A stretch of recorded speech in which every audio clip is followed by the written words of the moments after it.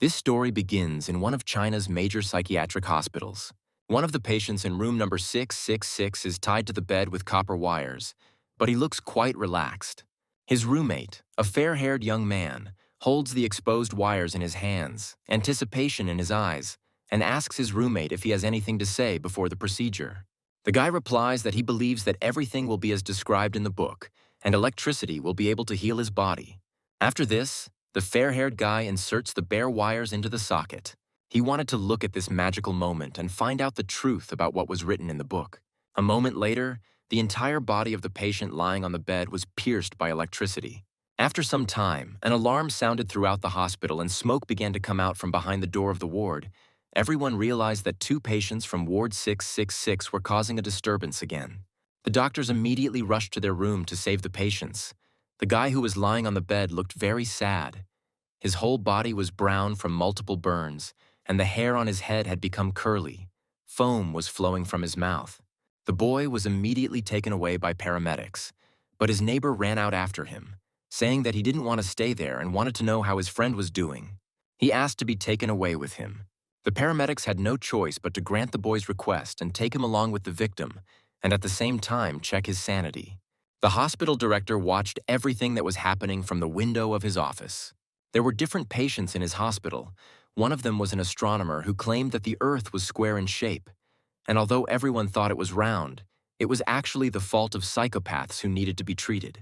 Another patient was a medical professor who had found a way to get a man pregnant, and they also had a fortune teller who knew the world was about to end and told all the patients that he had found the perfect place to hide. Director Sean understood that they all had different hobbies, and even the 2 patients in room 666 had theirs too. There were 2 patients in room 666. One was Levi, a 19-year-old boy. The other was Jasper. His age was unknown. They both had a constant urge to kill when they were in an attack. After some time, both patients were taken to the hospital. Levi said he felt as good as the book said. He claimed that all the points in his body had opened, and he even saw the end of the universe. Jasper asked if it could be a consequence of him just quietly sticking his needle into his head. Levi said that he saw a green circle that no one knows about. He informed Jasper that his system was activated and greeted him, calling him Sir.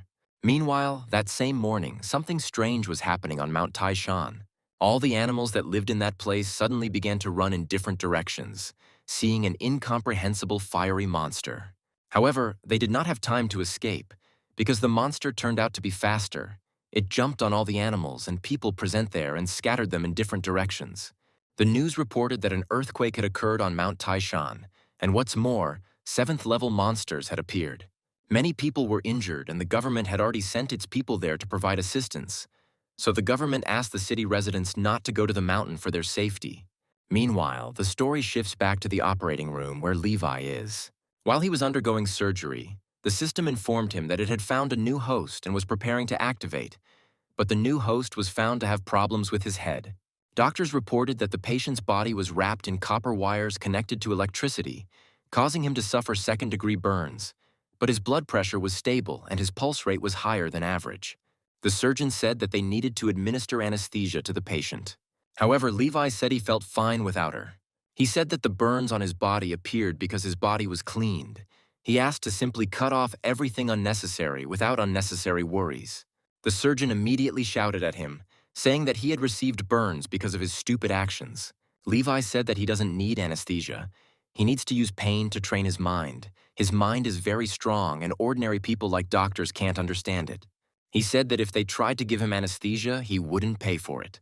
However, the surgeon understood that such a psychopath had no money anyway, so he simply put a mask on him and began administering anesthesia. Levi tried to resist, saying that he would not tolerate this, but the anesthesia was stronger. Levi was strange, even as a child. One day he read books about the metal head skill and decided to test his head by hitting it with a hammer. His mother saw all this. After that day, little Levi was taken to a psychiatric hospital to be checked out. The child's mental health met everyone's expectations. He had a 5th-degree mental disorder. He was not a danger to society, but he could harm himself. After some time, the operation was completed. Levi's entire body was wrapped in bandages, and Jasper was sitting on his bed.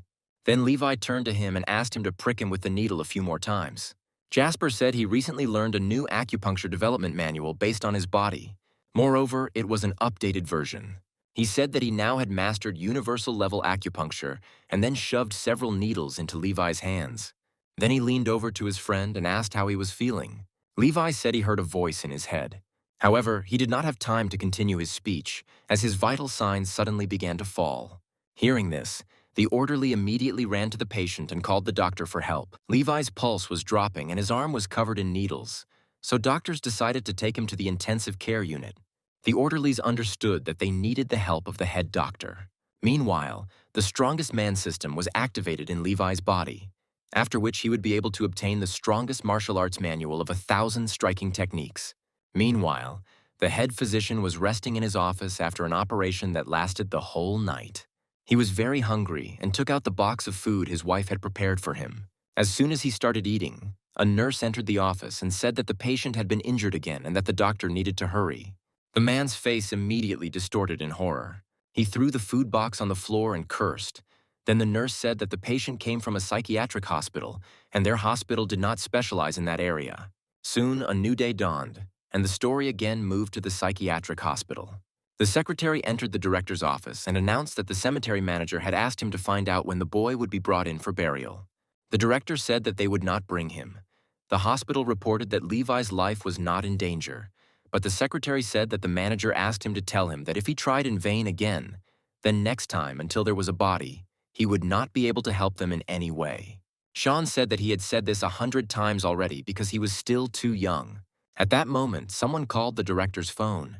It was Lee, the deputy director of the emergency hospital, who was furious, saying that the mental hospital patient was simply mocking him.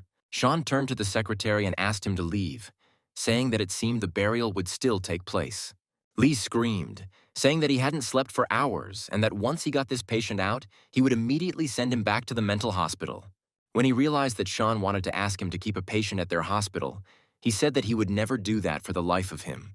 He said that if the director mentioned hospitalization again, he would personally ask the surgeon to make a small mistake, and they would return the patient in a wheelchair. When he heard that Sean agreed to this proposal, he immediately hit the table with his fist, and a large crack appeared on the wooden surface. Then he hung up, cursing at the man. The story moves back to the operating room. Jasper lay on the seats near the operating room where Levi was. He did not understand why everything had happened this way. Passers-by couldn't understand what was wrong with this guy and began to guess that he was crazy. At that moment, a brilliant idea came to Jasper's head. He took his needles in his hand and screamed, pretending that he was dying. Meanwhile, in the operating room, the surgeon was indignant when he was invited here. The director warned him that many emergency and complex operations were performed here, which would help him gain experience and gain a wealth of knowledge. At first, he didn't understand how the director knew that there would be many complex operations here. But after he came here and pulled this boy back from the brink of death 48 times, he finally understood. The man couldn't hold back his tears of regret that he had decided to go to work in this hospital. Meanwhile, the system informed Levi that he had received his first S-rank upgrade, and he had the option to exchange it for unlocking another location with additional and permanent physical endurance. However, the system soon realized that the owner was mentally challenged and lacked the resources to make a decision, so the system decided to make the default choice. The system gave the go-ahead for the exchange, and soon the countdown began until a different location opened, and physical endurance changed. Meanwhile, the news reported that they were going to continue broadcasting from the scene of the incident on Mount Taishon. The awakened countries have already managed to suppress the 7th-class demons, but there are still a lot of escapees, and the relevant authorities have already sent out search parties. Soon evening came. Lee went out to the ambulance and leaned on its door. He sighed wearily when he realized that the operation was not yet over. However, soon a nurse came out of the hospital with orderlies wheeling a patient behind her on a gurney, and she said that the operation had been successfully completed and they were returning the patient. Lee immediately ordered them to throw him into the ambulance. He then got behind the wheel of the car, saying that he would take the patient back to the clinic himself. The nurse started waving her hands, saying that they had another patient from the psychiatric hospital who had arrived along with the one who had just been operated on. Lee turned around, not believing his ears. The girl said that the surgeon was currently operating on another mental patient, and he asked her to pass something on to Lee. As it turned out, it was his working surgical mask. It was smeared with blood, and in the middle of it was written the phrase, "I quit." Meanwhile, Sean, in a mental hospital, prayed to all the gods. He begged that these patients not be brought back here. However, he soon heard the sounds of a car approaching the hospital gates, and then he realized that it was all over. He went outside to meet Lee and said that this was getting a bit too much. He said that it was impossible to transport the patient immediately after surgery because his wounds could open up. He said that even though they were brothers, he would still maintain Lee's authority and asked that these patients stay with him in the hospital for a while. When the man heard this, he shook with irritation. Then he suddenly fell on his knees, saying that since they were brothers, he was asking Sean to spare his hospital, since these two patients had gotten on all the doctors in his hospital. Sean didn't know what to answer. This man was clearly not playing by the rules. Then Lee stood up and said that he didn't have to say anything because he understood him. After this, he immediately got behind the wheel of an ambulance and drove away, leaving the patients near the clinic. The orderlies looked at each other awkwardly and then looked at Sean, who had remained silent the entire time. The man then approached Levi and asked him how he was feeling. The guy said he was fine. Jasper said with a smile that he was feeling well too. Sean let out a tired sigh and then asked the orderlies to bring in their beds, as the patients would need to be secured. Soon, both boys were brought back to room 666 and tied with strong belts so that they could not move. But Levi remained calm, stating that he was currently cultivating. He said that the psycho in his head is teaching him the method of 1,000-fold forging and 100-fold tempering. He's talking about changing physical endurance. Levi said he felt the energy in his body thickening, and it was quite a pleasant sensation. Hearing this, Jasper was incredibly happy, realizing that they had finally made it work. Levi said that the rotation of the Milky Way has been successfully completed, and the electrocultivation method has also been successfully developed. The boys looked at each other, smiling sweetly at each other, deciding that tomorrow they should repeat the hammer to the chest method again. At this time, Sean and the orderlies were standing outside the door of room 666. The director watched the patients through the window, surprised that this time they did not make a sound. The orderlies were nervous. They understood that all this was strange, but they wanted it to continue as long as possible. When Sean realized that everything was quite calm, he walked away from the door and headed to his office. Soon night fell, and a young girl was walking along the street between the houses. Her attention was absorbed in her mobile phone, so she didn't notice the strange sounds coming from behind her. However, when she turned around, she saw in front of her a huge creature with 2 ears towering over her. The girl screamed in horror, dropping her phone on the ground. The last thing she saw in her life was a huge mouth with a bunch of sharp fangs. Meanwhile, the story moves back to room 666, where it is already morning. While Jasper was sleeping, Levi didn't know what to do. He noticed the bandages that were on his head, and as soon as he looked at them, they immediately cracked. A moment later, all the straps that bound his body shattered into small pieces, and Levi found himself completely naked, but he was able to move again. He walked over to his friend and woke him up, then ran his hand over his straps, causing them to break. Jasper was amazed at how flat his friend's stomach had become. Moreover, it was quite hard, and Levi said that this was one of the consequences of his cultivation. At this time, an electrician was working in the clinic corridor. Suddenly, he saw someone's shadow on the wall in front of him. He trembled with horror, remembering the stories of escaped monsters appearing in the city. However, when he turned around, he realized that one of the patients was standing in front of him. It was Jasper. For a moment, he exhaled, realizing that this was not a monster, but just a man. However, it soon began to dawn on him that during the lessons on danger categories for the mental hospital residents, they were told that the patients from room 666 were practically the most dangerous creatures. They were even stronger than those awakened from the special department. Besides them, there were also other monsters of different classes. When Jasper waved at him, the man immediately realized that this was the same patient from room 666. While he was trembling with fear, Jasper immediately went out into the corridor and took the hammer from him. After that, Jasper immediately disappeared. The electrician exhaled, glad that nothing had happened to him, but he knew that it was too dangerous to work here. However, when he looked into his toolbox, he discovered that his hammer was missing. After that, he heard a strange sound coming from one of the chambers. Curiosity got the better of him, and he went to the room from which the sound was coming and looked inside through the window. He saw a blond man swing a hammer and hit another guy who was lying in front of him on the bed. The electrician's face distorted in horror at what he saw. At that moment, Jasper turned around and looked ominously at the door, indicating that this man had seen everything. The electrician immediately ran away, crying and screaming that a psycho had killed a man in Ward 666. At that moment, the system informed Levi that he had completed the highest D rank enhancement. He had the option to exchange it for the enhancement of a separate body part, and since the owner again did not have the opportunity to make a choice on his own, the system by default chose the best option: his arms. When the electrician reached the orderlies, they immediately took him by the arms, not paying attention to the fact that he was saying that there were murderers in that room. He claimed that everything there was covered in blood, and then the director decided to check everything personally. When they walked inside, they found the room to be spotlessly clean, Levi and Jasper unharmed and calmly sipping their drinks. Sean asked what they were doing, to which the patients replied that they were drinking Coke and Sprite. Hearing this, the director was confused and did not know what to answer. Then he smiled sweetly and turned to the electrician, saying that there had been no murder or bloodshed, but that he had simply imagined it. However, the man claimed that he had seen everything with his own eyes and could no longer do this work here. He asked the patients to return his hammer to him and he would leave here. Sean then turned to the patients, ordering them to return the hammer immediately. However, Levi pretended not to understand what he was talking about. The director then pointed to a bulge in the patient's pants. Levi put his hand in his pants and pulled out a hammer. Sean asked to calmly put the instrument on the floor so that he could pick it up. The director was very worried because he did not know what to expect from the patients of the entire hospital. He hoped that they would fulfill his request. The orderlies and nurses looked at their director with respect, calling him a hero for deciding to take such a brave step. With a trembling hand, the director took the hammer from Levi. The nurse and orderlies immediately applauded him, saying that they themselves could not have done such a thing. The man then handed the hammer to the worker and said that it was just a trifle and that he had nothing more to fear.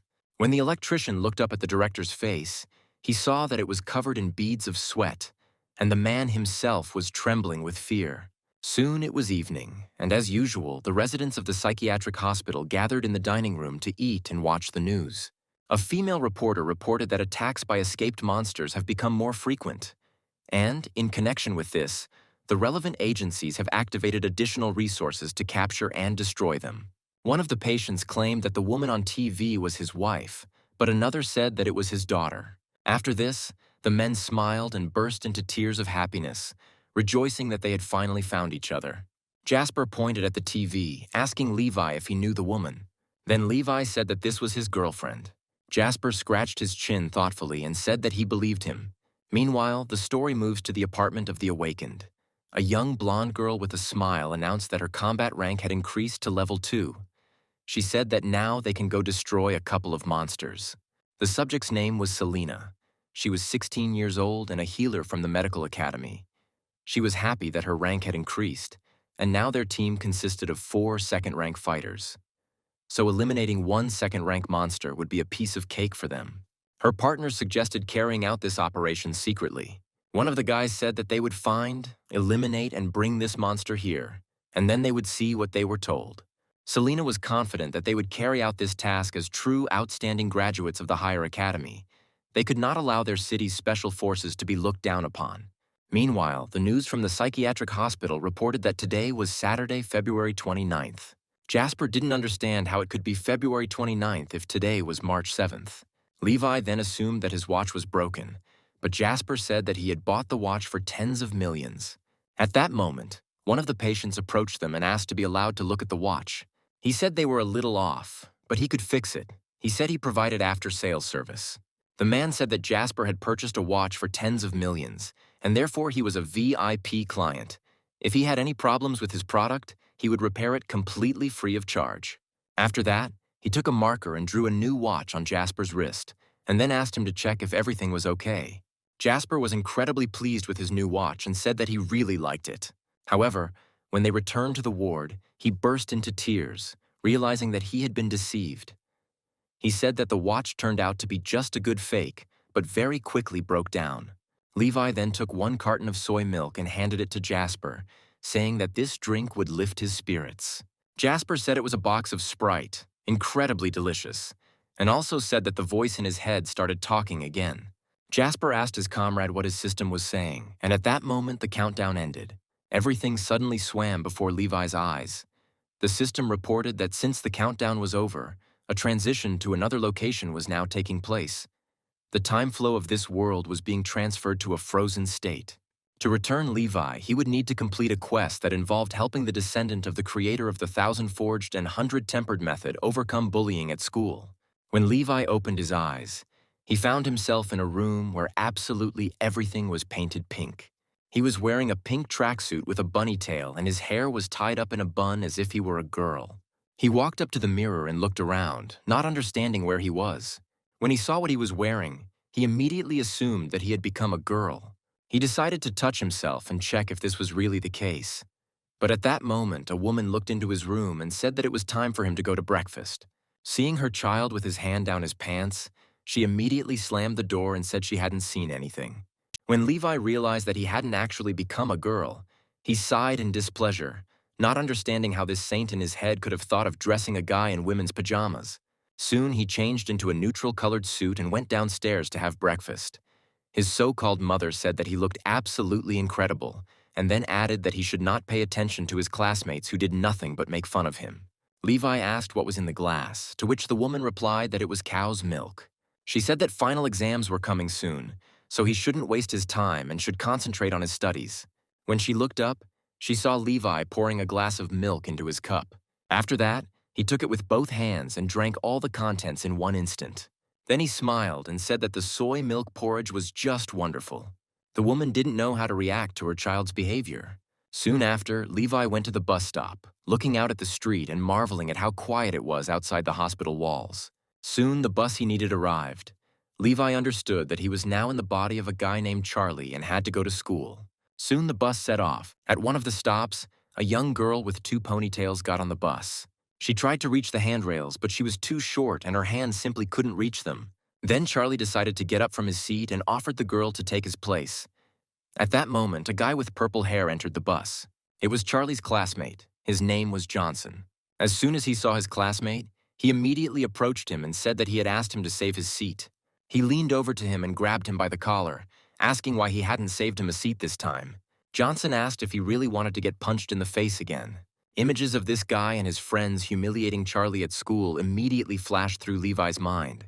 However, since there was now another person in Charlie's body, he reacted completely differently, and Johnson immediately noticed that he had a strange look in his eyes today. Then the girl intervened in the conversation and said that the guy gave up his seat for her. At that moment, a man in bloody clothes rushed onto the bus. He said that he had been attacked by a psychopath and asked the driver to step on the gas faster and get away from there. However, he did not have time to do this, and a middle-aged man, dressed in the costume of a patient in a mental hospital, entered the bus, holding butcher's knives in his hands. He started waving knives, saying that he was going to chop up everyone on the bus. While everyone on the bus looked at the psycho in horror, Charlie calmly turned around and declared that he was not actually a psycho. When the man saw the little girl sitting in Charlie's seat, he swung his knife at her, intending to stab her. Johnson jumped back from the man in horror, and when he looked up, he saw blood splattering. As it turned out, Charlie suddenly appeared in front of the man. He grabbed one of his knives with his hand and asked why he wanted to chop up this girl with a kitchen knife. The man immediately started shouting, ordering the guy to let him go. However, Charlie had no intention of letting him go. He only squeezed the knife tighter in his palm, and blood splashed out of his hand. Everyone present looked at him in horror, not understanding why he did not remove his hand. The man with the knives also didn't understand what was happening. He clearly hadn't expected events to turn out this way. Then Charlie snatched the knife from his hand, and the man fell to the floor in horror, screaming that this guy was a real psycho. Then Charlie leaned over to him and asked him again why he wanted to chop up that girl with a kitchen knife. Soon, the police and an ambulance arrived at the bus. Meanwhile, the man who wanted to attack people on the bus was horrified to see the guy in front of him who snatched the knives from him. He asked if he needed his knives, but the man could not give him a clear answer. After this, Charlie got off the bus. While Johnson was sitting on the road, he was terrified and did not understand what was happening. Suddenly, behind him, he heard Charlie's voice, extending his bloody hand to him and asking him to start all over again. Johnson jumped up immediately as if stung, his face contorted in horror. He had no choice but to shake hands with his classmate, but when their palms touched, he felt a sticky sensation. He soon realized that it was his blood that was flowing from his palm. Charlie smiled and said that he remembered the guy. Soon, a nurse came up to Charlie. Seeing the blood on his hand, she immediately decided to bandage him. She praised him, saying that he was quite strong. He had lost so much blood, but he was holding up calmly. Charlie said that pain makes him stronger. He has a strong mind, so he is already used to it. The nurse didn't know what to answer. It seemed to her that this guy was completely insane. Soon the police removed the attacker from the bus, handcuffed him, and led him to a police car. When the attacker saw Charlie, he immediately burst into tears of fear and ran away, calling the guy a psycho. One of the police officers called out to Charlie, saying that he had acted very bravely and thanked him for his dedication. He said police would contact his school to let them know their hero. However, Charlie only said indifferently that he was already late for class and it was time for him to go. The policeman smiled after him, saying that he had such a deep wound, but he only thought about his studies, and such a desire for knowledge could not but inspire respect. He ran after Charlie, saying that his wounds had not yet healed, and therefore he could have a good rest today. He offered to take him to the hospital and make arrangements with the teachers at his school. However, Charlie said that pain is the path to cultivation. It only makes him stronger. Now the policeman also began to suspect that this guy was not himself.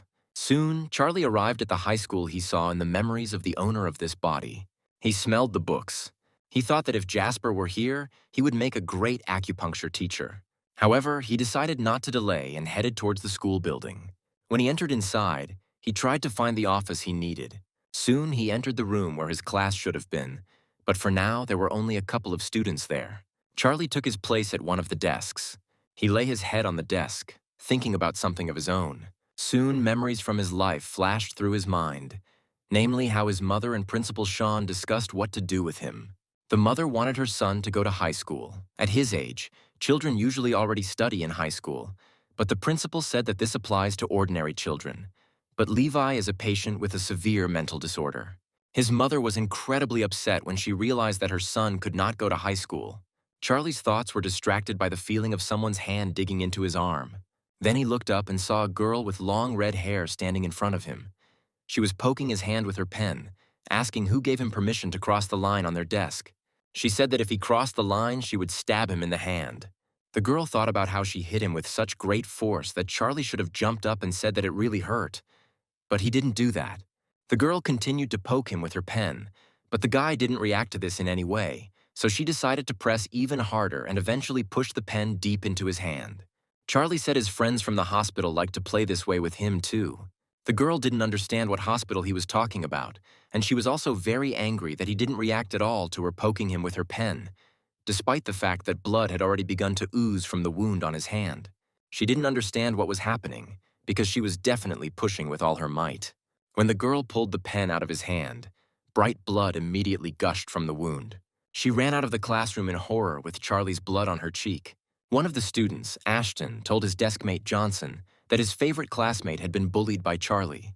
He said that when classes were over, he would help him drag him to the toilet and support him while Johnson beat him. However, Johnson stopped him, telling Ashton not to touch him because the guy was kind of weird. The guy didn't understand what was happening. He asked his friend if he was afraid of him. At that moment, Charlie approached their desk and decided to introduce himself to his new classmates, saying that he remembered that they loved to play with him. To Ashton's surprise, Johnson immediately jumped up from his seat and shook Charlie's hand in greeting. Charlie said he remembered seeing him on the bus. Ashton asked his friend if he was really afraid of this weakling. Soon the literature lesson began. The teacher said that yesterday she had given the students the assignment to learn the Ode to the Red Cliff for today, and asked which of the students was ready to recite it. All the students understood that this old hag was too cruel, and they did not at all envy the one she would summon. The teacher's choice fell on Charlie. She asked him to stand up and tell her his homework. The students were terrified. They knew that Charlie was most afraid of this teacher and thought that he would simply die of fear as soon as he got up from his seat. However, to the surprise of everyone present, Charlie stood up from his seat and calmly stated that he had not completed his homework. The teacher was extremely surprised. She didn't even know what to say. All the students noticed that there was an oppressive atmosphere between Charlie and the woman. They had a bad feeling. Then Charlie asked her with a smile if he could sit down in that case. His smile sent shivers down the woman's spine, and she calmly told him he could take his place. The students didn't understand what was going on, because this old hag had never behaved this way. After some time, the lesson was over. Charlie walked over to one of the walls of the classroom to examine one of the electrical outlets. At that moment, Ashton came up to him and said that he was acting rather strange today. He asked how Charlie managed to intimidate his friend Johnson and also fool the old hag. However, Charlie did not answer him, and then Ashton grabbed him by the collar, asking if he dared to ignore him. Then Charlie said that the current could excite the body and make it stronger, and he wanted to put the key in the socket and try to cultivate. Ashton looked at the guy in horror and screamed at him, asking if he had gone crazy. However, Charlie didn't listen to him and simply inserted the key into the socket. A moment later, an electric shock ran through his body, and the shock wave also hit Ashton, who was holding Charlie by the shoulder. At that moment, one of their classmates approached them and touched Ashton's shoulder. Immediately after this, he too was electrocuted, and then the other students noticed it. They approached and began touching their classmates one after another, which started a chain reaction, and all the students were electrocuted at once. Soon after, Charlie pulled the key out of the socket, saying that the current was quite weak, so the effect was small. When he looked back, he saw that all his classmates were lying on the floor, their bodies covered in burns and foam coming out of their mouths. He thought they were just tired after school. Then he decided to let them sleep, and he himself decided to go to the toilet. Meanwhile, the next lesson was approaching. The trigonometry teacher was hurrying to the classroom. He really loved his lesson and wanted to show the students how beautiful trigonometry is. However, when he entered the office, he screamed in horror when he saw the students lying unconscious on the floor. He immediately picked up the phone and called an ambulance. He said that all his students were lying on the floor. Soon, several ambulances arrived at the school. Charlie watched them from the window, thinking that they had come because his classmates were overtired from studying. He thought it was a pretty scary institution. Soon, all the students at the school began to discuss the situation in which all the students in the second group were electrocuted, except for one, who was in the toilet at the time. According to rumors, the whole group bullied him, but in the end, this guy did not have a single scratch. Meanwhile, Charlie was walking in the park near the school when suddenly someone called him from behind a tree. When he looked behind the tree, he saw a girl there. He said that for now, he is in Charlie's body. Then the student came out from behind the tree, awkwardly looking away, her cheeks flushed. Charlie asked why she called him, but the girl was embarrassed to answer him. She was holding an envelope behind her. At that moment, someone came up and snatched the envelope from her hands. It was the school bully Terrence and his friends. He smirked and asked if the girl had written a love letter for Charlie. The girl immediately turned around and asked him to give her the letter. However, he raised his hand up, not allowing the girl to reach the envelope. He grinned, saying that Charlie had become so cool that people even began to confess their love to him. Tears welled up in the girl's eyes, and she begged the guy to return the envelope to her. The next moment, Charlie made one deft leap and snatched the envelope from Terrence's hands. He turned to the guy and asked why he took this thing from the girl. Terrence's face twisted in anger. He asked if Charlie had just dared to snatch the thing from his hands. He said that if Charlie read this letter right now in front of this girl, then he would not touch him today. Charlie approached the girl and asked if she wanted him to read the letter, but the girl did not want anyone to see the contents of the letter. Charlie said that since the girl didn't want it, he wouldn't read the letter. Before the girl could speak, Terrence punched a tree right behind Charlie. He asked him to repeat what he had just said. Charlie looked up and saw the dent in the wood where Terrence's fist had left it. The girl, out of fear, squatted down and cried, telling Charlie to read this letter, otherwise they would beat him. However, Charlie said that these guys couldn't hit him, so he didn't have to listen to them. Terrence smiled nervously and asked what Charlie had just said. One of his partners immediately ran up to him and told him to stop talking nonsense. Instead of answering, Charlie punched the place where the fist dent was in the wood. The next moment, the tree broke in half and fell to the ground. Terrence and his partners watched in horror as everything happened. Meanwhile, a student who witnessed the altercation in the yard immediately ran to school and told the physical education teacher that the school bully, Terrence, had again cornered Charlie from the second group. The man immediately ran to the school exit, intending to teach this bully a good lesson. The students ran after him. However, when they got there, they were in complete shock as they saw Terrence pinned against a tree, shaking in fear, while his partners were bowing politely to Charlie. Charlie told the bully that taking other people's things was bad and that he shouldn't do it anymore. Terrence could do nothing but repeat his words in horror. He looked at what was left of the tree and began to shake with fear again. Charlie patted him on the cheeks with the envelope and said that he looked quite pale. He definitely needed to eat something. Then Terrence looked down and said that he would return home immediately and would always return home early from now on. The teacher watched everything that was happening with horror. It seemed to him as if he had entered a parallel world. He turned to the students and asked if they had mixed anything up, but the girls shook their heads. Then Charlie walked up to the girl who wanted to give him the letter and returned the envelope back into her hands. The girl's face turned red, and she said that the letter was meant for Charlie. Charlie thought, Jasper said that usually there are love letters in pink envelopes, and they are given when people want to confess their feelings. Then the girl said that she really liked Charlie and asked him to become her boyfriend. Charlie said he didn't mind. He looked up to the sky and said that his whole life was dedicated to cultivation. Then the girl suddenly turned around and ran away, shouting that she had changed her mind. Then Charlie remembered Jasper's words about many girls being quite fickle. He felt like he had forgotten something. However, he decided that it was not very important and walked away. Thoughts of the real Charlie flashed through his head. He liked cute things by nature. He was quite weak, and everyone around teased him, calling him a girl. However, that girl was not like everyone else. She never called him names and considered him affectionate and sweet. Charlie loved her, and one day he hoped that he could gather the courage to confess to her. Then she would become his beautiful first love. He firmly decided that if she took even one step towards him, he would immediately tell her words of love. However, since there was someone else in his body at that moment, his relationship with this girl was doomed to failure from the very beginning. Meanwhile, all the students in the second group were taken to the hospital. Doctors couldn't understand what modern students were thinking. Instead of studying well, they were playing with such dangerous toys, so he ordered the nurse to cut the students' clothes because they needed urgent surgery.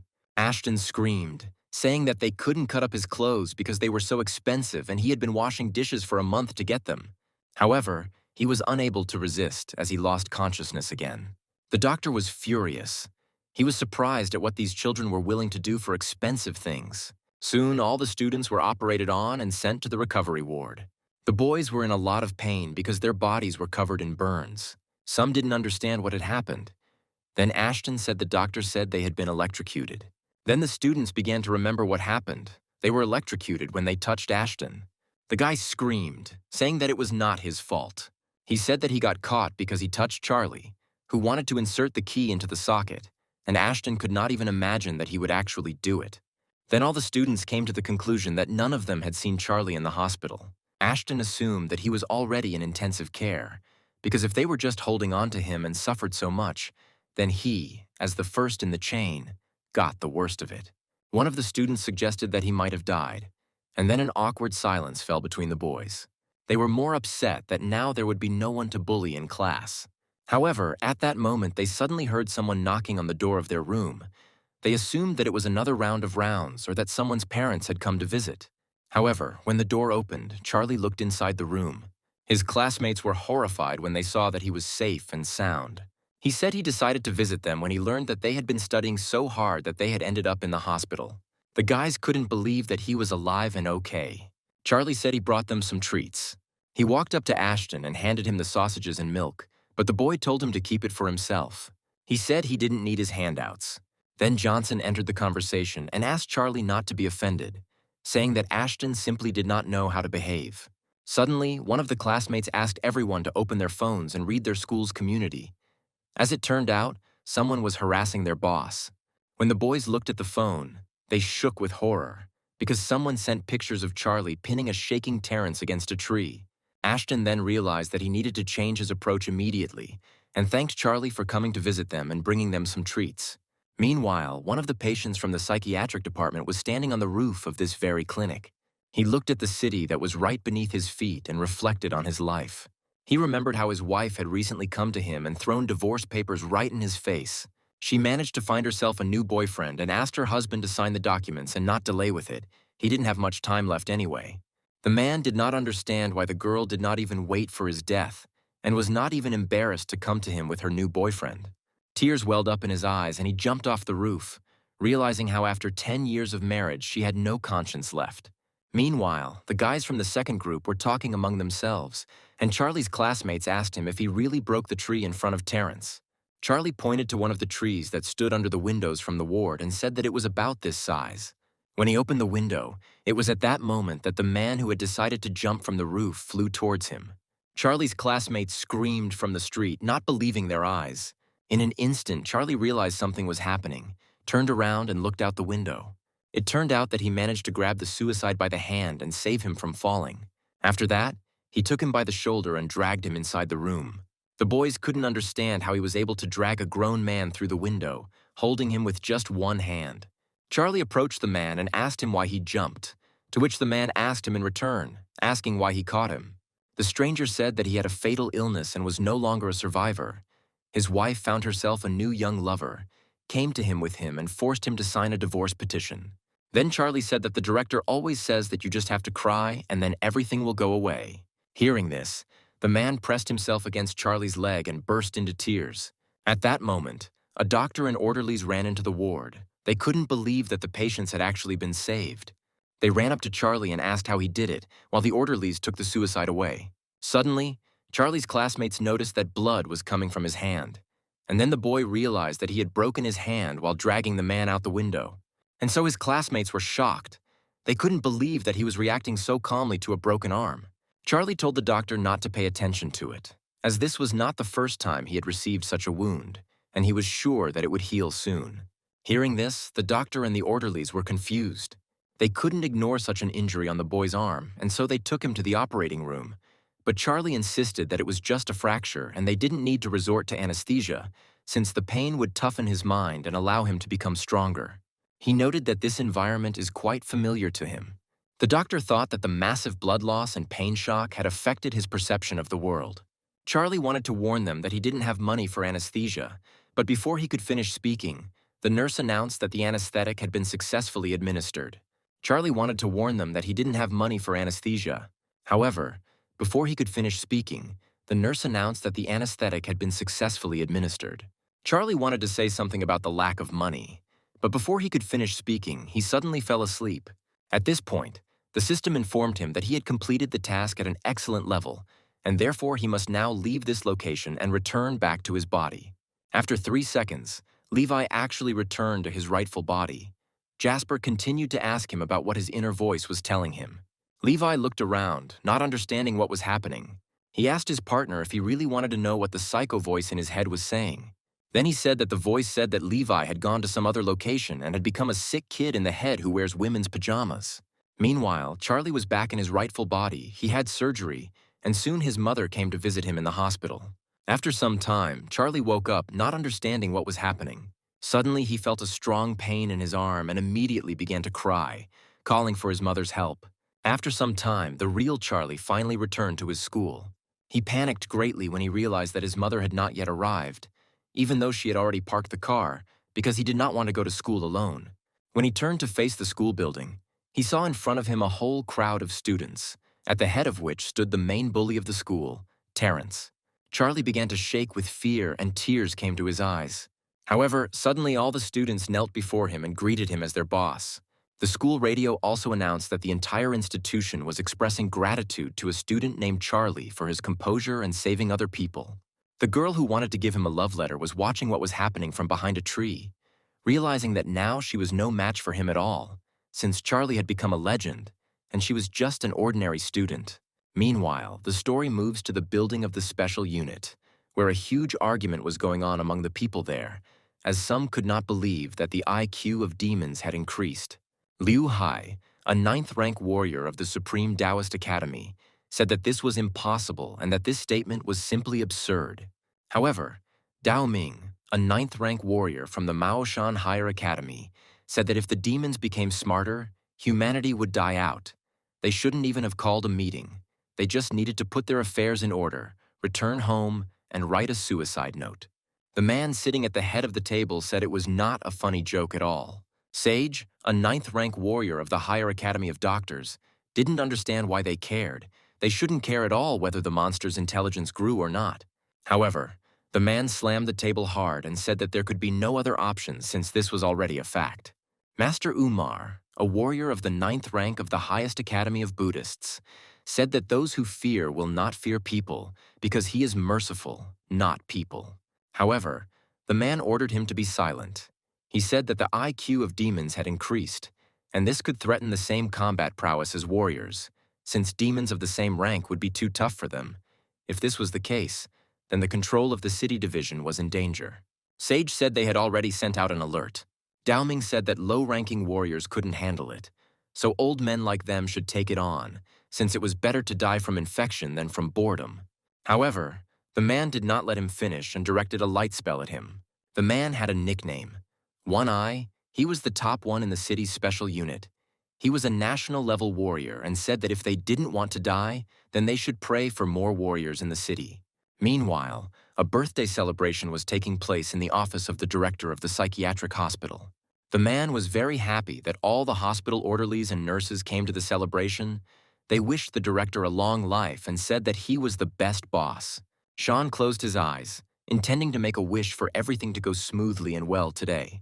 However, before he could finish speaking, one of the orderlies suddenly burst into the office and said that the patients from room 666 were on strike and were pushing other patients to do the same. As it turned out, Levi and Jasper were indeed rebelling, holding homemade signs and demanding something from the hospital workers. Other patients brought them offerings that they thought the boys needed. However, Levi and Jasper said that this was not what they needed. At that moment, the director came out into the corridor to find out what was going on. The boys showed them their posters and said that they needed this. However, the director refused, and then Levi and Jasper exchanged glances. Then they fell to the floor and began to demand what was written on their signs. The director closed his eyes tiredly and told the orderlies to take it from the warehouse and give it to the patients. But the orderlies didn't even understand what they were supposed to take. Soon, several dumbbells, each weighing 100 kilograms, were brought into the ward, as well as a drinking bulb. The patients were very happy with the new acquisition. However, after some time, the punching bag was torn, and all the contents were spilled onto the floor. The dumbbells were also mangled, as if someone had hit them with incredible force. However, the patients were happy that thanks to the training they had reached the level of warriors. Meanwhile, the story moves to the city sewers, where a battle between monsters and humans took place, with hordes of demonic rats attacking the warriors. One of the guys tried to fight back, asking God to give him strength. He summoned the scrolls and decided to use all three of them, immediately calling upon fire spells. Soon, the blows hit the second-ranked demon's morning dog. It was a huge dog, 50 times larger than each of the warriors present, and it looked at them menacingly with its red eyes. Then Selena summoned the first form spell, Yellow Pill and Triple Boost. She entangled one of her partners and told him he could go on the attack. The young man invoked a spell called the Sword of Inaction. Soon after, the sword pierced the demonic dog's shoulder. This angered the demons even more, and he decided to attack the warriors with renewed vigor. Then his companions ran to the aid of the young man, saying that they would help him. One of them used his beads and called upon the spell of the golden body of the Arhat, covering his partners with a strong shield. Seeing this, the demonic dog bared its teeth viciously. Then he raised his paw, intending to attack the warriors. With one quick blow, he threw Selena somewhere to the side. The girl hit the sewer wall hard and blood gushed from her mouth. The warriors couldn't believe that the demon had figured out that he needed to attack the healer first. They realized that this was no ordinary demon, and then one of the guys asked his partners to take Selena away from here. After that, he cast the spell again and attacked the demon. The guy who held the shield understood that his strength was already running out and the demon felt it. As it turned out, the demon had been holding back all this time, and now, with one movement, he tore the guy apart. His partners couldn't believe what they saw, their faces distorted in horror. They didn't notice that the demon was preparing for another attack, and then one of the guys pushed his partners aside so that they wouldn't be hit by the blow. However, the blow landed on him, and in an instant the demon's paw pierced his chest. The guy turned to his partner and with his last breath asked him to leave, after which he died. The guy was trembling with fear. He turned to Selena, asking if she could get up, but the girl was unable to answer. Tears came to his eyes and he screamed, begging the girl to get up. At that moment, Selena opened her eyes and looked resolutely at her partner. He thrust his sword forward and ran straight towards the demon, intending to attack him. At this moment, the girl used the second form of the spell, a secret pill with a 6-fold increase. Soon, the young man's body was enveloped in a beneficial aura. Unfortunately, this was the last thing Selena could do. She died immediately after using the spell. However, the boy's strength was insufficient, and with one movement the demon struck him with his paw and pinned him to the ground with his claws. With his last strength, the boy tried to cast a spell to take the demon away with him. He used an execution spell, and his eyes glowed with a bright red light. His entire body was filled with a divine aura. A moment later, there was a deafening explosion, and the demon whined in pain. However, even this was not enough. and the demon emerged from the smoke alive. He headed towards the exit of the sewer, leaving a trail of blood behind him. The story shifts back to the mental hospital. Levi and Jasper were in the meadow, and while the blonde guy was counting ants, his friend was meditating. The system informed Levi that he had broken through to the human level in energy cultivation technique. He had formed a foundation. All things returned to their origin. At this stage, he could absorb energy directly from the surrounding space, continuously strengthening his body. When Jasper turned around to show one of the ants to his friend, he saw a strange blue aura flying around it. At first, he thought Levi was sick. The system informed the protagonist about the beginning of an ancient energy cultivation technique. The excess energy had already reached its limit, and now there was a threat of the body exploding. He became very excited and took one of his needles and then pricked Levi right in the forehead. He called it the Milky Way rotation technique, and then inserted more needles all around the perimeter of his head. Levi could barely contain his pain, and his face turned red. The next moment, he sneezed loudly and all the needles flew out of his head. The system reported that the owner's inner world had been opened, the energy had stabilized, and the danger had been eliminated. He then told Jasper that he had just heard the voice in his head again and it had been very painful, but he was glad that his friend had helped him. Jasper immediately flew up to him, his eyes sparkling with anticipation, and asked if his Milky Way rotation technique had really helped him.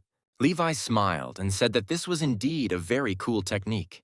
However, he said there was one problem: he was very hungry. Then he took one ant and offered his friend to eat it. He said he heard that ants are very tasty. Levi opened his mouth, intending to eat the insect. But suddenly at that moment, a nurse came out onto the landing and said that lunch was ready and the patients could go into the dining room. Jasper then threw the ant back into the grass and walked with his friend back to the clinic.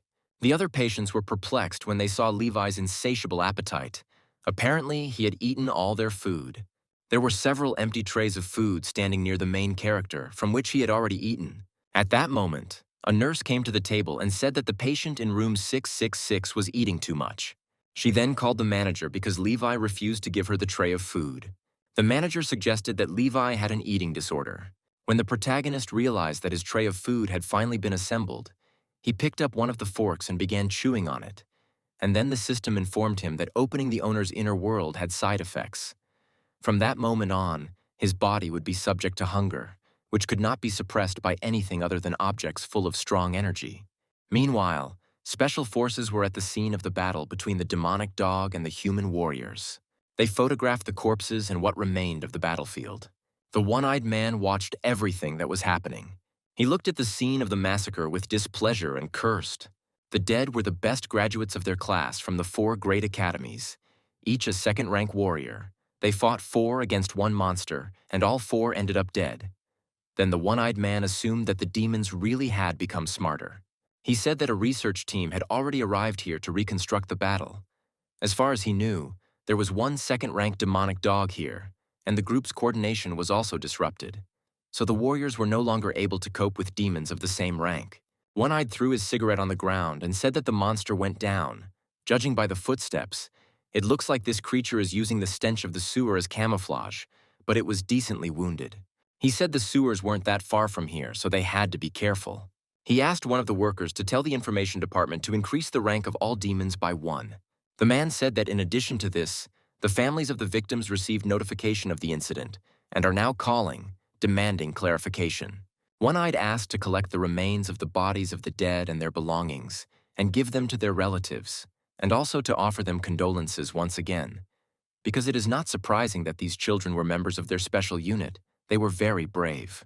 Then he headed towards the exit, finally saying that despite the fact that they were brave, they turned out to be very stupid. He added that this part should not be passed on to their families. Meanwhile, the story moves back to the psychiatric hospital. The director was furious. He told his subordinates that if this creature that kills people dares to come here, then they should immediately pass the information to a special unit so that they can destroy it. At that moment, one of the hospital workers entered his office and said that the patient in room 666 had scared the kitchen workers. The director laughed nervously, asking what he had done this time. As it turned out, a couple of hours ago, the nurses and doctors decided that Levi could not be allowed to eat without supervision. His disease was progressing, and he needed to be taken for an examination as soon as possible. Other patients wondered why he wasn't made to pay for all the food he ate, Before Levi was taken away by the paramedics, he looked at his friend and winked at him. And then Jasper understood what he wanted from him. He, as his best friend, already understood his request for help. After this, the guy sat down at one of the tables and looked ominously in front of him. He then began banging his head loudly on the table, attracting everyone's attention. While the other patients were enjoying such a funny performance, the nurses and orderlies did not know what to do. They assumed that the patient had become ill. They were forced to let Levi go, and he took advantage of the moment to escape from the dining room.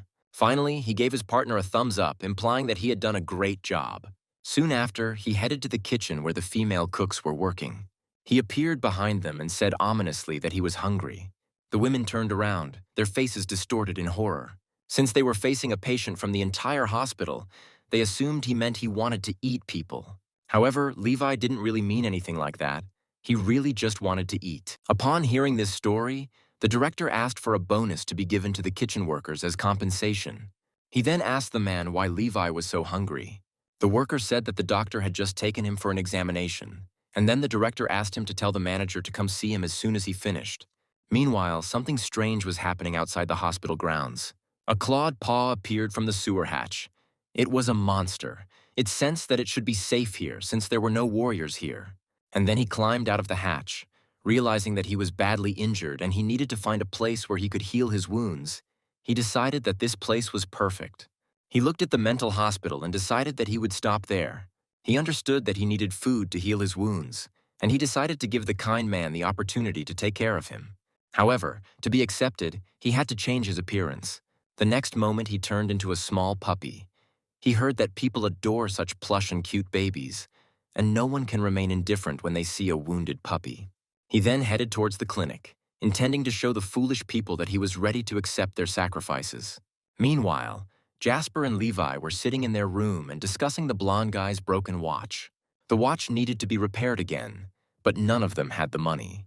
Then Jasper said that he had heard that kidnapping was easy money and suggested that he kidnap someone. He said he had a girlfriend and suggested that he would pretend to kidnap her so that she would take his watch to be repaired. And once it was fixed, he would let her go, however. Levi said that he did not have a girlfriend. Remembering that he said something about the girls from the program being his lover, Levi replied that he doesn't have a lover, and that girl is his wife.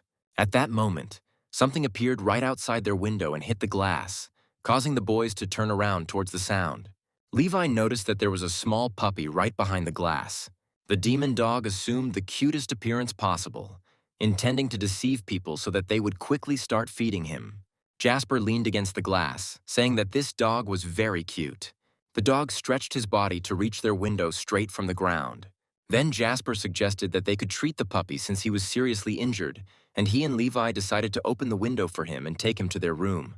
The protagonist suggested that Jasper use his acupuncture skills to cure the puppy, and the demonic dog thought that he couldn't even imagine that there were still people among people who used acupuncture. The puppy turned away, thinking that these guys would be around pretty soon, at which point Jasper took one of his needles and started working on the dog's head. Before Demon could think of something, the guy stuck one of the needles into his forehead. The demon dog trembled in pain, but Jasper took it as a sign that he was getting better. The guy laughed, saying that he would help the dog get better. The dog's face was distorted in horror. He wanted to stop the guy, but he couldn't do it. Soon, almost his entire body was covered in needles, and it seemed to him that he was about to die. Suddenly, Jasper heard his friend's stomach growl and assumed he was hungry again. Levi said that he was hungry all day today. Soon, a system window appeared in front of him. It informed him that high-energy food had been discovered that could help reduce hunger for 3 days. It was right in front of him. When he looked at the puppy, the system informed him that the creature's energy value was at the 2nd rank. It was poisonous and edible, and also offered a recommended way to eat it. The demon dog didn't understand why this guy was looking at him like that. Then he looked at his friend and said that this dog was really very cute. After this, the guys looked ominously at the animal and laughed slyly. Levi guessed that this dog must be very tasty. The demonic dog didn't understand what they meant. He couldn't believe that the people in front of him were truly ordinary people. He couldn't believe they wanted to eat him, considering the cute form he had taken. The next moment, Jasper pulled out all his needles from him, saying that if he did not continue giving him acupuncture, he would die. He asked his friend to wait until the dog died and then they would eat him. The demon decided that these guys were completely crazy, but he, a second-rank demon, could heal himself, and without this deadly acupuncture, he would cope even faster. He knelt down in front of the dog and asked him to close his eyes, saying that he would soon rest in peace. The demon chuckled, realizing that these people were too arrogant. Jasper turned to his friend, saying that the dog was still alive. The protagonist said it was no problem. He pointed at him and added that he was bleeding, so they just needed to wait until he bled out and died. The demon didn't know how to react to these words. Levi assumed that the dog was very small and would not be enough to feed them. The demon understood that his patience was already at its limit. He could not tolerate this bullying of himself. The next moment, he assumed his true form and jumped on the boys, intending to attack and kill them. He was very angry that they made him tremble and get angry, and now he wanted them dead more than ever. Seeing this, Jasper was delighted, realizing that now that the dog had become so big, they would definitely have enough meat to eat. The demon dog opened its mouth, full of sharp fangs, and headed towards Jasper, intending to eat him. However, Levi appeared in his path, and with one deft movement, he grabbed the demon by the mouth and laid him on the floor. He called the dog a bad boy, saying that biting people was wrong. The demon didn't understand what happened, and some guy had enough strength to intercept his attack. Then he opened his jaws again, intending to bite off Levi's hand. However, as soon as he closed his jaws, he realized that he couldn't even scratch his hand. Jasper walked up to his friend, saying he wanted to pet the dog's fur. Levi said that he could do it because the dog was obedient now. The demon tried to resist, but he was unable to do so. For him, as a second-rank demon, this was a real shame. He intended to bite off Jasper's hand again, but Levi hit him in the teeth again. The blow broke his teeth and made his gums bleed. Levi said threateningly that the dog could not bite his friend. Meanwhile, Jasper continued to pet Demon, saying that now he really had become obedient, and although he was big and angry, he was still docile. The demon lay in shock. He did not understand what rank these people were and why they were able to win so easily. He assumed that Levi was a fourth-rank person, but his strength suggested that his rank was much higher. Jasper continued to pet the dog. He said his tail looked pretty soft too. He said he wanted to see the dog wag his tail, to which Levi replied that since the dog was now an obedient boy, he could wag his tail himself. However, the demon grinned angrily and said that he would not wag his tail like a pet. However, his life was in danger, so he had no choice but to fulfill Jasper's wishes. He decided to temporarily submit until he could escape far away from this terrible man. Then Jasper said he wanted to see him wag his tail in a circle instead of from side to side. The demon was already extremely fed up with this bullying.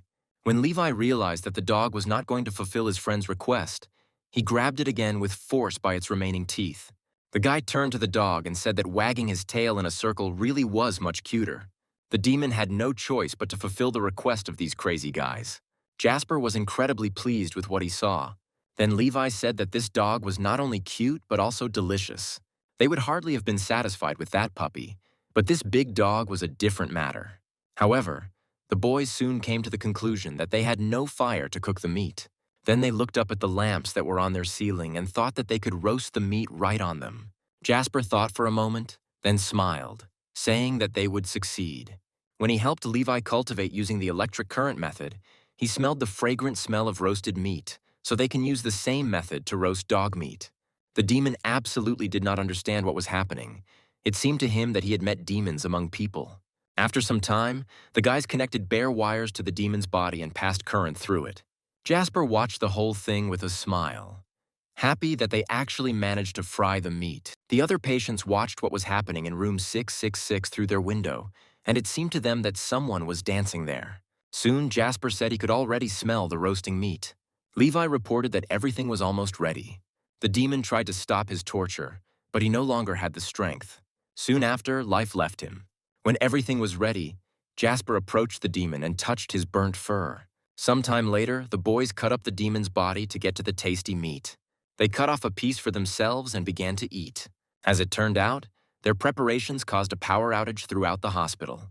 The hospital's new security guard, Liam, picked up a flashlight and headed out into the hallway to find out why the power had gone out. He noticed that the fuses had blown just when he arrived at room 666, and then he looked through the window on the door to see what was so special about it.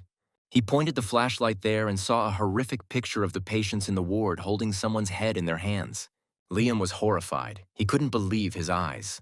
It seemed to him that the patient's eyes were glowing with an ominous red color. Out of fear, he fell to the floor and dropped the flashlight from his hands.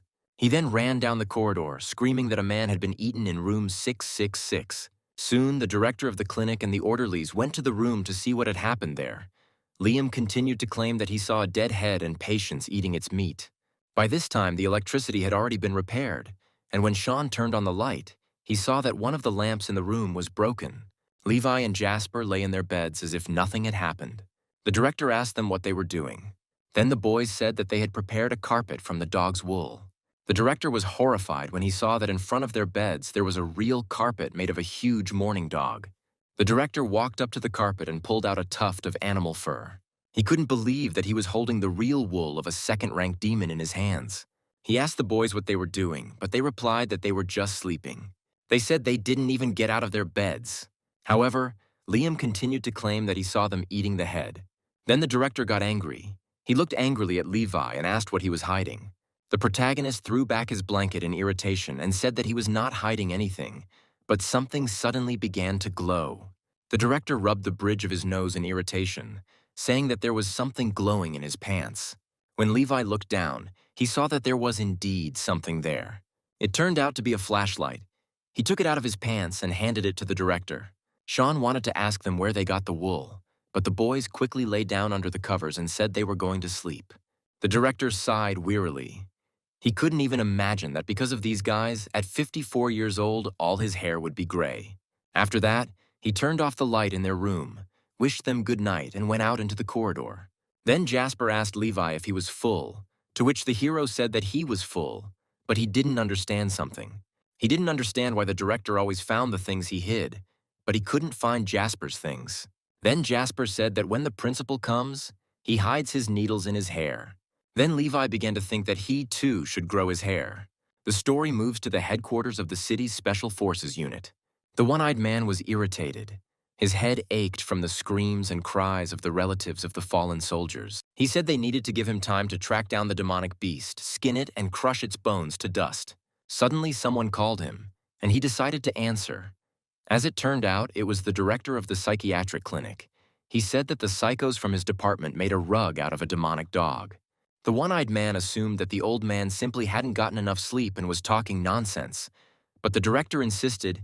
He said that the man could come to him himself and see it. One-eyed didn't have time to answer because the director hung up. The man then touched the panel that was located near the window. After this, the window opened wide and the man stepped to the windowsill. Then he jumped down from a high-rise building, not understanding why he was doing this, to visit the damn old man. Meanwhile, Liam continued his investigation. He clearly saw how these patients ate the head, and now he was wondering where they hid it. He was walking around the area adjacent to the clinic, and suddenly saw something strange in front of him.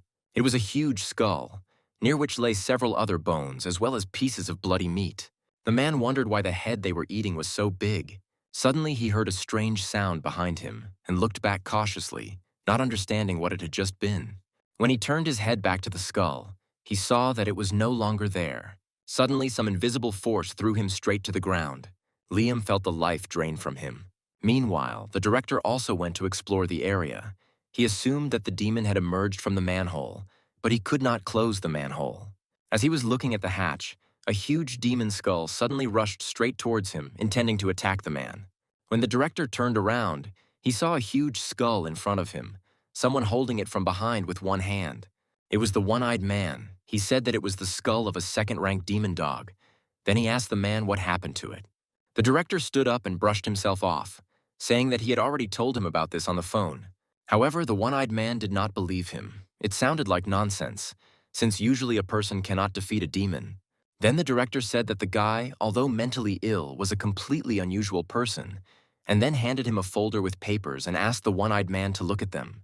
It was an analysis of the actions of the patients in Ward 666, and the one-eyed man was quite surprised when he read the contents of this folder. As it turned out, this guy had brought himself to death time and time again, but he had survived each time. All his limbs remained intact, and he himself remained completely fine and clean. Luck would definitely not have been enough here. So the patients from Ward 666 killed the demon dog, but neither the one-eyed man nor the director understood how they did it. Then Sean said that after that they also ate him. One-eyed said that he must meet these talents in person. Meanwhile, Levi and Jasper were sitting in the clearing and playing a game. The rules were that the first one to look away lost. Jasper tried his best. He said that Levi could look away since he couldn't win anyway. The next moment, the main character actually looked away. Jasper was very happy about his victory. The one-eyed man and the director of the clinic watched all this closely. The man knew that staring at the sun could easily burn his retina. But this guy stared for so long and nothing happened to him. Then he realized that this guy had an innate body. He approached the director, asking if he would give him this guy if he was convinced that he really did have a special innate body. The director was extremely surprised by this proposal and at first couldn't even believe his ears. He said that the one-eyed man could take it without question, and he could take his friend as a bonus. He said that in that case, these patients would not be returned, and the one-eyed man would also have to sign an agreement declaring that the mental hospital would not bear any responsibility if anything happened. One-Eye said that he shouldn't worry about anything happening to the boys under his care. Even if they faced demons one-on-one, everything would be fine because he would protect them. The director said that they could agree on this, but in fact, he was more worried that something would happen to the one-eyed man himself. One-Eyed said that some kind of devilry was happening in the city.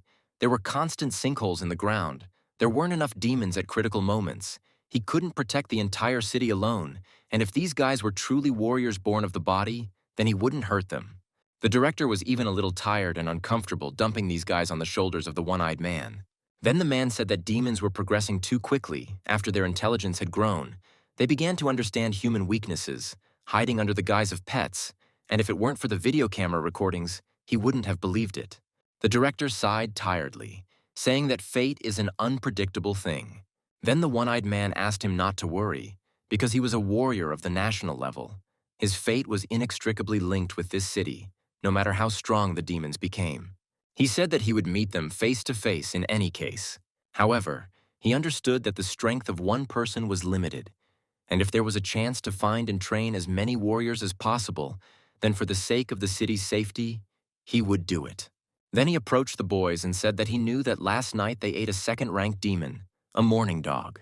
He towered over them, asking if they had really done it. He asked how they killed him, and the patients looked at each other, agreeing on something. Then they said that they didn't kill anyone and didn't eat the dog.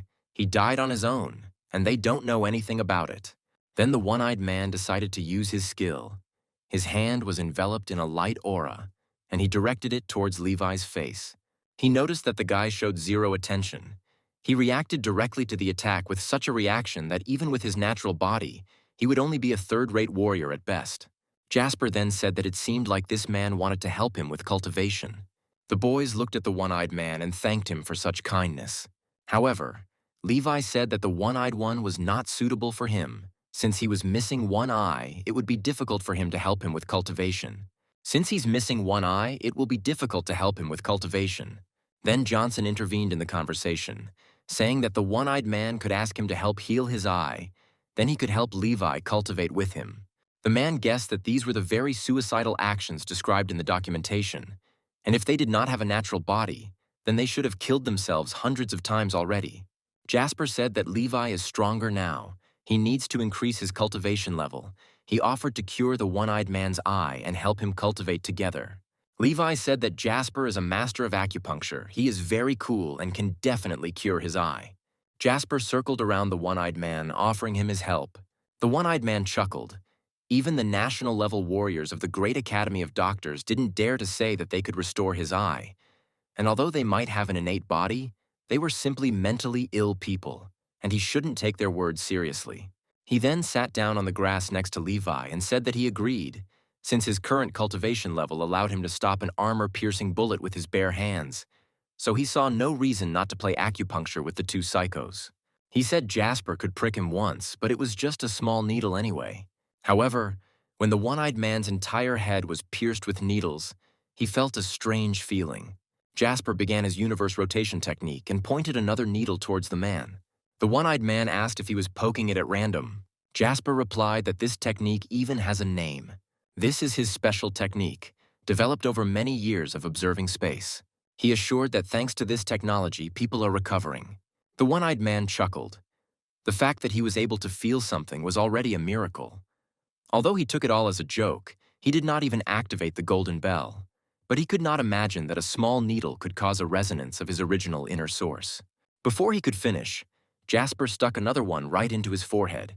At that moment, the one-eyed man felt something strange, as if something had burst into his brain. After this, he began to lose consciousness and fall forward. Levi managed to grab him, preventing the man from falling to the ground. The protagonist stated that the man had fainted. Jasper was upset, assuming there was something wrong with his new technique, but he was glad that they had tested it on the man first. Then he said that he understood what the problem was and that it wouldn't happen a second time. He suggested that Levi try again, and he agreed, trusting his friend. After some time, Jasper discovered that his friend had also fainted, and he didn't understand what was wrong with his technique. He realized that he needed to work on this more, but he didn't know who would be willing to try something like this on themselves. He decided to try his technique on himself, and soon lost consciousness too. All three were lying unconscious when the director approached them. He understood why the security had not been able to find them until now. He was surprised that a warrior of national level decided to also try their methods. And then the man began to fear for the safety of the city. The story moves to the emergency room. The reception desk received a call that was installed specifically for the psychiatric clinic. The department staff knew what this meant and were therefore horrified. As it turned out, the director of the psychiatric hospital called and asked for an ambulance to be sent to them. He said that in addition to the two problematic patients, this time he also had a third victim. Ambulances soon arrived at the clinic, took the injured, and quickly left. The ambulance driver was a man with a bloody bandage over his eyes. The clinic staff did not understand why a man without eyes could drive a car. However, the man said that he had just had eye surgery, but he knew this road like the back of his hand. After this, the director and the clinic staff watched the car's unsuccessful attempts to leave the clinic's courtyard. They didn't know how to react, whether to worry or admire that the car didn't crash on the first turn. Lee, who was in the hospital at the time, was very irritated and hoped that all this would soon end. He even had the idea to stage some kind of accident so that these two cultivators would simply die and no longer cause them problems. However, he quickly came to his senses and slapped himself on the cheek, saying that he was a doctor and vowed to save people. Then he decided to call Sean, asking if he hadn't bowed low enough to him last time, and the director decided to send him those two freaks again. Moreover, this time a third man joined them. The director said that he told them last time that it would be better for them to stay with him and there was no need to drive them back and forth. Lee didn't understand how he could say such a thing, because if they had stayed here, he simply wouldn't have been able to work. A bunch of doctors had fled because of their department, because of these patients. Then the director promised to give him something as moral compensation, and this calmed Lee down a little, since he did not hope that this old man would be generous with anything. Then the director asked to just leave these guys with him for a while. He said that Lee could not refuse because otherwise he would report the bribe to the police.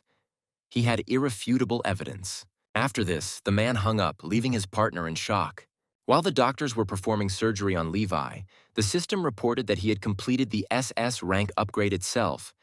Now he had the option to exchange it for an S-rank defensive technique called Impenetrable Golden Body, which increases the body's durability by 100%. But since Levi was again unable to make the choice himself, the system decided to make the choice for him. Meanwhile, everything went on as usual at the hospital. Liam, who was attacked at the clinic that time, was now under the care of a young woman. She even fed him with a spoon, which the man was incredibly happy about. He thought that it was impossible to meet a good girl by chance. But now luck turned on his side, and he accidentally met a wonderful person. The girl said that she had recently gained some weight, so if Liam wasn't put off by it, then everything was fine. She asked the man not to worry, saying that in 5 months she would lose the weight back. The man said that it doesn't matter whether the girl loses weight or not. He will still like her even if she's overweight, and he's very grateful to fate that they met. The girl smiled sweetly, saying that she would definitely pass on these words to the director, who had facilitated their acquaintance. However, Liam said that he had bad news. He was infertile, and he asked the girl if she would agree to a relationship with him despite the fact that they would most likely not be able to have children in the future. The girl handed him a peeled apple and said that she didn't mind. In the future, they could take a child from an orphanage and asked who he would prefer, a boy or a girl. Liam smiled and said that he would really like a girl. However, when the girl said that she would like a boy, He immediately changed his mind and said that everything would be as she wanted. At that moment, a doctor entered their room and said that the patient was completely fine. He should avoid strong emotions, and that he could be discharged in the evening. A nurse looked into the room and said that patients had arrived after surgery, and then the doctor asked to bring them inside the room. As it turned out, the patient was Levi, and Liam was extremely surprised to see him there. He immediately pointed his finger at him, and he himself began to shake with fear. He began to repeat that this guy ate a man. Then he suddenly fell to the floor in excitement, and the doctor immediately rushed to him. Soon, Levi and Jasper were placed in hospital beds. The system was extremely surprised that its owner had broken through to the late stage of the human level in just 2 days. After some time, he woke up. He was very tired, but he understood that he did not want to lie in the same room with these people. Liam continued to cry, begging to be moved to another room.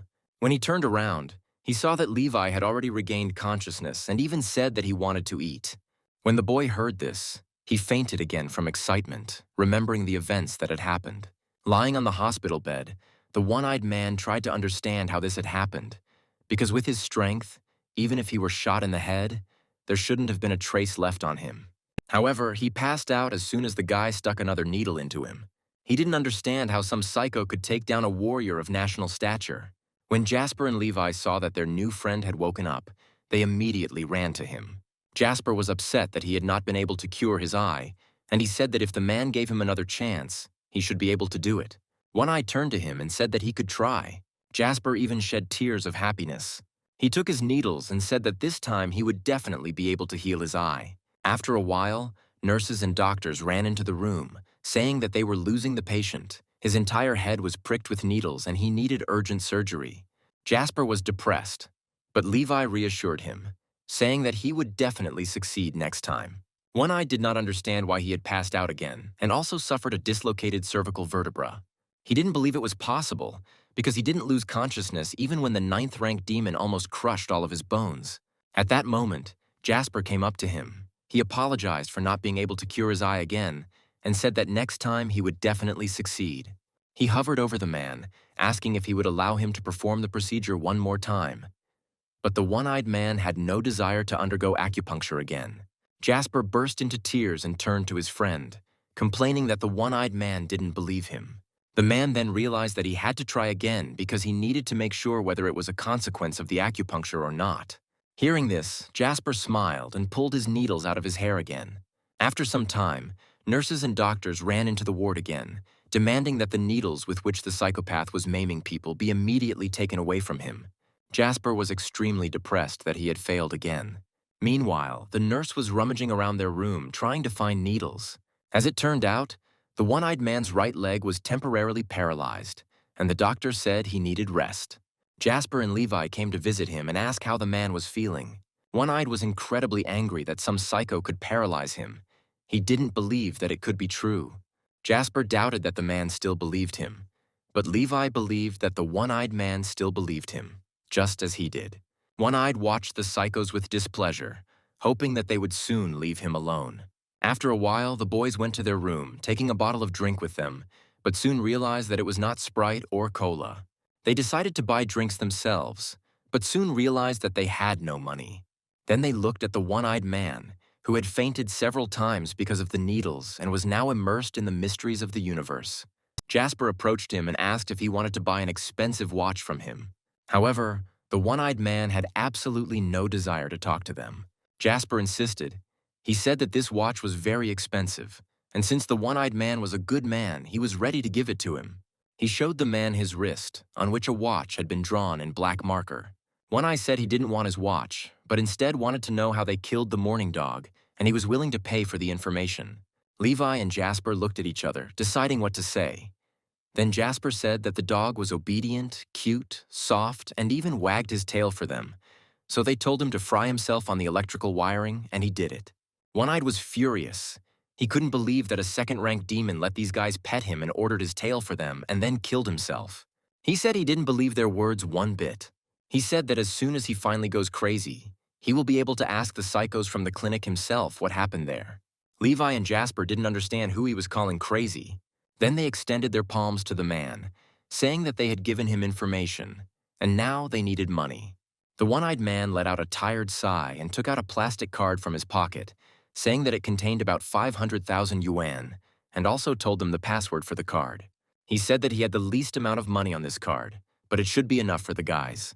The man said that he had no parents, no wife, no children, and he himself did not know when he would die.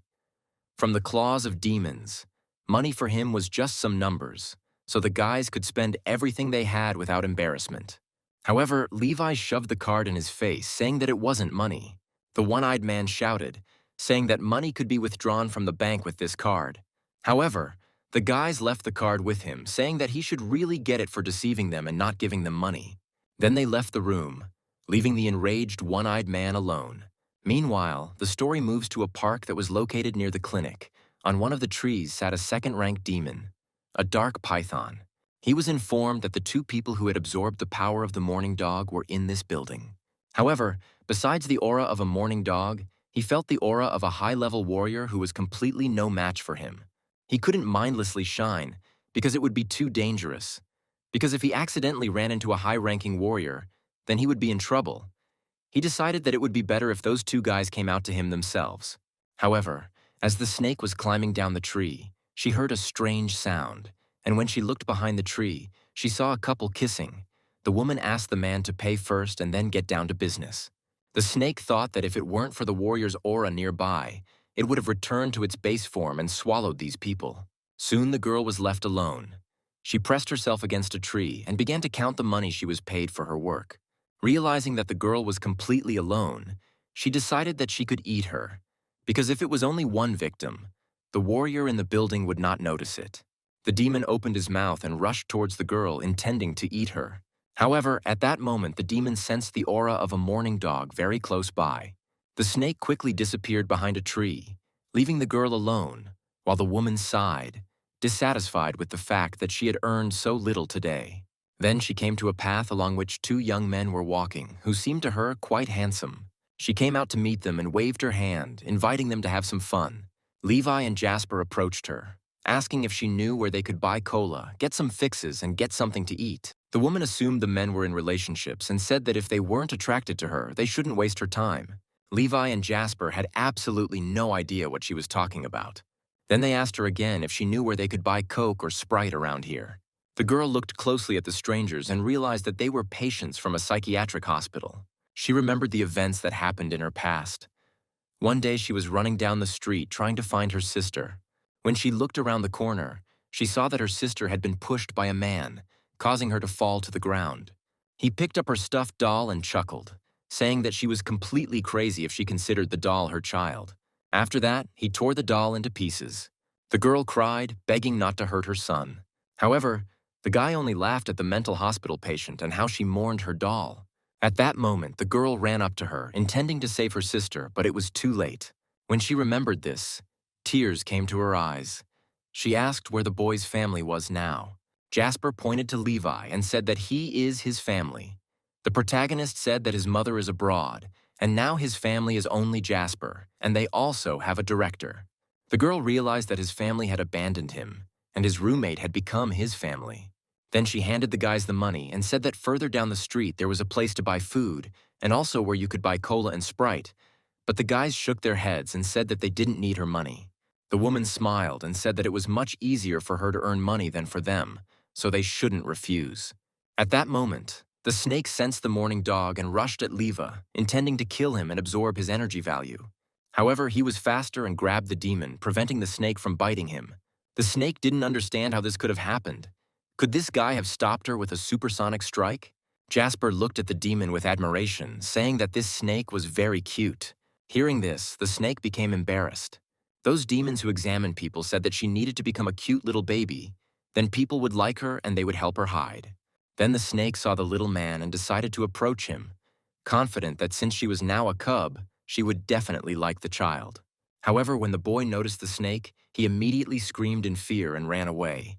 All the other children who were playing in the clearing immediately ran away in all directions, shouting that there was a snake here. Then the snake realized that people were ignorant and stupid. They could not even see her beauty. She decided that all people who considered her ugly deserved to die. However, these people said that she was cute, and this made the snake very happy. She decided that she had met the right people after so much time. The system informed Levi that it had discovered high-energy food that could help reduce hunger for 3 days, and this food was right in front of him.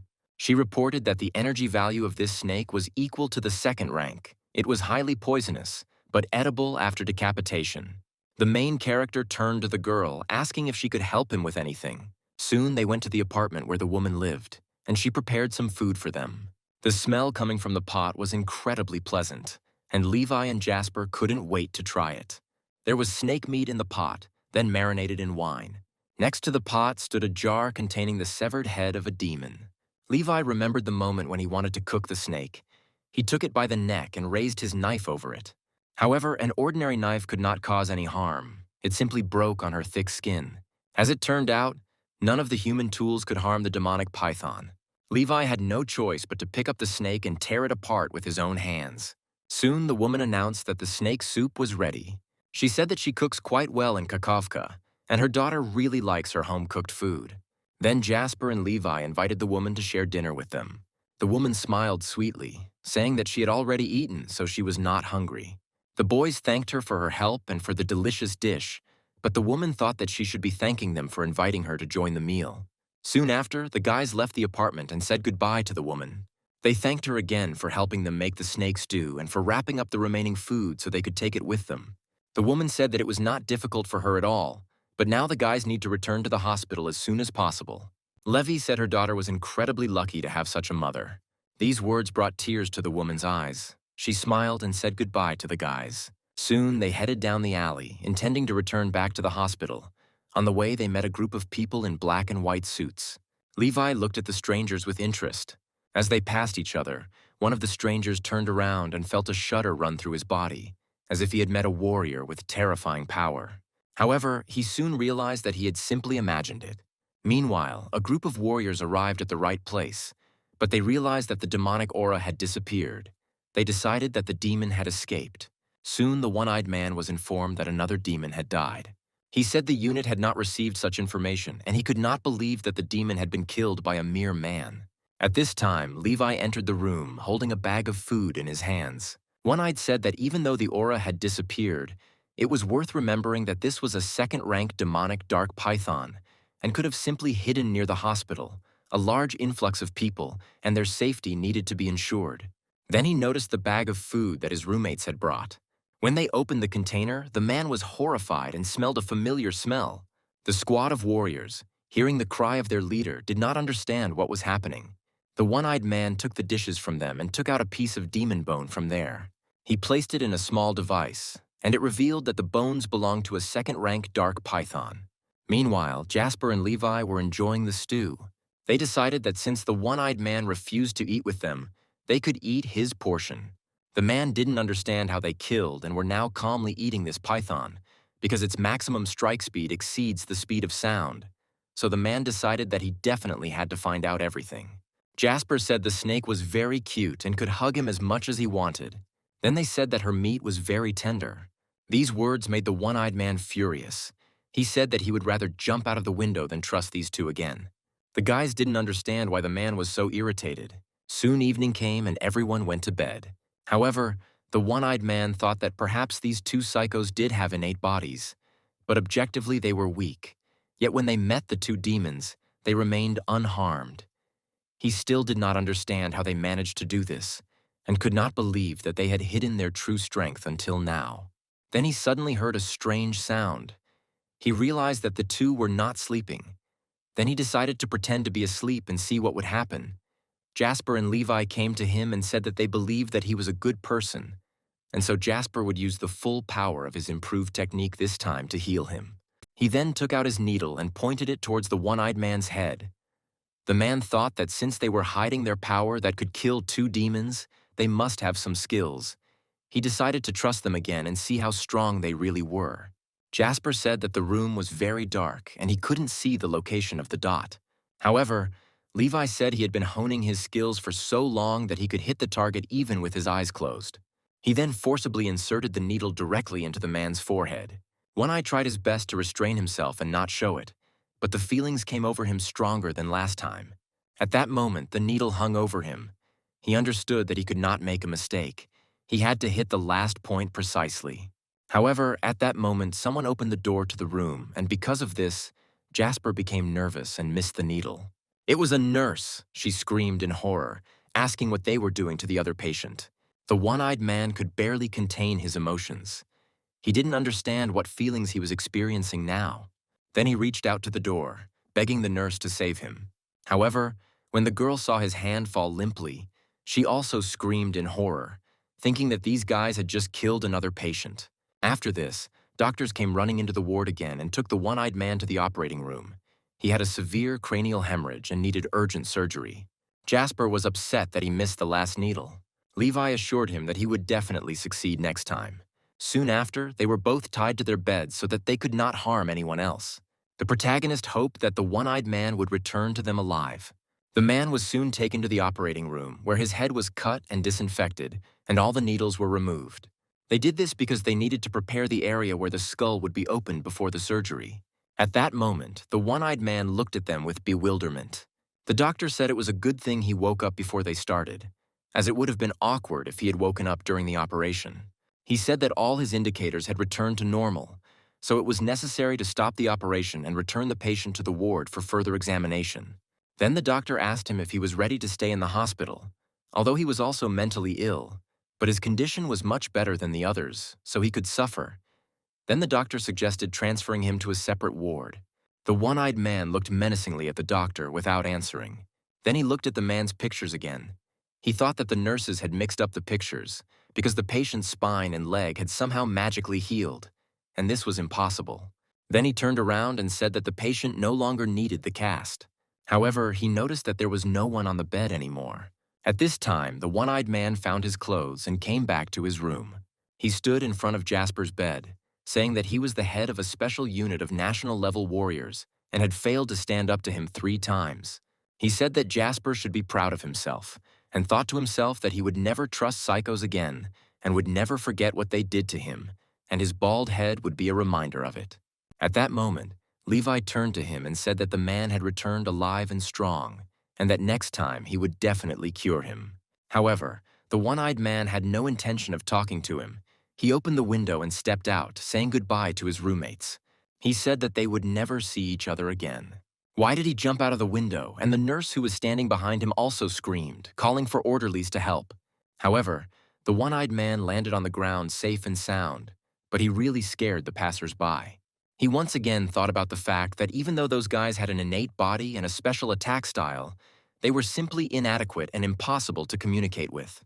He reported this to the director of the clinic, and he was very upset that the one-eyed man had done this and again put the responsibility for these two on him. After that, Lee also called him and said that one of those with them had jumped out of the window. However, he was unharmed and there was no trace left of him. He simply disappeared. At first, the director thought it was one of the 2 patients, but when he realized it was the one-eyed man, he said that everything was fine and their hospital was not responsible for him. However, Lee called him with a completely different complaint. He said that this man just jumped out of their hospital and left without paying for his stay there. Lee didn't answer and simply hung up. Shortly after, Levi and Jasper were loaded into an ambulance to be transported to another hospital. They already knew that the one-eyed man had survived, but he had left them. Jasper was worried that his eye was still not healed, but Levi assured him that he would definitely succeed next time. Jasper started crying. He thought he had disappointed the one-eyed man, and so he left without even saying goodbye. Then Levi said that the man had actually said goodbye to them. However, when he remembered that the man had said that they would never see each other again, he made a correction and clarified that he had said it in slightly different words. Jasper calmed down a little, thinking that since he said goodbye, they would meet again, and then he would definitely be able to help him. Then he noticed a box of apples on the windowsill and said he wanted to eat them. Levi reached out to take the apple, and the straps that bound their bodies immediately snapped. Then he handed his friend an apple, and he immediately began to eat it. He said that Levi should also try the apple because it was sweet, tasty, and crunchy. Meanwhile, Lee's partner said that his deputy was very generous and dedicated to his work, since he was taking these patients back again. Lee said that just driving them personally would be safe, and he was also going to collect a debt from someone. Meanwhile, something strange was happening in the city's first port. As it turned out, a 4th-rank demon, a reef octopus, had broken free. A squad of warriors came to the port to fight the monster. They used various spells, but nothing could hurt the demon. Then they noticed ink starting to emerge from its tentacles. They guessed that it was a high-ranking killing technique called Death Mist. They then realized that this demon was not a 4th-rank demon, but at least a 5th-rank demon, and decided that they needed to retreat, as the black fog was extremely toxic and would cause instant death upon contact. The boys started to run away, but the ink followed them. One of the guys realized that the speed of spread was too great and prepared himself for the fact that he was about to die. However, someone used their counting skill in time and blocked the guy from the attack. At that moment, the man who was standing on the beams high above the demon said that he was in a bad mood. The guys recognized this man as their boss. As it turned out, it was the one-eyed man. He said that he came to vent his anger on this monster. The boys were puzzled as to why their leader decided to change his hairstyle. Then the one-eyed man used a skill called the Buddha's Dragon Palm, which destroyed the world. He then pointed his palm straight at the demon, and a bright beam of light hit him right in the head. Meanwhile, a huge traffic jam formed on the bridge. Lee and his partner didn't understand what was happening because the traffic jam had formed so suddenly. Then they noticed that people were running out of their cars and running away somewhere back. The next moment, someone's bloody body landed right on their windshield. At that moment, the men realized that the end had come for them. Meanwhile, the one-eyed man dealt with the monster, but he understood that something was wrong here. He could still feel the waves of demonic energy even though the demon was dead. At that moment, the boys noticed that someone was running towards them. One of the special department employees said that they had a real problem. They discovered another demon moving across the bridge towards the city center. Meanwhile, real panic was starting on the bridge. Levi and Jasper didn't understand what was happening. They just thought that they wanted to eat something else. A voice in Levi's head told him that after breaking through to the human level, he needed a lot of energy. He didn't understand what that meant, but he felt hungry. Soon, another demon arrived on the bridge. It was another octopus who, apparently, was looking for his dad. Meanwhile, Lee got out of the car and tried to revive the man who had flown into their windshield. He asked his partner to get some styptic from the car, but he said that they needed to run because the demon would be here soon. At that moment, Lee took off his watch and threw it to him, telling him to bring what was asked of him and then run and keep the watch for him. The man said that these people were in critical condition, and if he didn't run away now, he would die with them. Then the deputy decided to tell him the story of this watch. He said that on the first day that he became an operating surgeon, he saved a child, and the child gave him this watch in gratitude for saving him. From that day on, he swore that he would never abandon a dying person. However, his partner said that there were 2 more tied-up beds of sick people in the car, and if they took them and ran away, then that would be their salvation. However, Lee told him to just forget about those 2. However, his partner did not listen to him and climbed into the car, intending to free Levi and Jasper. He told him that there was a huge demon on the road ahead. Then Levi stood up and ran his hand over the straps that bound Jasper's body, and in an instant they snapped. The partner looked at all the sick people with horror and then grabbed them by the arms and dragged them along the road. But Jasper said that they had a question for him. The guys started asking the man what kind of demon was there and how cute he was. The man imagined a huge pink octopus in his head, grabbing cars with its tentacles, and said that it was quite an acquired taste. Then Levi said that in that case, they would not go anywhere. Jasper said that they would go look for the demon to play with. The man looked at the boys in horror and then shouted that they were real psychos. Meanwhile, the 3rd-rank demon, the reef octopus, continued to cause trouble on the bridge. Apparently it was a girl, and she was looking for her father, who had already been killed by the one-eyed man. Levi was determined. He thought about the fact that her dad would not come anymore. But now it was his turn to take care of this demon. At this time, Lee continued resuscitation, trying to stop the victim's bleeding. He called his partner for help, but he had already escaped. The victim was on the verge of death, but he bravely forced out words of gratitude. Then he looked up and saw that the demon was already approaching them. He said that the doctor should run and that he didn't need to save him. However, Lee insisted. He said that he was a doctor and was not going to run away anywhere. The demon saw 2 more victims below that he could grab. Then he turned to them, asking if they had seen his dad. She said that if they didn't see him, she would kill them. After this, the octopus raised one of its tentacles over the men and intended to hit them. However, at that moment something happened, and someone pulled the octopus to the side.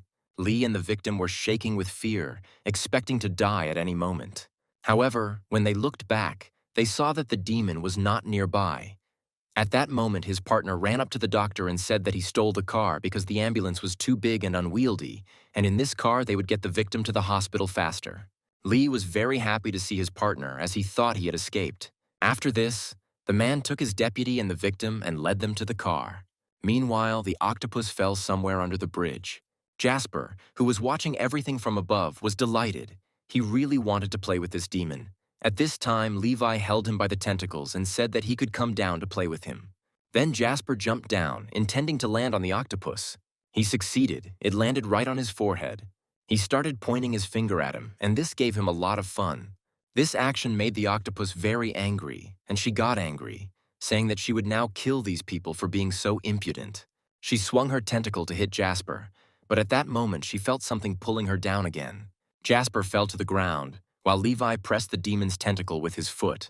He said he only put a little pressure on her tentacle to prevent her from hitting his friend, but it came off. Jasper said he didn't think it mattered since she still had a lot of tentacles. Meanwhile, the demon screamed and cried, calling for his father's help and saying that he was being offended. Then Levi said that there was truth in his friend's words. The octopus was furious and waved its tentacles, intending to kill its offenders. Then Levi grabbed another tentacle and it broke off again. At that moment, Jasper ran off somewhere into a clearing where he found an old barbecue grill. The octopus was furious and continued to wave its tentacles, but Levi kept grabbing them and tearing them off. He grabbed the demon by the tentacles once again and looked at him ominously, but something distracted him. Both the boy and the demon smelled something very tasty. As it turned out, during this time, Jasper managed to cook one of the severed tentacles on the grill. He was preparing it to try it out with his friend. At that moment, the demon ran up to the grill as he also really liked the smell. However, when she realized that they had prepared one of her tentacles, she immediately began to shake with horror. Jasper cut up some tentacles for his friend and presented them to him on a plate. The main character bit into the tentacle, biting off a large piece. He said that the dish turned out very tasty. However, Jasper soon reported that he had already fried the last tentacle and they had no more left. However, Levi realized that he was still not full. They looked at the octopus and realized that it had very few tentacles left. They immediately realized that only the head remained of the demon. At that moment, the friends came up with a brilliant plan. Soon, the demon's head was also grilled. Jasper said that her eyes were still open, so he doubted that they could eat her. Levi walked up to the grill and covered the octopus's eyes with his palm, saying that no, if there are no eyes, there is no life, so they can eat it. Soon, the one-eyed man arrived at the scene along with his subordinates and began asking where the demon was now. One of the workers reported that they detected his residual energy waves. He approached the one-eyed man and showed him something on the tablet. Apparently, the demon had gone down under the bridge. However, when they got there, they found Jasper and Levi lying peacefully on the grass, sleeping. The one-eyed man was horrified, and his colleague reported that the Earth's energy waves had disappeared, but there were only 2 people there. One-Eye didn't understand why he met these guys again, because he was going to say goodbye to them forever. The man continued to stand there in bewilderment, saying that the last waves had come from here, but the demon was not there. Then the one-eyed men noticed the barbecue grill that was standing nearby, and it began to dawn on them what had happened here. One of the girls suggested taking these guys in for questioning, but the one-eyed man said that they were simply mentally ill people, and there was no point in listening to them or believing them. The girl did not understand why he was saying this. Then the one-eyed man screamed, saying that he was ashamed to even listen to such a proposal. He said that if the girl made such an elementary mistake again, he would shave her head bald. The girl did not understand why he decided to punish her so cruelly and guessed that it was somehow connected with those 2 psychos. However, she was fascinated by the fact that her head could tell that they were mentally ill just by looking at their pajamas. She thought that he must know a lot of hospitals in the city, apparently. He really loves his city. Their conversation was interrupted by one of the workers. He asked what they would do next since the demon was not here. Then the one-eyed man sat down next to Levi and asked if the octopus was tasty. The boy smiled sleepily and said that it was very tasty. The one-eyed man was already confident in himself since his guess was confirmed. Meanwhile, the story moves to the headquarters of the Special Forces, where they discuss the issue of more and more warriors starting to encounter demons who hide their powers. According to reports, the monster distribution map is constantly changing, and all this indicates an increase in the intelligence of demons. The woman who was giving the presentation was thinking about how those psychos managed to kill a third-rank demon. They already had 3 demons to their credit, and she was thinking that they should try to train them. However, images of Jasper and his terrifying needles flashed through his mind again. The woman giving the presentation said that if anyone had no objections, she would prepare everything as soon as possible. But the one-eyed man said that it would be better not to do that. Everyone present was shocked. They couldn't believe that the man decided to argue with her. The red-haired girl was the head of the analytical department. Her name was Tracy. She asked if the one-eyed man really doubted the analysis and the plan. She said that they would send all the trainees from the 4 great academies to a mental hospital for 1 month to toughen their minds. Then she sat down on the table next to the one-eyed man, put her hand on his head, and asked if he had any objections. Everyone present thought about the fact that with such an easy test task, anyone would join their units. Of course, they had objections, but they did not dare to voice them. None of them would dare to give orders to the first military advisor of the capital's headquarters. However, the one-eyed man said that such a difficult test would be too cruel for the newly graduated newcomers.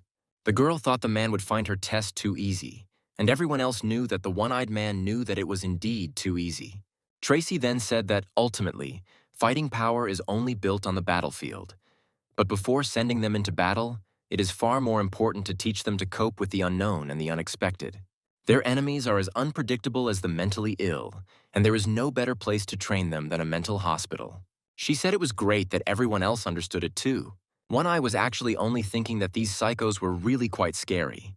He then asked what the recent trend of demons appearing in waves meant. And Tracy explained that the ebb and flow tactics were designed to completely confuse them, a classic spread and espionage strategy in military affairs. In the enemy country, there are beings with a high level of intelligence.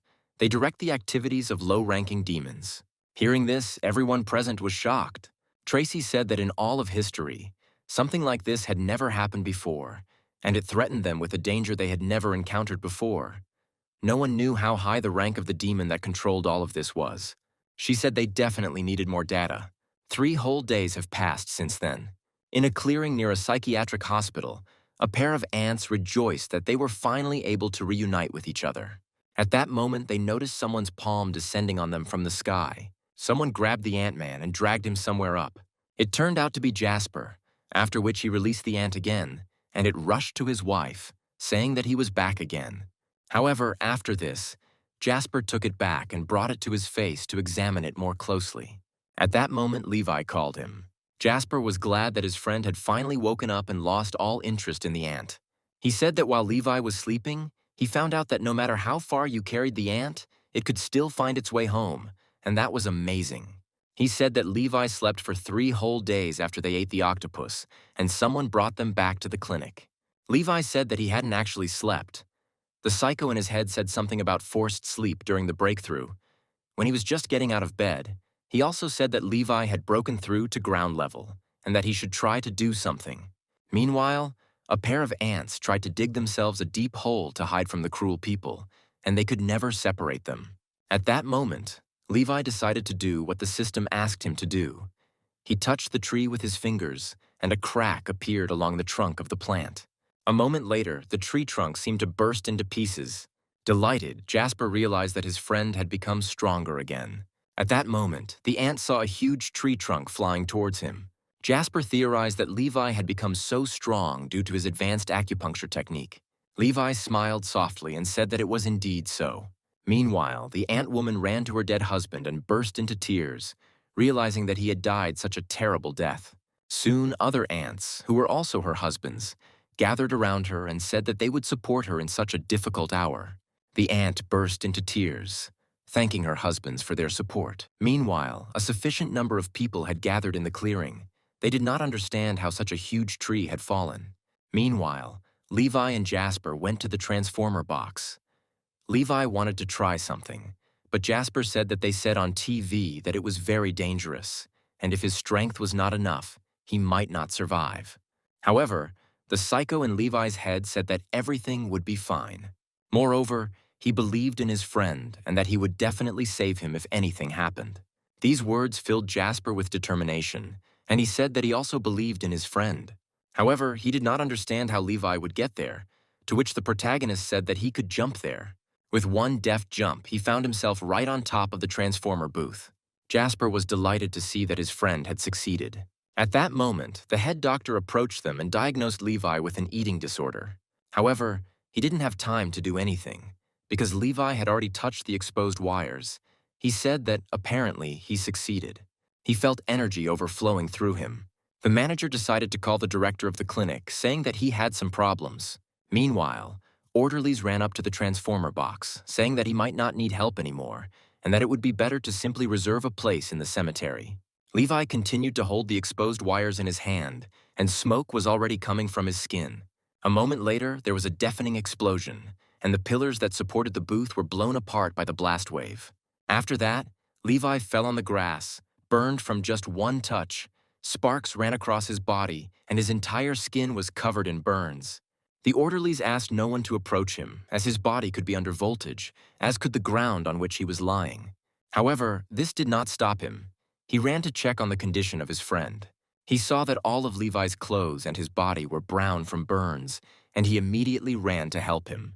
However, Levi raised his hand and stopped him, saying that he was fine, just a little tired.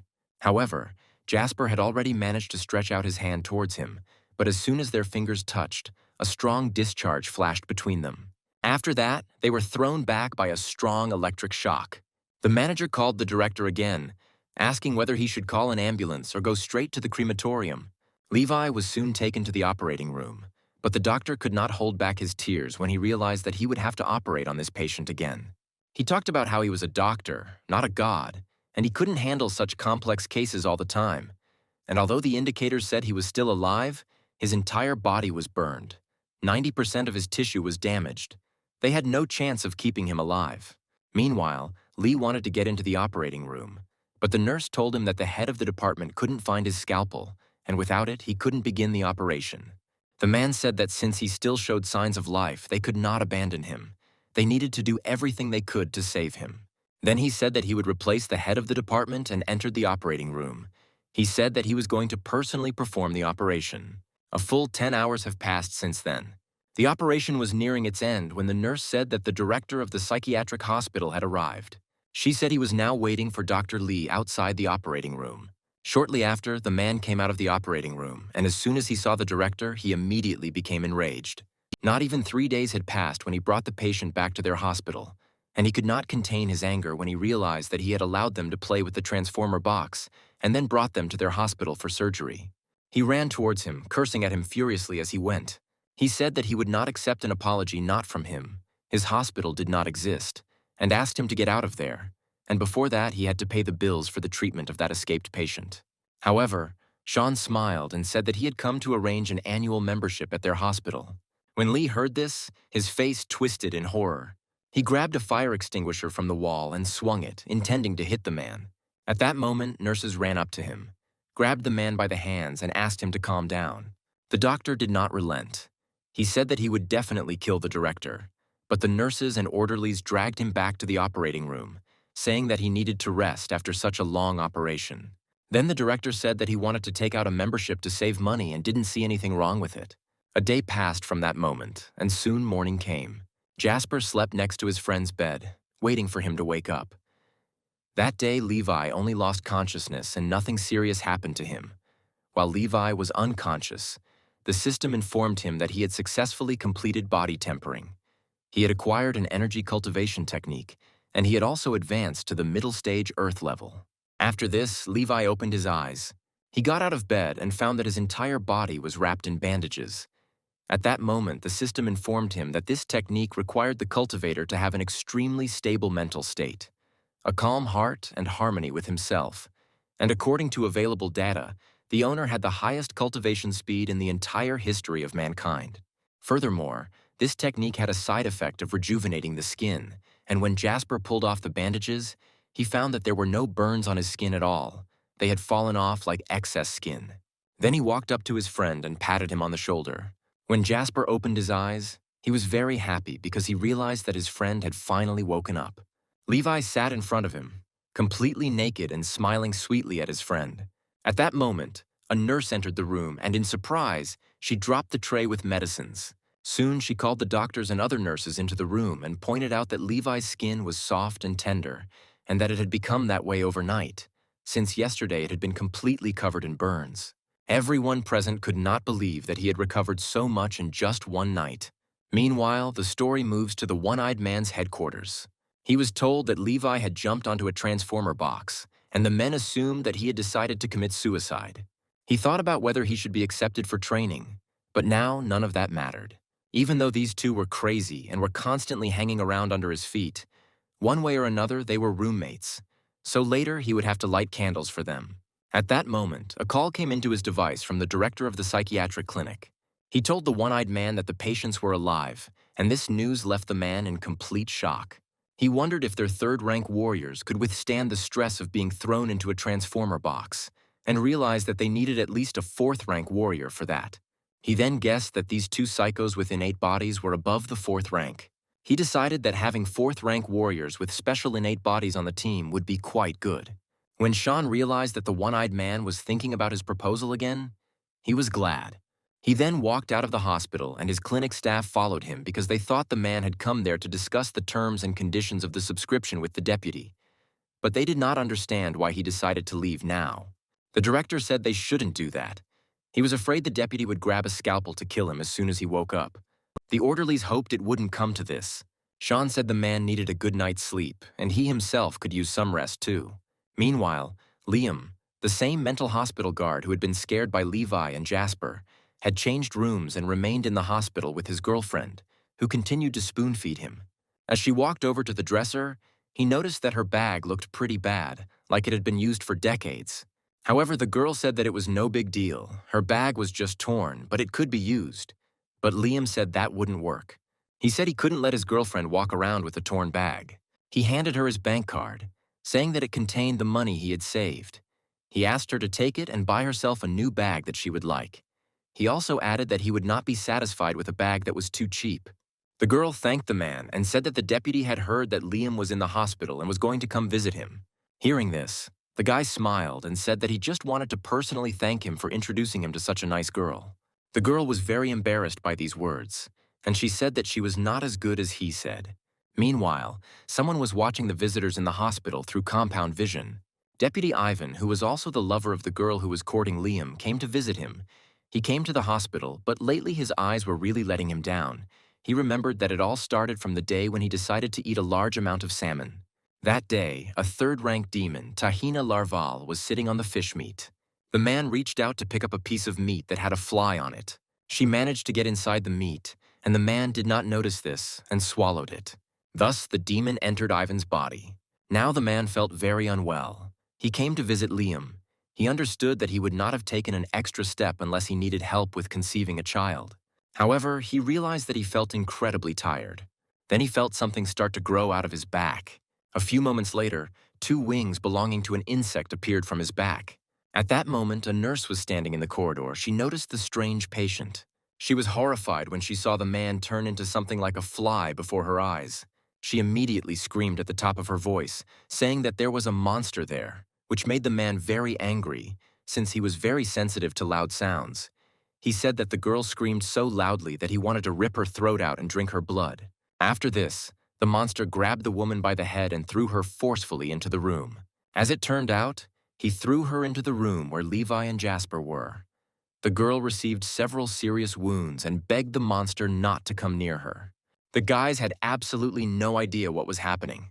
After this, the monster approached the nurse and grabbed her by the neck. The girl began to beg the patients to save her. The monster started talking nonsense, saying that he would cut her throat. She hoped that someone passing by would help her, but all the nurses and orderlies immediately ran away as soon as they saw the monster. The girl could no longer scream because her throat was bleeding, and the monster could see it clearly. The nurse watched with tears in her eyes as her colleagues ran past the room, not intending to save her. At that moment, Jasper approached the monster and poked him in the arm with a needle, saying that he had a serious case, apparently. There was something strange in his body, and it needed to burst as soon as possible. At that moment, Jasper approached the monster and poked him in the arm with a needle, saying that he had a severe case, apparently. There was something strange in his body, and it needed to be removed as soon as possible. He said that acupuncture would help the monster, and even though he was scary, Jasper was still going to help him.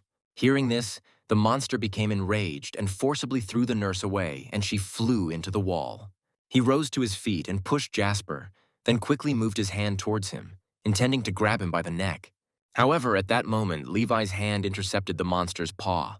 He told him not to dare to offend his friend Jasper.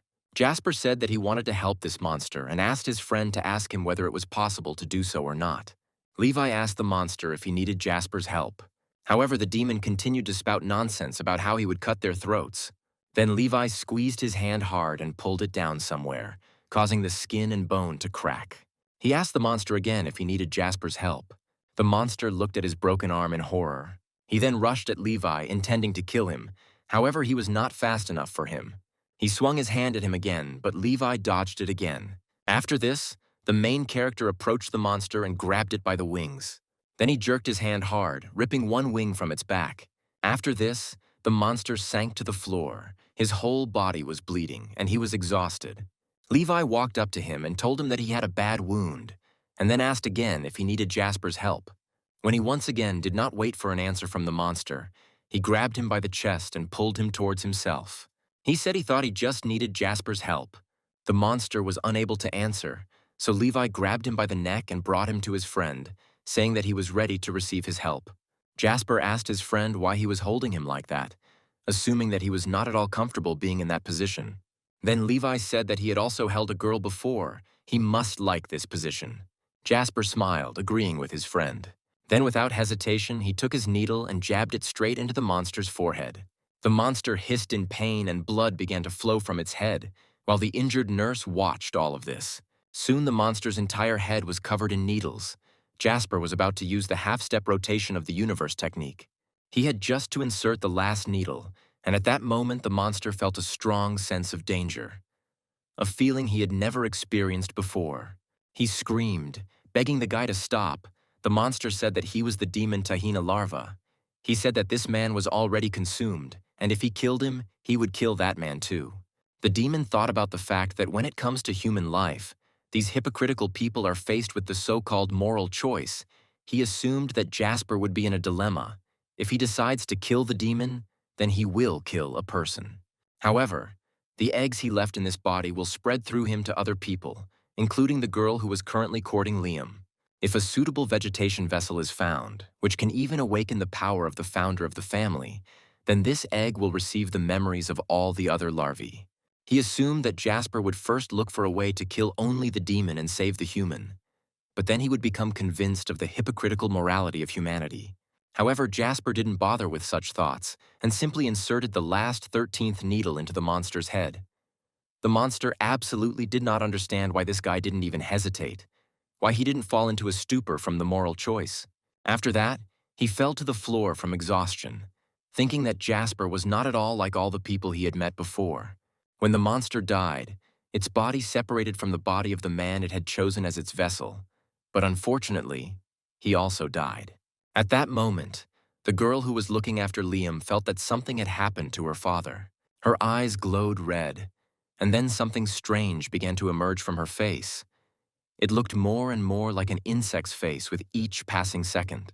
A few moments later, the girl completely transformed into a fly-like creature and then continued talking about her dad being dead. After that, she left the room, and Liam managed to grab his credit card, which he had previously given her. And then he took advantage of the moment and ran out of the room, ahead of the girl. He closed the door to the room, screaming that they were killing him. He soon discovered that the monster had begun to beat on the door, and its blows were leaving huge dents. She asked what was going on here, as she was sure that the patient should have been in the room with his girlfriend. Then Liam screamed, saying that he could come to terms with her being overweight, with raising someone else's child. He could even forgive her for the horns on his head from his betrayal with Ivan. However, he could not forgive her for becoming so ugly. After that, he noticed that the monster had managed to break down the door. The girl looked out of the hole she had made in the door and looked at the guy questioningly. Something in her subconscious still told her that she loved him. However, she heard his words and then struck the door again, saying that since he no longer loved her, he must die. At that moment, a man appeared in front of his face. It was Deputy Lee. He held a halberd in his hands and looked very warlike. Liam immediately rushed to his side, tears welling up in his eyes as he realized that the doctor had even taken the halberd specifically to protect him, and he said that he would be indebted to him for the rest of his life. The doctor didn't answer, but events that had happened quite recently flashed before his eyes. He slept in the doctor's room after a 10-hour operation without a break. Suddenly, he realized that he had forgotten to do something and jumped up from the sofa. He remembered that Sean wanted to talk about the hospital membership. Then he turned around and looked at the halberd that stood in the corner of the room. He took her with him, intending to teach the old man a lesson. However, by a strange coincidence, when he went out into the corridor, he discovered a monster there, and fortunately, he had a weapon at hand. He asked Liam to call the special forces and report the demon. One of the orderlies ran up to him and said that he had already called and that special forces soldiers would be here soon. After this, the demon rushed at the man, intending to attack him. Liam was very slow, and he was only saved by the fact that Dr. Lee managed to push him away from the girl's blow. He was delighted that the doctor had saved him again. He said that he was disappointed in girls, and now the most precious person to him was his deputy. At this moment, someone summoned several scrolls and used the execution of 1,000 spirit spell, and then directed it at the demon. A moment later, the demon found himself entangled in vines that prevented him from moving. As it turned out, special forces soldiers had already arrived at the hospital to kill the demon. One of them used his sword of wisdom for a skill called Illusion Breaking Sword. The spell proved fatal to the monster, and the sword pierced its throat. After this, the girl fell to the floor, and blood began to flow from her body. Soon, an investigation team and a supply team arrived at the hospital and said that everyone could leave the rest of the work to them. One of the workers approached the monster and reported that it was emitting energy waves of second-rank demons, Takana and Larval, but they disappeared. Thus, the demon's death was confirmed. He said that along the way, they had picked up the signal of another third-rank demon. It must have been the father organism of this demon. So he said that the warriors of the battle group should find it and eliminate it as soon as possible. At that moment, something began to move in the dead demon girl's stomach, and the man reported that high-energy activity had been detected. When they turned around, they saw that something was actively moving in her stomach. The next moment, her body was torn apart by someone's demonic hands. Seeing this, Liam fell to the floor in fear, not understanding where they came from. Everyone looked up in horror as they watched the enormous demon emerge from the girl's stomach. All visitors and hospital staff immediately ran outside to save themselves. The monster turned out to be something that looked like a 3-headed fly. It was enormous in size and with one powerful blow destroyed half of the hospital. People ran away in panic, intending to escape from this monster. The only ones who remained calm were Levi and Jasper.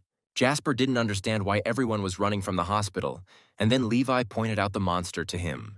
As it turned out, it was a 7th-level demon, a larval Tahina, the founder of the clan. He looked at Levi and Jasper and said that he would take revenge on them. Jasper didn't understand what was so special about the creature. It was just a big fly to him. But Levi said that he needed to take a closer look because the creature was incredibly cute. The story flashes back to 10 minutes earlier, with a look of sorrow in Jasper's eyes, as he reports that his test subject appears to be dead. He realized that something had indeed entered his body, and he wanted to save it. But he did not know that the test subject would suddenly die. Levi said it wasn't his fault and Jasper was tough. If he failed, then maybe that meant the man was supposed to die from the start. Jasper didn't calm down. He thought that he would be imprisoned for murder. But Levi said that they treated him together and therefore would be responsible for it together. Then he broke the window of their room with his hand and said that they would escape from here. Jasper said with delight in his eyes that it sounded fun. They should jump down.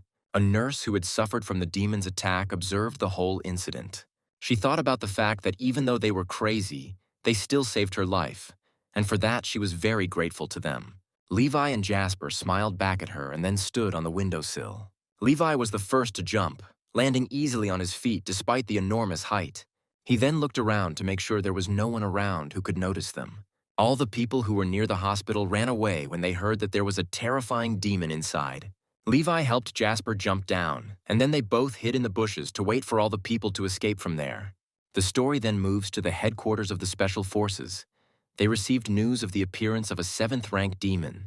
It was reported that the warriors needed reinforcements, since the maximum strength of the warriors was equal to the 4th rank. One-Eyed was clearly unhappy with this news, but he had no other choice. He turned towards the exit and said that he would go there. Tracy tried to stop him.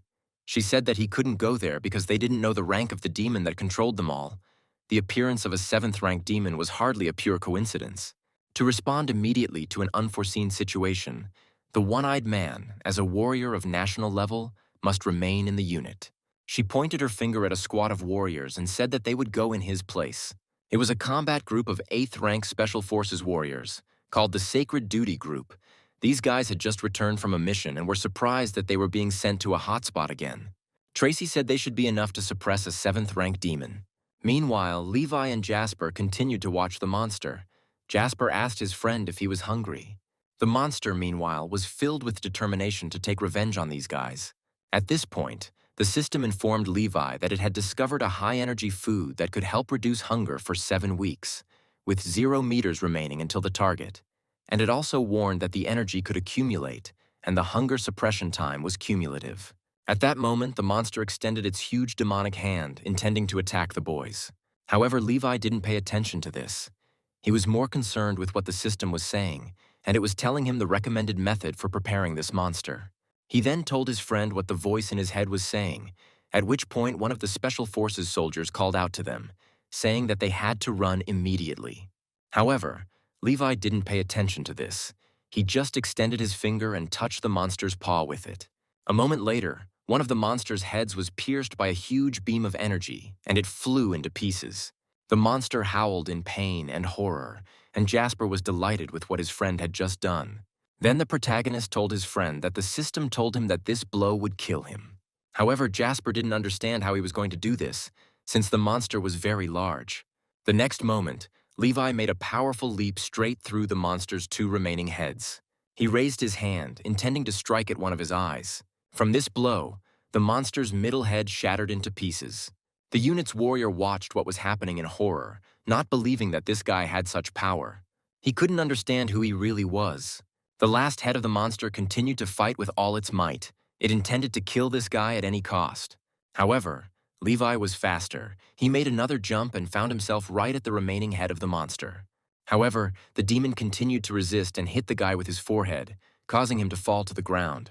Levi quickly coordinated himself and was able to land on his feet. After this, the monster began to strike him with its claws, but the main character deftly dodged each of them.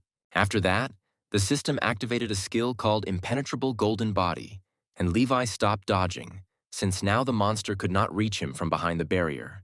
Taking advantage of the moment, the protagonist grabbed the monster by its claw. After that, he delivered a strong punch straight into his paw.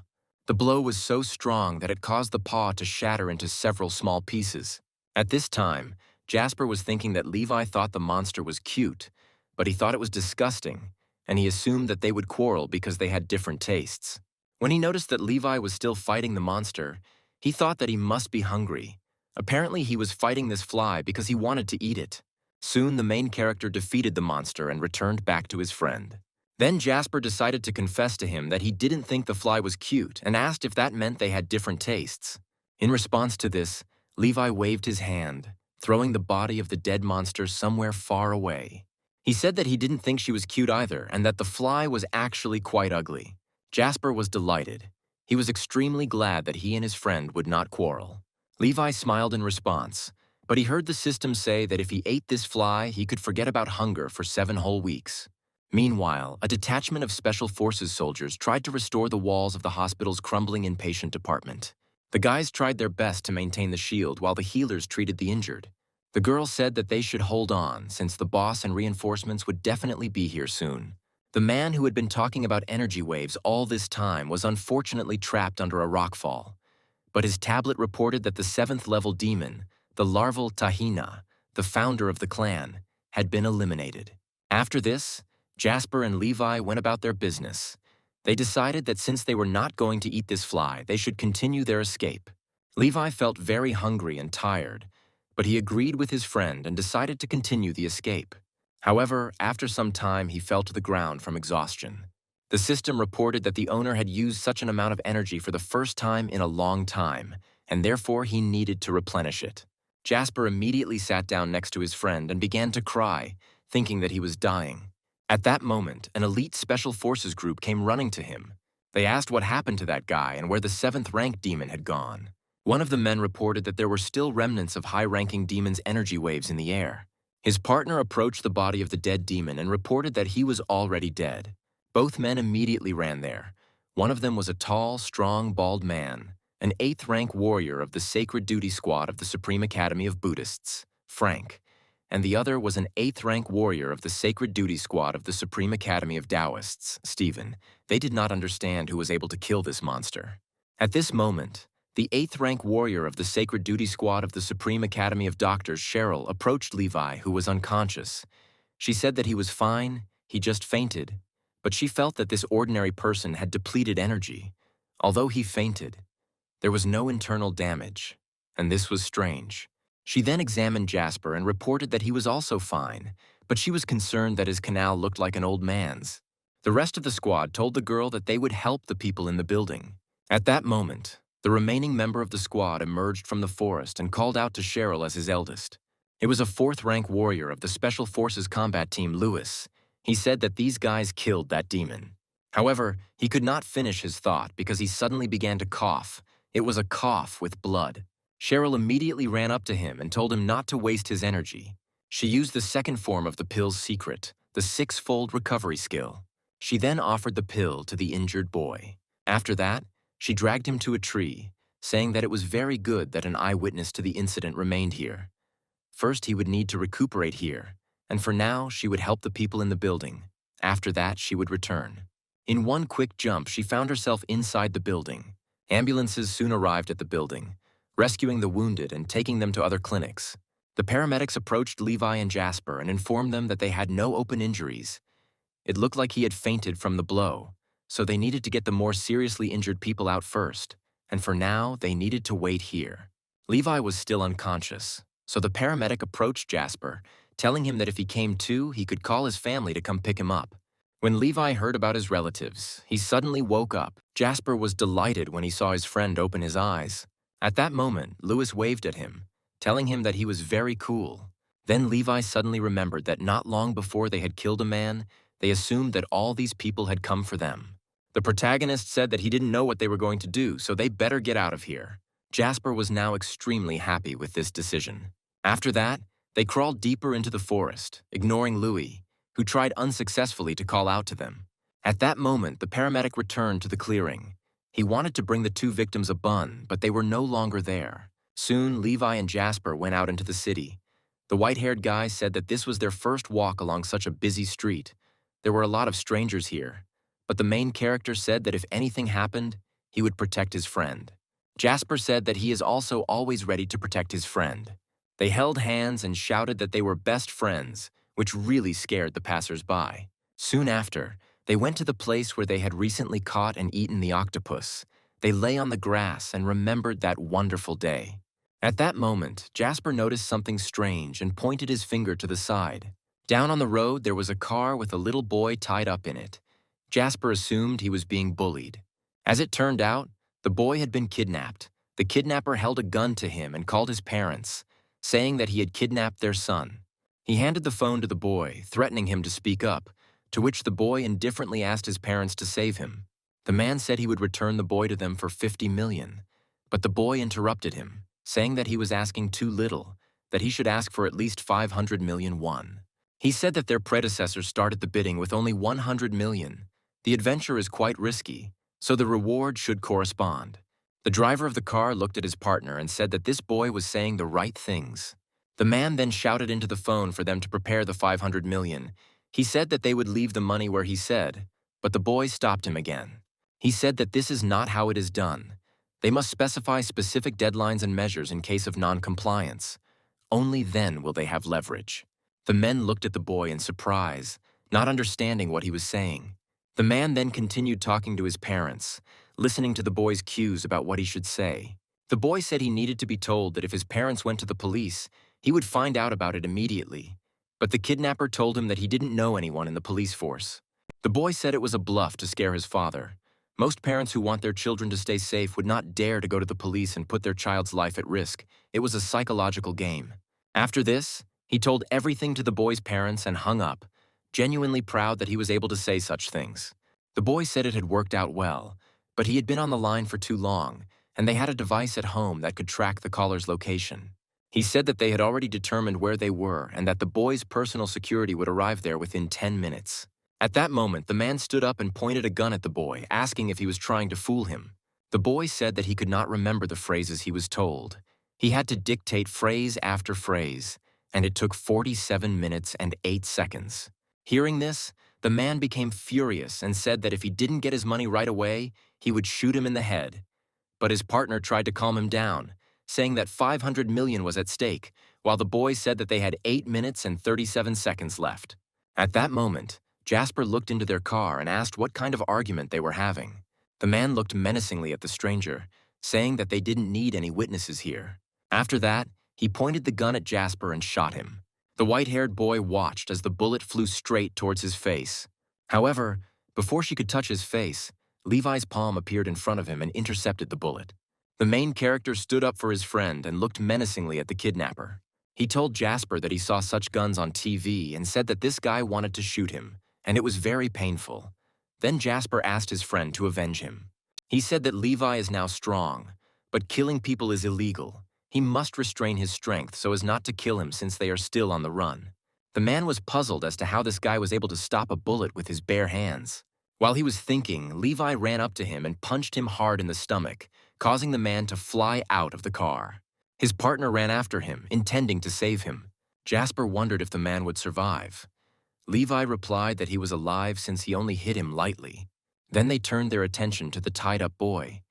Jasper said that they had driven away the people who had bullied him, and then the boy asked them to untie him. Soon they actually untied the boy and then got out of the car, to which the young man said that apparently they were not quite normal. Then he noticed their clothes and realized that they were mentally ill from a mental hospital. At that moment, Levi's stomach growled as he became hungry again. Then the boy said that since they saved him, he would invite them to eat. After that, all three of them ran away from the clearing, since the boy said that in about 3 minutes his family's personal security would arrive here. Soon, helicopters with rescuers arrived at the scene to ensure the safety of the young gentleman. They found 2 kidnappers. The driver tried to save his partner while he was questioned about whether he saw the child there. At that moment, a brilliant idea came into the man's head. He said he saw a child. It was a very beautiful boy. But he was kidnapped by 2 people dressed in hospital pajamas. His brother decided to intervene, and they hit him for it. He just asked if everything was okay with them, why they beat him up. At that moment, the kidnapper screamed that he was in great pain. When the driver realized that his partner was about to say something, he immediately rushed at him, silencing him and pretending that he was actually very happy that his friend had finally woken up. The rescuers looked at what was happening in bewilderment. One of the men noted that the man's voice seemed familiar to him. His partner informed him that the target's location had been detected and they needed to go to help immediately. When everyone had left, the driver finally exhaled, proud that at the most crucial moment he had not lost his composure and had gotten out of the situation. Meanwhile, the story moves again to the destroyed hospital. Lewis told his colleagues from the 8th Division that the guy jumped straight into the head of a rank 7 demon and killed him. He had a strength comparable to that of their leader. One of the 8th rank warriors from the Sacred Duty Squad of the Maoshan Higher Academy, Vincent, asked where this guy was now. Stephen chuckled and said that, apparently, now he saves people and does not chase fame, and this is truly the style of the master. Then Lewis said that he remembered what they looked like. He was going to draw their portraits so that his colleagues could give them to the information department, and then these guys would be quickly found since their city needed such heroes. After this, Lewis took the canvas and started painting. After some time, he handed the canvas to his colleagues, saying that before he entered the Higher Academy of Buddhists, he wanted to study to be an artist. He painted incredibly realistic portraits. The soldiers noted that the picture was indeed painted very well. Apparently, the information department should be able to find these guys by the evening. When Frank approached the canvas, he was horrified, not believing that he and his colleagues were looking at the same drawing. The drawing looked more like the scribbles of a small child. Meanwhile, the story moves to the city. Levi and Jasper, along with their new friend, arrived at an expensive restaurant.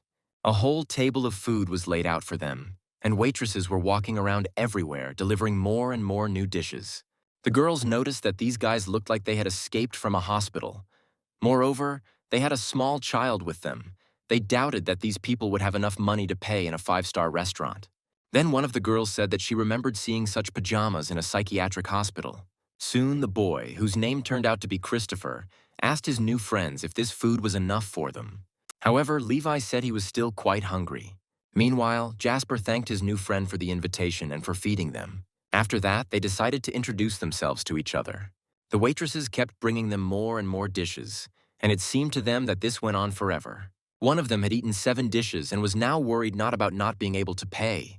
She was more worried that he would die right there and the restaurant would have to pay compensation. Then Christopher turned to Levi again and asked if he was full now. The protagonist is not yet full, but the voice in his head tells him that he will never be full, so he decides to stop there. At that moment, Jasper turned to him and said that Christopher had decided to treat them, but Levi hadn't eaten enough, and this could be interpreted as disrespect for the person who invited him. At this point, one of the waitresses stepped aside and decided to call the police, reporting that they had guests who had no money. However, Christopher had the money. He paid for his guests and loudly left the room.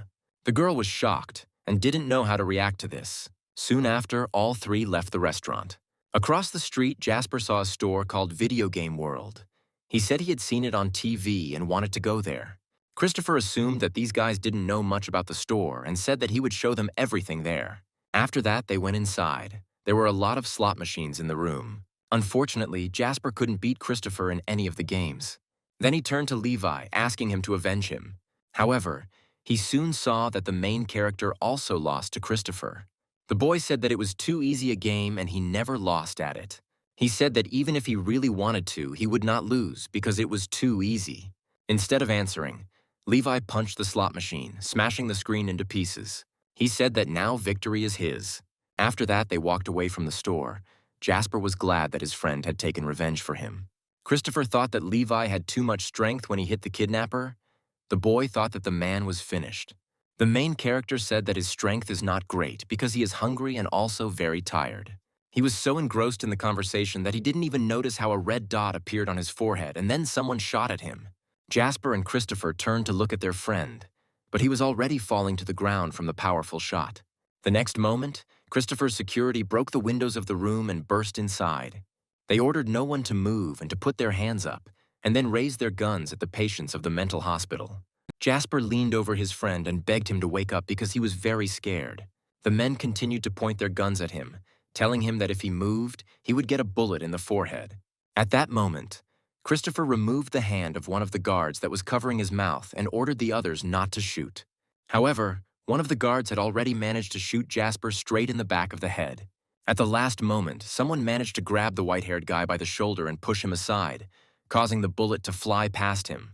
It was Levi. He was conscious again, and then he instantly jumped up and grabbed the man by his gun, breaking it in half. After that, he grabbed the guard by the neck and lifted him up. The remaining guards pointed their pistols at the protagonist. They were shaking with horror, because they themselves saw that this guy had just been shot in the head, and now he was standing there safe and sound. Then Christopher once again ordered his guards to lay down their arms. He said that these guys did not harm him, they were his friends. The guards looked at each other in bewilderment, and then at their master, but they had no choice but to obey. Christopher then approached Levi, apologizing for his security and saying that they opened fire without understanding the situation. He bowed before his new friend, begging him for forgiveness. He said that if Levi considered him his friend, then he should let the head of his personal security go and forgive them this time. The main character looked menacingly at the little boy. At this point, Jasper intervened in the conversation. He said that Christopher really was their friend, and friends should protect each other and forgive. When Levi heard his friend's words, he still decided to let the guards go. However, after this, he suddenly lost consciousness and fell to the floor. The system reported that the hunger caused by the side effect of opening the inner world had reached its limit, and the host was being put into suspended animation for self-preservation. Jasper pressed his face against his friend's chest to listen to his heartbeat. When he heard the heartbeat, he breathed a sigh of relief, saying that he had simply fallen asleep. He explained to Christopher that the last time Levi had fallen asleep like that, he had slept for 3 whole days. Shortly after, a car pulled up to the store and one of the butlers took Christopher away, and at that moment, the radio announced that a 7th-ranked demon had shown up at the emergency hospital that day. Christopher wondered what the special forces were doing now. The radio said that the demon had been defeated by 2 masters, And then the drawing drawn by Lewis was displayed on billboards across the country. Christopher assumed that they had all gone crazy there. The butler also carried Jasper and Levi into the car. Christopher said that they needed to be taken to a mental hospital. The driver asked what happened to the boys' kidnappers.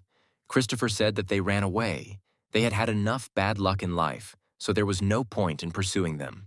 The story moves to the Special Forces Control and Monitoring Center, where it turns out that 12 hours have passed since the composite sketch of the people who defeated the 7th-rank demon was published, but they have not received any new information about them. Frank was shocked that they had no doubt whatsoever about the quality of the portraits.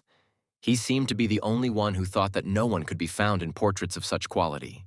At that moment, Tracy entered the office, her heels slamming menacingly on the floor and walking inside.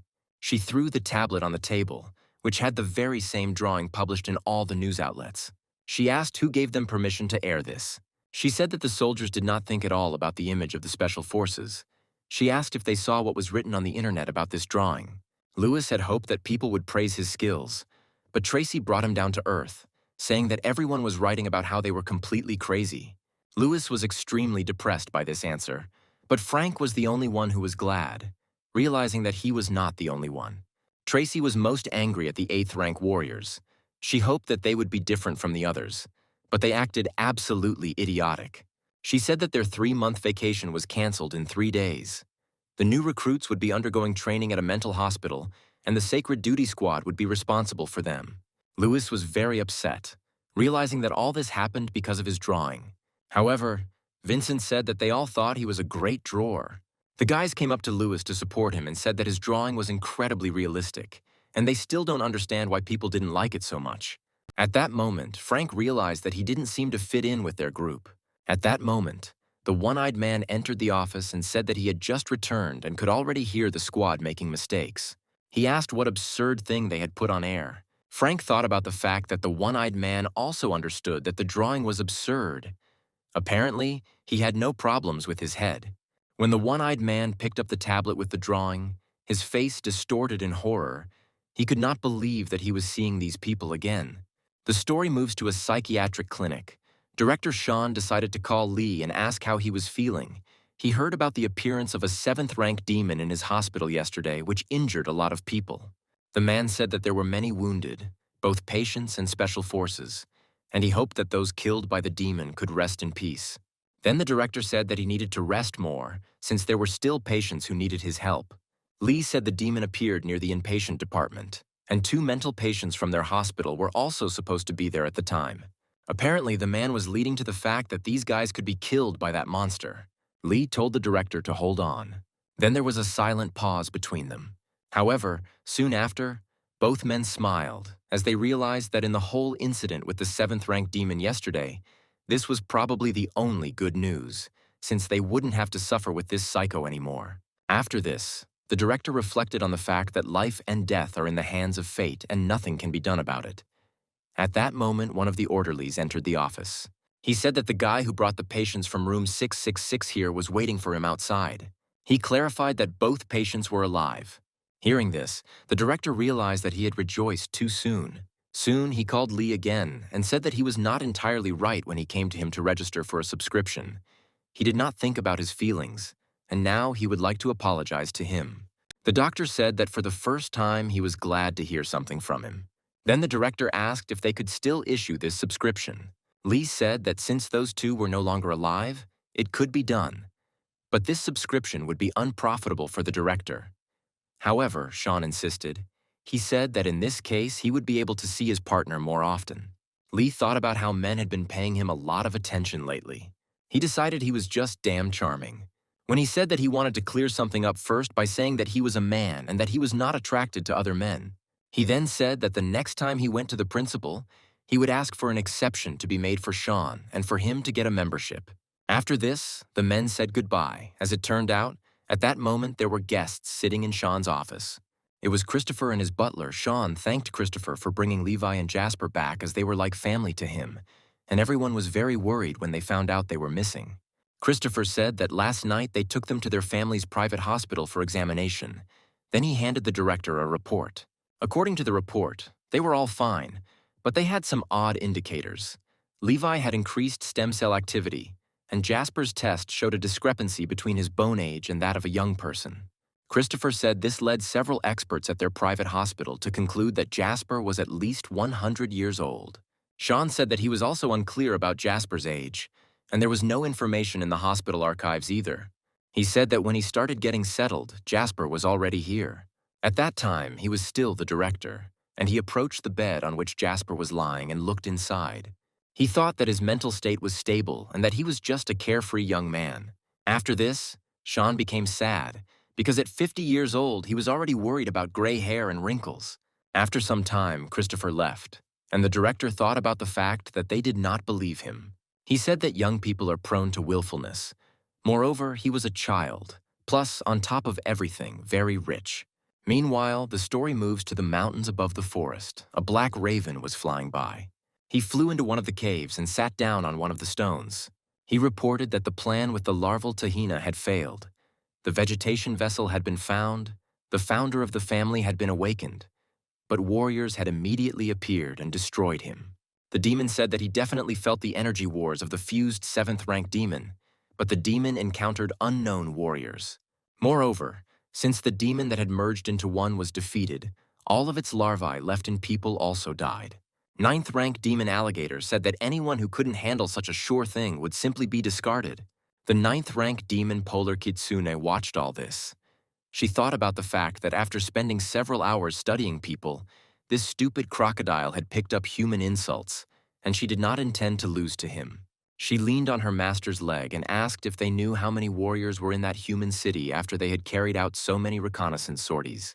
Raven said that there was always a large crowd of people in this place. Usually they were confronted by 3 squads from the 8th rank war. This is the so-called Sacred Duty Squad Rock and Soul. As far as he knew, they were under the command of the 9th rank warrior squad. They were the strongest in this city, and their leader was a national-level warrior. The fox said that 8th rank warriors were roughly equal in strength to 7th rank demons, but it was unknown how the strength of 9th rank warriors and this national rank warrior was doing. At this moment, the demon leader hissed, and the fox realized that he wanted to send an 8th rank demon to scout out the area. She then announced that the king was ordering all 8th rank demons to come forward. After that, 5 different 8th rank demons appeared before him, among them a chimpanzee, a praying mantis, a tiger, a porcupine, and a kangaroo.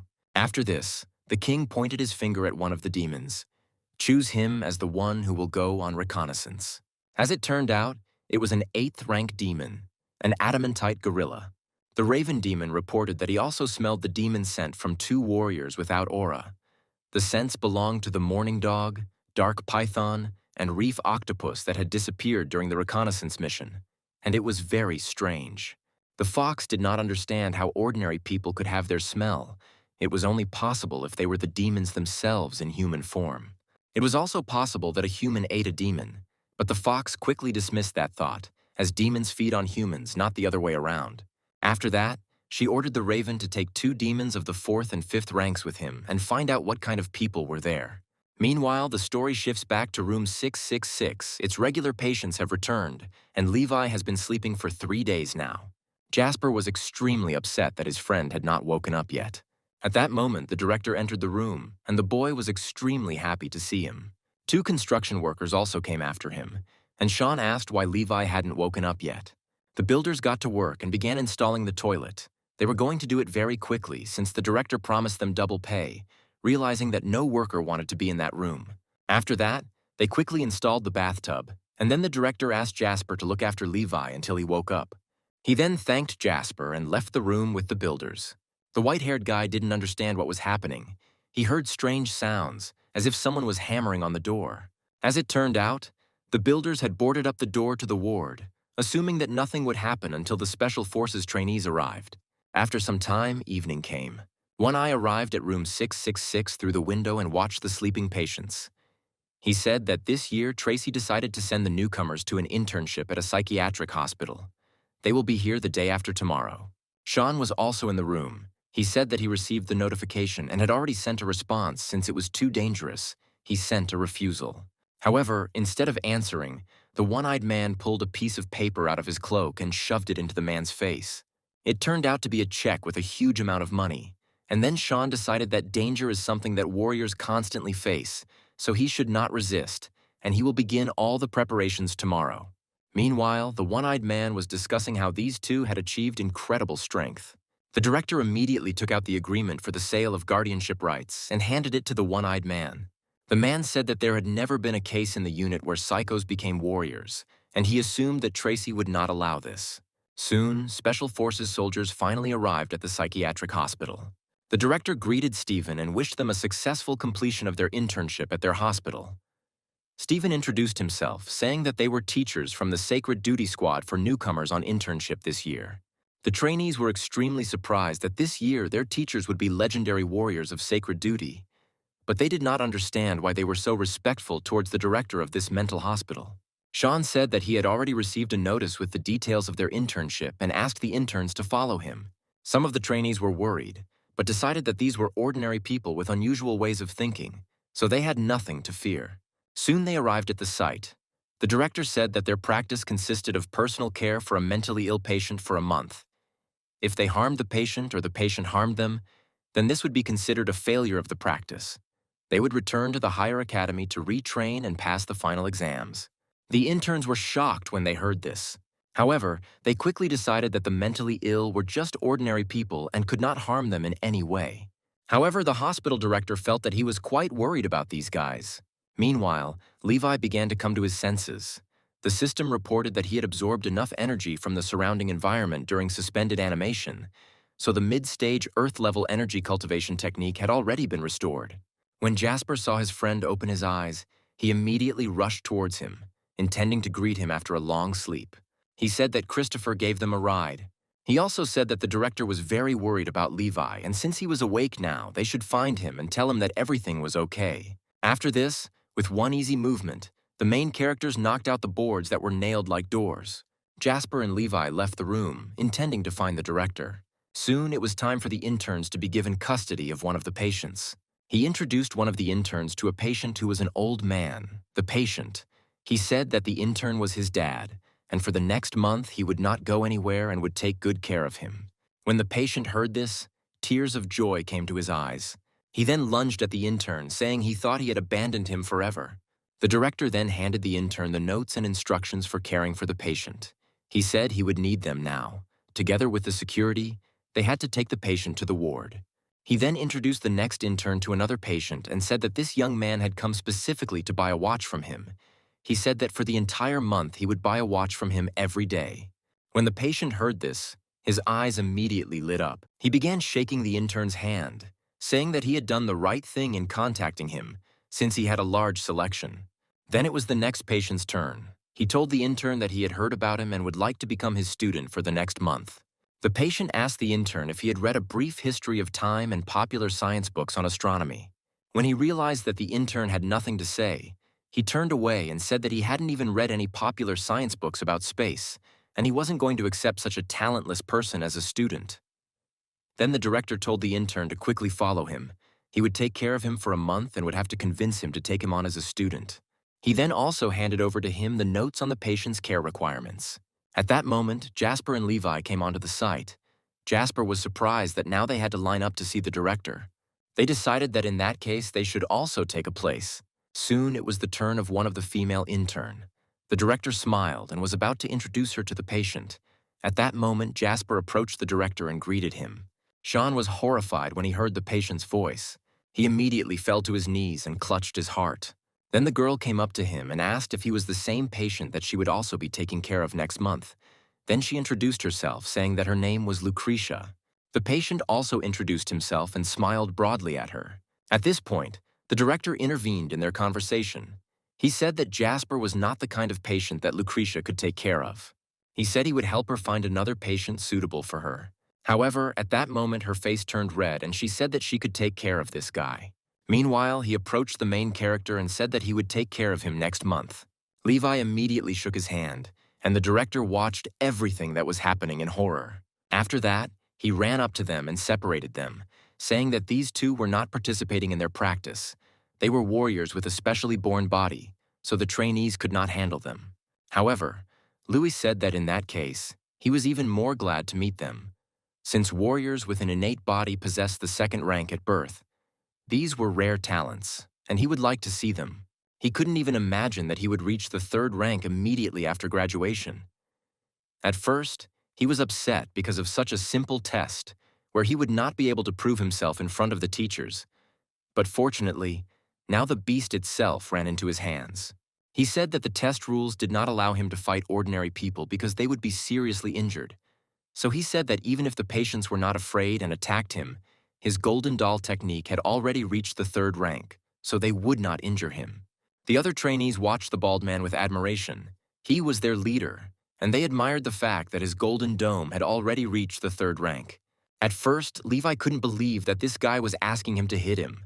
Lewis told Levi not to underestimate him because just punching him wouldn't be enough. He asked him to use some kind of innate body skill.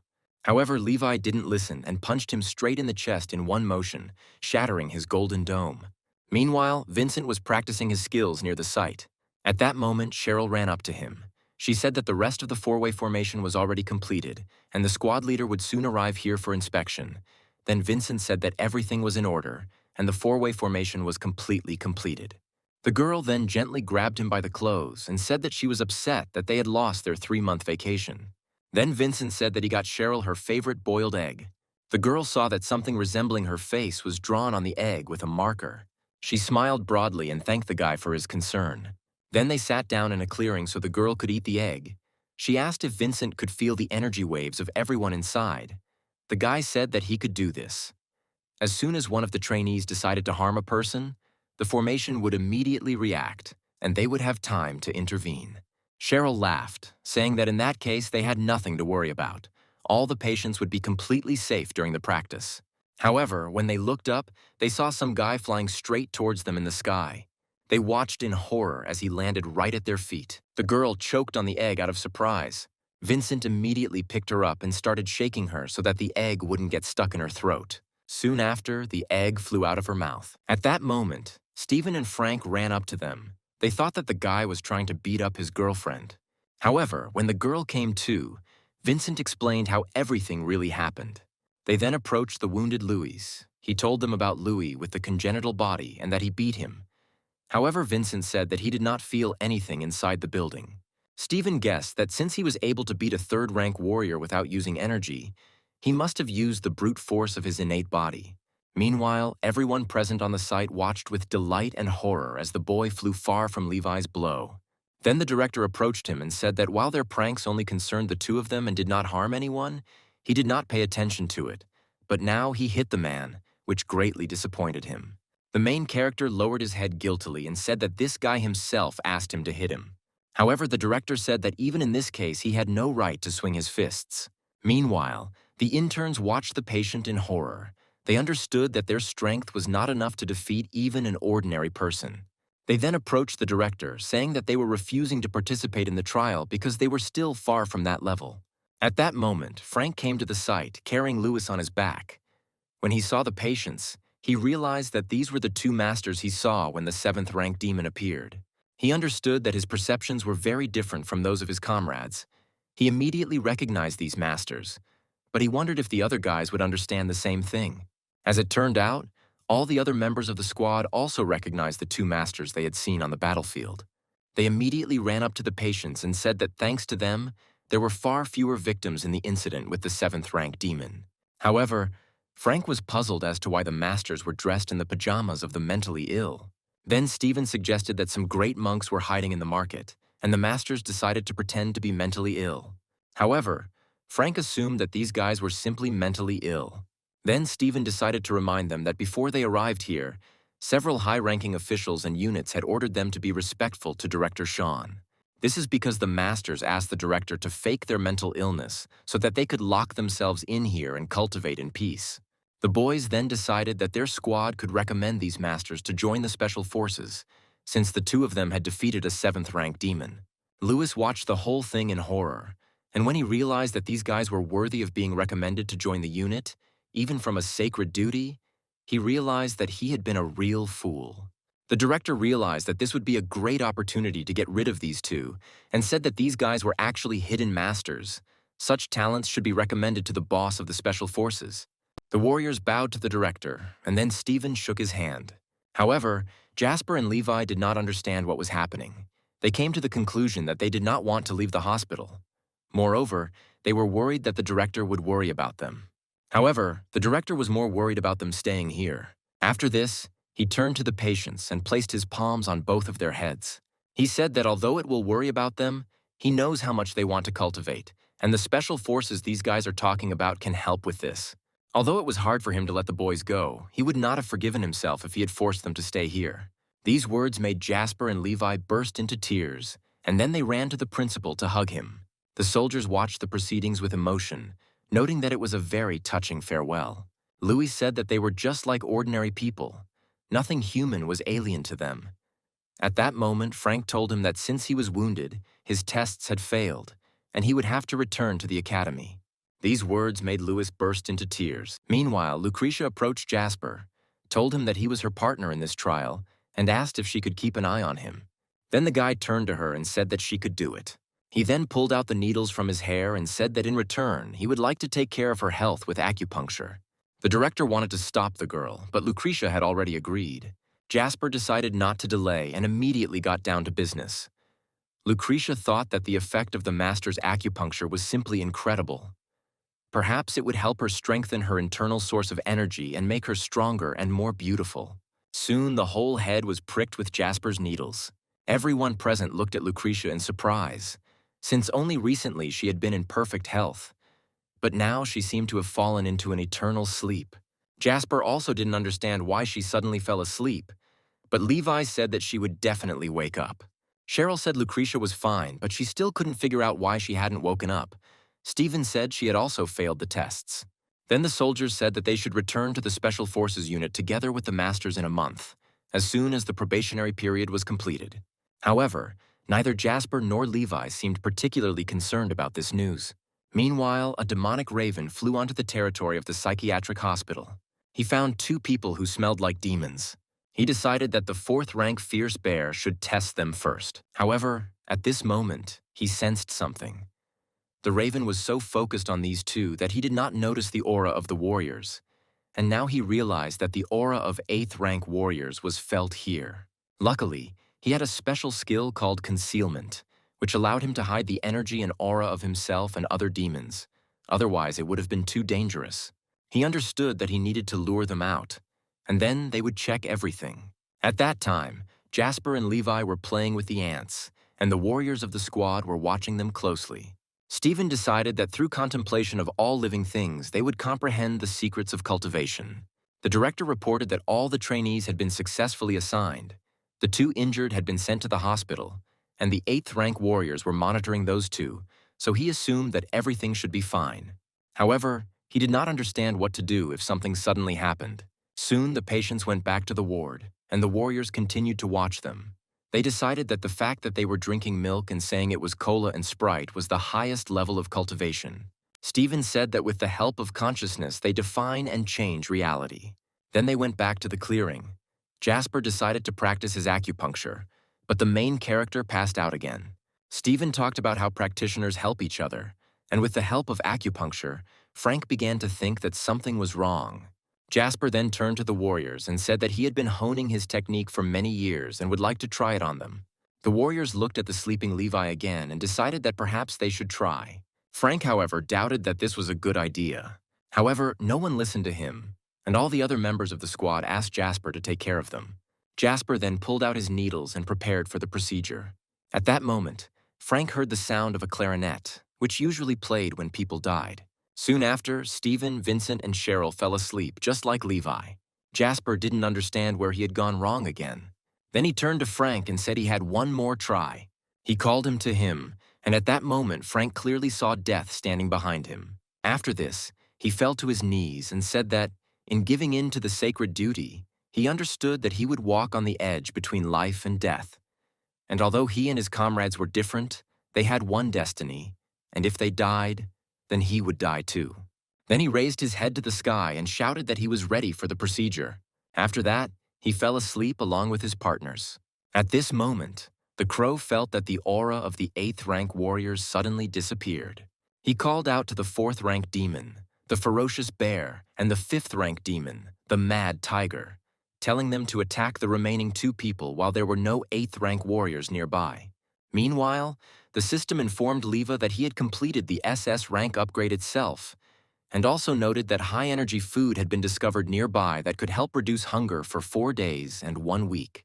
Other patients sitting in the clearing saw a large bear and a tiger approaching them. They thought that these animals would be friendly, but this turned out to be completely wrong. Jasper also noticed a large, ugly black bird sitting on a tree branch. Raven was extremely annoyed that this guy called him a freak. He immediately ordered the tiger and the bear to immediately eat these people. After this, the demons rushed at Jasper, who still did not understand what was happening. At that moment, Levi woke up, as the temporarily suppressed, extremely strong feeling of hunger brought him back to his senses. When he opened his eyes, he saw a huge tiger flying straight towards his friend. However, his reaction was extremely fast, so with one blow he knocked the animal away from Jasper. The tiger hit the ground several times and flew off somewhere far away. After that, it was the bear's turn. Levi took his hand and asked Jasper if he thought the bear was cute. The demon was extremely surprised when he heard that these people called him cute. However, he was very upset when he heard Jasper say that he thought the bear was evil and ugly. Soon his sadness turned to anger, and he began to wave his paws to the sides. Then Levi took him by the paws and asked his friend if he was reading that his paws were cute. Jasper looked at the bear's paws and said that they were really cute. He smiled at the bear and said that everything was fine with his paws. When the demon heard this, he was very happy. He remembered how he had suggested to the leader that he should send him to the people. The king had said that people thought that baby bears were cute, but they thought that adults were good. He was afraid that if the bear showed his true form, he would be in danger. The other demons laughed at him, saying that no one would find him cute. They had been studying people together with the leader for so long and had already figured out who exactly people liked. Nevertheless, the bear still went to investigate the people, pretending to be a little bear cub. He hid in a box in the middle of the street. One day, a little boy approached him. It was pouring rain outside, and he decided to save the little bear cub so that he would not get wet. He took him home, but said that this one was quiet because he couldn't let his mom and dad know about him. Otherwise, they would give him to the zoo. That day, the parents returned home and called their son. The bear cub jumped out of his arms and came out from behind the door. His eyes began to glow red, and although the boy tried to stop him, the demon did not listen to him. Soon, the boy heard a piercing scream behind the wall of his room. His parents screamed that there was a demon in their house and called for their son, but the boy was frozen with fear. When he plucked up his courage, he walked out the door and picked up a knife, intending to kill the bear that had just killed his parents. His first blow landed on the bear's eye. After this, the boy held a knife in front of him and ran towards the demon, intending to kill him, but apparently he did not succeed. Now the demon was extremely surprised, since no one except that boy had ever told him that he was cute. However, when the bear looked down, he was horrified. He realized that these 2 people had simply torn off his paws. Other patients immediately ran up to them. One of them said that bear paws are a high-quality ingredient. He said that he knew how to prepare a delicacy from them. He took the bear paws from the boys and ran into the kitchen. Then the demon screamed in rage and resentment, because these vile people had deceived him and taken his paws from him. He wanted to rush at them to kill them, but Levi stopped him in time with his fist. With one deft movement, he tossed the demon upward, causing it to spin in the air. After this, the demon fell to the ground and cried again from resentment. A raven flew to him, saying that he was lucky to be alive, since these 2 people were simply terrible.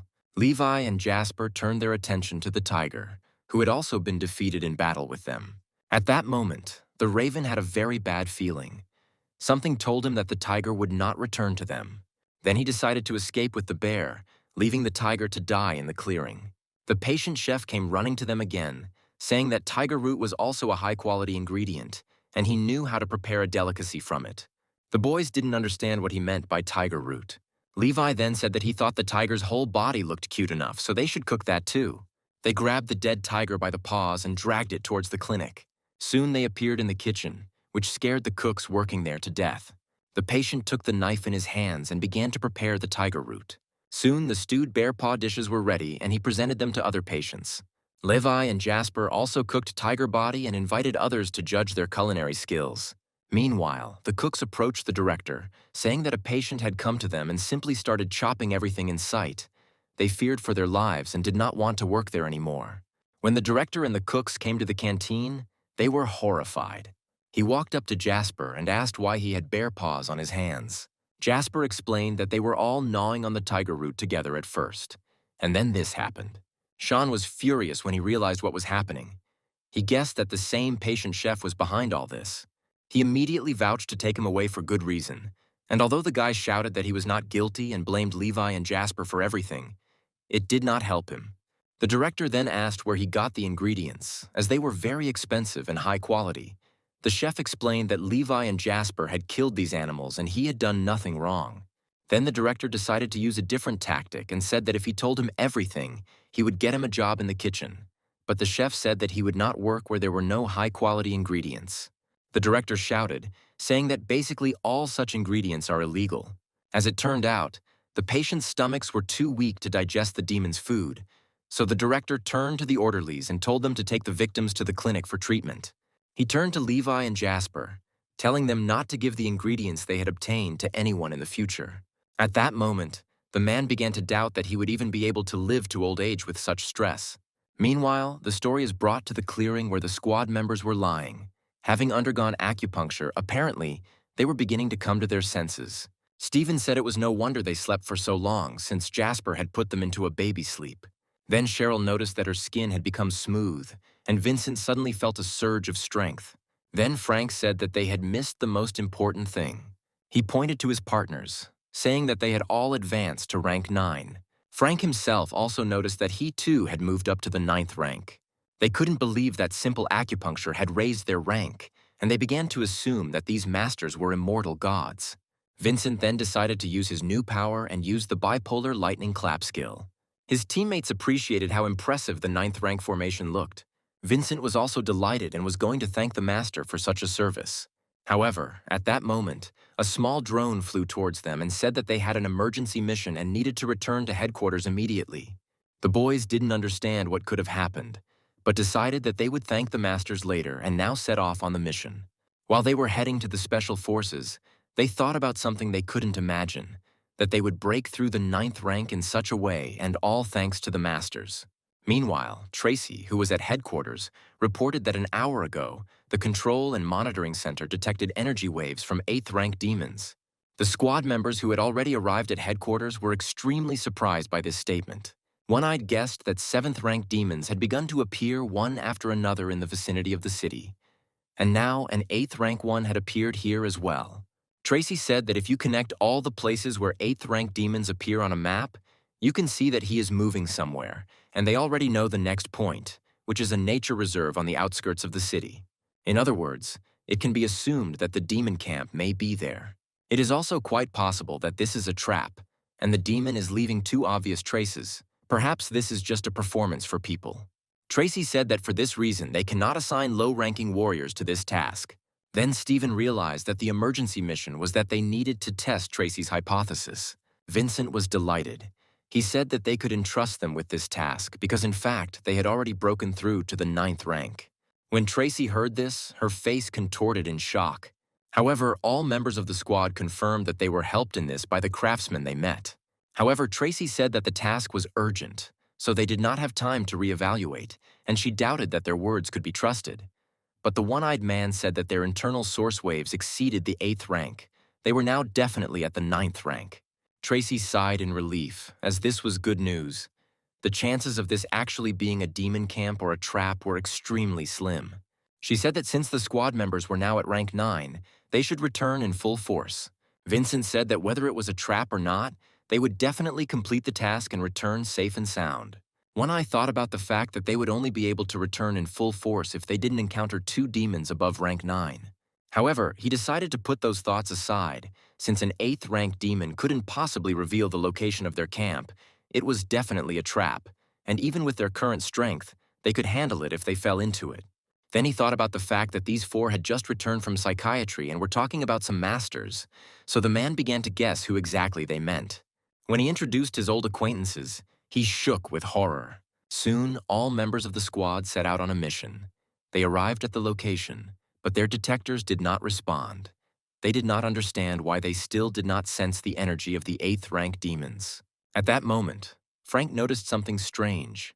When he touched the air with his hand, it was as if he felt something. Then he felt his face hit something. A moment later, he realized with horror that it was a water barrier. Soon, all members of the squad were surrounded by a wall of water. Water barrier is an innate ability of 9th rank demons. It can hide the waves of demon energy. At this moment, even those who reported that several demons of the 6th to 9th rank were detected around, the system reported that the squad should immediately leave the battlefield. Then the guys realized that this place really was a demon camp. Frank immediately grabbed his partners by the hands and told them that they needed to run immediately. However, at that moment, something fell from the sky with great force and pierced the tablet that Stephen was holding in his hands. The headquarters in the apartment reported that the signal from the sacred detector had been lost for a long time, and contact with them had been lost. At that moment, a 9th rank demon, the polar kitsune, appeared in the clearing. She grinned, as these people had managed to find them after all. The squad members realized that they were facing a 9th rank demon with an innate ice body, and they knew they couldn't handle her. Then Stephen said that the water barrier was the ability of a demon with an innate water body, meaning that she wasn't the only rank 9 demon here. Then the fox said that although they had found their den, they would not be able to get out of there. After that, she rained icicles down on the people. Frank instantly grabbed his beads and covered the team with a golden dome. The shield was very strong, so all the icicles simply shattered from it. Cheryl used the second form of the secret, the 6-fold restoration pill, and aimed it towards Frank. At that moment, they noticed that something appeared in the sky and quickly headed towards them. It was a 5th rank demon, an iron-beaked woodpecker. He used his iron beak skill and attacked the golden dome, creating a large crack in it. At that moment, Vincent ran up to the gap and used the purple lightning skill, attacking the woodpecker. It was a very strong skill, so the woodpecker fell unconscious straight to the ground. However, they soon noticed that the woodpecker was not alone here. A whole flock of iron-billed woodpeckers was flying towards them. They began to continuously attack the golden dome along with the fox's icicles. There were so many of them that the guys could not defend the dome from attack. Frank was holding on with all his might, and Cheryl was helping him, but it still wasn't enough. The girl understood that the man would not last long. The next moment, she saw blood spurting from his mouth. The man fell to his knees and the golden dome disappeared. When Frank looked up, he saw one of the woodpeckers flying straight towards him. However, he did not have time to touch the man's forehead with his beak because a powerful stream of wind appeared behind him, which cut through the birds flying towards him. In the middle of the ceiling, there was a cane that transformed into a sword. It headed straight towards the fox, and she managed to dodge at the last moment. She noted that this man was quite strong. The sword continued to pursue her, but she nimbly jumped through the trees, thinking that the strength of 9th rank people was quite great. After this, a deafening explosion was heard in the middle of the clearing. Stephen used all his strength to use the most powerful skills. Vincent helped him with this. He touched the ground and summoned 2 polar thunderbolts. However, he did not notice that at that moment a kitsune appeared behind him. While Vincent was busy preparing the spell, she used her ice spear skill and threw it at the man. When he turned around, he saw a sharp spear flying straight towards his back. The last moment before his eyes, he saw Cheryl, who turned her back to him.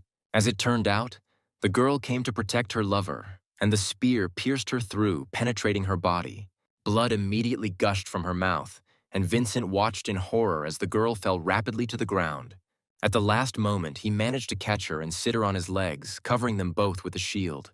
He saw that the girl's entire body was covered in blood, but she claimed that she was not in pain. She used 6-fold recovery and directed it towards herself. At that moment, Stephen and Frank approached them. They were also quite badly injured. Then Vincent said that his defensive formation would not last long and told the men to leave. Stephen decided to use his last strength and called upon a skill called Bipolar Vortex, which opened a portal. He called on his partners to leave here immediately through him. At that moment, Cheryl used a spell and summoned all of her heavenly pills, then sent them towards Frank and Stephen. The men were horrified when they realized that she had given them her last heavenly pills that were keeping her alive. Then the girl explained that the formation needed to be fed with her energy from the outside. Vincent said that if he entered the portal, the formation would collapse, and Cheryl was already at her limit.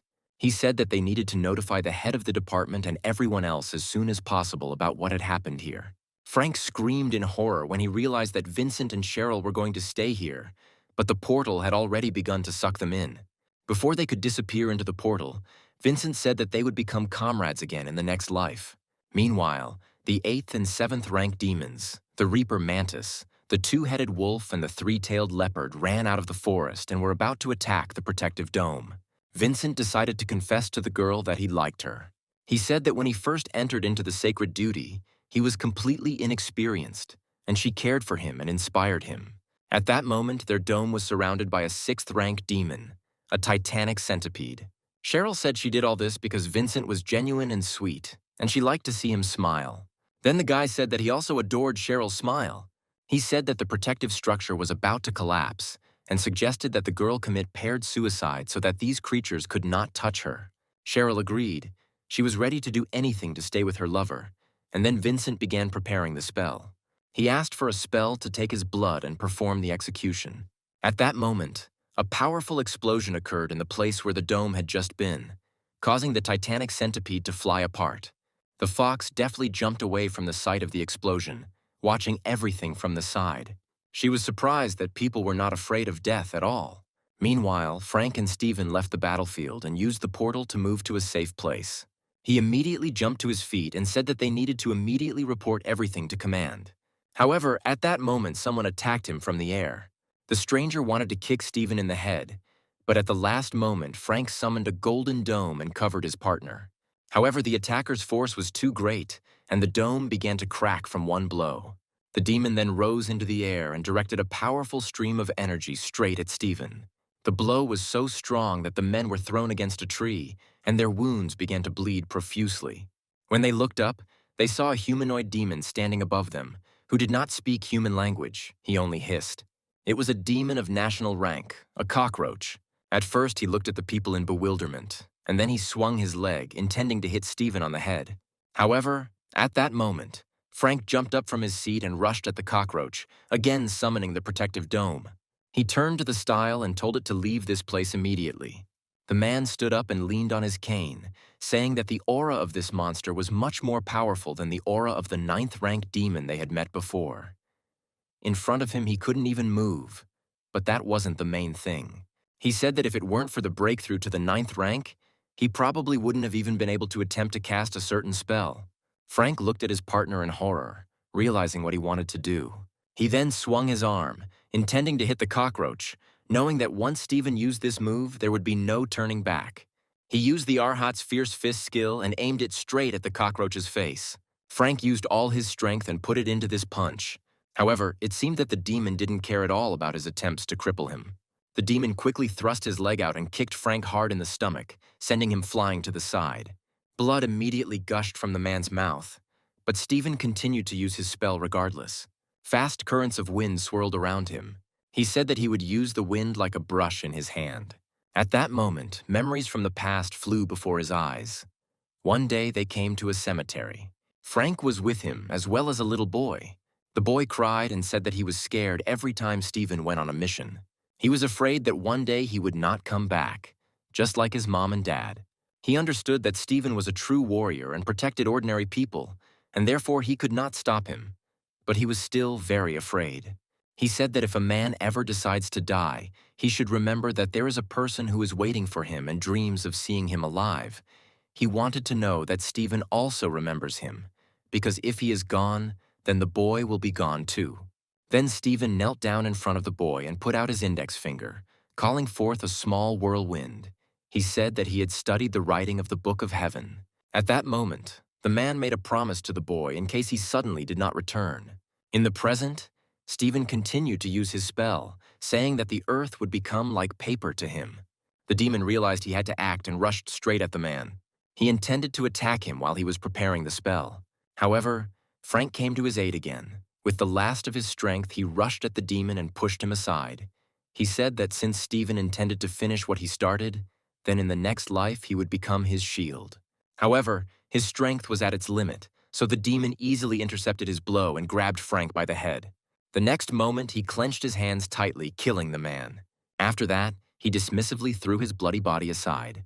The wind currents immediately pulled in the body of the dead Frank, and his blood mixed with the wind currents. The demon stepped aside and began to observe what was happening around Steven. A ball of blood and wind began to spin around him. He said that from now on his blood would become his ink. After this, a deafening shot rang out. The demon leaned to the side, confident that the explosion would not affect him. However, a moment later he discovered that there was a deep scratch on his cheek. When he raised his head, he saw that where Stephen had just stood was his skeleton.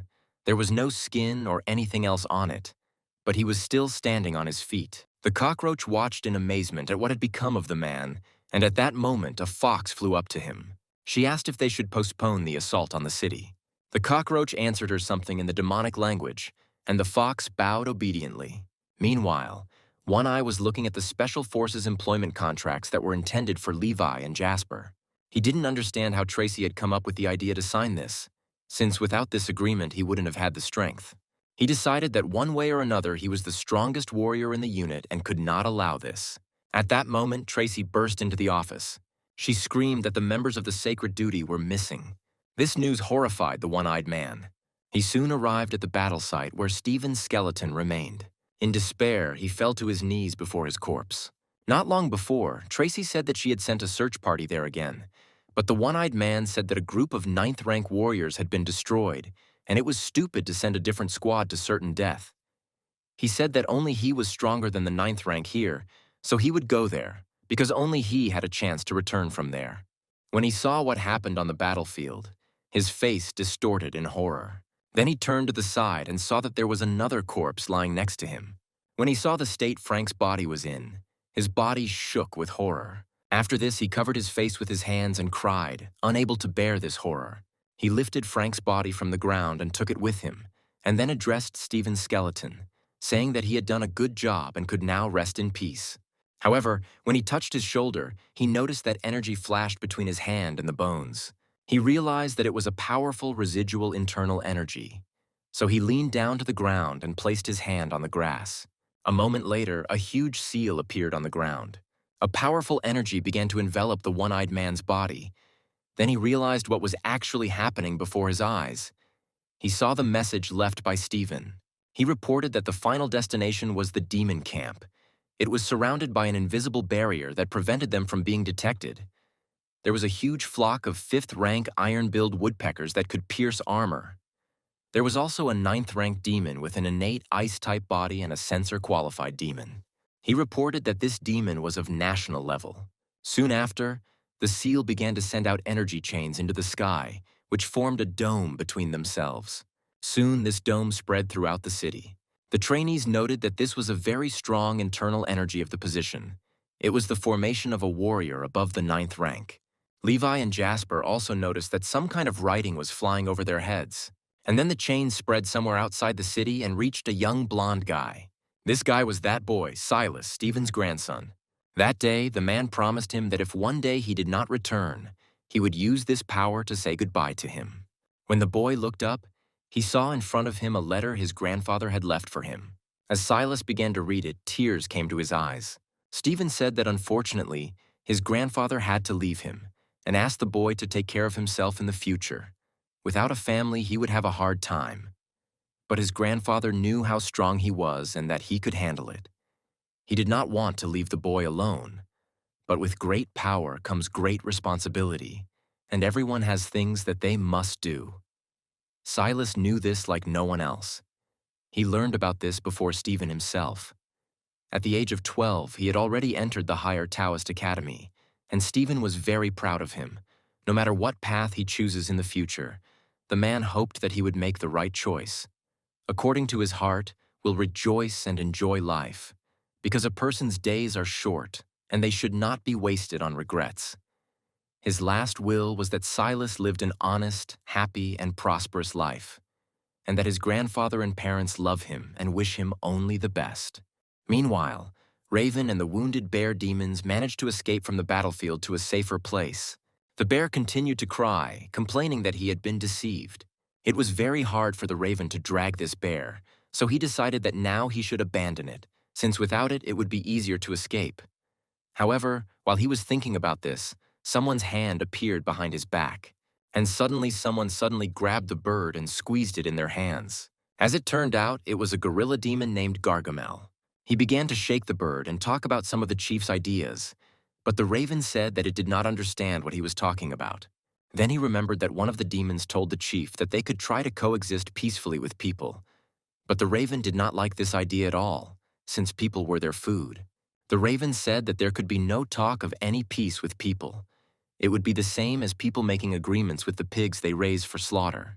He admitted that he had told the king about this idea, but he did not see anything wrong with it, since he was extremely annoyed that the demon was talking such nonsense. When the king found out about everything, she had to explain her words to him. The king didn't like her proposals at all, so he decided not to hesitate and simply killed her. Gargamel realized that Raven was behind all this, and so he came to take revenge on him. And although Raven tried to justify himself so that the gorilla would settle him, he took him, closed him, and tore him into 2 pieces. Then he threw the demon's corpse near the trash can and left. For a moment, images from his past when his mother was still alive flashed before his eyes. Meanwhile, the story moves again to a psychiatric clinic. Late in the evening, Jasper discovered that his watch was missing. Then Levi asked him where he could have lost them. However, Jasper didn't remember where he might have dropped them, and then his friend said that he would help him find them. They began to rummage around the floor, looking for watches under the beds.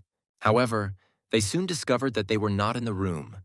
Apparently, Jasper had lost them in the yard. However, they didn't find anything in the yard either, and then Levi suggested going outside to look for them there. Soon, the boys walked down the street outside the clinic, and although Jasper doubted that they were on this street, they still continued searching. At that moment, headlights appeared on the road. Someone was driving behind the guys. As it turned out, it was a large motorcycle with someone very large sitting on it. At first, Jasper was very scared, thinking that ghosts were following him. However, the motorcycle passed them and suddenly stopped. As it turned out, a gorilla with green hair was sitting behind the wheel. It was the same Gargamel. At this point, the system informed Levi that it had discovered a high-energy food that could reduce hunger for 1 month. The boys came to the conclusion that the monkey on a motorcycle looks pretty cute. The gorilla became embarrassed, not believing that people really thought she was cute. She came to the conclusion that people, apparently, are not as bad as they say. Levi decided they needed to make contact with this gorilla and headed towards it. At that moment, the gorilla pouted and blew a kiss to the boys, which horrified them. At that moment, the boys realized that they had been very wrong when they called her cute. They decided that they needed to get out of there quickly and immediately rushed to the side. When they left, the gorilla looked up and saw someone familiar. It was he who said that the king ordered the gorilla to return back to his den. However, the gorilla did not listen to him and simply hit him in the face. The blow was so strong that the praying mantis's head flew off. After this, the gorilla started the motorcycle and left the scene. However, the mantis did not arrive alone. All the other demons were hiding under the water barrier. When they saw that their brother was killed, they immediately came out, intending to attack the traitor that the king was looking for. They didn't know that it was the gorilla that had given the people their location. Some of the praying mantises ran after the gorilla, while others rushed after Levi and Jasper, who suspected nothing. When they heard a strange sound, they decided to turn around and saw a large praying mantis in front of them, but it did not frighten them at all. At this moment, the gorilla touched his hand and pulled out a tuft of hair from there, and then threw it on the ground. This was an innate ability, that is, it is the 8th rank, called the astral body. The gorilla's hair turned into his clones and immediately rushed into battle with the praying mantises. Meanwhile, one of the praying mantises loomed over the patients, intending to kill them. However, one of the gorillas quickly jumped on him and with one blow of its fist blew off his head. The system informed the protagonist that the ingredients were spoiled and unsuitable for preparing a delicacy, but were perfectly acceptable as low-grade food. The gorilla was very pleased with the work done. After that, he looked at the boys again and winked at them, which again horrified them. The next moment, it evaporated, leaving behind small clouds of smoke. Then the real gorilla waved to the guys and said goodbye to them. After that, he left, thinking that people really should be friends with demons. The guys noted that this monkey was somehow strange. Apparently, it had problems with its head. Meanwhile, the one-eyed man returned to headquarters and informed Tracy about the national rank demon. He gave her the message left by Steven and said that due to the 9th rank demon's innate skill called water curtains, they could not determine their number or strength. The sacred duty sacrificed their lives for this information. It was hard for the one-eyed man to admit this, but he said that a national rank demon, according to the re-evaluation of demon powers after increasing intelligence, was absolutely no match for him. He was very strong compared to him. Then Tracy realized with horror that this demon had previously sent his minions into the city to scout out the area and gather information about people. Then she suddenly jumped up from her seat and declared that this demon was going to storm the city. Meanwhile, Jasper and Levi continued searching for the watch in the city. They approached one of the buildings and remembered that the same woman who had recently prepared a delicious snake soup for them lived there. Jasper said that even though they hadn't found his watch, they should visit the woman again, and the protagonist suggested buying some gifts so as not to go visiting empty-handed. Soon they went to a small grocery store. The saleswoman was horrified when she realized that these people were dressed in psychiatric hospital pajamas. Levi approached her and said that they would like to buy a crate of milk as a gift for their friend, but they did not have money. The girl was shaking with fear. Obviously, she didn't want to give the goods away for free, but she understood that it was better for her not to run into crazy people, so she said that they could take the box for free. Soon after this, the boys came to the girl's home. At first, they wanted to leave milk at her door since it was already late at night and the woman should be sleeping. After that, they decided to return to the clinic. In the morning, the daughter of Sophia, that same woman, reported that there was a box of milk at their door. Sophia opened the door and was surprised that there really was a whole carton of milk there. She didn't understand who could have left it. Their conversation was overheard by one of the neighbors, a bald, middle-aged man. He immediately came out of his apartment and said that he had ordered this box, but the courier had simply gone to the wrong door. Sophia asked him if it was really his order. The man immediately shouted at her, saying that a woman like her did not dare suspect him of lying, since with his financial situation there was no point in him lying. Sophia said that she didn't mean anything like that, and didn't understand why he responded to her so rudely. Then the man threatened that if she continued to poke her nose into other people's business, he would go to her daughter's school and tell everyone what her mother was doing. In response, Sophia lowered her head and went back into her apartment, apologizing to the man. His son was at home and asked the man why he had bought another box of milk, to which the man replied that someone had left it for the woman who lived across the street, but he decided to take the box for himself since Sophia could do nothing to stop him. After that, he suddenly felt a strange dizziness in his head. A moment later, his legs gave way and the man fell to the floor. Meanwhile, the story moves to the clinic where Lee works.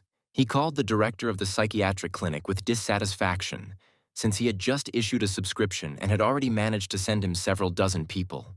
At that moment, a nurse entered his office and said that those two people were here again. The man looked at her with horror, guessing who she meant.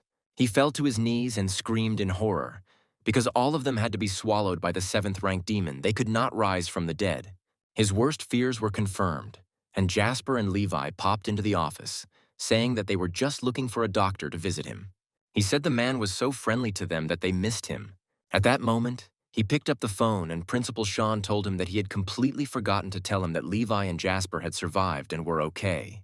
He said that he didn't expect this to happen either, but they had secretly run away last night, and since he heard their voices on the phone, he assumed that they had come to see the doctor. At that moment, tears of despair began to flow from the doctor's eyes. He understood that the director had tricked him into signing up for a season ticket and played with his emotions, and he had no intention of forgiving him for it. Then he took the boys by their shoulders and led them out of the office, telling them not to come to him again. He said that besides the fact that they were full of sick people, they also needed to resolve the issue of financial assistance today, so he didn't have time for them. As they walked down the corridor, they noticed that there was a crowd of people in the hospital lobby watching the fight. Levi realized that he heard Sophia's voice. As it turned out, a fight broke out between Sophia and the wife of the man who fainted. The woman accusing Sophia of seducing her husband, which caused him to have a stroke. She pulled the girl by the hair, forcing her to confess to something she didn't do. Then she swung her hand, intending to hit her in the face. However, at that moment, Levi ran up to her and grabbed the woman's hand. He said that hitting people was wrong, but the woman was outraged, not understanding who he even was. Then she noticed his clothes and realized they were psychiatric hospital pajamas. She screamed that this guy was crazy and ordered him to let him go. At this time, Jasper approached Sophia and helped her to her feet. At that moment, two people standing behind her began to support the woman, asking how Sophia could call a psychopath for help. When everyone around realized that they really were standing in front of mental hospital patients, they immediately scattered in different directions. Sophia thanked the guys for their help and asked them to let the woman go. However, Levi said that she wanted to hit her, and in his opinion, she should be properly taught a lesson for this. The woman looked into the boys' crazy eyes and imagined how they were torturing her. After this, she burst into tears, vowing that she would never do such a thing again. Then Sophia asked the guys if that box of milk was really meant for her. Jasper said they left a box at her door last night as a token of gratitude for the snake stew. The girl smiled and tears came to her eyes. She thanked the guys for the milk. At this point, Dr. Lee intervened in their conversation, grabbed the boys by the collar and said that they couldn't just wander around here mindlessly. At that moment, Christopher appeared behind him with his bodyguards, as well as a woman, who said that the young master was here today to determine the amount of financial assistance provided to the hospital. The doctor immediately pushed Jasper and Levi aside and ran up to Christopher, thanking him for the meeting and shaking his hand. At that moment, Christopher noticed that his new friends were also there. They approached the boy and said that they had come here to visit an old friend. Then Christopher said that since Dr. Lee was their friend, they could skip the hospital audit and simply provide top-level financial assistance. He said that he would now take Jasper and Levi with him so that they could take a bath, and later he would return them home. As the car pulled up to them, Christopher asked his butler what the special forces were doing, as he had noticed that they were patrolling the streets more and more. The man said that the number of defensive structures capable of detecting demons had increased around the hospital. He said that this usually only happens during wartime. Then Christopher assumed that something terrible was coming. Meanwhile, a third-rank demon rooster was on the loose on one of the streets. He was annoyed that despite the fact that he had hidden so well, he was still discovered. And he did not understand why the special forces had suddenly increased their vigilance. At this point, the warriors continued to search for the demons who had become quiet and hidden behind a trash can. He regretted that he was not cute enough and had to hide because of it. But if he could also become a human pet, he would devour people one by one and become a hero among the demons. Soon, Christopher and his friends arrived at his house. He drew a bath for them so they could wash themselves. An hour later, he decided to show them the living room, saying that they could move in right away. He also said that he had already contacted the director of the psychiatric clinic and that the guys would take him back tomorrow. Jasper was delighted when he saw the incredibly large bed. As the three of them settled into bed, Christopher said that he had never had any friends and his parents were always abroad, so he had never shared a bed with anyone before and wanted his first time to be with his friends. Then Jasper said that they would all get a good night's sleep together that night. Christopher smiled and closed his eyes. However, when he woke up in the middle of the night from very loud snoring, he realized something. From that moment on, he decided that it was better for him to always sleep alone. Meanwhile, something strange was happening outside Christopher's villa. The same kidnappers who had once abducted the boy lifted the hatch, and one of them said that this sewer led directly to the courtyard of the villa. They went downstairs, but Levi was hesitant about doing this, as it was dangerous to enter the territory of the richest man in the city to kidnap his son again. But the man told him to calm down, as he had done this hundreds of times already. At that moment, Levi's eyes opened. He looked at Christopher, who was also awake, and said that he had woken up quite early. He then informed the boy that he apparently had guests and asked why he did not want to greet everyone properly. Christopher did not understand where he could have guests at such a time. Levi told him that they were underground, and by the time the kidnappers emerged from the hatch, Christopher's guards were already there. The men were soon pulled outside, but they continued to claim that they were utility workers. Christopher said that in that case, they should be allowed to continue laying the sewer. Then the main character said that he remembered that these men had already offended Christopher in some way. They decided to punish the men and sent them back into the sewer, which was full of waste. Meanwhile, Christopher and the main character were sitting in the courtyard.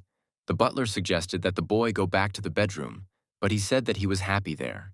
At this point, the system informed Levi that it had discovered high-energy food that could help him sit without feeling hungry for 4 days. It was located at a distance of 5,000 meters. The protagonist said that he was quickly running away on some business and immediately rushed towards the target. Meanwhile, the rooster continued to hide from the Special Forces soldiers. The guys said that the energy waves from a third-rank demon are constantly moving. At this rank, it will try to eat a person to speed up its development, so they needed to find it as soon as possible. At that moment, a girl was running down the street. She had stayed at school until late and was hurrying home because her mother was worried. The rooster decided that she would be the ideal victim, since once he ate her, he would be able to move up to the 4th rank. He also rushed in pursuit of the girl, using the ability of instant movement. However, he didn't have time to bite the girl because someone grabbed him by the neck. As it turned out, it was Levi. He was holding the rooster by the neck and looking at him menacingly. He then showed the demon to the girl and asked if she thought it was cute. The girl decided that it was better for her not to argue with this strange guy and said that the rooster was really cute. Levi laughed and said he thought so too. Meanwhile, the rooster began to gradually lose consciousness from lack of oxygen. In the morning, the kidnappers finally cleaned out the sewer and reported this to Christopher's guards. The man said that he had watched them clean the drains all night and said that they had talent and skill because they did a good job, and for this he gave them money from the young master. The men couldn't believe that their hard work would be paid. One of them recalled moments from his past when a sage told him that he had been walking down a dark path for half his life. But now fate would force him to change for the better.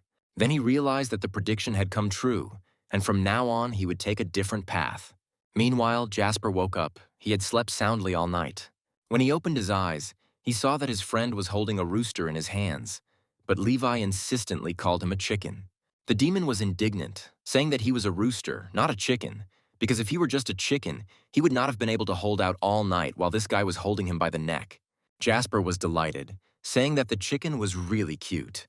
The demon decided that since these people considered him cute, he was completely safe. However, Jasper suggested to his friend to fry this chicken and taste it. The protagonist liked his friend's proposal and looked conspiratorially at the demon. The rooster's face twisted in horror, and then the boys noted that in an instant this chicken had become incredibly disgusting. Then Jasper said that chickens can lay eggs, and it would be better to keep her alive and collect her eggs, so they could have scrambled eggs for breakfast every day. The demon was horrified when he heard what they were going to do to him. Then Levi said that they would wait until this chicken laid 2 eggs for them. The demon did not know what to do, since roosters do not lay eggs. Moreover, this whole situation humiliated his dignity. Then the main character suggested that this chicken actually couldn't lay eggs, and it would be better to make soup out of it. At that moment, the demon realized that he had no choice but to actually lay an egg for these crazy guys. He was ashamed of his actions, but he tried to convince himself that it was just a strategic move. After some time, the boys took the eggs to the kitchen so that the butlers could prepare scrambled eggs for them. The demon was horrified because these guys forced him to watch as they fried the embryo of his chick in oil. The demon watched as his egg turned into scrambled eggs. When everyone sat down at the table, Jasper said that he would like the hen to lay a couple of eggs for them for breakfast every day. The demon was furious. For him, it was a real shame. Meanwhile, at headquarters, Tracy reported that all hospitals and schools in the city had been protected by 6th-tier defensive structures, as well as structures to detect demonic energy waves, and they would continue to install structures in residential areas.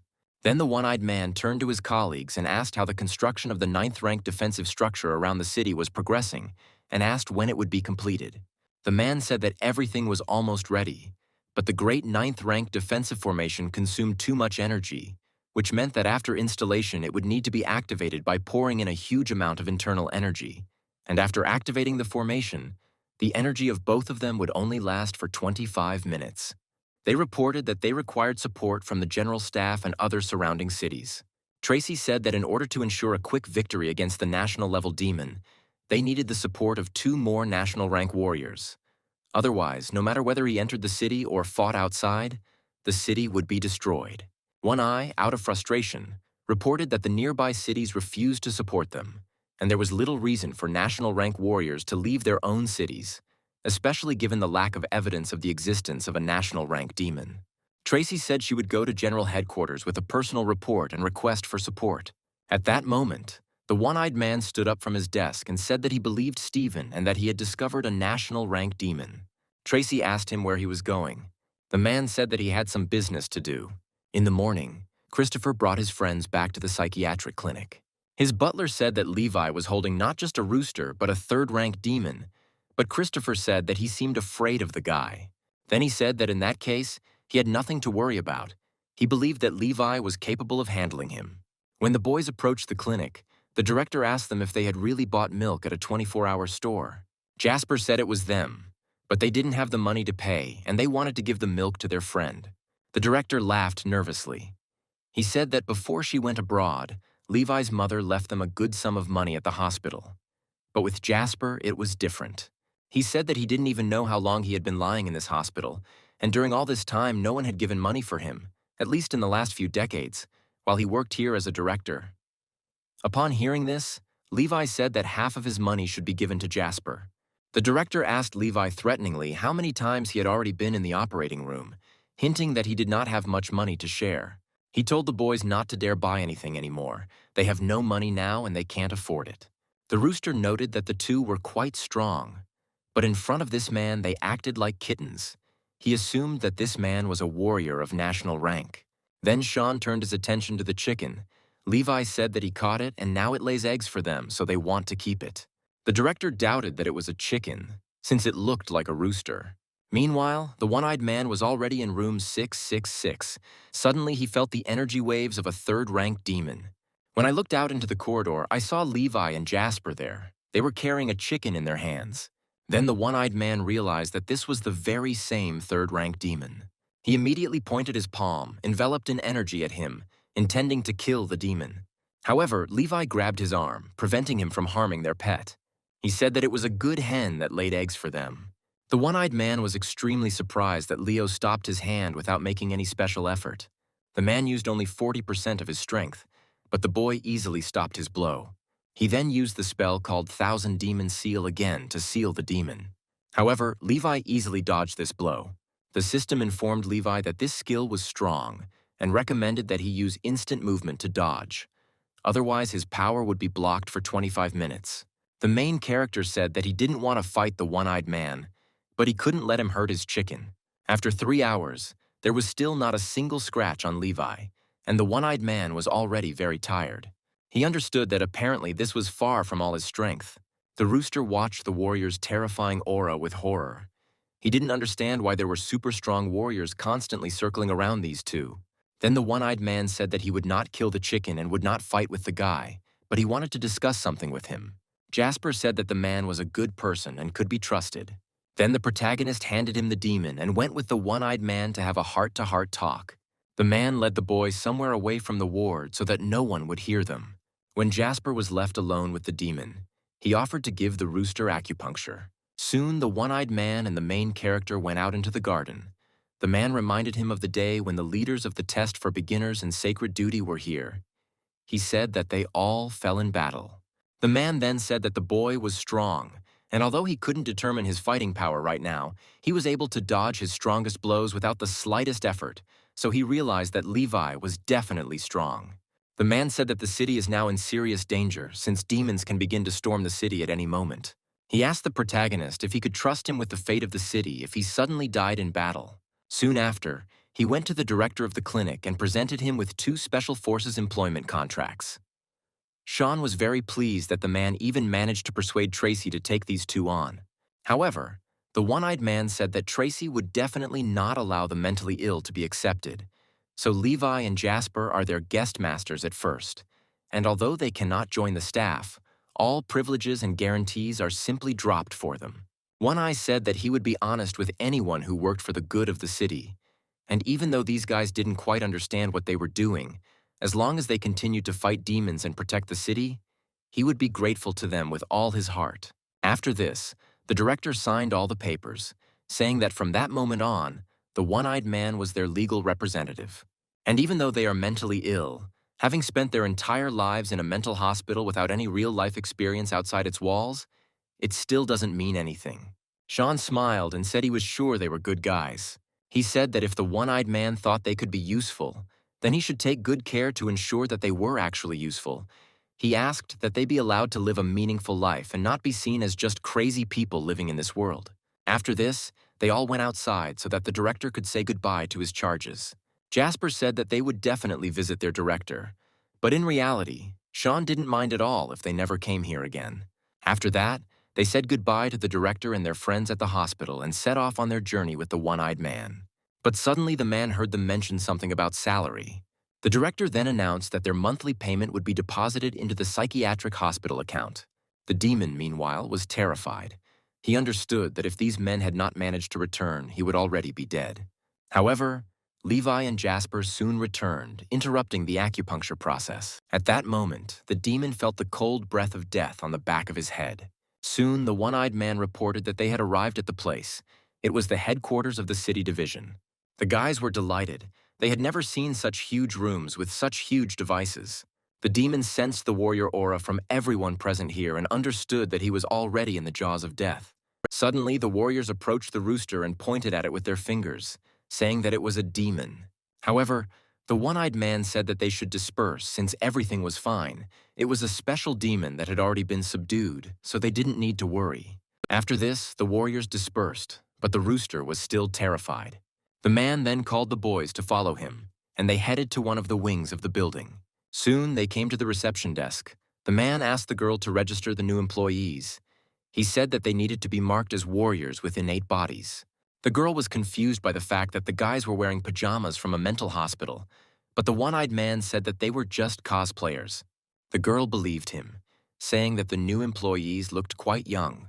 After that, she gave them registration forms and also asked if they needed this demonic rooster to evaluate their strength, or if she should inform the research department to take it for autopsy. These words again horrified the demon. However, the one-eyed man said that this demon should be listed along with Levi as his pet. The girl couldn't believe that these guys' pet was a third-rank demon. She didn't understand how strong these two new employees with innate bodies were if they had such a pet and were personally accompanied by the head of the department. They soon arrived at the lab to check in. Jasper was thrilled when he was enveloped in green energy from one of the machines. The system informed him that his combat rank was currently 0. Jasper couldn't believe that a person with a combat rank of 0 was knocking him out time and time again. Thus, he was just an ordinary person, so no one understood why they were brought here to test their abilities. Soon, Levi came up for verification. The system reported that his rank was also 0. The system then scanned the rooster and reported that its battle rank was 3. One-Eye didn't understand why these guys couldn't be scanned. One of the workers said that the device did not show any features or internal energy, so he asked why the chief brought ordinary people here. The one-eyed man said that they were not ordinary people, not warriors with special innate bodies. It was normal for them to not have internal energy, but the man objected, saying that other warriors with innate bodies could be assessed by instruments, and their rank too.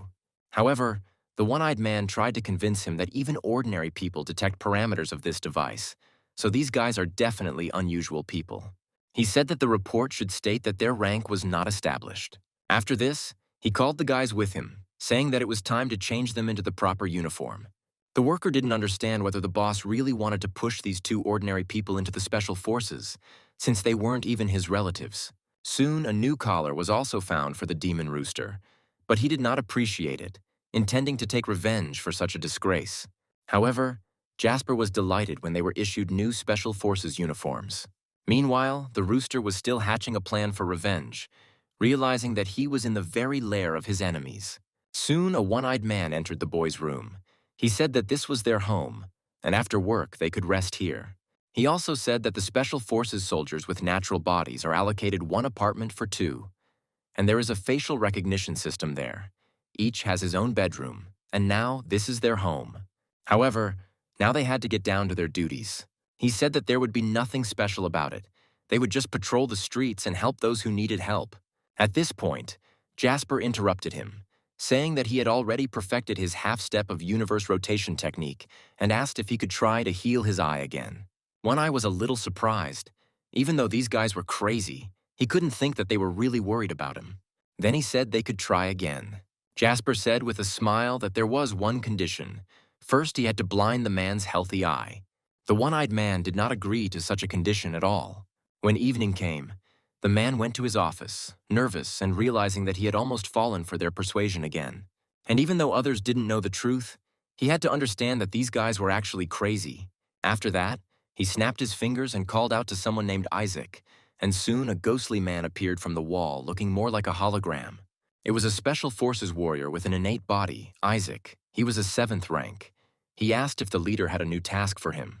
The man asked if Isaac had seen the newcomers he had brought here today, to which the boy replied in the affirmative. Then the man said that his job was to keep an eye on the two without being noticed. Then Isaac asked if he should intervene if an unforeseen situation arose, but the one-eyed man asked him not to do so. He said that if these guys were in danger, then Isaac needed to run quickly and also take care of himself. He also said that this task was quite dangerous, so when she had a free minute, he needed to write a will. Meanwhile, Jasper and Levi were once again waiting for their chicken to lay eggs for them. The demon felt incredibly humiliated, but since he was in the enemy's lair, he had to pretend that he was on their side. However, He will never forget his dream of becoming a hero who ate all of humanity. After that, the boys went to the kitchen to cook some eggs. After that, they took bottles of soy milk, continuing to call them Coke and Sprite. Isaac, who was watching them, couldn't understand why they called these drinks soda when the boss had clearly ordered that soy milk be brought to them. He began to think that these guys had come up with such a code for themselves and were secretly talking about something. Suddenly, the main character said that he felt like someone was watching them. Jasper looked around, but said he couldn't see anything. A smirk crossed Isaac's face. He didn't understand how they could notice him, because his innate skill, the hidden light, even hid his insides. Neither demons nor people had ever revealed it.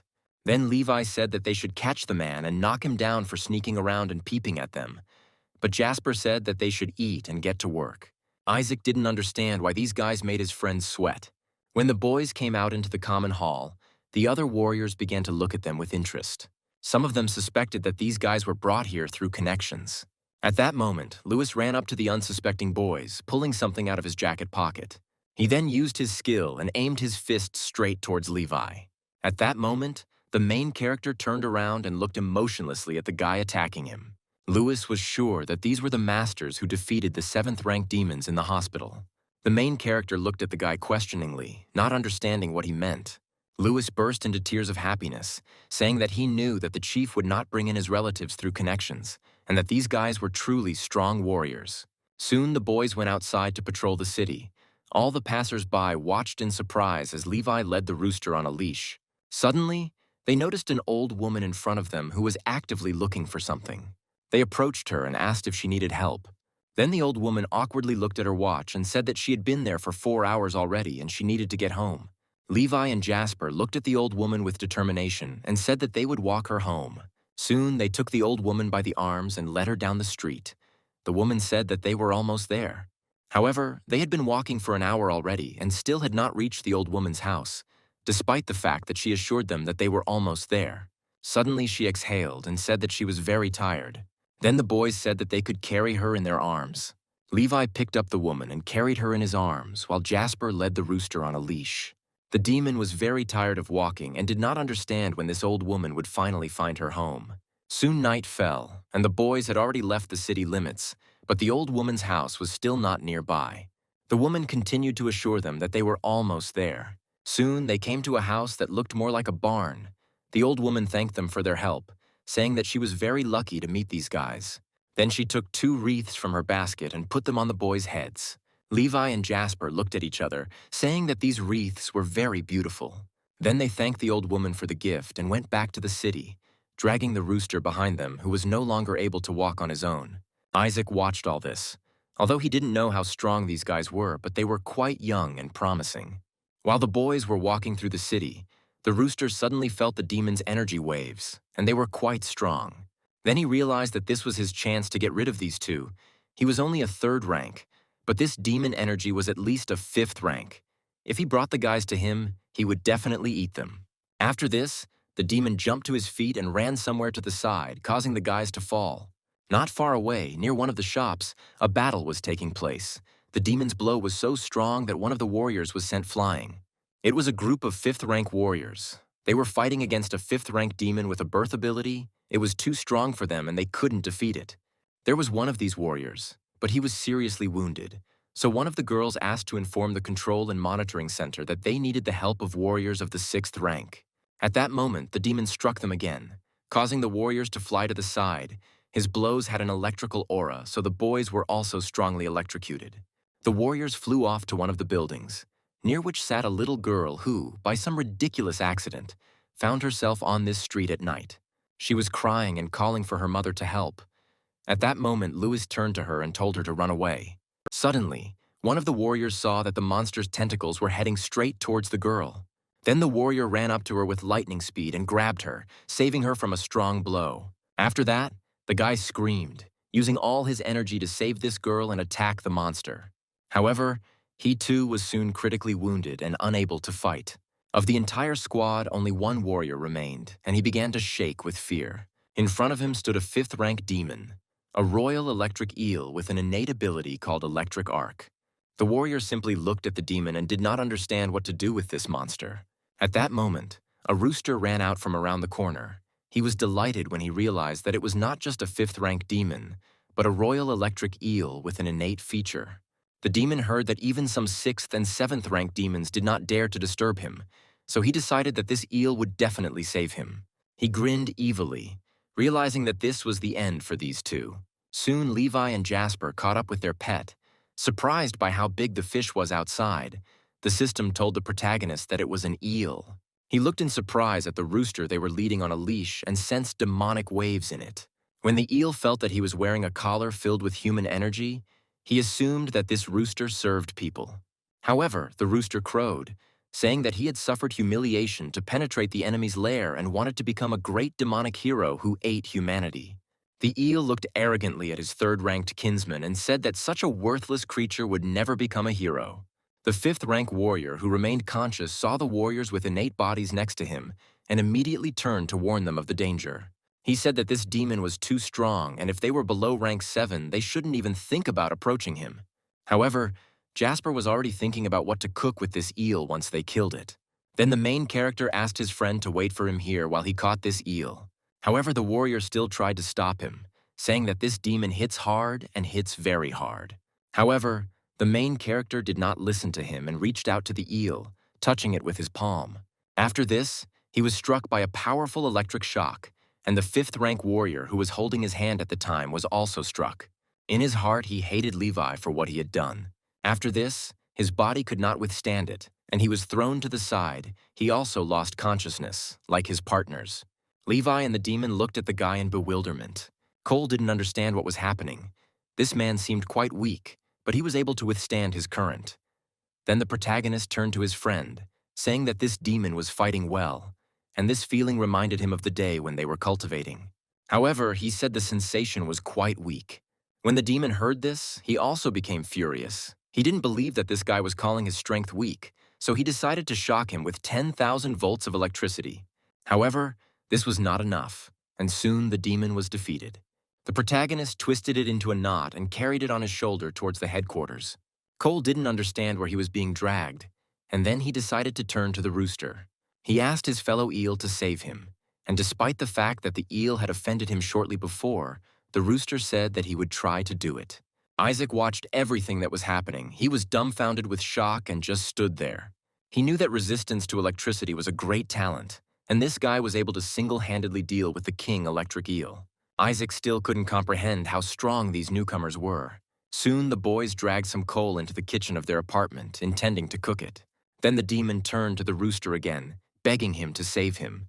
The rooster replied gloomily that he was trying to do so, and then turned away, intending to somehow help his fellow rooster. However, when he saw that there was eel blood on his cheek, he immediately shook with shock and was unable to do anything. At night, the rest of the warriors smelled a scent coming from the neighboring apartments. It was so delicious that they even woke up from it. As it turned out, Levi was cooking eel at that time. Jasper was delighted when his friend introduced him to his new dish. It was so delicious that Jasper ate it all at once and asked for more. Then the main character decided to share the dish with his pet and handed him a spoon with a piece of coal. The rooster could not believe that they would actually make him do this.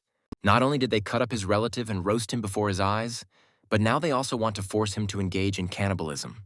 Now the rooster understood that it would be better if these guys just killed him right away, because when he ate a piece of another monster, he would immediately explode. Since the demon, they can devour each other, and although this will lead to a short period of a large amount of energy. After a while, the one who ate it will explode. However, the rooster decided that if it exploded, the shockwave would hit those of yours, and thus he would avenge himself and his fellows before his death, so he still decided to try a piece of eel. With tears in his eyes, he chewed a piece of his relative's meat. However, he soon became delighted, because the meat of his fellow was so tasty and aromatic. The eel, who was in heaven at the time with his supporters, could not believe that the rooster had actually done this. The demon was glad that he had at least eaten well before his death. Suddenly he felt a surge of energy and incredible power inside him. He was filled with energy to take revenge on these damn people. He then quickly darted forward, intending to attack Jasper with his beak. However, at that moment someone's palm flew straight into his face. It was Levi. His blow was so strong that the rooster flew to the floor. Jasper didn't understand what had happened, And then his friend said that the rooster had tried to steal a piece of eel from him. The demon couldn't believe that he was reflected so easily, despite feeling a surge of enormous power. He could not accept that he was destined to die in such disgrace. He felt terrible. And then Jasper assumed that the chicken was sick. However, the main character said that Jasper has the ability to perform magical acupuncture that cures any disease. When the rooster woke up, he saw 13 needles sticking out of his stomach, which almost sent him to the next world. When the boys saw that the chicken had finally woken up, they were very happy. Suddenly, the rooster felt a strange sensation as if his body had become very light and he was filled with strength again. As it turned out, he had increased his rank, and now he was a 4th-rank demon, an electric rooster. He had acquired the ability of an electric arc. He couldn't believe that he had survived and even broken through to the 4th rank. Isaac, who was watching all this, was horrified. He did not believe that one demon ate another, and at the same time did not explode, and also increased his rank. The next morning, he arrived at the one-eyed man's office and told him everything he had seen that evening. The one-eyed man covered his face with his hands, saying that nothing in this world would make him believe in the effectiveness of this guy's acupuncture. He then said that years of research had shown that human energy could not mix with demonic energy. It caused a strong rejection reaction, so Isaac should not spread the word to anyone for now. He said that it was quite possible that this was their individual innate characteristic and it should not mislead anyone. He then asked Isaac what happened to the battle site after they took the electric coal. Isaac said that the 6th-rank warriors and the supply team hurried in time, so there were no casualties. However, Levi's merits were attributed to the 4 ignorant warriors who knocked out the demons. But the one-eyed man said that there was nothing wrong with that, and they should not mention such trifles. However, Isaac insisted, saying that the merits of newcomers directly affected their positions in the team rankings and individual combat power, so he did not understand how this could be treated as a trifle. He also added that he could report this to the research team and act as a witness.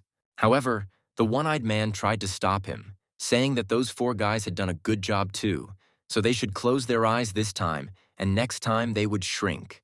But in reality, he just didn't want to let that guy make a fuss, because then Tracy would find out about everything. Meanwhile, Levi and Jasper went to the market with their pet. The rooster still couldn't believe that thanks to the help of these two, he had broken through to the 4th rank, and also obtained the ability of his fellow eel. However, he pulled himself together, thinking that he shouldn't thank these guys, because they make him lay eggs every day, and he will never forget this humiliation. He was going to use the power these two gave him to find a stronger demon and then team up with him and destroy them. At that moment, Levi heard someone's cry for help, and the rooster felt powerful waves of energy. Apparently, it was a 6th-rank demon. At this point, Jasper tried to reach out to the girl, thinking that she needed help, but her boyfriend was extremely unhappy that some strange guy was pestering her. So he swung his hand at him, intending to hit him. However, when he waved his hand, he realized that this white-haired guy was no longer there. He ran away somewhere with his friend. The rooster was sure that this was the end for these two. This time, he and his brother would definitely be able to send them to the next world. As it turned out, a battle was taking place in the clearing near the lake, and something forcefully threw one man onto the grass. Soon a demon approached him. The man didn't understand how this happened, because he had simply bought a small pig from his friends. He just wanted to go out into nature and roast pork. He could not have imagined that this pig would turn out to be a demon. His friends tried to approach the demon to save their friend, but they were all terrified. At that moment, the demon approached the lying guy and kicked him right in the leg with his hoof. After this, he assumed his true form, saying that he was going to eat all the people present there. It was a 6th-rank demon, a royal illusion pig, and its innate ability was frighteningly oppressive. This pig took the form of a small, harmless piglet, but its ability makes everyone around it fearful. The pig wanted to attack the man again, but at that moment, Levi and Jasper came into the clearing and attacked the demon, throwing him into the water. The men didn't understand what was happening here. Then they suddenly saw that these guys were wearing the clothes of Special Forces soldiers who had natural bodies. Then they said that they would take their friend to the hospital and decided to leave everything to the soldiers. At that moment, the rooster turned to his fellow pig, asking him to help him kill the two who had kicked him into the air. The rooster decided that with the help of the royal pig of illusions, he could finally kill them. However, before he could look back, the two had taken the piglet out of the water and were roasting it over the fire. By evening, the meat was ready and the boys decided to try it.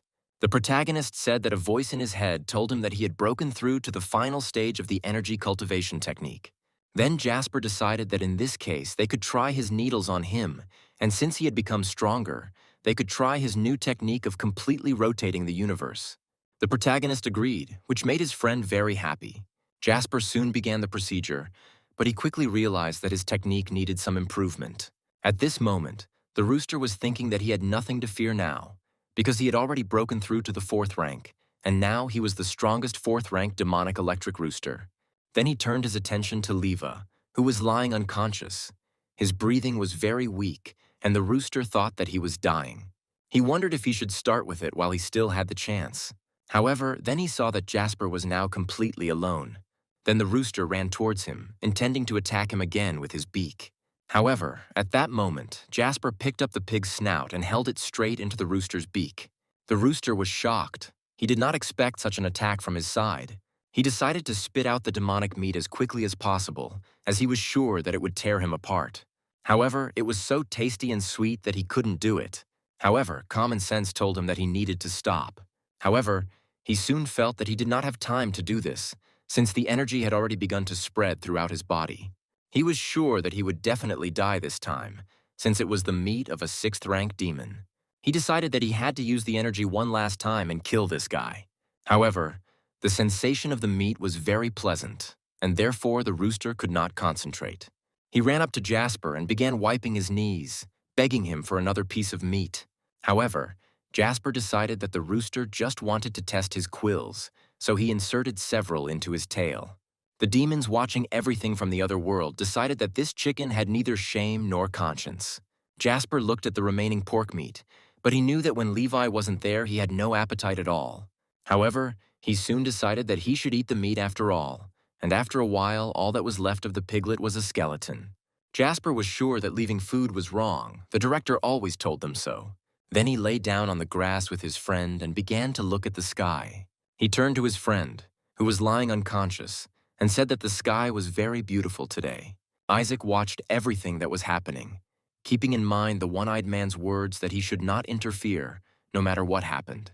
The next day, he came to the one-eyed man's office and told him everything he had seen.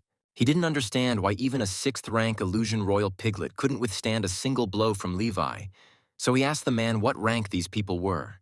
However, the one-eyed man himself did not know the answer to this question, so he said that their rank was still not established.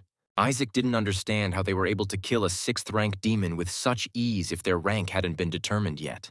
Then the one-eyed man said that it was Isaac who dealt with the 6th-rank demon, so he should receive all the credit, but the guy stopped him.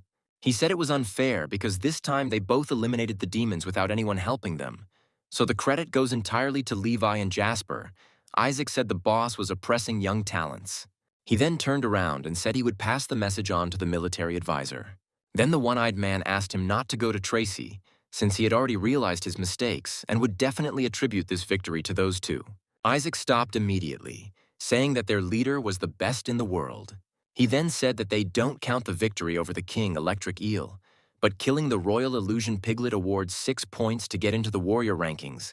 A minimum of 6 points is needed, in which case Levi and Jasper's team is placed at the bottom of the team rankings, and Levi is placed at the bottom of the individual rankings for the victory. One Eye asked him not to tell him such details, but Isaac insisted, since he was their observer and would help them upload the merit data after it was verified. The man then said that Isaac had done a very good job and deserved some of the points that the other two had earned, but it would be better if no one knew about it. Isaac was delighted and said that he would be very happy to receive these points and that no one would know about it, but he had no intention of accepting them as a bribe. Then the one-eyed man thought that he shouldn't pay attention to it for now, since the demons have become better at hiding, so these two won't be able to find them so easily. While they are at the bottom of the rankings, no one will even pay attention to them. The story moves to the capital headquarters. The Warriors noticed newcomers in the warrior rankings. Their team was called 666. Both team members had innate bodies, but the Warriors did not understand why they did not have a designated rank, and also had a 5th-rank demon as a pet. There was no additional information about these guys, so the Warriors decided that these guys were invited masters, and this Levi alone received 6 points, but still was at the bottom of the rankings. As it turned out, the rooster actually broke through to the 5th rank and received a new ability called Frightening Pressure. The other warriors were very frightened by this demon, since he had recently been of the 3rd rank. The guys realized that it was better for them to stay away from these guys, and as soon as they appeared in the hall, everyone immediately ran away. At this moment, Jasper approached the protagonist and asked if the last acupuncture session had helped him become stronger. The protagonist said that this session really helped him become a better person. At that moment, someone's fist flew straight into Levi's face. It turned out that it was one of the 7th rank warriors. He wanted to test Levi's reaction and realized that everything was bad with her.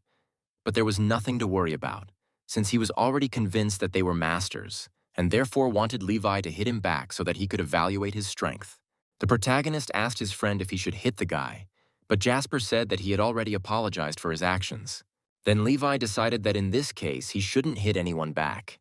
The warrior did not understand why they were ignored. He thought that he was not worthy of them. 6 hours before this moment, the system informed the protagonist that he had completed the SS rank upgrade itself. So now he had the opportunity to exchange it for a technique called Divine Culinary Art. Since the protagonist was again unable to make a decision, the system did it for him. Meanwhile, a new demon arrived in the city. It was a turtle. She decided that she had hidden well, and people would never be able to find her. She just had to wait for the king's order and begin the massacre. As Levi and Jasper passed by the place where the turtle was hiding, the rooster, who had spotted his fellow turtle, addressed him, saying that the 2 perverts behind him had already killed many of their fellow turtles. He said that they even wanted to bribe him with a breakthrough to new ranks, but he remained true to his principles and aspirations. At this point, the system informed the protagonist that it had discovered high-energy food that could reduce hunger for 7 weeks. This turtle was a 7th rank demon, a poisonous titanic turtle, with an innate ability called poisonous spit and a titanic shell. He told the rooster that these guys had a rather weak aura, so they should not be afraid of them, and with joint efforts they would free the rooster from captivity. The turtle then decided to use one of its skills and threw poisonous slime straight towards Levi.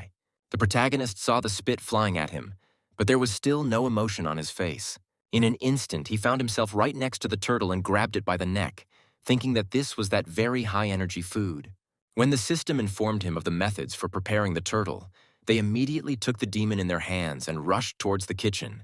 Soon, they cooked turtle with steamed chicken. The smell was so delicious that even the rooster couldn't move away from the plate with the dish. However, after some time, he realized that the turtle was dead. He said that he would definitely avenge his brothers, but drool was already flowing from his beak. Jasper said that today's eggs were incredibly tasty, so they should reward the hen for her efforts.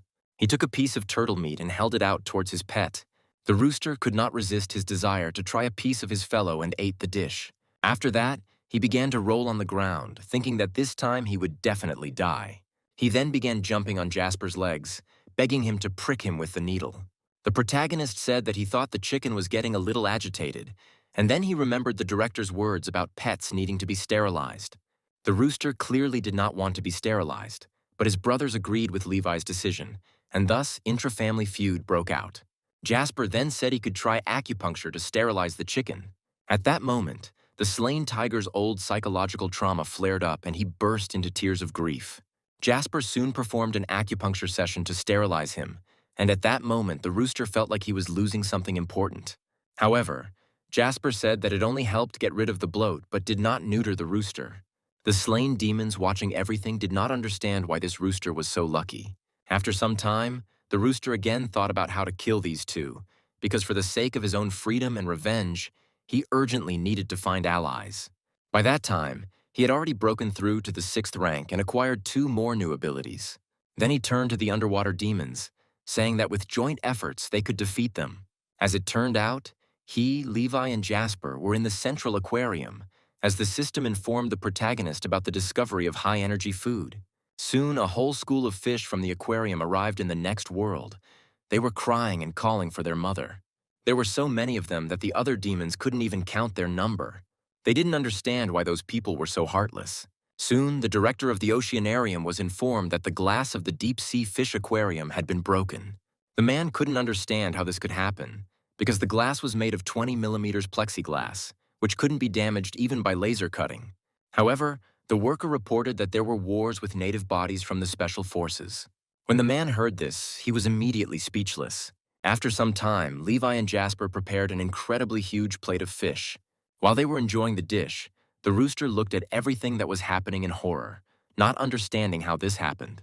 Then he handed him another piece of fish, telling him to try their new dish. When the rooster tasted a piece of fish, he tried to resist, but the feeling of pleasure was beyond him, as the meat was incredibly tasty, and he wanted to eat as much of it as possible. Soon, Jasper and the rooster reported that they were full. Isaac watched the whole thing. He couldn't believe that the two had caught fish to eat, nor could he understand how they had discovered that the fish were actually demons, as their energy waves were so well camouflaged that they were very difficult to detect.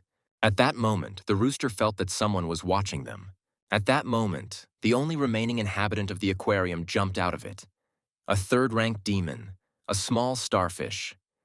He immediately screamed, calling the rooster a traitor because he had destroyed the entire flock of demonic flag surgeons who had successfully hidden here for 20 years.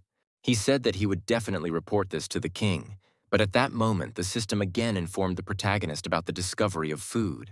Soon the parents of the dead fish arrived in heaven, and the family was finally reunited. After some time, the rooster woke up, again surprised that he was not torn apart. He had eaten so much demon meat, but did not even feel pain from the energy growing in him. As it turned out, he broke through to the 7th rank and acquired another ability. Passers-by couldn't figure out what kind of unusual rooster it was, but at that moment, the bird was thinking about how it could break through and become stronger by eating demonic meat, and this was extremely surprising. He was afraid that his brothers would not understand him, because they would definitely find out that he ate his own kind to become stronger. He was confident that he could become stronger without eating his own kind, but these two forced him to do it. The rooster decided that from now on he would not harm his brothers unless it was in self-defense. He was confident that he had not yet lost his mind and remembered his intentions and hopes. Soon all three went to the clearing. The rooster turned to the cage in which the demons were sitting, hiding in the guise of chicks. These were 7th-rank demons, evil-eyed parrots. The rooster tried to convince them that they should believe him. However, the parrot sensed a traitor in him and immediately broke out of the cage to attack him. Then the demon realized that they left him no other choice. As he sat on the bench eating parrot shashlik, he tried to convince himself that they had attacked him themselves. However, he decided that there was no point in being sad, since he would finish eating the meat and become even stronger, which would increase his chances of successful revenge. However, he suddenly thought about what these guys had just saved from the parrots. However, on the other hand, they forced him to lay eggs every day. Then he again thought about the fact that this was a real humiliation of his dignity. He still remembered the revenge for his brothers who agreed to team up with him to kill them. So even if his brothers suspected him, he would remain himself. Soon Isaac arrived with a complaint to the one-eyed man. He said that they were billed for repairing the aquarium since Levi broke the glass. When the one-eyed man saw the amount they had to pay, he became furious. A week later, the Warriors discovered that Team 666 had a sharp increase in points, from just 6 points to a whopping 1,031. When the one-eyed man learned of this, he immediately shouted, saying that it was impossible. Isaac then said that he had collected the demonic remains and the full amount had been handed over to the research team. However, the man insisted that this was not evidence. Others might think that they did not do it themselves. Then Isaac said he had video proof. The one-eyed man asked the boy if he understood that this would attract unnecessary attention to them. He thought that if Tracy found out about everything, it would be the end for him. At that moment, Tracy burst into his office and asked what was going on with the new members of Team 666. When she saw that the one-eyed man had already called the observer for a conversation, she asked Isaac to initiate a request to the investigation department so that everything could be thoroughly checked. In the event of false accusations of combat merit, a dismissal procedure would be carried out. Then Isaac said that he still had some things to do and immediately flew out of the office. After this, the girl turned to the one-eyed man, saying that the general staff had approved the allocation of national-level reinforcements. However, they had one condition, which was that the one-eyed man would have to go to the capital. However, the man did not agree with such conditions. He was sure that if he left the city, he would have no one to protect him. Now was an extremely bad time to go to the capital to personally describe the situation. However, Tracy insisted, saying that he should personally go to the capital and tell them everything. Only then would they give them warriors of the national level. but the one-eyed man was sure that if he left the city now, something would definitely happen. The girl understood his concern, so when she was there, she offered to send one of the national-level warriors to replace the one-eyed man here while he was away, so that he could come to them in peace. The man was furious that the girl made the choice for him. However, Tracy insisted that he should go there. The one-eyed man was extremely surprised that the girl was so insistent that he should go there. At that moment, an alarm went off in the headquarters apartment, reporting high-level energy waves. The authorities ordered the soldiers to be fully prepared. At that moment, Levi Jasper arrived at headquarters, along with the rooster, who had become an 8th-rank demon. At that moment, the one-eyed man was sitting in his office and did not react to the alarm, thinking about what to do.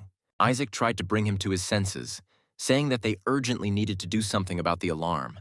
But the one-eyed man shouted at him, saying that he could hear everything anyway. Isaac then asked if he should report that Team 666's pet had broken through to rank 8. One-Eye stood up from his seat and said that it was too late to report about the rank 8 demon. He would personally go and explain everything to the research team. He soon came out to meet Levi Jasper and their pet. He asked the guys to come closer to him. Then one of the research team members said that he had to check the safety of their pet, which was an 8th-rank demon. The boys smiled and said that their chicken would behave well, so they had nothing to worry about. A worker at the center became curious about whether the pet could restrain itself, even in close contact with a person, and then the one-eyed one asked the children to hug the chicken.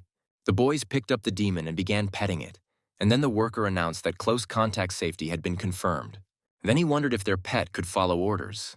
The main character turned to his pet and asked him to lay 2 eggs for him.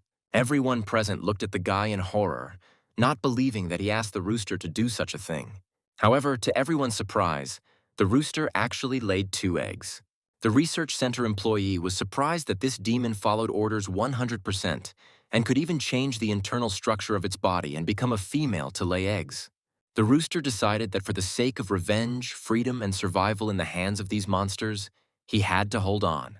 When it was all over, the rest of the warriors began to approach the demon to pet him. Once everyone was convinced that he was completely safe, they couldn't help but laugh because he was quite cute. Among those who wanted to touch the demon, there was one girl. She really wanted to touch the rooster.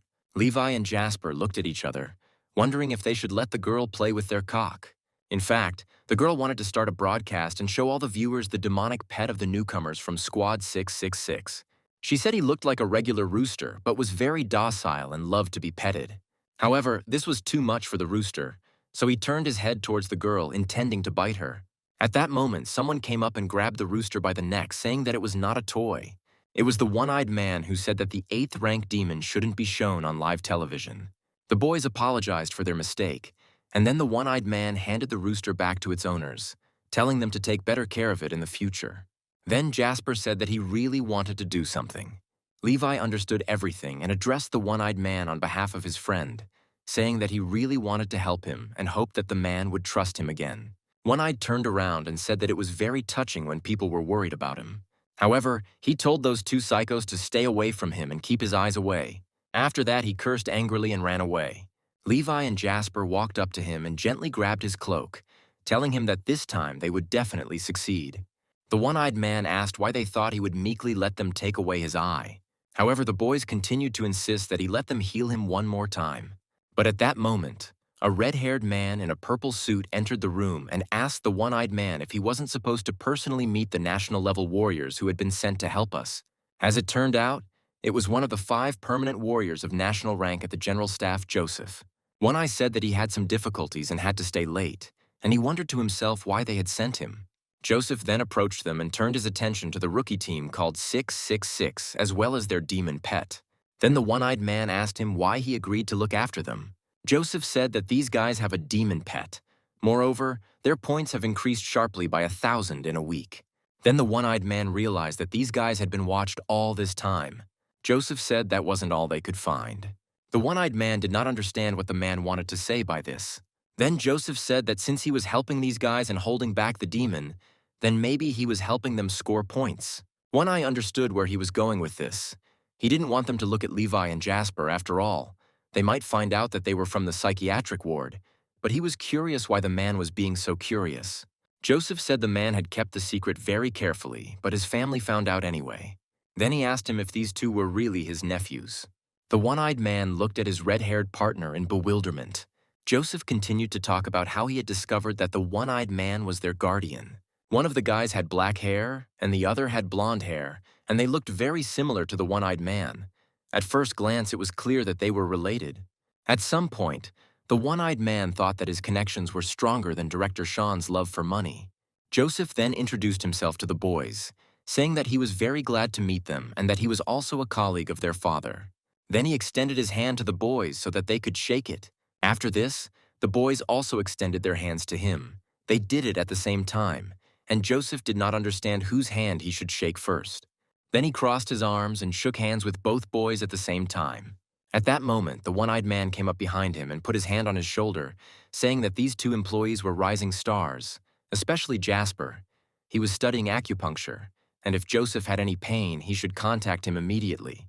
The man said he was very lucky because his cervical spondylosis had just flared up and he was looking for a specialist to treat it.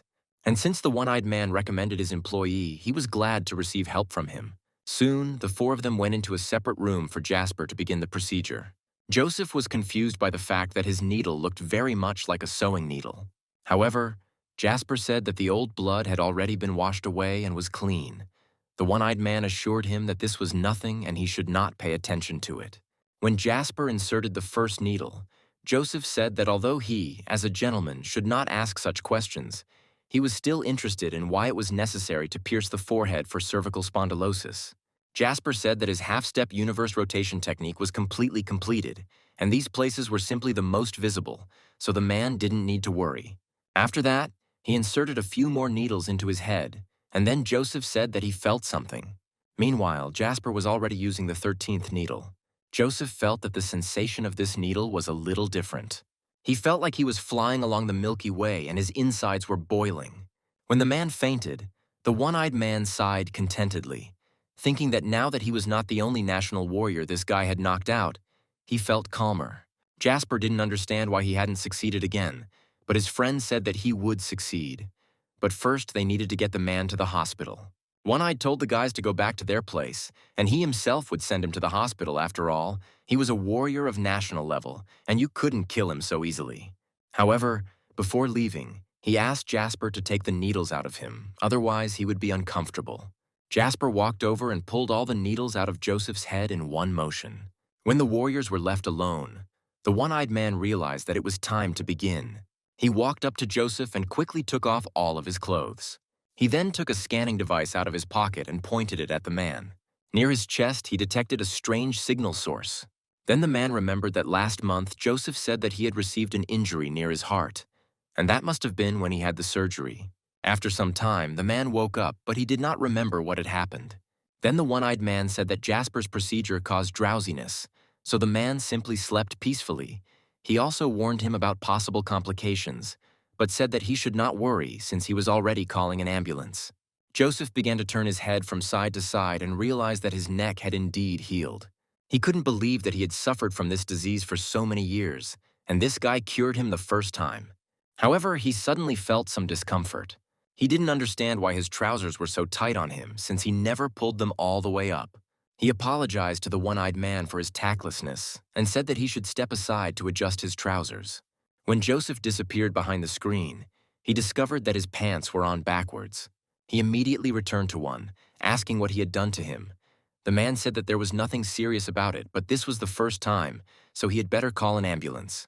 However, he was furious and demanded that the one-eyed man tell him what he had done to him. However, he did not wait for an answer from him and decided to use his skill to punish him for mocking him. The one-eyed man saw that a beam of strong energy was flying from him. He asked if Joseph really wanted to fight. The man said that Joseph's body is currently weakened. He wanted to use his shield, but Joseph's power strike easily pierced it. One-Eye didn't even understand how it happened and didn't notice that the force beam was right next to his face. The blow was so strong that the man flew into the wall and broke through it. At that moment, Tracy entered the office and asked the one-eyed man what he was doing. However, in front of her she saw her uncle, Joseph. She looked at him in surprise and asked what he was doing. The man then said that this man was a scumbag and he would not allow Tracy to stay near him. One-Eye realized that he had underestimated Joseph. Apparently, he had become stronger since their last meeting. Then he asked him angrily if he hadn't even tried to restrain himself. However, Joseph was furious. He was surprised that the one-eyed man had the audacity to say such a thing after everything he had done to him. Then the one-eyed man asked him what he had done that Joseph was ready to kill him. The man wondered how he could have known that he had scanned him. Then he decided to confess and said that he had indeed done all this without his consent. When Joseph heard this, he became furious and called the one-eyed man a damn pervert. The one-eyed man did not understand why he called him names and said that next time he would definitely ask his permission. At that moment, he realized that it was time for him to leave here. As he passed Tracy, he whispered to her that her guess had been correct. Then the girl realized that the one-eyed man had managed to scan her uncle. After this, she said that in 2 days he would be leaving for the capital, to which the one-eyed man replied that during this time he would heal his wounds. Joseph still couldn't come to his senses. He told Tracy to stay away from this pervert, that is, him. Then the girl asked him what had happened. Joseph immediately hesitated and said that nothing really happened and that he still had a lot of things to do, so he needed to go. Finally, he turned to his niece and said that some people have human faces, but rotten hearts, and the girl should remember this. Otherwise, she will greatly regret it. Why did he burst into tears, saying that he had suffered greatly for the sake of her asking for help? Then he asked her if she knew that the one-eyed man had smuggled his 2 illegitimate children into the special forces. Tracy didn't understand what Joseph meant. When she returned to her office, she carefully studied the investigation report of Squad 666. At that moment, one of the employees approached her with important news. He said that the defensive structures in the west and east are strengthened, but in the north and south, they will not be able to do it in 2 days because they have a shortage of people. Then Tracy said that in that case, they should take newcomers, graduates of the 4 higher academies, who should have already completed their internship at the psychiatric hospital. They needed to take everyone who passed the test. However, the man told her that no one had passed the test. All of the students in that year's class had failed their internship at the psychiatric hospital because they had all been traumatized. For the most part, it was mental trauma. The story moves to the demon's lair, where the fox informed her king that the energy waves of the flag surgeons hiding in the aquarium to collect information about people have disappeared. The Titanic turtle and the evil-eyed parrots are also missing. She said that they had all successfully mastered energy concealment, and therefore humans would not be able to detect them unless they were assisted by one of the demons. Then the king gave the girl an order and handed her a map with some signs. Then he asked her something, and he looked very angry. The fox said that the adamantine gorilla had not returned, and the energy of the group of titanic mantises they had sent had also disappeared. Then she understood everything. She decided that the gorilla was the very traitor, and he had completely gone over to the side of people. She obeyed the orders of the master, who said that they needed to get rid of the gorilla before he revealed more information about the demons. The story moves to an abandoned factory. This was the place where the adamantine gorilla was hiding, but by order of the king, it was finally found. They were the 8th-rank demons, the Reaper Mantis and the 2-headed wolf. They came to kill the traitor. As it turned out, the gorilla had been expecting their arrival and was ready to fight them. He immediately jumped up from his seat and leaped into the air, intending to strike from above. He used his split skill again and jumped straight at his opponents. At that moment, the mantis used its ability called shadow scythes to deflect the blow. It was a pretty strong technique, so the gorilla didn't manage to land the devastating blow he had planned. As he landed on the ground, a wolf immediately rushed past him. In a moment, both his heads were right behind him. However, the gorilla managed to react and pushed the wolf away with one blow. At that moment, the wolf switched to the head, which had suffered the least, and grabbed the gorilla by the hand. The gorilla barely managed to fight him off, and then jumped away from his enemies again. He looked at them resolutely, intending to fight to the last. Meanwhile, Jasper, Levi, and the rooster were walking down the street. The demon felt the waves of the 8th-rank demon. Moreover, he was not alone. Then he ran towards the waves again, thinking that since there were 4 of them, they would definitely be able to kill these 2 monsters. However, when he ran to the place where the demons were supposed to be, he felt that the energy of one of them was dissipating. He then used his fast flight ability and flew straight to the abandoned factory. When all 3 approached the doors, a 2-headed wolf immediately flew out of them. When the rooster looked inside, he saw that the praying mantises were fighting with the gorilla. He tried to intervene in their fight, saying that they were brothers and should not try to harm each other. However, when he realized that the demons were not listening to him, he decided to use his titanic shell skill. He stood between the praying mantis and the gorilla, telling the brothers not to dare shed each other's blood. The gorilla decided to take advantage of the moment, and with one blow, pushed the praying mantis away from itself. The rooster tried to persuade them to stop and resolve everything peacefully, but the gorilla jumped up to the mantis and aimed its fist straight at its eye, delivering a crushing blow. The praying mantis's head flew straight to the rooster's paws, and with his last breath he said that the gorilla was a traitor. The rooster cried out in horror, not believing what his brothers had done. The gorilla leaned on one of his shadow copies and thanked the rooster for his help. The rooster couldn't believe that his fellow 8th ranker thanked him. Then he ran to the gorilla and said that he needed help. When the gorilla saw Levi and Jasper, he said that it must be fate. He was glad to meet his friends again. After this, he stroked the rooster on the head, saying that he also believed that it was possible to peacefully exist alongside people. After that, he headed towards the exit, waving goodbye to his friends. The rooster was horrified. Now he realized that the gorilla was in fact a traitor. He turned to the mantis, trying to explain to him that he was not really like that gorilla. After some time, Levi and Jasper discovered the corpse of a 2-headed wolf and decided to roast it over a fire.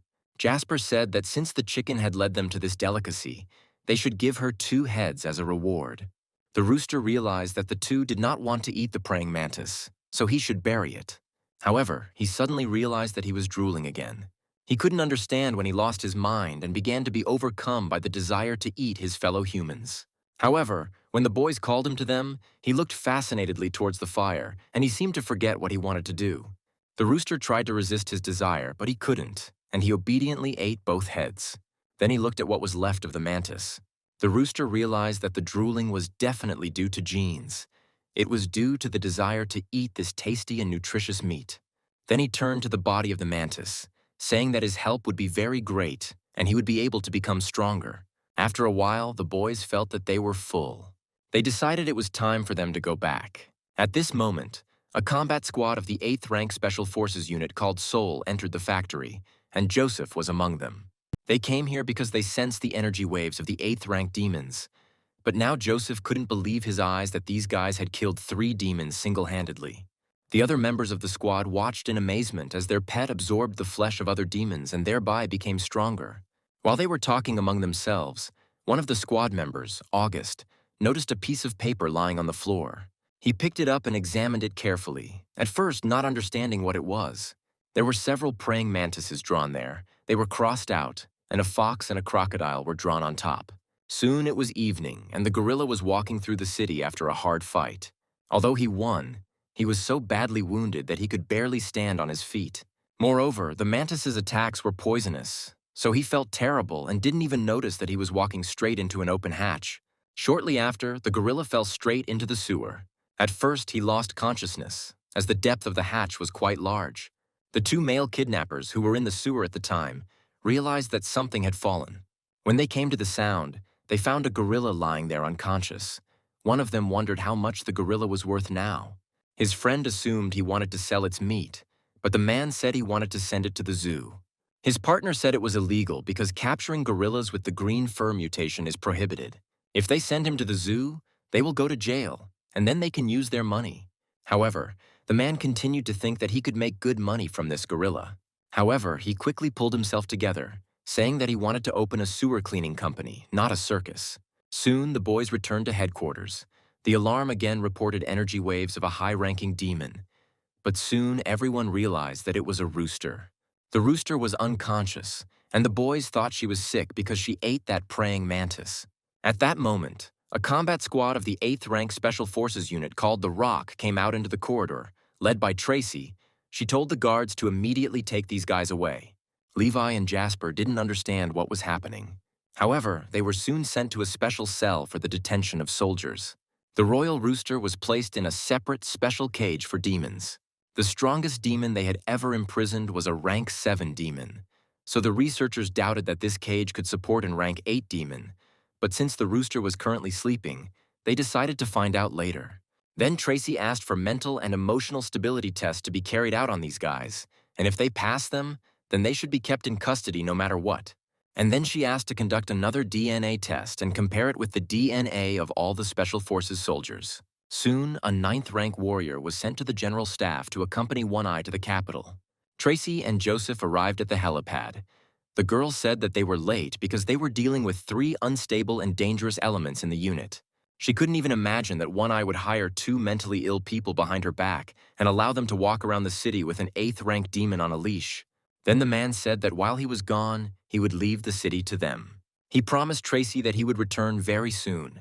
Then he took her hand and said that the city was not with their guys, nor with the security system.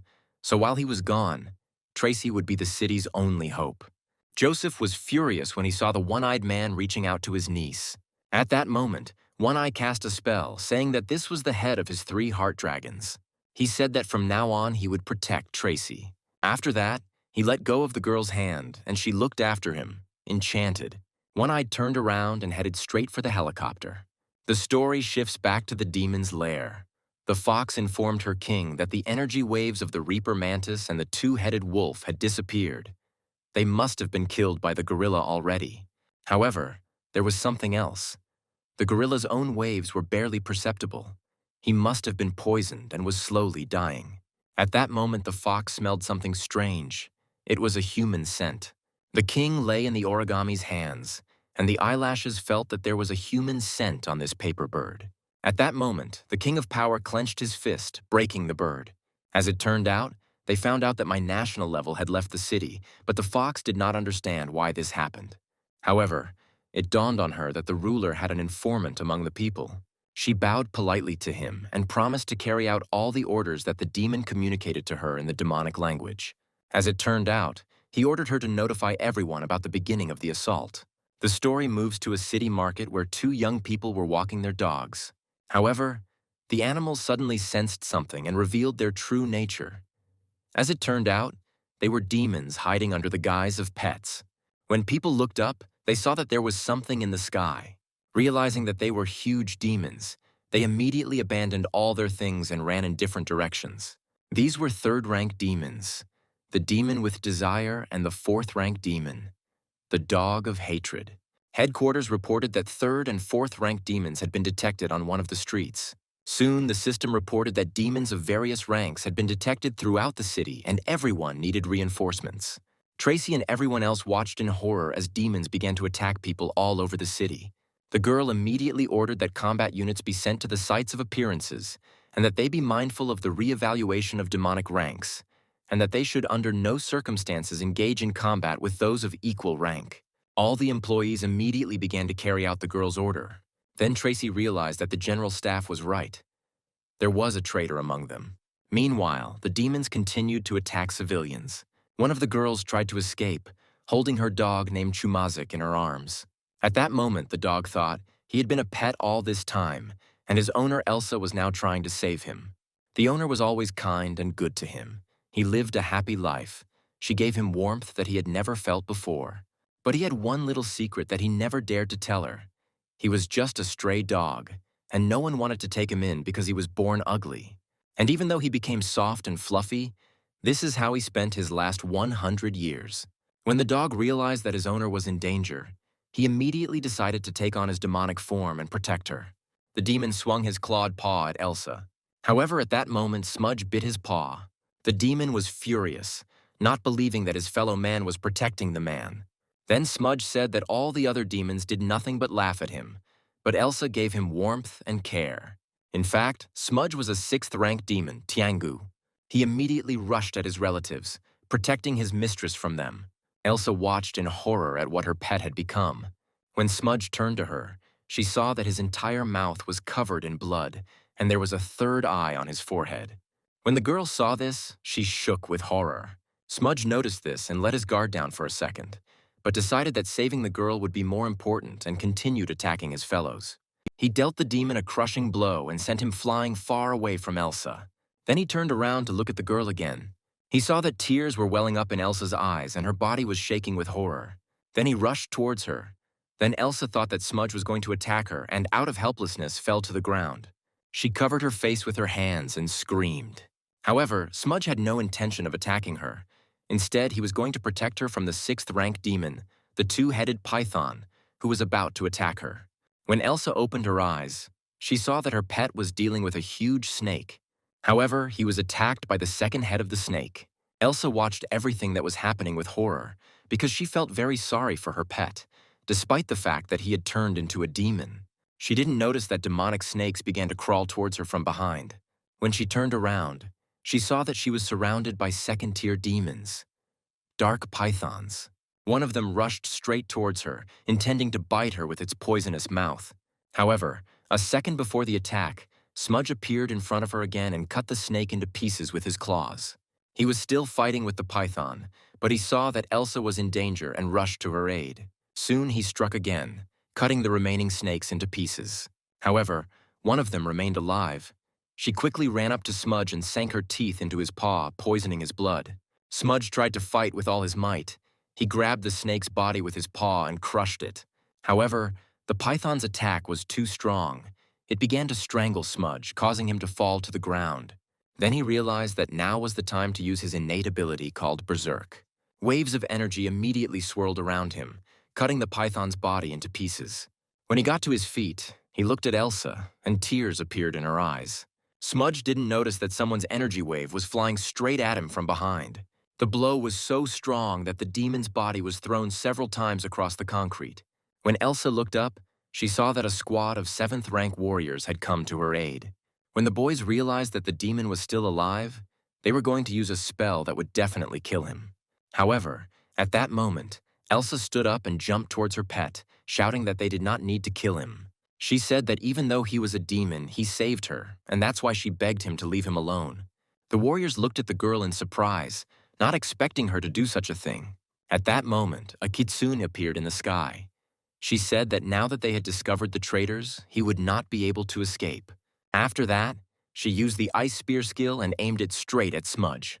Elsa raised her head and looked in horror at the ice spear flying towards them. She jumped on her pet, covering him with her body. She said that his mother would always be there for him.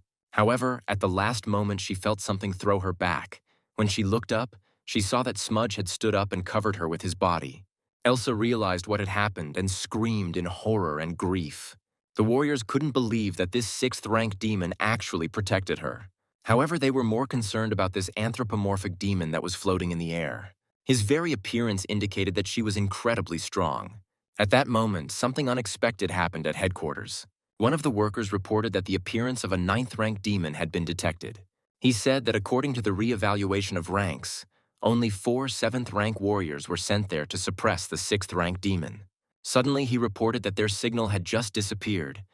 Then the man said that the closest thing to the 9th-rank demon now was a squad of warriors from the Soul Squad. Tracy was shaking with excitement. She said that she would not allow them to go to certain death, so she ordered to tell them to retreat. However, the man said that they had already set out. He suggested that they did this because of the civilian population in that area. When Tracy heard this, she couldn't hold back her tears. She walked away, thinking that the national rank demon hadn't appeared there yet. She understood that this was just a diversionary tactic, and the checkpoint would be destroyed, and then the whole city would come to an end. She looked at the map, wondering where the Rock and Yanhai squads were now. As it turned out, the Yanhai squad was confronted by 2 rank 8 demons and 3 rank 4 demons on one of the streets. The Rock squad is currently fighting 2 rank 7 demons on Central Street. So, only the Soul Squad remained. Tracy began to cry again, refusing to accept that they would die too. At that moment, Isaac came to the prison where Jasper and Levi were imprisoned. He said that he was releasing them, since they were warriors with the innate bodies of a special forces unit. He said that at such a time, they too should stand up to defend the city. Jasper didn't understand who this guy was and why he appeared out of thin air. Then Levi said that he was the scoundrel who was spying on them. Isaac was horrified when he realized that he had actually felt it all this time. He then opened their door and asked them to come down to protect the citizens, as it was their sacred duty as warriors of the city. However, the system reported that he had entered the wrong password and did not have sufficient rights to re-enter it. Levi understood what he was being asked to do, so he walked up to the bars and easily pushed them apart with his hands. Isaac was horrified when he realized that all this time they could just up and walk out of prison at any time. Jasper asked if they should take the rooster with them, but the protagonist said that the chicken only does what it eats, and they need to kill demons. Isaac followed them outside, saying that they were observers during combat operations and belonged to the reconnaissance group, and now he needed to return to them. However, when he turned around, he saw that the boys were no longer there. He was very offended because he felt that they did not consider him their comrade at all. Meanwhile, the battle continued on one of the streets. Elsa mourned her dead pet, while the Special Forces soldiers suffered defeat in the battle with the Kitsune. The fox chuckled, saying that people at the 7th rank were very weak. At that moment, a healing pill flew towards one of the warriors. As it turned out, members of the Soul Group arrived at the scene. Among them was Morgan, a member of the 8th rank Higher Buddhist Academy. He stated that it was useless to treat these guys since they were already dead. The girl next to him was his partner from the Soul Squad, Lexi, from the Higher Academy of Doctors. She was also an 8th rank fighter. The fox turned her attention to the newly arrived fighters and asked if they too had come here to die. Following his partners, Augustus from the Supreme Taoist Academy appeared on the battlefield. Chung from Maoshan High Academy also arrived with him, using the skill to seal the demon. He then called upon the Polar Wind's containment formation. The fox managed to jump away from the spell at the last moment, screaming that people are weak, but very insidious. She then put up an ice shield in front of her, blocking out the people's spells. After this, she decided to go on the attack and rushed at the people, covering herself with a shield. However, she soon realized that the wind currents were beginning to cover her from all sides. Now that they were relatively safe, Lexi said that they had come here to save people. She rushed to Elsa, who was still mourning her pet, and asked her to get up.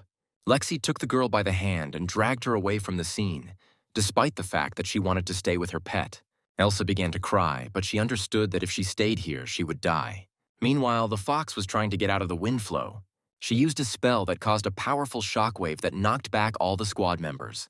When Lexi turned around, she realized their formation had collapsed. Then she turned to Elsa again and told her to run away. When the fox realized that the measly 8th rank warriors were able to hold her back in formation, she realized that she had underestimated them a little. She then decided to immediately use the Ice Needle skill to condemn the warriors who dared to attack her. At that moment, Morgan put up a golden dome, covering his partners with it. Chung also used his spells to block the ice spears. Leche came running to his aid, summoning an earthly pill of 9-fold restoration and directing it at the boy. However, the fox said that she would not give them time to recover, and used a skill called Frost on Bones.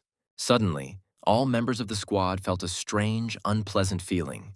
It was a cold that penetrated to the very bones. August and Morgan, who were under the dome, ran to their partners, who were shaking from the incredible cold. Lexi turned around to them and told them to get out of here and save people. When the boys turned to look at the demoness, they realized what skills she had used. They also saw that her snowflakes were passing through their barrier. The fox descended a little lower, asking how they felt about the polar blizzard. She said it was just natural selection, where the less fit die out. At that moment, an alarm was heard throughout the city. People were asking to go to the nearest safe zones and take shelter there from the demons. Levi and Jasper walked down the street, looking at people who were scared to death. Suddenly, they met Elsa. They asked if she needed any help. When the girl realized that warriors were standing in front of her, a ray of hope flashed in her eyes. She immediately turned in the other direction and told the boys to follow her. They soon arrived at the battle site. The fox practically sank to the ground with pleasure, watching her opponents writhe in pain and cold. When Lexi saw Elsa come back, she cursed at her, not understanding why she came back to die. When the guys from the squad saw that Levi and Jasper came without their rooster, they decided that these guys would definitely die, since they were now without an 8th rank demon. They shouted at them to run away from here quickly if they wanted to survive. Kitsune chuckled, saying that since they had already come here, they should not dare run away. She then used her Ice Needle skill again and aimed them towards the boys. The squad members continued to shout at them to run away, but the boys stood their ground. When the icicles came too close to them, Levi immediately jumped and intercepted each of them in 1 second. The fox watched in horror as this guy caught all her icicles with such ease, yet she didn't sense any warrior aura in him.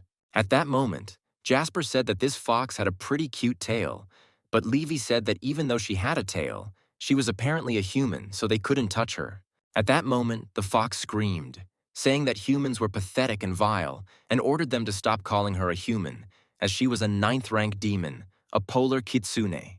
The main character said that since she is not human, he will take her tail. Jasper asked if it would hurt, but Levi said it was just her tail, so she wouldn't feel anything. The next moment, he was right behind her. The fox didn't even have time to realize it. When she returned, there was only a bloody wound where her tail had been. Levi returned to his friend and gave him the tail. Jasper was delighted, saying that it was very big and fluffy. However, he still doubted that it was the right decision to take her tail away like that. Then Levi said that as soon as Jasper had played with it enough, they would return it to her, and with the help of acupuncture, they would help get it back. The fox was furious and immediately rushed at her offenders, intending to kill them. In an instant, she appeared right in front of Levi's face and used the ice blade skill. The squad members watched in horror as everything happened, thinking that this was the end for this newcomer. However, when the blizzard died down, they saw that Levi had grabbed the fox by the hand. The fox realized that she couldn't escape the fight and couldn't reach this guy with her claws. She didn't understand what rank they were. When she noticed that this man was drooling on her, she felt disgusted. She called him a lustful animal and rushed at him with her free hand. However, Levi grabbed her other hand and turned to his friend, asking if he thought the fox was cute. Jasper said she was quite cute, especially her ears. The demoness did not understand why her whole body was shaking uncontrollably. She couldn't accept that she was afraid of this man. Levi then launched a punch, breaking her ice shield and sending the fox flying. The demoness managed to land on her feet at the last moment. She was furious and was about to attack her offenders once again. Now only the three of them remained on the battlefield. The protagonist said that they needed to return the fox to her true form. The demoness was furious and continued screaming that she would kill this man. She then raised her head up, calling to the alligator and saying that she needed his help. At this point, the system informed the protagonist that there was food nearby that could reduce hunger for 14 weeks. She reported that the target was 1,000 meters away. However, a second later, she reported that there were 0 meters left to the target, and when the protagonist looked up, he saw a column of water flying towards him. He put his hand forward, intending to block the attack.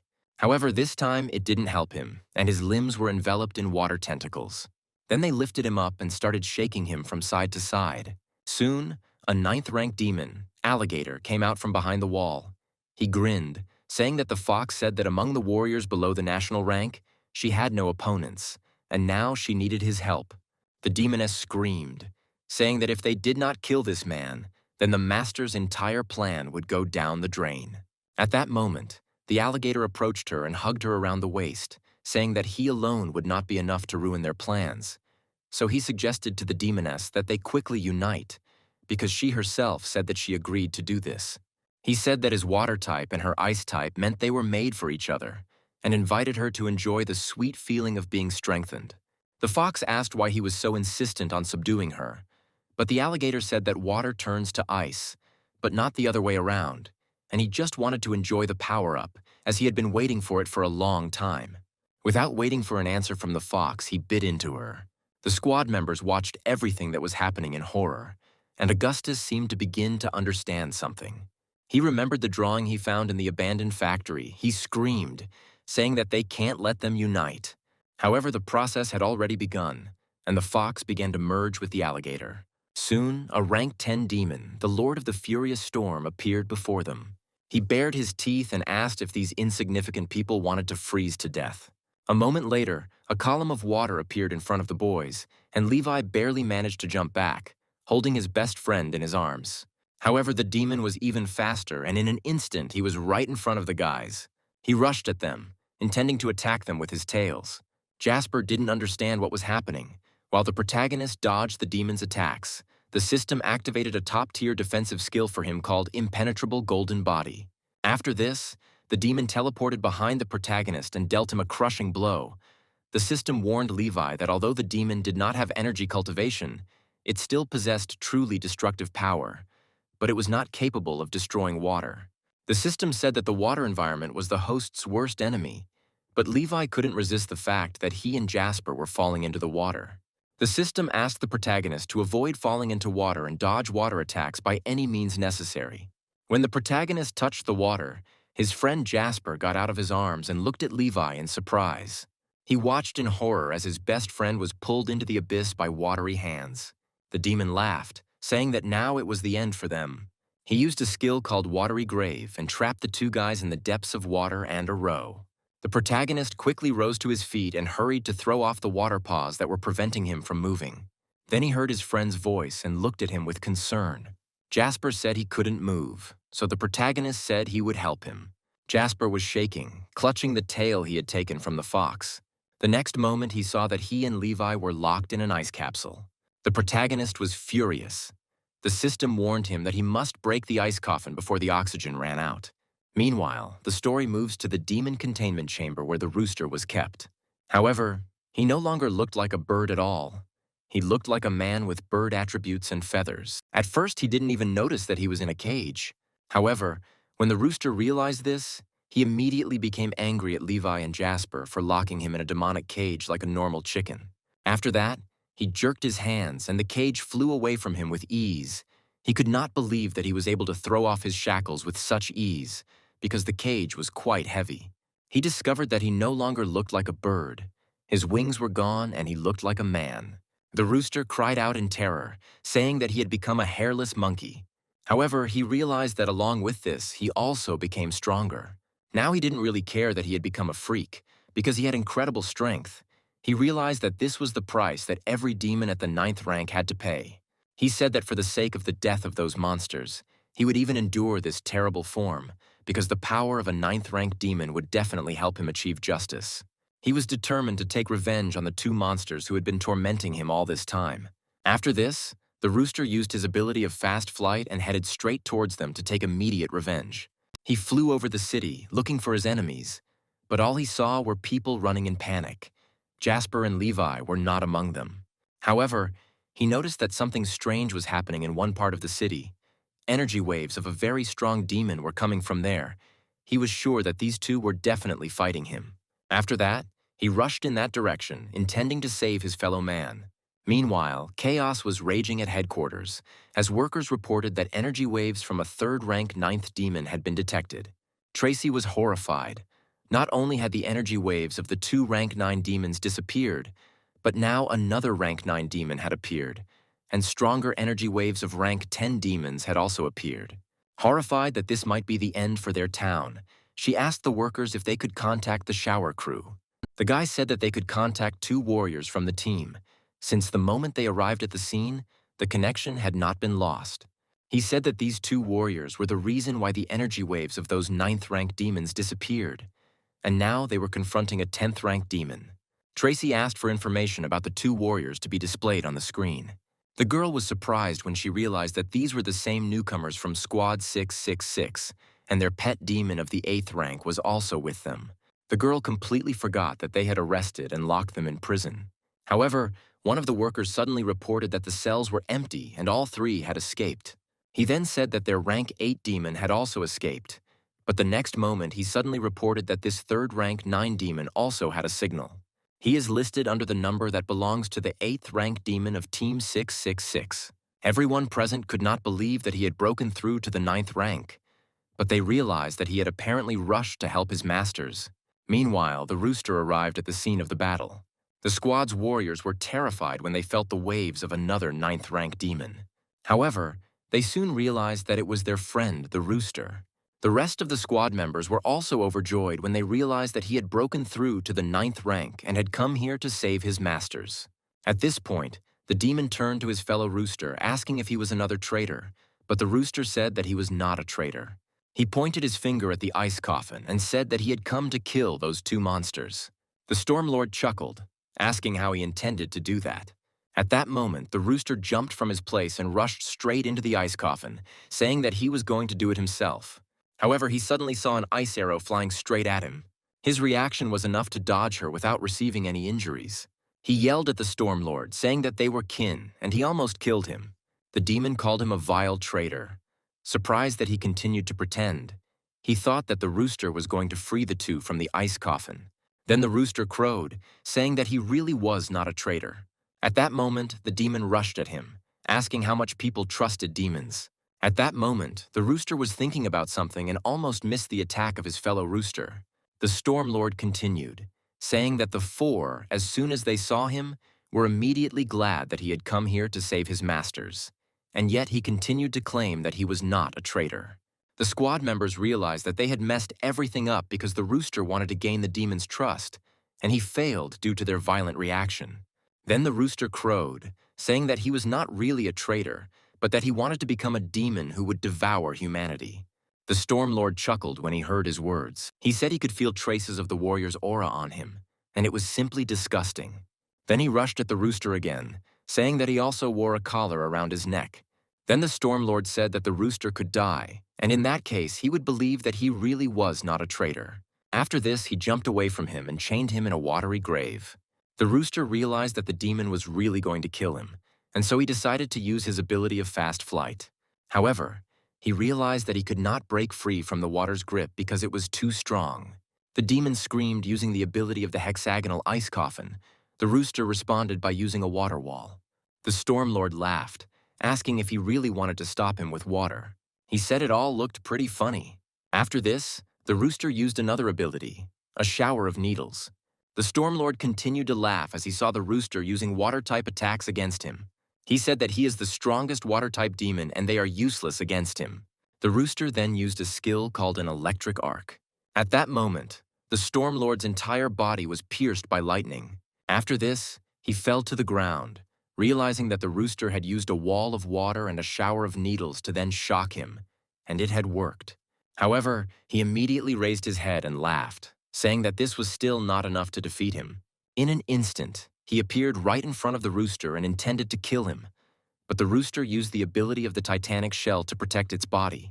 After this, the Storm Lord used the skill he had gained from fusing with the fox. The rooster did not expect such a blow and did not have time to dodge. The demon's strength was so great that the blow sent him flying to the ground. He said that the rooster was strong for a 9th rank, but he was just a demon bird. Although surprisingly, he had more than 3 abilities, but he lacked actual combat experience. He said that his death was only a matter of time. However, at this moment, the rooster decided to use another of his skills called intimidating pressure. The Storm Lord felt a strange feeling that made him retreat.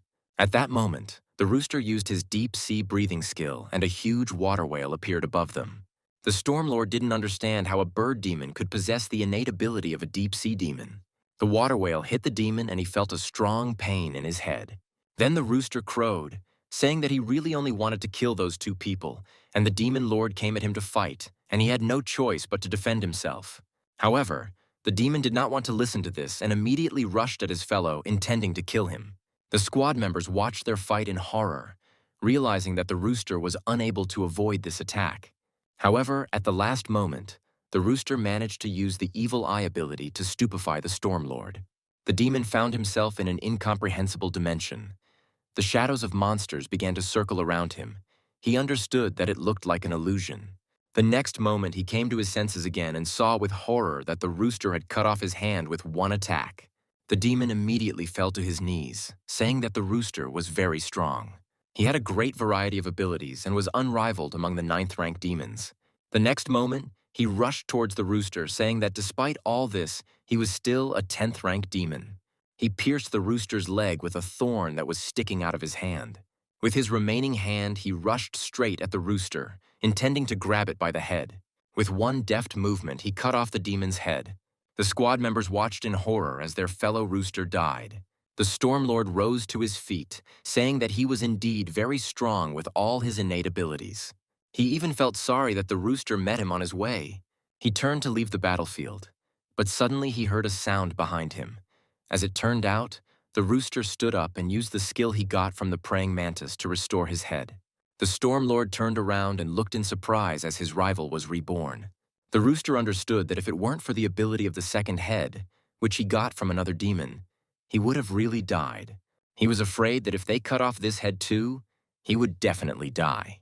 He understood that this 10th rank demon was too strong and definitely wanted to kill him. Then he decided that either he would kill him or the opposite would happen. So the rooster rose from his place and immediately rushed to attack. The rooster decided to use another of his abilities called 6 Shadow Scythes. He began to attack the Storm Lord incessantly with his 6 paws. The demon laughed, saying that he was still just a pathetic chicken. Then he decided to counterattack and attacked him with his spikes right in the stomach. After this, he forcefully kicked the rooster, causing it to fly in the other direction. This attack was quite powerful, but the rooster was able to land on its feet, thinking to itself that it was still a 10th rank demon. The demons clashed again on the battlefield. The Storm Lord was genuinely surprised that this little 9th rank rooster was still able to resist him, a 10th rank demon. The rooster understood that he could not cope with the Stormlord, and that his end would soon come. When he opened his eyes, he saw that snowflakes had started falling from the sky. In an instant, they pierced his body with 1,000 thorns. The Stormlord coughed up blood, saying that this demon even forced him to resort to a killing move. However, he did not understand what was happening to him. He felt incredible pain, and his whole body was bleeding. When he looked at the floor, he saw that there was something green in his blood. As it turned out, it was one of the rooster's abilities called Poison Spit. The Stormlord was horrified, saying that for this he would cut this rooster into pieces. Meanwhile, the protagonist continued to resist the water tentacles that enveloped his limbs. The system informed him that he had a preliminary estimate of 10 seconds left to successfully escape the ice coffin, but his friend Jasper only had enough oxygen for 5 seconds. The protagonist can continue to escape the ice coffin or move to a new location to become stronger and then return, but only in the latter case will he be able to save Jasper. The protagonist, without further ado, chose the option in which his friend would be saved. At that moment, the system informed him that the time flow of this world was frozen, and the protagonist was moving to a new location. The object of his task would be a man named Fabian. He is a descendant of a fire deity, and Levi must return him to the right path. Soon, Levi found himself in a new body. When he opened his eyes, he saw 2 girls in front of him. There were bruises on their bodies, and their clothes were torn. They were crying and begging that they would behave obediently from now on. They were shaking with fear, saying that they would never try to escape from here again. Levi was surprised that once again he had become someone else. The girls, with trembling hands, handed him a whip for punishment, but the main character had no idea what was happening. New memories appeared in his head. Now his name is Fabian. According to his memories, this man did many things that the director told him never to do. At that moment, a man entered the office. It was Victor, the head of personal security and Fabian's bodyguard. He said that they needed to discuss something, since Daryl was already waiting for them at the negotiating table. It took Fabian a second to be right at the door. He turned to Victor, saying that the 2 women in his office were too naked and injured. Victor thought that these women were too old for the boss, and next time they needed to find someone younger. Then Fabian ordered his bodyguard to send these women home. After this, the bodyguard went with him to another room and handed him an expensive suit, saying that his boss should wear it to today's meeting. When everything was ready, Fabian and his bodyguards went outside. The men said that according to their information, the 8th Authority had been invited to the meeting, but Fabian didn't care. Victor grinned, saying that, apparently, he didn't even care about the presence of the 8th Authority. This was what one would expect from their boss. Soon, the men approached the expensive car and opened the door for their boss. Fabian climbed into the car and thanked Victor for holding the door for him. The man was shocked. He did not understand why the boss suddenly became so polite. It seemed to him that he had done something wrong. As the men rode towards each other, Victor said that Daryl had invited the authorities only to force them to give up the land, and he asked the boss if he was going to insult him. Another bodyguard said they couldn't give them the land because too many of their guys had died for it. But his partner said Daryl was too well connected and they couldn't afford to insult such a man. The bodyguards were delighted, realizing that their boss was incredibly unperturbed, as if he didn't care about the presence of the 8th Authority. They thought that this is how a real leader should be. At that moment, Fabian was thinking about his own things. He was worried that, like last time, he found himself in another world without his friend Jasper, and therefore he was sad. But a voice in his head said that in order to save Jasper, he needed to complete the task here, namely, return the current Fabian to the true path. He then turned to one of his bodyguards and asked him if he knew what the true path was. The man suggested that it meant becoming a good person. The men began to reflect on the fact that they could never guess what was going on in their boss's head. Soon they arrived at an expensive restaurant. Victor opened the doors to let his boss out of the car. Then he turned around and shouted, asking Daryl what it all meant. He asked why he had brought so many people with him to the negotiations, since they had agreed to take no more than a few people. He suggested that since Daryl had the support of the 8th Authority, they could use such brazen methods. Then he turned to his boss, saying that he and the guys would quickly sort everything out. However, Fabian stopped them, saying that they shouldn't do that because everything was fine. The bodyguards didn't believe that with so many big guys around, Fabian would just go inside.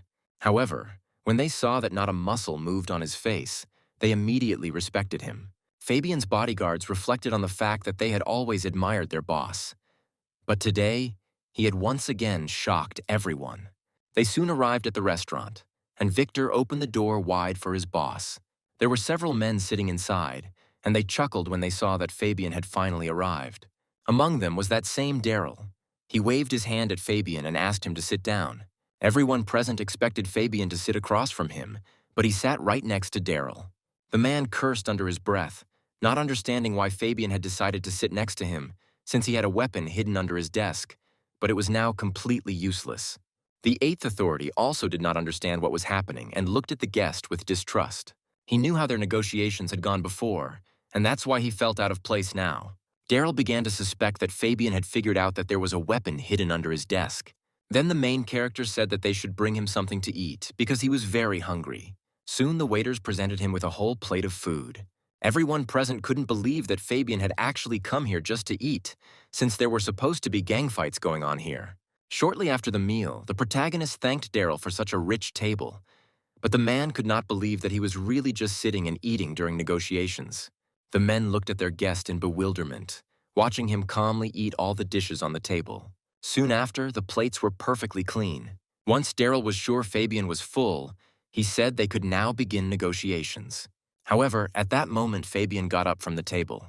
Daryl thought that this was his way of showing that he wasn't even going to discuss anything and wasn't going to give them the land. After this, Fabian headed for the exit, and this really infuriated the man, who also stood up from his seat and pointed a gun at him, ordering him to explain whether he was going to give up the land or not.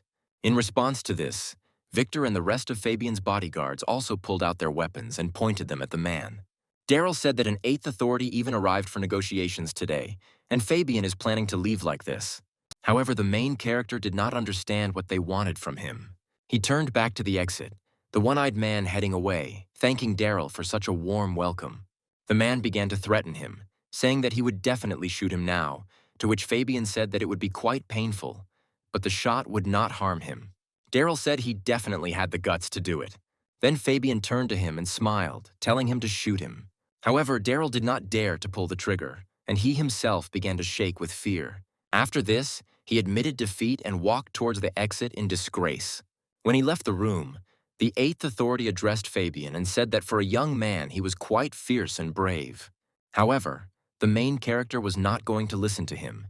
He once again said goodbye to the men, thanked them for their warm welcome, and headed for the exit. The Eighth Authority was furious when he did not receive sufficient respect and honor. Soon, his accomplices reported that both men had left without paying, and now the Eighth Authority was the only one left who had to pay for the entire banquet. Soon, Fabian and his bodyguards got into the car. The men admired their boss and the way he conducted himself during the negotiations. However, Fabian thought that if Jasper had been with him at that moment, he would have definitely enjoyed being in that room and playing with those men. Then he asked Victor where they were going now.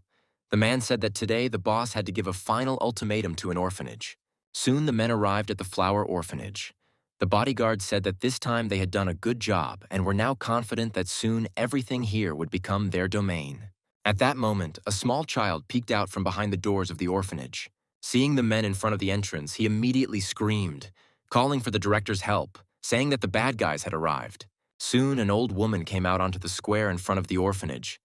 The little children were shaking with fear and hiding behind her, and the woman herself was crying from hopelessness.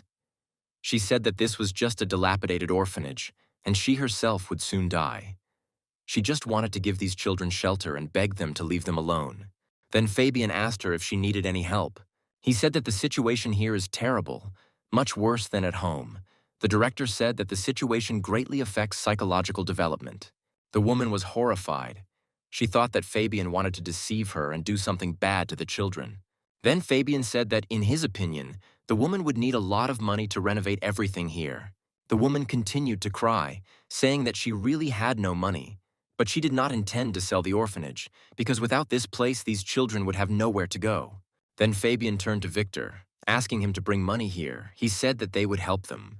When it was all over, the men got back into the car. The bodyguards asked Fabian why he gave money to the orphanage, to which the protagonist replied that he wanted to become a good person. Meanwhile, something interesting was happening in Fabian's office. Two of his subordinates took a man captive, saying that he had broken the rules and must now be punished.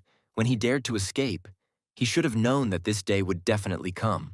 One of the men said that the boss had been dealing with people like him personally for the past 3 years, and that soon they would bring him to him. The man was horrified when he was told that all he could do was await his death. Then they untied him and dragged him down the corridor straight to the boss's office. They then threw him on the floor and said that they had brought a traitor, and then asked the man what they should do with him. Fabian looked at the man in bewilderment, not understanding how to react.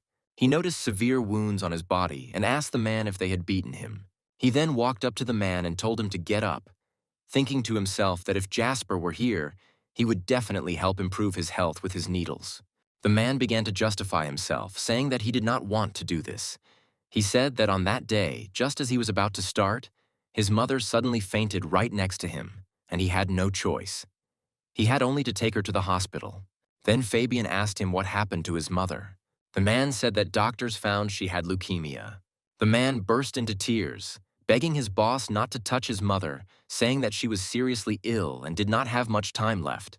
He begged the man to give him a little time to be with her, and after that, he was ready to accept any death. One of his subordinates watched everything that was happening with indifference, realizing that Fabian would not agree to this.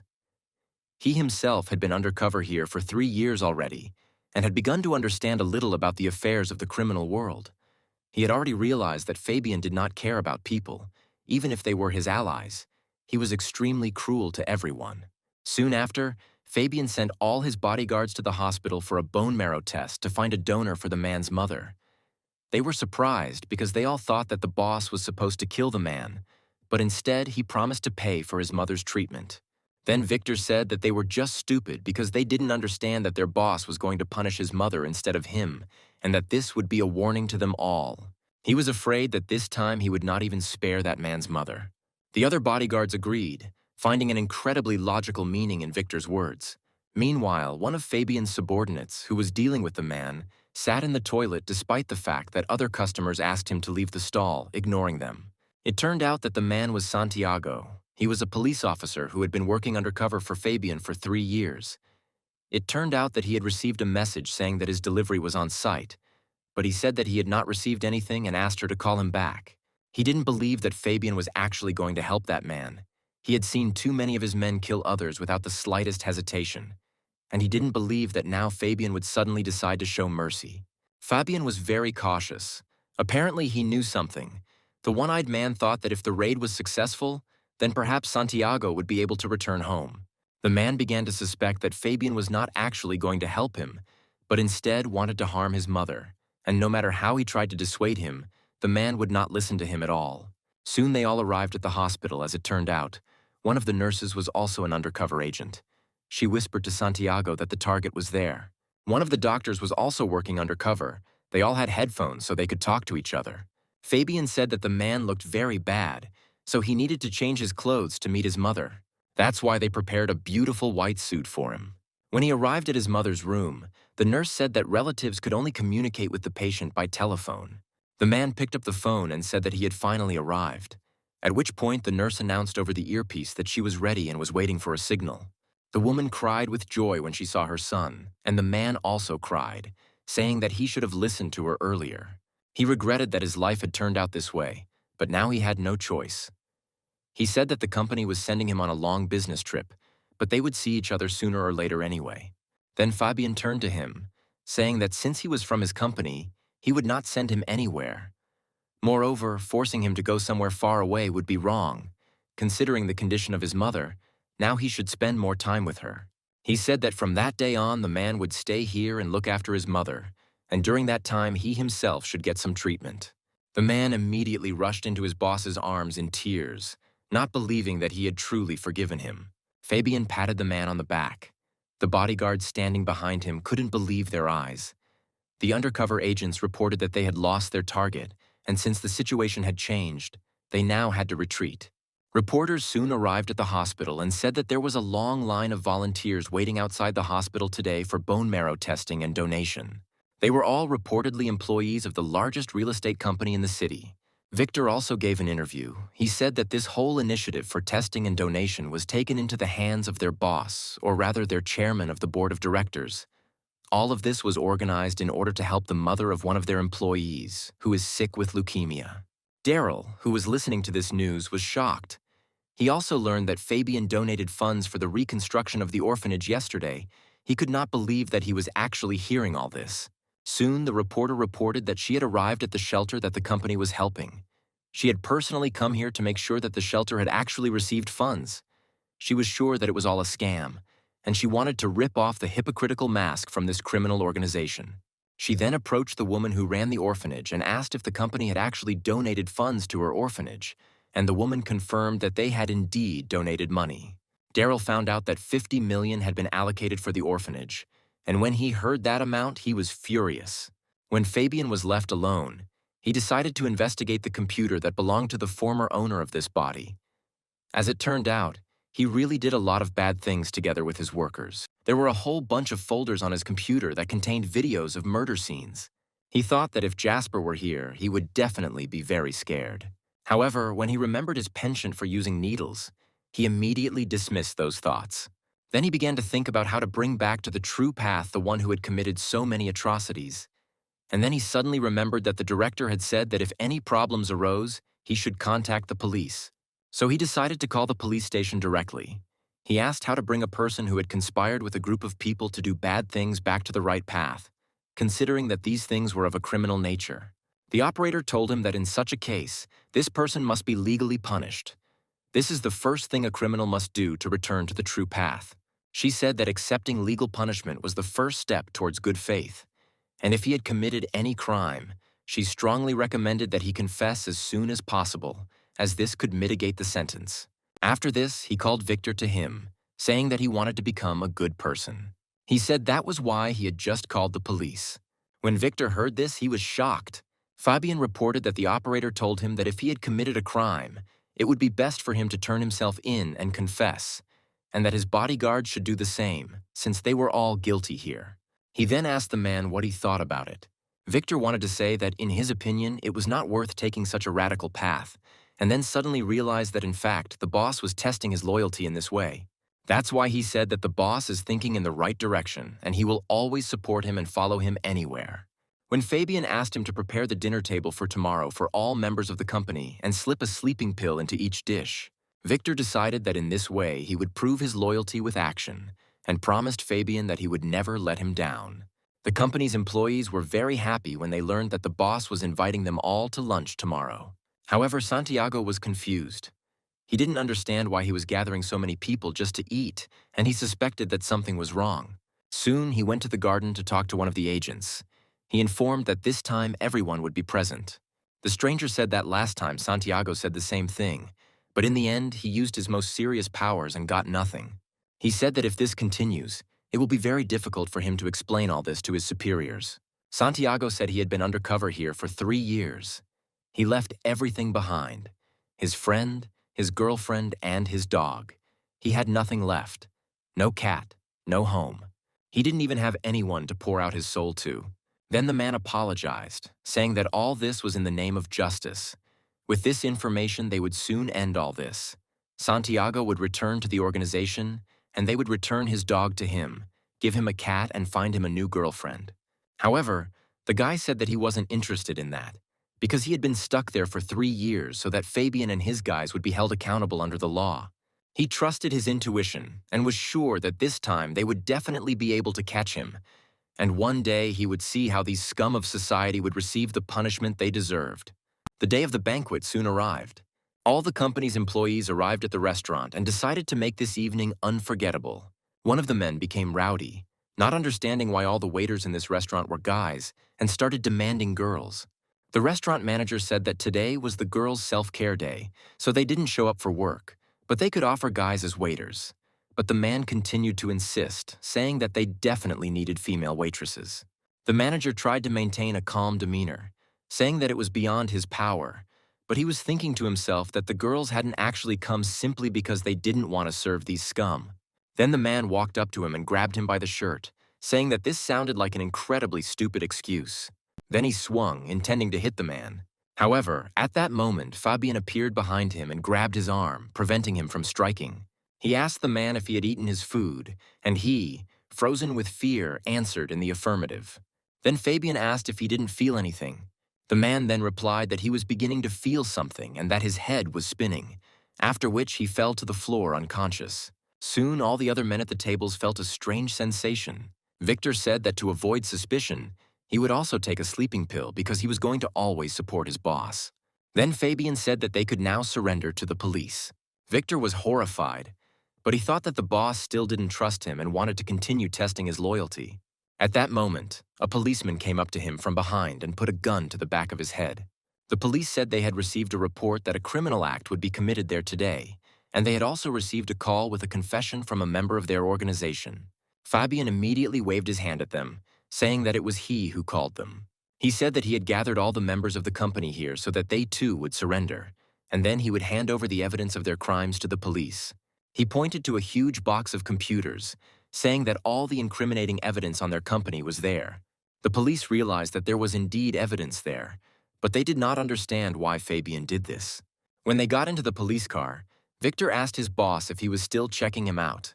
One of the young police officers approached Santiago, who was lying unconscious, and said that apparently their boss's conscience had awakened. He decided to put everyone to sleep. He did not believe that he simply had problems with his head. At that moment, a senior employee approached him and asked him to take statements from the restaurant employees, saying that he would deal with this guy himself. He then leaned over to Santiago and told him that the gang had been caught and praised him for his excellent work. Meanwhile, Daryl and the Eighth Authority threw a celebratory feast in honor of Fabian setting up his entire company. They decided that without him, the entire criminal underworld of this city would be in their hands. They began planning how they would divide Fabian's territory. However, at that moment, police officers burst into their house. They pointed their guns at them and forced the men to raise their hands.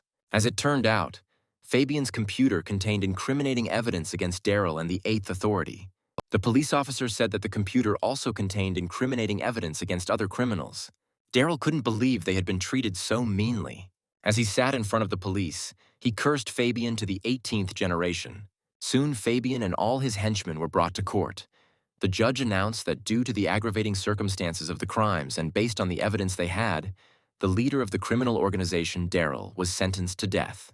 Fabian was also accused of crimes with aggravating circumstances, but given his active assistance in solving and investigating the crimes, as well as his sincere confession, he was sentenced to death with a reprieve. Meanwhile, Santiago finally finished his job. His partner praised him, saying that he could now destroy the criminal forces that had been poisoning their city for so many years. Santiago asked when he could return to his normal life, since the mission was already completed. Then the man said that they had been inspected to monitor the sentencing and its subsequent execution in Fabian's case.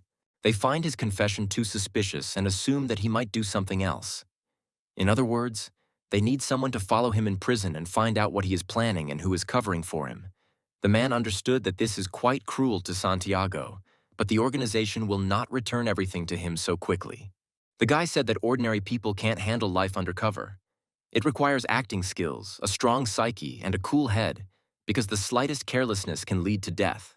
However, for the sake of the future of their city and the safety of the citizens, he agreed to continue to monitor Fabian. The man then said that he would be the only one Santiago could see during his time in prison. He said that for the sake of justice and the safety of the city, he was ready to sacrifice himself. After some time, Fabian and his henchmen were taken to prison, where the leader of the group announced on television that he had indeed drugged everyone and handed them over to the police, saying that he only wanted to make good people out of these men. He was sure that they would be grateful to him, since the director told him that there is goodness in every person. But in reality, everything turned out to be completely different. Then Fabian gathered all his minions in one place and said that he understood their feelings, but they should not thank him, since he was also very glad that they had become good people. Santiago thought that the warden must have a score to settle with this guy since he locked him up with these guys. But if Fabian died in prison, then he wouldn't need to be undercover anymore. The prisoners agreed to do something when the time for labor began. They armed themselves with spoons and headed out of the prison. The prison gates were guarded by two men who kept a close eye on the prisoners as they worked in the garden. Santiago wondered if he should call the jailers, as he suspected that these guys were going to kill Fabian. At that moment, the main character stood up and called Victor to help him with the plants. A moment later, one of the prisoners jumped up and decided to attack Fabian from behind. swinging a spoon at him. Victor immediately shouted, telling his boss to dodge immediately. His loyalty was unwavering, and the fact that he was sent to prison for life did not waver him in the least, so he immediately rushed to the aid of his boss. However, another man got ahead of him. It was the same worker whose mother had cancer and Fabian had saved her. He stood up for his boss and said that no one dared touch him while he was there. Victor joined him and said that it didn't matter what situation they found themselves in, or what tests they had to endure, because they were going to remain absolutely loyal to the boss forever.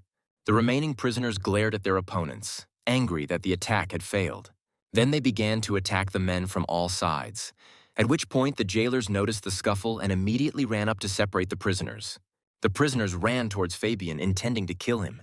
Victor was about to defend his master, but he managed to stand up for himself and with one deft movement of his hand threw the attackers straight into a puddle. He said that if they started fighting, his partner might get hurt, so he suggested that the men separate on good terms.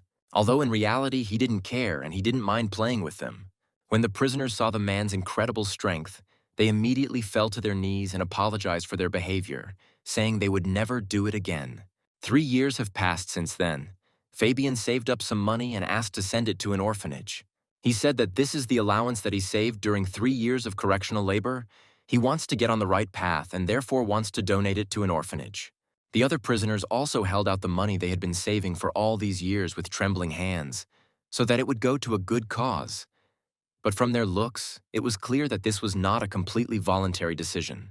Fabian then turned to Santiago, who was the only one who had not yet given away his savings, as he wanted to keep them to buy food for the cat and dog. Fabian's friends immediately ran up to him and asked how he dared to ignore the boss's orders. Then Santiago said that he wanted to become a good man and handed over an envelope with money. Fabian thought that everyone present had changed for the better, and in theory this should have put him back on the right path. He really hoped that in this way he would be able to return and save his friend Jasper. However, 3 more years had passed since then, and he still could not return to his rightful body. After some time, Santiago finally found himself a girlfriend, and together they got a dog and a cat.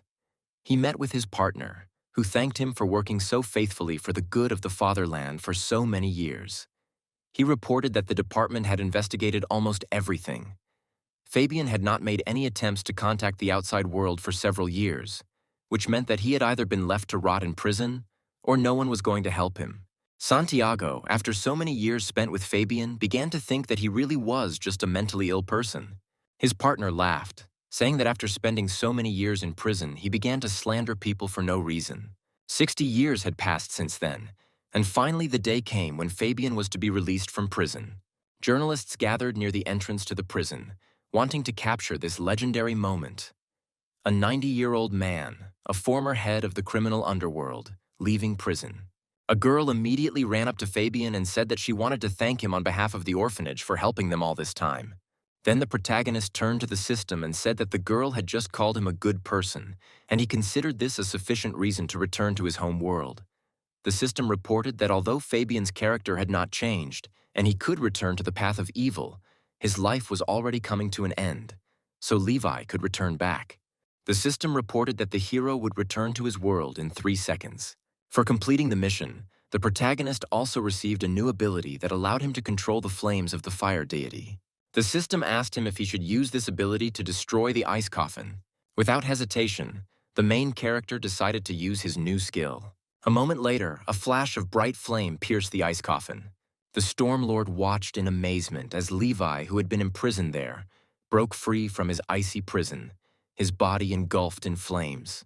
The demon didn't understand what was happening, as he had never seen such power before. However, before he had time to come to his senses, he realized that the column of flame was flying straight at him. Yet the demon had too little strength to resist, and he simply burned alive. The rooster watched in horror as the 10th-rank demon was incinerated in just an instant. Then he turned around and saw the protagonist emerge from the fire carrying his friend in his arms. At first, Jasper didn't understand who was in front of him, and then the rooster said that he was their pet and asked not to kill him. The boys didn't understand why the chicken didn't have breasts, even though the director said that girls should have them. Jasper then asked the demon if he could still lay eggs for them. The rooster remembered with horror the day when Levi told him that if he couldn't lay eggs, they would make soup out of him, so he had no choice but to answer in the affirmative. Meanwhile, Dad, after many years, finally returned to his body. He looked around and asked where he was and where the girls they had caught were.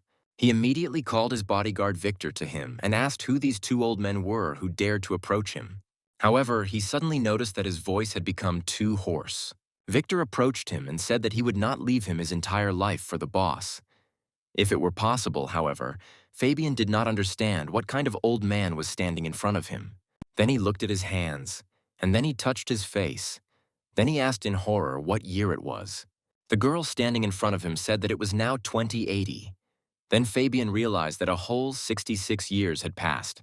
The girl said that although she knew that Grandpa Fabian had done a lot of bad things before, he had now become a good person. The man did not understand why 66 years had passed in an instant and he woke up as a good person. These thoughts haunted him, and he even began to lose consciousness. Since he was already at an advanced age, this event proved fatal to him, and he fell dead to the ground. Sometime later, his funeral took place, to which they brought his portrait from when he was still young. Victor walked ahead of everyone, saying that although Fabian did not leave any descendants, he would always remain their boss. Meanwhile, in the protagonist's world, the rooster had already returned to its chicken form and obediently jumped into Levi's arms. Jasper, meanwhile, turned to the squad members and said that he was going to heal them with his new technique.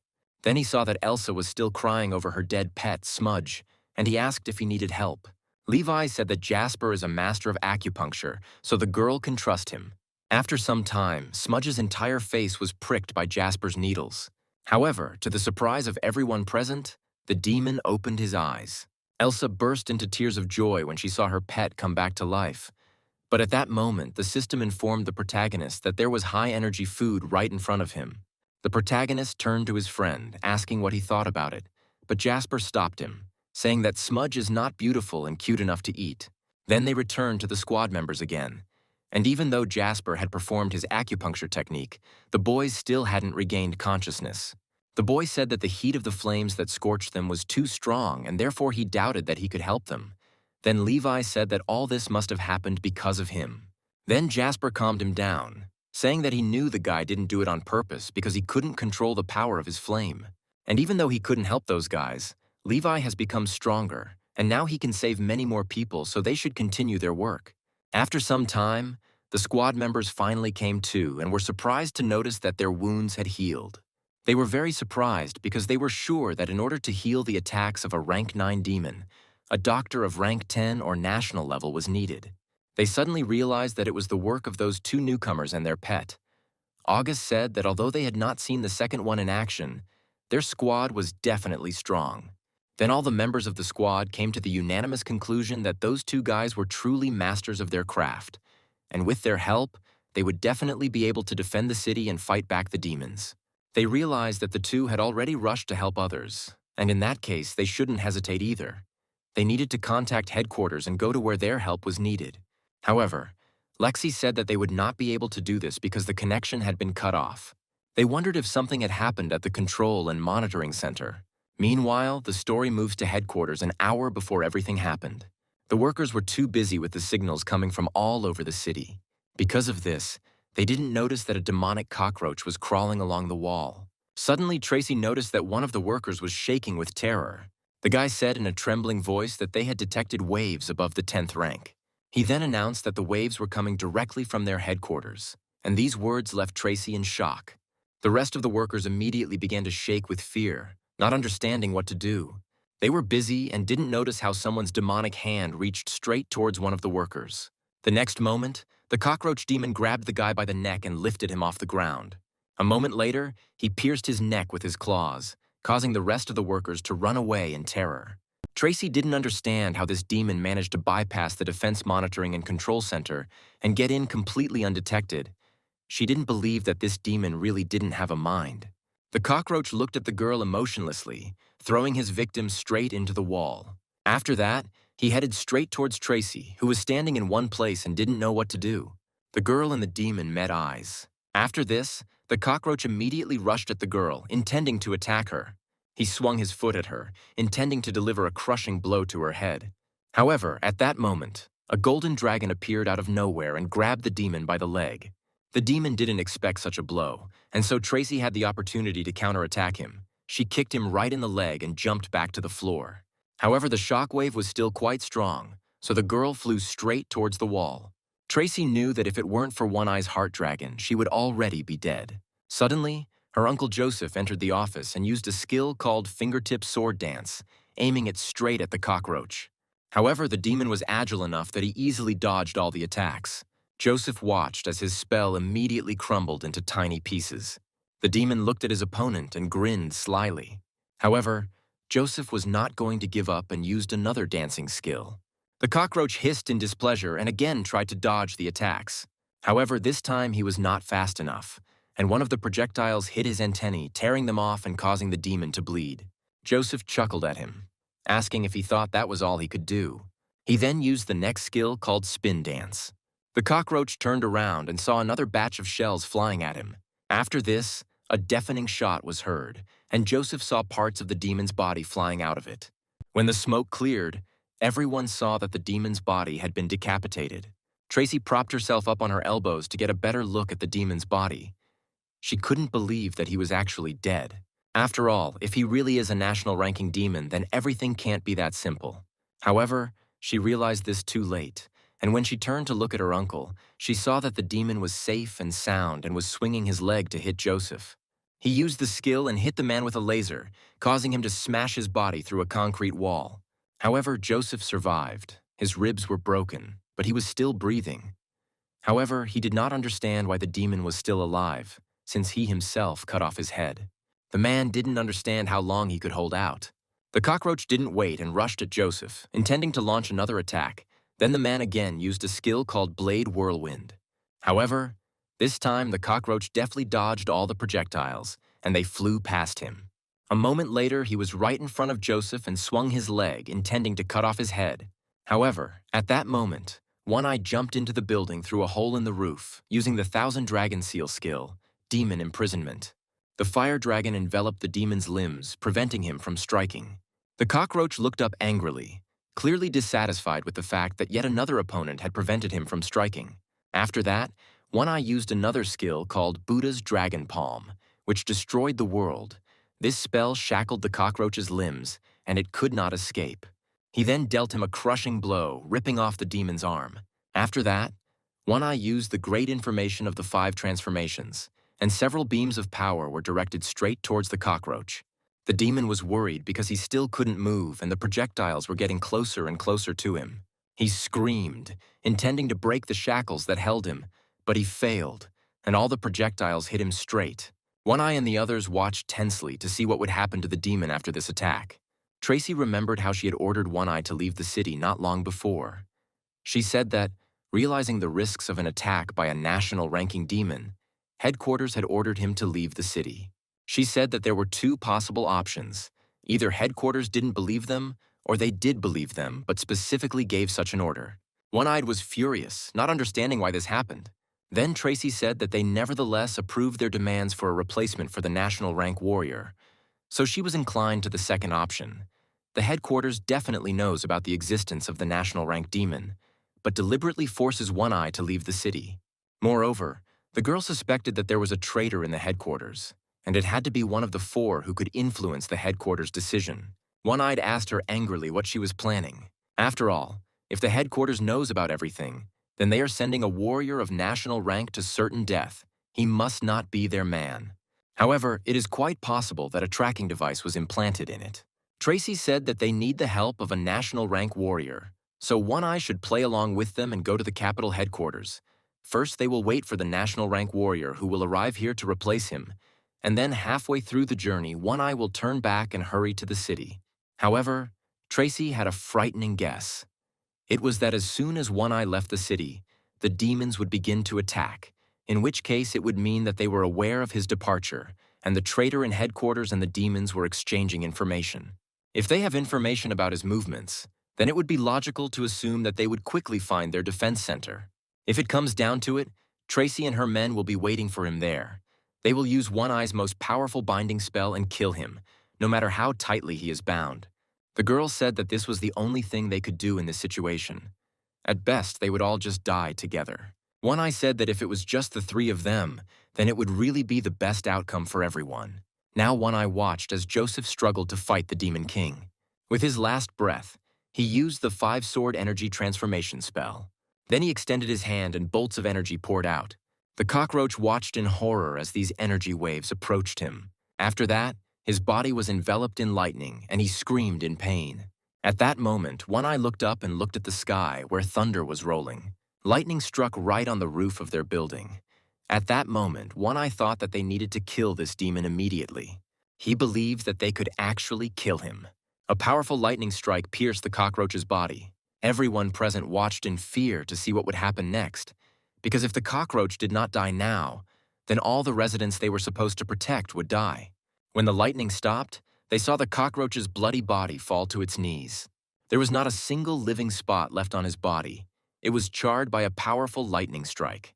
Then Tracy shouted, saying that his ability was to recover. He should be back to normal soon.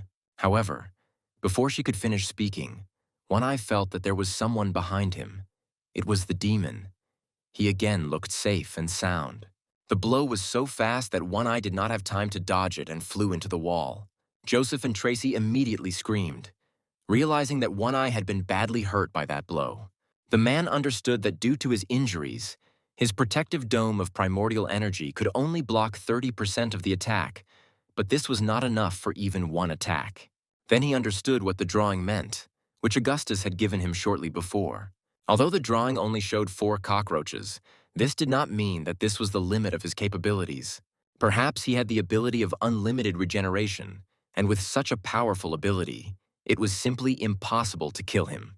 At that moment, the demon jumped on One Eye, intending to deliver the finishing blow and kill him. However, the man quickly got his bearings and jumped away from the blow, rolling behind the cockroach's back. He had no intention of giving up and decided to use the world-destroying Buddha Dragon Palm skill. The cockroach didn't expect the man to be behind him so quickly. When he turned around, he saw that his hand, blazing with fire, was already approaching his face. However, he still managed to dodge, and One Eye was unable to touch him with his hand. The cockroach decided that he couldn't delay and immediately struck the man in the stomach. The blow was so strong that blood began to flow from the man's mouth, but with the last of his strength, he tried to hold back the demon's hands. He then used the demon confinement skill, preventing the cockroach from escaping from his grip. The demon looked with concern at the fire dragons that were approaching him directly. However, he was able to dodge the attack and threw One Eye back into the wall. Joseph and Tracy watched in horror as the fight became so unequal. However, One Eye had no intention of giving up despite his dire situation. His whole body was shaking, but he still got to his feet, intending to continue the fight. At this moment, Joseph appeared behind the demon using the spin dance skill. The cockroach didn't expect this, and all the projectiles hit him straight in the head. The one-eyed man decided that he needed to act right now and immediately rushed at the demon using his skill. He defended this city for 11 years and intended to continue doing so until his death. Meanwhile, Levi and Jasper were walking around the city. It was already evening and the sun was setting behind the horizon. Suddenly, the rooster felt that there was a demon power above the 10th rank nearby. He couldn't believe that this was really the legendary king. He decided that if the king had come here in person, it meant that this was the only chance for the rooster to escape from the hands of these two. And although they had become stronger, he could not believe that they would ever become stronger than the king.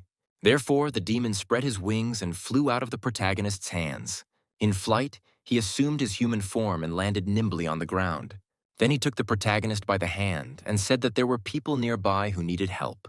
At that moment, the system informed Levi that there was high-energy food nearby that could reduce hunger for a whole year. So the protagonist's eyes immediately lit up with delight, and he ran to meet his prey. He immediately picked up his comrades and rushed towards the food that would satisfy his hunger for such a long time. They soon arrived at the building, and the protagonist informed her that she was there, but Jasper did not see anyone there who might need their help.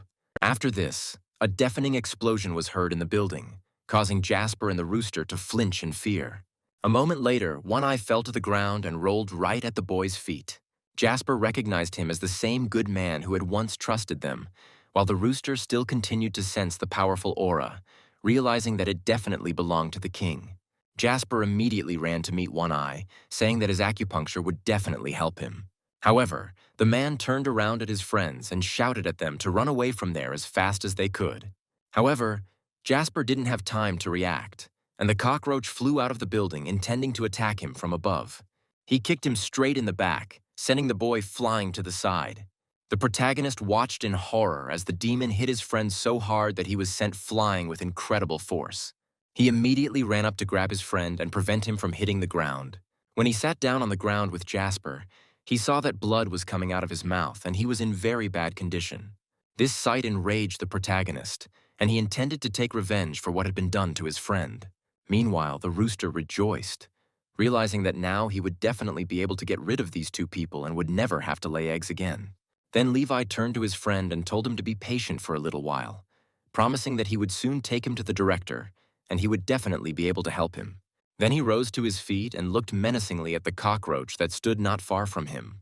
In an instant, he was next to the demon, not giving him a chance to come to his senses. His eyes were blazing with rage as he delivered a powerful punch straight into the demon's face. The blow was so strong that the cockroach flew off somewhere to the side like a football. The protagonist looked after him with indescribable fury. The rooster and One Eye looked at everything that was happening in bewilderment, not believing what they had just seen. The cockroach quickly recovered from the blow and flew up to the guy, intending to hit him even harder. However, the protagonist looked on indifferently as the fist of a national-rank demon approached his face. Everyone present on the battlefield couldn't believe that Levi would be stronger than a national-rank demon. The cockroach didn't even have time to react to the fact that his blow was so easily intercepted when he suddenly noticed that the protagonist's fist was approaching his face again. Levi delivered an even stronger blow straight into the demon's face. With this blow, he slammed it into the ground, causing it to crack into many small pieces. However, the cockroach was not going to give up and immediately broke free from the main character's fight, ending up right behind him. He raised his leg, intending to hit him in the back. However, due to the incredible feeling of rage, the protagonist's agility was at its limit, and he heard a cockroach that moved behind his back. Therefore, it was not difficult for him to dodge his attack, as well as grab his leg and forcefully slam him into the ground. Then Levi hit him with his other hand right in the stomach. However, the cockroach used its teleportation skill again and appeared right behind the main character. He raised his fist, intending to hit him in the head. However, Levi was faster than him. He immediately rose to his feet and intercepted the cockroach. He grabbed it by the neck and lifted it off the ground. The protagonist was filled with rage, so he squeezed the hand that was on the demon's neck with all his strength. The next moment, his head fell to the floor and blood gushed out of his body. The rooster watched everything that was happening in horror, not believing that Levi was a human being. One Eye was also perplexed as to what was happening, but the realization came to him that this demon was not an opponent for Levi at all. The demon continued to use his revival skill and attack the hero again and again, but he continued to kill his copies one after another. The one-eyed man understood that although Levi lacked combat skills, the strength of his attacks, defense, and movement speed were higher than those of a national-rank demon. And if this creature did not have the ability to constantly recover, he would have died long ago from Levi's blows. At that moment, Joseph and Tracy came out of the building, supporting each other as they were both badly injured. When they saw what was happening outside, they screamed in horror. For a second, the protagonist let his guard down, and that was enough for the demon to land a powerful blow to his stomach. The protagonist leaned away from the cockroach, catching his breath a little. One Eye understood that Levi had already killed this cockroach more than 100 times, but its limitless regeneration prevented him from finishing it off completely. The protagonist jumped, intending to strike the cockroach again. The blow was very strong, and another copy of the cockroach was dead, but the next copy was already ready and hovering right behind the main character. At that moment, the one-eyed man decided that, unfortunately, Levi would end up being the loser.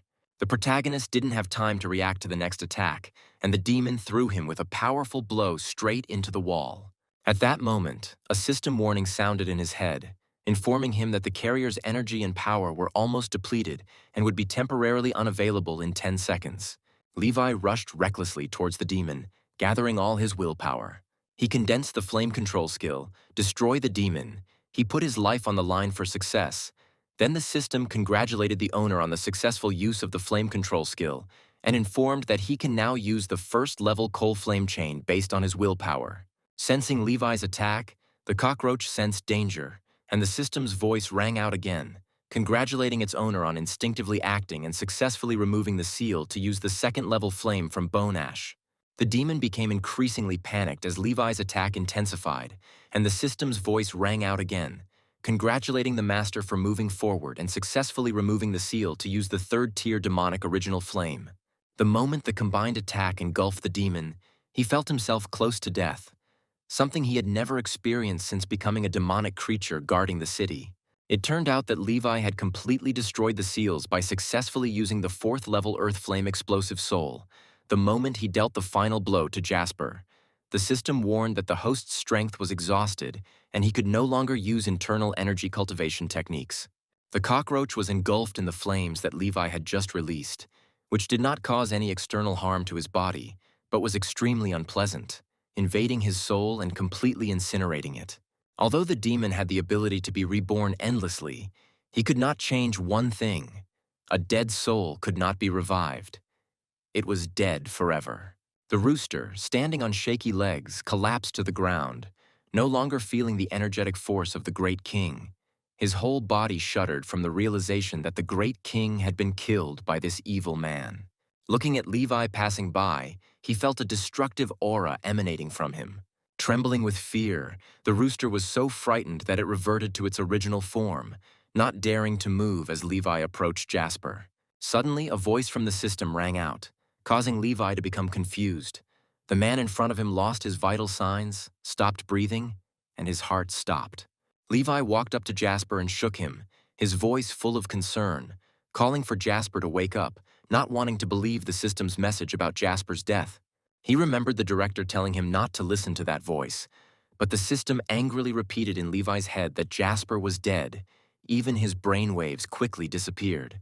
Tears welled up in Levi's eyes, and ignoring the system, he called Jasper's name over and over again, reminding him of their promise to always help him grow and to remain good friends forever. In Levi's eyes, Jasper was a man who would not lie to him. Looking at Jasper's cold, lifeless body, Levi remembered how, as a child, the director took him by the hand and brought him to a mental hospital. The director told Levi that from now on it would be his home, and that he might be a little scared because the people there were not normal, except for him. Looking at the white-haired young man who was about to prick another patient tied to a tree with needles, Levi asked the director about him. The director suddenly shouted angrily that they were not normal. He went to untie the tied man, ordering the staff to take the white-haired man away. The white-haired youth shouted loudly, insisting on doing acupuncture and learning the technique of moving into lunar orbit, claiming that he would succeed. His words aroused Levi's interest.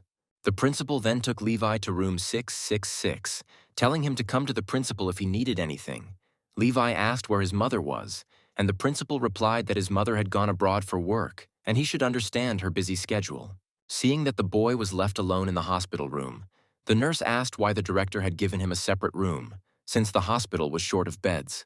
Before entering, Levi turned around and asked the director to prepare temporary cultivation tools, a vegetable knife, a welding gun, and an iron hammer for him. When he asked for a hammer, the nurse finally understood why the director had given him a separate room. Thus began a long series of days during which Levi mentally tormented everyone present, was repeatedly taken to intensive care, where he practiced his skills with an iron head and sometimes cut his own neck. He was taken to intensive care after breaking his leg while practicing his iron leg skill. Another time, he was taken to the emergency room when he lost consciousness from holding his breath on the toilet and his heart stopped. In another hospital room, a white-haired young man was no better off, and hospital staff came to take him away because he was practicing acupuncture on other people without permission, causing them to foam at the mouth and lose consciousness, forcing staff to rush the victims to the hospital. After some time, one patient was tormented by convulsions caused by acupuncture. Another similar case resulted in the victim of his acupuncture becoming partially paralyzed and being hospitalized. Realizing that this guy was too dangerous and could threaten the lives of other patients, the director decided to tie his legs with chains and lock him in a ward. With an innocent, harmless smile, Jasper assured them that he would not cause any more trouble and asked to be released. The director sighed, noting that Jasper's face was perfect for a con artist, which is why the staff always tried to persuade him to let him out. Seeing that the employees were standing still, admitting their mistake, the director sighed and decided that he needed to find subordinates for the one-eyed man, some strong martial arts master with a unique ability to hypnotize. Once hired, The employees would allow him to lightly hypnotize them into looking at Jasper as an old, feeble man. This was the only way to prevent them from being fooled by his persuasive abilities. The one-eyed director would no longer have to worry about employees being fooled by Jasper. Meanwhile, while watching Levi, two exhausted hospital staff fell asleep right in the garden. Jasper sat chained and sad in his room. Suddenly, he heard a noise outside the window. Confused, he looked outside and saw Levi standing on a chair, peering inside. They looked at each other intently and quickly found a common language. The hospital staff constantly prevented them from doing what they wanted. Levi asked Jasper if he could teach him acupuncture cultivation. Jasper happily replied that he could help him. Levi happily said that the acupuncture he practices on him helps him develop, and he can practice too. Jasper, pleased that he had found someone willing to give him the opportunity to practice, asked Levi to call him Jasper from now on, and they promised to always be good friends and help each other grow. When the two guards watching Levi woke up, they discovered that he was missing. As it turned out, Jasper had already performed acupuncture on the boy. When they arrived at the hospital, they found Levi unconscious on the floor with needles sticking out of his head. Jasper sat in his room and thought that after this incident, Levi would no longer look for him. However, after some time, Levi returned, showing Jasper that he had recovered and wanted to continue acupuncture treatment. Levi also stole and brought him acupuncture needles. Overjoyed to see Levi, Jasper laughed loudly and told Levi that they would remain good friends forever. Levi told Jasper that the last time he helped him with cultivation, he thought it was very effective. Jasper, pleased that his skills were recognized, promised to always help Levi. Levi told Jasper that after the 13th injection, he thought he saw a bridge with a beautiful white-haired woman waving at him from it. Jasper stroked his nose, deep in thought, and said that it seemed like his moon bridge transfer technique needed more research. After the acupuncture treatment, Levi passed out again, but Jasper continued to ask Levi when he would come next. Levi continued to go to Jasper for acupuncture, and Jasper admired the butterfly clip in Levi's hair. Hearing this, Levi took it off and gave it to Jasper, saying that the nurse gave it to him, and although it was beautiful, Jasper was his friend, so he would give it to him. It was the first gift Jasper received. He tied it to his ponytail and asked Levi if it was handsome. Jasper thanked Levi for the gift and said that he would keep it carefully. Holding acupuncture needles in his hands, he wanted to repay Levi in kind. The translocation technique he had researched had now been upgraded to the soul translocation technique. Jasper was full of spirit and confident that this upgraded version would make Levi stronger. He quickly inserted 3 needles into Levi's head. After Jasper performed the technique, Levi felt like millions of galaxies were swirling around him. But after the 13th needle, hospital staff sent the unconscious Levi back to intensive care. When the director learned that the staff had failed to monitor Levi's condition for the 8th time, they were dissatisfied. They complained that they did not have enough people to provide constant 24-hour monitoring, which was truly tiresome. The 2 exhausted guards watching Jasper's room also spoke up. They said that if they weren't paying attention for even a minute, the 2 would meet and do acupuncture. To prevent this, they suggested to the director to assign different guards, since everyone was exhausted from working day and night. The director also had no solutions. He calculated that there were not enough people, one-eyed if they could not stop them. Maybe it was worth placing them together and just keeping an eye on them at the same time. Jasper boasted to the director that he had found someone willing to let him practice acupuncture on him. He placed both of them in room 666, warning Jasper that they must live in harmony and not disturb others. The director accidentally let it slip that if the dangerous Jasper accidentally killed Levi, it would solve the problem. The employees were horrified by the director's words, and he backed down, saying that he did not mean to hurt anyone. One of the employees asked if they should be separated, but the mischievous director waved his hand dismissively, saying that there was no need. Seeing that Levi had woken up, Jasper happily informed him that the director had given them permission to stay together and that they no longer had to meet in secret. Both were happy that they would be able to study together without interference. The guys vowed that they would remain best friends forever. But in the present time, tears were streaming down Levi's face. He was hugging Jasper. His voice was filled with sadness. He was begging Jasper to wake up quickly, believing that he had deceived him. Jasper lay in blood. Suddenly his painful voice was heard, asking whose steps these were and who had offended him. He screamed in agony, calling for Levi. There was a series of incoherent, disjointed sounds. Then everything went silent, and Jasper remained motionless, his eyelids suddenly twitching. Levi was delighted to hear the system inform him that his vitality was being restored, and he was coming to his senses. When the words faded, Jasper opened his eyes and called Levi's name in confusion. Levi smiled with satisfaction and told the stunned Jasper that he knew he wouldn't deceive him and had always believed in him. The system spoke, explaining that it wasn't a matter of deception, but of faith. It advised the owner to be more reasonable, noting that Jasper had died and returned to life, meaning his personality was clearly not ordinary. Even a system as powerful as this one had made a mistake in deciding that Jasper had deceived it. The system declared that it was tired of dealing with two weirdos, warned of the risk of a system failure, and began self-diagnosis.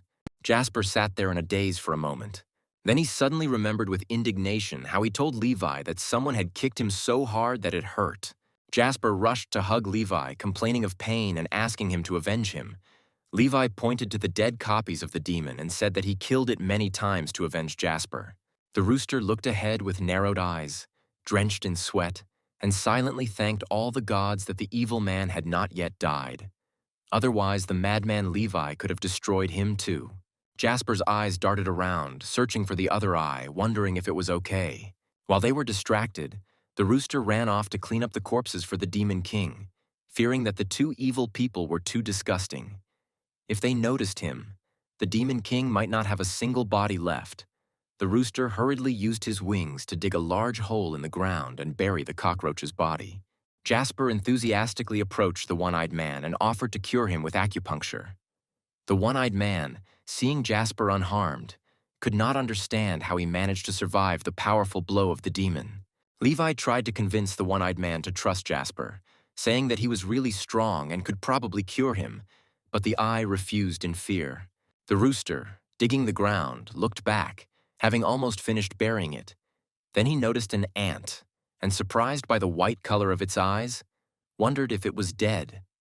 Without thinking, the rooster pecked the ant, tossed it up, and swallowed it whole. The Demon King's soul was outraged when he saw the rooster's action, although the evil spirits found this scene familiar, thinking that most of them had ended up the same way. They watched as the carefree rooster stroked the Demon King's grave. The rooster apologized, saying that he didn't know that the evil man was stronger than the Demon King and didn't want to bring him here to die. After lamenting for a while, the rooster sighed and suddenly remembered that he didn't know the Demon King's true form because he was too weak a beast spirit. The Demon King's soul screamed furiously, the flames of rage blazing brightly, calling the rooster a shameless chicken for eating his true form alive. The rooster wondered what the king's true form was, because he had been too weak before and had never seen such an important person. The fox tried to calm the Demon King down, saying that although he had devoured his true form and caused his death, he should not think about it anymore. The naive rooster remained unaware of his crimes, but suddenly he felt a chill down his spine, as if he heard icy voices cursing him.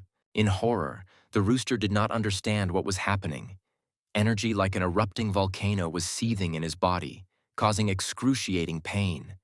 The spirits thought that the rooster was about to join them, but instead they saw him writhing on the ground and screaming in agony. Contrary to their expectations, the rooster successfully raised the level again. One Eye watched in shock as the rooster leveled up, becoming a national rank demon. Jasper, seeing the rooster flying in the air, said that therefore he too could fly. He was afraid that the flying chicken might not return. But Levi reassured Jasper, saying that he was not going anywhere. Levi called to the rooster, calling him to come down. The arrogant rooster, now at the level of a city lord, thought that he had risen to the same level as the former Demon King. He lunged at Levi, intending to attack, but to everyone's surprise, the brazen chicken cowered, allowing Jasper to hold her down. The rooster realized that despite his new status, he would not be able to defeat these two evil people who even killed the Demon King. The one-eyed man was once again horrified to see a city lord-level demon voluntarily become a pet for these two. They not only killed the city lord-level demon, but also forced him to become their pet. Having calmed down, Tracy led the group after Levi and his companion. She thanked them for saving Yanhai. Outside the city, A group of ninth-rank experts, exhausted from the intense battle, successfully dealt with the demons. Even the most powerful demons lay defeated. Fortunately, the human crew remained unharmed and quickly treated the wounded they found along the way. Finally, a temporary calm returned to Yanhai. Tracy joined the group chat offering condolences to the victims, and they observed a 5-minute silence in memory of the unfortunate victims. The next day, Tracy was seen dozing by the one-eyed man's hospital bed. He advised her to rest and work later. Noticing that One Eye had woken up, a tired Tracy spoke up, saying that she had been waiting for him to wake up because she wanted to tell him that although the demon attack on the city had passed, the danger they faced was not over. One Eye asked if she had informed Tracy about the internal high-ranking traitor. Tracy only noted that it was quite possible that after One Eye left, the demons would attack the city. He needed him to come and cooperate with them to complete the formation to fight the city lord-level demons. One Eye praised Tracy for her caution even towards her own uncle, admitting that it was no surprise that she had become the headquarters strategist. Tracy thought it would be better if fewer people knew about it before there was enough evidence. The one-eyed man reminded Tracy to warn Joseph to be careful. Tracy continued, explaining that she had coordinated with the martial arts master directors to perform surgery on her uncle, removing a cutting-edge monitoring device from his body that could not be detected nearby, but which could reflect signs of his life. One Eye said that this level could be explained as monitoring the safety of the city lord's life. The tracking function could only be used for escort purposes, not as evidence that the demons had colluded with the traitor. It could even be approved by high-ranking authorities as a normal security measure. Tracy insisted that they needed to gather enough evidence before reporting to headquarters. One Eye suddenly remembered that he wanted to ask about the group with Levi and the city lord-level rooster and how they were treated. He was shocked when Tracy said that she temporarily invited them to the mental hospital. Only these two could suppress the city lord-level demon, so she had to let him follow them. One Eye winced, looking tense and asking Tracy if she knew everything. Tracy explained that initially, when the demons attacked the city, she locked them in the observation room, intending to settle everything with him. She believed that unstable mentally ill people would not be able to use their expert abilities, which would be too risky. But now she felt lucky that he secretly recruited them, and thus Yanhai was saved. One Eye breathed a sigh of relief after hearing Tracy's words. She noticed that the group chat was discussing Levi and Jasper. Even though they were mentally ill, with the support of a city lord-level demon, they had tremendous combat power. They must find a way to use them. Tracy thought that although there was some risk, their current strategy was worth the risk. She needed to visit the mental hospital and find Director Sean to understand what state they were in, although it might come with some risk. One Eye was pleased to see that Tracy recognized the two of them. Tracy decided to hide their status as mentally ill. She wanted to secretly contact Director Sean to delete the information related to them. Using the influence of the Kim family and the concealment of information by Hawk in the entire land of dragons, only a few would be able to investigate them. Suddenly, One Eye grabbed the wound on his stomach painfully. Tracy ran to him anxiously and asked if the wound had opened. They saw with horror that vines were growing from the open wound. Tracy quickly went after Chandler and martial artist Sage. They administered first aid to the one-eyed man and placed him in a glass cage. Chandler, the head of the research team, said they managed to temporarily use energy to stop the vine's growth, but its roots had reached the internal organs, making removal impossible. Medical expert Sage continued, saying the seed appeared to have pierced him, intending to destroy the enemy's body from the inside. Sage suspiciously asked Tracy if this was the innate ability of the slain city lord-level demon. Tracy decided that it was not. As the creature was constantly suppressed by the formation's attacks, Sage wondered where the old man encountered the attack. Inside the glass case, the one-eyed man pressed the button of the device, wanting to contact the outside world. Seeing this, Chandler asked his assistant to activate the communication device. One Eye explained that the attacker was a level 9 expert sent by headquarters to escort him, but his abilities exceeded level 9. When he hurriedly returned to defend the city, he had no choice but to use a special technique to force him to find his way to the headquarters on his own. As he turned around, a man suddenly pounced on him. The attacker turned out to be a level 9 expert from headquarters named Sam. His comrades died fighting the demons. Although Sam was a Taoist cultivator, he later used his special innate plant-based abilities to fight. One Eye remembered how after he blocked Sam's attack with his Buddhist defense, vines suddenly appeared from below, piercing his stomach and causing him to immediately cough up blood. The one-eyed man was puzzled as to how a Taoist cultivator could simultaneously use special innate abilities based on plants. The old man then said that he was invited to humbly return to headquarters. Everyone present was horrified when they learned the truth. Chandler said doubtfully that according to research data, experts with special innate abilities that awaken cannot use internal energy. He did not understand how innate abilities could coexist with the cultivation of internal energy. One Eye continued to explain that combined with his special plant-based innate abilities, Sam's strength had surpassed the 9th level, reaching the level of a city lord. One Eye had no way to retreat and was forced to use a fatal blow to destroy it. Sam's body fell into a protected forest outside the city. Tracy screamed frantically that Sam's body was the key piece of evidence and they had to find his remains. Tracy pointed to the map, ordering a squad of spirits to explore the sacred forest area outside the city where the team of celestial engineers had sacrificed themselves. Based on the one-eyed man's description, he was most likely located there, but he felt the energy waves of a 7th-level demon. Tracy guessed that it might be the reserve forces of the demons that attacked the city this time. Although they had wiped out the main forces of demons in this area from the 8th level to the city lord level, they probably left behind reserve troops, perhaps camp-type demons.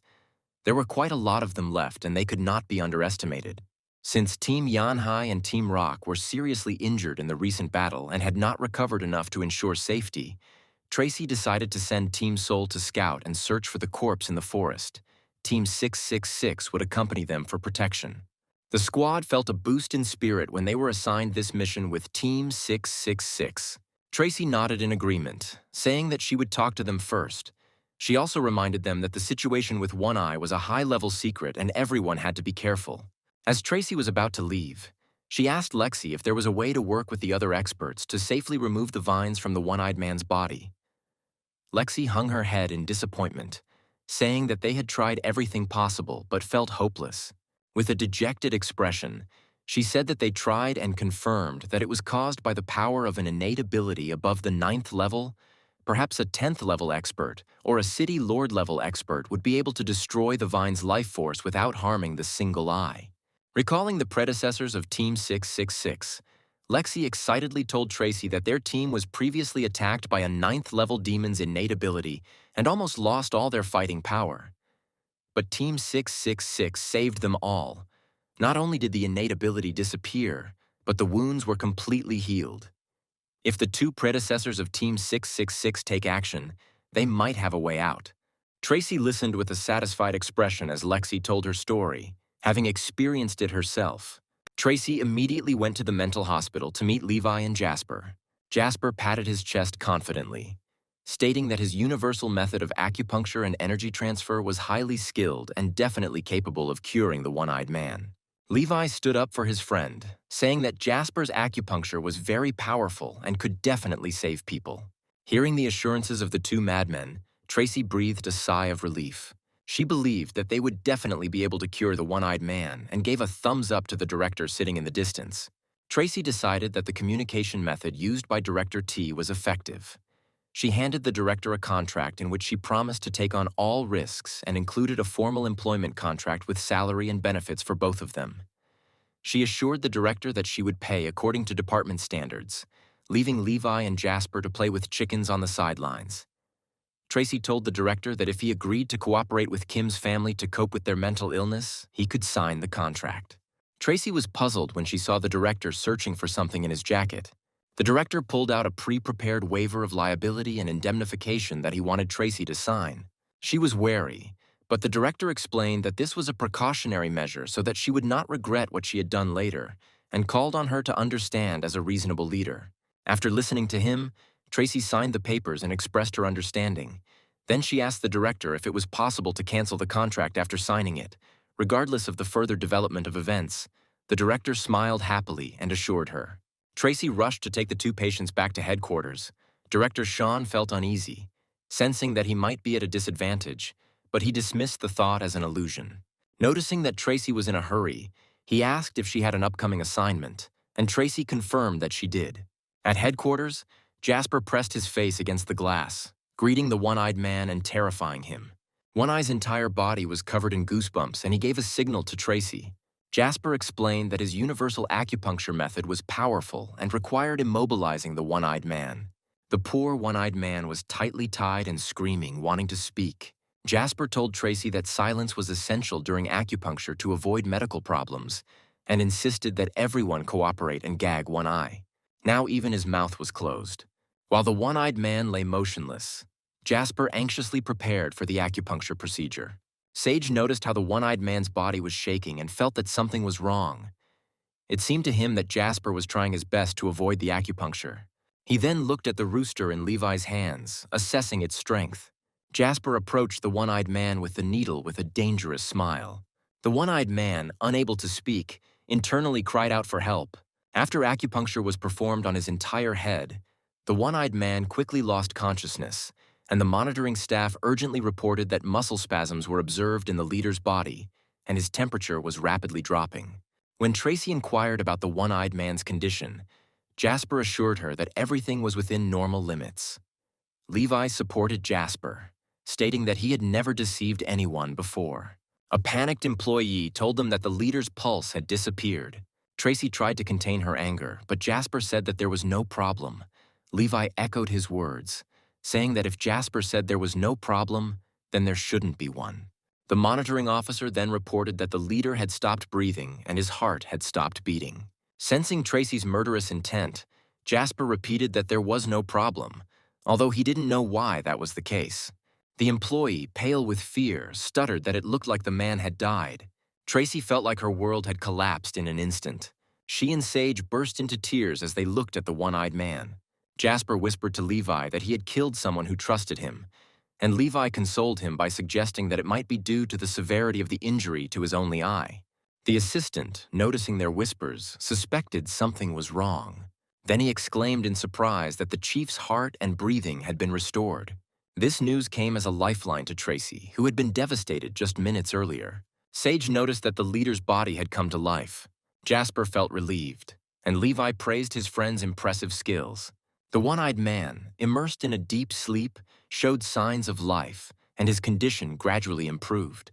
The monitoring center was updated, and the assistant announced that the national-ranked demonic beast would become a companion pet. It was an impressive update that increased Team 666's overall rating. Tracy believed that the energy wave of a national-rank beast was impossible to hide, and upgraded the system, knowing that if they tried to hide it, powerful experts would be even more terrified when they discovered it. Upon reflection, Tracy realized that their decisions were being influenced by an inner traitor. He secretly left Yanhai, but now he successfully confronted a national-rank beast. She updated Team 666's news and used a national-ranked companion beast to draw attention to herself, trying to hide Levi and Jasper's strength. She knew that eventually their strategies would be revealed, and they would become key in the fight against the mysterious traitor. Soon, the squad headed to the forest area on the outskirts of the city.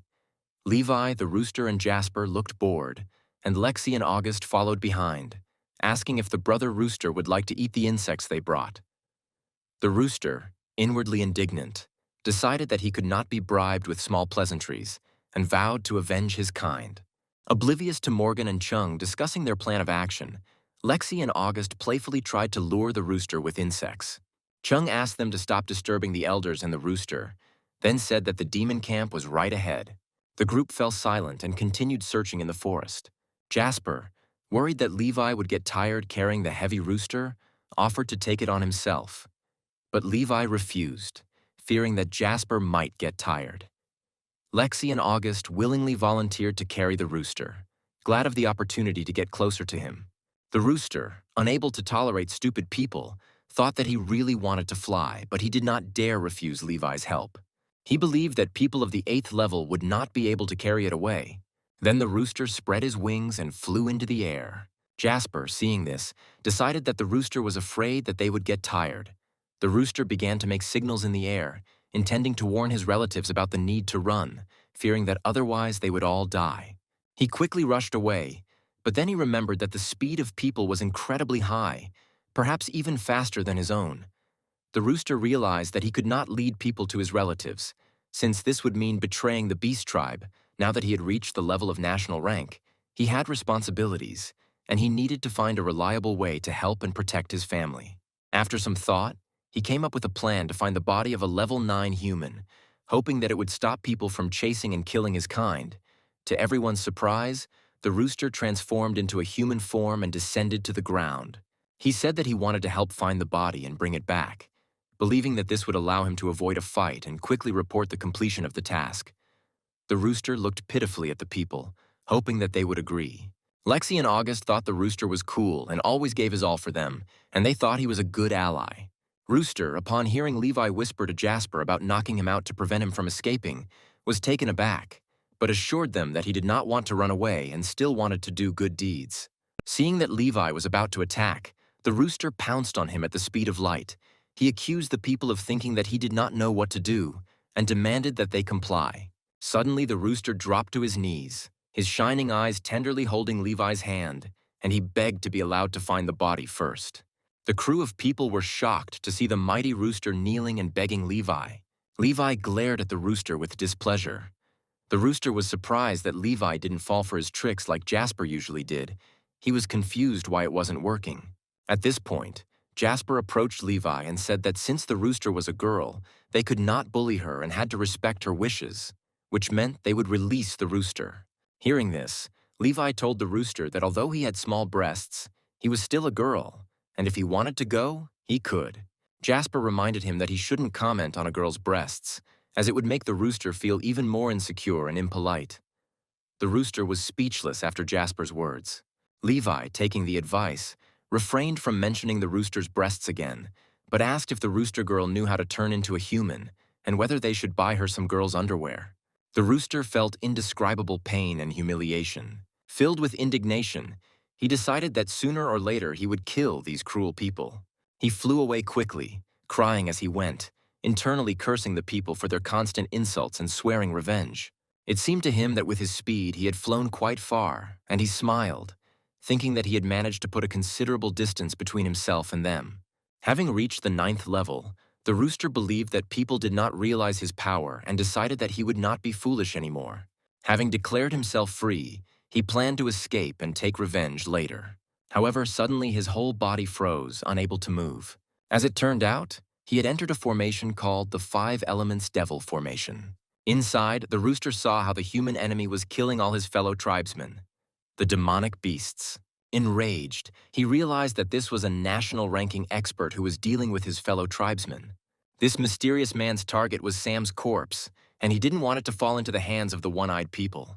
As soon as he laid Sam's body on the ground, he sensed danger and noticed ice needles heading towards him. He felt a powerful energy wave and quickly dodged to the side, carrying the corpse away. The mysterious man realized that the energy wave must come from a national-rank demonic beast, and felt uneasy about the appearance of the Emperor demonic beast. Rooster in the Sky used his lightning lake ability to attack the mysterious man, forcing him to dodge while he carried Sam's corpse. The mysterious man muttered to himself that even if One Eye came in person, he was sure he could carry away Sam's body before him. The rooster watched coldly from above, using lightning strikes. Electric arc, a secretly trained skill against evil people on the stranger below. The stranger thought that the demonic beast had powerful water and lightning abilities and hurried to hide.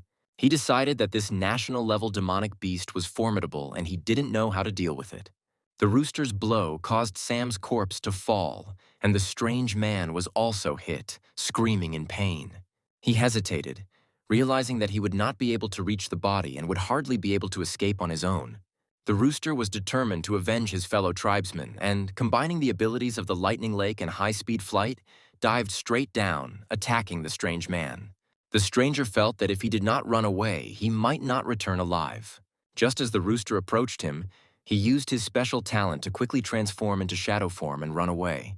The rooster cursed, thinking about the formidable man with special abilities.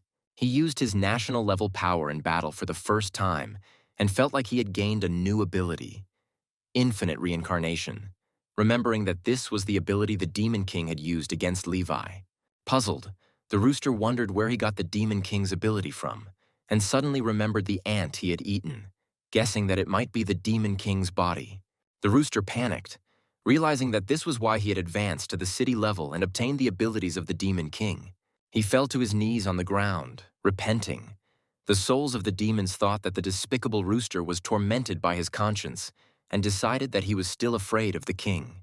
The rooster, still agitated, loudly declared that he would continue the Demon King's will by using his power to kill the evil people and avenge him. He didn't even suspect that the Demon King wanted to devour him the most right now. Suddenly, 3 new 7th-level demonic beasts emerged from the forest and charged at the traitorous rooster with a furious roar.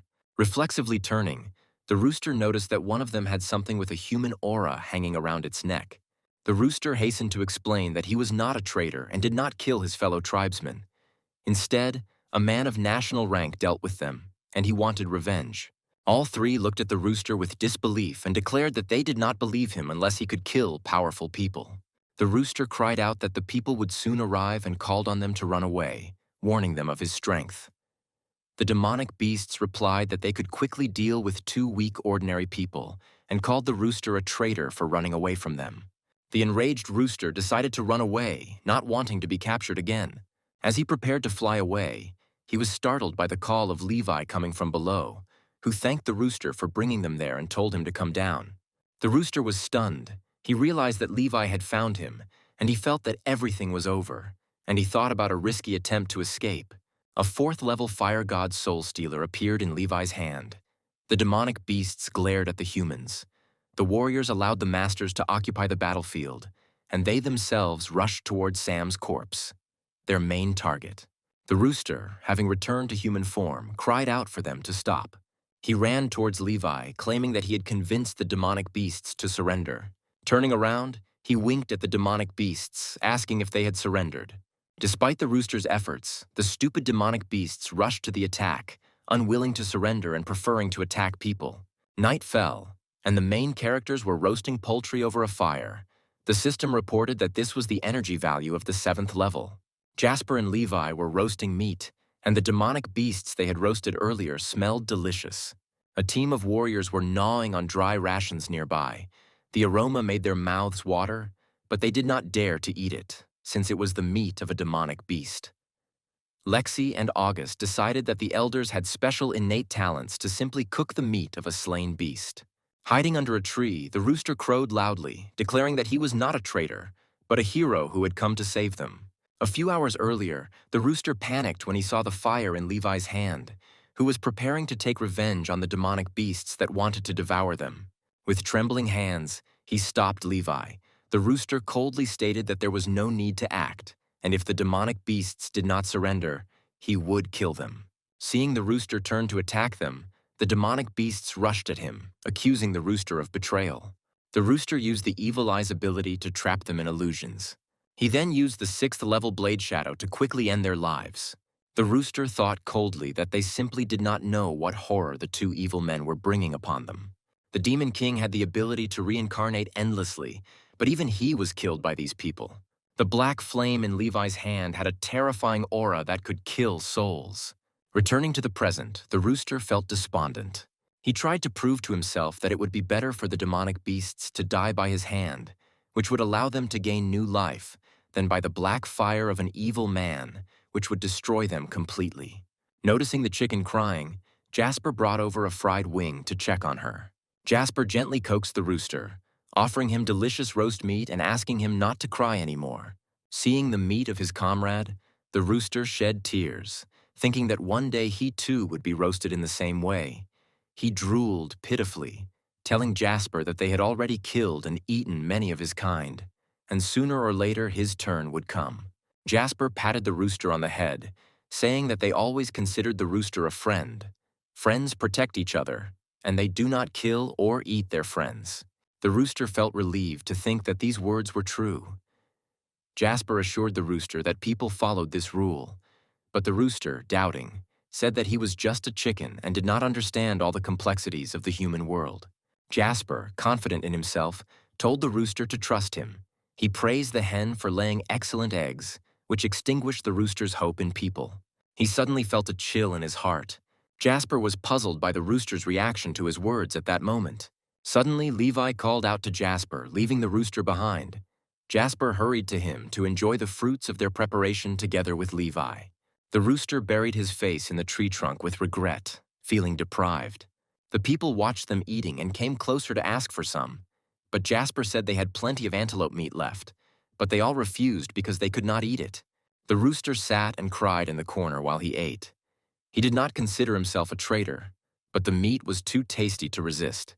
Then the system's voice came on, telling Levi that roast meat goes better with beer, and a case of beer appeared in front of Levi. Levi asked Jasper if he wanted a drink, angrily calling the voice in his head a psycho. The team was puzzled as to where Levi got all this from, as they didn't have enough ingredients to cook or even brew beer. The eyes of the entire team stared hungrily at the can of beer in Levi's hand. Although they couldn't eat the roasted meat of the demonic beast, they could drink several cases of beer. Sitting around the fire, the group celebrated the discovery of Sam's body and the completion of the task, happily sipping beer. Looking around, August noticed a rooster hiding in the shadows. He grabbed it by the wing and pulled it towards him. The rooster danced with tears in its eyes. The story shifts back to the city hospital ward.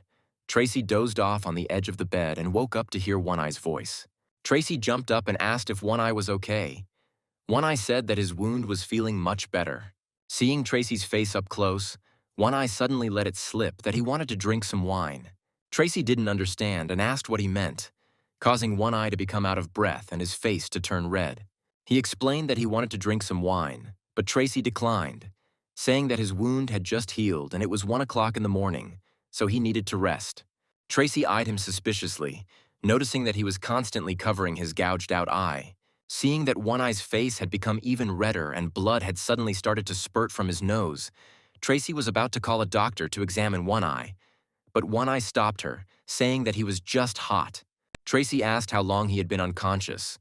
One Eye replied that it had been 36 hours since Jasper had treated him.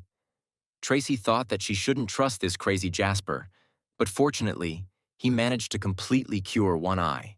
Tracy asked why One Eye's face was so red. One Eye said it was not a side effect and removed his hand from covering his eye. Thrilled to see Tracy, One Eye praised Jasper, saying that he had doubted him before because he was crazy, but he was actually a genius. Tracy felt a certain suspicion. Her intuition told her that One Eye was definitely hiding something suspicious. It turned out that Jasper really did heal One Eye's eye, but not so that he could see normally, but so that he could see through objects. Meanwhile, the squad members and the main characters continued to feast in the forest. However, it did not last too long, as soon everyone passed out from the alcohol they had drunk. Only the rooster continued to drink and cry. He decided that since none of his brothers could understand his motives, he would have to go this path alone. The demon wanted to get to his feet, but the alcohol took its toll and he fell onto the grass. Before he fell asleep, he decided that he would think less about the opinions of others, because what mattered was that he would become a demon destroyer of worlds. The next morning, all the boys sobered up and set off on their way back home. When they entered, they were immediately greeted by Tracy, who praised the warriors for finding Sam's body so quickly. The girl said that she would immediately send a research team to take the body for examination. Suddenly, the panicked voices of One Eye and Joseph were heard. He said that an emergency message had come from headquarters. The nearby city of Kangxi was destroyed after being ambushed by continental-level demonic beasts. The girl shuddered when she heard this. One-Eyed said that when the assault on Yanhai began, the neighboring city of Kangxi was also attacked by a continental-level demon. Tracy trembled with fear when she heard that the attackers were of national level. Joseph confirmed that they did not send out any distress signals until contact with headquarters was lost. The strategists at headquarters found this suspicious and tried to contact the Changxi Special Unit, but were no longer able to establish contact. 2 hours later, someone from Sanxi unilaterally opened a connection and sent a bloody video to headquarters. It featured elite warriors from the city garrison who were being tortured by demonic monsters. One of the men in the video screamed for the demonic creatures to kill him if they had the courage. Tracy suddenly stood up when she saw the footage. The one-eyed man continued to explain that the soldiers of the Changxi city garrison were still alive and being tortured. One-eyed reported that headquarters had activated remote satellite surveillance and detected the energy signatures of national-level demonic beasts. Moreover, energy signatures of high-level beasts have been detected throughout the city. Tracy also panicked when she received additional information that all internal communications had been cut off and the airlocks were completely sealed. No one knew what state Sanxi was currently in. Tracy shuddered as she realized that this was a national-level demonic monster with an extremely high IQ, capable of controlling and shutting down network channels, and that it had learned from humans how to record video, shut down information, and seal off a captured city. Tracy's body shook violently. She grabbed the edge of the table with both hands for support, her voice trembling as she said that it was no longer just a high IQ. It had evolved and now had strategic potential. Tracy's condition worsened. She was sweating profusely. She had difficulty speaking, realizing that if they had to deal with a national-level demonic beast that understood and could use human science and technology, then they would be in serious danger. Suddenly, Tracy's vision went blurry and she collapsed to the floor, and the one-eyed man and Tracy rushed towards her in alarm. The story takes place in a mysterious place where a mysterious man, a continental-level warrior, was admiring flowers. A warrior of the city garrison level, who had escaped from the rooster, appeared there and respectfully knelt down. The mysterious man noticed the warrior's uneven breathing and asked if the mission had failed. The warrior apologized and said that he was unable to return Sam's corpse because it had been kidnapped by a national-level demon. The mysterious man asked if this was the Dawnbringer from the forum. The warrior confirmed that it was him and noted his water and lightning type abilities. The national-level warrior inquired why the national-level beast served people so faithfully. The warrior explained that just as humans could betray their kin, so could demonic beasts. He added that the beast had a talent for physical development. It could absorb the energy of its demonic brethren to improve itself. It was originally a third-level beast, but quickly reached the level of a city garrison. The national-level warrior deduced that the rooster must be an enemy of his demonic brethren. Perhaps the rooster was not loyal to the one-eyed and high city either. It only temporarily allied with humans to kill its demonic brethren by continuously absorbing their energy. The rooster's scheme was very profound and could not be underestimated. The national-level warrior feared that the rooster was not loyal to the high city. Now that One Eye has taken possession of Sam's corpse, it won't be long before they reveal their secrets and whereabouts. Sam's body was most likely taken to the Yanhai research lab. They still had a chance to take him, but the more they took from One Eye and Tracy, the more people would realize that this was no easy matter and would start keeping a close eye on them. The national-level warriors wanted to take direct action against this troublesome creature, planning to let Yanhai be cleared of the demonic beasts and silence them forever. They were afraid that the rooster would interfere with the demon's second attack, so they wanted to deal with it first. The subordinate asked how to deal with it, admitting that he could not defeat it. The national-level warrior pointed out that there were only 4 national-level masters in the entire dragon country, and their identities would be exposed. A national-level warrior asked a subordinate if he had received news of the destruction of Kangxi, and the subordinate confirmed this, noting that the bloody video had left him in great shock. The subordinate noted that Vivian would definitely convince headquarters to send a rescue team to Changxi. Even though Vivian was a medic warrior with a weak battle strategy, the headquarters couldn't stop her. The man in the video was her younger brother, and she would insist on going. A national-level warrior ordered a subordinate to observe the situation and retreat if necessary. The subordinate asked if he would go too. A national-level warrior confirmed that headquarters would send 2 national-level warriors along with Vivian, and teams from neighboring cities would join the rescue. The boy turned purple with rage when he was told to deal with the rooster himself. He said that he had already mentioned that he couldn't beat him. However, the man said that dealing with him did not necessarily mean killing him. As long as he no longer posed a threat to Yanhai City, that would be enough. He added that the rooster was not truly loyal to Yanhai City, meaning that if stronger human experts wanted to form an alliance with him, he might not choose Yanhai. The subordinate thought for a moment and then asked how they could be sure that One Eye would send a warrior of national standing. The national-level warrior confirmed that One Eye would definitely send him. The story shifts back to the hospital. One Eye came to visit Tracy, told her that the headquarters had sent a rescue team along with 2 national-level warriors, and nearby cities were asked to send at least 1 team of level 9 experts to participate in the rescue operation. Tracy intended to send the Yanhai team, but they would retreat if the situation seemed unstable. One Eye expressed concern, saying that sending the Yanhai team could lead to a high probability of failure. Tracy understood One Eye's concerns, but she also knew that Team 666's situation was precarious. The mysterious traitor had still not been found, despite One Eye disobeying HQ's orders and killing Sam. If evidence confirming Sam's name was not found soon, Tracy feared that the traitor could attack Yanhai City at any time. Team 666 was their last trump card, and if it was exposed, they would immediately go on the defensive. One Eye spoke softly, acknowledging Tracy's concerns about the traitor and her mother's safety as the first military advisor to the city of Changxi. He advised her to make rational decisions and not reveal that the traitor considered her a pawn.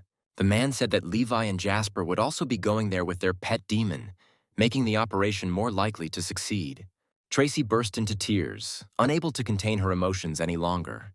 Joseph, standing outside the door of the room, heard a woman's sobs and immediately went inside. He saw with horror how his niece, in tears, pressed herself against the one-eyed man's chest. He immediately started screaming, telling the pervert to let Tracy go. When the one-eyed man turned around, he saw that an energy projectile was flying straight at him. The blow was strong enough that the man flew straight into the wall. He didn't understand what Joseph was unhappy about again, but he suddenly thought that for some reason he began to care about his feelings. He remembered asking Tracy to warn him about possible danger. At that moment, he was genuinely worried that something would happen to Joseph. Before Team 666 boarded the plane and headed to the assembly point, One Eye stood next to them and gave them instructions. He said that while the mission is to help others, it involves solving a difficult situation by bringing in additional people. He assured them that he had a way to communicate with strangers, leaving it up to Isaac, who was also sent to oversee the mission. One Eye instructed all three that the top priority in a dangerous place was safety, and if they felt danger, they should retreat immediately, especially Isaac, who had no need to show himself except for communication. Behind them, Joseph asked why One Eye didn't let him go. One Eye responded firmly, telling Joseph to focus on getting better. Soon the squad boarded the helicopter. Seeing Levi and Joseph watching the helicopter with excitement, Rooster looked down on them, considering them inexperienced. Using his demonic ability, he soared freely into the sky, surprising the boys. They reached the outskirts of the city, the scenery of which was very beautiful. From below, in the forest, a man with a bow exclaimed, seeing the silhouette of the rooster in the sky. Thinking that they were being attacked by a demonic beast, he fired an arrow without thinking. Feeling his strength as a national-level demonic beast, Rooster looked at the arrow with disdain. Suddenly, the black circular ripple around the demon expanded, freezing both the rooster and the arrow in place. The national-level warrior and medical genius Vivian intervened and shouted at the attacker not to touch the rooster, explaining that it was a national-level demonic beast sent by Yanhai City and not an enemy. The attacker angrily asked why he was considered a pet. When the helicopter landed, Vivian explained that these were the new members of Team 666 from Yanhai City, along with their accompanying beast, the rooster, the Imperial Herald of Dawn. The rooster felt the power that had enveloped him suddenly disappear, causing him to fall from the sky in shock. Seeing this, the archer who had attacked him earlier jumped down from the tree and began criticizing Yanhai City for treating a national-level demonic beast like a pet. Luckily, Levi managed to catch the rooster as it fell. Jasper, not seeing the rooster, was worried for a moment and wondered if he had fallen and hurt himself. The archer was shocked to realize that the rooster was indeed a pet. Vivian walked over and greeted Team 666 from Yanhai City, explaining that the Heavenly Emperor Rooster was sent straight from the Heavenly Realm. She expressed pride, linking his appearance to the fact that the military advisor from Zhangxi has roots in the Kim family. However, Levi's comment that the rooster might lay an egg for the girl frightened her. Seeing that the two members of Team 666 were only paying attention to the rooster, Vivian decided that the members of the new Team 666 were ignoring her. Isaac appeared in front of her and hastened to explain that he was the curator of Team 666, who was tasked with helping them communicate. He added that if she had any questions, she could ask him. Hearing this, Vivian thought that these two newcomers looked arrogant since they needed help communicating, and they only had a national-level demonic beast as a pet. The two national-ranked experts standing behind Vivian mockingly remarked that the Yanhai warriors must rely on demonic beasts to be so arrogant. They said they had nothing to be proud of. Isaac quickly explained that, contrary to their belief, it was One Eye's initiative. The archery expert spoke again, criticizing the one-eyed man for their lack of prospects, citing the arrogance of the newcomers due to their demonic beast. However, the main characters didn't care at all what people said about them. Mateo, a national rank expert from the capital headquarters with a special talent, and the young man in a hooded robe standing next to him, Leon, also a national rank expert, did not understand what was being said, but considered it unimportant. The rooster glared at Leon, immediately recognizing him as the one who had previously dealt with his fellow roosters and then used his special ability to escape. Leon felt the rooster watching him and silently worried if the Heavenly Emperor recognized him. Mateo continued to crow next to Leon, noting that the rooster was not loyal to the city, not revealing his previous infiltration to steal corpses. Seeing Leon, the rooster swore quietly, wanting to avenge his relatives, but knowing that the evil people would not allow him to do so.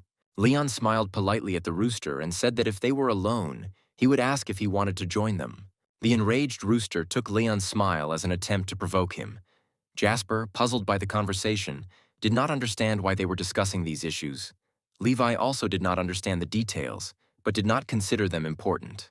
Hearing Levi's words, the archery expert shouted angrily, feeling disrespectful towards the newcomers. He wanted to teach them a lesson in respect for their superiors. However, the detachment still had to wait for detachments from other cities. But time passed, and no one came. Suddenly, Mateo's phone alerted him to a new message. The man looked at the screen with concern and then turned to Vivian.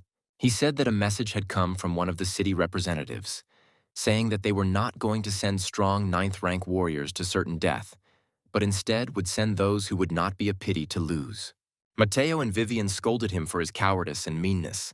However, when they saw the helicopter flying towards them, Vivian and Mateo were incredibly happy. Mateo excitedly exclaimed that a team of experts from Xinfeng City had arrived. However, their mood quickly changed when they learned that experts had arrived to provide assistance but did not take their task seriously.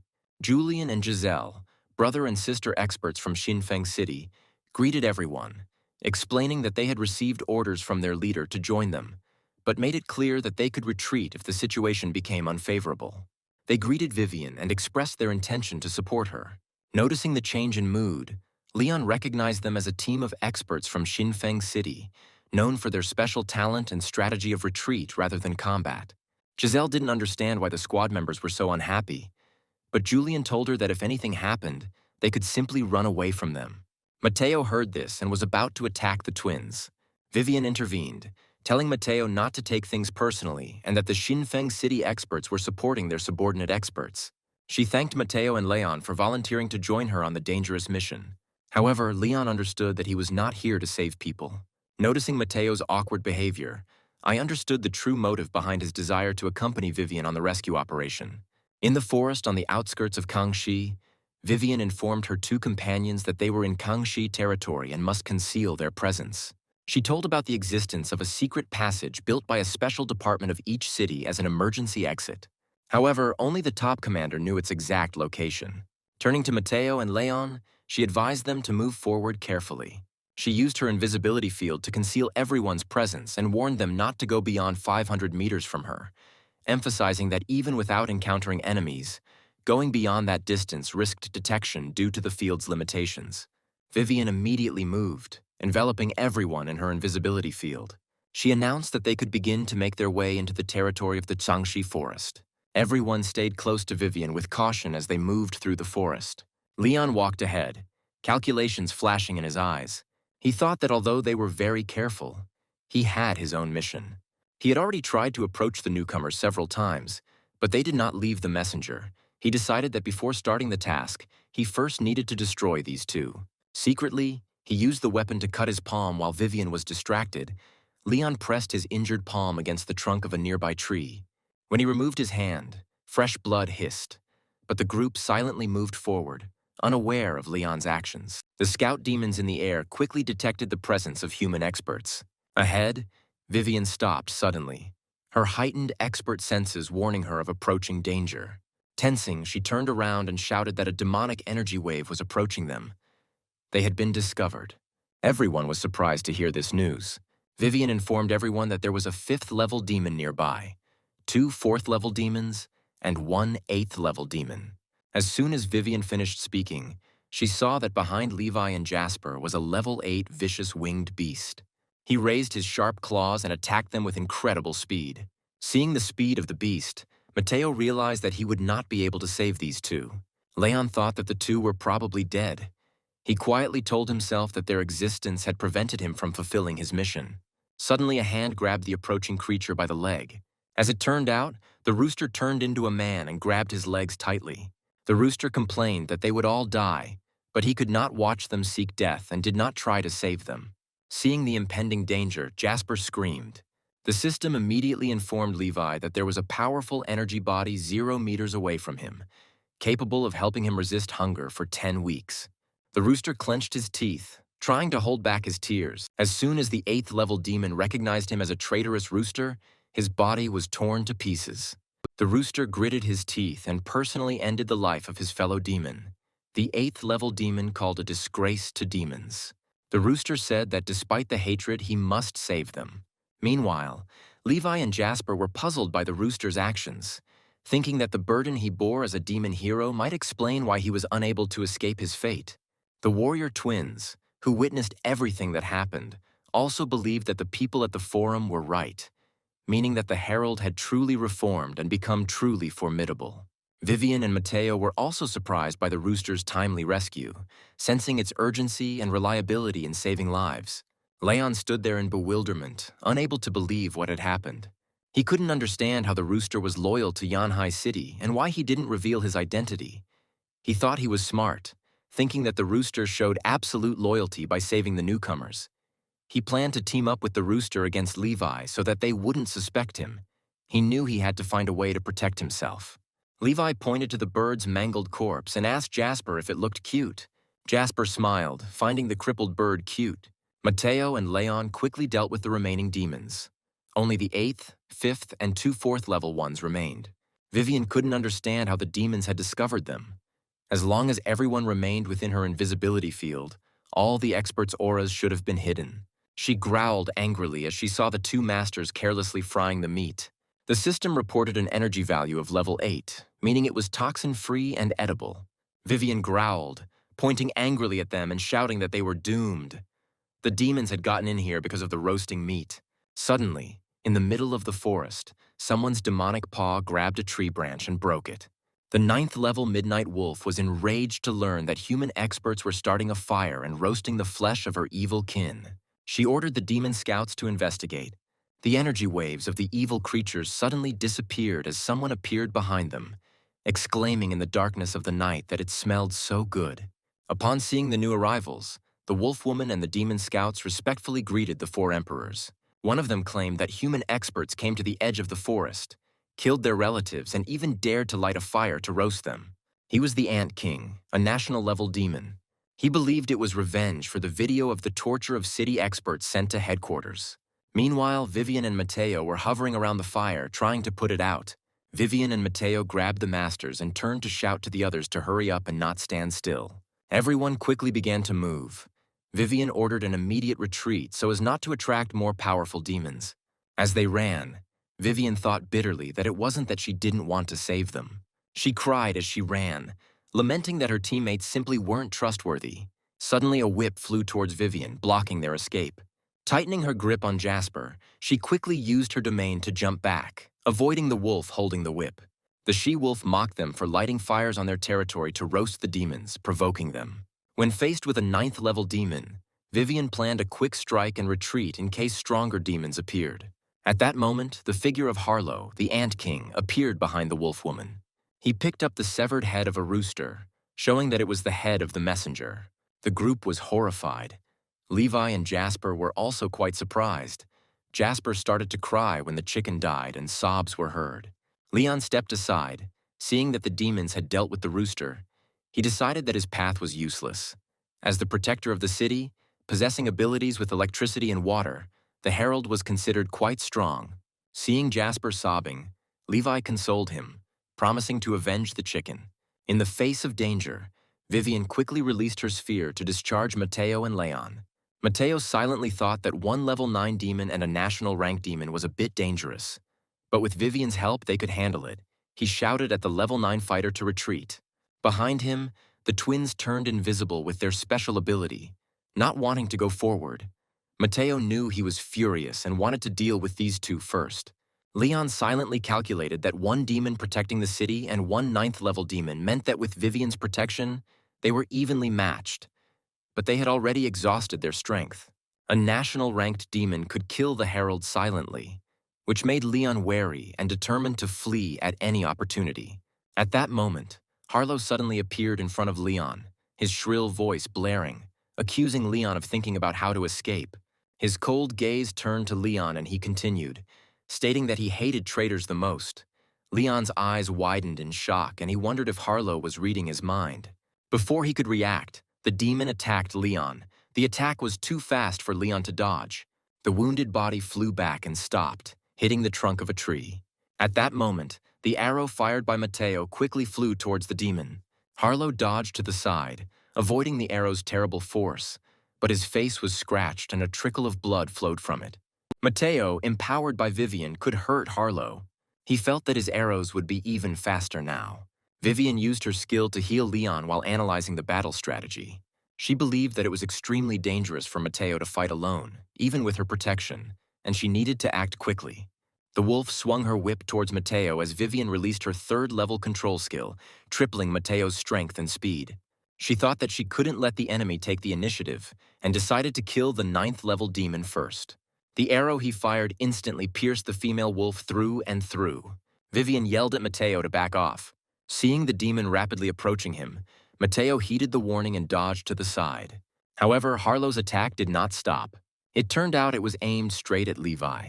Levi's cold face showed that he was determined to avenge the chicken. At that moment, a rooster appeared in front of him, grabbed the demon's hand in front of Levi, and blocked Harlow's attack. He shouted angrily that he had already told them not to come near this man again. The squad members were surprised.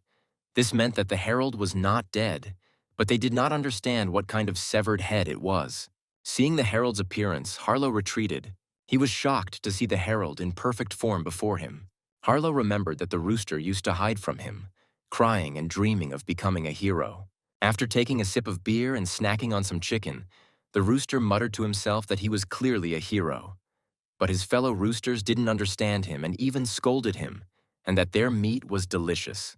Suddenly, Harlow appeared in front of the rooster and saw him eating the flesh of his fellow villains, which enraged him. He wanted to kill this traitor who followed the people. The rooster explained that he was not with the people to betray his fellow demons, but to protect them, and warned them not to approach this man. Ignoring the rooster's excuses, Harlow launched a deadly attack to kill him. As Harlow watched the rooster's head separate from its neck, spin and roll across the ground, he shouted that the thing he hated most in this life was traitors. Taking the rooster's head, he left, wanting people and demons to see the fate of the traitor. But now that he saw that the rooster, in perfect form, was still protecting people, Harlow quietly regretted that he had not read his mind earlier and discovered the traitor's abilities. Tears streamed down Jasper's face as he rushed to hug the rooster, joyfully exclaiming that the hen was still alive. The rooster did not understand why the man was so happy that he was not dead. Then Levi's voice was heard, saying that they would have fried eggs tomorrow, and the rooster thought with annoyance that he had almost been deceived again. He thought that he was really just a chicken, an instrument for laying eggs. He told Levi with a pitiful look that if any demon attacked them, he would kill it. They did not need to act, and it would silently think about its fellows and where it should return to help them escape. But Levi remained as uninterested as before. Leon, while healing his wounds, muttered curses at the demon who ended up protecting the 2 residents of Yanhai. He wondered what was wrong with the messenger and why he had to act so realistically.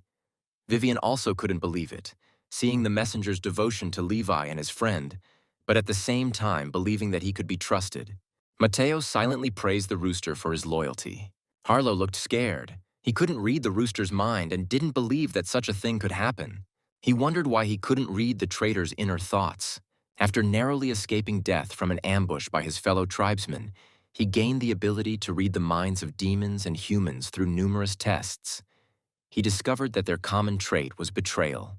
Hearing the chicken coaxing Levi, Jasper jumped up from his seat, agreeing with her and urging everyone to trust her and allow her to avenge his own beheading. Jasper admired the chicken's ability to be reborn after being decapitated, finding it truly formidable. While Harlow was wondering if his ability had failed him and if the rooster was a traitor, the she-wolf called out to him, telling him to move away. He suddenly saw the rooster, using its ability to transform into a titan, rush at him. Harlow staggered back from the rooster's powerful blow. He regained his balance with difficulty and realized that he had underestimated this rooster. He thought that this messenger was very strong. Harlow then used his earth-binding ability to entangle the rooster's legs in rising earth and rocks. He then used his crushing fist ability, aiming a punch at the rooster's head. Sensing the approach of his fellow's deadly attack, the rooster made a decision. Even though he had lost one head to Harlow, he still considered him his fellow. For the sake of their future lives, he could no longer hold back. The rooster released his demonic illusion ability, causing Harlow to fall into a trance. He panicked when he realized that this rooster also had an illusion ability. At that very moment, the rooster condensed a sphere of lightning. His energy waves emitted outward frightened the warriors. Leon couldn't see because of the blinding light and cursed, saying that he hated bright light. The rooster gritted his teeth and whispered to his brother, who was defending the city, that he should forgive him for having to save it. Having finished, the rooster released his lightning lake ability towards Harlow, who stood paralyzed with fear before the overwhelming power of the lightning ball, and could only helplessly watch the scene unfold, sensing mortal danger. The two antennae on the head of the other king consort, Tristan, began to shake violently. A dark figure appeared quickly, lunged at Harlow, and pushed him aside, dodging the rooster's oncoming ability. The two of them tumbled on the ground and hit a tree trunk. Surprisingly, the newcomer's appearance and clothing were identical to Harlow's. Seeing Tristan, the wolf woman sighed with relief, thanking Tristan for arriving in time, otherwise Harlow would have died. Seeing Harlow clutching his head in pain from the forceful impact he had received from the tree trunk, Tristan crouched down next to him, telling him that he had just nearly died. Tristan reminded Harlow of the danger threatening his life. Harlow's face fell as he stared at the devastated area where lightning had leveled everything. Harlow spoke up, acknowledging the Herald's truly terrifying destructive power. Tristan mocked him, saying that if he hadn't arrived in time, Harlow would have been watching from the sidelines. Both Vivian and Mateo were horrified when they saw the second national rank demon. Tristan happily told his brother that a second before his death, Harlow had the idea to call for help. Harlow blushed and admitted that at that moment he had to touch his mustache. At that moment, Tristan suddenly slapped him. Harlow angrily covered his face with his hands, asking why he did that. An angry Tristan scolded his stupid brother, saying that he only called for help a second before his death, while an embarrassed Harlow stubbornly refused to admit his mistake, claiming that he was not that stupid. From afar, Jasper watched the confrontation between the two mustachioed brothers closely, noticing that they looked like ants signaling to each other. The rooster also noticed this, deciding that they were discussing battle plans. Leon, recovering in the corner, silently thought that the combined strength of the two brothers would be formidable and that the Herald would definitely not be able to cope with them. He wondered whether he should run away now. Meanwhile, the rooster's legs were still pinned to the ground by Harlow's abilities. He told himself that these two brothers were very strong, but they did not know the true horror of these two evil people. Having escaped from the earthen prison, the rooster jumped on Levi and Jasper. His goal was to prevent the two brothers from approaching the evil people and being killed by them. The rooster condensed his lightning lake skill again. Deep down, he believed that as a demon hero, even if his brethren didn't understand, he had to be the first to strike at these evil people, quickly expending all his strength to save the lives of his brethren. The 9th level wolf sensed that the Herald was preparing to attack again and shouted to Tristan and Harlow to be careful. Before the rooster could attack, a black shadow flashed in front of him, approached, and cut off the hand in which the lake of lightning was condensing. Tristan's mocking voice sounded in the rooster's ear, noting that the smell of the roasted beast was quite appetizing. Tristan's figure appeared and then disappeared, frightening the rooster with its incredible speed, which was impossible to defend against.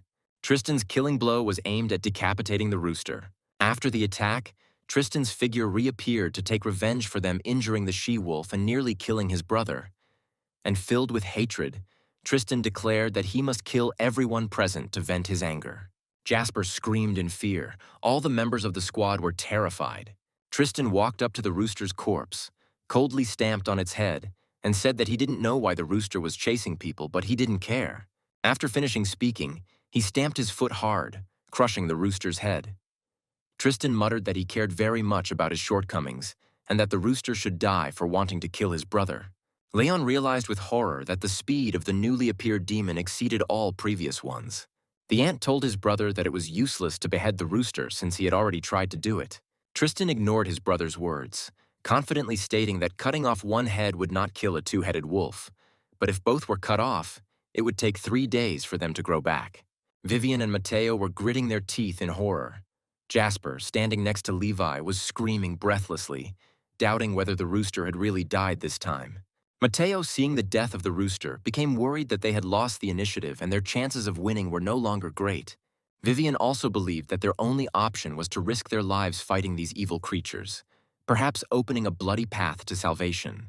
Leon was completely perplexed by the death of the rooster. He thought that the rooster was very loyal to Yanhai, but at the same time, he was willing to fight to the death without hesitation to protect these two newcomers. He couldn't believe that there was a demon so devoted to people. Having dealt with the rooster, Tristan glared at Levi and Jasper, declaring that it was their turn now. Levi stood up to the shaking and crying Jasper, angrily vowing to avenge the rooster. Suddenly, something rushed at Tristan from behind. It was a rooster. He jumped on Tristan, warning everyone not to get close to the two people. The ant was shocked to see the rooster appear again, his eyes widening as the rooster's sharp claws nearly grazed Tristan's face, but he quickly dodged out of the way. Tristan was also surprised, wondering how he had survived after being beheaded twice. The rooster returned, covering Levi and the others. Jasper happily welcomed the rooster's rescue. Vivian and Matteo felt the same relief, realizing that the rooster was alive and would help them fight the demons. The ant wondered if this body was a fake, but I soon realized that it was like a quick rebirth. He recalled his battle with the rooster and noted that he had many other abilities that were truly complex and defied natural laws. The ant quickly stepped towards Tristan, remembering that human warriors on the internet said that the two roosters had a special physique that could absorb and assimilate the power of demons of the same species. Tristan, noticing his brother's panic, came over and placed a reassuring hand on Ant's shoulder. Realizing that his brother was passing on information, Harlow looked down in horror. In addition to these abilities, the rooster had the ability to quickly transform. It could not be killed, and it could perhaps even block prying eyes, preventing them from seeing its abilities. Unable to read his thoughts, Ant cautiously suggested retreating with the she-wolf since the two of them couldn't handle it. They quickly took the she-wolf and flew into the sky. Seeing the demons retreat, Vivian decided it was because they had failed to kill the rooster. When Tristan and his brother had disappeared with the she-wolf, the rooster solemnly remarked that at last one of his kind had understood his suffering and heeded his warning. The rooster silently rejoiced, calling on them to leave quickly and not to approach the cruel people who stood behind him again. Vivian shouted to Matteo that they couldn't let them leave for fear that their plan to escape and save the people would be discovered. Vivian feared that if the demons found out about this, the demons guarding Tsangxi would definitely come for them. Matteo immediately aimed his bow at Harlow and Tristan. With an angry growl, Tristan delivered a powerful blow to Matteo's chest. He forced him to his knees and retreat. Leon still sat there, hesitant, not knowing whether to run or not. Seeing Tristan and his brother returning, the rooster turned green with fear. Tristan telepathically informed the rooster that he seemed to value the two weaklings behind him very much. Tristan admitted that he couldn't kill the rooster, but said that dealing with the people would be easy. The ant quickly moved behind Levi, stating that they weren't actually afraid of the rooster. The rooster was horrified, deciding that his two stupid relatives were really bringing death upon themselves. The arrogant brothers grabbed Levi and Jasper, threatening the rooster and demanding that he reveal his weaknesses.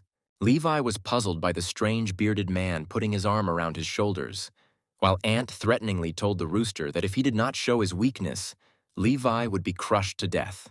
Seeing the trembling rooster, Ant decided that these two people must be the messenger's weak spot. Levi thought that Ant just wanted to get acquainted. The ant was delighted and demanded that they quickly reveal their fatal weakness. He was puzzled when the rooster, trembling, pointed at Levi. Feeling like he was being mocked, Ant shouted angrily, asking if he understood what weakness he was asking about. The frightened rooster groaned quietly, calling for them to let go of the terrible man in their hands, otherwise they would not be saved. Sensing that the rooster was unwilling to cooperate, Tristan prepared to kill Jasper.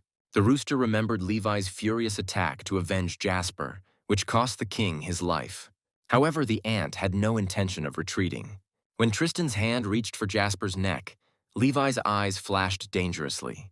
The rooster crowed and rushed to Tristan to make him stop and tell him not to harm Jasper. Tristan froze in amazement. The rooster used his animal abilities to quickly fly over and change position, successfully shielding Jasper with his body. Enraged that the rooster had stolen his target, Tristan immediately rushed after it. He struck him hard in the back, causing blood to fly out of the demon's mouth. Seeing the rooster sacrifice itself again to protect him, Jasper burst into tears and began calling the rooster. Vivian and Mateo were again shocked by the rooster's willingness to die to protect his master. Even Leon was moved to tears by the rooster's self-sacrifice. The ant and the she-wolf watched in complete shock, wondering why the rooster was so devoted to these two people. The rooster fell to the ground, trying his best to save his foolish relatives, but realizing that he could no longer help them. He could no longer save them. Levi consoled Jasper, asked him not to cry, and swore that he would definitely take revenge. Ant watched in horror as Levi approached Jasper, unable to understand how the man could have slipped out of his grasp without him noticing. Levi suddenly delivered a powerful punch to Harlow's stomach, sending him flying to the side. A black shadow rushed to catch the falling Harlow. The ant muttered that this man was very strong. Levi, who was standing on the ground, suddenly disappeared and, using his teleportation skill, appeared above the brothers and delivered a powerful blow, causing them to fall to the ground and sink into the earth. The messenger brothers were seriously wounded by Levi's vicious blow. Levi landed quickly, a terrifying aura emanating from him. Vivian and Mateo were stunned by what they saw. Things were no better for the members of the squad hiding nearby. Rooster remained completely calm, expecting this. Levi turned to Jasper and asked if he should kill those who had seriously wounded the rooster. The trembling rooster raised his wing, wanting to beg Levi to spare his relatives.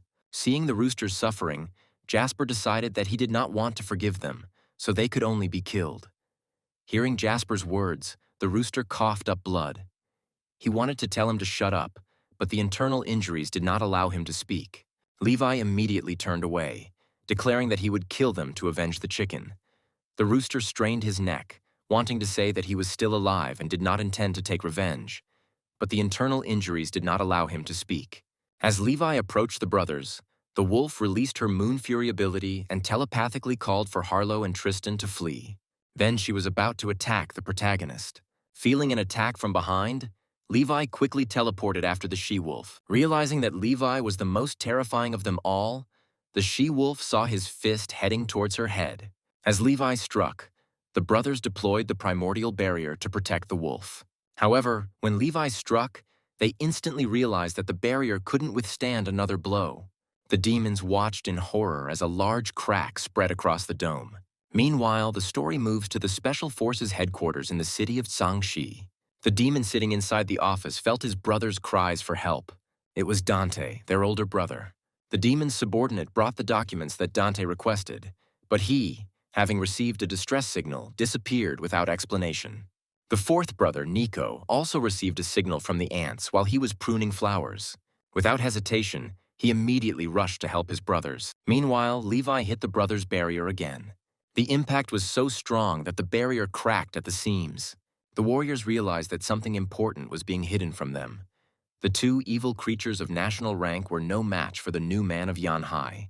The brothers watched in horror as their defenses crumbled. They exclaimed that this weak-looking man was the strongest they had ever encountered as he broke through their barrier. Levi suddenly turned around, sensing an unexpected attack from afar. His system warned that the blow could damage the host's indestructible diamond body and advised him to dodge. Levi quickly dodged the powerful long-range attack, watching as it struck the forest and raised clouds of dust. The system warned Levi that there were 4 energy signatures of national rank evil beasts nearby. Although each of them could support the host for a year, their combined strategic value exceeded the host's current level, and the system recommended a cautious retreat and escape. Seeing Levi's confused look, the system angrily scolded him, hinting that he did not understand the seriousness of the situation. The national rank demon that appeared turned out to be Dante, the eldest brother of all the ants. Vivian and Mateo turned pale with fear at the appearance of 3 national rank demons. The creature that appeared exuded an extremely powerful energy, far superior to the previous 2. The system warned Levi of poisonous arrows approaching from behind, warning that the poison could harm the host and advising him to dodge. Levi managed to dodge to the side, and the acidic poison hitting the grass hissed terribly. Lying in ambush on Levi was Nico, who had rushed here after receiving a distress signal. The system sternly warned the owner to be careful in battle, as the 5 demons posed a mortal threat. Then Levi was surrounded by 2 newly arrived national-level evil creatures, forming a pincer formation. Leon was no less horrified, understanding why the city had fallen so easily to such powerful evil enemies. He doubted that the man could withstand the combined power of 4 national-ranked demons. After considering fleeing, Leon hesitated, deciding that if Levi survived, his identity as a traitor would be revealed. Leon thought about the Ghost brothers and sisters and realized that even though they were weaker than the national level, he could easily destroy them. However, if a person or a rooster survives, he will not escape punishment. Leon decided to stay and watch for now. Dante's expression was cold as he quickly swung his sword, attacking Levi. The system warned Levi that he should dodge a destructive attack. The sharp blade only grazed Levi's shadow as he jumped back, dodging the attack. Levi found it hard to believe that he was surrounded. At this time, Dante relentlessly attacked him with his sword. Nico moved towards his brothers. The she-wolf sighed in relief when Nico excitedly announced his presence. Upon seeing Nico, Tristan warned his brother that this man was no ordinary opponent, surpassing him even in speed. Tristan added that despite his weak appearance, the man should not be underestimated. Nico ignored everything else, focusing on treating Tristan and Harlow's wounds. The rooster, lying nearby defeated, thought bitterly that even with powerful reinforcements he was useless. This cruel man had used soul-burning flames, and all his relatives would perish.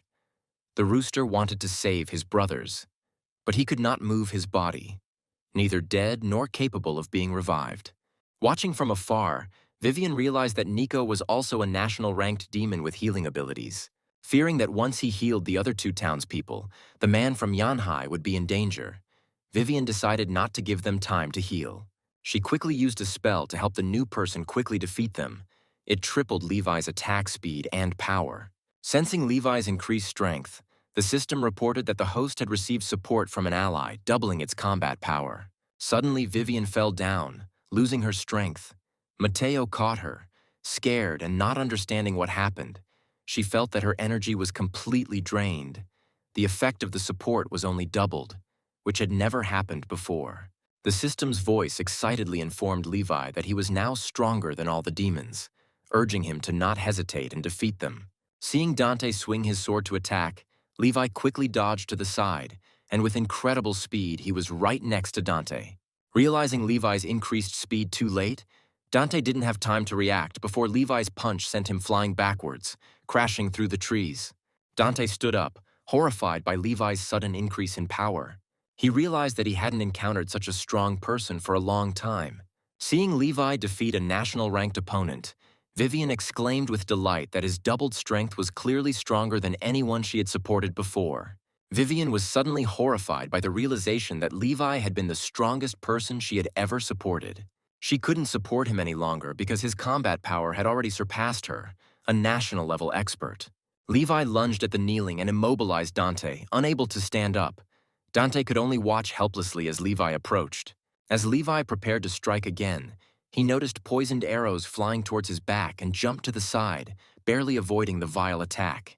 Levi cast a cold glance forward.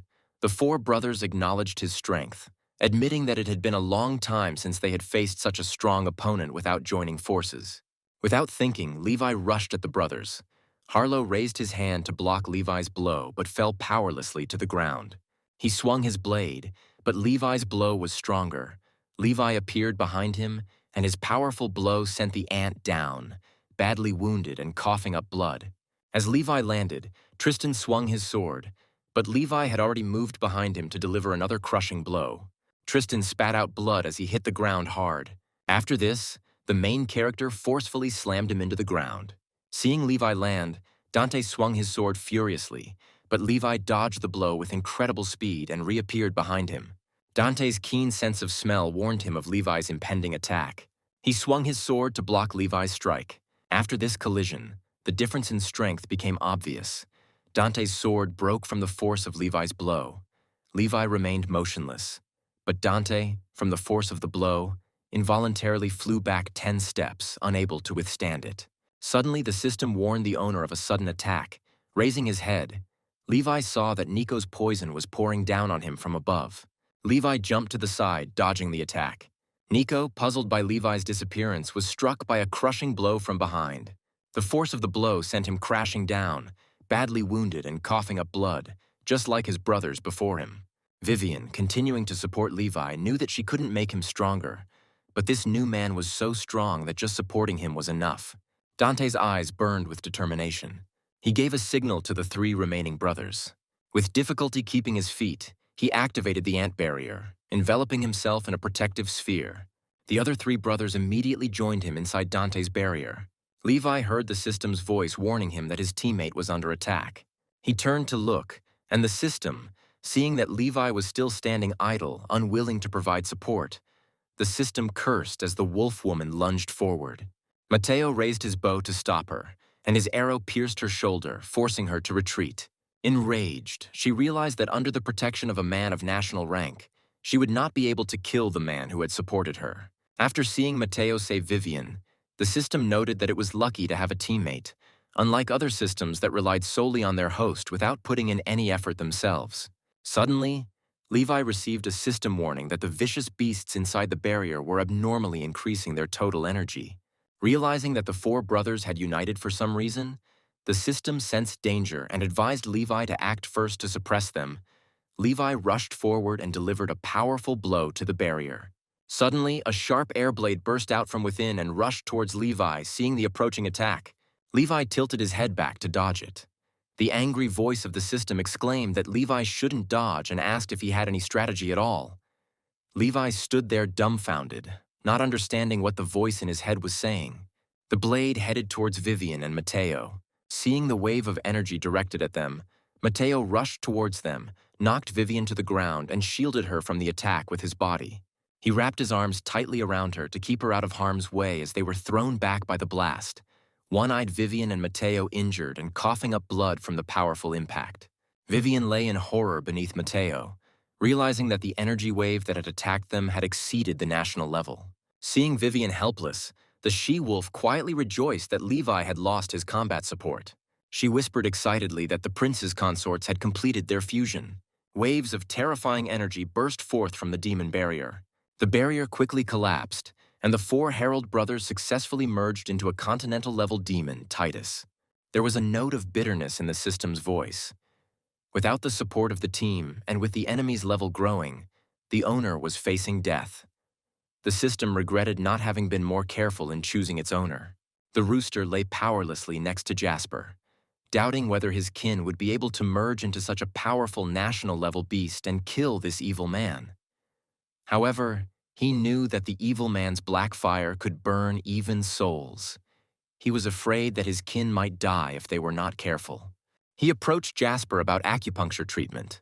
The boy was surprised that the rooster trusted his skills, and his spirits were lifted when he readily responded, promising to cure the rooster. Titus's cold eyes looked down at Levi, and with his keen senses, Levi noticed the attack and jumped to the side to avoid it.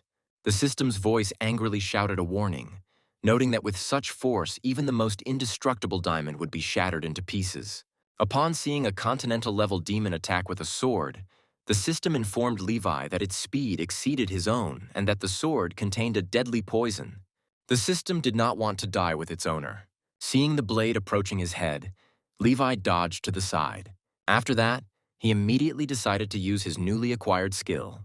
Levi's eyes flashed dangerously as he successfully summoned Earthfire. The system thought with excitement that if the 4th-level Earthfire burned Titus, his soul would disperse and the Master would win. Seeing Levi's hands, imbued with black fire, swing towards Titus, the demon sensed the ominous black fire and hastily released the Blue Devourer skill to block the attack. The system muttered fearfully that the earthly fire would not be able to approach and burn the soul if it was blocked. Soon, the earth fire on Levi's hand was successfully absorbed by Titus's skill. The shield erected by the demon easily melted Levi's power. The system's voice sounded bitter. The protagonist's hand got stuck in Titus's shield. The demon looked menacingly at his opponent and called upon the spell Sword of the Sky. The demon's eyes flashed with malice as he drew his sword and summoned a massive sword, aiming straight at Levi's head. The system decided to prepare for the fact that the owner would now die. The colossal sword fell swiftly on the forest below, causing a great commotion. Levi's figure was nowhere to be seen, but suddenly a crimson flame burst out, obscuring the giant blade. Facing death, Levi quickly summoned a crimson fire to repel Titus's attack, the system admiring his battle strategy and realizing it had underestimated its master. Vivian, although seriously injured, cried out in delight, thinking that this was a battle between continental-level people. Leon hid, wondering if a newcomer from Yanhai could be legendary as a sovereign. He was afraid that Levi could surpass even a demigod. After all, only a ruler-level person could fight a national-level demon. The epic battle between Levi and Titus continued. The system understood that Levi was still far from the battle strategy of a true ruler. Although his strength was approaching that level, his cultivation of internal energy could always help the master become stronger, but he lacked combat experience and relied solely on brute force. Titus landed on the ground, stunned that this man was able to block his sky sword. He let out a mocking laugh, confident that the massive sword would eventually fall. He wanted to see how long the man could withstand it. The system warned that the owner might not last long, and soon Titus saw with horror that his sword of heaven was burning and melting from the crimson fire. The system suddenly had the idea to upgrade the owner and offer him more fighting styles, but this would take time. Titus, furious and trembling, saw that this man dared to destroy his rare heavenly sword and rushed at Levi. Faced with the approaching demon, Levi realized that the enemy would not give him time to update the system. The system panicked, thinking they had used too much crimson fire. But when death approached the main character, a rooster suddenly appeared and protected Levi. Titus's eyes flashed with rage as he saw the rooster use its strengthening ability to strengthen its body and block the attack.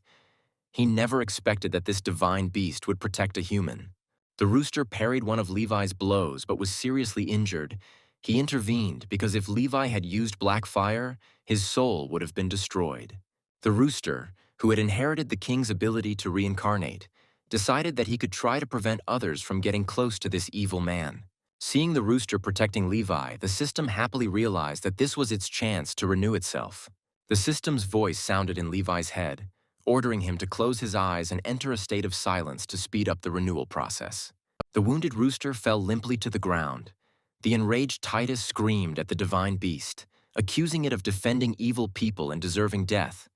The rooster realized that its poison was half blocked by the beast's ability to throw poison darts, but was still able to move a little.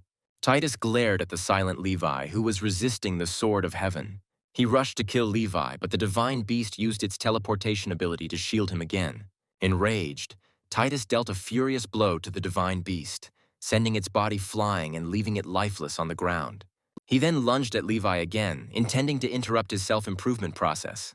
Suddenly, the rooster quickly reincarnated behind the national-level beast using its illusory blessing skill.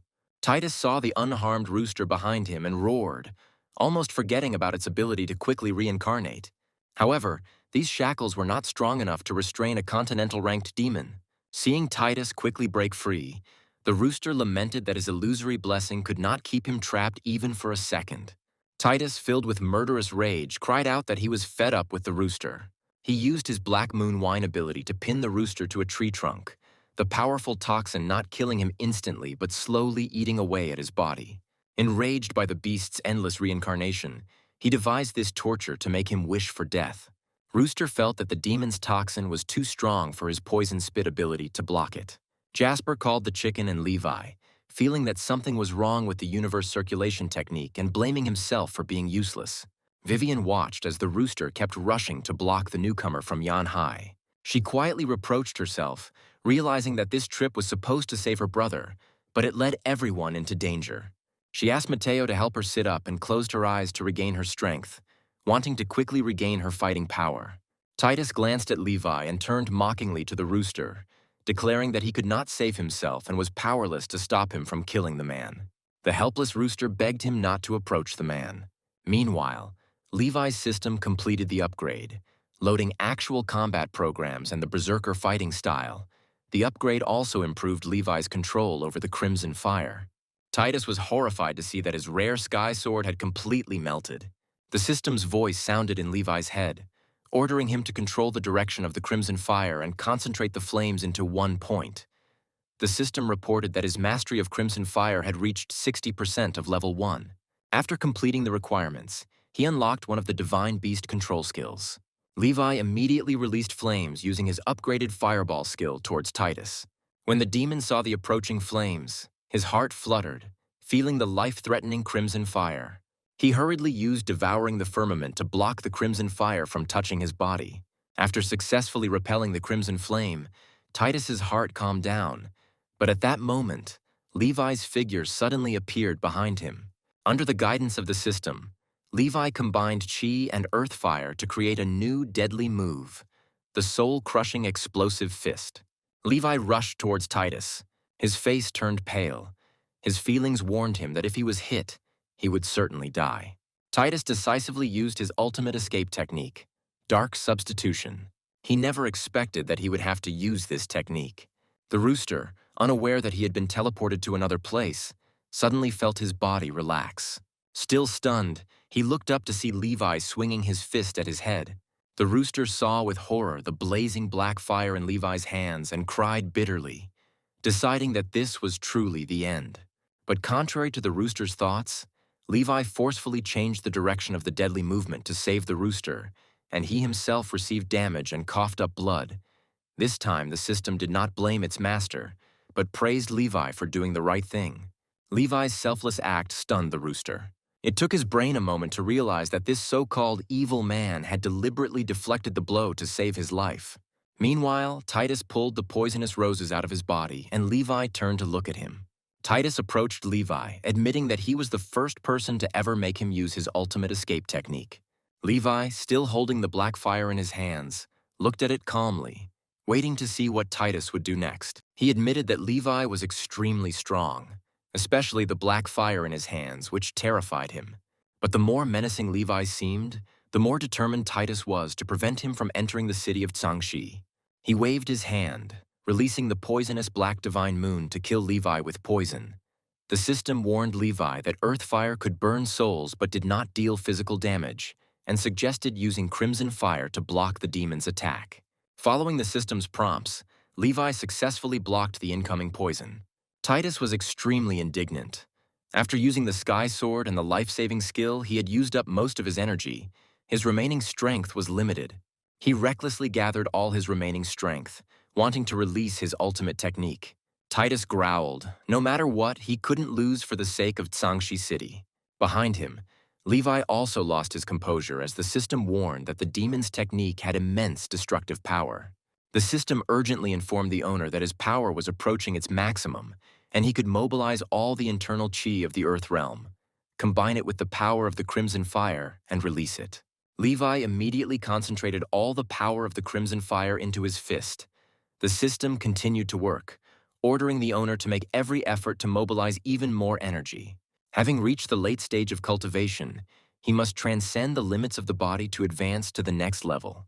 The master had remained in the late Earth realm for too long, and he needed to simultaneously release all of his internal chi to block the enemy's fatal blow and break through to the heavenly realm.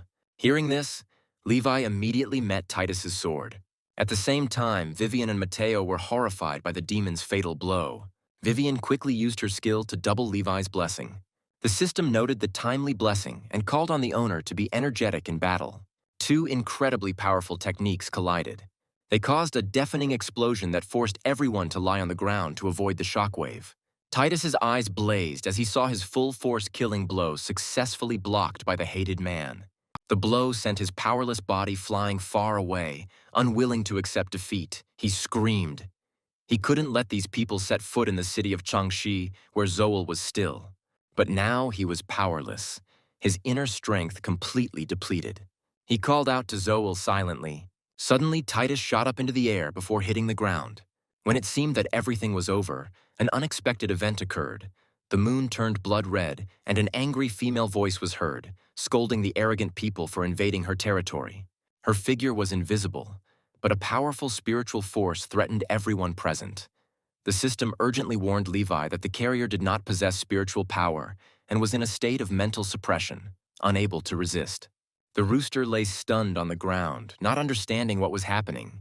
Vivian and Matteo were brought to their knees by the oppressive spiritual force, realizing with horror that it was indeed the energy of the demon guarding the country. The she-wolf respectfully addressed the aura, greeting Her Majesty. Two disembodied hands appeared, supporting Titus's wounded, unconscious body. The spiritual embodiment of a powerful demon in female form was the Blood Moon Queen. Her cold voice rang in the ears of Levi's group, asking if they had come to punish her and take over Kangxi City or to save the people from that video. Vivian mentally closed her eyes, unable to speak. In horror, she realized that this was truly a formidable continental-ranked demon. Now she understood why everyone at headquarters thought that her decision to come was a death wish. The Blood Moon Empress turned to Titus's memories to understand the situation. And soon she understood everything and became furious, blaming the insignificant humans for defying the Empress and injuring her husband. The Blood Moon Empress threatened the people, asking if they were ready to face her wrath. The system in Levi's mind panicked, deciding that it was all over. The host had failed to successfully break through to the heavenly realm and was definitely no match for this demon. He felt that this was truly the end. Suddenly, a hand appeared, pulling Levi's clothes. It was Jasper, who walked up to Levi with a stunned look and complained that he had a slight headache and he felt like he was getting sick. The system could not understand how Jasper got to Levi without being affected by the spiritual power. It angrily told Levi not to worry about him, as he just had a headache, but to worry about everyone else who was immobilized by this terrifying spiritual power. Jasper's figure caught the attention of the Blood Moon Empress. She noticed his soulless body, which was not affected by spiritual power, and was horrified, realizing that this terrible man had 9 souls. The Blood Moon Empress hesitated to attack him, and decided to first take Titus back to Kangxi City for treatment. She warned the people to leave the city of Changxi quickly, and threatened that if they went any further, none of them would return alive. The Blood Moon Empress, carrying the wounded Titus and the she-wolf in her arms, disappeared. As soon as she left, the moon returned to normal and the oppressive spiritual force dissipated. Jasper looked around in bewilderment. His inexplicable headache had also passed. Levi looked tiredly at the sky. Vivian felt the pressure ease, and the warriors breathed a sigh of relief. They were miraculously alive again. Leon did not believe that they had managed to survive the arrival of the Empress. Jasper worriedly asked Levi if he was okay, noticing that his clothes had been torn by the vicious creatures. Suddenly, a voice came from the dog tag Jasper wore around his neck, assuring him not to worry as he had brought spare clothes for them. The rooster was surprised to see a hand emerge from his badge on his neck. It was Isaac, who cleverly hid in Jasper's neck badge. Sensing danger, Jasper was so scared that he almost lost consciousness. As the perfect assistant, Isaac brought not only clothing, but also food, drink, and sleeping bags if the warriors wanted to rest. Finally, after a difficult night of Vivian using her power to heal Levi and the others, Isaac made sure she replenished her energy. The rest of the squad enjoyed the food the boy brought. Seeing that Levi had woken up, Jasper rushed excitedly towards him, exclaiming that he had been waiting for him for a long time. The system signaled, noting the enormous support of his teammates, who had healed everyone from their wounds during the night. Jasper held out 2 buns, knowing Levi's strong flame. He waited for him to wake up and warm up the buns. Seeing Levi use the divine technique to heat up the buns, the system became angry, thinking that it was the divine flame skill bestowed upon the owner, but he used it to heat up the buns for Jasper. The system became even more enraged when Levi's proficiency in using the technique reached 80%. Levi felt very ashamed of himself for repeatedly burning Jasper's buns. Just as the buns were about to turn black, a stream of water was thrown at them, and the rooster intervened and added water to prevent them from burning, wanting to get back at Levi for deliberately letting his attack slide. The aroma of steamed buns delighted Jasper, and the system was stunned to see that the technique's mastery had reached 100%. Everyone sat around the fire, savoring the hot buns, the fruit of Levi and Jasper's collaboration. Jasper carefully handed the bun to the hen, urging her to eat. Then the rooster had an idea. Perhaps these 2 people were not as evil as he thought. At this point, Levi approached the rooster and said that he was still hungry and that the buns were not enough for him. He wanted to eat chicken eggs, especially those laid by the hen. The demon froze, realizing that he had misjudged these 2 people. As expected, they were truly evil. He shook with anger, but obediently helped Levi boil the eggs. The system discovered a powerful energy in the eggs that could help the host withstand hunger and thirst for a week. Leon and the others were stunned to realize that the eggs, despite being high-level evil objects, were being used for sustenance. The twins looked at the skinny, flat body of the rooster and wondered if it was really a hen. Suddenly, Isaac appeared, frightening everyone. Caught up in the commotion, he said that he wanted to tell them something. He asked everyone present to hide the fact that Levi and Jasper possessed abilities that exceeded the national rank, hoping that they would not publish it on the internet, but only report it to their superiors. He also told about the news conveyed by One Eye that Levi and Jasper were high-level cultivators temporarily invited from the mountains. They had reached the upper realm, but they were acting modestly. If anyone wanted to spread news about them, they would risk offending them, which would be fraught with unpredictable and dangerous consequences. Everyone vigorously nodded in agreement. Vivian silently acknowledged that even their pets had a special constitution that could directly absorb evil spirits. Leon was silently about to report this to his superior so that he could figure out what to do with these two new arrivals to Yanhai. When Leon asked if they should take the opportunity to retreat from this dangerous place, Vivian replied that she had no intention of retreating. Leon and the twins turned pale upon hearing her decision. The evil spirits of Kangxi were too strong, and their only choice was to retreat. If not for the senior cultivators of Team 666 who saved them earlier, they would have met their ancestors long ago. But here only 4 national-rank evil spirits appeared. Vivian also realized the impending danger, so she decided that everyone should return quickly. She would go on alone. Previously, she was worried that everyone would not be able to leave here safely. But now that she knew Levi's strategy, she decided to accompany and protect everyone despite the dissuasions of others. Vivian knew that this journey was a trek towards death, but she was determined to save her trapped brother Zhangxi, whose fate was unknown. If she did not go, she would never see her brother again in this life. After thanking everyone for accompanying her so far, Vivian said that from now on she would continue the journey alone as much as possible. Plucking up his courage, Mateo told Vivian that he would not back down but would accompany her. Vivian was even more surprised when Levi and Jasper called on everyone to go save the people, as One Eye had entrusted them with this mission. Seeing that the 2 senior cultivators had no intention of leaving, the twins had no choice but to carry out the order. Vivian was very touched that everyone decided to accompany her in a dangerous situation. No words could express her feelings. Seeing Mateo's impatience, Leon could only cover his face and look away, cursing inwardly. He did not understand why he was looking at him like that, because a traitor like him would not go to seek death with the others. Using the spirit talisman, Vivian led everyone to the secret passage leading to Kangxi. On the high wall, there was a building that looked like a temple. Seeing a wall covered with vines in front of him, Leon wondered if it was just a wall or if there was a secret passage hidden behind it that he had to get through. Vivian explained that it was not a wall and used her blood to activate the guiding talisman. Seeing this, Leon frowned, thinking that the talisman was clearly drawn with someone else's blood. He wondered if some special spell other than blood was required to activate it. The top commander of this organization was always so careful. The talisman began to react, sensing Vivian's heavenly aura. Seeing that a secret passage had appeared, Leon realized that only special people could open it, and that others would hardly be able to get into this secret passage. But at least he figured out how to open it. Vivian told the twins to hide outside and watch them. She reminded them that if their group did not appear within 3 days, they should quickly leave and report to headquarters. Not wanting to put himself in danger, Leon was about to offer to stay behind to back up the twins. However, before he could finish speaking, Mateo grabbed him and said that they would take on the reconnaissance of the secret passage. Realizing that he was indeed going to be a pioneer, Leon cursed inwardly. He wondered why he should seek death for the sake of Mateo's happiness. Seeing that the 2 had successfully entered the passage, Vivian turned to Levi, saying that it was time for them to leave as well.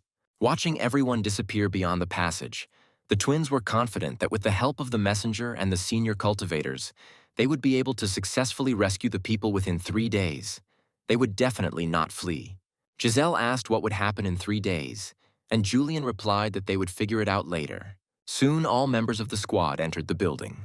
When Vivian and Levi appeared in the passage, Mateo reported that there were no anomalies ahead. To ensure safety, Vivian deployed a sphere of concealment, concealing everyone's breath. Mateo and Leon took the lead, with Vivian and the others following close behind. After examining the surroundings, Leon realized that this secret passage was connected to the city's water supply system via a teleportation array. Mateo was shocked to feel a large amount of formation aura. Vivian commented on Mateo's remarks about the large number of formations, saying that it appeared to be the drainage system of the high-rise buildings in the Kangxi department. Leon realized that Mateo was not afraid to enter the demon's lair to save people. Suddenly, Vivian shouted over the voice transmission for everyone to be careful. With her keen senses, she caught something ahead.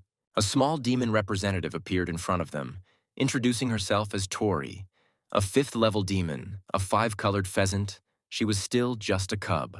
Tori showed no fear of the people and asked who they were. Mateo was angry to see that the little animal dared to threaten them, and next to him, Leon felt that Tori was most likely very strong. Seeing that the people were silent, Tori shouted that if they did not answer, she would attack. The warriors couldn't figure out what was wrong with this little demon. Tori said that since they lost to the Empress, they definitely couldn't handle her. She arrogantly rushed straight at Leon to punish the disobedient people. However, suddenly her legs became entangled and she lost her balance and fell face down on the ground. The group was stunned by this scene, thinking that she was menacing, but turned out to be a clumsy girl. Crying in pain, Tori screamed, calling on other demons to help her deal with the people. The rooster looked around in bewilderment and realized that besides Tori, he was the only representative of the animal tribe here. Tori sensed the rooster and said that he must be from the tribe, as she could hear the hearts of her tribe mates. Then the rooster realized that the little pheasant was blind. Tori thought with delight that the rooster was playing hide-and-seek with the other demons. She touched the rooster with curiosity, asked what color his feathers were and whether they were beautiful. She said that her own feathers and eyes were colored 5 colors. The rooster thought that this weak chick must be colorblind and asked how her eyes could be 5 colors if they were red. Tori pouted and angrily shouted that those eyes weren't hers to begin with. Her Majesty the Queen used her blood to create these eyes for her after she lost her own eyes, which were gouged out. Tori sadly said that her eyes were indeed 5-colored, like precious stones, as her clanmates saw and appreciated their beauty. Hearing this, the rooster exclaimed internally that he believed her, but asked her not to look for her demon companions, as the 2 evil men would kill them all. Tori then praised the rooster for being formidable and daring to play with Her Majesty the Queen's human subordinates, adding that she had never dared to approach these people before, even though Her Majesty had said that they could no longer resist. Tori's words shocked Vivian, who wondered if the people in question were Zhangxi experts who had survived but lost their ability to resist. Vivian decided that the demon from Sanxi was most likely the queen that Tori was talking about. She feared that the warriors were under the control of this evil demon. The more Vivian analyzed, the more she worried that their spirits had become puppets controlled by demons. She was worried for the safety of her younger brother Valerio, not knowing whether he was alive, dead, or turned into a submissive puppet. Mateo then transmitted a voice signal asking Vivian what they should do. Kill this demon or not, Leon suggested, capturing it to gather more information. Vivian was surprised when she asked the demon if she knew the continental-ranked warrior Valerio. Tori offered the rooster to accompany her on her search, saying she didn't want to disappoint Her Majesty the Queen. She wanted to go to the wall of the ant punishment to find this person. None of the other demon comrades dared to go. The rooster internally calculated that the person Tori spoke of was most likely the target that Levi's group came for. If they could save him, many demons would not have to fight with evil humans and be killed by them. Tori couldn't believe her ears when the rooster agreed to accompany her to the execution wall, and Vivian's heart rejoiced when she learned that Tori knew where her brother was imprisoned and would lead the rooster there. On the way, the rooster couldn't resist asking Tori why she wanted to find Valerio. Tori answered honestly that Her Majesty the Queen hoped that they would be stronger against the human warriors. She also wanted to become a brave demon. Hearing Tori ask his name, the rooster told her that he had no name. Hearing the group call him a chicken, she asked if he really was a chicken. The rooster shook his head in embarrassment, not admitting it. Then Tori suggested giving him a name, asking if she could call him Six. The rooster thought to himself that being called that was better than being called a hen. Tori led them to the end of the road where they had to climb up. Hearing Leon's voice asking if there were any traps up there, Vivian scanned him with her spiritual sense and replied that she had not detected any demon energy waves for the time being. Rooster climbed up the ladder after Tori, looking around and noting that fortunately there were no demons nearby. The rest of Levi and Vivian's group walked up the stairs and then headed towards the elevator. Tori said there might be a button here. Then the rooster asked curiously if they had really lived here before and didn't even know what a human elevator was.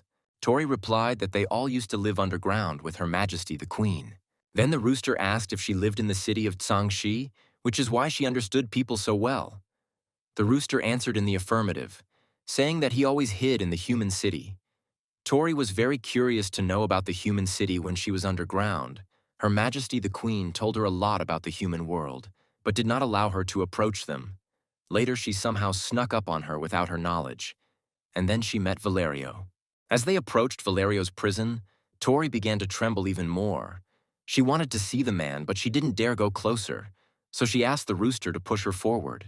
She said that if the rooster was also afraid, then let the human subordinates of Her Majesty the defeated queen push her. She led everyone to the stone door, Levi acting carefree, as if he was just taking a stroll. Suddenly, Tori's trembling voice was heard asking Her Majesty's subordinates to open the door for her.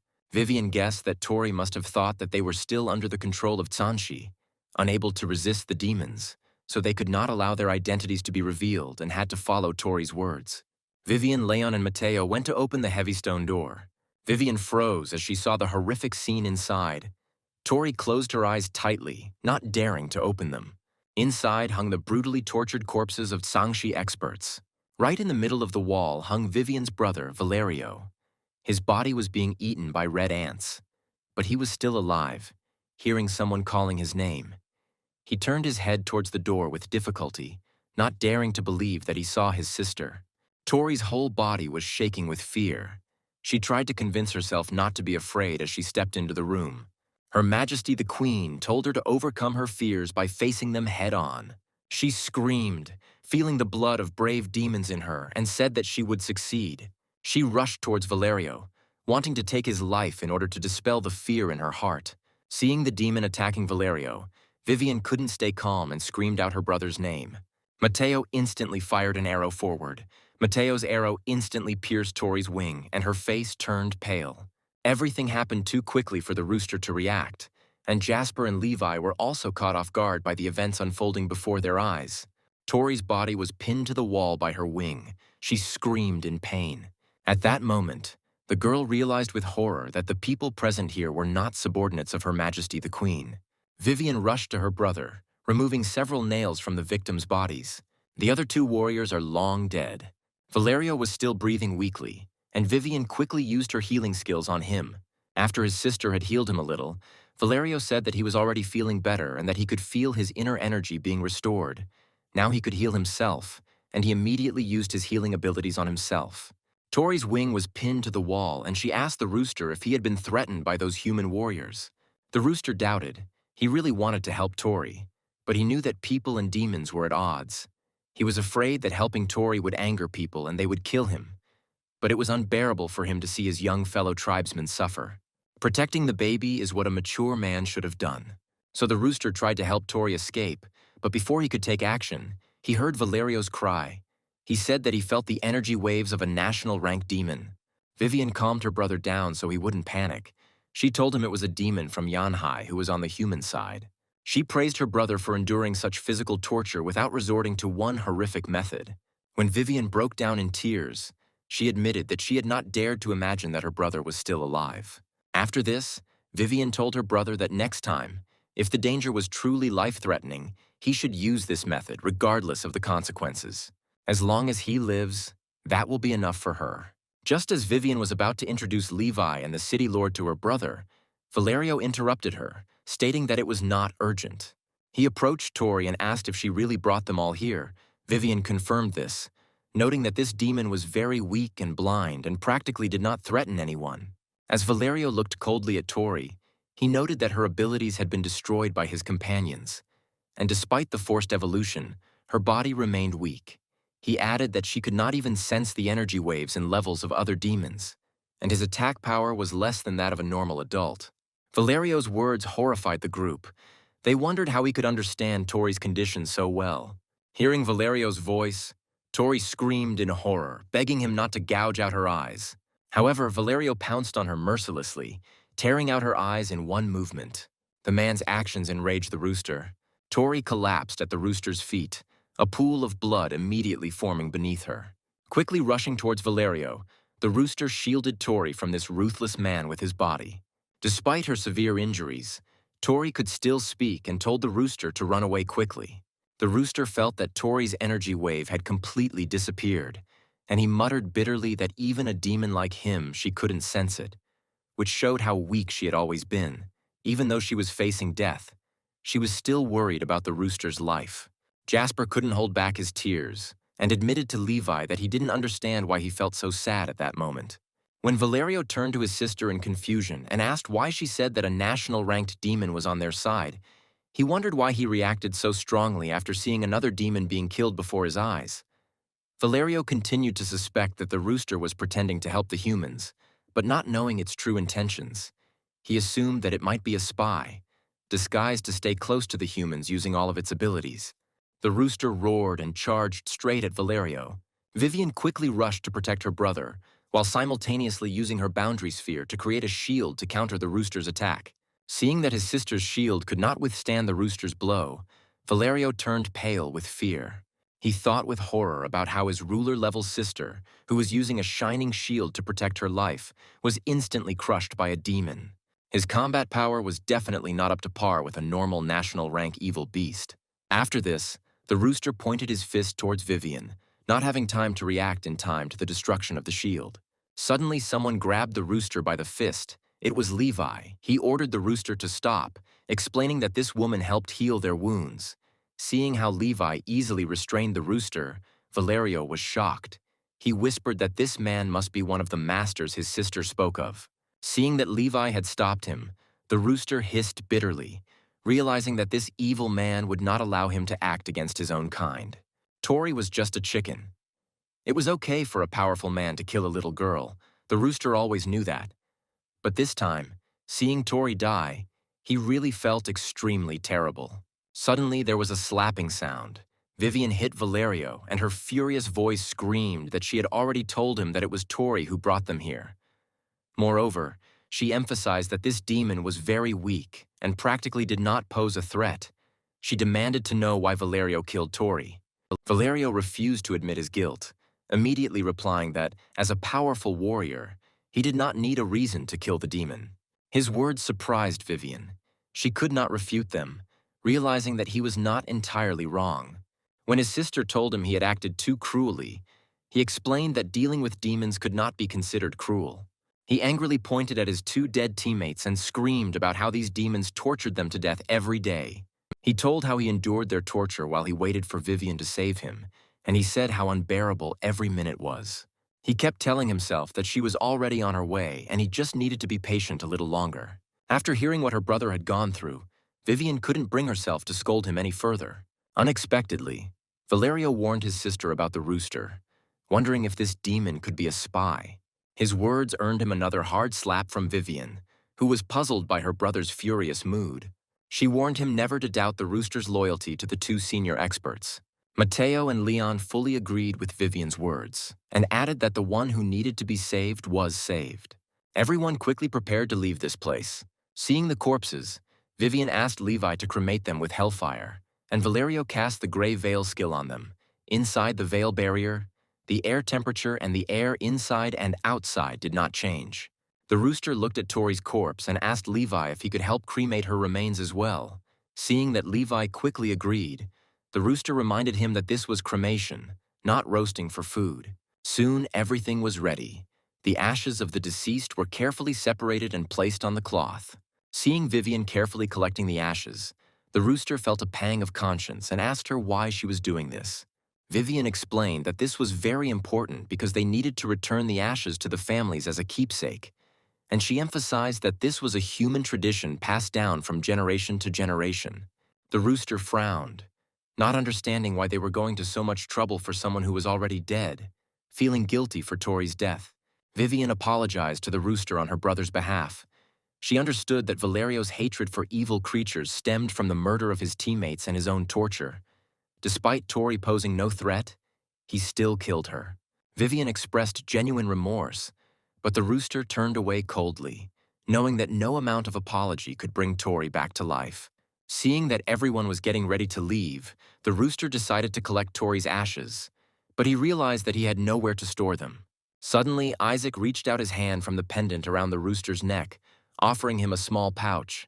He carefully packed Tori's ashes, intending to return them to the family if the opportunity presented itself. Brother Isaac emerged from the medallion on the rooster's neck and conveyed the one-eyed man's instructions to everyone. He explained that if the rescuers successfully rescued Valerio, they should also try to find and rescue Serenity's military advisor. One Eye knew that the situation in Mercenary City was unpredictable and danger lurked everywhere. Even though he had made the request, Vivian had every right to make decisions. Vivian thought to herself that One Eye and Tracy definitely wanted to save Serenity, which was why they sent the two senior experts and the rooster. If they hadn't sent Unit 666, she wouldn't have been able to enter Mercenary City to rescue her brother. Then Vivian decided to try to find and save Serenity, the mother. She immediately told Valerio to go with Mateo and Leon. They must first escape through the secret passage to the outskirts, and she, with Squad 666, will go to save General Serenity. Seeing the expression on Valerio's face, she asked why he looked worried. Hearing this, Valerio lowered his eyes. He was worried about Vivian, who was confronting a powerful demon. Valerio suggested that everyone first leave, call more warriors from headquarters, and then return and save Serenity. Seeing Valerio's worried look, Vivian thought that Serenity was her brother's first military advisor. Perhaps Valerio was also very worried about her. The girl was sure that there must be more survivors in Sangxi, and even though their consciousness was under the control of the demon, they must be alive. She decided to report this to the general staff so that they could resume the rescue mission. As a continental-ranked warrior, she couldn't just care about her brother and ignore those who fought to the last moment to protect the city. Their families must be hoping and praying for the return of their loved ones. Vivian reassured her brother, saying that the two senior experts and the rooster were very powerful, and acting together with them meant that nothing would happen. She told him to go with Mateo and Leon first, and the rest would rescue Serenity and find them outside. Mateo suggested that Leon take Valeria and leave, while he and Vivian would go save people. Seeing Valerio's fierce gaze, Leon sincerely admired Mateo's courage. Hearing his sister calling for him to leave, Valerio suddenly exclaimed that Serenity had betrayed humanity. Initially, Valerio wanted to hide it, not wanting to reveal Serenity's betrayal towards humanity. But he was forced to tell them after Sanshi was captured by a demon. Serenity surrendered and became a servant for the continental-ranked demon occupying Sanshi. Valerio's words struck Vivian like thunder, and horror crossed her face. She couldn't believe that Serenity, the very one who thirsted for life and feared death, had voluntarily become the demon's servant. Vivian's distant memories flashed back to the high command meeting at Lungo headquarters. Everyone was worried that young Valerio was defending Sanshi alone, which was causing concern for the others.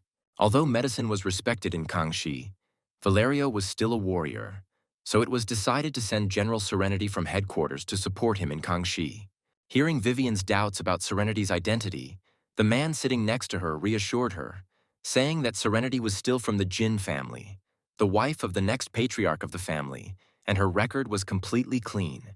Vivian was surprised that Serenity was from the Jin family, and so even the elder Yu felt at ease.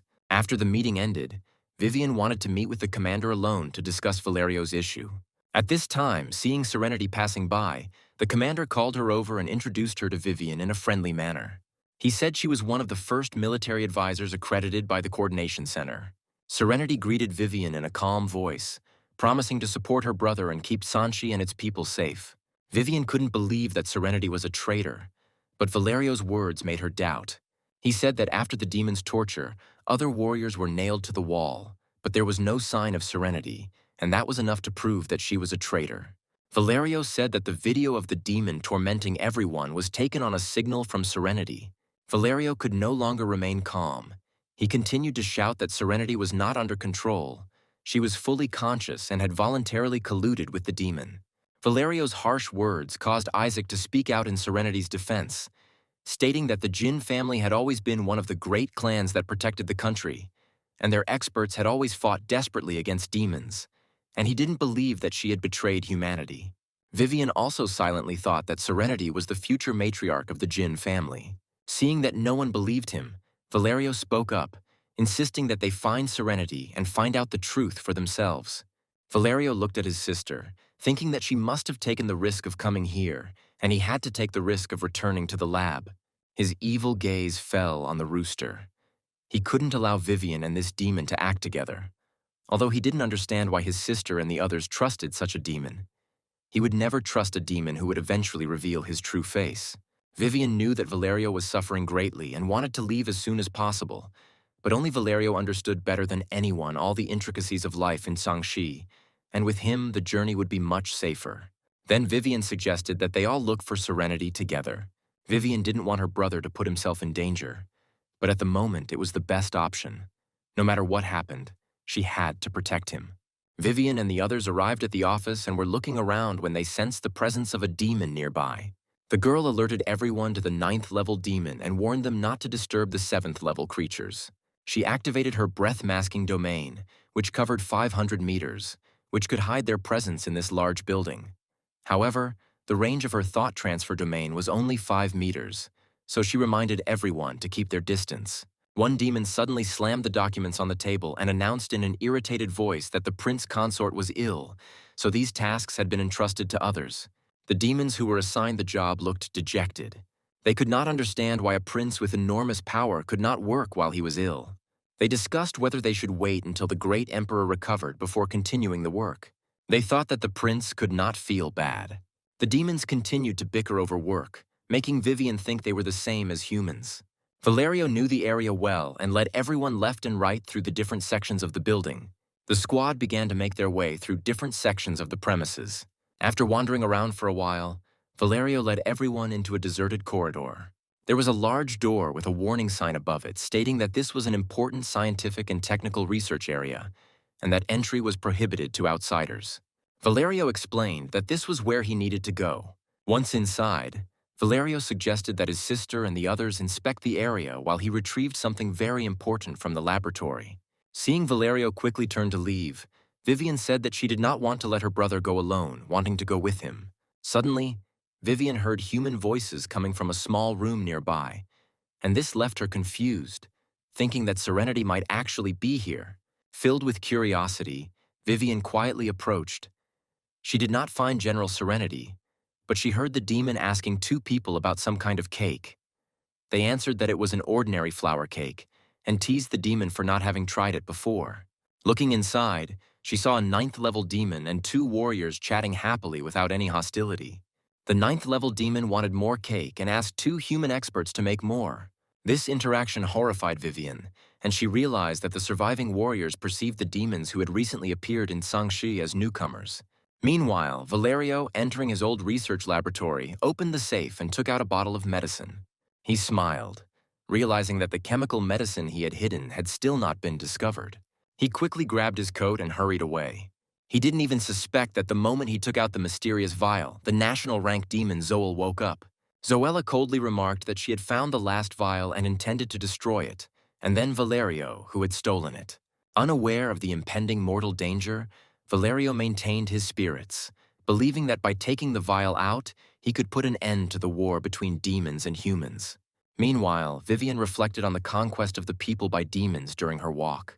Suddenly, a hand grabbed her, scaring her half to death. It was Valerio, who was urgently asking everyone to hurry up and leave as he had found what he needed. When Vivian looked at him puzzled, Valerio explained that searching for Serenity now would likely lead to a direct confrontation with the demon. The most important thing is to take everything he has from here. Excited, Valerio showed his sister the vial, claiming that it could protect Vivian and all people from demons. He quickly pulled her aside, determined to safely transport the bottle out of Sangxi. Just when they thought everything was going smoothly, a demon with both arms cut off burst into the corridor. He recognized with horror the people as fugitives from the place of execution. Soon, a second demon emerged from the office, also shaking with fear. Valerio knew he couldn't let them report his escape to the queen. The demons ran away, and he immediately pounced on them to prevent them from notifying the demon that was subjugating the people. Just when it seemed the demons were doomed, the rooster suddenly appeared and stopped Valerio. He grabbed the man's chains with his hands, preventing them from attacking the demon cubs. Valerio, in a rage, accused the rooster of being a spy since he intervened to save the demons. The rooster was worried that those 2 terrible people might think the same thing. Jasper's worried voice came out, asking if the 2 little animals were okay. Jasper's concern for the demon stunned Rooster. Valerio, enraged, shouted that the rooster fundamentally does not support humanity and is a spy. The man covered his sister with his body and asked her to be careful. After this, he looked menacingly at the rooster, intending to kill him. He released poisonous vines that crawled straight towards the demon at an incredible speed. They pierced the rooster's limbs, preventing him from moving. However, the demon was strong, and so he jumped away from the vines, but quickly realized that the thorns were poisoned. Vivian was surprised at how much power her brother had. Vivian frowned, remembering something from her memory. The commander told her that Valerio's strategic assessment could not be verified, but at the peak of his skill, it reached continental levels. The commander said that Valerio was young, but possessed unprecedented talent.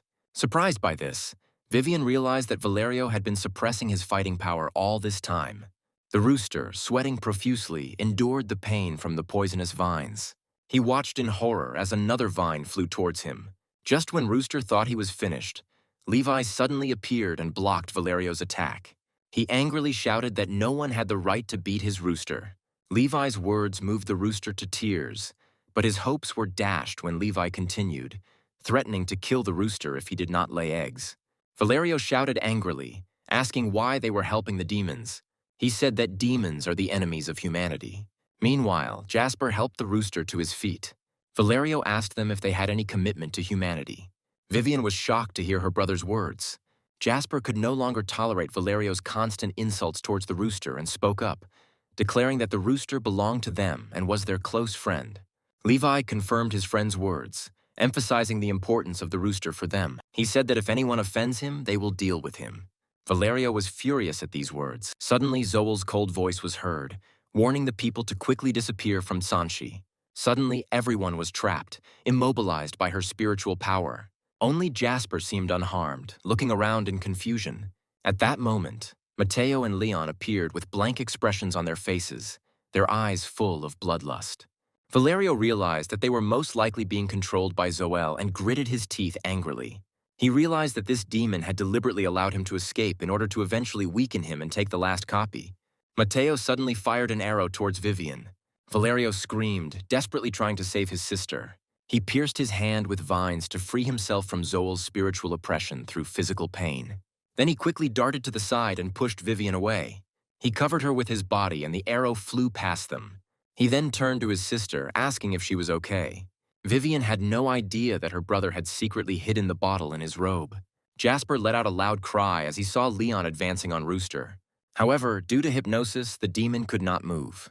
The rooster cursed silently, freezing in place as Leon's blade came towards him. Just when it seemed like the end was near for the king of roosters, a bun flew out of nowhere and hit Leon on the head. Leon was stunned by the unexpected attack, and Isaac, who was hiding in the rooster's necklace, was able to blind Leon with the cloth. Isaac asked Jasper to tie Leon up. Meanwhile, Mateo, controlled by Zoel, aimed his bow at the group. Rooster and Levi waited impatiently for his approach. However, Mateo had another arrow ready. At that moment, Isaac threw a frying pan at his head, knocking him off his feet. Suddenly, Zoel's gloomy voice was heard, expressing annoyance at underestimating people. Suddenly, 2 red threads flashed from outside, causing the rooster to remember the excruciating pain from their injections. One red thread went straight to Vivian and Valerio. Valerio realized that this was a materialized spirit thread that could directly damage his spirit. While enduring the pain, he used his demonic vine to protect his sister. Vivian watched in horror as vines burst from the ground. Valerio explained his plan to use the vines to safely free Vivian. The girl was horrified, realizing how much risk her brother was taking. Suddenly, a huge vine burst out of the ground and grabbed Vivian, lifting her up. The girl felt that the surface of the vine was very soft.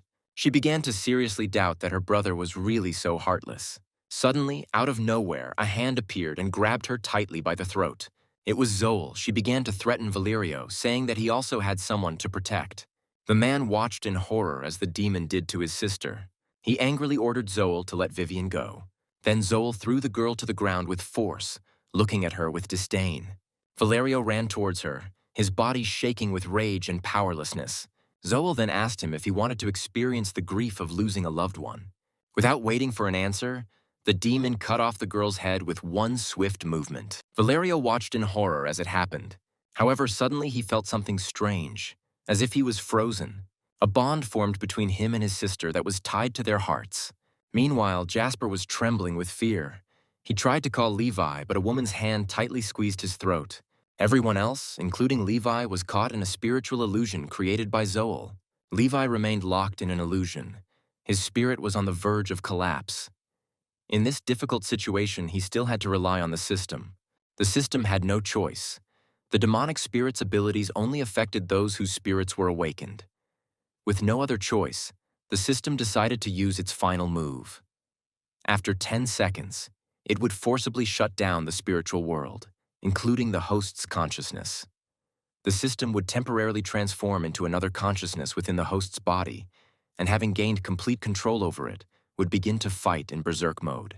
After the 10-second countdown, Levi's eyes suddenly opened, and his irises turned a mysterious golden color. This unexpected development shattered the system's understanding. It never expected that there could be another consciousness hidden within Levi's body, and hidden so deeply that even the system had never detected it before. The system cursed loudly as this consciousness wrested control of Levi's body from it, and he rushed towards Jasper, who was being strangled by Zoel. Levi's fist flew straight into the vile creature's face. Seeing the white-haired figure continuously attacking the demon, Jasper anxiously asked if it was Levi. Hearing his name, the golden, cruel eyes turned to Jasper, horrified by Levi's appearance. Jasper screamed, thinking that it was not Levi. Seeing Levi reaching out his hand to him, Jasper trembled with fear and closed his eyes tightly, expecting pain, but he felt no pain. He saw the stranger's hand gently stroke his head. Golden eyes looked at Jasper with loving tenderness. He told the child to protect himself. The system watched the unfolding events with bewilderment. It seemed that Jasper was involved in them, and questions arose about the old man's true identity. The system, knowledgeable in all fields, knew nothing about Jasper's origin. His identity remained shrouded in mystery, and the system did not have any necessary information. Suddenly, the demon's leg shot out towards the two. Jasper, oblivious to the danger, noticed nothing. Before they could react, Levi had hoisted Jasper onto his shoulder with incredible speed, dodging the attack. Jasper, who was standing behind Levi, asked doubtfully who he was with an unfamiliar aura. Levi turned to Jasper and answered cryptically, prompting Jasper to ask who he was. Puzzled, Jasper asked in return who he was. Levi's words only increased the guy's confusion. He also didn't know who he was, but he could confirm that he was Jasper. Seeing that Jasper continued to doubt, Levi confirmed that he was Jasper, so he would protect him. A strange instinct made the unfamiliar Levi act in exactly this way. Zoel looked at Levi suspiciously, realizing that this human state was completely different from the previous one. Her spiritual power could no longer suppress him. Her intuition told her that this man now posed a threat to her life. Suddenly, Levi rushed at Zoel like lightning. Seeing Levi flying towards her, she was completely shocked. This man moved too fast. Even her spiritual senses couldn't keep up with him. In such a situation, Zoel could only grit her teeth and use the giant ant next to her as a sacrifice. Levi's blow shattered the giant ant's body into tiny pieces, revealing it to be Zoel's spiritual avatar. Levi moved again and lunged at her. As she watched Levi's attack, she realized with horror that the man's speed and strength had increased terrifyingly. The shield created by Zoel couldn't withstand Levi's attack. It was quickly destroyed, and she took the full force of the impact, slamming her entire body into the ground. Luckily, she used her spiritual power to block most of the damage, so her injuries weren't too serious. Zoel realized with anger that she could no longer resist this mutated man. The system didn't expect that as soon as the attack began, Levi would immediately use a third-class destructive fire source, because he knew that the demon armor was created using the abilities of a spirit beast.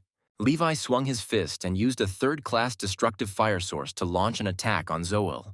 Zoel was horrified when she saw the man rushing towards her. His speed was increasing. What shocked her even more was that the flames from this man's attack could destroy her spiritual avatar. Sensing the approaching danger, she quickly dodged to the side. She realized that her spiritual avatar had been melted by the man's fire. What happened next left Zoel even more horrified, as she discovered that she could no longer recreate her avatar. Levi looked at her and said mockingly, realizing that she was unable to recreate the illusory body. For the first time, Zoel felt fear of a human. The flames in his hands could suppress her animal abilities. Not wanting to put up with this, she angrily asked who he was. Levi calmly replied that he himself did not know who he was. Too many years had passed, and he had long forgotten who he was. But just by looking at Zoel, Levi realized that her condition was very serious. The man's words only increased Zoel's panic. Her kind was relatively rare. She was strong, but she couldn't compare to the one who controlled this human body. What was even more frightening was that the man saw that she was seriously injured and poisoned, and was completely out of the game. Levi smiled and continued, saying that this fool's spiritual world could be forcibly sealed, so the ancient divine fire arts he possessed were beyond her power. The system heard Levi's voice in his head and was surprised at how he knew everything. Levi replied that he didn't remember who he was, and if the system could tell him about it later, that would be great. The system angrily scolded Levi, demanding to know why she had to tell him this. She wanted this stranger to immediately regain control of Levi's body. Even though he was mentally ill, he was cuter than his current consciousness. When the system began to scold Levi furiously, she suddenly fell silent, and her essence was grabbed by Levi's hand. The system was shocked at being threatened and completely lost its dignity. Standing to the side, Jasper asked who Levi was muttering and talking to. Levi explained that he was having a private conversation with a small creature that could help the real Levi become stronger. Jasper calmly said that if it helped Levi become stronger, then he would like it. Levi's golden eyes looked coldly at Zoel, asking if she still wanted to fight. He warned that if she stubbornly refused to retreat and insisted on dealing with these people, then he would have no choice but to kill her. Zoel was truly not afraid. Although she looked at the person standing in front of her with apprehension, she firmly stated that these people deserved to die. They ignored her warning and dared to invade the city, and even save that scoundrel. She would never let that hateful person leave here with a dangerous item. Even if she had to risk her life, she would never let him leave. If the people survived and left, the entire demonic beast kingdom would be in mortal danger. Levi's voice grew colder as he asked if Zoel was tired of living. Instead of responding, Zoel took action. She had no other choice. Otherwise, she would become a traitor to her kind. When Zoel's voice was heard, a red net enveloped everyone present. Levi and Jasper stood there in shock as the cracks opened up beneath their feet, swallowing them into a bottomless abyss. Levi realized that Zoe had used the primordial soul orb against him without hesitation, demonstrating her determination to fight to the end. Levi saw Jasper falling in horror. He quickly extended his hand, beckoning his friend to grab it. Levi quickly caught Jasper's hand and, pulling him to his feet, told Zoel that she was lucky that he had temporarily spared her life. Fearing that there wasn't enough time, Levi began to explain to Jasper how to enter someone else's primordial soul vision, where the primordial souls would devour each other. Although Zoel's cultivation in the primordial soul realm was low, Levi was unable to absorb other primordial souls, so they had to return. Jasper looked stunned, not understanding anything. Levi continued to assure his friend that Levi would continue to protect him, confirming that he had chosen the right person. At that moment, a system notification sounded in Levi's head. Control was restored. The residual consciousness released control over the host's body and retreated deep into his subconscious, plunging into a deep sleep.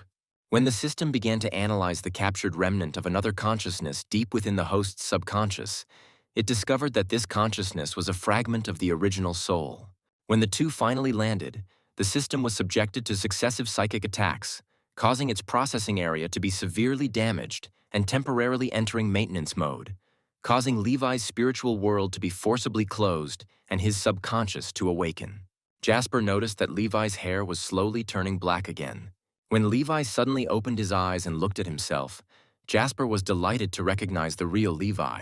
Stunned by the strange scene, Levi's eyes widened as he noticed the giant ant was about to attack them. He quickly hugged Jasper and they rolled on the ground to avoid the attack. Zoel's angry voice rang out, declaring that no one had ever survived leaving her realm within the blood moon. The protagonist looked up at the sky and saw a large blood-colored moon. She arrogantly declared that in this primordial soul realm, she had endless strength and countless ants, so she was invincible. Jasper stared in shock as the swarm of ants rained down from the sky. Levi hugged him, moving left and right to avoid the giant ants' attacks. He deftly maneuvered between the monsters. Suddenly, an ant appeared in front of them, blocking Levi's path. However, he was quickly cast aside. Then the main characters landed in a free space. He moved quickly, carrying Jasper to safety. Now they could finally catch their breath for at least a couple of moments. Levi stood in front, covering them and summoning crimson flames in his hands. The giant ants that attacked them were fried to a crisp. Suddenly, Levi condensed the power of the crimson flame and forcefully slammed his fist into the ground. Because of this, a ring of fire spread across the earth. It incinerated the swarm of giant ants that surrounded them. After seeing Levi's attack, Zoe acknowledged that while Levi was impressively strong, he was unable to kill her or burn away her true form in this realm. She sent a swarm of ants to attack again. However, Levi dealt mercilessly with each of them. She watched as the giant ants attacked and surrounded them endlessly, unable to kill them. The insects fell dead to the ground, burned by the protagonist's fire. However, Zoel continued to say that they would not be able to defeat her. Soon, a new squad of ants surrounded the boys. An angry glint appeared in Levi's eyes. He felt helpless.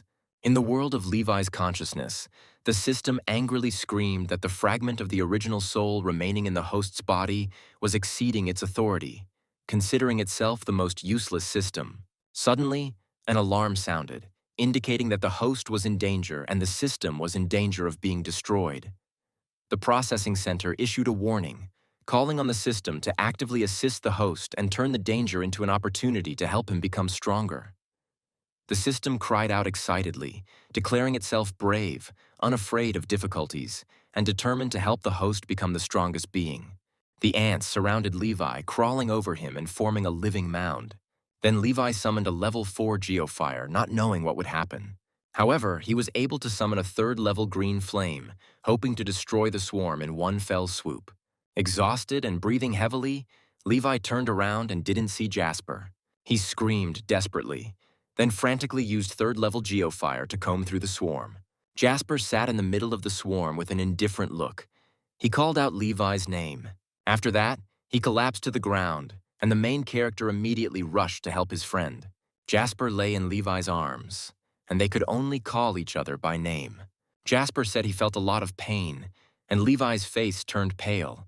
He clenched his teeth, and anger flared up in him again. Levi immediately summoned fire, causing the ants to become frightened when they saw the swirling green flames. Seeing the swirling fire tornado, the ants hesitated to attack, knowing that the flames would suppress their beast abilities. Many ants had already been destroyed by the flames. However, Levi sent a tornado straight at them, leaving countless ant corpses in his wake. The system's mechanical voice announced that it had rebooted and was loading to restore operation.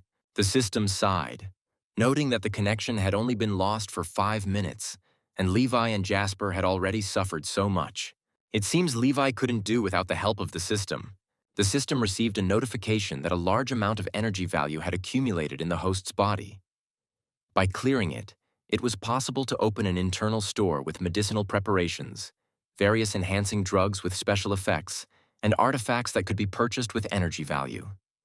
The owner had the right to agree or refuse to open the store, but the system knew that his mind was unsettled, so it silently accepted the optimal choice and successfully completed the exchange. The energy value accumulated in the host's body was purified and the store opened. The system used 1% of the host's physical energy to purchase medicine to treat severe injuries. After Jasper took the medicine, his wounds were completely healed, and he happily showed Levi that his body was restored and no longer hurt. Levi thanked the system in his head with delight. Hearing Levi mutter that without divine intelligence, Jasper would have died, the system wanted to go crazy. Jasper, seeing Levi's despondency, blaming himself for not being able to protect his good friend and considering himself useless, was puzzled by his state. At that moment, the system asked Levi if he wanted to become stronger and the strongest man in the world. Knowing that Levi had entered the system, she said that from now on he should trust her. As a powerful system, she would 100% guarantee that Levi would become the strongest in the world. Suddenly, an anomaly occurred. The solid ground beneath Levi and Jasper split into large cracks. Zoel's angry voice rang out, declaring that the arrogant humans thought they could defeat her by exterminating her ants and suppressing her beast powers. She claimed to be an invincible being that they could never destroy. Jasper and Levi realized in horror that they were falling into a deep, black abyss below. In this crisis situation, the system activated the S-rank defense. Levi grabbed Jasper with one hand and desperately grabbed the solid stone wall with the other to stop their fall. The system's voice warned that the rock walls were slowly approaching to crush them both. The crack closed faster and faster. Huge stones that broke off from the cliff also fell on the boys. Levi spread his arms and legs to prevent the rock walls from crushing them. The system reassured him, urging him to trust it and promising that with its support no one would die. She told him how to manage his reserve physical energy, continuously directing it to his palms and concentrating all his strength in his hands. The 10-second countdown began, and the system paused at the 5-second mark so as not to distract Levi. The system offered to transfer Jasper to a safer new form and use 1% of the host's physical energy to exchange for a special vial of medicine. Levi decided that it was necessary. The system successfully completed the exchange, taking away the physical energy from the owner. With some dissatisfaction, the system helped Jasper quickly drink the bottle of medicine. The system shrank Jasper to a safe size to reduce the load on the host, making it easier for him to hide from enemy attacks. She also reminded Levi to hold on tightly to the choker around his neck so as not to fall, and so that the owner would be comfortable fighting the demon. Levi gently reassured Jasper, promising that he would protect him well and advising him to hold on tightly to the ring around his neck. When the countdown resumed, the system unlocked the Earth-level energy cultivation skill technique. Levi used a new technique to prevent the rock walls from closing in further. Taking advantage of the opportunity, Levi pushed off the falling rocks and rose to the surface. Upon seeing Levi, Zoel growled furiously, declaring that there was no way this technique wouldn't kill him. Noticing a giant stone statue summoned by Zoel approaching them, the system called on Levi to rush at him fearlessly and, releasing 6 flames, smashed the statue to pieces. When Levi and the stone statue collided, the system reminded Levi to concentrate his energy and deliver a strong blow. The protagonist summoned a green flame and rushed at the stone golem. Their attacks collided, and Zoel was left speechless with shock. Levi crushed the statue's hands. After this, the boys noticed that the statue began to fall apart into pieces. Suddenly, a small rock flew past them at great speed, from which Jasper almost died. Enraged by the failure, Zoel used her demonic ability, Heavenly Raging Fire, and brought down a meteor shower on Levi. Levi narrowed his eyes, focusing on Zoel's attack. A system interface appeared in Levi's mind, showing that his level 3 demonic fire skill had reached 60%, automatically unlocking the level 3 demonic fire skill. Flames erupted powerfully around Levi's body, repelling the demon's attack. Zoel exclaimed in amazement as she saw Levi block her attack with just one move. She didn't expect Levi to have such immense power in this spiritual world where her power should have been the most powerful. In doubt, she asked if he had obtained the power of a master. The system informed Levi that his power had indeed reached the level of a master, and although he was only one level lower, the gap was huge. The innate power of a continental-ranked demon could not suppress the level of dominance. If the host's mind was not weakened, it could easily subjugate a beast like Zoel. Zoel couldn't believe that Levi had reached the level of a master, given her information that there were no experts of that level left in the world. Jasper noticed that it was raining, and Levi gently explained that he was afraid that the meteor shower would hurt Jasper, so he melted him into the rain. Levi's explanation made Zoel wonder with horror if this man really possessed the power of a ruler. Zoel remembered an incident 200 years ago when a lord, the Lord of the Locusts, appeared among the demons. He then led the demonic beast to destroy human fortresses one after another. Wherever the ruler went, destruction and piles of human corpses followed him. However, when he attacked the country of Lungo, he encountered desperate resistance from the demons there. At the most critical moment, an expert of the level of Lord Bayun suddenly appeared in the country, using himself as a catalyst to suppress the demonic forces. According to an ancient book from 200 years ago, at that time, humans had 5 overlord-level experts guarding the 5 strongest nations. But now everyone knows that there are no more experts left in Lungo. Zoel coldly remarked that even if Levi truly possessed the power of a ruler, she admitted that she did not have the strength to destroy him, but she could trap them both in her spirit world forever. She stated that in this world she was invincible, and no matter how strong Levi was, he would not be able to escape the fate of being imprisoned in it until his death. She chuckled and mockingly asked what he would like to receive as his last meal. The system reminded Levi that if he could break the blood moon, he would be able to leave this spiritual world.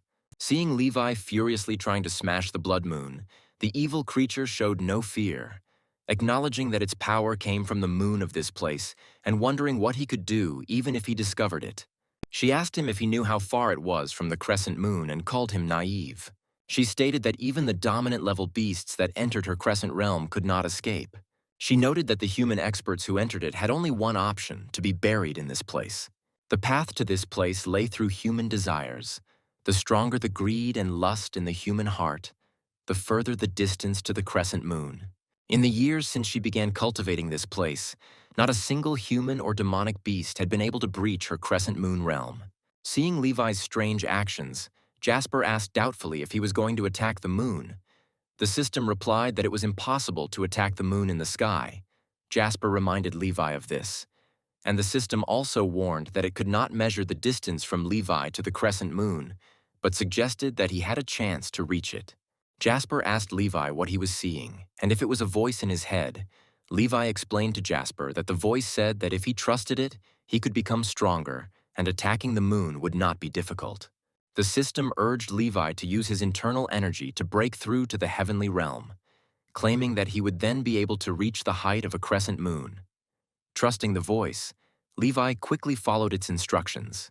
The system constantly encouraged him, because his cultivation in the Earth realm had been stalled for a month. This time he had to break through. However, solving the crescent moon problem was not so simple. The system was stumped by the demon's abilities and could not measure the distance from Levi to the high-hanging crescent moon. Suddenly, the system saw that Levi had actually managed to hit the crescent moon. Seeing her true form being attacked, Zoel exclaimed in shock, wondering how this was possible. As Levi descended, the crescent moon cracked wider and wider until it shattered into pieces. The spiritual illusion was destroyed by Levi. Zoel's injuries worsened, and she was constantly coughing up blood. She could not believe her defeat. No one had ever destroyed her spiritual sphere. Seeing Levi appear before her, she acknowledged that his mental state was stronger than hers and admitted her defeat, saying that she could be proud of the fact that he was the first person to make her admit defeat in over 1,000 years. She noted that even dominant-level demonic beasts had never forced her to admit defeat and called him truly formidable. After hearing Jasper praise Levi for breaking the moon, the protagonist said that it was because he followed the instructions of the voice in his head. After Levi destroyed Zoel's spiritual sphere, the rooster was the first to awaken. The system warned that the owner's accumulated energy value and stored internal energy were completely depleted and needed time to replenish them. Those around him also began to free themselves from spiritual bindings. The system did not know how to help the protagonist break through. The numb Valerio suddenly woke up, hearing his sister calling his name nearby. What he saw before was just an illusion. His sister Vivian was alive. Valerio's trembling hand reached out to touch his sister's face, making sure that she was truly alive. Vivian pressed her brother's hand to her face, gently reassuring him not to be afraid. After seeing his sister use her healing skills on herself, Valerio finally decided to believe that everything that happened was just an illusion and that his sister was alive. Valerio couldn't hold back his tears, happy that his sister had survived. He suddenly remembered his tragic childhood memories. One stormy day, the village and the family he lived with were besieged by demonic beasts. His mother was seriously wounded while protecting him, and before she died, she urged him to strive for a good life. Now Valerio was grinding his teeth, silently telling himself that everything that was happening was an illusion and would not affect him or his plans in any way. Seeing the two small demons nearby worrying about their queen, Zoel said she was fine. Suddenly there was a blow from a sharp, thorny whip, and the little demon screamed for Her Majesty to be careful. At a critical moment, the little animal risked its life by using its body to block the queen's attack. It all happened too quickly. When Zoel turned around, it was already too late. Valerio growled in anger as he saw her rushing at him with the intent to kill. He swung his blackthorn whip coldly and dealt her a powerful blow that made her spit out even more blood. The demon's body fell on its back. After the destruction of the Crescent Moon Kingdom, her injuries were too severe and she had no strength left to fight. Valerio's thorn whip was aimed at Zoel's head again, but the little demon ignored the danger and stepped forward to take the attack in her place. Zoel could only scream helplessly for Valerio not to hurt them. There was a terrible sound as the barbed whip struck flesh, and Zoel froze, staring into space in front of her, blood splattering across her face. At the most dangerous moment, two strong hands grabbed a sharp thorn whip. The rooster blocked Valerio's attack in time, covering the little animal, and roared furiously that he could not stand it any longer. Valerio calmly said that demons are still demons, and accused the rooster of finally showing himself in all his glory and intending to completely betray his master. The rooster fell silent.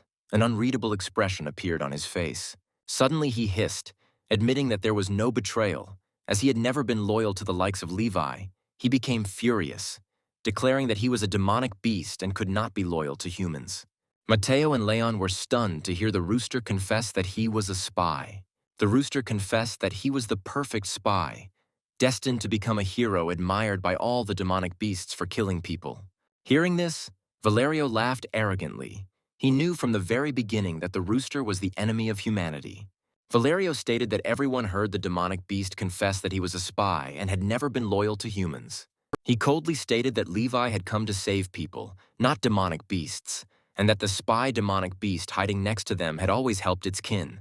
Valerio pointed angrily at the rooster, declaring that it deserved to die. The rooster realized that Valerio knew that he had been poisoned with thorns and wanted to take advantage of the opportunity to persuade the people present to attack him together. The rooster was afraid that Levi and the others would unite to destroy him. He couldn't run away, but he didn't want to see his brothers die defenseless. The rooster was surprised when Levi suddenly stepped forward, refuting Valerio's words. Levi stated that he would not allow anyone to harm the rooster. Valerio angrily exclaimed that although the rooster admitted to being a spy and had never been loyal to him, Levi still wanted to cover for him and protect him in front of all humanity. Levi thought silently, not understanding what Valerio was talking about. The rooster froze, not daring to believe his ears, when Levi boldly declared that he did not care whether the rooster was a spy or not. Levi insisted that the rooster had helped him, and therefore he would protect him. He assured the rooster that he would not allow Valerio to harm him, no matter what anyone said, and the rooster almost burst into tears upon hearing such a statement of protection. Meanwhile, Valerio growled angrily, wondering if they had gone mad or if they had never considered themselves human. At that moment, a female voice suddenly rang out, declaring that Valerio could not represent humanity. The woman, who turned out to be Serenity, angrily asked Valerio if he regretted nearly destroying the city. Leon and Mateo, confused, asked what she meant by the city being almost destroyed, since the city was already destroyed. Serenity explained that the Ant Queen had controlled the minds of all the warriors and also recorded the torture video. However, in the end, she still accepted her offer to stop harming the warriors and the people living in the city. Zoella agreed to let Serenity help the demons find an antidote. The very name of the medicine made Vivian shudder. She remembered coming to the city and seeing her parents lying dead next to the corpses of demonic beasts. Vivian didn't know what to do. She could only sit helplessly and cry. Suddenly, her brother appeared next to her and gently stroked Vivian's head. Valerio consoled his sister, asked her not to cry, and promised to kill all the demonic beasts to avenge her parents. Valerio was determined to exterminate all the demonic beasts, leaving not a single one alive. To do this, he wanted to develop a poison that could cause them to disappear. He reminded Vivian that she taught him English, and this poison would be called the Demon Extermination Disaster, or DED for short. After listening to Serenity's explanation, Vivian asked her brother if he could really research the BID. Mateo and Leon had no idea what this BID was. Levi asked them to explain what they were talking about.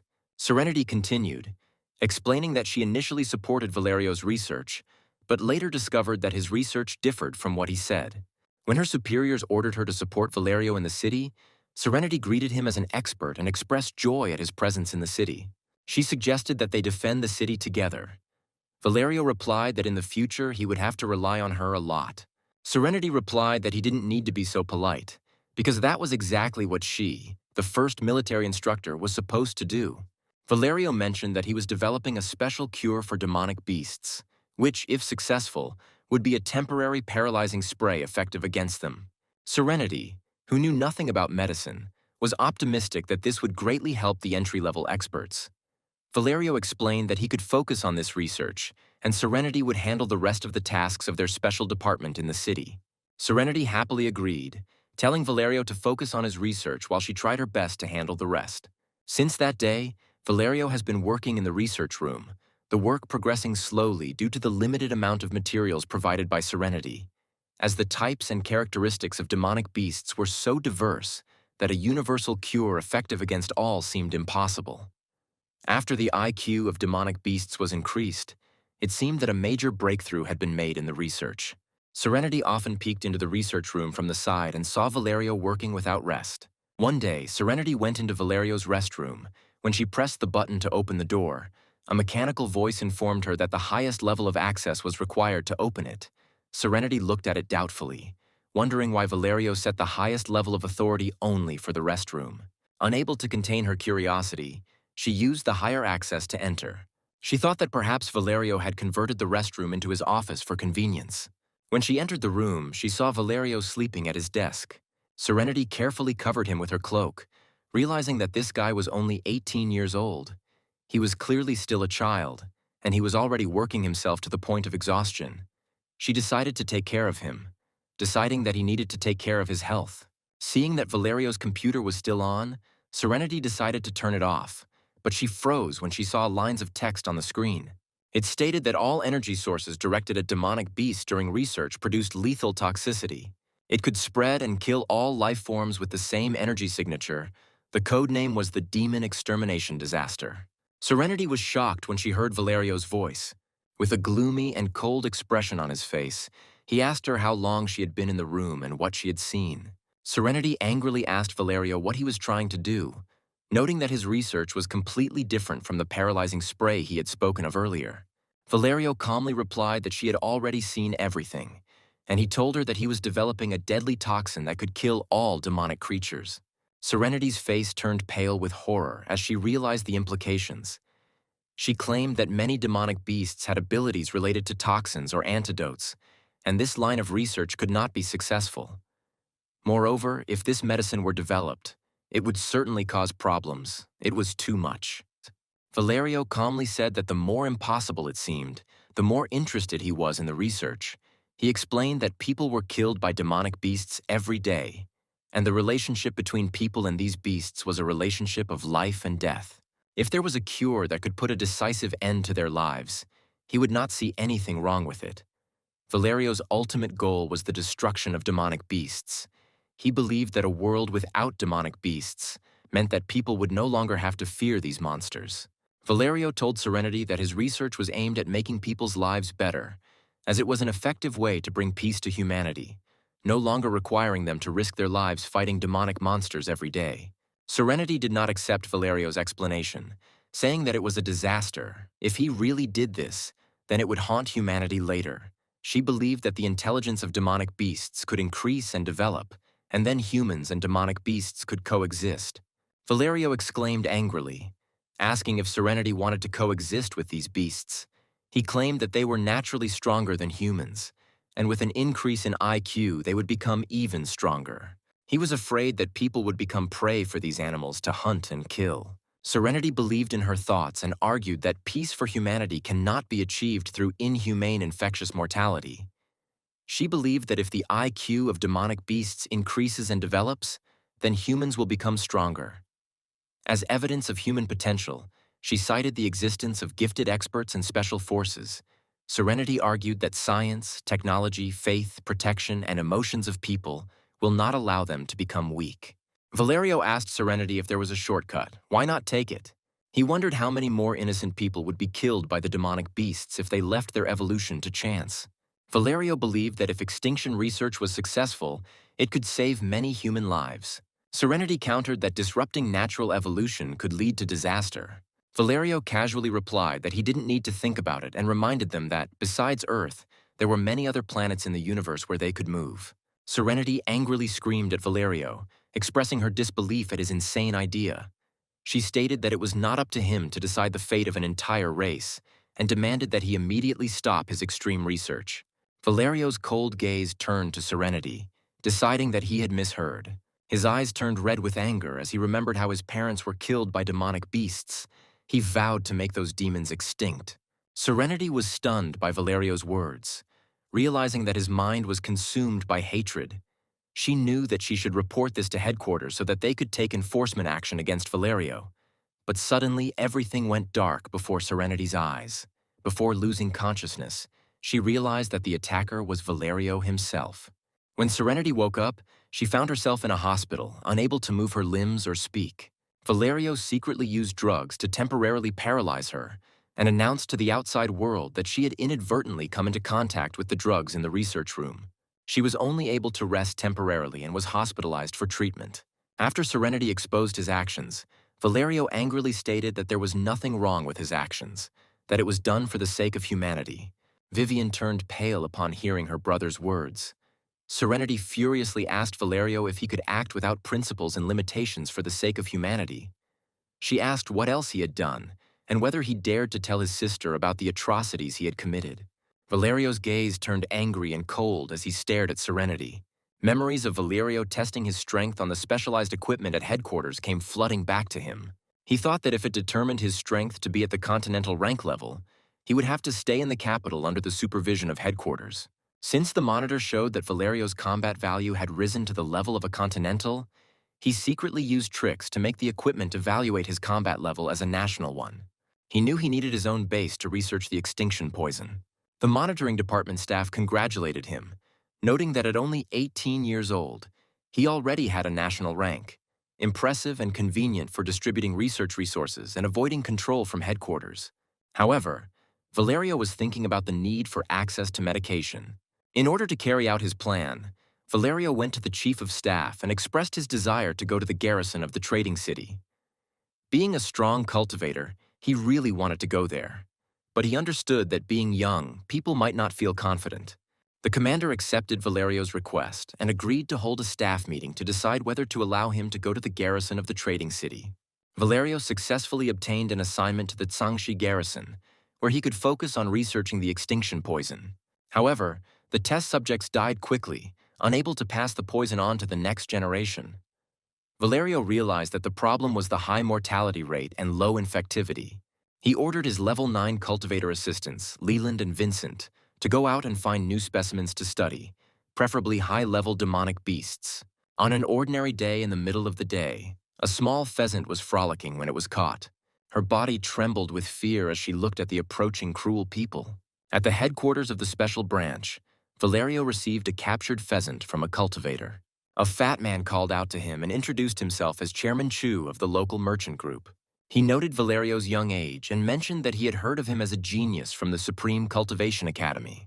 Valerio greeted Chairman Chu politely and showed him the level 5 pheasant in the cage. Chairman Chu admired the pheasant's eyes, comparing them to the colorful gemstones he collected. He jokingly asked if he could buy some pheasant eyes. Valerio cursed Chairman Chu internally for his abnormal hobby, but smiled as he explained that he could sell her eyes for a high price. He offered him to look at other samples of demonic beasts if Chairman Chu was interested in purchasing them. Although Valerio was disgusted by Chairman Chu, he knew that his research required funding, and all his previous savings had been spent. Chairman Chu expressed interest in any other good samples Valerio might have, assuring that money was not a problem. Seeing a man approaching with a sharp knife, the pheasant begged in vain, pleading not to take away her eyes. Pheasant let out a pained cry and then fell silent as Valerio's subordinate handed her eyes over to Chairman Chu. Remembering Valerio's instructions, the subordinate told Chairman Chu that they had many other interesting things if he was interested. At the time, Valerio was experimenting with the process of destroying Pheasant's body, and he discovered that using smaller demonic beasts allowed for better control of the infection, as the subjects did not die as quickly. He brought Chairman Chu to the demonic beast containment area and asked if he was interested in any of them. When Chairman Chu became concerned for his safety, Valerio mentioned that he had an assistant who could remove the demonic beast's abilities, rendering them harmless. Chairman Chu became interested in several demonic beasts due to their aesthetic qualities. They were a bird with unique wings, beautiful coral ears and eyes, a rabbit-like animal. Valerio did not refuse, realizing that he needed funds for the continuous development of research. With the financial support of the chairman, Valerio's research was proceeding as usual, until one day Valerio's assistant, Leland, urgently called him to his office. Leland reported that the third poison variant could force young demonic beasts to evolve, but it would weaken their bodies, reducing their energy levels, akin to evolution draining life. Hearing this, Valerio asked about the toxin's infectiousness. Leland cited the results of clinical trials, noting that they were not very promising, as they could only infect one demonic beast, and the transmission was easily interrupted without achieving an extinction effect. When Valerio asked how long a pheasant could live, Leland said that, judging by her physical condition, she could live no more than a year.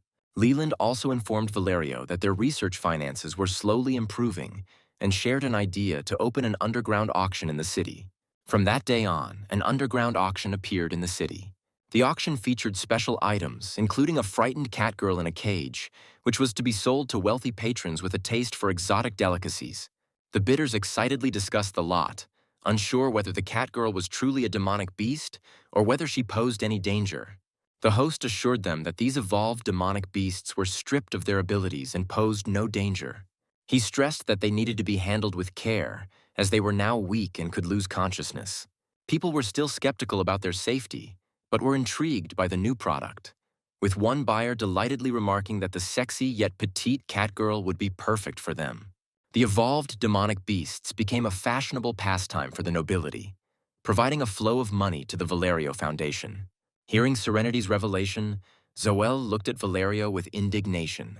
She accused him of murdering Carmen, her child. Zoel screamed loudly, condemning Valerio and vowing never to forgive him for taking Carmen's life. One day, Carmen, a little demon girl, came to the surface out of curiosity. She cried and begged her parents to save her. Suddenly, Carmen encountered Leland, Valerio's subordinate, who hunted demonic beasts. Leland, amazed by Carmen's abilities, almost let her escape, but instead decided to capture her. Leland realized that Carmen would be worth the most at the underground auction. Suddenly, Vincent shuddered as he felt the swift approach of national-rank demonic energy. Leland fled, leaving behind a captured Carmen. Carmen was actually a princess, the only daughter of the Demon King. The father went to look for her, but the girl was already too badly injured. Carmen cried and said that she was in a lot of pain.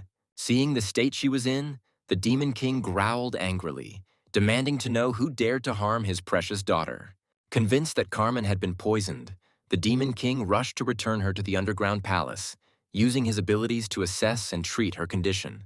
The ants used their aura to heal the girl. Nico said that she was poisoned, however, he knows how to neutralize the toxin. Carmen's words interrupted their thoughts. She said that she was very cold and asked everyone to hug her. The prince's consorts leaned over to embrace their daughter. Harlow screamed, unable to bear to see Carmen suffer.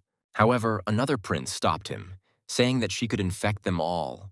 Nico asked to let him take care of the girl since he had already touched her. Suddenly, Carmen said that she was very cold. Dante looked at his daughter in horror, trying to contain his emotions. Then he finally leaned down to hug her. Just as the Demon King was about to embrace Carmen, Zoel appeared. Using her abilities, she pulled Carmen towards her. Fragile Carmen exclaimed that her mother had finally arrived. Hearing that Carmen was afraid of dying, Zoel reassured her, promising to save her and assuring her that everything would be fine. Carmen expressed her love for her mother. She said that she went to the surface in search of Tori, who had been captured by humans and had her eyes gouged out. But despite attempts to save her, Carmen was discovered by humans. As Carmen tearfully recounted her story, she vowed never to surface again, feeling her life force rapidly fading and her voice weakening. Choking with grief, Zoel advised Carmen to sleep if she was sleepy and if she was cold. She promised to fulfill Carmen's last wish and save little Tori from people. At that moment, the demon's heart was filled with incredible anger. Meanwhile, Valerio and his colleagues were conducting their research when they were suddenly startled by a loud voice. The voice declared that people would pay for their crimes. The group fell to their knees under the crushing mental pressure. In the present, the veins on Rooster's enraged face bulged and his eyes turned bloodshot as he heard the whole story. He remembered the thousands, even tens of thousands of crippled baby demonic beasts kept in the laboratory. Vivian was stunned to hear her brother calmly acknowledge Serenity's accusations. Despite this, Rooster wanted to pounce on Valerio. However, Levi held him back, urging him not to fight. The rooster stood motionless, gritting his teeth, tears streaming down his face. Serenity was shocked to see that this national-ranked demonic beast was actually listening to a human. She loudly announced that the Special Forces team had investigated the illegal transactions at the underground auction and consulted with the Department of Special Forces. To everyone's surprise, the organizer of the dirty deals at the underground auction house turned out to be Valerio. Valerio responded sharply that showing mercy to an enemy was cruelty to oneself. He stated that demonic beasts would always remain enemies of humans, which caused Mateo and Leon to express their surprise. Serenity couldn't help but respond sharply, questioning Valerio's right to speak on behalf of the people. She accused him of betraying humanity and called him an avenger, not a hero. One day, Valerio angrily swept the materials off the lab table and shouted in irritation that not a single infection had been found during his research. He wondered where he had gone wrong, despite using all the genes of the demonic beasts and combining the most toxic life forms. Determined to find the cause of his failures, Valerio descended into madness, obsessed with the idea of conducting research on human bodies and introducing human genes to improve his biological chain. He began to catch drunkards and drug addicts for his experiments. The only thing missing from his research was man. The assistant brought Valerio the results, reporting that sample 48 had increased significantly in infectivity, but had also had an undesirable effect on humans, increasing cancer rates tenfold. Valerio smiled slightly, convinced that the increase in infectivity justified his decisions. He decided to continue research with people in order to improve the degree of infectivity while minimizing the impact on humans. Meanwhile, Leland accidentally cut his finger and it started bleeding. Despite Valerio's warnings, the incident was quickly forgotten until one day he looked into a microscope and was shocked. He detected poison activity in Leland's blood. He suggested that especially gifted people were another form of demonic beasts. He also realized that his assistants were ideal subjects for exploring this hypothesis. Valerio reflected on the similarities between humans and demonic beasts. Both evolve and mutate, and some people have innate superpowers similar to demonic beasts. Their strength is not like that of ordinary warriors. They do not need to undergo training to become stronger. After reflecting on this revelation, Valerio made a radical decision. Valerio conducted an experiment targeting especially gifted individuals with sample 48, completing the chain of infection. He was stunned by the results of the study. Valerio realized that his genocidal weapon was capable of destroying all demons, including humans, although the poison was practically harmless to ordinary people. Leon, not surprised by Valerio's revelations, clicked his tongue, agreeing with Serenity's statement. Serenity loudly accused Valerio, Vincent, and Leland blindly followed his research, even at the cost of their lives helping to develop a deadly toxin that eventually infected everyone exposed to sample 48. Valerio's eyes grew angry and his teeth clenched in anger as Serenity scolded him for inadvertently infecting him. Despite his warnings, the infection spread throughout the shopping district, affecting almost everyone, including families, residents of the area, and especially gifted individuals whose abilities were enhanced while their health deteriorated. Mateo, himself a particularly gifted person, could not believe what he heard. When asked whether the toxin could kill people, Valerio evaded the question, stating that only particularly gifted people do not pose a mortal threat to ordinary people. Vivian lowered her head, knowing that she, like the other specially gifted, would not be able to escape the effects given their shared origins with the demonic beasts. Valerio stubbornly insisted that he could control the situation by continuing his research and focusing on destroying the demonic beasts. However, Vivian angrily exclaimed in response, challenging Valerio's belief that humans and demonic beasts shared common biological roots. She claimed that for demonic beasts, killing humans is simply a matter of survival in accordance with natural laws. Valerio winced, admitting the impossibility of creating a toxin that would target demonic beasts exclusively and not affect other living beings. He bitterly admitted that he had sought to avenge his parents' deaths by destroying the demonic beasts even at the cost of human lives, and realized too late the wider implications of his research. Vivian asked her brother if he had wanted to destroy the world from the very beginning. She couldn't believe that he wanted to kill every living thing, including her.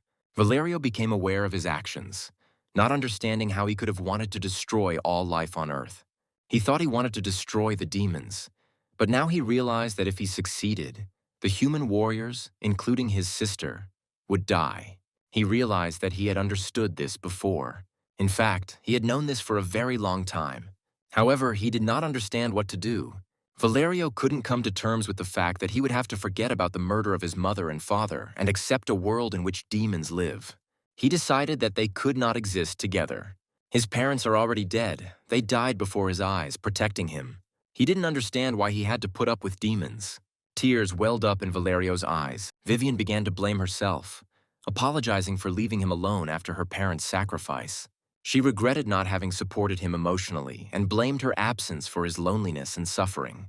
Valerio shuddered and hugged his sister tightly, realizing the deep pain and loneliness he had endured since childhood. Serenity sighed softly, turning her icy gaze to Valerio, while Rooster and Levi stood motionless. Mateo and Leon also watched the family drama gloomily. Vivian clung to her brother and burst into tears, saying that being alone all this time had left him unable to leave the past behind. Valerio hugged his sister tightly and began to cry, realizing everything that had happened during this time. Everyone present silently watched the dialogue between brother and sister. A system alert in Levi's mind warned him of danger, sharp, poisonous roses flying towards his back. The rooster acted quickly, deflecting the sudden attack with his feathers to protect Levi from harm. He asked him contemptuously why he didn't dodge. Titus's voice broke the silence as he entered the room. Zoel and the baby demon were happy to see the king. However, Zoel, who was wary of physical contact due to the risk of transmitting the disease, stopped her husband. She said she was exposed to the power of the poison. Zoel used her spiritual power to stand up and address the group of Levi cultivators.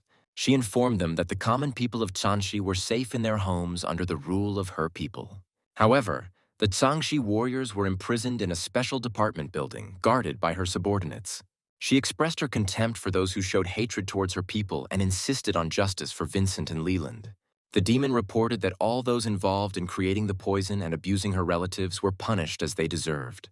She promised not to be angry with those who were not responsible for the poison research. Until then, they had not taken out their anger on ordinary people, but now they gave people a choice. Zoel offered Levi's group two options. They could save all the people in Sanxi, keeping them safe from her people, or give Valerio and the last vial of poison in his possession. Zoel said he must be punished for the death of their child and the cruel torment he brought upon their people. Vivian's expression was one of fear as Zoel coldly stated her terms. Threatening to destroy all of Sanxi if they refused, Zoel put a squad of powerful demons on alert, awaiting the humans' decision. Zoel's icy voice filled the air, striking fear into Mateo and Leon. However, Serenity remained calm as she analyzed the situation. Knowing that the enemy had already been defeated by the time they arrived, she assumed that Vivian was leading the rescue party that had infiltrated Changxi. Vivian, although a continental-ranked healer, had no combat skills. Mateo and Leon were national-ranked warriors from. Serenity was familiar with their strategy, but she understood that without Valerio and his unique talents, they would not be able to defeat Zoel. The Queen's only chance of victory was those two whose innate skills she couldn't understand, as well as that national-ranking demon. Confident in her assessment, Serenity turned to Levi, worried about the current situation. She said that if they angered Zoel, the entire city would end, and it seemed Levi was the one who should make the decision, since he was the strongest in the team. The main character remained silent and then thought for a bit. After that, he turned around and looked at Vivian. Serenity guessed that he wanted Vivian, as a continental-ranked warrior, to make a decision. Vivian turned to everyone, feeling their expectant gazes on her. She then turned to her brother, urging him to admit his mistakes. Valerio couldn't believe that he was actually wrong. Then Vivian screamed, saying that he had really made a huge mistake. Valerio eventually admitted his mistakes. Vivian hugged him with tears in her eyes, reminding him of the consequences of his actions and asking him never to repeat them. She then delivered a stunning blow to Valerio's head, rendering him unconscious. The man fell to the floor unconscious. Vivian firmly told Zoel that she agreed to give her Valerio and the last vial of poison. Vivian knew that the people and cultivators of Kangxi carried a toxin that could significantly increase cancer rates, posing a serious threat, so they could not leave Kangxi without a solution. Vivian proposed a peace treaty that would allow the Sanxi cultivators and herself to continue collaborating to find an antidote to the poison and ensure Serenity's safety. Silently reflecting, Serenity admired Vivian's self-sacrifice in proposing a peace treaty and proving her wisdom and nobility. She acknowledged that Vivian had made a profound sacrifice for the greater good by giving up the only member of her family. The tension eased when Vivian crafted the Blood Covenant talisman. With his help, she sealed the contract with Zoel in blood. In this way, she bound both parties with promises with serious consequences in case of violation. Then it was the demon's turn to sign the contract. When Zoelle dripped her blood onto the talisman, invisible chains seemed to bind Vivian and the queen together. Vivian handed over the last vial of poison, expressing her belief in peaceful coexistence under Zoelle's leadership in Sanchi. Before leaving, Vivian wanted to talk to her brother one last time, but saw that he seemed to be sleeping. She expressed her love and encouraged him to live without making new mistakes, recognizing his own shortcomings. Then Vivian lost consciousness. Matteo rushed to her and tried to bring her back to consciousness. Some time passed since then. The detachment got out and walked back home through the forest. After some time, Vivian came to her senses, looking at her surroundings with bewilderment. The twins, Julian and Giselle, explained that they were on the outskirts of Sangxi, awaiting the boss's conclusion and discussing the future of the peace treaty with him, hoping that Sangxi would become a symbol of peaceful coexistence between demonic beasts and humans, protected together under Zoel's leadership. Vivian covered her face with her hands in horror, and suddenly she screamed piercingly, ordering them to let her go, and her voice echoed throughout the surroundings of Sangxi. Matteo awkwardly assured Vivian that everything was fine, explaining that he was not tired but had been carrying her when she fainted.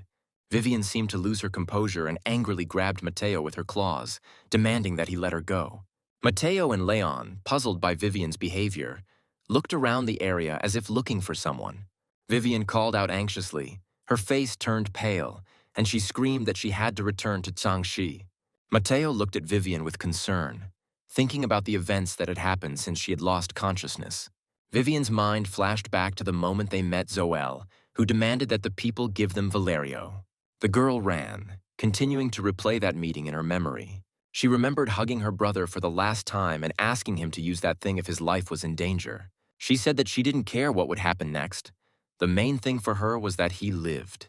As it turned out, Vivian decided to save her brother by exchanging souls with him using the Wang family's secret life protection technique, which could only be used once in a lifetime.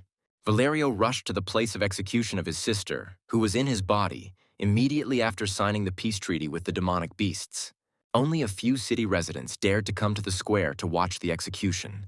Tears welled up in Valerio's eyes as he saw the scene before him. His sister was punished by the demonic beasts just as Valerio had punished them. She was crucified in the square with arrows and stakes sticking out of her body. In front of the place of execution stood a small demon aiming an arrow at a man. The prince chose the punishment of being pierced by 1,000 arrows. And perhaps at that moment Valerio truly realized her mistake.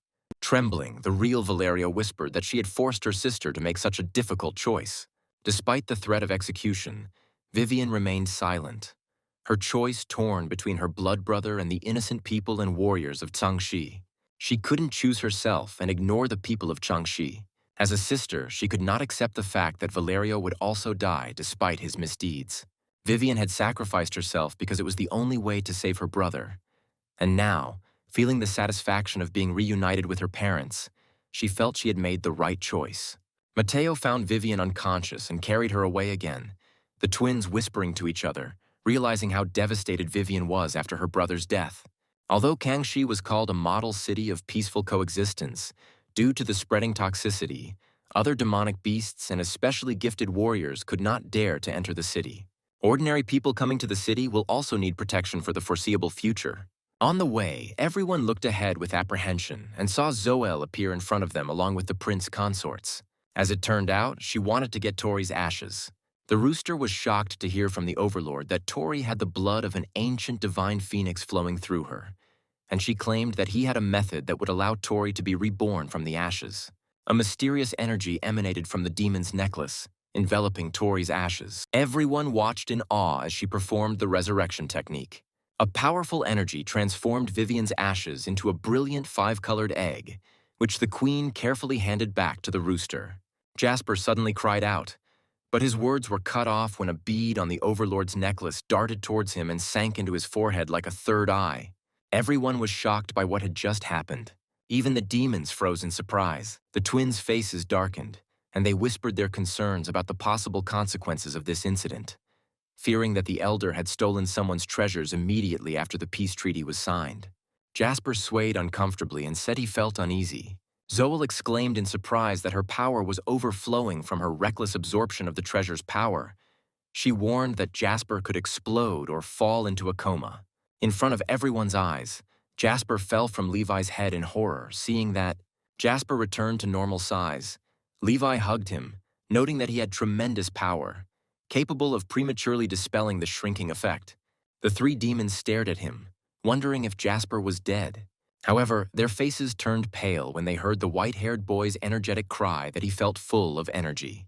Zoella muttered in shock that Jasper had not died and had even been able to absorb the power of the treasure bead. She theorized that Jasper was able to absorb the power due to his connection with the descendant of her benefactor. Recalling the events of 1,000 years ago at the foot of Mount Sangxi, Zoelle recalled the moment when she was seriously injured. She was attacked by the alpha wolf while she was fighting the queen bee. Suddenly, she noticed a human silhouette in the distance, but she did not think that he would save her. On the contrary, she was sure that he would kill her at the first opportunity. A little monk approached her with compassion and asked if she was wounded. Zoelle asked him with fear in her head what he was going to do. The boy offered her a healing stone for healing. Zoelle was surprised by the kindness of the little monk, who did not kill the demon at the first opportunity. She never expected that he would help her heal rather than harm her. Then she told him that she was not human. However, the boy replied that for a monk, all lives are equal. The little monk left the treasure with her and then set off west, promising to pick up the pendant on his return journey. After her healing, Zoelle came to the river constantly, waiting for the monk to return, year after year, century after century. Over time, the mountain turned into a city, but the monk never returned for the treasure. Back in the present, Zoelle looked at Jasper with hope and asked excitedly if he was a descendant of her benefactor. Jasper looked confused, not understanding what the woman was getting at. Those present were amazed to hear the lady address Jasper in this manner. She explained that the bead belonged to her benefactor, and Jasper could absorb its power without harm. The demoness thanked Jasper for sleeping with her all those years ago. Having confirmed that Jasper was a descendant of her benefactress, the mistress decided to impart to him a thread of spiritual power formed from her intention. This thread will remain hidden unless activated by Jasper's thoughts. By tearing it apart with his hand, Jasper could call on her for help when needed. Jasper decided to try it out right then and there and broke the thread, causing Zoelle to appear right next to him. The demoness repeated once again that he should not pull her unnecessarily. After saying goodbye to the Lord, Levi's group headed straight to the landing site.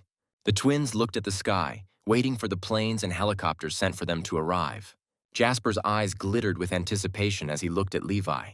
He said he would like to try his new acupuncture technique on him. Helicopters dispatched from the capital approached to pick up the group. Inside sat two warriors of continental rank. They spoke curiously about Levi's strength, impressed by his ability to defeat Zoelle and force her to sign a peace treaty with the humans. Geo, a warrior from the Supreme Taoist Academy, guessed that Levi's strength surpassed even the level of a nation's guardian, and speculated that he could have reached the level of a sovereign. Berkeley, another warrior from the highest Buddhist academy, agreed that Levi possessed exceptional fighting skill. Geo felt that if Berkeley's prediction turned out to be correct, it would be a significant event for the country, or even for all countries in the world. After a while, Giselle was delighted to see that a helicopter from headquarters had arrived to pick them up. She felt honored that the great cultivators Geo and Berkeley had personally come to receive them on behalf of the headquarters. Geo expressed his gratitude to the team for their efforts in the mission to save the city of Kangxi. Geo asked Matteo with concern what happened to Valerio and Vivian. Matteo explained that Vivian was fine. She was just overwhelmed with grief after Valerio's death and had fainted. Geo sighed as he noticed that Valerio's case had been reported to headquarters, which, sadly, was a signal to take action. Geo suddenly noticed the presence of a demon beside the two young masters. It seemed that these two young people were senior cultivators invited from Yunhai to deal with such a strong demonic beast. Their help was extremely important. Meanwhile, Levi was lying unconscious on the grass. His head was pierced by needles. Seeing Levi lying motionless on the ground, Geo was even more convinced of his strength. He was surprised by the young man's ragged breathing. As if he had lost consciousness, Geo thought that Jasper's acupuncture technique must be too powerful. Jasper, who was sitting next to Levi, said with regret that his technique caused Levi to lose consciousness. Hearing this, Geo doubted his initial guess. He doubted that Levi had lost consciousness from the needle pricks. Geo watched Jasper and guessed that he was another senior cultivator in Levi's team, but he didn't sense any fighting power from him.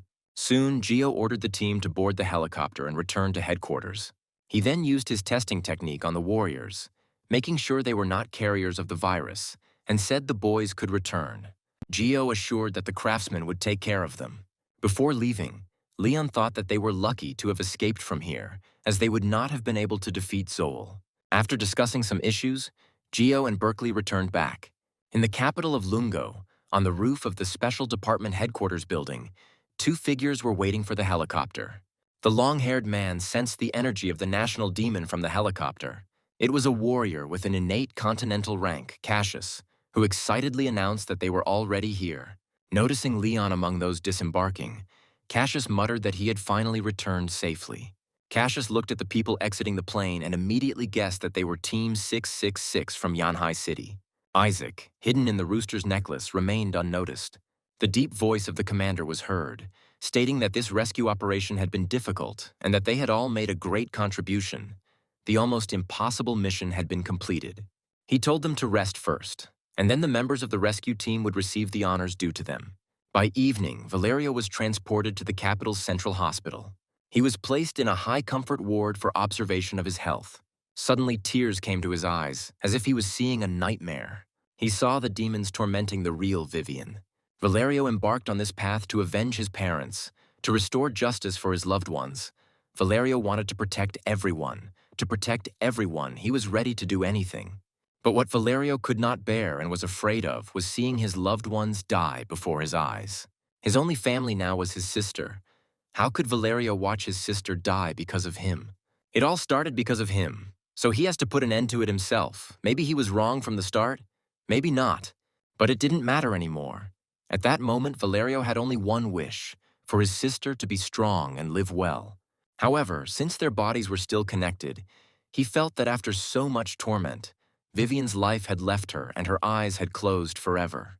When the fake Vivian woke up, she was crying and calling her sister's name. At this point, Mateo excitedly reported that Sister Vivian had woken up. Vivian asked Mateo if he had been standing guard outside all this time. Mateo's face turned red, and he stammered that since she hadn't woken up, he didn't want to leave her alone.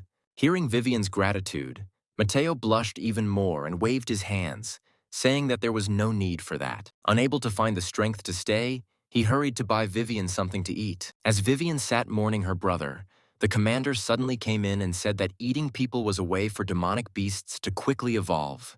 Theoretically, humans and demonic beasts cannot coexist peacefully unless they have a common enemy. The commander told Vivian that after studying Valerio's past, he felt that Valerio was extremely unhappy with humans and demonic beasts living in peace. But in Kangxi City, demonic beasts and humans could only coexist peacefully. Vivian's eyes widened as the commander continued to explain that they had a common enemy because of the poison that Juan Valerio had researched before leaving. The commander quietly announced that he had secretly brought Valerio's remains from the city of Tsanchi to bury them next to the graves of her parents. But this could not be disclosed. Only Vivian should know about it. Vivian thanked the commander. After a pause, the commander said that there was nothing to thank him for. If the poison had spread, it would have destroyed all life on Earth. His existence was an absolute disaster, not a blessing. The commander took a deep breath and continued that they couldn't deny that his existence would increase the intelligence of the demonic beasts, and they would realize that humans were not as weak as they thought. Vivian wept when he heard that if humanity truly reached its end, the consequences would be beyond their ability to bear, and the commander withheld judgment on whether Valerio's approach was right or wrong, admitting that they had done far less than he had. At the cemetery, Vivian knelt before the unmarked headstone next to her parents, deciding to carefully consider how best to protect the people of Changxi in the future, emphasizing that protecting the living was far more important than seeking revenge. 3 days later, Levi woke up with a rooster feather tickling his nose, and Jasper expressed joy that Levi had regained consciousness. At the same time, the system in Levi's mind reported incredulously that the master had awakened. His life force had been successfully restored, and he had prematurely overcome the physical limitations to reach the heavenly level. Jasper noticed that Levi had been sleeping, snoring continuously for 3 days, and it was not easy to wake him up. Levi felt his body become stronger than before, and thanked the system that didn't want to listen to him, quietly wondering if it had become too useless. Jasper's eyes sparkled as he asked if the world rotation technique had been successful. Levi confirmed that it had. At that moment, Geo entered Levi's room and smiled meaningfully when he saw that Levi had woken up. Geo relayed that the commander wanted to invite him to the force assessment room at headquarters. Levi and Jasper froze, not understanding what this stranger was talking about. In the combat evaluation room, seeing the information displayed on the test equipment screen, the commander and other national leaders remained silent. Geo was even more convinced that he was not mistaken. Levi's aura was indeed very weak for a strong cultivator. The commander quietly asked the three national leaders if the rescuer's report could be inaccurate. Geo wondered if this was the same unstable combat power. The commander wondered if there was another way to evaluate this guy's strength. Berkeley hesitantly suggested using a surprise mock battle, noticing that Jasper and Levi had disappeared. Meanwhile, the boys went on a field trip and saw that the bald-headed students were lined up to be assessed for their fighting skills. Jasper asked what game they were playing, noting that it looked funny. The leader carefully instructed the student, emphasizing that the wall of mystical steel was the most difficult, and to destroy it, one had to concentrate defense on the fist. The student concentrated his power and punched the mystical steel wall. He was delighted when the curator announced that they had moved to the 6th level. One of the students recognized Levi and Jasper as two people with special talents. The angry disciple shouted that when they arrived at headquarters, it was there that the Buddhist cultivators were testing their defensive power, and asked why the two were making a fuss if they weren't Buddhist cultivators. Then striking them with mystic steel with their bare hands would have resulted in death. At that moment, the leader called the student for inspection. He turned around, warning the student not to let these upstarts break his arms. The student quickly channeled his power and punched the wall of mystic steel. The staff member announced that his power had improved to level 7, which meant a big improvement. Jasper whispered to Levi if he wanted to join. When they approached the mystical steel wall, the leader asked if they wanted to try it. The Buddhist disciples mocked them, suggesting that ignorant fools should test the hardiness of Buddhist cultivators. Jasper gathered all his strength and noted that this game was a lot of fun. However, when his fist collided with the mystical steel wall, the overseer sighed and declared that its defensive power was 0. Jasper trembled, embarrassed in front of the laughing Buddhist cultivators. They heard about the 0 level for the first time and laughed heartily. Seeing Jasper clutching his hand, which was swollen with pain, Levi ignored the Buddhist cultivator's taunts. The chief prepared to strike the mystical steel wall, but before doing so, the Buddhist cultivators warned him, claiming that it was not for thin-skinned and pale-faced children like him. Levi channeled his power and broke through the mystical steel wall with a thunderous blow, causing the surrounding Buddhist cultivators to freeze in shock and fear. With one blow, Levi pierced the legendary rock-hard mystical steel wall that had been intact since ancient times. The manager watched in horror at the boy's incredible strength. At this moment, the commander's group appeared and silence reigned all around. Geo couldn't believe it. He asked the 3 warriors next to him if this was really the rank of the Overlord. The commander confirmed that Levi had reached the rank of the Overlord. After venting his anger, Levi went to check on Jasper, asking if he felt any pain. He assured Jasper that he destroyed the mystical steel wall to avenge him. Jasper smiled happily and thanked Levi. The protagonist used the glasses to buy a healing potion for Jasper. At that moment, the commander approached him and said that he needed to discuss something with Levi. The Buddhist cultivators turned pale upon hearing Geo's warning that anyone who leaked information would face the harshest punishment. In the senior leadership meeting room on the top floor of the headquarters, Levi and the commander sat. The commander stated that he wanted to invite Levi to stay at headquarters and become the new high guard protecting the capital. Neither Levi nor Jasper understood what this meant, but the masked man explained that their country had not had a supreme cultivator for 200 years. So Levi was now very important to the kingdom. Levi asked doubtfully if he should stay there and wondered what would happen to Jasper. The commander assured Levi that he would arrange a special flight to send Jasper back to Yanhai City. Suddenly, Levi turned away coldly, declaring that he was not going to stay there. The commander was confused by this unexpected action. Understanding Levi's intentions, the commander asked if he could ask Jasper to stay in the capital. Jasper gently expressed his desire to return home, finding the unfamiliar place uncomfortable, and he whispered to Levi that he missed the director and that it had been a long time since they left home. Levi confirmed that they both wanted to go home. Reflecting on this, The commander revealed that headquarters had found out that One Eye was their guardian, and the commander decided that Levi wanted to return to One Eye, believing that they deeply trusted him and had a strong sense of belonging to Yanhai City. After analyzing the situation, the commander decided that it would be better to leave Levi at headquarters or invite One Eye for a discussion. The commander quickly got his bearings. 2 days later, One Eye arrived at headquarters, while the other warrior temporarily guarded Yanhai City. One Eye was shocked when the commander privately informed him that Levi's combat abilities had reached the highest rank. The commander noted that Levi and Jasper had been insisting on returning home all along, so he wanted to temporarily hire them at a high price to guard the headquarters. The one-eyed man was delighted, sensing the possibility of financial gain. The commander then proposed to invite Levi to a special unit in the Yanhai City headquarters, offering to pay 10 times more since Levi had reached the supreme rank. He offered a price of 100 times more, pretending to be righteous and caring about the safety of the capital. Pretending that he could not resist his honest conscience, One Eye jokingly offered to sell Levi and Jasper. Before heading to headquarters, Tracy warned One Eye that the rescue team had successfully completed the mission and returned. Headquarters had called him after learning of Levi's true abilities. Analyzing his combat strength, the headquarters will undoubtedly discuss the issue of him staying to guard the capital. The commander was looking for One Eye because Levi refused to stay and wanted to meet with him to convince Levi to agree. Tracy looked sternly at One Eye, reminding him that he should not agree to Levi staying to guard the headquarters, no matter what conditions the old man offered. So the man stopped abruptly, saying that he would sell these guys only over his dead body. He remembered Tracy's words about him not agreeing to such a deal. The commander looked suspiciously at One Eye, asking why he had refused such a lucrative deal. But in reality, the issue was different. Firstly, Tracy claimed that these two were mentally ill patients and could not be cured. Secondly, if they remain at headquarters for too long, their mental illness may be revealed, rendering Levi's combat power useless and possibly leading to their imprisonment. Moreover, Levi looked like a time bomb. One Eye apologized, stating that he could not agree to Levi and Jasper remaining at headquarters. The commander was puzzled by One Eye's refusal, not understanding why he would refuse such an attractive deal. One Eye came up with an excuse, claiming that the two were his illegitimate sons, thus emphasizing the deep bond between father and son that could not be broken. The commander was stunned by One Eye's revelation, not knowing whether it was true or not.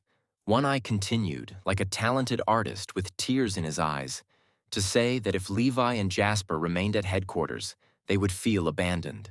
The room fell silent as One Eye's performance created a sensation. The commander looked at One Eye, considering his claim that he was Levi and Jasper's direct guardian, even though their detailed backgrounds had not been fully explored. Now the commander understood the boy's strong attachment to home. After hesitantly asking if they were brothers, the commander noted that their last names were different. One-eyed, without thinking, lied, saying that they took their mother's surname. The commander noticed that Jasper's personal file did not list his date of birth or age, which raised further questions. One Eye sweated profusely, trying to remember the details. The enraged commander slammed the table, accusing One Eye of being a womanizer. One Eye feigned innocence, admitting his carelessness, but at the same time saying that their sons, despite being born as a result of such actions, were two fighting geniuses. One-eyed suggested that despite their background, they were still young and in need of fatherly love, displaying award-winning acting skills. The commander stepped back, stating that there was no other choice. Looking at One Eye with disgust, he agreed to let Levi and Jasper go to Yanhai City. However, as the country's fighting forces, they could not stay and guard the headquarters. Given that the internationally recognized equipment could not evaluate Levi's abilities, the commander decided not to announce this publicly for now. If One Eye agreed, then when the country needed him, Levi would be able to carry out the order and join the headquarters defense team. One-eyed readily agreed, guaranteeing that there would be no problems. Suddenly, someone outside, using his authority, entered the room where One Eye and the Supreme Commander were talking. One-eyed assured the Supreme Commander-in-Chief that defending the headquarters meant defending the country, and stressed that they would not refuse. Unaware that another person had entered, One Eye continued his conversation with the commander, mentioning that Levi and Jasper were his illegitimate sons and asking for confidentiality. The commander cursed One Eye inwardly, considering him a shameless womanizer, but he reluctantly agreed to his terms. Suddenly, the man who entered could not resist speaking, expressing surprise that the high-ranking combat genius was in fact the illegitimate son of One Eye. The one-eyed man suspiciously asked who this person was. The exquisite red-haired man introduced himself as Stefan, one of the 13 general-level elders of the headquarters, and one of the 5 Supreme Realm experts permanently stationed at the Jin Fortress headquarters. Stefan was the future head of the Jin family. The one-eyed man realized that this man was Joseph's younger brother. He is also Tracy's father. Trembling, One Eye extended his hand to shake Stefan's. Stefan's next words sent One Eye into deep shock. He hinted that One Eye's life was over because of his 2 brilliant illegitimate sons, and now he would never see marriage. Meanwhile, the story moves to the garden where Leon previously met with his commander. After learning from Aya that Levi's combat abilities had reached the supreme rank and that he was allowed to return to Yanhai City without having to stay at headquarters, Leon inquired about how the commander had agreed to this. Cassius continued, mentioning that the one-eyed man acknowledged Levi and Jasper as his illegitimate sons. Leon didn't know whether the one-eyed man was telling the truth or lying, given his reputation as a dissolute womanizer. Cassius thought about it and suggested launching an attack using the evil artifact to destroy the city of Yanhai and take the opportunity to eliminate One Eye and Tracy. Leon noted that they had Sam's corpse in their hands, and if they didn't destroy those 2, the secret would also be revealed. Cassius offered to convince those demons to take action, as only they were capable of killing the Supreme Warriors. Leon muttered something that caught Cassius's attention, and he was speechless when he heard Leon's angry comment about the one-eyed man having 2 illegitimate children, even though he was already 40 years old. Meanwhile, back at headquarters, the rooster was upset that Levi and Jasper had gone to the battle evaluation without taking him with them. However, he decided that this would be an excellent excuse to get a good night's sleep. Just as the rooster climbed onto the bed for his legendary afternoon nap, Jasper's loud voice rang out, rudely waking him up. The rooster crowed angrily at them for disturbing his sleep and doubted their humanity. Meanwhile, the twins returned to the special district of Xinfeng City. Everyone welcomed them very warmly, considering them true heroes for completing a difficult S-rank task. From now on, the twins became not a disgrace, but a source of pride for all the residents of the city. Giselle secretly told Julian, expressing embarrassment at everyone calling them heroes. The guy irritably responded that they shouldn't feel embarrassed. They smiled and waved to everyone around, and I saw that Team 666 was ranked 16th on the national leaderboard and was shocked that these 2, having joined the Special Forces a few months ago, had already climbed into the top 20 in the country. He muttered to himself that it took Yanhai Team half a lifetime to score points, and now they were instantly overtaken by Team 666. Others thought that these 2 were the strongest team in Yanhai City, but he knew that they were just 2 eccentrics with different mindsets. One Eye suddenly remembered that Levi had completed an S-rank quest, earning 10,000 points and a national award. Tracy and her uncle were already waiting for them, having received One Eye's message about his time of return. The director of the Psychiatric Institute, Sean, seeing 2 familiar figures, greeted them. Jasper and Levi were touched to see the director and almost burst into tears as they hugged him. The director hastened to hug them tightly, admitting that he missed them very much. Then the man suddenly noticed the rooster that had arrived with his patients. Then he ran up to him and hugged him too, saying that he missed him very much. One Eye stood silently, watching the director express his affection for them, understanding why he was so emotional. The previous evening, the director was watching a food review channel when he suddenly received a notification that the hospital account had received 240 million from the Special Forces headquarters. Because Levi, Jasper, and Rooster had completed an S-rank rescue mission, each of them was to receive a national reward of 80 million. The director thought he was seeing things and trembled as he checked the numbers, unable to believe his eyes. All he had to do was wait until morning to greet the 3 of them. Meanwhile, Tracy answered One Eye's question about the warrior who remained to watch the city. She reported that after receiving news of One Eye and Team 666's return to Yanhai City, he also boarded a plane and returned to the security headquarters. The one-eyed man asked Tracy suspiciously how she found him. Tracy quietly replied that she did not believe that he was the traitor, because from the moment of his arrival, he had not left anywhere and had not examined the traces of the corpse, which was still in the one-eyed man's room. One Eye moved closer to Tracy and quietly asked which of the 4 national-level experts at headquarters, other than her and him, seemed to be behaving the most suspiciously. Joseph suddenly appeared, interrupting their secret conversation. He told the one-eyed man to stay away from his niece. As soon as the younger uncle separated them, Tracy shouted loudly, offering to continue the examination of Sam's body and immediately report any findings. The woman then asked what they should do with Levi and Jasper. He decided that there was no need for that at the moment and suggested that they follow Sean to the psychiatric hospital to get some rest. Sean took Levi, Jasper, and Rooster back to the mental hospital. All the hospital staff were told to cooperate and the director paid them. They stood outside and welcomed Levi and Jasper back. However, after 3 days, everyone felt that it would be better if these troublemakers never returned. After returning, Jasper happily went to treat other patients. Meanwhile, on his first day at the hospital, Levi stole a vegetable knife from the kitchen to demonstrate his insensitivity to pain to the other patients, a fact the director dismissed as a minor issue, knowing that the two had enjoyed extreme play since they were young. On the second day, Jasper decided to use the gardener's electric saw to exercise Levi's muscles, but the director reassured the gardener that it was nothing. On the third day of being in the mental hospital, Jasper continued to diligently practice acupuncture, and Levi continued to test his strength on the tree. The director could no longer tolerate their antics and was afraid that they could cause even more damage if this continued. He believed that even 2 billion would not be enough to compensate. Looking at the rooster, fast asleep on the tree branch, the director silently praised him for his good behavior. The rooster seemed to notice the old director's gaze and looked at him disapprovingly. He would have driven the old man away if it weren't for these 2 people causing trouble. Suddenly, a boy and his assistant arrived on the hospital grounds. It was Christian and his assistant. The director was very happy about the appearance of Christian and his assistant, hoping that he would invite the 2 troublemakers to his place. Christian was puzzled to see Levi and Jasper in warrior uniforms, but didn't pay any attention to it. He thought about inviting them out of town to have some fun in the fresh air. The guys didn't understand why he decided to invite them.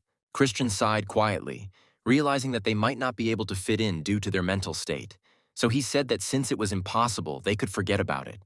The director could not miss such an opportunity and hastened to grab Christian by the hand, persuading him to take them with him. He asked Christian if he would help cover the expenses Levi had incurred on the street. Christian nodded in agreement, knowing that for his family a little money was no problem. In the forest, Jasper and Levi chased butterflies and bees. Christian took them to a forest on the outskirts of town for an outdoor barbecue party, personally hosted by a 5-star hotel chef, while he relaxed on a sun lounger. Suddenly, Jasper noticed a cave ahead. They decided to explore it. The demons watching them from the sky realized what kind of cave it was.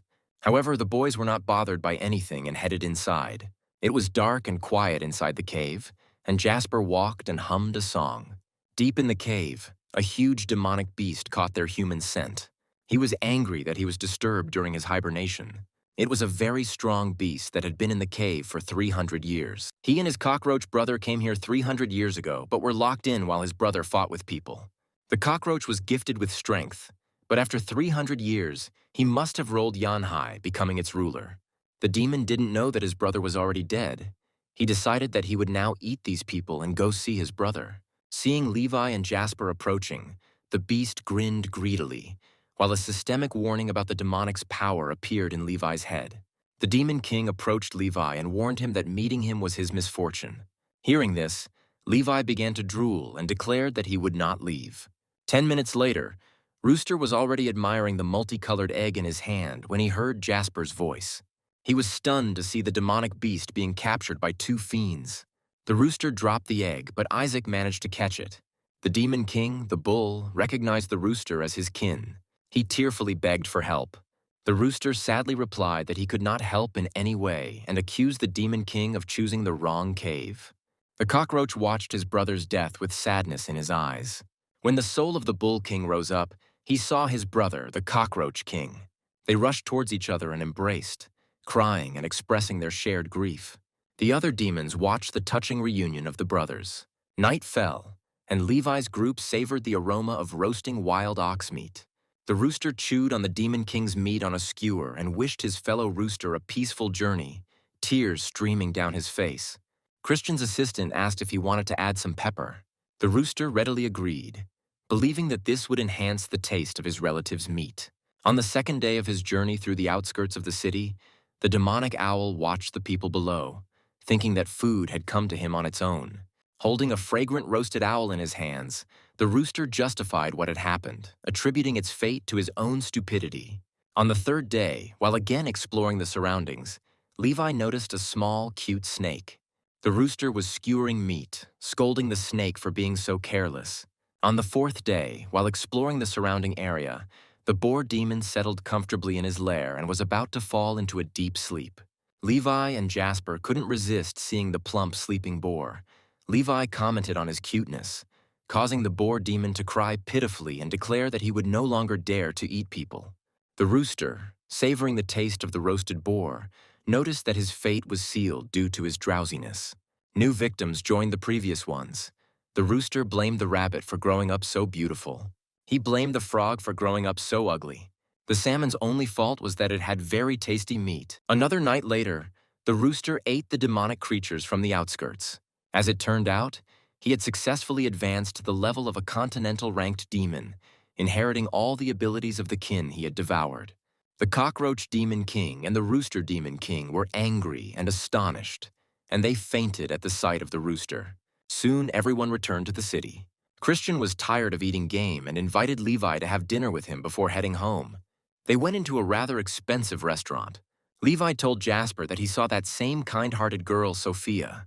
It turned out that the girl wanted to get a job there, but the manager turned her down.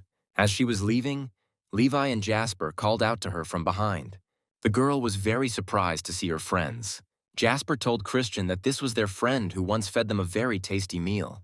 She said that she hadn't been able to find a job, but decided not to dwell on it. Upon hearing this, Christian offered to help her, mentioning that his house still needed a cleaner and asked if she would like to try.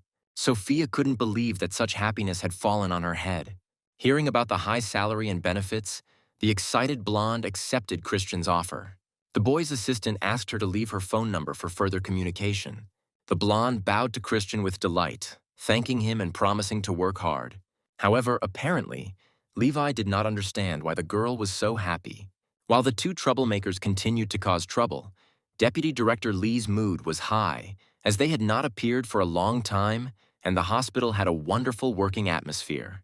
However, he breathed a sigh of relief, realizing that he felt calmer when he thought about them being dead. As a doctor sworn to save lives, he slapped himself in the face as punishment for his previous dark thoughts. He thought about how, thanks to Levi and Jasper, the hospital had received funding. He came to the conclusion that his conscience was bothering him and decided to pray and burn incense. Suddenly, Jasper's cry was heard from behind, informing Deputy Lee of his visit. Hearing the familiar voice, Old Man Lee became furious.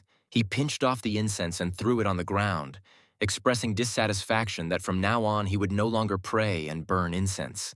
When they approached Deputy Lee, Jasper mentioned that it had been a while since they last saw each other and that he missed Lee, so they came to visit him. Old Man Lee smiled bitterly and thanked them. Feeling touched, he treated the two troublemakers like puppies who had come to visit him and asked them to leave. He put them in the car, smiled, and said goodbye to them. The guys waved goodbye to the man as the car drove away. Lee suddenly realized that something was wrong.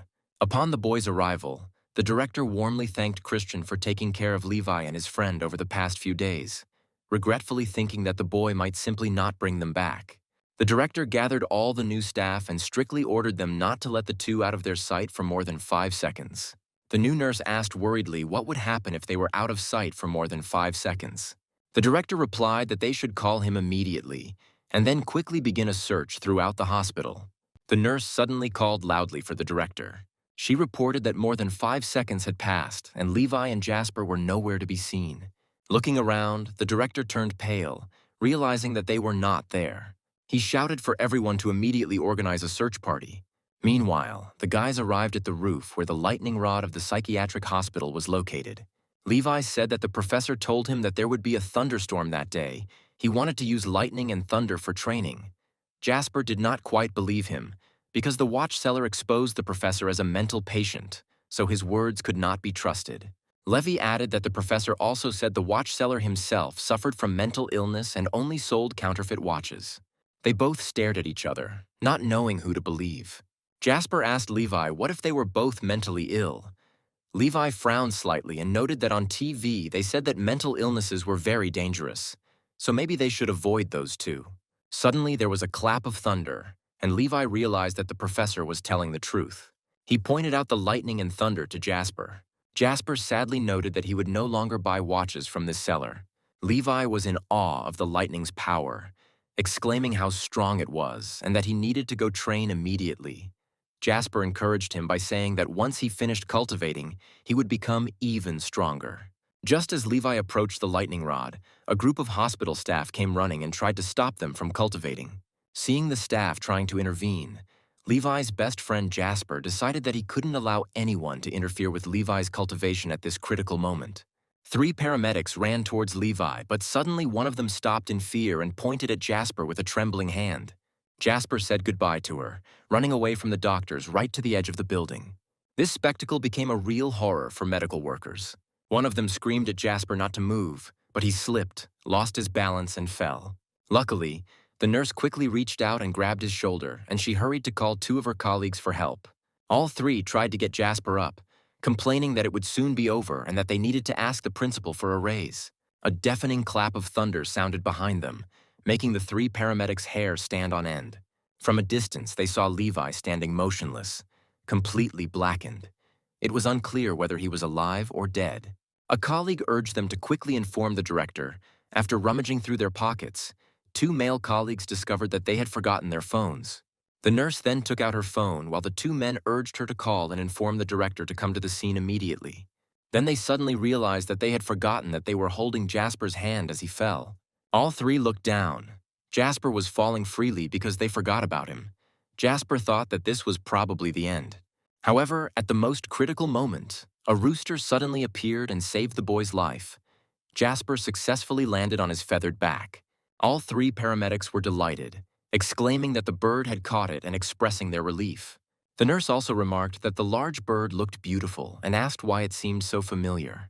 The nurse explained that this animal, raised in room 666, was the demonic beast that the director had introduced earlier. Upon hearing this, the nurse turned pale. She remembered scolding this chicken for constantly dropping leaves from the tree. 2 nurses held the shocked girl by the hands and discussed what to do with Levi now. They discussed whether to take him to the hospital since he seemed to have burned to ashes, but at the same time smelled quite appetizing. They decided to contact the director again to find out what to do next. The story moves to the hospital.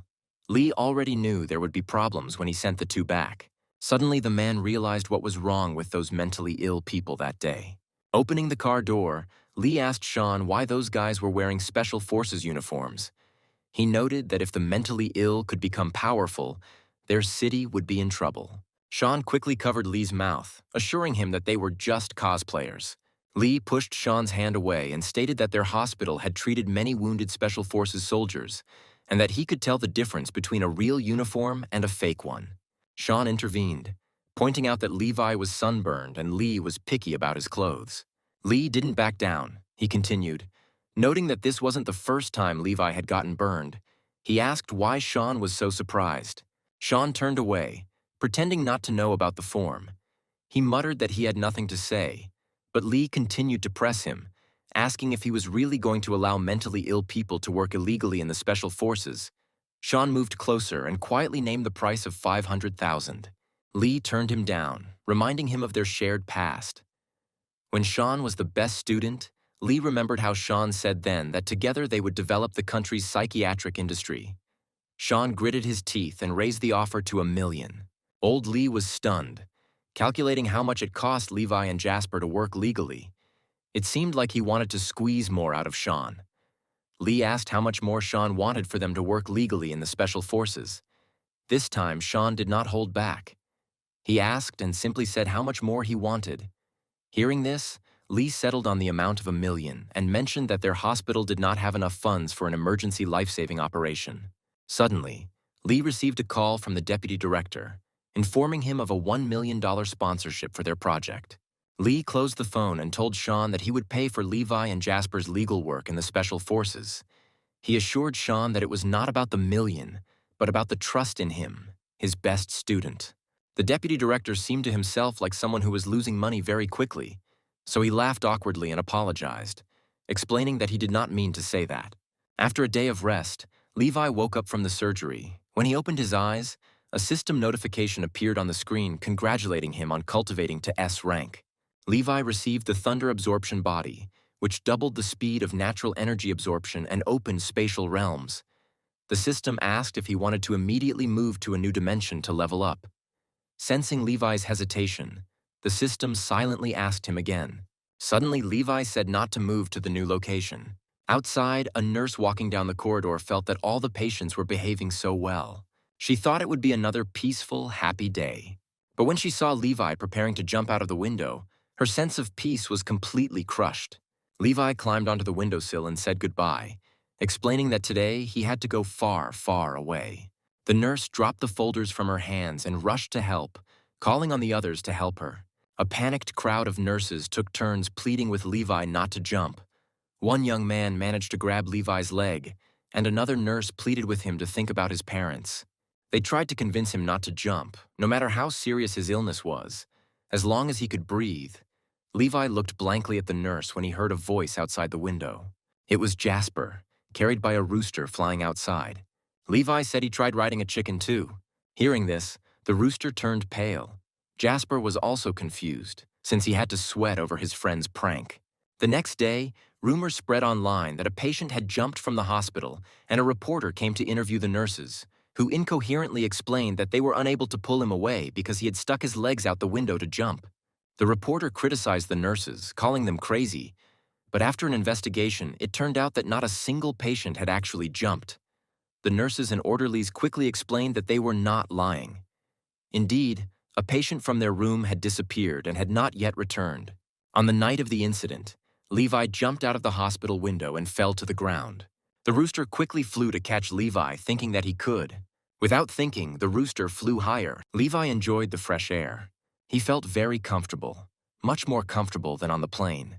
Isaac crawled out of the rooster's neck locket and handed Jasper some clothes so Levi could get dressed. The main character put on his warrior uniform. Levi jokingly suggested that Jasper should also stand up. Jasper was stunned by the situation and considered it dangerous. Jasper expressed concern that he would fall, but Levi reassured him by promising to hold him tightly if they fell. Jasper brightened up, expressing his trust in Levi. The young people held hands, like in the movie Titanic. A beautiful night city scene appeared before them, and Jasper noted that it looked familiar to him. He exclaimed that it seemed as if he had once flown like this, which enraged the rooster, who remarked that these two fools thought that they had grown wings to fly in the sky like him. Higher up in the sky, the energy wave of a national rank demon could be seen. The demon rats also sensed the demon's energy pulse, noting that powerful national ranking demons could coexist with humans and even be considered their pets. The rooster didn't dare resist and allowed the two people to sit on him. The mice decided that the demons should also know that they belong to the pacifist faction and intend to live peacefully with people. If this succeeds, then in the future they will no longer be able to secretly devour people to increase their level. Elsewhere, the monkey demon Gargamel recognized a rooster flying high overhead as his comrade in arms and two human friends, and he chirped in wonder that his rooster brother had risen to the level of a city-state. Although the monkey was underground, he knew of the non-aggression pact between the evil beasts and humans in Kangxi, which brought the world closer to the one his mother had imagined. But outside the city, most of the evil beasts still preferred to eat humans and fight among themselves. Suddenly, the kidnapper's brother tapped the monkey on the head and scolded her to stop being lazy and get to work. The monkey didn't understand anything, and the boy urged his brother to hurry up and finish the job. Levi was still sitting on the rooster and flying around the city. Below, Smudge was walking with his owner, Elsa, and also saw a flying rooster. He was glad that the evil beasts of the city-state level were ready to live peacefully with people and believed that even more demons would agree to try. Seeing that Chumazik stopped and looked around, Elsa asked what was the matter. Chumazik replied that nothing had happened and suggested going home since it was already late. Since there was no one around, Smudge turned into a giant to carry his owner home. Elsa quickly climbed onto Smudge's back, appreciating his collar, an advanced version of a demon leash that could increase in size, control, and track location. The girl really liked Smudge's fur, and the demon hurried home to give his mistress a rest. That night, Sean couldn't sleep. In addition to the $1 million he paid to director Lee, Levi's treatment in the hospital cost him tens of thousands more.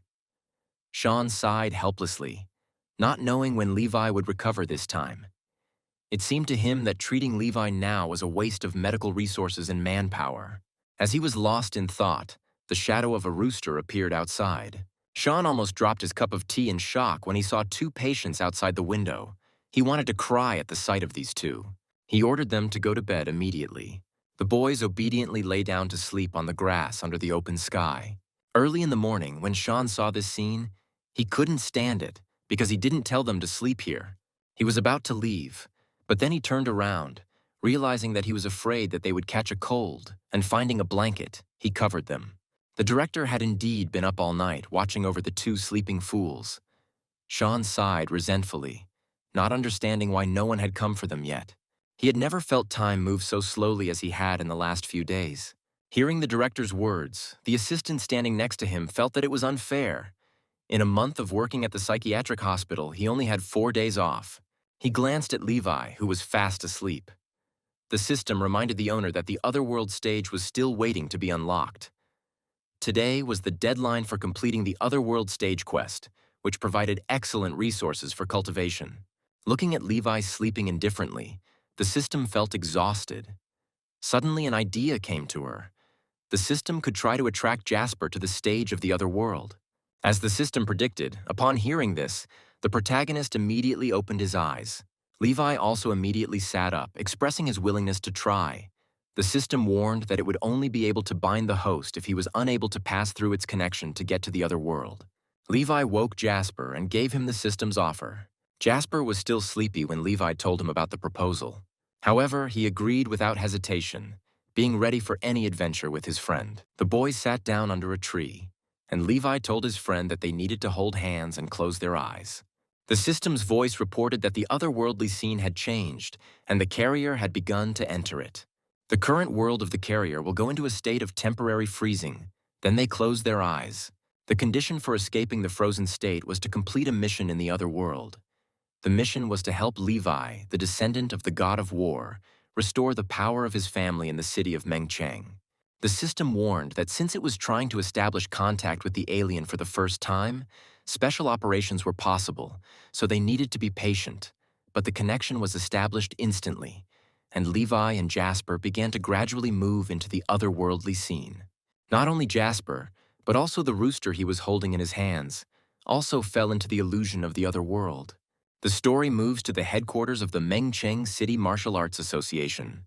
A group of people burst into the headquarters and threw the estate's butler aside, sending him into the living room. The man fell to the floor with a crash, his entire body covered in wounds. The butler, suffering from pain, shouted for the master to quickly order the lady to take the young master and run. The strangers threatened to kill them all if they did not give them the scroll, warning that today the Lin family would be exterminated. After Lin Shu's death, the Lin family ceased to be the main fighting force in the city. They declared that it was useless for them to keep the treasures and demanded that they be given them back, asking whether they intended to give them to the only remaining member of the Lin clan. He pointed at Levi, the last heir of the Lin clan, who was rolling on the floor like an animal and laughing loudly. The woman, his mother, rushed towards him, screaming for him to escape. Hearing his mother calling for him to get up quickly, Levi shook his head and, lying on the ground, refused to get up, declaring that today he was a dead dog. Levi's mother was helpless in front of her son's stupid state, tears streaming down her face. The old master suddenly spoke, asking the butler, Arthur, if he would like to fight him in this last one. Despite his wounds, Arthur shouted loudly that even if his flesh rotted and his bones shattered, he would fight beside the old master until his death. The old master firmly planted his staff into the ground, a furious aura emanating from his body, his clothes fluttering without any wind. He stated that the space scroll was the Lin's inherited treasure, passed down from generation to generation, and even if he died, he would not let those shameless people get what they wanted. The man's eyes flashed with a murderous fire. The old scoundrel was truly stubborn. One of his henchmen muttered that the old man, Yusef, was a combat expert, and warned that if he fought recklessly, they would suffer losses. Arthur, a mid-level combat expert, was so loyal that he was willing to die for the Lin family. It would not be easy to deal with these two old men fighting desperately. Seeing that the long-haired man was hesitant to move forward, two figures approached him from behind. A woman named Carla impatiently asked what he was afraid of, since they had so many people. She was sure that they would be able to deal with these two old men at their last breath. The old master became angry and yelled at them, reminding them of how the blood demon had wreaked havoc on the city many years ago, and if it weren't for the sacrifice of his son Lin Shu, they would have perished long ago. Carla shamelessly retorted that if Shu were alive, she wouldn't dare come. But since he died, leaving behind only a good-for-nothing son, she doubted whether she should watch the military scripture of spatial arts fall into Levi's hands. The old master swore angrily and declared that if they had come to this, they should speak frankly. He refused to give up the scroll and declared that today the Lin family would fight to the death. None of them were afraid of death. The old master urged his daughter-in-law to leave quickly with her grandson, who were frightened by the suddenly appearing domain. Seeing that Carla's group was about to attack the old master and destroy the domain, Arthur stood in front of him and growled furiously that with him, no one would dare touch the old master. Carla knew that the old master was sacrificing himself to buy time. She ordered her fighters to immediately destroy his domain so that the heir could not escape. Levi's mother, Camilla, couldn't let their sacrifices go in vain. She quickly tried to pull him away, but Levi crawled along the ground, stubbornly pushing her hand away. He said that he didn't want to walk and now felt like a dog forced to move on all fours. Levi's mother, in anger, grabbed him by the collar and, unable to restrain herself, hit him in the face, ordering him to obey. Stunned by his mother's blow, Levi covered his face with his hands, whimpering in embarrassment and not fully understanding what was happening. Then his eyes suddenly opened wide and his gaze changed from excited to emotionless. He stood up slowly, scratching his dirty, unwashed hair. His mother was silently worried, wondering if she had been too harsh on her wayward son. As it turned out, at that moment Levi was possessed by his namesake from another world, who was tasked with returning the boy to his greatness. Levi screamed, asking where Jasper was. Meanwhile, in the old master's domain, someone's movement hit him hard, destroying the domain. His body was thrown back and he landed at Levi's feet. Levi asked doubtfully if it was Jasper. Yusuf ignored him and told him to run quickly. Levi explained that the old master was currently badly injured, and once he found Jasper, they could have him treat his injuries with acupuncture. Seeing the evil group approaching him, Arthur sacrificed himself. He shouted loudly for the old master and mistress to leave quickly, realizing that he would not be able to stop the enemy for long. When Arthur died before their eyes, old master Yusuf cried out in grief. Arthur's blood splashed on Levi's face and he wiped it away. Suddenly, Levi's expression turned cold. He said that a group uniting against one person is wrong. He saw on TV about the lack of fighting ethics. The group looked at Levi with cold eyes, mocking him. Carla couldn't help but laugh as she mocked Levi for being stupid and crazy. Levi said that they could beat him up, but he didn't care because it was just part of his cultivation. The leader laughed at his words and then rushed at him, saying that if he did not get the scroll today, he would destroy their entire family. Levi's mother and the old master screamed in horror. The evil man lifted Levi from the ground to kill him. However, the man suddenly panicked and let go of Levi when he heard the sound of his bones cracking. The group, confused, asked what had happened to his hand and realized that it was mangled and crushed. As it turned out, all 5 fingers on his hand were broken. The people standing behind the man looked at each other in shock. They recognized the guy as a real martial arts expert and wondered if the guy had been pretending to be stupid all this time. Seeing this, Carla assured her group that even if Levi was faking it, they still needed to kill him to get the scroll. The man swung his sword and rushed at Levi. He attacked him in the shoulders, but his sword shattered into pieces, leaving him momentarily stunned. Levi calmly told him that he didn't need help with cultivation. At that moment, he was momentarily distracted, and Carla attacked him from behind with a palm strike. Levi stood motionless, unwavering, and took the woman's blow. Carla was shocked, but Levi blocked her blow, leaving her arm mangled and her face pale with fear. She screamed, accusing him of pretending to be a fool to deceive them. When Levi turned and looked at Carla, her people turned pale with fear. They didn't understand how he was able to defeat Lady Carla without even attacking her. They wondered if he had deceived them from the very beginning. In desperation, the group began to use their last resort against Levi. They rushed at the guy at once, intending to crush him with the crowd. Yusuf and Camila screamed, realizing that their boy was about to die. However, Levi's body remained intact, and the entire group was seriously wounded and thrown back. The man said with annoyance that in the martial arts world, everyone considered Levi a fool. However, old Master Yusuf had planned everything. deeply hiding his grandson's abilities. Levi looked back at the attackers and saw that they were all dead. He thanked them, saying that no one there except Jasper had made such a selfless effort to help him with his cultivation. He said they were great people. Then Levi turned around and saw Arthur, facing death. Arthur was trying to talk to Old Master Yusuf, realizing that Levi had been pretending all along. He had served alongside Levi for many years and had not noticed it, and Old Master Yusuf had told him not to say anything more. Camilla watched the touching scene. With tears in his eyes, Arthur asked Old Master Yusuf to take care of his granddaughter. Yusuf screamed, not believing that Arthur was actually dying. Saddened by Arthur's death, Levi asked if he wanted him to revive him. Old Master Yusuf was shocked and quickly asked if Levi could really do it. Levi replied that a voice in his head told him it was possible, but he needed medicine to revive Arthur. The system reported that the store function was open and asked if the owner was willing to spend 2% of the body's accumulated energy value to make a purchase. Although Old Master Yusuf did not fully trust the medicine Levi had given him, he decided it was worth a try, since Arthur had already died and he no longer had any fear of death. As soon as the liquid entered the man's mouth, he suddenly came to life, roared loudly and asked where their enemies were, confident that he could deal with 10 of them at once. Yusuf was extremely shocked to learn that the medicine unexpectedly turned out to be a divine pill, capable of reviving the dead and saving people on the brink of death. The story moves to a mansion where a rooster has ended up. Somewhere in the strange kingdom, countless questions arose in the rooster's head. He wondered where he was, how he had ended up here, and whether this was the strange kingdom the two evil men had spoken of. However, the rooster came to the conclusion that all these details were not so important. The main thing was why he became a woman. The rooster couldn't believe that he had taken on the human form of a woman until someone's foot suddenly knocked down the door. The stranger asked if this was really the same girl. The woman said that it was true. Before the rooster could finish his thought, Hans had already begun to approach him at high speed. Hans rushed forward, grabbed the rooster tightly by the neck and lifted it up, making no secret of his intention to kill it.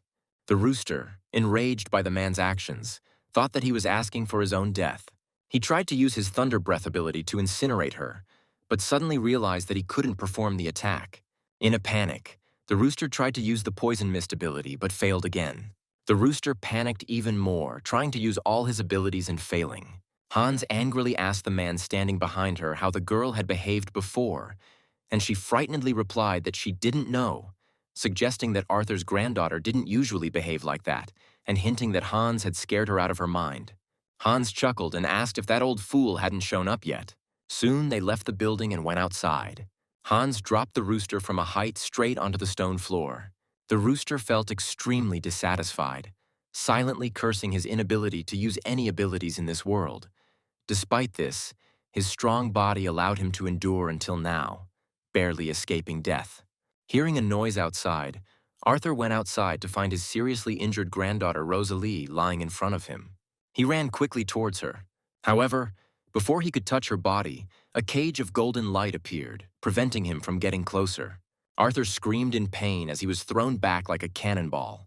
Luckily, Old Master Yusuf appeared just in time and caught him. Enraged, Old Master Yusuf shouted at the one who dared to cause trouble in his residence. Floating in the air with a cold aura, the master of the Chu family spoke, accusing Arthur of killing his granddaughter Carla. The rooster watched in horror as a ring of golden light suddenly appeared on his neck, which steadily contracted.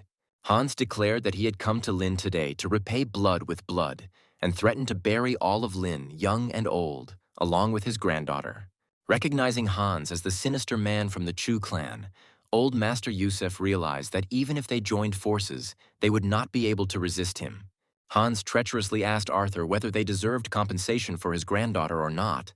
He threatened that if Arthur did not give up his stupid grandson Yusuf, he would destroy the entire Lin clan. Arthur angrily replied that he would fight Hans to the end, refusing to give up his grandson Yusuf. Hans laughed arrogantly and began to mock Arthur, saying that even though he was at the middle stage of the martial ancestor, he was not afraid of Arthur, who was just Lin's henchman. He boasted of his experience as an expert of the martial monarch realm and claimed that Arthur was seeking death by challenging him. He then raised the rooster into the air, saying that for disobedience he would see the death of his granddaughter Rosalie. Old Master Yusuf angrily intervened, demanding that the madness stop. Hans asked if he wasn't willing to sacrifice his brainless grandson to save everyone else. Yusuf accused Hans of using Yusuf's grandson as ransom for the servant's granddaughter. Old Master Yusuf thought that if Carla died in Yusuf's residence, Hans would not ignore it. He would still destroy the entire Lin clan. Seeing that Rosalie's life was hanging by a thread, Old Master Yusuf was about to submit to Hans's demands when Levi suddenly came out of the house and asked what everyone was arguing about.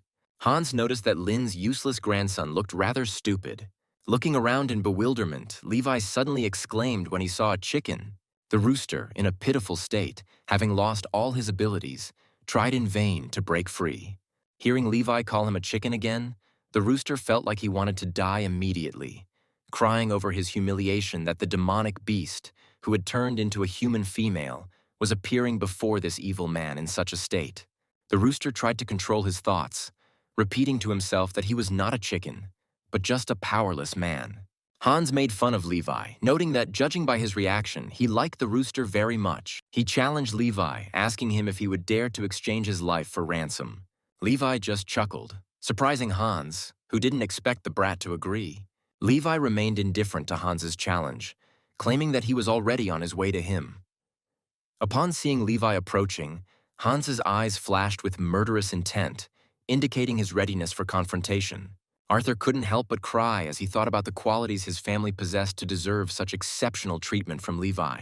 He believed that life was not lived in vain. Arthur rushed quickly to Levi's side, determined not to let the young master sacrifice his life for their family. Old Master Yusuf secretly whispered to Levi, warning him of the risks involved with his bravery and the limits of his indestructible diamond body. Cultivated for years, he warned that while it might be enough against some cultivators, the villain Hans had reached the monarch level and was a serious threat. Approaching him could result in the destruction of his soul. Levi looked at the two old men in confusion, not understanding what they were talking about. Despite their concerns, Levi decided he would be okay and stepped forward. Hans looked at the boy defiantly, anticipating a fairly easy battle. Arthur screamed in horror, wanting to stop him but couldn't. Tears streamed down Arthur's face as he watched the young master walk forward bravely. Old Master Yusuf trembled and stood still. Shocked by the bravery of his fearless and courageous grandson, he believed that this was truly befitting of a descendant of Lin. Another armed group arrived in the courtyard of Yusuf's residence, and a rare expression of joy appeared on the face of Old Master Yusuf. He noted with relief that people from the fighting union had arrived, including Chief Farrell, the warrior monarch, and with his participation, perhaps the problem could be resolved. 3 figures appeared, emitting an aura no less powerful than Hans's. At the head stood Farrell, the head of the Warrior Alliance, and next to him stood the Alliance's honored guests, the respected Grandmaster Samuel and the Alliance's student Skylar. Arthur's expression improved slightly as he thought that with these 3 elders, the old master would be able to deal with Hans. Yusuf readily expressed his gratitude, thanking Chief Farrell for coming to bring justice to Lin. Farrell replied solemnly that there was no need for such politeness. He said that he came today to restore justice. Upon hearing this, Yusuf explained how Carla and the others came to Yusuf's residence to steal the treasure, which resulted in their deaths. Yusuf stated that he had already reported this and that their corpses and heads were handed over to the Alliance. Farrell took a deep breath, interrupting Yusuf. He explained that pursuing justice was not revenge, and asked if it was true that the Lin family had killed Carla. Farrell's behavior made Yusuf's face change, but Farrell continued to coldly argue that if Levi had really killed someone's granddaughter, then Elder Chu had reason to seek revenge. Arthur, shocked, asked how this could be reasonable. Yusuf tried to explain that the day before the attackers came to kill them, and if his grandson had not been skilled, then all of the Lin clan would have been destroyed. Farrell laughed coldly, noting that other than the guards and servants, all the Lin members were safe, claiming that the Lin had suffered no real losses. Yusuf's voice deepened as he questioned the chieftain, expressing his grief over the servants who were killed before the villains broke into the main hall. He emphasized that they were loyal servants. He asked the chieftain how he could speak so heartlessly. The chief remained heartless, declaring that these were just a few worthless lives. He disputed what Old Master Yusuf had emphasized about them, as they had killed the young talent of the Chu family. The man asked if they considered this an equal exchange. Yusef could hardly contain himself. He wondered how he could assess the situation like that. Farrell remained unperturbed, stating that Lin must hand over his grandson's life to Elder Chu. He added that one person is not enough. He insisted that the Chu family had lost a genius, so 2 lives were needed, the wayward grandson Lin and another life from their family. He suggested that Arthur's granddaughter could compensate for Elder Chu's grief and also ordered them to give him the scroll. Old Master Yusuf's anger flared and he slammed his staff down, splitting the ground. He accused them of being shameless scoundrels. The 2 who followed the leader quickly tried to calm Yusuf down, advising him not to be stubborn. They tried to convince him that the leader's proposal was reasonable. They quoted a Buddhist saying, advising the old master to let go of himself and become free. They emphasized that attachment to material things is a disease. Old Master Yusuf reacted angrily to this, accusing them of being unworthy people because they coveted the Lin scroll and committed misdeeds and massacres, and he condemned them as a disgrace to Buddhism and Taoism. The chieftain remained indifferent to Old Master Yusuf's outburst of anger. He acknowledged that the scroll was the highest scripture of martial arts, and stated that if Old Master Yusuf did not want to hand it over, then the Lins should be prepared to face the consequences. Farrell's eyes turned ominous and he prepared to act. He pointed his gun straight at the rooster. But just as he was about to strike, Levi carefully raised his hand to catch his weapon. He warned against throwing things around carelessly for fear that someone might get hurt. The Grandmaster's face showed disbelief as he watched Levi's display of skill, noting that Levi had indeed blocked the chieftain's primordial power. Remembering that moment, Hans became thoughtful. He noted that Levi's movements were blurry and admitted that even he could not see him clearly. The Warrior Alliance and Hans silently agreed that this grandson of Yusef was not to be underestimated. Suddenly Hans lowered his voice, declaring that he had not been unreasonable that day. He stated that if Lin only paid compensation for his granddaughter's life, he would not make any other demands. Farrell thought that even Hans had backed down, which meant that this guy must have something special. He admitted that they shouldn't have acted so rashly. He said that Rosalie's life would be quite enough. Arthur couldn't believe that they would actually take his granddaughter. Farrell announced that the matter would be resolved and warned that if Old Master Yusuf refused, Elder Chu would deal with Lin to the end. The rooster became enraged by their endless chatter and came to the conclusion that they wanted to kill him. Old Master Yusuf and Arthur resigned themselves to the fact that they would have to sacrifice Rosalie. Suddenly, Levi reached out and tightly squeezed the ring around the rooster's neck. With one movement, he caused the magic ring to crack. Levi called him a chicken and noticed that he had shrunk considerably in size. He casually mentioned that they should go home and eat, saying that if a hen is sick, she won't lay eggs. The rooster tried to escape from Levi's grip, but to no avail. An angry roar came from behind Levi. It was Hans, expressing anger that Levi hadn't even offered the girl's life to the Chu family. The man then swung towards the boy, intending to kill him with a powerful spell. Seeing Elder Chu's murderous aura, Rooster cried out that he was now an ordinary person and was afraid of death. Levi casually waved his hand, catching Chu's attack. He sternly asked him not to hit his little chicken. Everyone present couldn't believe their eyes when Levi casually blocked the Peak Monarch's powerful strike. Hans was beside himself with rage and, gritting his teeth, declared that he would fight the boy himself. He raised his burning hands to his face and growled menacingly. Then he rose up and his hands emitted bright lightning. Seeing Chu's aura flaring up fiercely, his overwhelming power made it hard for those around him to breathe. Yusef paled as he recognized Chu's famous move, the golden demonic killing thunder. He noted that until now, it was believed that this blow was invariably fatal. The rooster, who had become an ordinary man, could not withstand the powerful blow of the warrior monarch. He lost his balance and fell off Levi's shoulder. Levi turned around anxiously to check on the chicken. At that moment, the fatal blow struck his back. Hans laughed coldly, expressing anger at having to use his famous ultimate skill against Levi, believing that he deserved to die. However, strangely enough, Hans's blow didn't even ruffle the hair on Levi, who looked quite healthy. Levi's words about the feeling of lightning on the body being quite pleasant almost made the elder explode with rage. Hans saw with horror that Levi was completely unharmed. What was even stranger was that the offspring had absorbed his golden demonic killing thunder. Hearing the painful whimpering of a small chicken behind him, Levi turned around in alarm. Seeing that the demon was hurt, he rushed to him, asking if everything was okay. The rooster cursed inwardly, deciding that the human body was too fragile. But then he realized that his injuries were really serious and he needed to lose consciousness for a while. There was only one thought in Levi's head. The chicken was dead. Old Master Yusuf and Arthur could only watch what was happening with tears in their eyes. Hans looked at Levi as if he were a monster.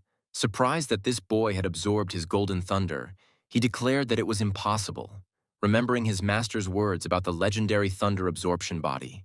Levi's figure flashed like lightning and appeared in front of Hans. His murderous intent flared up when he accused Chu of killing his chicken. Before Hans could react, Levi's fist struck him in the jaw with lightning speed. Levi's blow sent the monarch flying high into the sky. The three warriors watched Hans's defeat, pale with fear. After defeating Hans, Levi's voice was heard, addressing the three warriors with unfriendly eyes. He accused them of wanting to kill his little chicken.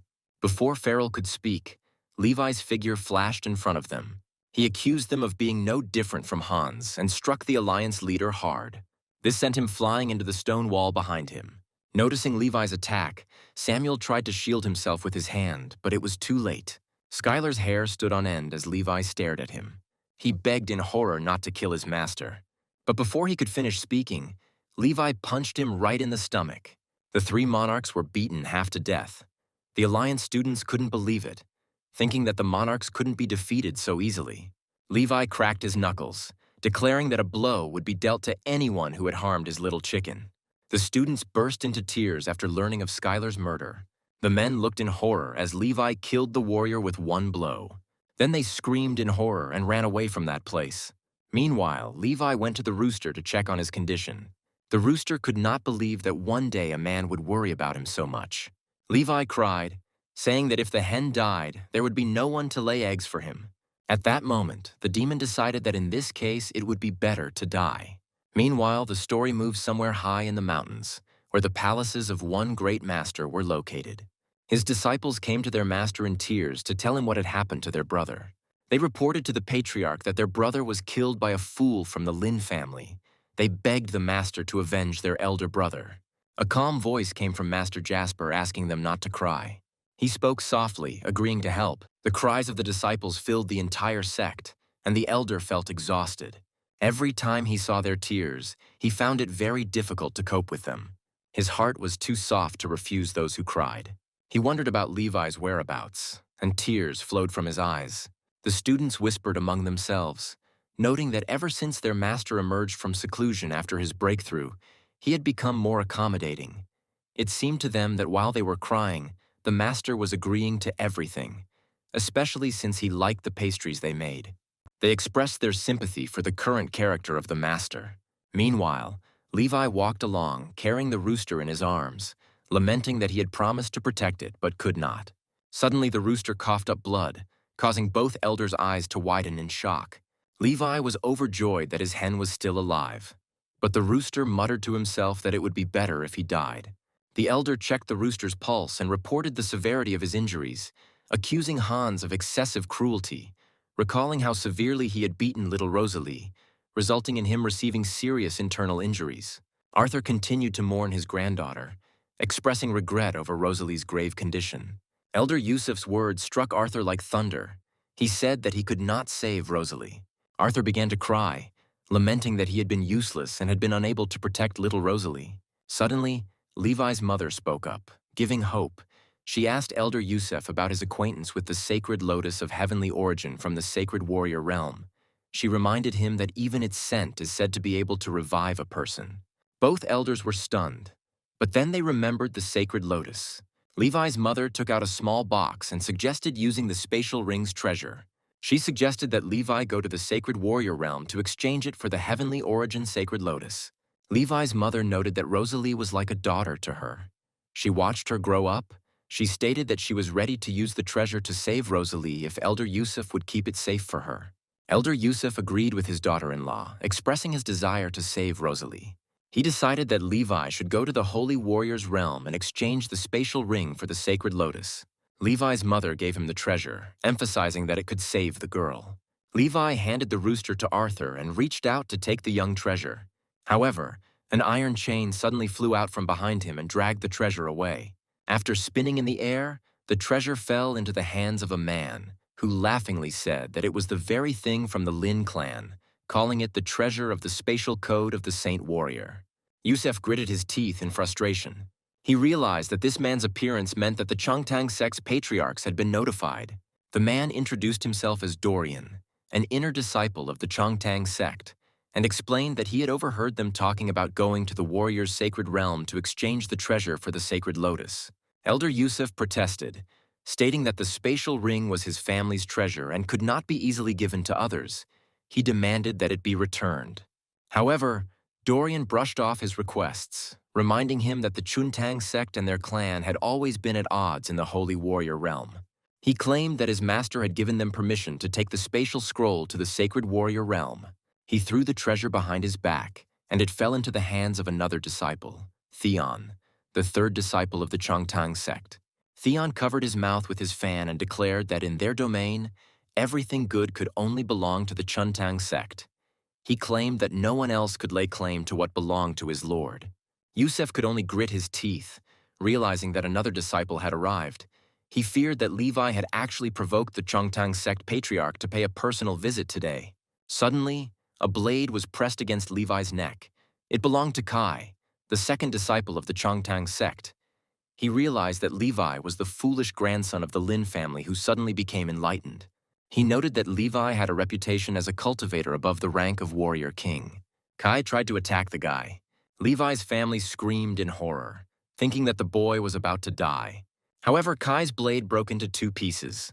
This caused him to retreat to a safe distance from Levi. He admitted that Levi was able to break even his blood-forged weapon, and confirmed that even if the three disciples joined forces, they would not be able to defeat him alone. He assured them that their master had arrived. They watched as a figure entered the Lin manor. The faces of the other Lin members reflected obvious fear. It was Jasper, the supreme elder of the Changtang sect and the immaculate mountain chief. Jasper was a handsome man who looked much younger than his years. Elders Yusuf and Arthur were sweating profusely, their faces pale. They feared that Levi was truly doomed today, realizing that no matter how strong the boy was, he would not compare to this exceptional figure. In the world of martial arts, strength is everything, and three factions are at the very top. Among them was the Holy Land of Martial Arts. The second group was the Changtang sect. The third group was the Military Alliance. A fighting alliance was formed by various feudal lords for their own protection. The Lin family also belongs to one of them. While the strength of the Holy Martial Land and the Changtang sect lies in the two masters, they stand unshakably like rocks, and no one dares to challenge them. The head of the Holy Martial Land, whose face no one has seen, and the head of the Changtang sect, Master Jasper, the teacher of many of the strongest warriors. Their actions were believed to be able to change the heavens and the earth. With one wave of his hand, he could destroy mountains and rivers, turning people into ashes. Elder Yusuf knelt down and begged Jasper to spare the only representative of the Lin clan. Dorian laughed, noting that they now understood that they had to fear his master. But it was too late. The entire Lin clan would have to pay with their lives for what had happened to their elder brother. Levi's mother and Arthur begged Jasper to spare them, even being willing to die in Levi's place to make up for their loss. However, Dorian shook his head, stating that it was impossible to let them go because of his master's reputation. He warned them that if he had gone this far, then they were all destined to die. Suddenly, Jasper's eyes lit up and he pointed at the man standing behind Arthur. Levi and Jasper stared at each other, sensing something. Finally recognizing each other's aura, they excitedly called each other by name. Levi and Jasper happily hugged each other, their reunion reminiscent of lovers meeting after a long separation. Seeing Levi greet Jasper so warmly, the three Chuntang students wanted to hit their heads on the ground. They couldn't believe what they were seeing. Levi introduced Jasper to his family as his best friend, and Elder Yusuf stood dumbfounded, wondering how Levi could address Jasper by his first name. Jasper also drew Levi to him and introduced him to the students, emphasizing that Levi was his best friend from a world they didn't know about. The three disciples of the Changtang sect turned pale and wondered if Levi had reached the divine realm, given his familiarity with their master. Realizing this, they immediately fell to their knees, pressing their faces to the ground, and began to ask Levi for forgiveness for their disrespectful attitude towards their elder. Jasper was on the verge of hysteria when he saw the chicken covered in wounds and emaciated, unable to contain himself. Jasper burst into tears of grief, lamenting that he had lost the golden needle that could have healed her. Levi consoled him by assuring him that they would find a golden needle to help. Levi also assured Jasper not to worry about the chicken by offering to use a small wooden box to trade and save it. The rooster, hearing this plan, became alarmed, realizing that his fate was sealed if these two tried to save him. After this, Jasper walked up to Arthur and took the rooster from his hands. Kai walked up to Levi in horror and gave him the stolen box. After that, Levi said that everything was ready. Levi informed the family members of their plan to use the box to trade for something to save the chicken. Elder Yusuf and the others quickly agreed to this plan. Jasper told his 3 students to wait for his return, while he accompanied Levi to exchange the box for something to save the chicken. The students, puzzled by their master's sudden connection with the young woman, wondered what charm she possessed to captivate him so strongly. The rooster, annoyed by the situation, tried to ignore their words. Jasper leaned over to the rooster and promised that he would definitely save him. Jasper's 3 apprentices were equally puzzled and upset. They could not understand why their master, who had never shown interest in women, was now personally dragging a young woman around with him. They feared that their master's reputation was being undermined. Suddenly, Dorian felt someone staring at him. Seeing Levi looking at them, they decided they had misunderstood his intentions. They decided that he also liked the girl in the arms of her master. Jasper and Levi believed that the hen would recover and were sure that her eggs would be just as tasty. The rooster cursed silently, feeling that it was better to die than to be saved. Soon, Levi and Jasper said their goodbyes and left the residence, the 3 students kneeling at the gate to see their master off, hoping for a quick return. After watching them disappear into the distance, Arthur turned to Elder Yusuf and asked if he had any thoughts. He mentioned that Yusuf had previously said that the young master had used the medicine to save him from death. He wondered why they couldn't continue to use the medicine to save Rosalie. Elder Yusuf and Mother Levi were stunned by this reminder. One of Jasper's students quickly added that the medicines that could revive the dead were very valuable and most likely exhausted. He doubted that Elder Yusuf could remember this. Elder Yusuf and Mother Levi nodded understandingly. The story moves to the street where Levi and Jasper were walking. People were very surprised to see them. There was a lot of debate about whether it was the real Jasper or not, and people recognized Levi from the Lin family next to him. Meanwhile, Camilla, wanting to clarify the situation, she asked Elder Yusuf if he knew where the Holy Land of Martial Arts was and how to get there. Elder Yusuf, shocked by the question, remained silent.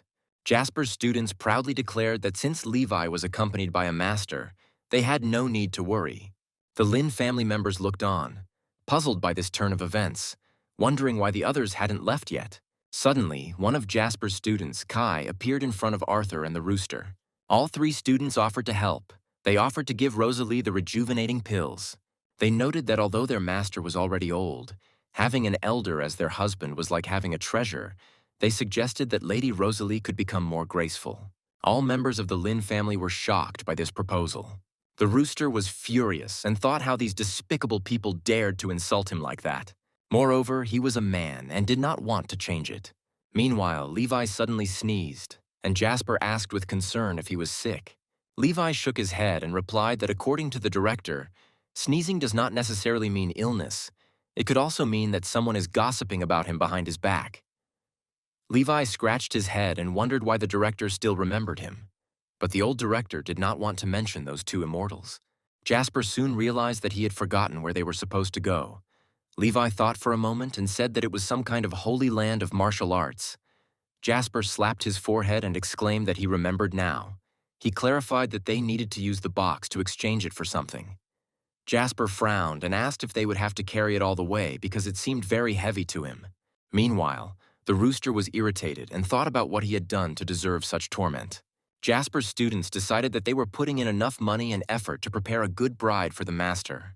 However, they realized that the owner most likely did not know at all how to look after girls. Then Theon decided that if they were attentive, they could do everything themselves. The other students sighed, because they thought that the master would be alone all his life. They noted that the Lin family had already given away a martial arts technique scroll in exchange for vital medicine to save their lives. However, they soon realized that it was time for them to go to rest, and it was Theon's turn to take care of Rosalie. The rooster looked at people with disdain, hoping that all this would soon end. The scene shifted to where Levi and Jasper left off, Jasper complaining about the heavy box they were carrying. Levi opened the box and explained that the heavy part was mainly the item inside. He took the scroll and released black fire to burn it to ashes. He noticed that by destroying it in this way, it would become lighter. Jasper nodded, tried to lift the chest, and noted with delight that it really did become much lighter. Levi asked if he was hungry. Jasper replied that he was not, but admitted that having arrived in this place, he did not feel hungry, although his appetite had been worked up. Jasper thought that they should continue on their way since they didn't need to eat or sleep. Levi quickly nodded in agreement. However, they didn't know how to get to the sacred place of martial arts, so they boldly headed forward. As they moved, Levi's figure gradually disappeared. Jasper was surprised to see Levi disappear right before his eyes. Meanwhile, his family was sitting on the porch eating sunflower seeds. Yusef was worried about the fact that the sacred place of martial arts was hundreds of thousands of miles away from the main city. He wondered how long the journey would take. Levi's mother expressed her concern, saying that she didn't expect them to get there instantly. She just hoped that they wouldn't wander from forest to forest. Artis nodded in agreement, stating that the lady was right. If all three had been at home, they might have directed someone else, but they could neither dissuade them nor stop the boys. Hundreds of thousands of miles from their home stood a huge temple with a large sign on the main gate indicating that it was a sacred place of martial arts. Suddenly, Levi's figure appeared, reaching the sacred place of martial arts in the blink of an eye. Levi looked around for Jasper, wondering where he was.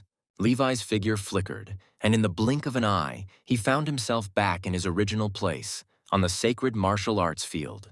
He looked around, calling out Jasper's name. Levi continued to look for Jasper under every tree. Suddenly, Levi's figure moved and appeared behind Jasper. Jasper was glad to see Levi again.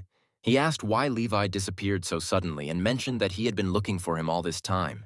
Levi noticed a large bird and asked curiously what it was doing there. Jasper explained that he had met a large bird in the forest and tried to ask it where Levi had gone, but it refused to answer until he lightly tapped it, at which point the bird obediently agreed to lead him to look for Levi. Levi looked at the large bird that was shedding tears. It was the lunar eclipse vulture. The bird wondered to herself where these people got such strength. With just a light blow of her palm, she could defeat her. The vulture vowed to remember them and take the opportunity to take revenge. Meanwhile, the boys, comfortably seated on the back of a large bird, were talking. Jasper mentioned that he had already been to the sacred place of martial arts, and said that they would get there in the shortest possible time. Jasper found it strange that they had not arrived yet. The bird was so furious that it couldn't speak. It felt that humans were truly shameless. The martial arts holy land was hundreds of thousands of miles away from the demonic beast forest in the east. Jasper wondered how they had gotten there so quickly. Suddenly, Levi stood up and offered to take Jasper straight to the sacred place of martial arts.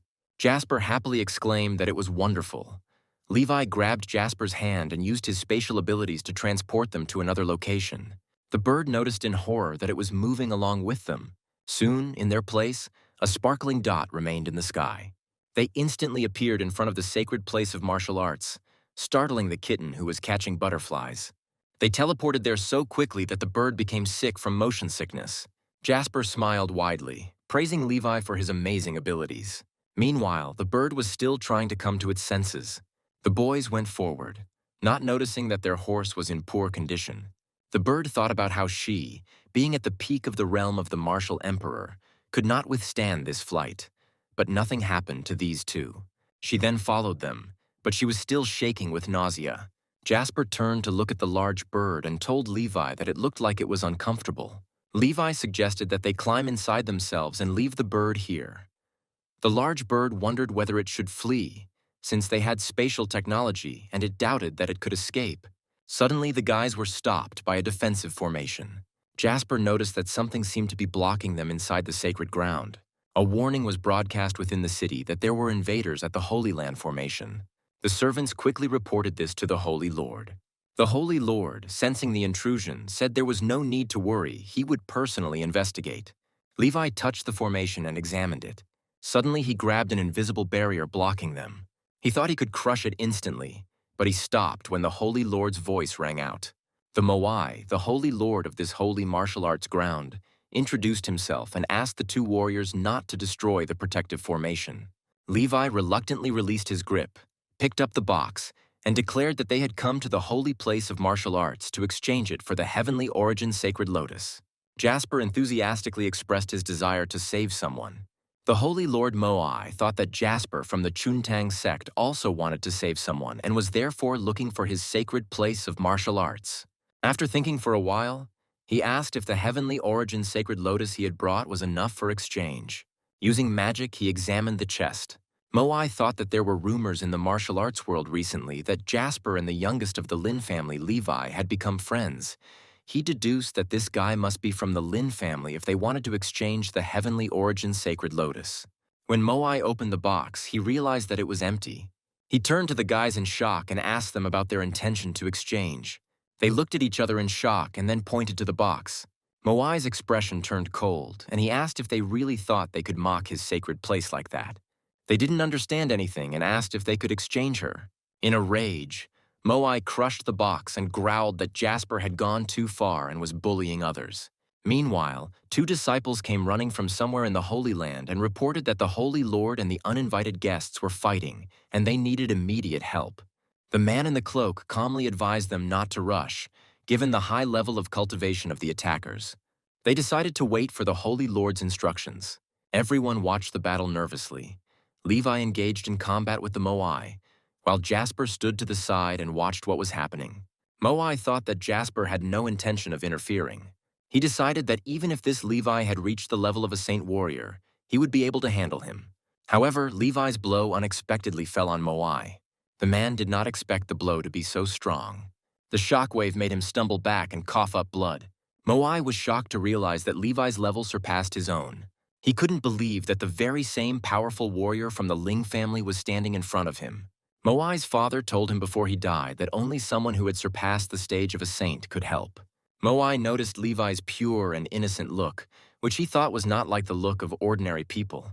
After some thought, Moai asked if they wanted his sacred lotus to save anyone. They nodded vigorously. Moai decided he should make a condition. He said that in order to obtain the sacred lotus, the Levi who defeated him must marry his daughter. Both boys looked puzzled. Levi replied that he didn't need a wife. Suddenly, Jasper had an idea. Levi needed to do cultivation. He didn't agree. So could he marry Moai's daughter instead? Hearing this, Moai angrily shouted at Jasper, asking who would want to marry an old monster like him, calling himself a 1,000-year-old monster. Jasper turned to Levi and offered to marry Moai's daughter since he wouldn't let him. Levi briefly wondered if they should even save the chicken. Meanwhile, the story moves back to the Lin estate. The rooster, recovering from his wounds, suddenly sneezed. Panicked, Jasper's students asked if their new mother mentor was all right and offered him some rejuvenation pills. The rooster trembled in the corner, feeling a cold chill run through his body. Meanwhile, seeing the sad expression on Jasper's face after he said that they shouldn't save the chicken, Levi changed his mind and agreed to marry Moai's daughter, even though he felt extremely ill. Moai trembled with anger when he saw Levi's sad look. He turned and invited them into the house, saying that they would wait for the wedding of Levi and his daughter, after which they would be presented with the sacred lotus, while the large bird still lay motionless, wondering whether to run away. Meanwhile, the great defender was walking in the garden. One of the servants ran up to him, asking if they were really going to marry the Holy Virgin to a barbarian. The great protector was shocked to learn that the Holy Lord intended to marry his daughter to Levi, the intruder from Lin who had previously invaded the Holy Land. Meanwhile, Levi was admiring the beautiful flowers, and the large bird followed him, still wondering whether to run away. Suddenly, a girl came out from there and introduced herself as Aluna, the holy maiden of the sacred martial arts field, who was sent by their father to meet the two of them. Realizing that she was Moai's daughter, Levi simply greeted her, and Jasper immediately complimented her beauty. Aluna informed them that the wedding was scheduled for 3 days and would take place on their sacred martial arts field, and after the wedding, following her father's orders, she would give them the sacred lotus of heavenly origin. The news quickly spread throughout the city.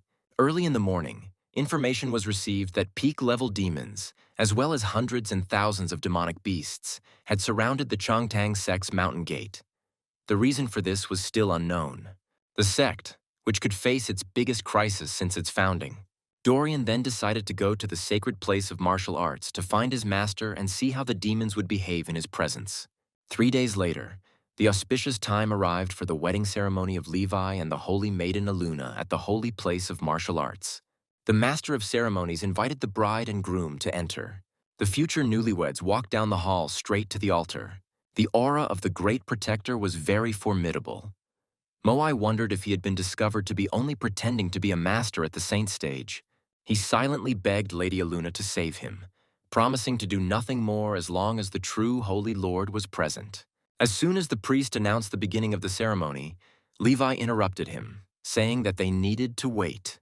He looked around, but Jasper was nowhere to be seen.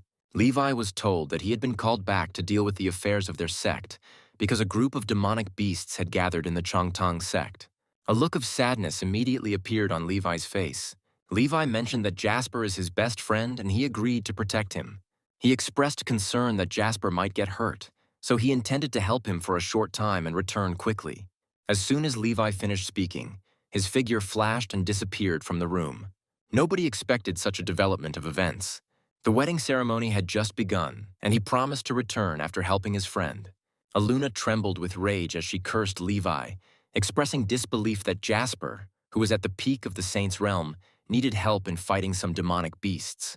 She sarcastically remarked that he had his own priorities and noted that it was almost time for their wedding, but he was still thinking about his friend, and she herself would depend on her brother until she got married. Meanwhile, when Jasper appeared at the main gate of the Chongtang sect, the Peak Realm's demonic beast kings rushed to attack him. A protective light suddenly appeared around Jasper, causing the demonic beasts to crash into him and fall wounded. The bird was unhappy that this man not only captured her, but also forced her to serve in the fight against demons. Dorian praised his master, who, relying only on the protective sphere of primordial energy, wounded these demonic beasts, demonstrating the strength of a true master. At that moment, a large bird stepped forward towards the demons. She asked them to leave immediately if they did not want to be captured like she had been.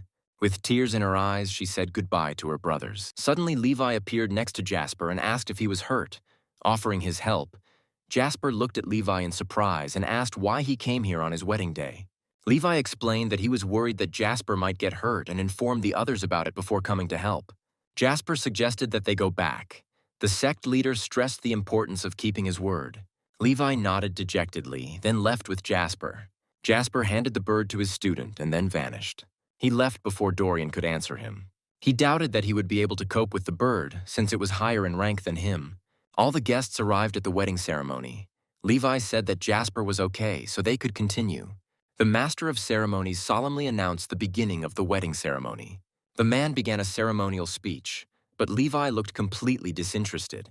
Then he suddenly noticed a strange expression on Aluna's face. The master of ceremonies said that the earth itself brought their paths together. Jasper stood behind his friend, encouraging him. Jasper suddenly remembered what they were talking about on TV about wedding gifts. He realized that he had brought nothing himself and decided that he should prepare a gift for Levi. Soon, the master of ceremonies said that the newlyweds should bow to heaven and earth. As they bowed to heaven and earth during the ceremony, Levi suddenly realized that something was missing. When he turned around, Jasper was nowhere to be seen. Levi quickly asked where Jasper had gone, and was told that he had wanted to prepare a gift for the groom and had run away to the mountains. Levi was informed that there were many demonic beasts living behind the mountain of the sacred place of martial arts, so it was very dangerous. He asked them to wait for him a little longer, and he went off to look for Jasper. Aluna's body emitted a murderous aura as she reflected on her disappointment in Levi. Something strange was happening in the forest. Demonic tigers were screaming at their relatives. 2 demonic beasts were tormenting small animals. Feeling the terrible aura, the animals promised not to return to the mountain. Suddenly, one of the tigers said that someone equal in power to the boss was approaching them. The tigers decided to run when they realized that the elder was approaching. At that moment, Jasper was racking his brains over what gift to prepare for Levi and became upset to the point of tears. He complained that he had nothing to give, felt like a penniless weakling, and was worried that Levi would be sad without a gift. Suddenly, Jasper's gaze fell on the two demonic beasts ahead. He found them charming when he looked at them up close. He decided that they would be a wonderful gift for Levi. The demon thought that they were lucky that they were not killed, but simply captured as gifts. He remembered that in the human world, people usually take gifts well. Suddenly, Levi appeared in the forest. He asked Jasper if he was hurt, and Jasper asked why he came, joking that he missed his own wedding again. Levi explained that he had previously told the others about the danger beyond the mountain and was worried that Jasper might get hurt, so he should go back. After this, the guys decided to return back to the ceremony. The two demonic beasts thought it was a dangerous gamble, but they knew they couldn't defeat a holy warrior realm expert like Jasper. At the wedding, the gift registrar recorded that Jasper had given the newlyweds a pair of two white tigers on the steps of the fighting emperors. He then continued with the second rite, which was called attachment to bone and flesh, which spoke of honoring parents, the heavenly order, and elders. Jasper stood somewhere to the side and constantly encouraged his friend.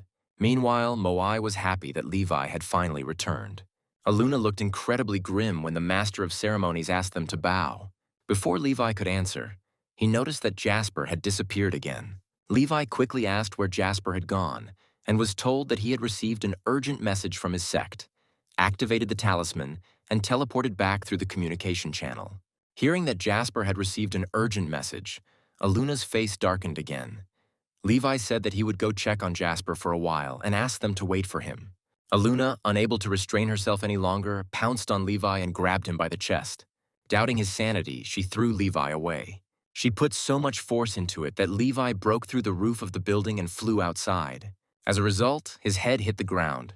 However, Levi quickly rose to his feet, his body unharmed, and he looked around for Jasper. The two people from the sacred martial arts grounds whispered among themselves in confusion, wondering what was going on with this guy. Meanwhile, Jasper was called back to the Chongtang sect by someone. The old man hurried to greet Jasper respectfully and explained that the sect had received important information. This old man was Usain, the head elder of the Chongtang sect. He reported that the Holy Land of Martial Arts had obtained the Lin family scroll and had secretly entered into a marriage alliance with the Lin family. The old man expressed concern that if the Holy Land of Martial Arts entered into an alliance with the Lin family warrior, it would pose a serious threat to their sect, and the balance between the three major martial forces would be disrupted.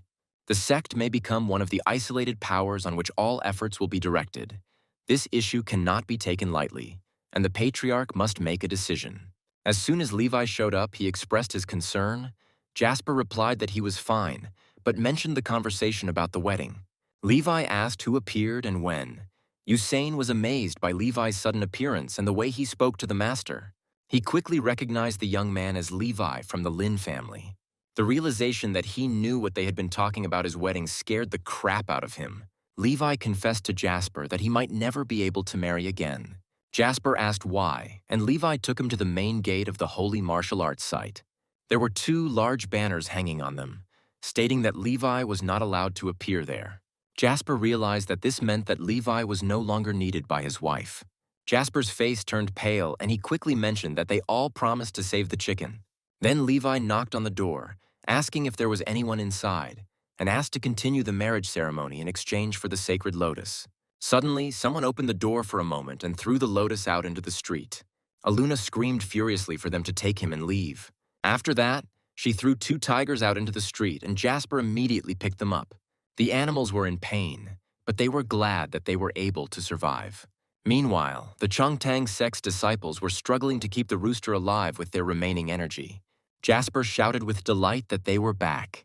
The three disciples of the Chongtang sect saw Jasper, and tears of joy flowed down their faces. They were happy. The rooster was exhausted by dark energy and almost went crazy.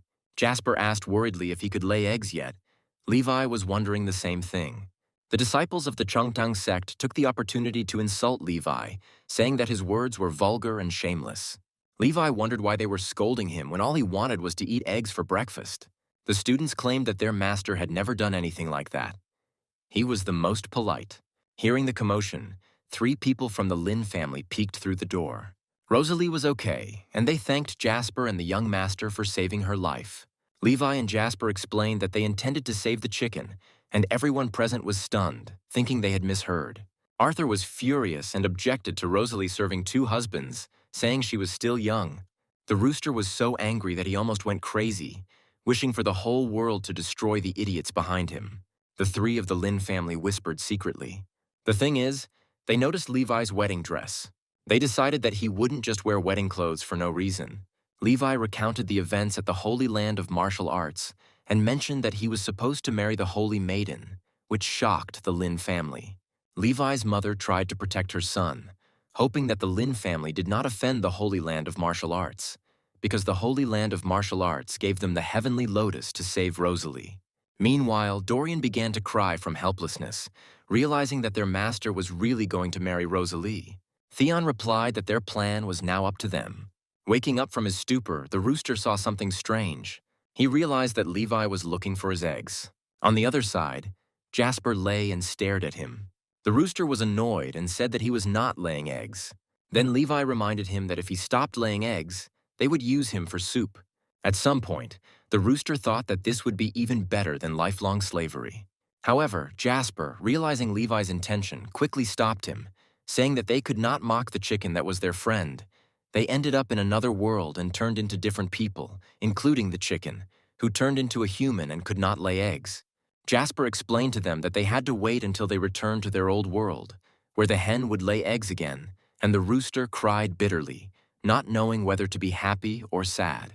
The two spirit beasts whispered among themselves, upset at being held so tightly. Seeing that people were sharpening their knives, they began to console each other, deciding to leave, if only they would not be killed. The spirit beasts were astonished when the rooster spoke to them in animal language, showing that he was a demonic beast and could understand them. He said that people are not going to kill them. Hearing the spirit animals' plea for help, the rooster remained standing with his hands folded. The animals looked in horror at the two men looming over them. The rooster wanted to save them, but he understood that he himself was very afraid of these two. Levi showed Jasper his shiny knife, noting that it was sharp. The two frightened spirit beasts screamed, begging for their lives. Levi noted that tiger meat is very tasty and tiger skin is very soft, and suggested making gloves out of it. Suddenly, someone's hand snatched the knife from Levi. The demon stopped them. The rooster hesitated, thinking that he was weaker than before, so he was afraid that these two cruel people could kill him at any moment. The rooster wondered whether he could trust them, whether he would provoke them to kill even him. Jasper silently wondered what the chicken wanted to tell them. The rooster, gathering all his courage, began to beg Jasper to spare the tigers and give them to him. Levi noticed that the hen seemed to like the cute white tiger cub, and the rooster sighed with relief. Levi invited them to eat together, which almost made the rooster faint from fear. The rooster desperately begged to keep the tigers as pets, comparing the situation to how girls keep small pets.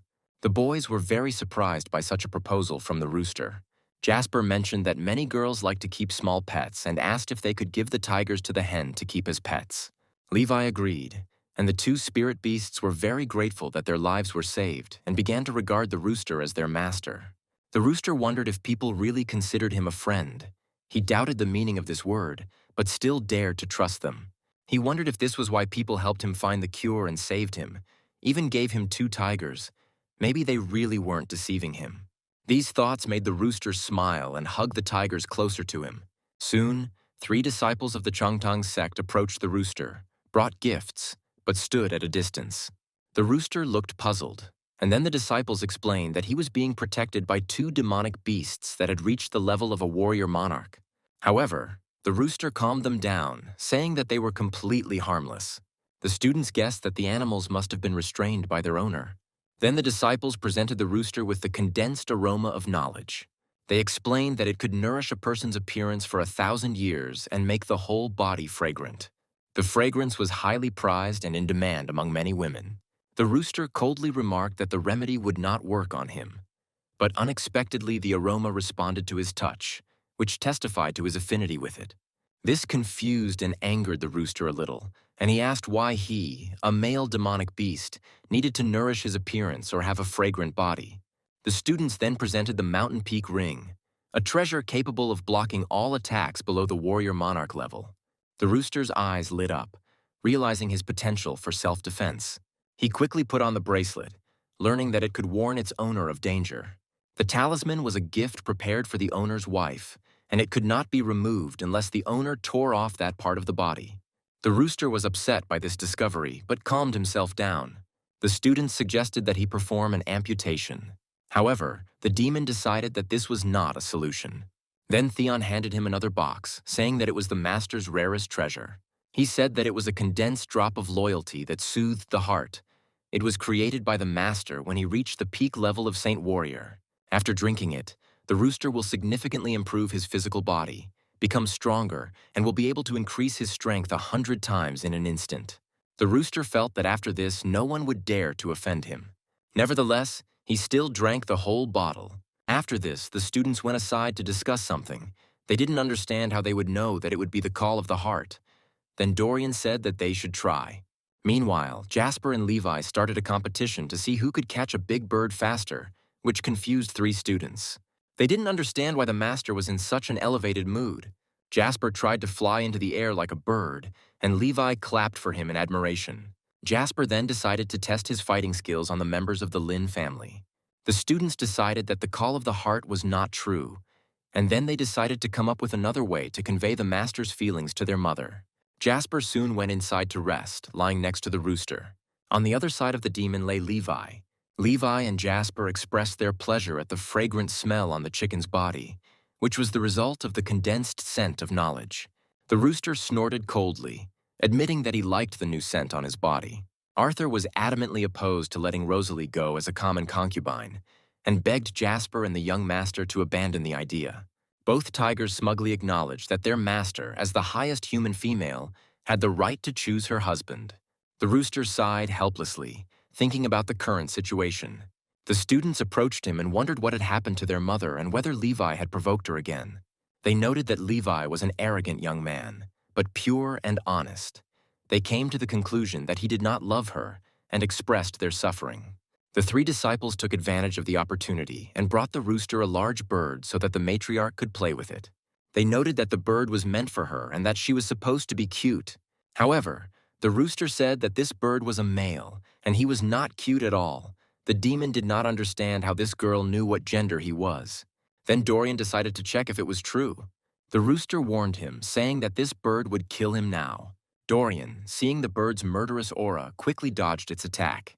The rooster clicked his tongue in displeasure, surprised by the man's stupidity. The bird decided to turn to the rooster, asking if he understood him. The demon said that he was not a human and understood him, but the bird's arrogance infuriated him. 3 students, not understanding what was happening, they watched as the younger matriarch and the large bird spoke to each other. Soon their conversation turned into a quarrel. The bird was shocked that the man had a beast-like aura and the habits of their race. He also noted that this man smelled very nice. As it turns out, when a male performs a dance in front of another male, it is a provocation. But when a female does it, it is something completely different. The birds, embarrassed, recognized the rooster's dance, but declared that people and animals are different species. The rooster looked at his fellow rooster with bewilderment. The bird said that although the rooster was not a demon, he could still consider himself half demon. The bird, giving the rooster another chance, spoke further, which irritated him. Finally, the rooster realized what was going on. He said that he was neither a man nor a woman, but was born a male and then walked away. Meanwhile, the 3 disciples were unsure whether to be sad or happy about the increase in the number of the master's romantic rivals, noticing that one of them was not human. They noticed that the large bird looked dejected as the rooster ignored it. He continued to show off in front of the demon, hoping to win his attention in this way. The rooster tried to contain his anger, but he understood that it would not last long. The bird continued to grab his leg, preventing him from leaving. He was upset that at first the rooster reciprocated his feelings, but then abandoned him. He promised that he would soon become human to please him. At that moment, the rooster could not stand it and swung his leg forcefully towards the bird. He screamed, saying that he was not a female, and even less so that he was not a human. The students watched everything that was happening. Dorian actively encouraged the rooster. At this point, Levi and Jasper intervened in the quarrel, as Theon had called them to sort things out. He said that this huge bird was offending their matriarch. They did not understand how this demon dared to stretch his paws towards their future mother-mentor. Jasper asked the rooster if the large bird had bullied him, but the rooster shook his head, worried for the bird's safety. To the bird's surprise, He stated that nothing of the sort had happened. These words became confirmation for the bird that the rooster still loved him. But one way or another, he is a man, and it will be difficult for him not to be charmed by such men. After this, the bird flew up and said that he was going to cultivate and take the form of a man, and then return to the rooster. The rooster could not stand it any longer and crowed. After that, Jasper and Levi started competing in various stupid things. The rooster tried to live his life in a female body together with his tiger animals. The seasons changed one after another, and Levi and Jasper did nothing but have fun. In winter, the rooster had no peace at all because snowballs kept flying at his head. 3 years passed from that moment, and one day a weak, wounded man arrived at the great gate of the Lin family. He asked for help to save their girlfriend. Jasper and Levi heard a noise and looked towards the entrance. The news shocked the entire martial arts world. The holy land of the warrior was destroyed, the patriarch was killed, and the Holy Virgin was seriously wounded. Yusuf told Levi and Jasper to be extremely careful and prioritize their own safety during the operation to rescue the Holy Virgin. After this, the boys held hands and set off on their journey using teleportation. Arthur assured Yusuf that the young master, a martial arts genius who had mastered the Lin family's space sealing technique, would be able to defend himself even if the rescue failed. 3 days earlier, Moai had met with the great protector of the Holy Land, accusing him of poisoning him. The great patron confessed to his crime. He said he was driven by unrequited love for a holy maiden he had admired for years, but who had been married off to a member of the Lin family. In a heated battle, the great patron attempted to destroy the patriarch. The man said that he could only dream about Aluna. After that, he used his skill and threw the traitor away. The defender was seriously injured but survived. Then Moai called him an ungrateful dog and said that he would die a terrible death for his betrayal. However, suddenly he heard a strange voice in his head. A half-naked red-haired man appeared in front of him and said that thanks to the poison in Moai's blood, he had enough power to break the seal of confinement. Moai didn't understand how the demon managed to get out. He didn't believe that the blood demon had been released. The blood demon attacked the man with his hand, easily knocking him aside. The blow was so strong that it flew very far away. The demon waited for many years to take revenge on the one who imprisoned him so long ago. When he killed the patriarch, he turned his attention to the Holy Virgin. The defender watched in horror at what was happening. He jumped into the air and headed straight towards her. Suddenly, some invisible shackles stopped him. It was the Holy Protector. He said that the maiden had nothing to do with it.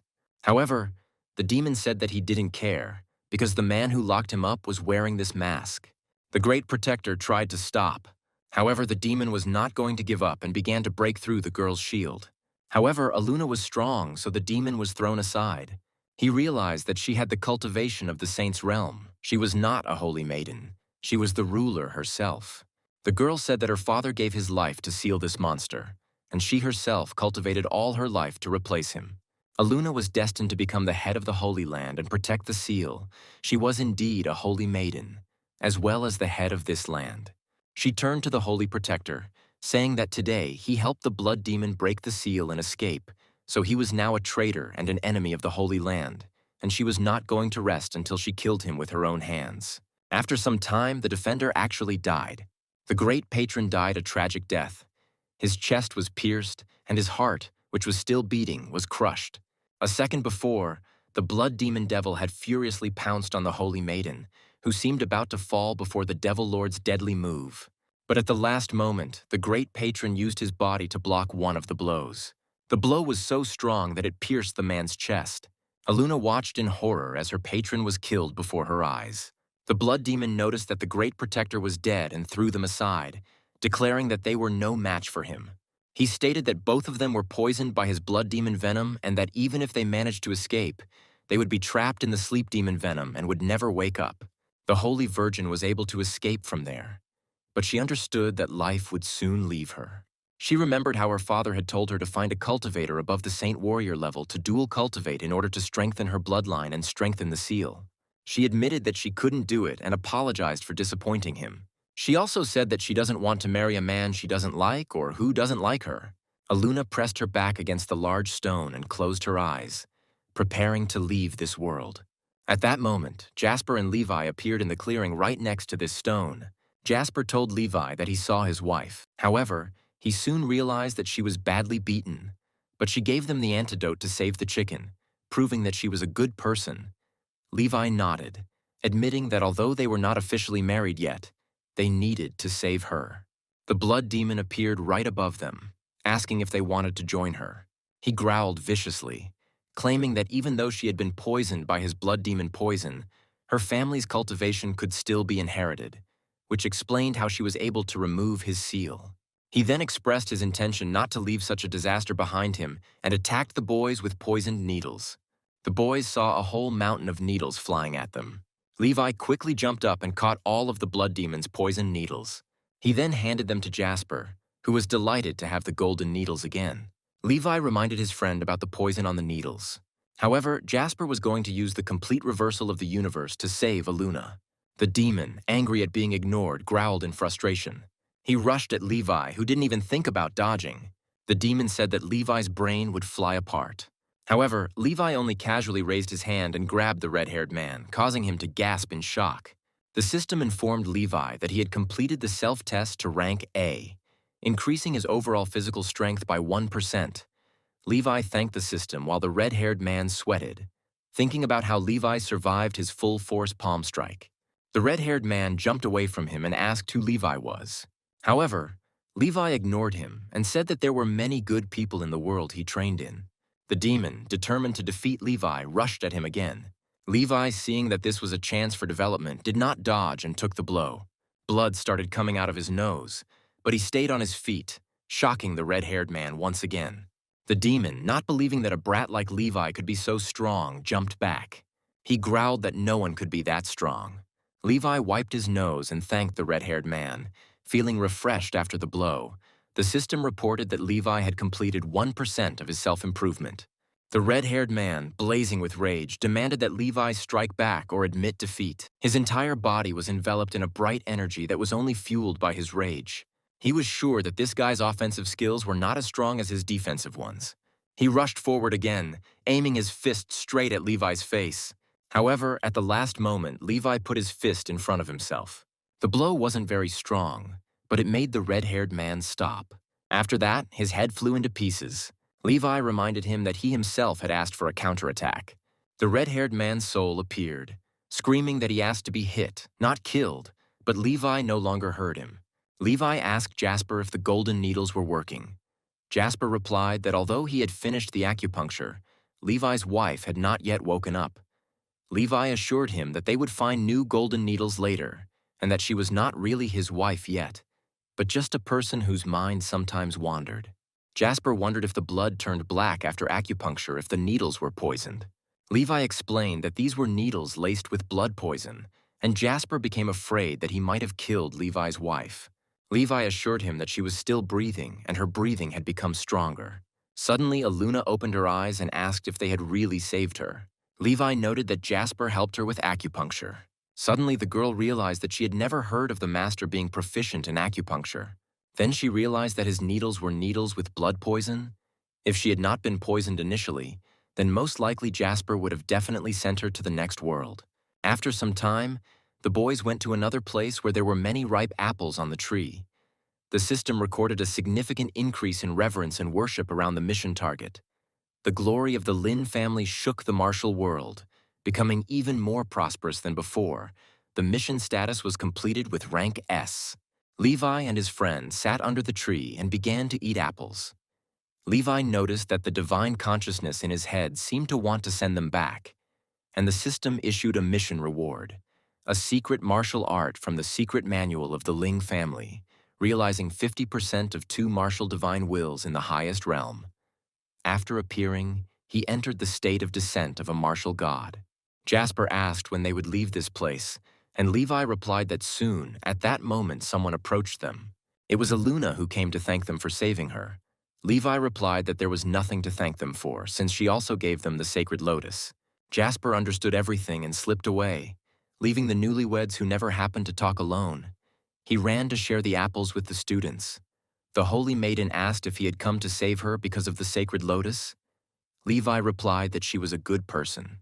The holy maiden shyly turned her face away and continued to explain that she had previously been poisoned by the blood demon's poison and had fallen into an illusory realm, experiencing a long dream. In this illusion, Levi did not run away from the wedding. She was married to him and became his wife.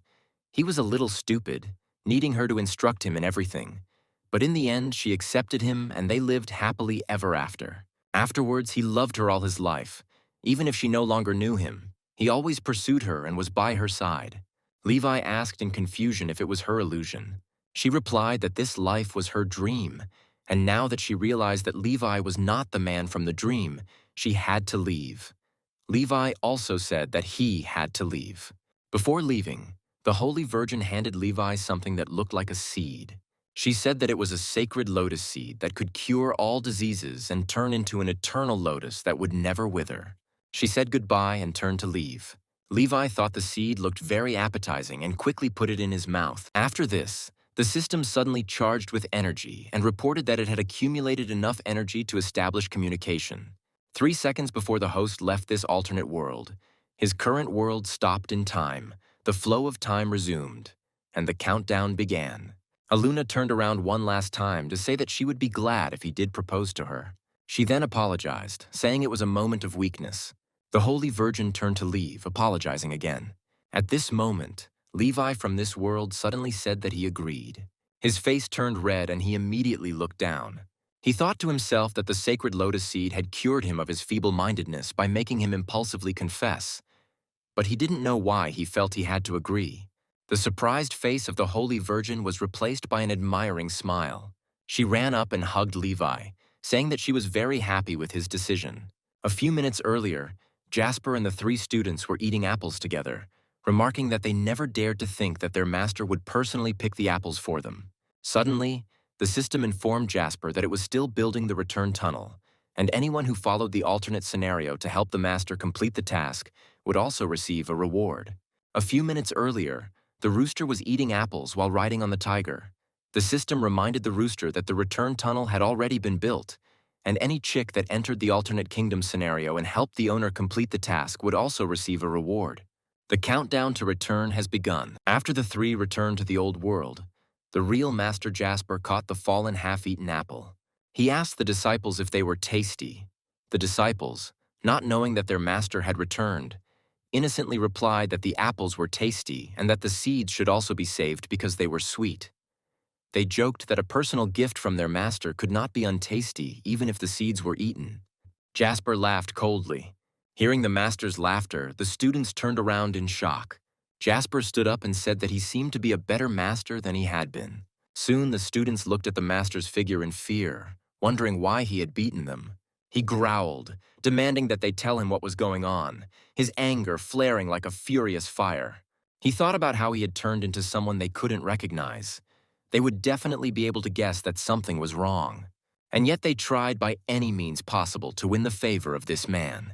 He stated that he had seen everything they had done and would definitely settle the score with them. His evil gaze fell on the 3 disciples, who were afraid that this might be because they secretly stole the treasures from their master's monastery. They remembered that even when the jade bracelet was put on his bride, their master did not look so angry. They secretly gave the little nun a heart-calming pill, thinking that the master liked its fragrance and ran after her every day. The 3 disciples felt a chill run down their spines, and sweat dripped off them as they thought about how their master had changed over the past 3 years. Jasper asked if they noticed that their master had changed. The frightened students unanimously responded that they had definitely noticed it, and Jasper breathed a sigh of relief. The 3 disciples whispered among themselves, wondering if their master was possessed. He looked ferocious, like a different person. Unable to contain himself any longer, Jasper coldly ordered them not to leave the mountain for the next 3 years. The students, still not understanding why their master was so unrestrained, and beat them at the slightest opportunity. Meanwhile, the opportune time had come for a grand event in the Lin family. Young Master Levi was to marry Aluna of the sacred martial domain. The host announced the beginning of the ceremony, and everyone bowed to heaven and earth, and then to the marriage union. The news reported that the Lin family and the sacred martial house had married. Levi married the holy maiden Aluna of the holy martial domain. When they bowed to each other, they were officially declared husband and wife. The story moves to the Lin family residence. Rosalie reached out the window to catch a falling leaf, while two spirit beasts conversed next to her, noting that their master had become more like a human woman. They asked if it was okay to talk like that in front of the owner, knowing that she no longer understood animal language. They noticed that at some point the girl stopped understanding them. The tigers even began to doubt that this was really their mistress. Rosalie sat thoughtfully. She recalled an old story from her childhood when a beautifully colored feather fell into her hand. It was very beautiful and she liked it more and more. Because of this, Rosalie began to dress up like the person who owned the feather. She thought about how the stranger had occupied her body for 3 years, forcing her to remember her former self more and more often. She realized that this person was most likely a man, since his speech and gestures were not at all like those of a girl. Luckily, he left behind a pair of docile white tiger cubs, and she thought he would never return. Suddenly, a voice was heard announcing that the king had returned to marry Rosalie. It was a half-demon man, with white hair and fur and blue ears. Rosalie was puzzled, not recognizing the man standing in front of her. The male, who had taken on human form, thought that he had become so handsome that the girl did not recognize him. He pursed his lips and made a drawn-out sound. However, Rosalie still didn't understand anything. The male bird asked if she understood the demonic language anymore. The girl became more and more perplexed, not understanding his words. The male bird realized that she really didn't understand him. Then he decided to perform the dance that Rosalie had performed for him several years ago. However, the girl said that she did not understand the dance. Moreover, she had never danced. At that moment, the demon realized that she was not the one he was looking for. Rosalie remembered that 3 years ago, that man used her body to dance that dance, and now she realized that this demon came for him. She decided to clear everything up and say that she really is not that man. The demon was finally convinced that she was not the one he had fallen in love with back then. After that, he left, saying goodbye to Rosalie forever. The story moves to the Lin family residence. Rosalie was walking in the garden when a voice called out to him from behind. It was Jasper. He apologized and asked for the return of the mountain peak ring, which belonged to his family. His gaze fell on the white tiger beast in her arms. The man thought to himself that he was incredibly cute. Rosalie invited him to touch it, knowing that he wanted it. Jasper couldn't understand how the girl understood this. He assumed the most indifferent expression and said that he did not feel anything like that towards demons. However, despite his words, Jasper quickly picked up the animal and stroked its soft fur. Rosalie watched him, thinking that his enthusiasm was not so small. Half an hour later, Jasper returned the animal, its fur ruffled from being petted. Remembering the main matter, Rosalie asked why he came. However, Jasper suddenly decided to leave, saying that it was nothing special. The girl bowed after the master and said goodbye to him. The man said that he would pay her a visit when he had time. From that moment on, Lin visited the family every 2 weeks, becoming increasingly close to Rosalie, and they played with the tiger cubs together. 5 years later, he took Rosalie as his companion for paired cultivation. In his cave abode, Jasper angrily scolded his disciples for stealing the treasure that connects hearts, accusing them of bringing death upon themselves. The disciples explained that it was intended for Mother Superior. Jasper growled angrily, but a gentle voice calmed him. It was his wife, Rosalie. He hugged the girl, deciding not to argue anymore and to spare the students. The man told her not to worry about it. The students mentally thanked Rosalie for saving them. Time passed quickly. The seasons changed one another. 500 years later, Levi, under the guidance of Aluna, successfully cultivated to the Holy Kingdom and became a true ruler. And 500 years later, Rosalie died and was buried in the forbidden lands of the Chuntang sect. Jasper sorrowfully stroked her tombstone and then locked himself in the cave. And after that, he never appeared in this world again. It was time to return to the real world, and the system transported our heroes back under the tree where they were. The main character was the first to wake up.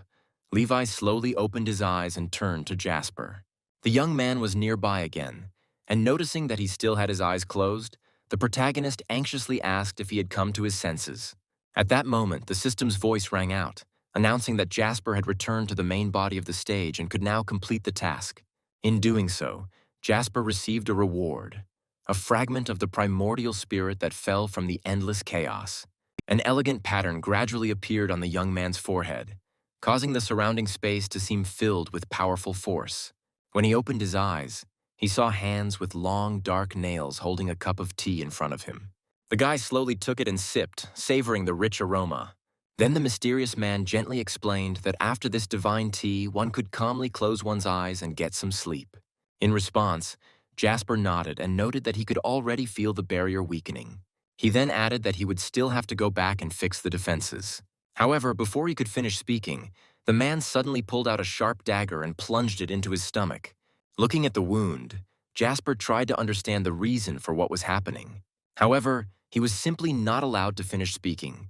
The man thrust the weapon into him all the way to the base. The attacker explained that the fragment of the primordial spirit had already completely merged, and therefore the weapon was now capable of causing harm to it. Meanwhile, under the tree, Levi lightly flicked Jasper on the ear and quietly called him. He even had to hit his friend harder because he still wouldn't wake up. And then the guy suddenly woke up from his oblivion.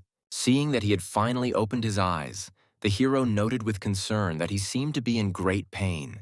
Jasper, finally pulling himself together, admitted that he had a dream in which some villain stabbed him with a knife, and it felt extremely painful.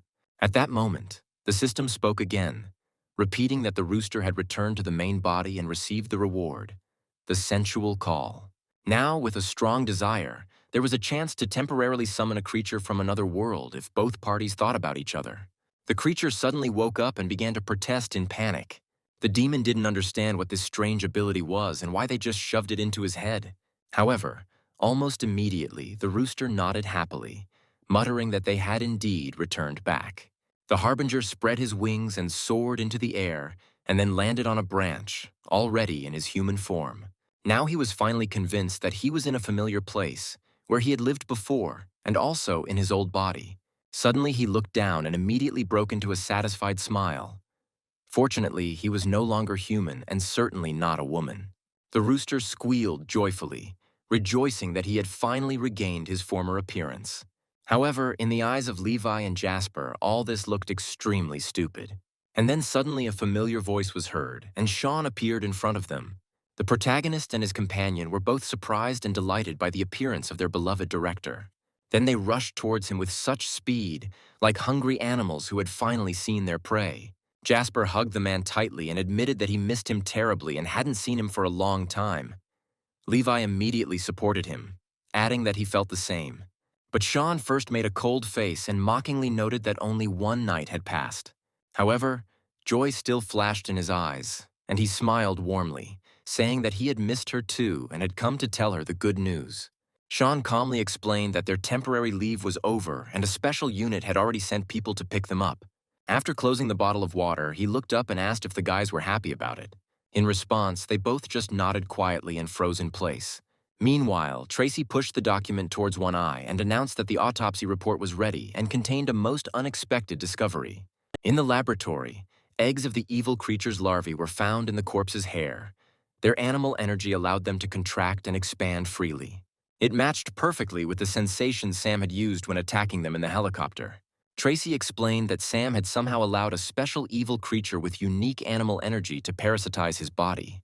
They existed in symbiosis, sharing energy and nutrients, effectively living and dying together and growing stronger over time. Hearing this, One Eye noted with doubt that this was about the ability to coexist and resonate with the beetle. Tracy emphasized that this was proof of betrayal. Sam and the merchants associated with him from headquarters had conspired with the forces of evil. When asked whose subordinate Sam was, she replied that he was part of the headquarters combat team and had a power level of 9. One Eye concluded that as soon as the evidence was handed over to headquarters, the traitor who appointed Sam would inevitably be put under investigation. Tracy confirmed that if Sam's body and the lab report were delivered to the Supreme Commander through the headquarters command center, she said that the traitor would be quickly identified and countermeasures would be developed immediately. But the man was sure that he was not so stupid. Tracy agreed with him. She also thought that the price of such a symbiosis was not great, and his minions had already entered into an alliance with the demons. Most likely, they had already changed the General Staff's archival data, and now they did not know the traitor's identity or his strength. However, One Eye did not understand that if the traitor was a human, then how could he possibly go over to the side of those who eat people? Tracy explained that demons are not only stronger than humans, but can also progress by eating them. Soon the man went to the airstrip. There he gave instructions to Levi, Jasper, and Isaac. He warned that on the way, people or demons might try to seize the body on the plane, as well as the documents handed to them. He added that given Levi's level of strength and Jasper's presence nearby, it would be difficult for the enemy to obtain the body and evidence. In the end, he declared that he trusted them completely and entrusted them with this escort mission, and Isaac would have to help and act according to the situation. Suddenly, One-Eyed seemed to remember something, waved his hand and called him to come over. The man pulled Isaac closer and asked if he had noticed that Levi and Jasper visited the psychiatric clinic quite often. Isaac immediately understood everything and nodded confidently. According to his version, visiting the mental hospital served as a special practice and mental training for them. He even recalled the saying that there is a fine line between genius and madness, which is why their frightening power seems so illogical. This unexpected deduction impressed One-Eye so much that he slapped Isaac on the back and confirmed that he had understood everything correctly. Despite all the instructions, One-Eyed was still worried. He understood that the evidence transmitted to headquarters would certainly enrage the traitors. Eventually, he decided to voice his request and asked that the Imperial messenger be left on the coast to help guard the cities. The rooster's eyes lit up at this, and he covered his muzzle with his wing and muttered contentedly that it seemed he could temporarily get rid of these two. However, Levi coldly remarked that the hen was already too strong, and upon hearing this, the rooster thought sadly that it turned out that they simply didn't trust him. One-Eyed immediately showed a friendly smile and explained that after the events in Sangxi, he felt the loyalty of the Imperial messenger. He recalled that he himself called himself a spy, but a real spy would never admit it and certainly would not remain among people. He added that the Imperial messenger had died repeatedly in Sangxi while defending them, and therefore he fully considered him a reliable ally. Then Jasper turned to Levi and agreed that the chicken was still worth trusting. Seeing that everyone had come to a unanimous opinion, the hero decided to leave the rooster here, entrusting him with helping with security. After this, everyone successfully boarded the helicopter and prepared to fly to headquarters. One-Eyed pressed the demon to himself and silently looked at the sky, full of anxiety and hope that nothing bad would happen. He thought that if something did happen, he would have to rely on the help of the Imperial messenger. The rooster in his hands closed his eyes and gloomily reasoned that an evil creature could not help people in any way. However, then he wondered if he should take advantage of the fact that these two were not around right now. Meanwhile, somewhere above, demons were mocking the fact that a traitor with such strength and capabilities was hesitating and even thinking about escaping. Then the rooster suddenly realized that the hero was able to move instantly and cross space, so there was no chance of escape. This made him tremble, which made One-Eye uneasy.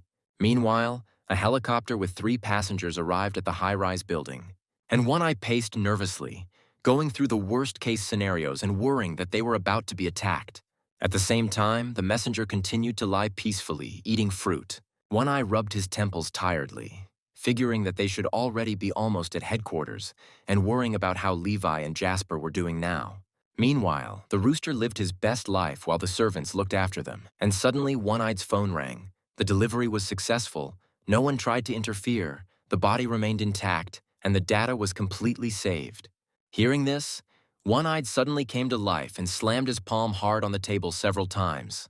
Jasper was discussing the information he had received with his senior commander at the time, while Isaac was talking on the phone with One-Eye.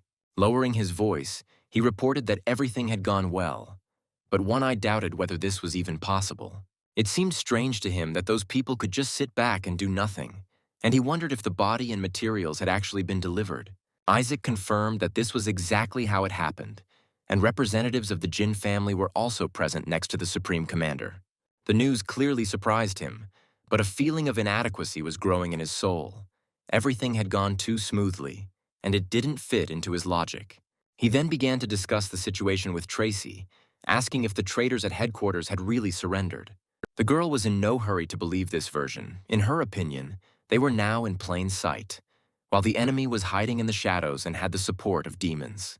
The one-eyed man propped his chin up with his hands, frowning, and noted that, given such opportunities, the enemy was quite capable of going into the open. On the other hand, Tracy had also been thinking and suggested that the enemies might be plotting a much larger plan. One-Eyed admitted that even if the headquarters command center received the body and data, this does not guarantee that it will be possible to identify the traitor. Just when the tension reached its peak, the phone rang again. One-Eyed turned pale, Sensing that such a quick return call was clearly a sign of trouble, he immediately realized that something was wrong and accepted the call. The person on the other end of the line quickly introduced themselves. It was Axel, the head of the Xinfeng City Special Department and a national ranking expert.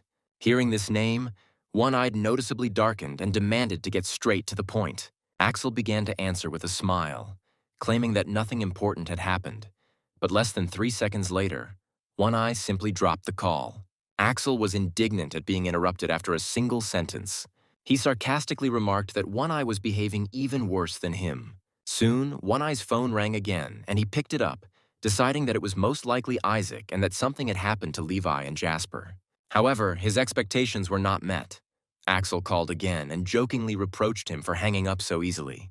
One-Eye's face twisted with contempt, and he, not wanting to continue the conversation, ended the call again. However, less than 2 seconds later, the phone rang again, and One-Eye, barely controlling his anger and with a trembling hand, demanded that his time not be wasted.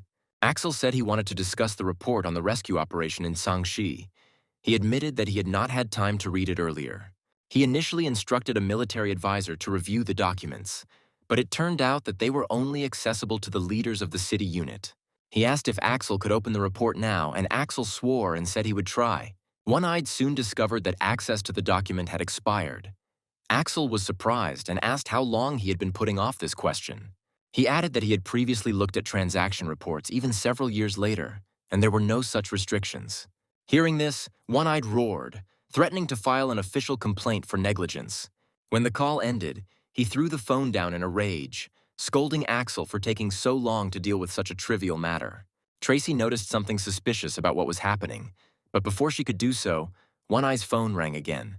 Thinking it was Axel again, he irritably accepted the challenge and immediately began shouting, demanding that he speak immediately. But this time, Isaac was on the line. One-Eyed immediately suppressed his anger and began quickly asking about the situation. He stated outright that he had been expecting this call and asked if something serious had happened, if Sam's body had been stolen. Isaac, looking at the sleeping Levi and Jasper, explained that the man who sent Sam to the coastal town was named Cassius. It was a continental-ranked warrior who actually conspired with the headquarters of the traitorous evil beings. He reported that Cassius and other experts who collaborated with the enemy headquarters were already completely under control and would soon appear in court. In total, several hundred warriors were detained. But when One-Eye heard this, he couldn't believe his ears. Everything had gone too smoothly. Tracy listened to him and replied that the efficiency of the headquarters command center had always been high, so there was nothing surprising about this.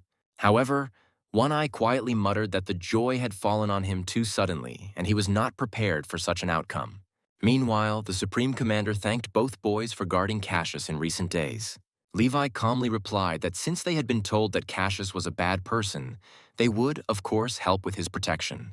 After listening to them, the commander noticeably calmed down and announced that in 3 days a special department would hold a public trial of Cassius. Meanwhile, the sky above the coastal town gradually became covered with clouds, and Levi and Jasper fell into a peaceful sleep.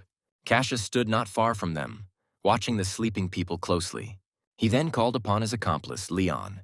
The next moment, he immediately emerged from underground. Leon slowly stood up and noticed with obvious alarm that Levi was a warrior of the Lord rank, and his strength was truly frightening. He didn't understand why he had been called at all. Having sat down, he began to complain that although Cassius was not afraid, he himself was afraid. However, Cassius himself remained remarkably calm, as he was sure that being asleep, these guys were not dangerous. Leon listened to him and offered to bring food, but was refused. Then he changed the subject and suggested that the special department's public trial was already close, which is why Cassius was nervous and couldn't sleep. In response, Cassius only smiled and noted that since the trial would be public anyway, if you put yourself in his place, anyone would be worried. Hearing this, Leon immediately made a doomed face and declared that he himself suffered from social phobia, and in a similar situation, he would simply die on the spot. A moment later, he suddenly asked if he had already thought everything through. Cassius confirmed that he had made a decision, because everything would inevitably come to this. Then Leon sighed heavily and reluctantly admitted that he was sorry to leave this place, the special department and his colleagues. Then Cassius reminded them that there was no longer any place for them here, and asked if Leon had said that he would go with him to the end. Hearing this, he reluctantly agreed and declared that he was ready to follow him. At that moment, something moved behind Leon's hood. He pouted and complained that this little creature had been drinking his blood all day long for no reason. However, Cassius advised her to eat more, suggesting that if she became full, she would lose interest in blood. Leon immediately began to get indignant, declaring that since this creature was parasitizing on him, he could eat as much as he wanted, but he still didn't get fat. He even sarcastically noted that he no longer needed to lose weight, and suggested that in the future he would warn about this when recruiting regular experts. Cassius looked at him in surprise. Then, seeing the bat, he smiled softly and calmly agreed. However, Levi's voice suddenly rang out, asking them to stop talking. Both men flinched, and then the hero added with displeasure that this would wake Jasper up. Leon was scared to the point of trembling and immediately hid behind Cassius, obediently falling silent. Cassius quietly remarked that there was something strange about what was happening, pointing out that there was no reaction from Levi to Leon's appearance. Without waiting for an answer, he turned around and found that Leon had already slipped away, and he wondered if he was really that afraid of Levi. 3 days have passed since then. The herald's feathers became smooth and shiny, and he proudly showed off his luxurious plumage, striking impressive poses. Meanwhile, One Eye sat on the couch with Tracy, reminding her that the public trial was about to begin. On the TV screen in front of them, Cassius stood in the dock. Watching this, One Eye thoughtfully noted that he wondered why a warrior like Cassius would dare to involve people in a conspiracy with demons. Tracy immediately remembered Sam's words about the report on the rescue operation in Sangshi being sealed, and said that this gave her an idea. The girl explained that all laboratories subordinate to the special department, regardless of the city, received a direct ban from headquarters. All those involved were also banned from the forums, leaving no leads for further investigation. When asked what this was leading to, she explained that the report on the operation in Sangshi was most likely directly related to the ban on the mysterious laboratory. That's why, after all the procedures were completed, the document was immediately sealed, and now the department's archives and the forum have no access to it. One-Eyed added that he had seen the report himself and still remembered its contents, but at the time he had not noticed anything unusual in it. At that moment, an official voice came from the television screen, announcing the start of the public trial. It was announced that the trial of the criminal Cassius, accused of treason and a threat to the peace of human society, was beginning. It was also stated that he was a continental rank warrior from the Special Department Headquarters Task Force. Cassius, listening to all this, bowed his head slightly and looked forward without a shadow of fear. He was then asked whether he was in secret contact with demons and whether he was passing them intelligence information about people. The man did not show the slightest excitement and calmly confirmed that he had contacted demons. Hearing this, Vivian looked at him in surprise. The investigator continued to press, clarifying exactly when the contacts with demons began. But Cassius maintained his composure. He reported that 10 years ago, using the hidden ability of the four-eyed raven to move, he transmitted patterns onto paper. One Eye and Tracy sat in their chairs and watched the process on the screen. The process was observed by the demon cockroach himself, who angrily crossed his arms over his chest. The female investigator then asked a new question, asking for what purpose he had previously contacted a city-ranking demon. Cassius chuckled indifferently and noted that headquarters had long known that the goal was to help the demons attack Yanhai City. On the other side of the screen, Mateo, seeing such a frank confession, slammed the table in rage, calling Cassius a scoundrel. Then the investigator reminded that if the demons attack the city, many people will be killed. Cassius chuckled again and confirmed this. Then the commander asked the next question. He asked if Cassius had given Sam the order to transfer the city leader from Yanhai in order to facilitate the demon attack. Cassius's answer was short. He confirmed this too. After this, the Supreme Commander struck the gavel and announced the final verdict.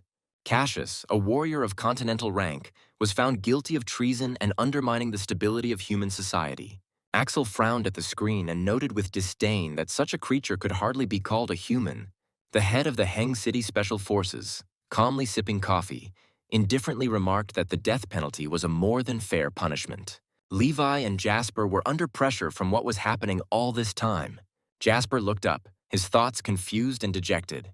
At this moment, the old head of the Jin family cleared his throat and said that he wanted to ask Cassius one last question. He asked why Cassius would do this, colluding with demons and betraying humanity, even though he was a continental-ranked warrior. Until then, Cassius, who had been indifferent, suddenly came to life. He smiled and noted with obvious triumph that this question had actually been asked. He glanced at the Supreme Court emblem and asked in return if anyone here knew about the ban on laboratories. The Supreme Commander immediately flared up with rage. Tracy and One Eye also rose abruptly from their seats, their faces becoming serious.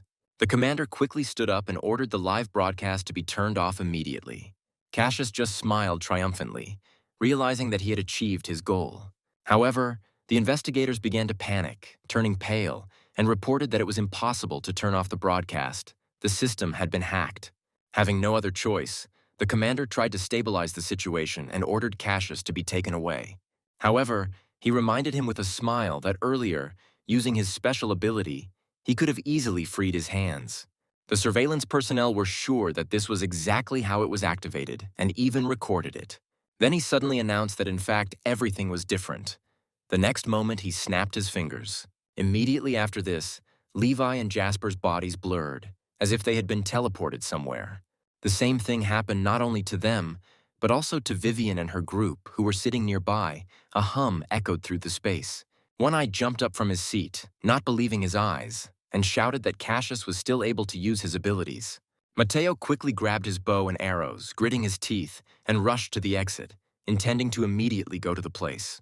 One-Eyed also wanted to run away, but Tracy grabbed him by the clothes and stopped him. She explained that there was no need for this. Cassius's special ability, Mirror World Recording, can trap people for up to 10 minutes. Cassius acted as if nothing had happened, and stated that he was ready to answer the last question asked. He waved his hand confidently and, ignoring everyone around him, wondered why he did it. Cassius explained that the reason for the betrayal was directly related to the ban on laboratories, which hid the truth from all the department's warriors.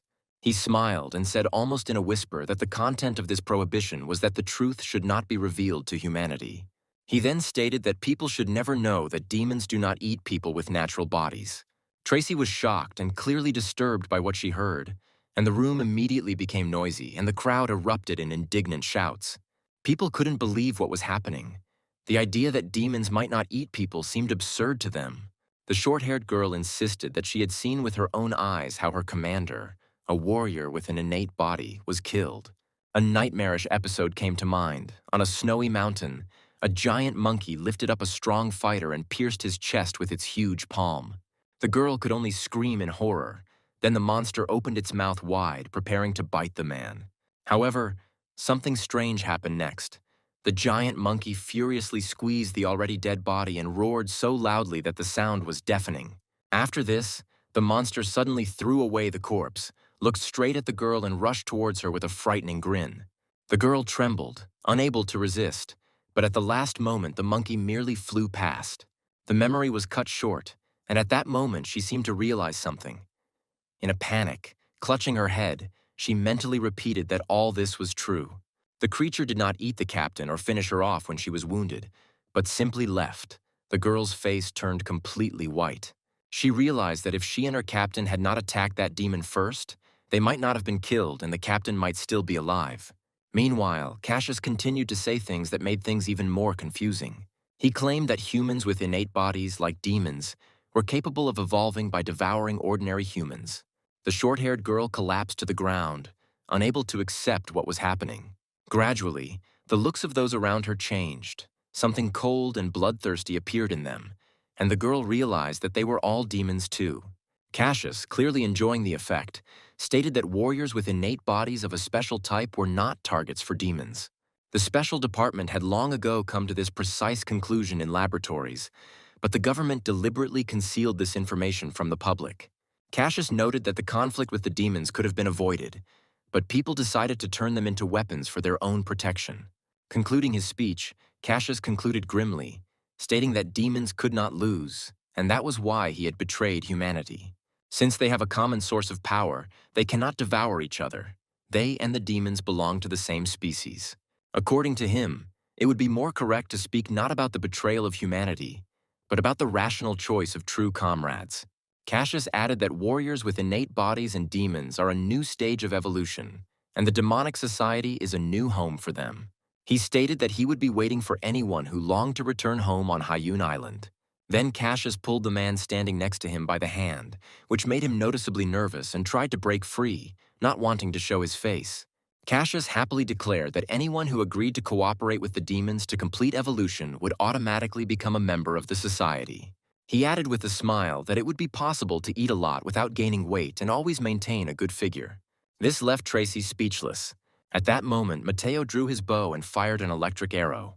Grinding his teeth in rage, he attacked, and the arrow, like a meteor, flew into Cassius's back. However, the warrior noticed this instantly, turned around and smiled confidently. Leon immediately jumped forward and covered him with his body, blocking the attack. Seeing this, Mateo roared, reaching for a new arrow, and cursed his former comrade, not expecting such a complete betrayal. Jeremy was stunned, not understanding how Leon managed to escape from the cage. He immediately ordered his subordinates to check the rest of the prisoners. However, Cassius stopped them, saying that there was no need for that, explaining that one of them had made a contract with the four-eyed raven. Jeremy then asked how Cassius was still able to use his abilities while in suppressor iron shackles. Cassius stretched lazily. Then he opened his eyes and the relaxation disappeared from his face. He invited his interlocutor to guess for himself. According to Jeremy's calculations, Cassius had no more than 5 minutes left, since his ability could hold people for a maximum of 10 minutes. Jeremy knew that the same target couldn't be retightened within 24 hours, so all they could do was wait for Levi to get out. However, at that very moment, Cassius snapped his fingers and smiled, and the body of the man in glasses immediately distorted. Mateo stared in amazement at what was happening, shouted something, and sharply pulled his bow, cursing quietly through his teeth.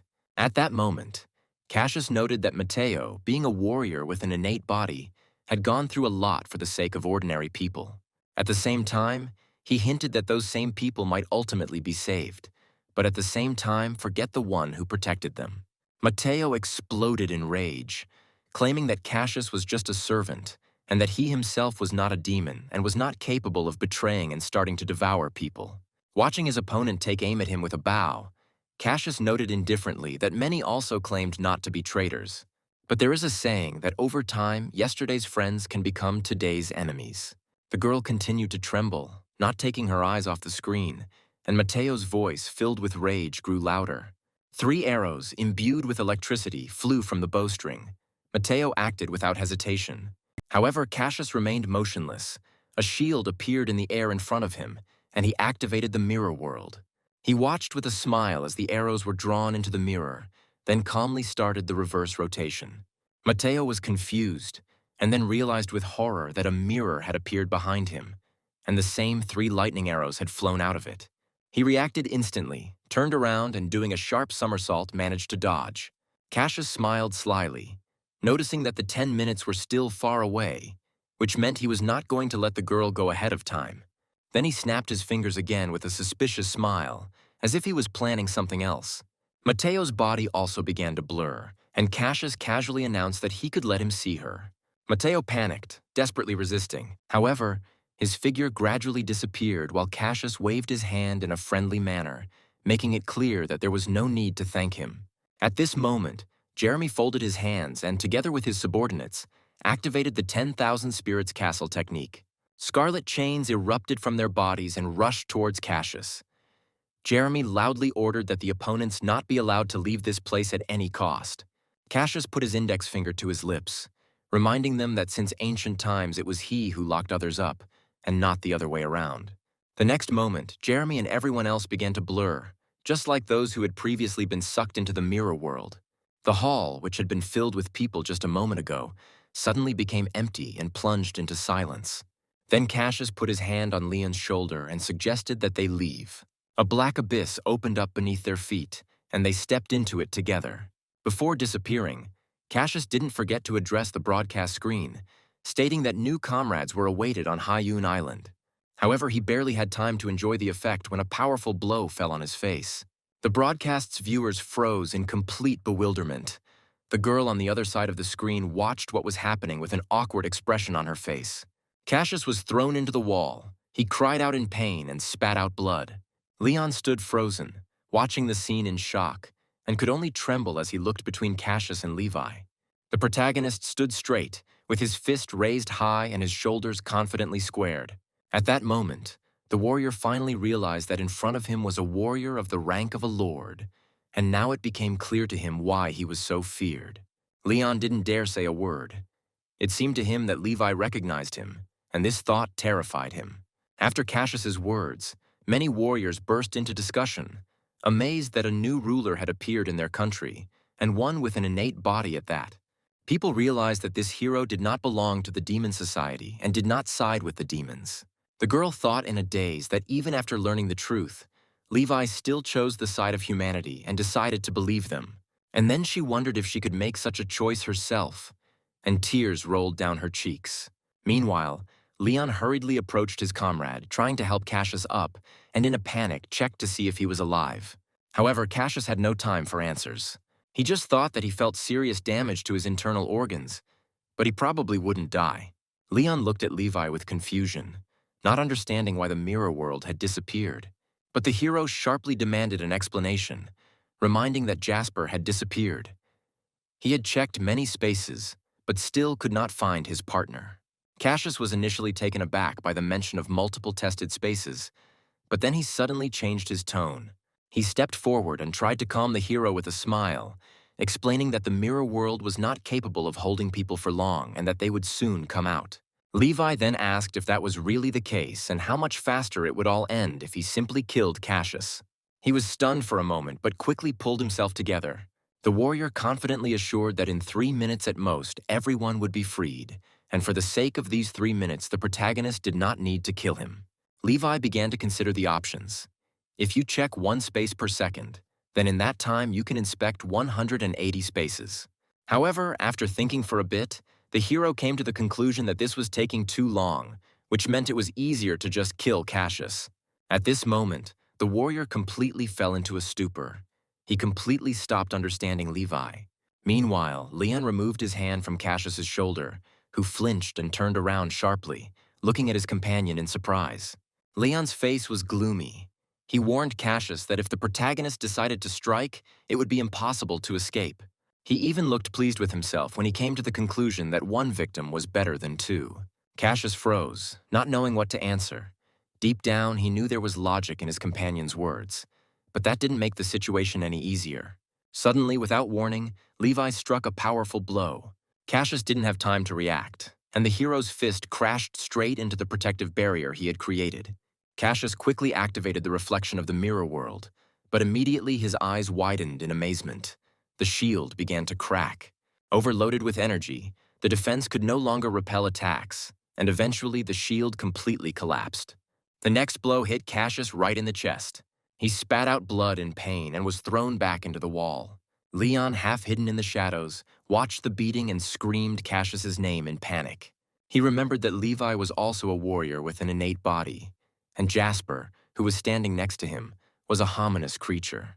He noted that ordinary people and warriors would not be able to help but fear people like them. Cassius raised his head with difficulty and looked at Levi with a determined gaze, inviting him to join the demon society. However, seeing the murderous expression on the young man's face, he immediately became frightened and tried to stop what was happening. Cassius sighed and felt helpless. He knew very well how stubborn this guy was. It was impossible to convince him. So he decided to take a different approach, hinting that continuing the beating here was dangerous, as something terrible could be happening in Yanhai right now. He then deliberately teased Levi by claiming that he didn't even know if his father was still alive. Meanwhile, in Yanhai, children's voices could be heard, playing with kites, bragging about whose was the coolest. Suddenly, one boy froze and said that the eagle in the sky was eaten by a phoenix. His father didn't believe it at first and waved it off mockingly, but then froze, his mouth wide open as he looked up at the sky. There really was a phoenix there, and one of incredibly large size. The man panicked and grabbed the child and screamed for everyone to run, realizing it was a demon. People around began to run away in fear. Someone screamed in pain, burning under the flames of the phoenix. Soon, the entire city was engulfed in flames, with residents below desperately calling for help. In the special department's control center, one of the employees slammed his desk in panic after detecting sharp energy waves. He immediately ordered the highest level of alert to be declared and an urgent report to the leadership that a demon of the Lord rank had appeared in Yanhai. The other employees looked at the screen, trembling, and noticed that the target was moving straight towards them. A furious attack began on the other side of the protective barrier. The barrier cracked and gradually collapsed until the Phoenix finally broke through and rushed towards the control center personnel. People ran away in panic, and wherever the Phoenix flew, people burned alive in the fire. He let out a deafening roar and burned everything around him. At the same time, One Eye and Tracy, who were in the room, felt a strong vibration and looked at each other in fear. Elsewhere, August and Lexi were chatting happily with the Herald. But he himself suddenly felt a fluctuation of energy.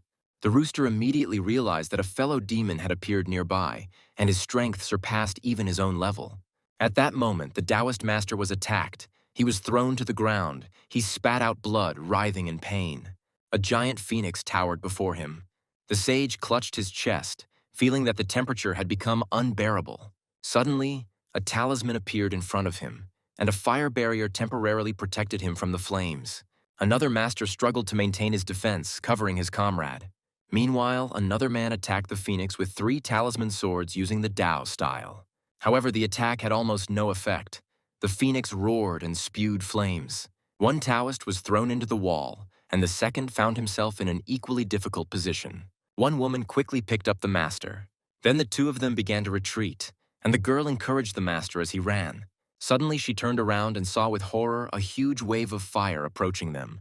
At this moment, a 3-headed dragon appeared in front of the phoenix and rushed to attack, pinning it down with the Heavenly Dragon Castle technique. Almost simultaneously, a powerful stream of water gushed out, stopping the flames. The woman turned around in panic and saw that the fire had been blocked. Recognizing the familiar figure, she smiled with relief and mentally thanked the herald for his help. However, the herald, hearing this, tensed up internally. He reminded himself that he was not saving people as a demonic hero hiding among people. He just got too close and didn't want the fire to scorch his feathers. He lowered his head and again convinced himself that he was simply protecting himself and nothing more. The souls of the demons around them watched everything the messenger did with gloomy faces, feeling such anger that they could not utter a word. Meanwhile, One Eye continued to fight fiercely with the phoenix. Suddenly, One Eye appeared out of nowhere and immediately attacked the phoenix using the Buddhist dragon-slaying palm. The phoenix, noticing the attack, opened its mouth wide, preparing to spew flames in response. However, the experienced fighter took advantage of the moment and managed to deliver another blow, temporarily stopping the phoenix's advance. However, the flame still broke through his technique. One Eye frowned, blocking the blow and dodging the furious fire. He immediately realized that this was no ordinary flame. It was directly burning through even his Buddhist technique. Then an alarming thought flashed through his mind. In front of them was truly an evil demon of the Lord rank. The Divine Spirit team members instantly rushed towards him. Their leader, Chung, said that on the way here, many areas were burned, hundreds of civilians died, and the fire could not be extinguished. The city turned into an inferno, with clouds of black smoke rising everywhere, charred bodies lying on the roads, and everything around destroyed by flames. Despite this, some still tried to hold the line. The black-haired girl helped the elderly man and hurried him, asking why the Fire Lord's talismans were no longer used. Meanwhile, the 3-headed dragon continued its mortal battle with the phoenix. One-Eyed and the others, looking at what was happening, felt only fear and growing panic. Suddenly, the phoenix stopped and stared straight at them, letting out a piercing cry. And then One Eye felt a strong anxiety and cried out that his heart dragon could not bear it any longer. The team immediately dispersed, and One Eye cursed as he realized that the flames had not only grown more powerful, but also seemed unquenchable. And then Phoenix struck the dragon, causing it to scream in pain. The dragon's heart began to glow with a bright light, and One Eye noticed this oddity and suggested that the white glow could be the source of the demon's power. However, even after realizing this, he hesitated.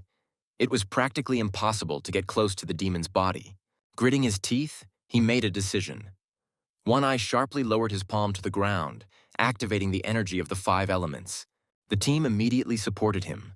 August activated the water formation, followed by representatives of earth, fire, and wood. They all pressed their hands to the ground at the same time, forming a massive array of 5 elements that began to close in on the phoenix. The earth shook, rocks rose up, and a huge boulder appeared next to the phoenix, filled with the combined power of the 5. Outside the formation, a woman helped the master up and retreated with him to a safe distance, watching the events with alarm. Both Taoist masters also looked at the shrinking stone block. Everyone had the thought in their heads that if this didn't work, the city was doomed. It was then that One Eye's eyes widened in horror and he screamed, feeling that his heart dragon was in danger. The next second, the phoenix destroyed the stone formation with one blow. The released force crashed down on One Eye, throwing him into the wall. He coughed up blood again and collapsed, exhausted. Seeing this, the team members screamed, but it was too late. The ground and rocks that held the phoenix cracked and instantly exploded. The next moment, a deafening roar shook everything around. The masters were thrown back even further. Morgan and Lexi also couldn't stand, crashing hard into the walls. The herald, hiding to the side, watched what was happening and noticed that Lexi looked seriously injured. At this moment, the phoenix grabbed the one-eyed heart dragon. Having assumed human form, he raised the dragon's head. Then, with a mocking look, he bit off a piece of it. The one-eyed man clutched his chest, experiencing unbearable pain. His body shook and he fell to his knees as the heart dragon finally disappeared. Phoenix smiled triumphantly, noting that the taste was quite tolerable. However, he then decided to try something else with a frightening expression. At the next moment, he disappeared and appeared next to Lexi. The fire demon grabbed the girl by the neck and lifted her into the air, causing her to tremble. All her comrades screamed at once, unable to stop what was happening. Phoenix was about to devour Lexi when the herald suddenly appeared. He snatched the girl from his grasp using spatial displacement. Holding Lexi, he trembled and quickly explained to the stunned Phoenix that he had no intention of helping people. However, his face was pale and his words stuck in his throat. The next second, he suddenly spat out a large amount of blood. The Phoenix appeared behind him and pierced his body without hesitation. He smiled ominously, mocking the traitor. He coldly stated that more than anything else, other than destroying Yanhai, he wanted to kill him. At that moment, the demon pierced the herald's chest and tore out his heart, mockingly asking if it hurt the traitor. The herald's hand holding Lexi trembled, and the next moment they were gone. Despite his mortal wounds, he managed to carry the girl away using rapid movement and spatial shift. The messenger, out of breath, ran far ahead, his breathing ragged, his body began to fail, and soon he collapsed exhausted to the ground. A phoenix stopped nearby and silently watched what was happening. The atmosphere at this moment became especially dark and oppressive. Then the fiery creature began to slowly approach the herald and Lexi. The demon casually tossed aside the heart he had just ripped out, making it clear that there was no longer any escape route. However, the next moment the messenger suddenly appeared behind him. He activated the iron scythe technique. His body was completely covered in a metallic sheen, and 6 ghostly scythes flashed in the air. But Phoenix instantly sensed danger and turned around sharply. He dodged the blow, then sent the herald flying with one powerful kick. He spat out blood with a wheeze and, under the influence of monstrous force, crashed into a stone wall. The fire demon approached again, already understanding his abilities. He said that even before arriving here, he had understood its power and knew about its ability to endlessly regenerate after death. The herald's face turned pale, for his main secret was revealed. The raven grabbed him by the neck sharply, squeezing ever tighter, and coldly said that such energy might seem invincible, but in front of him it was useless. Coming closer, he made it clear with a distorted smile that the messenger was unlucky to meet him. The next moment he used a deadly technique, and the herald's head ended up in his hand. The fire creature lazily turned its wrist, shaking its prey, and sat down calmly as if enjoying the process. However, he was in no hurry to carry out the final reprisal, deciding to kill the messenger slowly and cruelly. Although the herald's head was severed, his body still moved. He struck out, his fist flaring with a fierce flame, but the attack struck an invisible space and missed its target. It seemed as if there was a protective barrier in front of the enemy that instantly redirected the fire to the side. Phoenix burned the head in his hand, making it clear that there would be no resurrection this time, and noted that the enemy had used his second ability. He then placed his palm on the herald's head, anticipating that he would seek revival and try to strike from behind. His calculations were correct again. He used the second head to save his life and then attacked. The messenger shuddered in horror, and the veins on the phoenix's hands bulged. He reminded the rooster that he was only of continental rank. The blood gushed out again and landed right on the phoenix's face. The demon ran his finger across his bloody face and licked off his blood. Then he said with pleasure that in front of him any attempts at resistance were useless. The weak remain weak. And then suddenly the herald activated a new series of techniques, and energy wrapped around the raven's body. The abilities Poison Spit and King Cobra Venom followed one after another. However, the phoenix immediately responded with flames, burning up the attacks as they approached. The herald gritted his teeth in frustration, realizing with despair that his attacks couldn't even get close to their target. At that moment, a phoenix appeared behind him. As soon as the herald turned his head, the flame turned into a rotating vortex. Streams of fire instantly entwined his arms and legs, and then flared up with renewed vigor. The demon just stood there with a smile on his face, squeezing the fiery vice tighter and tighter. And then suddenly the messenger realized that this was not quite an ordinary flame. Then the phoenix reminded him that it had already told him that it could kill him. Meanwhile, the phoenix confidently said that it was using the true flame of Yun, which was capable of burning not only the body but also the soul. The fire raged until the herald was reduced to a pile of ash, but it wasn't over yet. The fire creature turned calmly, and the herald reappeared behind him. His body was shaking, his strength was rapidly leaving him. Now he realized how unbearable the pain of his soul being burned was. Phoenix explained that each such cycle would weaken the enemy's soul until it could no longer bear the pain and disappeared completely. He wondered with a mocking smile whether the herald would even be able to be reborn after yet another time. The messenger's body could barely hold on. He staggered, trembled in pain, but still stood. But the phoenix was very interested in how much longer he could endure this pain, and whether he would be able to move after this. He then continued his attack, using ever new techniques. In response, the herald gathered the rest of his strength, surrounded himself with the image of a golden bull, and rushed into a frontal attack. The phoenix took the blow, braced its hands against its horns, and straining its strength, was forced to take a step back. He chuckled, noting that this must be a new ability gained from devouring his own kind. A moment later, the image of the bull disappeared, and the messenger retreated, breathing heavily and barely able to stand on his feet, finally admitting that he did not consider himself a traitor. He is just a spy, but none of the demons recognize him. Like all demonic creatures, he just wanted to survive. Then the phoenix asked him if the way to life in this world was to trample on the corpses of one's own kind and become ever stronger. However, the herald immediately objected, realizing that he did not want to kill his kin. Other demons would have destroyed him first without hesitation in such conditions. Phoenix agreed with this, but immediately noted that the demon world was originally an arena where the strong devoured the weak.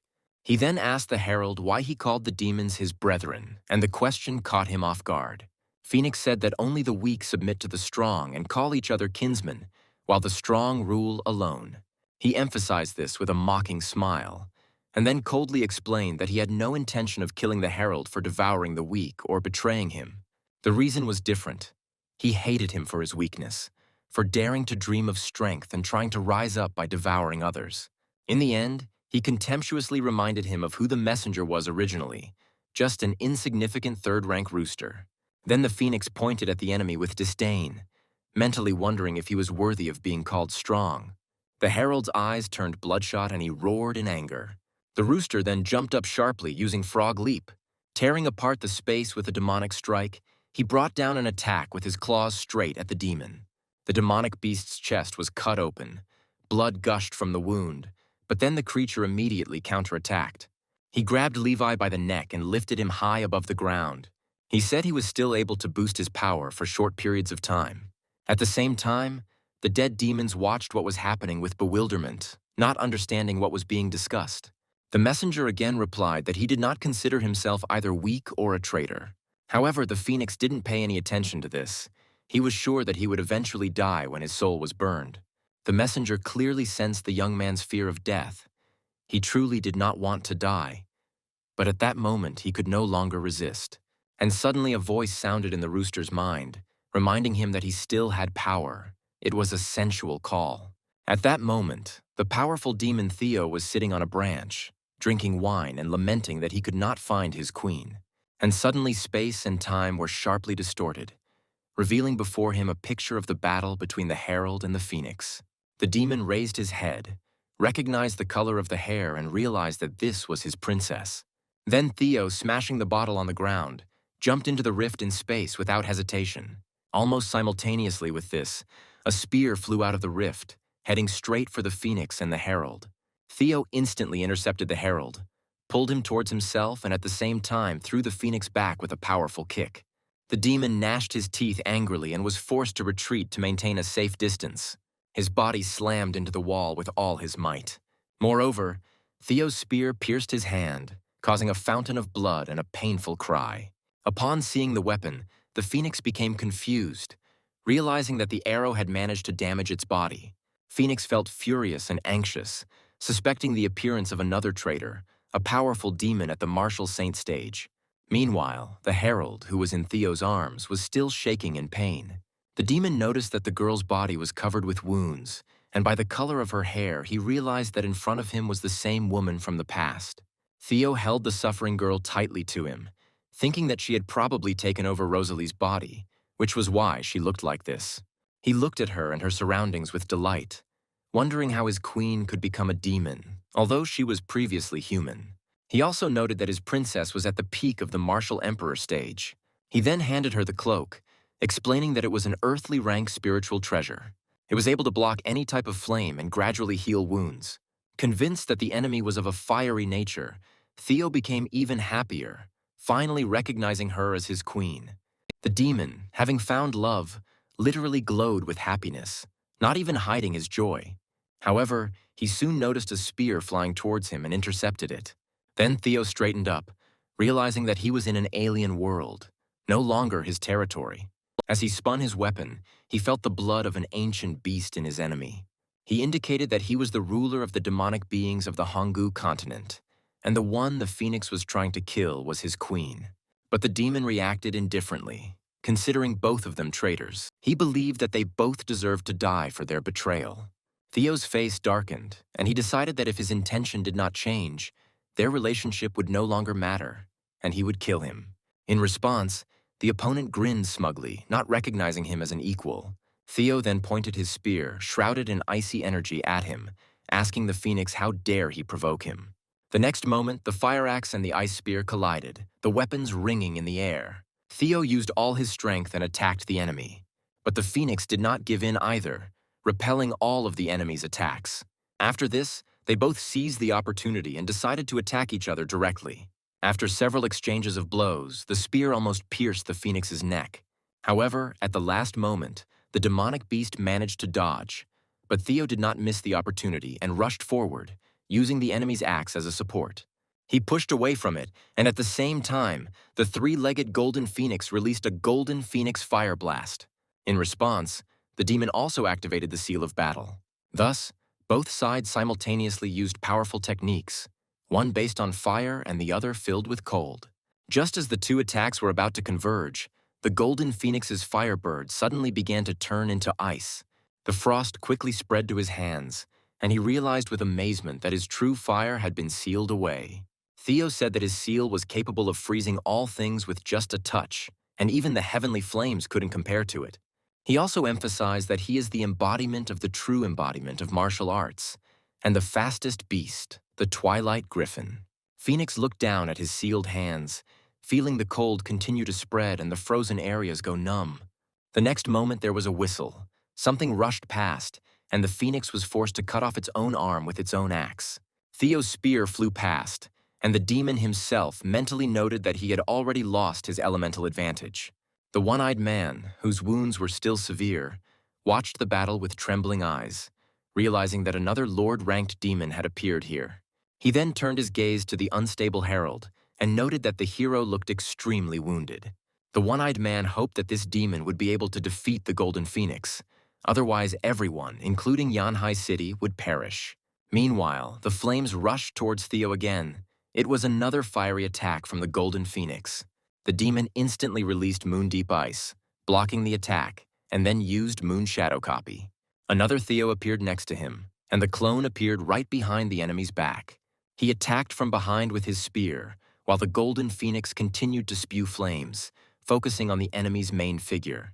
However, the wall of fire was so dense that the spear could not penetrate it. Then Theo used the heavenly profound weapon, Ice Soul Spear. The weapon was released instantly, creating a huge whirlwind around itself, and burst into flames, rushing towards the phoenix. However, the flames soon flared up even brighter. It became clear that the enemy had a plan in mind, and he smiled ominously. Theo was forced to retreat, realizing that his move had been discovered. He quickly merged with his copy and felt how powerful the enemy's fire curtain was. The true fire seemed unquenchable, erupting without interruption. The demon guessed that being a fellow martial saint, his opponent possessed an excessively strong primordial energy. Theo then somersaulted in the air, dodging the swing of the axe that had already partially sealed his bloodline with a seal. After a protracted battle, he landed and again went on the attack with his spear, wondering why the fire had not yet subsided. The blade approached the golden phoenix's neck again, but a curtain of fire rose up and blocked the blow. The demon realized that it was extremely difficult for the ice soul spear to break through. Moreover, the spreading flames forced him to jump aside. At this moment, One Eye reminded Theo that the heart, the whole body, and other parts of the phoenix's body were noticeably different. Hearing this, Theo thought for a moment and suddenly realized a hidden truth. He turned back to his opponent, preparing the final blow with concentration, knowing that he could only use the seal one more time. The messenger, barely able to remain conscious, watched the battle. When he opened his eyes, he saw the phoenix axe being thrown aside by Theo's blow and flying towards him. As a result, the weapon ended up right at his feet. Left without a weapon, the three-legged golden phoenix rushed forward, attacking with its claws and releasing explosive flames. Theo just grinned. Since everything that was happening was according to his plan, the entire previous fight was just preparation for this moment. Suddenly, Theo's tail entangled the phoenix, completely restricting its movements, and the enemy was unable to do anything. Theo continuously used moonshadow copies and the seal, and the phoenix could only watch as one attack after another came towards him. Refusing to accept defeat, he activated the fire defense of the true burning purgatory. However, the demon instantly used ice, suppressing the resistance. His frost shield proved stronger than the phoenix's fire attack. After the barrier dissipated, the flames actually weakened. Immediately after this, Theo, with a triumphant smile, continued to attack the enemy without stopping. The herald watched the battle with shock, recognizing the enemy as an allied demonic beast. However, he was unable to remember who he was. No matter how hard he tried to remember him, he couldn't. But he couldn't shake the strange feeling that they had already met. Meanwhile, the phoenix had finally gone on the defensive, already bound by Theo's icy energy, and all its strength had been spent on desperate counterattacks. Theo himself understood that using the seal twice was an extremely heavy burden. Meanwhile, One Eye took off his bandage and looked at the battlefield with his white eye. His gaze penetrated the enemy's body and he saw a heart shining with white light. He could clearly see that the phoenix's heart had already been completely frozen by Theo. At that very moment, the enemy felt a sharp pain in his chest, realizing that his source of power had been struck. His body trembled, and Theo coldly noted that the freezing had happened instantly. Meanwhile, the phoenix, clutching its chest, begged for its heart to be returned, unable to bear the piercing cold. Theo looked closely at his opponent and wondered if this heart belonged to him. If the heart were his, then at the moment of pain, all the blood in the body would be connected to it, and the force would circulate freely between the blood and the heart. In this case, the frozen heart would gradually expand, and the body would then become completely covered in ice. However, in the current situation, something different was happening. The heart continued to supply the body with energy, but at the same time, the whole body did not return a drop of strength to it. The true owner of this heart was much stronger than its current owner, but now the phoenix only used it as a source of energy. As a result, he gradually found himself completely frozen in ice. The demon was full of anger and hatred, and in his last moments he cursed the traitors. Soon the phoenix's body completely froze, and it died on the spot.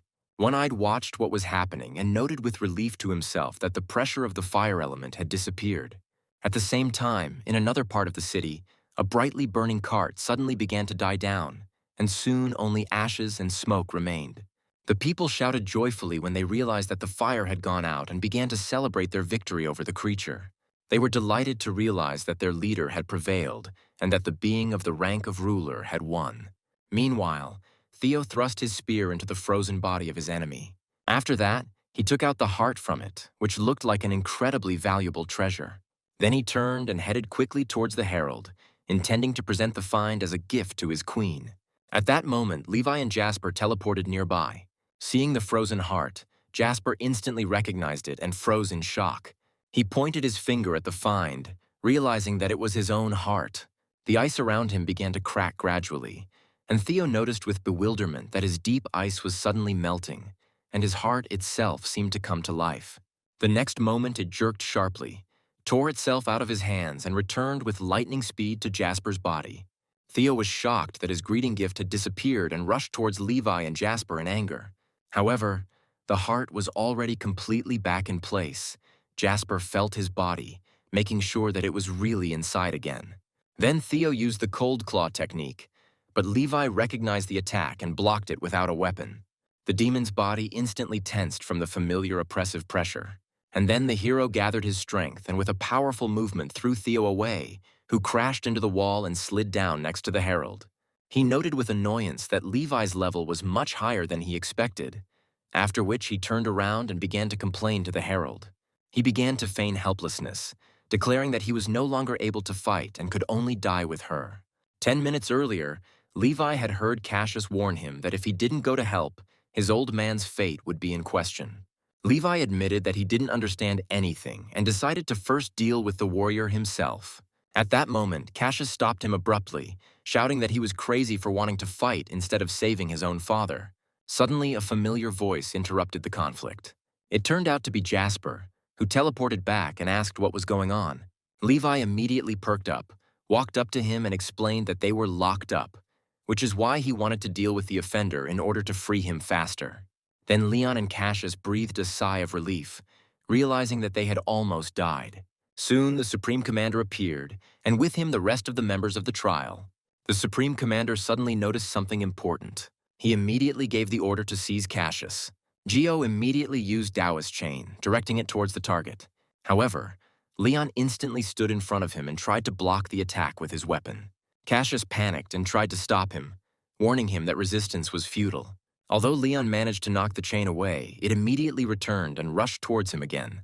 He quickly went on the defensive, but even so, he couldn't completely stop the attack. The other end of the chain rushed towards his heart.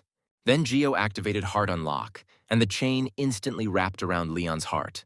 He fell to his knees in pain, struggling to catch his breath. He realized with horror that he was completely bound, and his heart ached incredibly. Cassius encouraged him, asking him to relax and stop resisting. However, Leon insisted that he leave immediately. He stated that he could maintain the illusion for long enough. Cassius hesitated, but Leon continued to convince him that it was easier for one to survive than for two to die. In the end, Cassius admitted that he was right, noting that in his place he would have run away long ago. Meanwhile, the Supreme Commander stood up and gave the order to hold Cassius at any cost. Berkeley immediately rushed to attack, using heaven-destroying palm.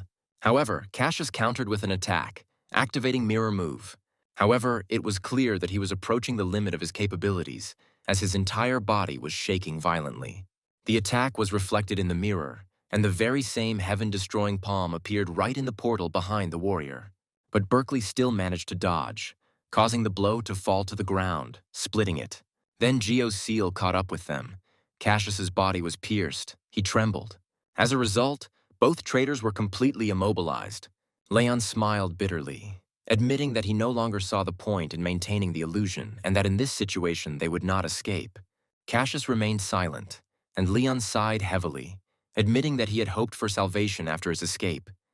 But now it became clear that even that was impossible. He was tormented by doubts about whether there was any future at all for people following such a leader. At that moment, Geo came closer and coldly stated that the gate of Cassius's heart was already sealed, meaning escape was impossible. He also noted that although they do not usually resort to such measures, the actions they took were the most obvious evidence of guilt. He warned that resistance was pointless, and that it was better to obey the orders of the Supreme Commander. Otherwise, if greed, hatred, deceit, or intentions appear in his heart, the seal itself will carry out the punishment.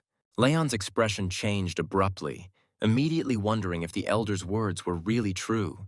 At that moment, the Supreme Commander approached Levi and Jasper and informed them that the Capital Center had just received an alarm signal. In Yanhai, there were more than one Lord-rank demons, and then he said that they should hurry and save the people. Jasper immediately asked the protagonist if this meant that the director and the chicken were in danger.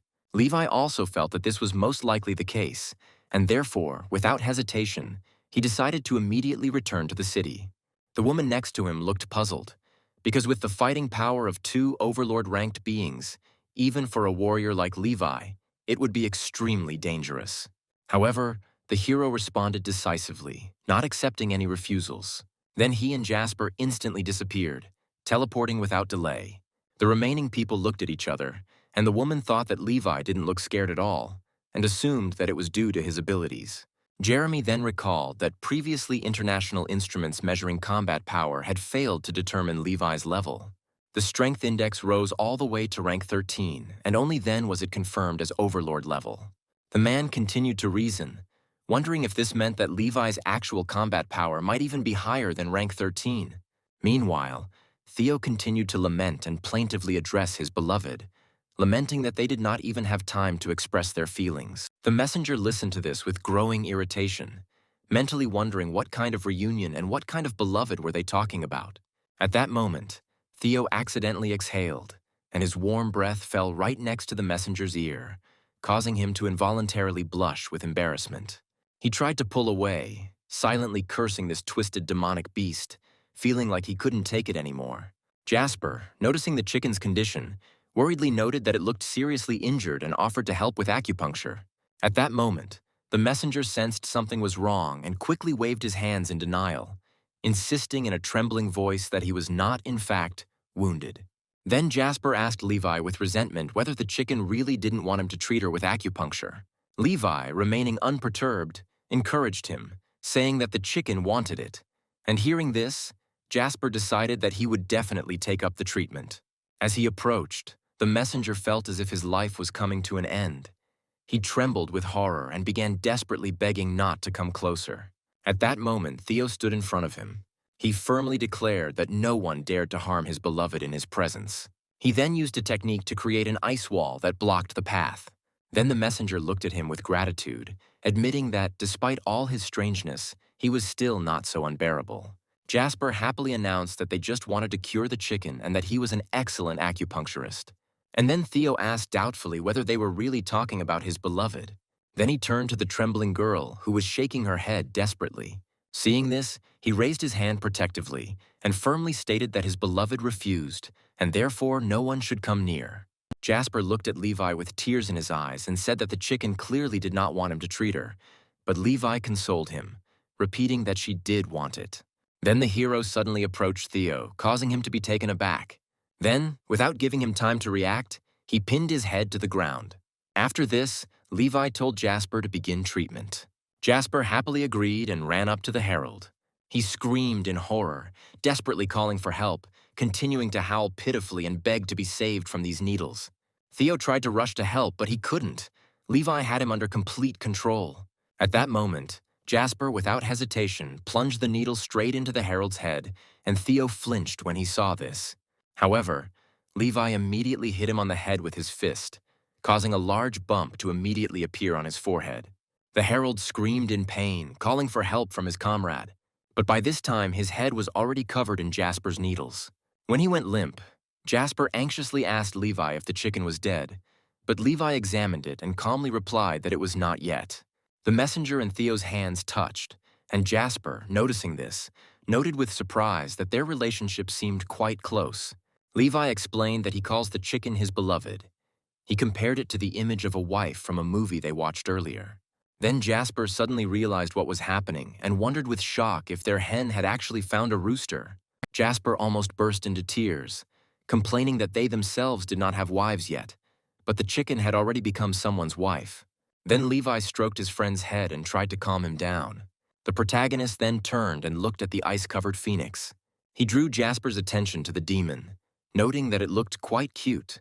The young man turned around, looked, and was immediately filled with sympathy, mentally agreeing that he really did seem charming. The demon spirits didn't know how to react, as they seemed to have made a new friend again.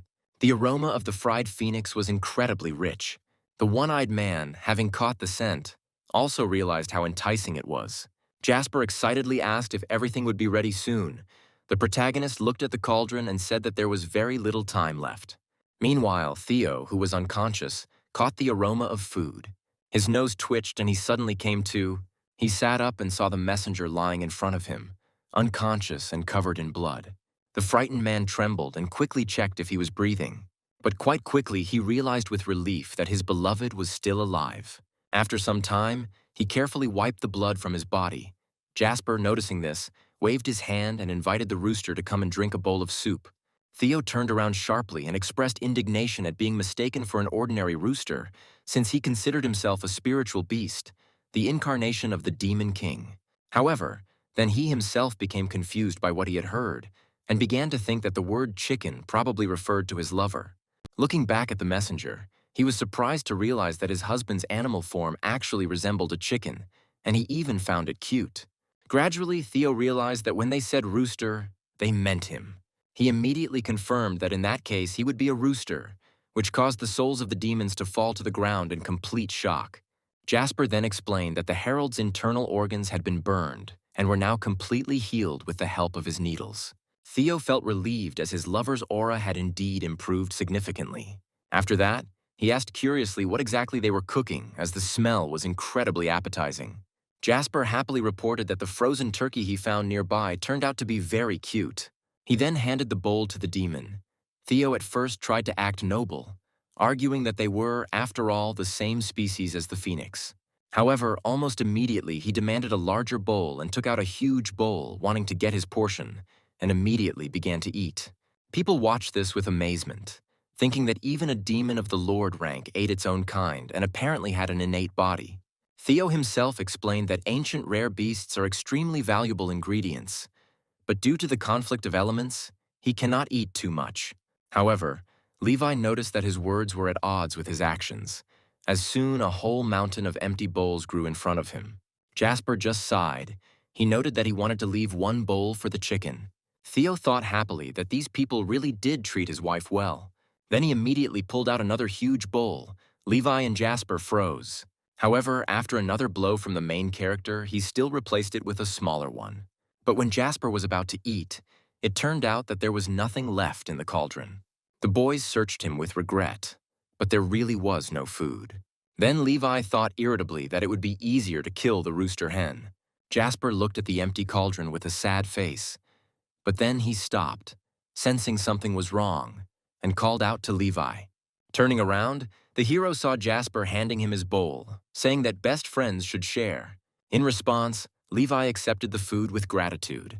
However, he drank only half, deciding that his friends needed equal amounts. Jasper immediately beamed with joy. Theo felt a chill run through him, as if he had momentarily felt a strange premonition, but decided that it was just his imagination. After some time, the messenger also woke up, and Theo was already holding a large bowl nearby waiting for him. He called his lover again and again, offering him golden phoenix soup. The messenger was irritated by this, and he was mentally indignant that they continued to call him husband, and this perverted demon was still nearby. However, looking at the bowl, he thought that what was in front of him was phoenix meat soup, and if he drank it, he might be able to reach the rank of a sovereign himself. Looking at the fragrant dish with enthusiasm, he decided that after the breakthrough, he would no longer be afraid of this ice demon. In that case, he will finally be able to get rid of the annoying pervert. Theo watched as the messenger devoured the food greedily and sighed heavily, finding him surprisingly obedient and sweet. But the messenger, noticing the gaze on himself, realized that he was being spied on, so he sharply turned his head, demanding that they stop staring. Jasper noted that he and the hero treat the chicken well because he is their good friend, which means that he and Levi will not kill the rooster. Then he immediately raised his hand, warning that if the chicken was bullied, he and Levi would kill the offender without hesitation. Theo, hearing this conversation, couldn't help but think that the cultivation level of these two people might even surpass the realm of the gods. After this, he suddenly stood up and declared that he had been looking for his beloved for 5 years, and therefore he would do everything possible to take good care of her. These words moved Jasper to tears, and Levi immediately tried to calm him down. The messenger's face darkened, biting his nails and thinking that the conversation clearly concerned him, but he did not fully understand how. Theo turned to him and informed him that his beloved had 2 good friends who truly cared about him, and this touched him very much as a husband. However, the messenger recoiled, panicking as he wondered where these good friends who were humiliating and mocking him had come from. Jasper, meanwhile, turned to Levi and wondered if the hen would be able to lay chicks in the future now that she had a rooster. Hearing this, the messenger became furious and shouted that he was not a chicken at all, but a real rooster. Jasper noted with alarm that in that case they would no longer be able to eat eggs, since that would mean eating their friends' children. The protagonist sadly asked if it was true that they wouldn't be able to eat eggs now, and Jasper sadly confirmed that it most likely was. The two of them continued to discuss this with even greater enthusiasm, reaching the conclusion that no more eggs would appear unless the rooster died. Hearing this, the messenger decided to resort to flattery. He called Theo a pervert, but said hello and patted him on the head. Then the messenger, pretending to soften, asked why he had suddenly appeared and helped him earlier. Hearing the question, Theo became embarrassed again and decided that the queen herself had called him. This stunned the herald, and he began to wonder if it was a sensual calling that had appeared after the journey to another world. However, he could not remember thinking about this creature, but watching the tale of his interlocutor, he suddenly remembered events from another world. With difficulty containing his irritation, he realized that in front of him was the very same madman who had once not let go of the past. With a gloomy face and cold sweat on his forehead, the herald realized that he had been mistaken for Rosalie and therefore pursued to this world. However, he admitted that the same stupid beast turned out to be surprisingly loyal. However, the messenger noted with bitterness that he was not Rosalie at all, and, moreover, not even a woman. He carefully approached the captivated demon man. However, noticing that Levi and Jasper were watching them closely, he became afraid that they should not know the truth. Then the messenger took Theo away, putting on a mysterious look, and declared that this should be discussed away from strangers. Placing his hand on his shoulder, he loudly announced that he was not, in fact, the queen he was looking for. He even played out a tragic scene, declaring the story to be very sad. The messenger then told a touching story in which Levi and Jasper were once good friends of his sister. However, later she died, they grieved greatly, collected her soul, and sent her to another world to cultivate a spiritual body. There she entered the body of a human woman named Rosalie. With a sad expression on his face and tears in his eyes, he announced that she was the queen Theo was looking for. He, having heard all this, could hardly contain his bewilderment and clarified that in that case the queen was the herald's sister and not he himself. In response, the messenger quickly nodded, confirming this, but the interlocutor still asked suspiciously how he knew that his sister had died. Then the messenger explained that her physical body had died, but her soul had survived, had been cultivated in another world, and had returned to tell him everything. Then Theo leaned forward sharply and asked what exactly she had told him. As soon as the man took a step closer, he retreated. Then the man came even closer. The distance between them decreased, and the messenger began to stutter. In a moment of despair, it dawned on him, and he cried out that she had told him everything in the egg, and with these words he quickly took out the motley egg. Theo suddenly believed what was said. His eyes almost bulged out of their sockets, and he decided in shock that his queen was inside. The messenger, not daring to look him straight in the eye, confirmed this and added that after the conversation her soul had weakened again, so now she was sleeping. Theo's face turned to stone and he reached out to the egg, causing the messenger to break out in a cold sweat. The next moment he suddenly grabbed his hand and with a wet, loving look began to doubt whether they were lying to him and whether they had fallen out of love with him. This scene completely threw the messenger off balance, but Theo continued to complain that they wanted to abandon him immediately after his confession.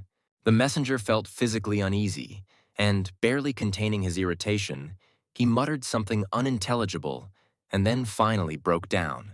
He grabbed him sharply by the ear and angrily declared that he was not the queen he was looking for and could not be her. The messenger exploded and shouted that the reason for this was simple: he was a man, he was a rooster, not a hen. With these words, he tore off his outer clothing, revealing his muscular body. Theo leaned down to look at his body closer and froze. For a moment, they just stood silently in the wind. And then suddenly a sparkling tear rolled down Theo's chin. Seeing this, the messenger quickly called out to him, but he was already frozen with grief, and the messenger sank to the ground, exhausted. Then he took out a hammer and began to tap on the ice in a panic, demanding that it wake up and listen to him carefully. He repeated that he was a rooster, not a queen, and then pointed to the nearly hatched egg, explaining that the real queen was there. He said that when the egg hatched, perhaps she would agree to become queen, and then he would be able to see his sister. Under the pressure, the ice began to gradually melt. The messenger continued to assure that she could be the very queen they had been looking for so many years. With a heavy heart, Theo took the egg from his hands, and the ice finally melted.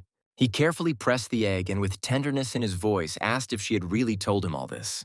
The messenger confirmed hesitantly, adding that after all, it was his sister, and Theo then asked worriedly when the egg would hatch. This question took the messenger by surprise, and he evasively replied that he did not know, since he had no idea how to hatch eggs at all. Theo's eyes lit up, and he suggested trying to do it himself, at which the messenger turned pale with horror. However, the demon enthusiastically declared that he would learn this. The messenger mused that this naive man was so devoted to his queen that he might actually be able to help him hatch. He decided that after Rosalie was born, he would not remember anything and would certainly not become a rooster. Then he solemnly announced that since this was the case, he reluctantly entrusted his sister to him, but reminded her that he himself, a rooster, could not be a queen. Theo then called him brother-in-law, but he also noted that Levi and Jasper constantly called him chicken.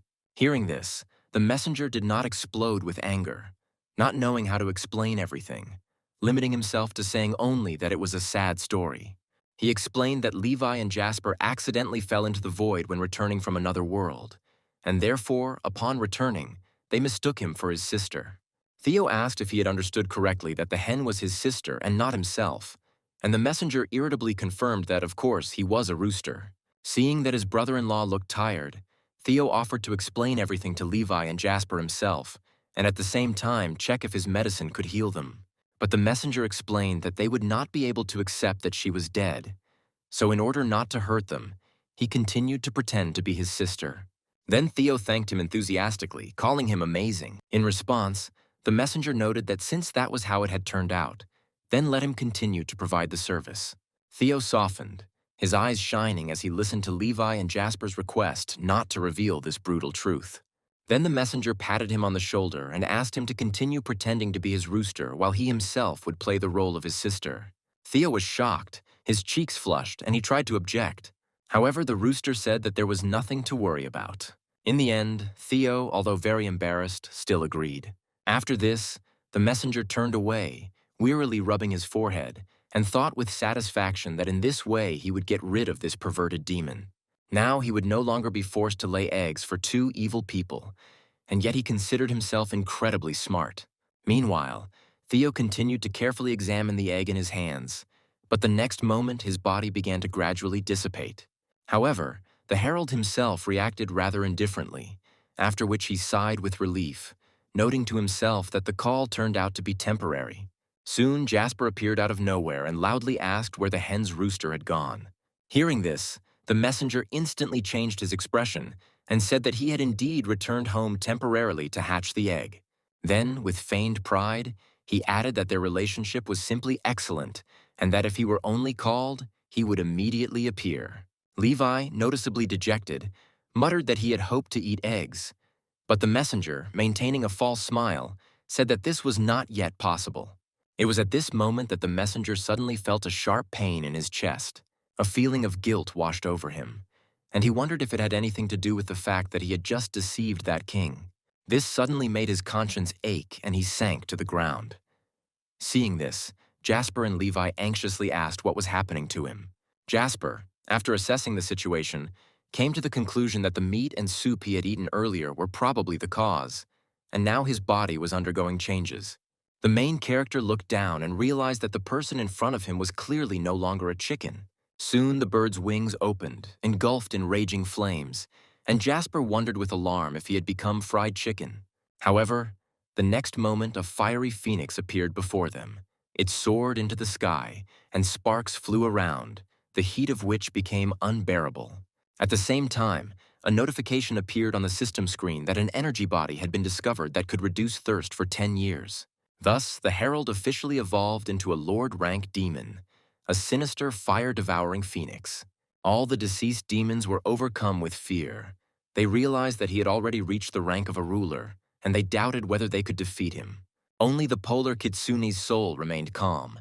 She had thought about this back when he had just reached national rank. After this, the soul's gazes silently turned to the side where the phoenix was calmly picking its nose. One of the demons quietly reminded them that they also had a being of the rank of a master. But the kitsune immediately explained that rank in itself meant nothing, because he too had ascended, and in this world, the strong rule. Meanwhile, the messenger was completing his promotion. After the transformation, a huge, powerful image appeared behind him, resembling a giant bird. He extended his sharp claws, finally establishing his status as a fire-devouring phoenix lord. All the warriors were mesmerized and admired its beauty and grandeur. Even though Lexi was unconscious, she was no less shocked. Upon landing, he felt his body become powerful, and even he himself was amazed at the changes that had taken place. Looking at himself, he couldn't believe that he had actually reached the rank of a ruler and even changed his appearance. He grabbed the bracelets on his hands, realizing that he was no longer a chicken, and his appearance had changed completely. He was overcome with conflicting feelings and even apologized to his ancestors, as well as to the roosters and hens who had given birth to and raised him. However, the very next moment there was no trace left of his former greatness. With a fan in his hands, he jumped up and down and admired the fact that he had turned into a phoenix. Then, suddenly becoming serious, he said that from now on he would beat up anyone who dared to call him a chicken so hard that they would forget the word forever. But as soon as he said this, Jasper noted that the chicken had become even more beautiful. Hearing this, the phoenix roared in rage and demanded to know who still dared to call him a chicken. Jasper stared at him in confusion, while Levi, feeling threatened, quickly forced the herald to shut his mouth. The next second, he changed his facial expression, folded his hands into a heart, and said with a smile that he was grateful for the compliment. Jasper immediately brightened up and, giving a thumbs up, again noticed that the chicken was getting more and more beautiful. Inside, the messenger only silently complained about his fate, realizing that no matter what rank he achieved, in the eyes of these people he would forever remain a chicken. Finally, he sighed heavily and pressed his forehead against the wall, falling silent in resentment. At this point, One Eye leaned against the wall and wondered to himself whether these two mentally unstable guys were too strong. Then he mentally calculated their combat ranks and remembered that the herald also had allies of the same rank who came to his aid. Moreover, after the broadcast of the trial at headquarters, Levi's combat power was fully revealed. Thinking about this, One Eye covered his head with his hand and secretly wondered what the dominant fighters from other countries would think. Meanwhile, Jasper yawned so much that tears came to his eyes. Then the main character suggested going back and resting. His partner quietly agreed, after which they approached One Eye and explained that Jasper was not feeling well, so they would like to leave early. Immediately after this, the messenger turned into a chicken and jumped into Levi's arms. One Eye watched them go and thought that it was truly wonderful that even after reaching the rank of a ruler, the messenger still obeyed Levi. Inspired, One Eye hit himself on the chest and mentally called Levi comrade. When night fell, both young men were fast asleep in separate beds. However, Jasper felt ill, and his mind was plunged into a nightmare again. He saw a white-haired man with a knife in his hands from which blood was flowing. He coldly stated that the dagger was made of stardust and demanded to know whether the other man was in collusion with the enemy. The stranger replied gloomily that even without cooperation, the protective barrier would not last long. The opponents were too strong and could not be defeated now. Then the white-haired man darkened and concluded that he had betrayed him. These words struck a chord with the stranger. After a short pause, he broke down, shouting that all the gods were weakening, including the man himself. He continued to talk about how more and more gods were dying in battles, and divine power was becoming less and less. Then the stranger, with a cold smile, declared that capitulation was the only way out, and stubbornness only led to death. And at that moment, the white-haired man decided that the stranger was unworthy of being his successor. His eyes turned bloodshot, and he angrily accused his opponent of being a worthless creature. As Jasper prepared to attack in his dream, the stranger immediately retreated and stated that there was no point in being angry with him anymore. He explained that his task was only to destroy the defense with the dagger. As soon as he finished, 4 more figures appeared nearby. They looked at Jasper with dangerous and provocative glances, and the stranger mocked him for being afraid of millennials. Jasper instantly became wary, but suddenly lightning struck from the sky. Someone ran up from behind and plunged a knife into his back. Then the robot pierced his chest from afar. Immediately after this, another opponent struck from behind. Finally, the woman brought down a powerful blow with her palm on his body. All these attacks came at once, completely suppressing the resistance. He fell to the ground, then fell into the void, with blood flying around him. In reality, Jasper's face turned pale. His body was covered in sweat. He was shaking his head convulsively and groaning in horror. At that moment, someone's hand gently rose and lightly patted him on the cheek several times. Levi, who was sitting next to the bed, called his name worriedly, and gradually Jasper opened his eyes and broke out of the nightmare. Jasper burst into tears and said that he had dreamed again about bad people who brought even worse people with them and beat him to death. After hearing this, Levi instantly became angry and declared that next time he would deal with these enemies himself. The boy looked at him for a moment, confused, then wiped away his tears and quietly agreed with a smile. Meanwhile, the sky above the top floor of the academic building began to brighten. One Eye and Tracy were already waiting for the helicopter to land. Seeing the arrivals, they greeted them respectfully, and Supreme Commander Tracy also politely invited them to pass. In the conference room, he declared that Cassius's words, spoken during the broadcast, had become the biggest crisis in the history of the department. He stressed that if the fallout from this conversation could not be addressed, the consequences would be dire not only for the department, but for the entire country. Then One Eye asked if what Cassius had said about the forbidden experiment was true. The commander immediately confirmed that this was indeed the case, and that was why the consequences were so serious. He added that if Cassius had not revealed the truth, headquarters would have hidden it until the very end, because such a thing could split humanity. But he also noted that Levi is an outstanding talent and a powerful fighter, and the broadcast, despite everything, could have had a positive effect. The commander confirmed this and explained that this was why he had come to Yanhai. He then announced that in 3 days, headquarters would conduct a new nationwide live broadcast to all special operations units. The commander explained that he was talking about negotiations with Cassius, which would determine whether it would be possible to alleviate the crisis provoked by his statements. He emphasized that talented fighters like Jasper and especially Levi would definitely appear in these negotiations. Tracy stated that she fully understands the situation and will cooperate fully with the Supreme Commander. Then One Eye, resting his chin on his hand, said that he had a question. Tracy, thoughtfully repeating his gesture, added that she had one too. They looked at each other and simultaneously voiced the same question. How exactly should these two mentally unstable types be dealt with? Then both fell silent, and a second later they spoke again in unison, admitting that, as expected, they had been thinking about the same problem. The man then suggested the idea of a live broadcast, but it was unclear what would happen if the two didn't understand the commands and started talking nonsense. Tracy clutched her head, closed her eyes, and acknowledged that if they refused to cooperate, the impact would indeed be extremely serious. Then she remembered Levi with a completely innocent look, declaring that he chose the company of demons because they were delicious, and one could eat to one's heart's content there. Suddenly, an idea occurred to Tracy that made her feel delighted with herself. She stated that such matters should be handled by professionals. Meanwhile, Sean was sitting under a spreading tree and decided that it was time to talk to Levi and Jasper. Not long before this, Tracy and One Eye came to him to ask him to help them with something. Now Sean looked up and wondered if Levi and Jasper would be sent back later. He had just put down his mug and stood up when someone called out to him, calling him teacher, and the voice made him turn around in surprise. He saw the Supreme Commander raise his hand and remove his mask. He bowed deeply and greeted his mentor, and Sean asked how such a busy man had found time to visit him.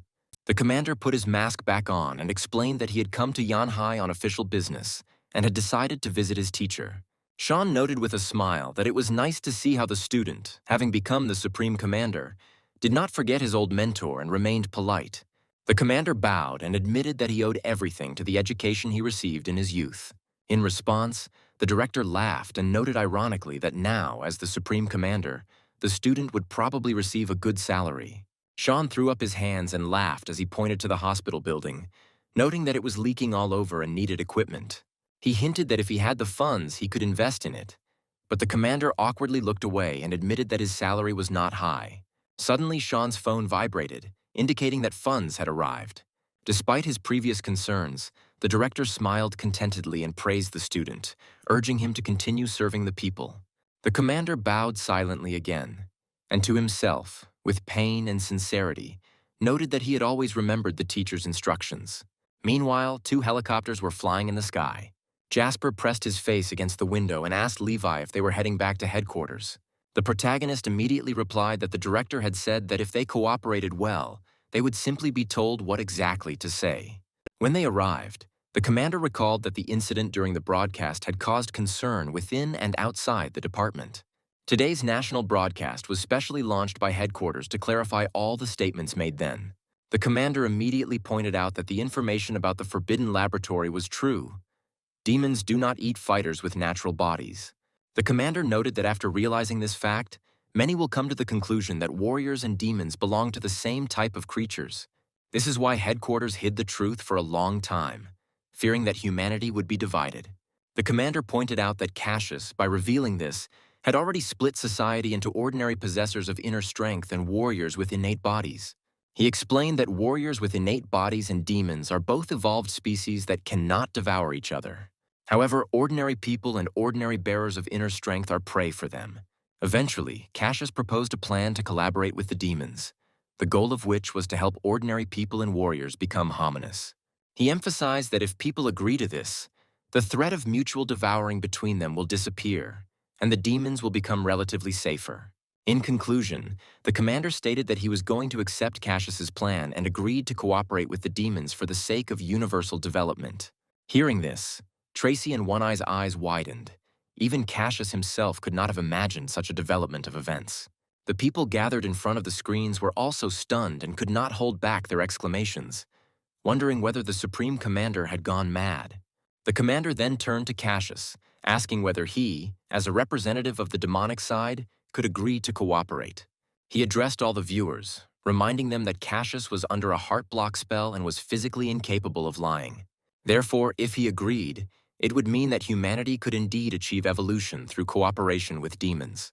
The commander then asked Cassius again, asking directly if the demons would agree to help all of humanity. But the warrior did not say a word. This caused discontent, and viewers began to wonder why he was silent. If he had previously assured that he could help ordinary people, the commander explained that he could not lie, and therefore the only way out for him was to refuse to answer. He then stated that collaborating with demons to turn all of humanity into homonous was an impossible task. He wondered if viewers understood what the collaboration between ordinary bearers of inner power and demons would actually entail. The man explained that the demons' agreement to cooperate was already a warning sign. Their true goal is not to protect ordinary people, but to lure away only a limited number of strong and strategically valuable fighters from humanity. Ordinary people and ordinary bearers of inner strength have no value to demons. Even if such fighters try to join the evil side, due to a lack of strength, they will simply be absorbed. Demons, most of whom were stronger than Cassius himself, would not voluntarily give up the opportunity to hunt humans. According to him, Cassius had only one goal: to split human society and attract ordinary bearers of inner strength to his side. Then the commander addressed everyone again, calling on ordinary people and warriors not to believe a single word of the demons. He then extended his hand and pointed at Levi, emphasizing that among the gifted fighters, he was the strongest. He noted that Levi did not succumb to the concept of evolved species proposed by Cassius, and consciously chose the side of humanity. Tracy watched silently as One Eye listened to the broadcast with anger. Many viewers were deeply touched, some admitting that they too choose to protect their loved ones, since all their relatives are ordinary people. At that moment, the commander declared that on behalf of ordinary people, he intended to sign a declaration of a united front for humanity. Suddenly, Jasper leaned close to Levi's ear and reminded him that the director had said that if the commander stood up, they should stand up too. Hearing this, the hero responded briefly, after which he and the commander rose from their seats at the same time. Their sudden action attracted everyone's attention and even caught Leon off guard. Meanwhile, the commander promised that humiliation, discrimination, or fabricated charges would never be used against fighters. The crowd burst into applause, but then suddenly fell silent when the commander announced that he was going to inform the soldiers of several facts.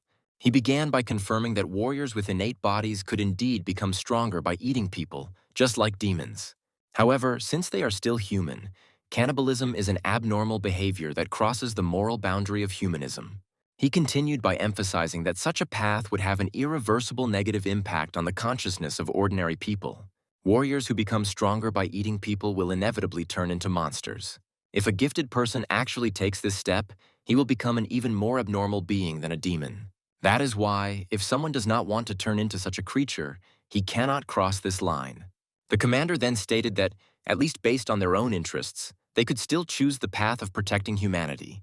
If ordinary people and ordinary carriers of profound strength are destroyed, only demons and gifted people will remain in the world. Even if both sides are evolved species and cannot devour each other, they still cannot coexist peacefully. The more demons there are, the stronger they become, and their laws of survival are initially based on the principle that the strong suppresses the weak. Even if the gifted cannot be considered food, in the eyes of demons they will inevitably become slaves. The weak will find themselves under constant.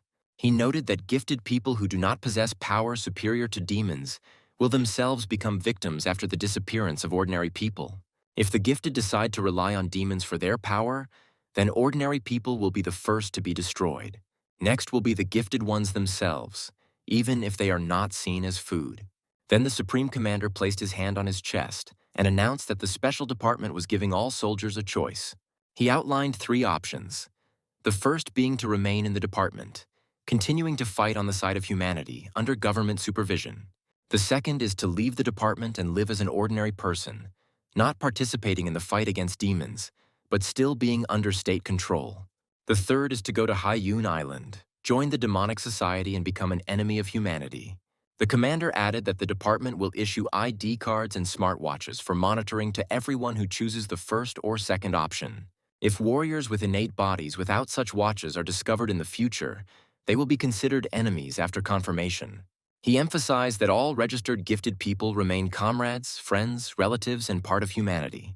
At the same time, the commander strictly forbade ordinary people and soldiers to show contempt for them or discuss them. The Supreme Commander then turned to Levi, naming him the new Lord-ranked fighter of their country, and asked him to make a choice. Then the protagonist reached out, took the smartwatch and, holding it up, declared that he intended to stand at the forefront with humanity in... The commander, watching this, was surprised that Levi was speaking with his eyes rolled up, and wondered if he was displeased with them. The young man then added that his choice was also dictated by the desire to protect his family and friends. Sean, who was watching the broadcast, was pleased and noted to himself that everything was going quite well. He did not notice how 2 hands reached out to him from behind.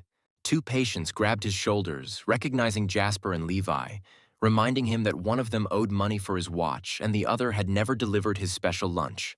However, Sean, remaining calm, smiled and assured them that everything would be delivered, asking the patient to first put down the knife. Meanwhile, the commander thanked Levi and Jasper for their agreement and for continuing to fight shoulder to shoulder with the department. The big screen showed the main character and his partner putting on watches and raising their hands, and the audience watched closely. A girl stood in front of the table with a clock, smiling. The rest of the fighters looked at the new devices and then took them one by one. By putting on their watches, they reminded each other that they were not going to eat people, that their families were ordinary people, and asked each other to continue to trust them. Hearing this, the others also began to put on their watches. Meanwhile, the commander stood up and thanked all the soldiers who decided to trust the department. He declared that from that moment on, the union of humanity would exist forever. Zoel, who had been watching from the sidelines, finally spoke up, noticing that the commander was quite eloquent. Serenity breathed a sigh of relief and agreed, emphasizing that he had indeed made every effort to save humanity. At that moment, Tracy and One Eye visibly relaxed, and the girl quietly noted that events were finally starting to develop for the better. Meanwhile, in the special department dormitory, one man also breathed a sigh of relief. On the screen was a video call in which Stephen, a warrior of the rank of the sovereign of the state Diago, announced that Lungo had a new fighter of the rank of sovereign. Another warrior of the rank of ruler of the state of Shago, Hamu, immediately responded that the new fighter turned out to be very young. The blue-haired man sitting in the room chuckled and mockingly doubted the veracity of Hamu's words. Hearing this, Stephen picked up the taunt and added that it was unlikely that the new fighter could be younger than Hamu, whose face immediately turned red. He then pointed at the camera and sharply warned Mikhail not to use rude language towards his girlfriend. The man with a mocking expression sitting in the chair was Mikhail, a fighter of the lord rank of the Xiaogo state. Stephen even wiped away tears of laughter and mockingly declared that Hamu was deceiving himself, because no matter how beautiful Mikhail was, she was still a man. He began to prove that no one could say for sure unless they saw it with their own eyes. Hamu then began to extol Michael, calling him his goddess. Mikhail, however, with a gloomy expression on his face, declared that he didn't care about such words, and now he was only interested in the question of whether Sarah was alive. Hamu, gritting his teeth, impatiently declared that the woman would not die so easily, and even offered to bet a large sum of money.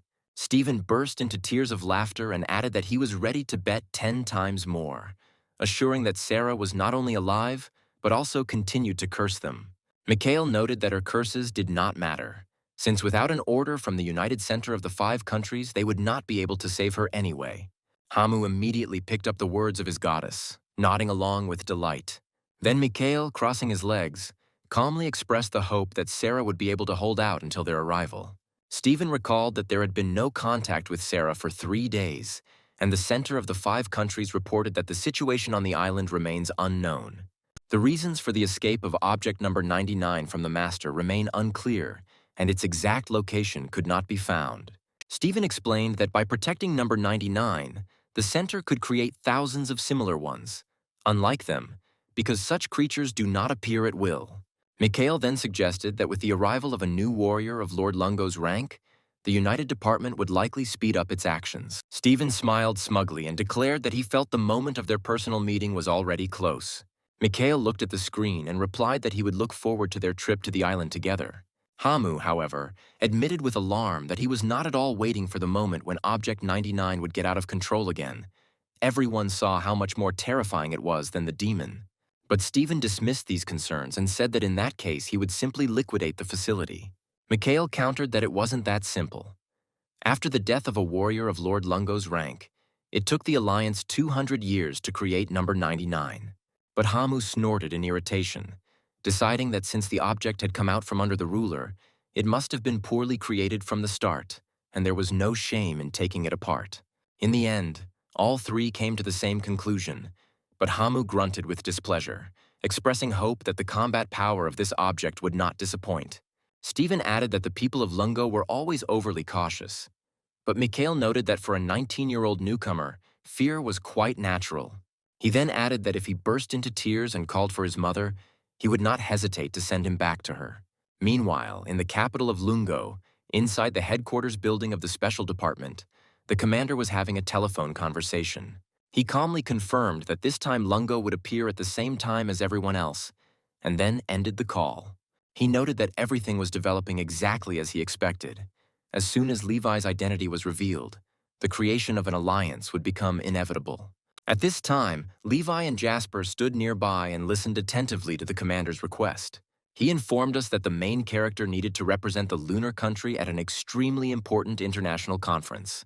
Jasper, sensing the scale of what was happening, was clearly inspired and immediately expressed a desire to join. Seeing his friend's excitement, the hero automatically extended his hand towards him, thereby supporting the initiative.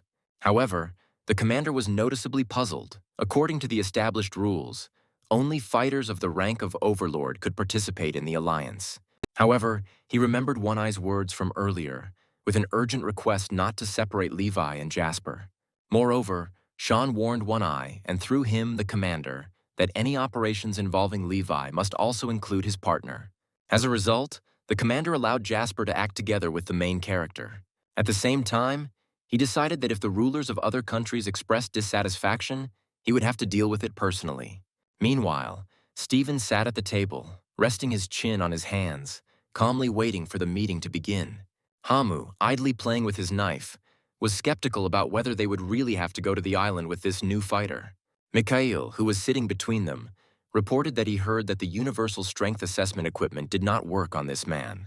Then Hamu grabbed the knife in irritation, sat awkwardly in the chair, and admitted that after that he had even less confidence. At that moment, footsteps were heard. Stephen was the first to turn his gaze to the door, and soon the attention of everyone present was focused there. The door opened and Levi and Jasper walked into the room, the young man leaning forward slightly and politely greeting the assembled group. Hamu and the others were frankly surprised that 2 people had come at once, so the hero calmly introduced himself and explained that Jasper was his best friend. And then Hamu's face darkened. He asked if there had been a mistake. Stephen supported him, comparing the situation to going to the toilet holding his hand. The conversation was interrupted by a telephone ringing. Mikhail immediately accepted the challenge, listened briefly to his interlocutor, and confirmed that he understood everything. He then explained to the others that Lungo had formally submitted a request to the department to allow a family member to accompany the ruler. The reason given was that the two had been inseparable since childhood, and their emotional state and fighting power dropped sharply when separated. Hamu was angry. It was already unclear how useful this new ruler was, and now a person of a lower level was added to him. However, Levi and his comrade looked at him with obvious bewilderment. At this point, Mikhail recalled that the current meeting was called by the department to discuss the rescue operation on the island. Jidao Island was a joint project of 5 countries. The most advanced technologies and the best minds were concentrated there. Project 99 was considered the most successful in recent years, and due to the extreme combat power of this object, there was always a ruler on the island. 4 days ago, the ruler of the Huiguo country went there to supervise the next tests, but since then, contact has been completely lost. Summing up, Mikhail said that their main task was to go to the island and try to rescue the survivors. Hamu added that they now have to deal with the project that has gotten out of control and at the same time rescue the woman. However, neither the main character nor his partner apparently understood almost a word. The young people looked at them with wide eyes. Seeing this, Hamu quickly raised his hands and summed it up, stating that they understood everything. Then Mikhail quickly made the decision to move out immediately. Soon, the group was already in the air, heading towards the target by helicopter. In the cabin, Mikhail reported that in order to reduce the risk of an accident, during each exercise, Object 99 was charged to only 10% of its energy. Therefore, if it is not possible to suppress it directly on the island, it will be possible to try to drag out the battle until the energy is completely exhausted. Hamu looked at the boys with open contempt and sharply reminded Levi that he himself insisted on taking his family with him. He warned that if something goes wrong, he shouldn't cry or ask for help. But the hero calmly stated that he would protect Jasper. Hamu narrowed his eyes and mockingly expressed the hope that he would actually cope and not prove incapable of even defending himself. At the same time, the Fire Phoenix woke up, stretched sweetly, and only then noticed the strange silence around. Looking around, he wondered where Levi and Jasper had disappeared to. Realizing that the two were not around, the creature instantly became enraged, deciding that the treacherous people had abandoned him in the dormitory again. However, the very next second he lay back down on the pillow, deciding that the first day without hatching eggs could well be considered a vacation. True, he was not able to lie still. After tossing and turning a bit, the phoenix, with a gloomily look, began to think about whether to start laying eggs again. This thought immediately made him shake himself and mentally scold himself for such stupidity. He reminded himself that he no longer had to do this. Meanwhile, Lexi was holding a jar of rice water in her hands and beaming with joy. Augustus had the same jar, and he himself looked unusually lively. They stood at the door as if waiting for someone. At that moment, August's phone rang. One-Eyed asked if the messenger had woken up yet and how things were going with them. At that moment, the door slowly opened and the phoenix majestically stepped out, illuminating everything around with a golden glow. The boys immediately began to list all the dishes they had brought him, but the creature irritably refused everything offered. The phoenix noted to himself that his tastes had indeed changed. Then Lexi hurriedly brought the prepared bamboo, and August brought the pure and sweet mountain spring water. The phoenix's eyes lit up, his drool began to flow, and he began to eat greedily. He admitted to himself that it was indeed incredibly delicious. Meanwhile, the situation on the helicopter where our heroes were flying was still quite tense. Hamu noticed with irritation that the two were acting as if they were on vacation. Stephen burst into tears of laughter, agreeing with this observation, while Mikhail watched silently, not expressing his opinion. Jasper, meanwhile, was looking around with delight. He pointed forward and admiringly drew the hero's attention to the blue water. Suddenly, the pilot sounded an alarm, pointing at something ahead. A huge vortex of water began to form from beneath the surface of the sea, rapidly approaching the nose of the helicopter. Stephen assumed that Subject 99 was able to manipulate water, since that was clearly not Sarah's ability. Then the pilot reported that the island was already very close, but it was impossible to get closer because of the tornado. And then Hamu grinned confidently, playing with his knife, and declared that in that case all they could do was jump. He then placed his hand on Levi's shoulder and, with a provocative smile, challenged Lord Lungo to prove his abilities. The helicopter door swung open, and Hamu stood at the hatch as the wind roared in. Turning around, he called out to Stephen and Mikhail. Then he jumped down without hesitation, mockingly throwing out that he would see who would reach the island first. Michael also stood up and, waving to Levi, noted that the island was extremely dangerous. Therefore, if the hero does not want anything to happen to his companion, now is the time to send him back along with the helicopter.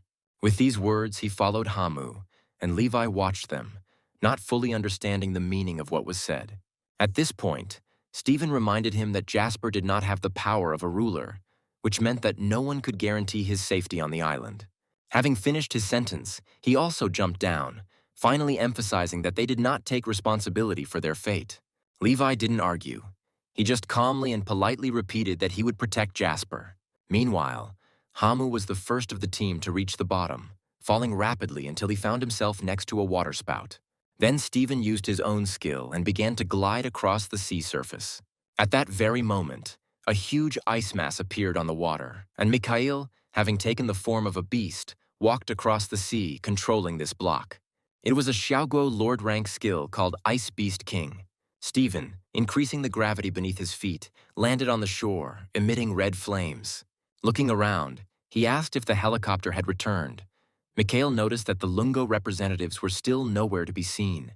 However, at that very moment, Levi and Jasper suddenly appeared in front of them, and the protagonist calmly clarified where exactly they should go. The three men stood frozen in place with blank expressions on their faces. Hamu then pointed his hand in a stunned manner and suggested that Levi might be a spatial type. Michael and Stephen were also surprised, although not as violently. Hamu immediately jumped off the ice beast and concluded that it was now clear why it dared to take a companion with it. He pointed at Levi and Jasper, stating that they were spatial types, which was almost cheating.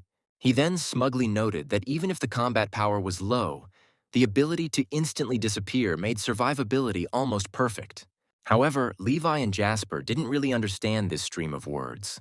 Mikhail, resting his chin on his hand, thoughtfully noted that spatial abilities clearly should not be underestimated. Meanwhile, the tornado continued to furiously approach the fighters. Stephen reported that the energy fluctuations there were extremely strong, and Mikhail immediately concluded that Sarah and object number 99 were most likely there. On the other side of the island, sand humanoids appeared, continuously cut by streams of water. Sarah fought the water vortex, furious because no one warned her that Object 99 was capable of controlling water tornadoes. At this moment, the girl was already at her limit. Her body was trembling, and concentration was difficult. The whirlwinds turned into sharp columns of water and rushed towards her. The sand creatures she controlled were completely destroyed. She then immediately activated another skill, raising a wall of sand. However, it also couldn't withstand the flow of water, and the defenses were broken through. It was obvious that the water attack seemed to be deliberately aiming to kill her. At that moment, subject number 99 suddenly appeared from behind, coldly noting that he had finally dealt with her sand soldiers. The cyborg, who possessed strength above the rank of an overlord, chuckled, mentioning that 3 days of fighting the sand creatures had been extremely tiring. He then prepared to deliver the killing blow, his hand covered in scarlet wind blades slamming down on Sarah. The only thought that flashed through the girl's head was about the end. However, the expected pain did not follow. Opening her eyes, she saw a blurry silhouette. Levi was standing in front of her. The main character blocked the attack in time. Sarah looked at the young man who suddenly appeared in confusion, not understanding who he was. Meanwhile, Levi sent Object 99 flying with a powerful blow, then began to unleash a series of attacks, his strength leaving no time for the enemy to defend itself. Nevertheless, he confidently declared that human strength, even that of a ruler, was not capable of harming him. But the sentence was cut off when Levi smashed his head with a crushing blow. The subject was shocked by such power. After the beating, he was thrown far to the side, where he rolled on the sand. The hero, turning to Sarah, clarified whether it was really enough to simply throw this thing away to save people. Then he turned and asked if she needed help. However, at that moment, the girl was again caught by the stream of water, thrown aside and forcefully slammed into the ground. She was seriously wounded and coughed up blood, almost without strength. The team immediately ran up to her, and Stephen noted with amazement that object number 99 had already been effectively neutralized. Mikhail paused, realizing that Lord Lungo had accomplished the task before their arrival, and his combat power was questionable. Then, after checking the girl's condition, he concluded that she was seriously wounded but still alive. Meanwhile, Stephen approached the defeated object 99 and discovered that the energy level was almost depleted, essentially turning it into scrap metal. He couldn't help but wonder how much effort Sarah had expended before Levi's appearance and what state the object had been in before his intervention. At the same time, he could not help but admit that the Lord of Lungo turned out to be even stronger than he expected. Then Levi, looking at Sarah, noted that her life energy was weak and she had almost stopped breathing. The Hamu anxiously asked if she would die. At that moment, Jasper cautiously leaned forward, curiously asking if they needed a doctor. Everyone looked at him in surprise, clearly doubting the guy's qualifications. Levi immediately took him by the hand and introduced him to the others, explaining that Jasper's healing abilities were quite professional. Then Stephen finally understood why the hero had insisted so much on taking his companion with him, and urged Hamu not to delay and to immediately save Sarah. Then Jasper took out the needles, and Hamu immediately recognized them as the famous Eastern technique of miraculous acupuncture. Stephen watched as Jasper carefully inserted the needle into the girl's head, and immediately noted that his movements were without the slightest hesitation.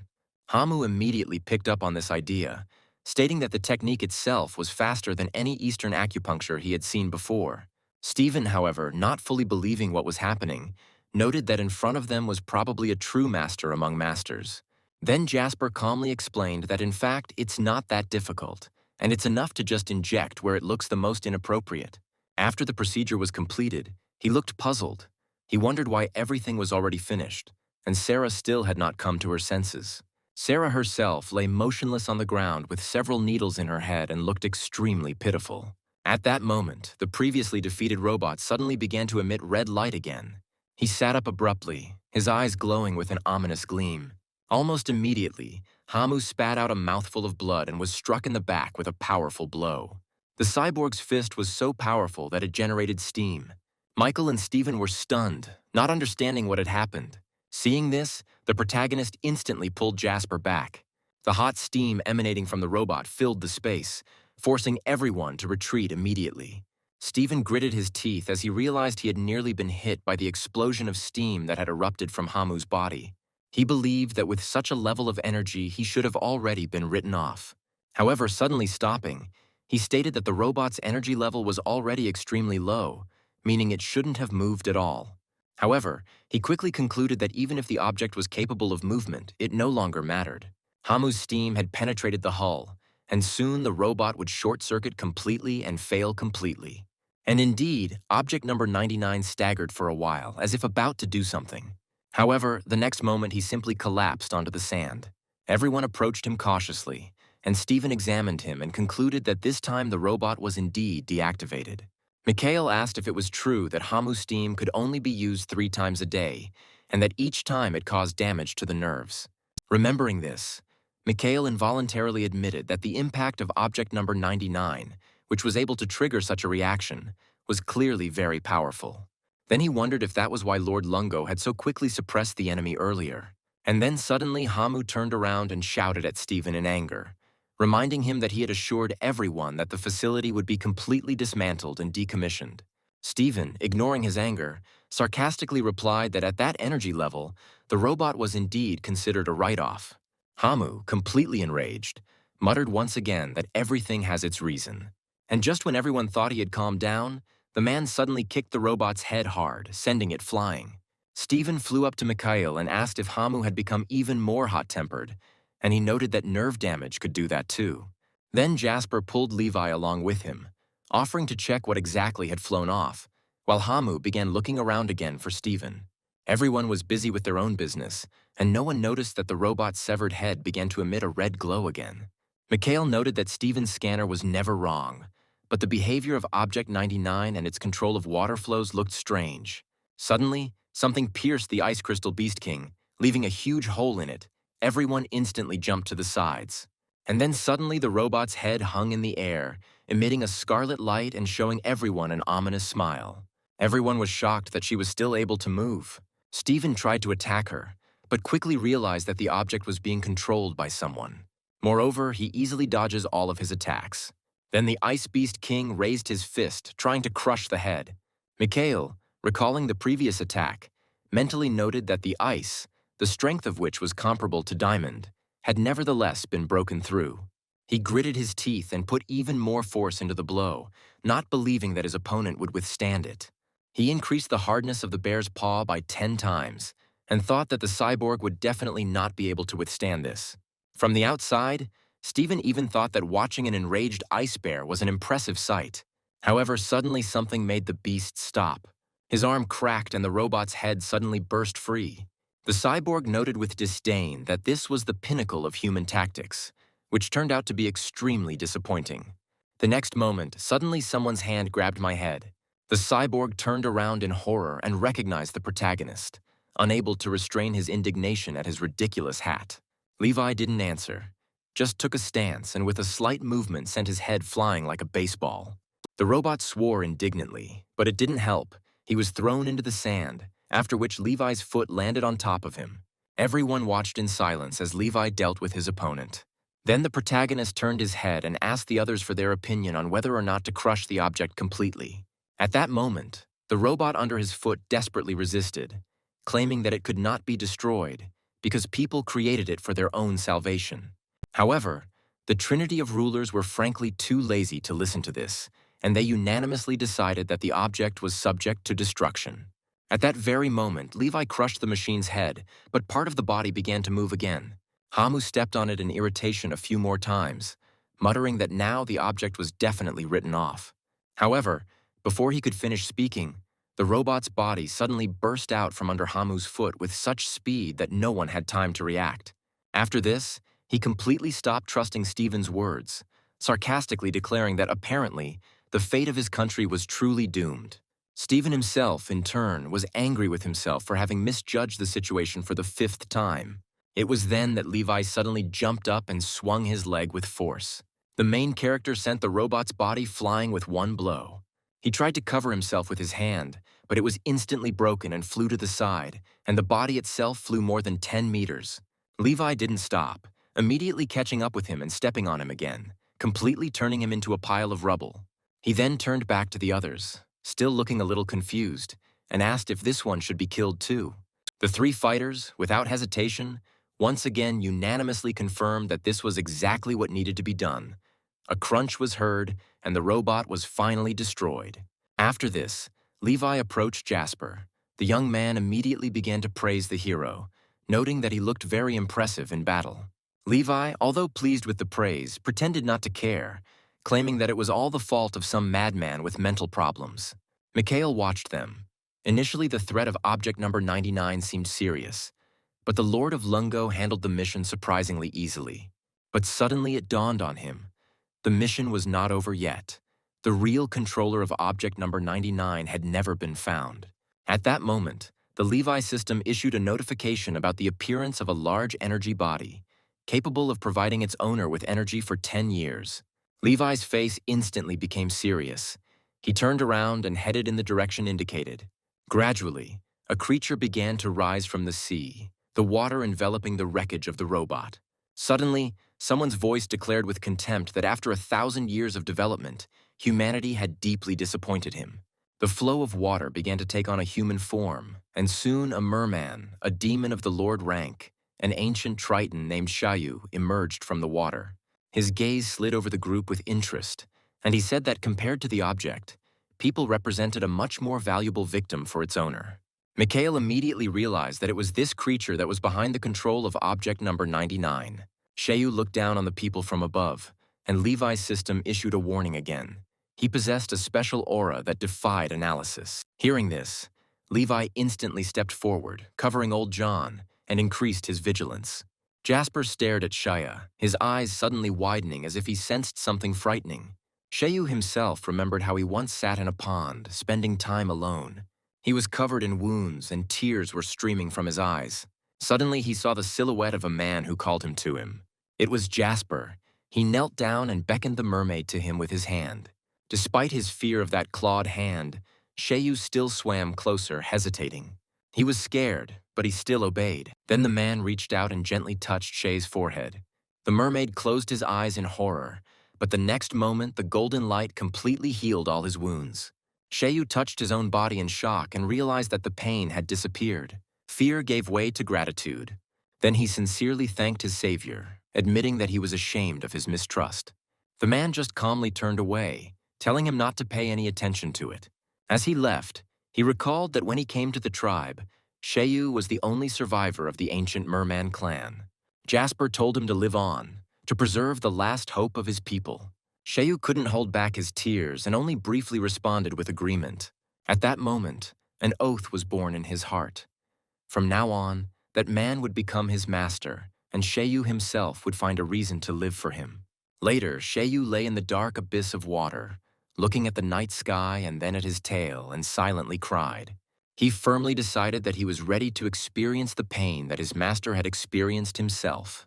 Gritting his teeth, he tore out one scale, then another, and another, until the blood mixed with the water. The entire surface of the water was covered with his bloody scales, and suddenly a voice was heard that stopped him. Shayu turned around and saw the same man lying in the water, wounded and barely alive. The mermaid swam quickly and called him his master. In the dark water, a man in white clothes lay, exhausted and covered in scars. However, Shayu did not panic. He only sat down next to him, quietly crying at his hand, and wished him peace. However, Jasper only looked at him and then at the dark-haired man behind him. His name was Mugu. He then added that they both betrayed him. Shayu's hands trembled. He clenched them into fists and said with effort that he would always be his master. The merman's tears were streaming down his face, and his tail was already stained red from the scales. Each of his tears turned into a sparkling pearl. The owner also closed his eyes, and his body seemed to begin to evaporate. He changed his appearance, gradually turning into a sparkling white dragon. Then Shayu reached out to the dragon's body without thinking, tearing off its scales. After that, he attached it to his tail. Mugu watched this. He witnessed all of Shayu's actions. Shayu, meanwhile, sighed with satisfaction as he watched his tail recover, becoming even more majestic than before. It was the power of the dragon scale, a sacred armor that possessed protection that was impervious to all physical and magical damage. When the merman returned to the present, a voice called his name twice. Shayu froze, his expression darkening. In his eyes now there was only the image of a white-haired youth being protected by a man. He stopped, unable to believe it. His body was shaking. His hands were clenched into fists. His eyes were full of malice. He couldn't believe it. It was a human aura, just a tiny human. He could not understand how such a man could be so similar to his master.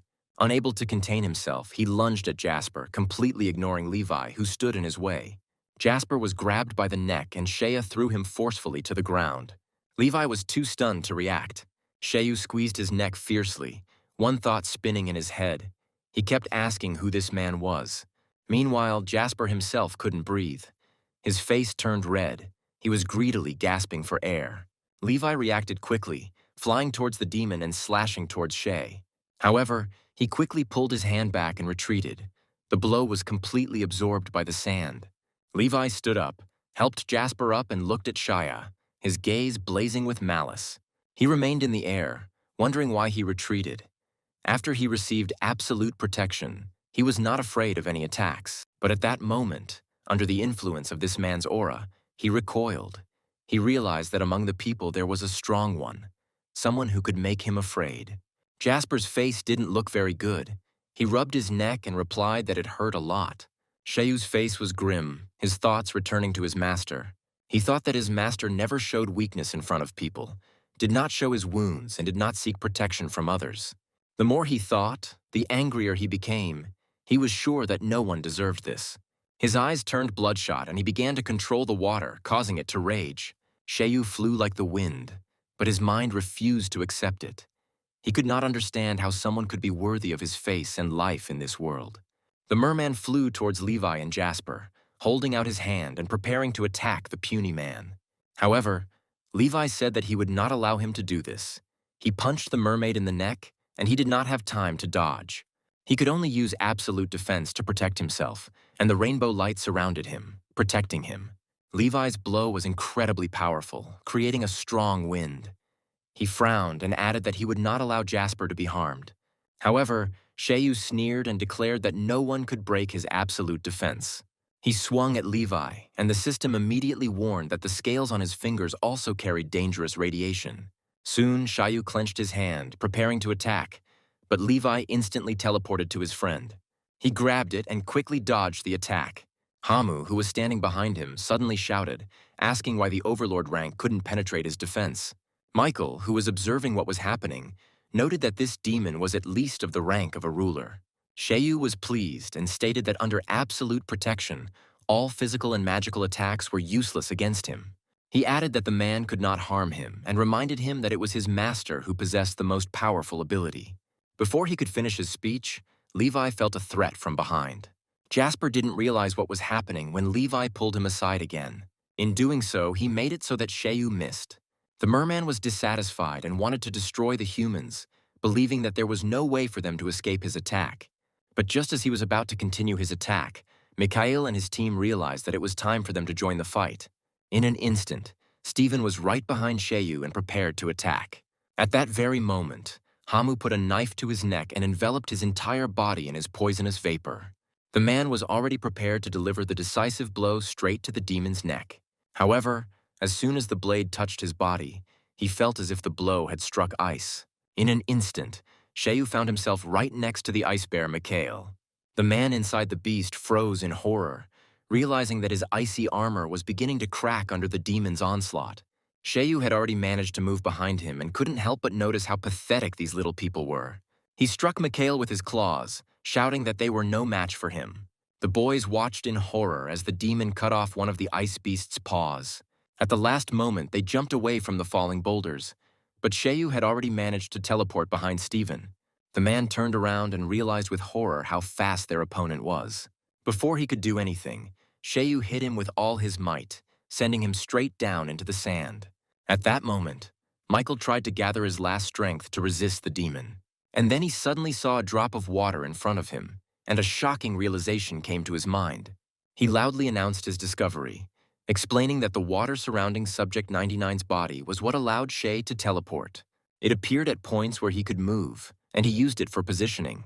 Mikhail quickly explained that this was exactly the water that Sheyu had left on the beach beforehand. As he finished his speech, fire surrounded the water ball, Stephen controlling the flames to affect Sheyu's water. Sheyu moved quickly and reported that the water he controlled was evaporating on the beach. He could not change its position arbitrarily. After that, Sheyu moved to the sea. He thought that now he couldn't approach Levi so easily. An evil smile spread across his lips, and he declared that the nightmare was just beginning. The system transmitted a warning to Levi about the appearance of a special magnetic field around the energy body, which transformed into a god sphere. After several mental warnings, the system began to interrupt and then disappeared. In Stephen's mental world, his face frowned, and the thought that he was a Dialgo Lord rank appeared in his mind. Stephen glanced to the left and assessed Hama with his mental eye. He noticed that his mind was in disarray, and his steam, which was the source of his increased thermal energy, was liable to explode at any moment. Then Stephen's gaze moved to the right, and he glanced at Mikhail. Although the beast's ice crystal Mikhail was slightly different from his energy, Stephen noticed that his thermal energy was holding him back. Finally, he focused his gaze on Levi, the newly arrived Lord rank from Lungo.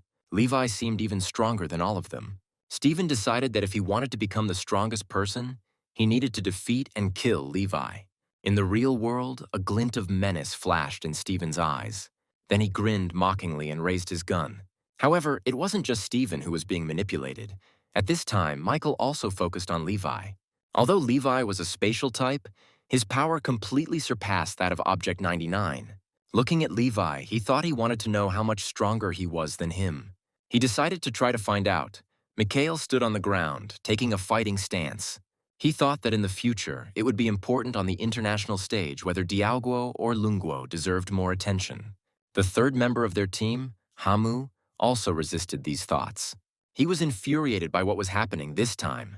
The new rank of the ruler from Lungo completely stole all the attention during the mission on the island. In his thoughts, Hamu wondered irritably if the spatial type was really that impressive. Noticing how Mikhail was looking at Levi, the young man noted with hidden anger that the goddess was constantly paying attention to the main character. Clenching his fists, Hamu plunged into a stream of resentment and anger, mentally vowing that at the first opportunity he would beat the hero half to death. Thinking about this, he even let out a crazy laugh. Returning to reality, Hamu immediately sprang into action and abruptly jerked behind Levi. At that moment, his fist was only a few centimeters from the protagonist's body. However, Levi already had a premonition of danger. The hero realized that Jasper was behind him. He could not allow him to get hurt. Looking at the young man, Levi reminded himself that he had already promised to protect him at any cost. The protagonist's eyes filled with determination. He made it clear that anyone who dared to come close would be destroyed. The next moment, Levi jumped up sharply, dodging the combined attack of 3 opponents. Then he moved behind Stephen with lightning speed and kicked him with terrifying force. The impact impulse spread almost 100 meters. Stephen was thrown to the ground, coughing and barely catching his breath. Levi looked at him coldly.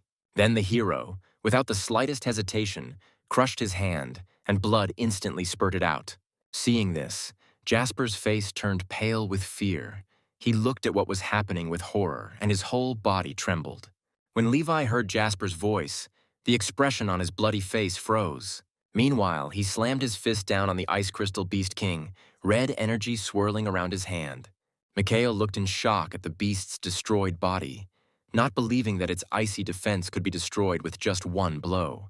He was confusedly trying to figure out where Levi was now, but before he could figure it out, a figure flashed behind him. A threatening glint flashed in the protagonist's eyes, and he furiously kicked the ice beast, which was still covering Mikhail, in the back of its head. The head of the king of beasts cracked, finally collapsing. Mikhail himself lost his support and began to fall down. But it didn't end there. Levi kicked again, this time directly at Mikhail, increasing the speed of his fall. He fell face down on the ground. The impact shook the surface. He spat out a mouthful of blood and trembling tried to rise. The protagonist slowly turned his head, and behind him lay Stephen, completely immobilized and covered in blood. Levi formed a fireball in his left hand, his gaze remaining cold and filled with killing intent. Soon, thick smoke rose up around him. The flames grew, forcing Hama to move quickly through the curtain of smoke. He held a small knife in his hands and another blade he was clenching with his teeth. He couldn't understand how a spatial type could control the fire element. But the next moment his eyes widened in horror. He realized that Levi had already appeared behind him. Hamu clenched his fist, about to strike, but Levi had already struck, sending him flying with monstrous speed. Having flown to the side, he rolled on the ground several times and remained lying there, barely alive and completely immobilized. The hero came close and stood right above his head. Then he raised his foot and brought it down on Hamu's head. Just as he was about to finish him off, a scream from behind made Levi stop. The protagonist turned around abruptly, still radiating a murderous aura. Jasper, trembling with fear, called his name. His face turned pale and his body continued to shake. Then Levi removed his foot from Ham's head. He looked closely at Jasper and quietly said that there was still an enemy in front of him. With these words, he headed towards the young man. At this moment, Jasper was overcome with real terror. He retreated step by step, while Levi inexorably approached. The protagonist quietly repeated to himself the rule: protect those behind him and destroy everyone in front of him. Jasper continued to call out to him in panic, his eyes tightly closed and trembling. He tried to convince himself that there was no need to be afraid. After all, in front of him was Levi, his best friend, who would not raise a hand to him. However, the next second, a picture of Levi raising his fist straight to his face flashed before his mind's eye. Jasper couldn't bear it anymore and screamed, choking on tears. Just when the blow was about to reach him, the messenger, lying on the hammock, suddenly opened his eyes wide. He sat up abruptly, feeling a strange discomfort and not understanding where this feeling came from. At the same moment when Jasper called out to Levi in reality, the protagonist's fist stopped in the air. Then the voice of the system sounded in his mind, insistently calling him to wake up. The system reported that he had received a mental attack. The system's voice continued to warn that if he allowed his evil thoughts to get out of control, he would lose his mind. Although he has a mental illness, his mental defenses are weak and he is practically defenseless against such attacks.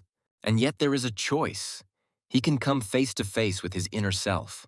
At that moment, a struggle began in his heroic consciousness. He saw his own darkness, accepted it, and allowed it to be a part of himself. And then memories came flooding back to him. He remembered the hospital room and himself next to Jasper. Then Jasper excitedly told them that he wanted to buy a watch, but almost 9 million was too expensive, and they didn't have that kind of money. Then he just lay down, deciding to forget about it and go to sleep. However, 14-year-old Levi took his wishes seriously. Soon morning came, and a nurse was pushing a cart with medicines down the corridor. Suddenly, Levi appeared right behind her, greatly frightening the girl. He asked if she needed help and if she could give him money. The nurse was sweating, but she turned around, smiled, and offered him a simple deal. If he pushed the cart to the end of the corridor, she would give him 1 yuan. Levi silently grabbed the cart and agreed. When the cart reached the end of the corridor, the girl confirmed with a smile that he had fulfilled his promise and handed him a coin. Levi stared at the shiny yuan for a few seconds. However, he then abruptly turned the cart around and ran away. But he returned just as quickly and declared that she now owed him 2 coins. The nurse was perplexed as she watched the boy disappear and reappear, rushing down the corridor again and again.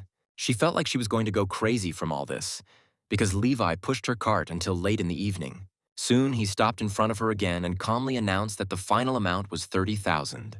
The girl was completely confused, and when she came to her senses, she got angry and began to scold him, accusing him of robbery. However, Levi reminded her that she had promised to pay him 1 yuan for every time he delivered the cart, and he had done so 30,000 times.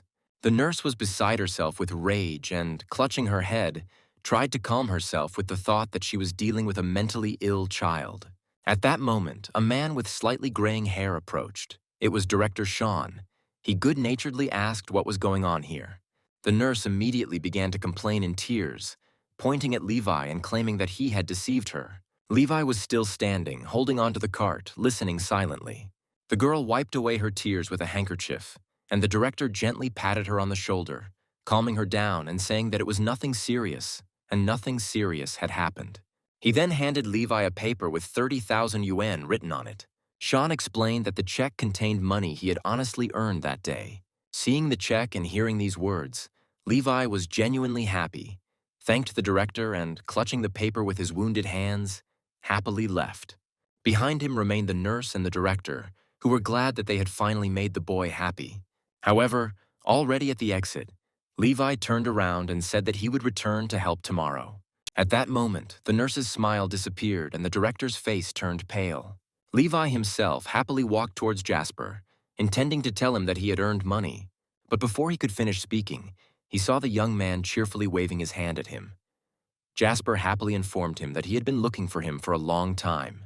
He showed off the watch he bought because the old man gave him a discount and the watch only cost 1 coin. He exchanged it for a bottle of cola. The main character chuckled quietly and sadly, quickly hiding the paper behind his back. Then he chuckled again with the same depressed expression on his face. Late that night, Jasper was sleeping peacefully in the next bed when a pair of feet approached the bed. Levi's face was gloomy, and his gaze was fixed on the sleeping boy. He brought his hand to his mouth, ran his tongue over his fingers, and then extended his damp palm toward Jasper, repeating the action several times. In the morning, when the sun appeared over the horizon, a piercing cry broke the silence and scared the birds outside the window. The main character woke up suddenly. Next to him, Jasper was crying loudly and calling his name. Seeing that the hero had woken up, the young man extended his hand and showed his watch. Now there were no numbers or hands on it. He said in despair that the watch was broken, adding that he had bought it only yesterday and had even been waiting for this moment.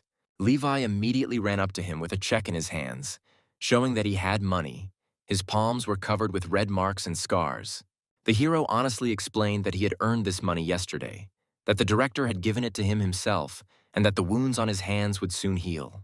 Hearing this, Jasper noticeably perked up, reacted approvingly, and sincerely praised him. Then Levi, smiling, said that he would buy him a new watch, and Jasper nodded happily. Soon a new watch appeared on his wrist, and he admired it with delight. The hero, sitting next to him, explained that this watch cost 30,000 and was much better than the old cheap ones, which meant it wouldn't break so easily. Jasper was so happy that his eyes sparkled, and he noted with gratitude that this was his favorite gift. Levi was also pleased, sharing this feeling. However, this memory was cut short by Jasper's scream, calling the hero by name. Leon suddenly opened his eyes, covered in sweat. Jasper stood in front of him, happily asking if it was really him. Levi frowned and called out his name, but the words were cut off halfway. The next moment, blood splashed on his face. The hero saw with horror that a black hand had pierced Jasper's neck. Almost immediately, Shayu appeared behind him, quietly declaring that he would keep his promise to destroy and kill. His eyes were dull, filled with contempt, and the mockery never left his face. He said that the hero would not be able to escape. Levi was frozen with horror, not knowing what to do. But then he gritted his teeth and rushed forward. He attacked from behind, his eyes bloodshot. However, Shayu sensed danger and instantly shifted, moving at the speed of light. Jasper immediately collapsed onto the sand. His body was shaking. The pain from the wound on his neck was becoming unbearable. He could no longer hold on. The young man staggered and began to fall down. However, the protagonist instantly picked him up. He pressed the weakened body to himself, calling him with a trembling voice. Jasper whispered softly that he was in a lot of pain. Levi's eyes filled with despair, and tears began to flow down his cheeks. The system immediately issued a notification about the urgent need for treatment. He was automatically given an advanced potion in his dying state for 4% of his energy. Levi pulled out a glowing bottle and, with trembling hands, tried to give his friend some water, begging him not to die. However, the system immediately reported that the situation was critical. The trachea was severely damaged, so the medicine could not enter the body. In desperation, the hero demanded more vials of the potion from the system. At that moment, a dull thud was heard behind him and blood gushed from his body. As it turned out, Shayu attacked from behind, smiling triumphantly. He noted that Levi had awakened from the siren's song, recognizing him as a rare and powerful person, but stressed that this was still not enough. However, the hero ignored everything around him, continuing to try to get Jasper drunk, the system in a panic warning him of serious injuries. Then Shayu pulled his hand out of his body and threw Levi away in one movement. The hero flew several meters and fell to the ground. He raised himself with difficulty and heard Shayu enticingly invite him to come with him. The Russell promised that he would become the most valuable human gift for the Lord. In this way, he will gain even greater power. However, the answer was a fist flying straight into the mermaid's face. Shayu dodged, and Levi immediately launched another attack. However, the enemy was playing with him, constantly teleporting. At the same time, the hero, as if mad, dealt increasingly powerful blows. Shayu calmly stated that even if Levi's strength had already surpassed the level of a master, he had only just touched the edge of the divine. He recalled that his absolute defense was once his strongest ability and allowed him to repel invasions for millennia. His master used her to lead all the gods and resist the invaders. He then extended his sharpened claws and said that such protection could not be penetrated.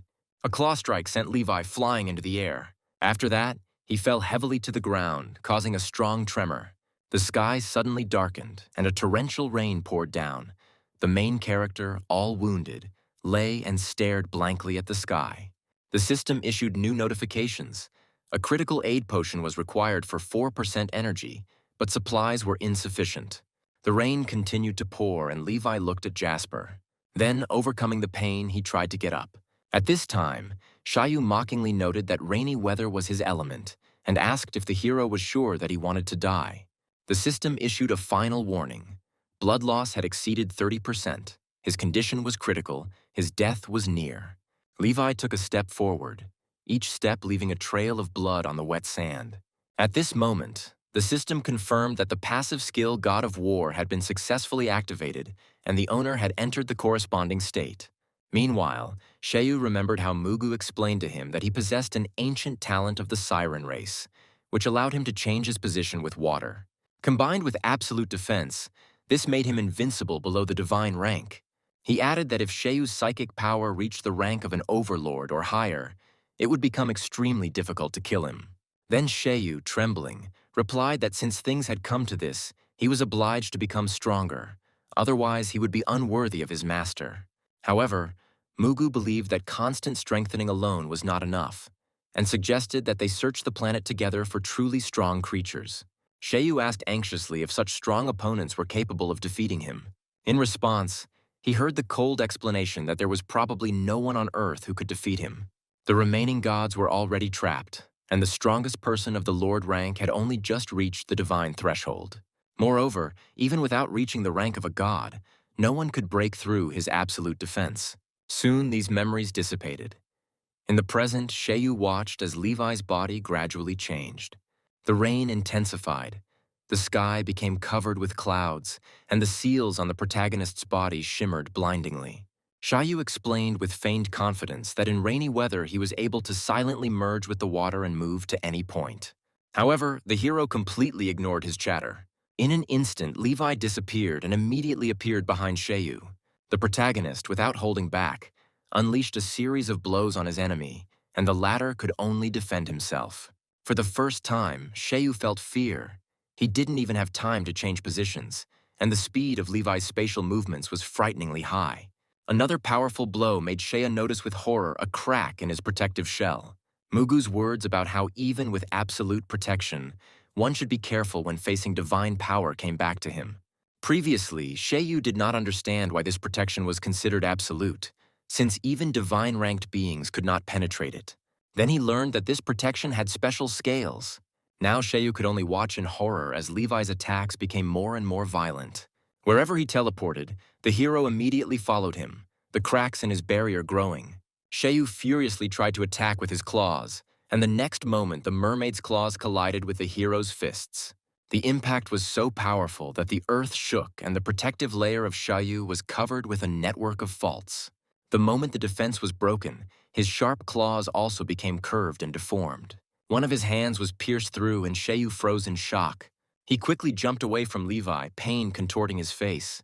The idea that after 1,000 years a man could injure him seemed incredible. However, Levi didn't give him a second to breathe and rushed forward again, the confidence completely disappearing from Shayu's eyes. Fragments of the past surfaced in his mind. The moment when an iron rod with a dagger pierced his master's defense and struck the reverse scale. Then the scales fell, the protection was destroyed, and only after that were the alien forces able to deal with the owner. As a result, several scales fell into the mortal world. Absolute defense without reverse scale was incomplete and could only block attacks below divine rank.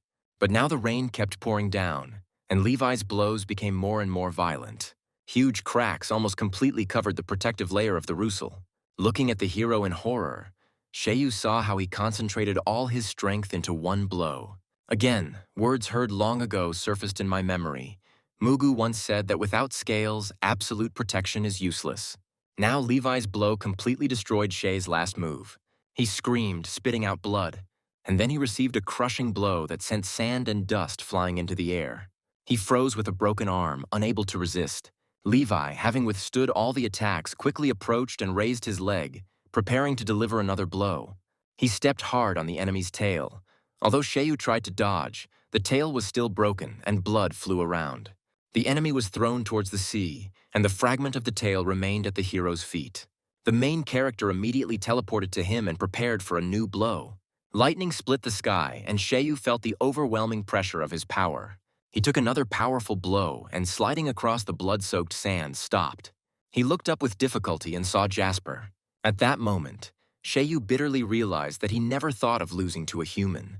However, while he was still thinking, Levi was already above him and raised his leg for the decisive blow. The foot came crashing down, causing him to choke on blood again. An oppressive silence hung in the pouring rain. Shayu secretly admitted that over the course of 1,000 years, humans had indeed become stronger. Levi pulled his foot away and Shayu's face turned pale, his scales starting to fall off. Then scales from the broken tail and remains of the body rose into the air. They flew towards Jasper, who lay motionless on the ground. And then suddenly the scales began to merge with his body. Shayu, watching this, was shocked and did not understand why his master's scales were reacting in this way. His body trembled and he weakly whispered his master's name. He reached forward with a bloody hand, sobbing and realizing that with his own hands he had brought about the death of the one he served. Shayu's bloody body lay at Levi's feet, half buried in the sand, trying to crawl towards Jasper, leaving a trail of blood behind him. His mind was torn by the feeling of guilt for having harmed his master again. At that moment, the hero loomed over him. Levi, full of killing intent, gathered the last of his strength and brought his leg down with all his might. Shayu's head was severed from his body, and blood gushed out like a fountain. Before his death, he only managed to silently apologize to Jasper. At that moment, memories flooded into Shayu's mind. As a child, he watched his owner with curiosity, asking what he was writing. The man explained that these were divine records that could be used to strengthen the barrier if he was ever no longer around. These words immediately raised many questions in Shayu. He could not understand how a god could disappear, since deities should exist forever. However, the man calmly explained that gods are born from faith and therefore are obliged to protect the place where they exist. Protecting this world was his mission, for which he could live for 10,000 years or completely destroy his own soul. This thought deeply shocked Shea. For the first time, he thought about the fact that a god was truly capable of sacrificing even his soul for the sake of protection. Later, on a quiet night by the pond, Sheu argued loudly with Mugu, insisting that he would never allow his master to be harmed. In response, he heard a cold reminder that there was no one around but the two of them, and that there were some things that only they could do. An angry Sheu accused his interlocutor of simply wanting to take advantage of his master's trust, collude, and betray him. He, hiding his true emotions, spoke only of survival and of existing longer, perhaps even of achieving immortality. Sheu, in a rage, claimed that such an existence had no meaning without a master and that he would rather destroy this world than accept such conditions. It was then that he saw a smile on Mugu's face. He turned around and went into the room, leaving Shea in the water, confidently throwing out as a parting shot that one day he would still agree. Later, Sheu was next to his master, who was immersed in work, and Sheu watched him with admiration, running from side to side. At some point, the owner suddenly started coughing and spat out blood. Sheu rushed towards him in alarm. However, he only calmly replied that everything was fine. The man wiped away the blood, which suddenly turned golden. Then he continued writing. The symbols he had drawn began to glow with a blinding golden light. Soon, Sheu lay down on the table, a thought flashing through his head about how much time had already passed and whether Mugu was right. He closed his eyes and tears quietly rolled down his cheeks, knowing deep down that his master was slowly wearing himself out and would one day die. Returning to reality, he saw the shore strewn with bodies. Levi was still standing in front of Shay's lifeless body. Tears rolled down Sheu's cheeks as he silently mourned the loss of his master Jasper. His eyelids drooped heavily, and the last thought that remained in Sheu's mind was that he was the only one in his life to whom he was faithful. Meanwhile, scales were gathering one after another on Jasper's body. Soon the last of them merged with his forehead. A warm ring of light surrounded his body. Levi took a step forward to see what was happening. Jasper's heart began to flicker and his body suddenly rose up, the golden glow in the hero's eyes growing brighter. However, then a system warning sounded that Levi's blood loss had exceeded half of his volume, and his vital functions began to shut down. The god of war's skill was immediately deactivated. The hero's hair returned to its normal color, and the light around his body gradually faded. The system continued to notify that the owner had already been on the brink of death several times. A new warning appeared before the hero that his condition required urgent treatment. But Levi no longer cared. He just stretched out his arms, hugged Jasper, who had turned into a dragon, tightly to himself, and collapsed to the ground with him. The hero closed his eyes, not letting go of the small dragon body. As Levi held Jasper, the system panel continued to pop up in front of his eyes. The creature in his arms was reported to be unconscious, but its life was not in danger. His body slowly tilted and he fell, and suddenly a black smoke began to thicken behind him. Gradually, she took on human form. It was a demon lord-ranked demon at its peak, the demon lord of the Roman land. He hovered in the air with a sinister smile, looking around and noting how brutal this battle had been. He looked at Sheu's body and was surprised to see that a group of human fighters had managed to kill him despite his absolute defense. After thinking about it, he guessed that only Kunji or the master could deal with Sheu.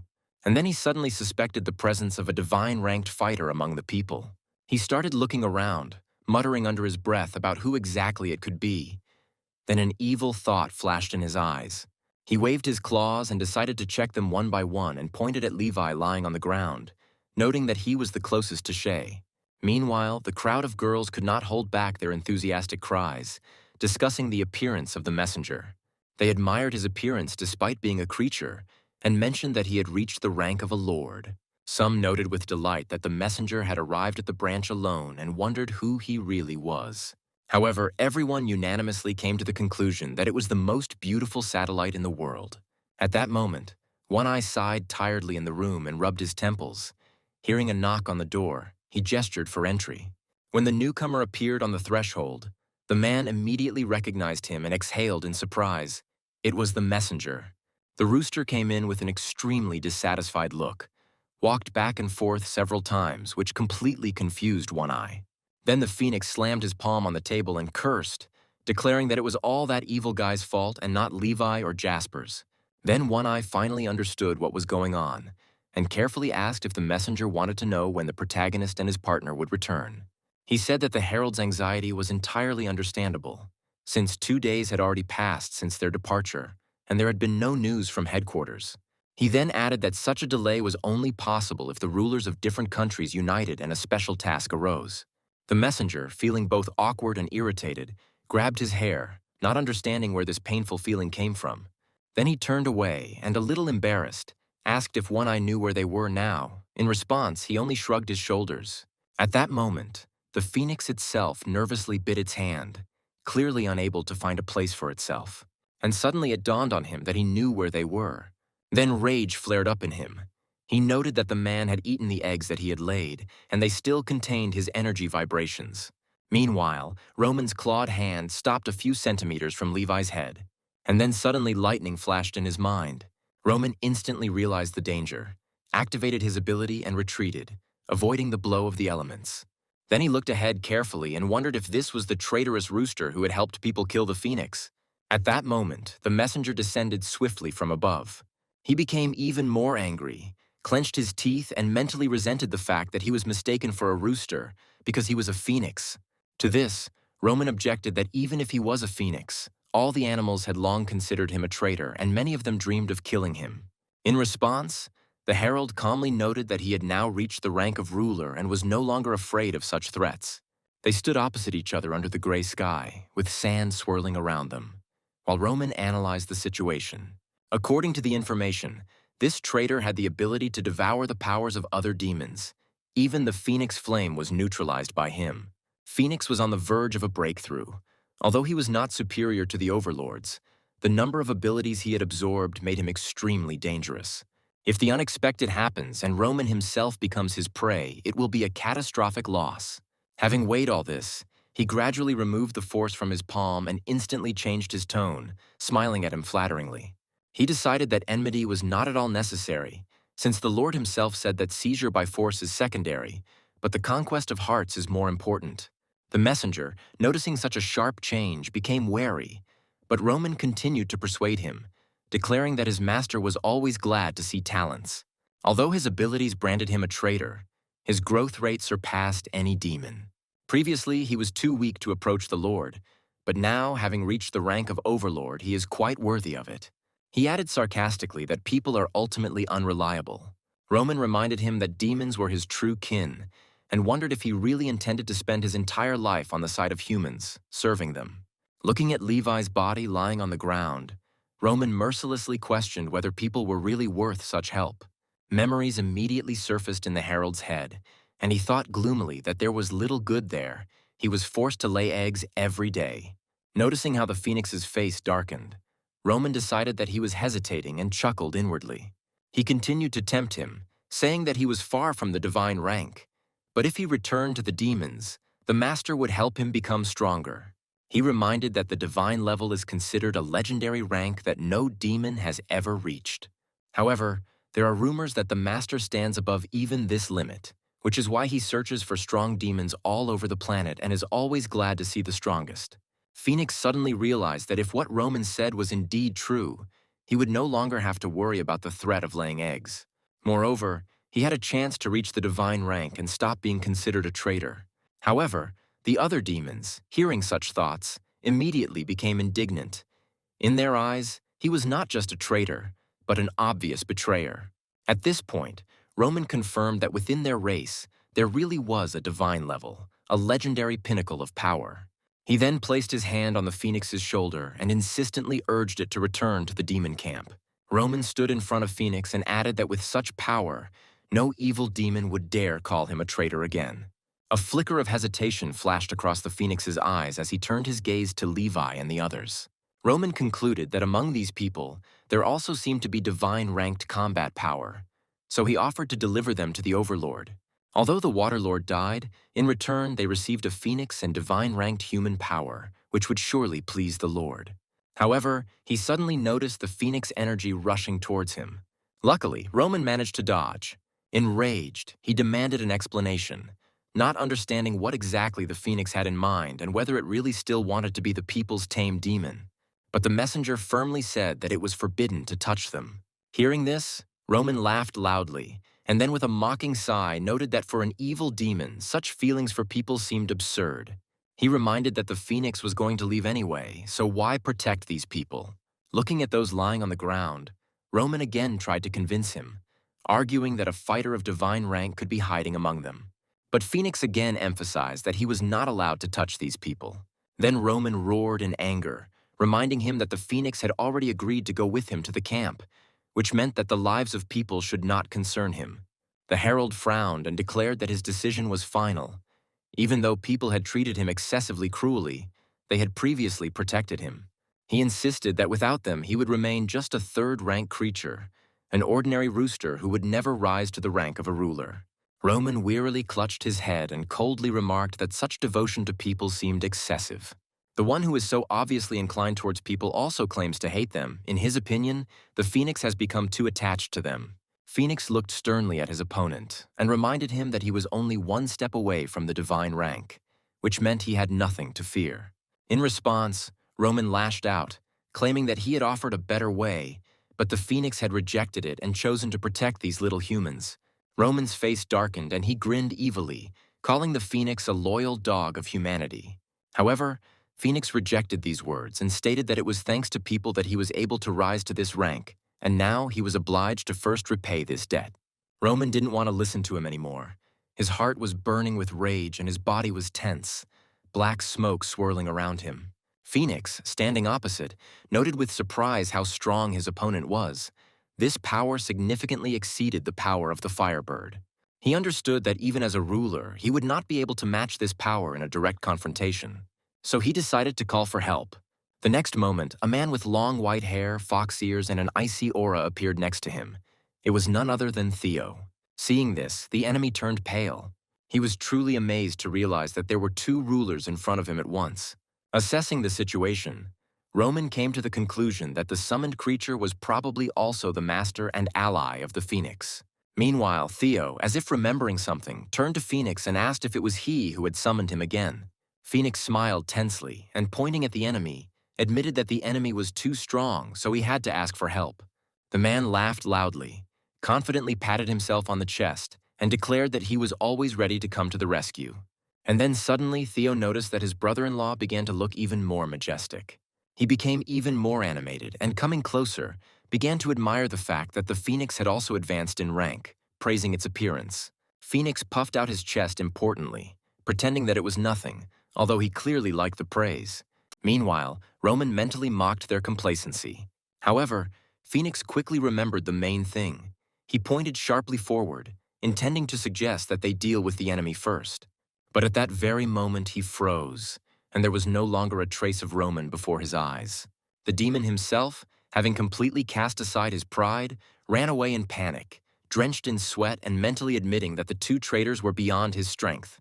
Phoenix pouted in displeasure, feeling contempt for how cowardly this so-called overlord was.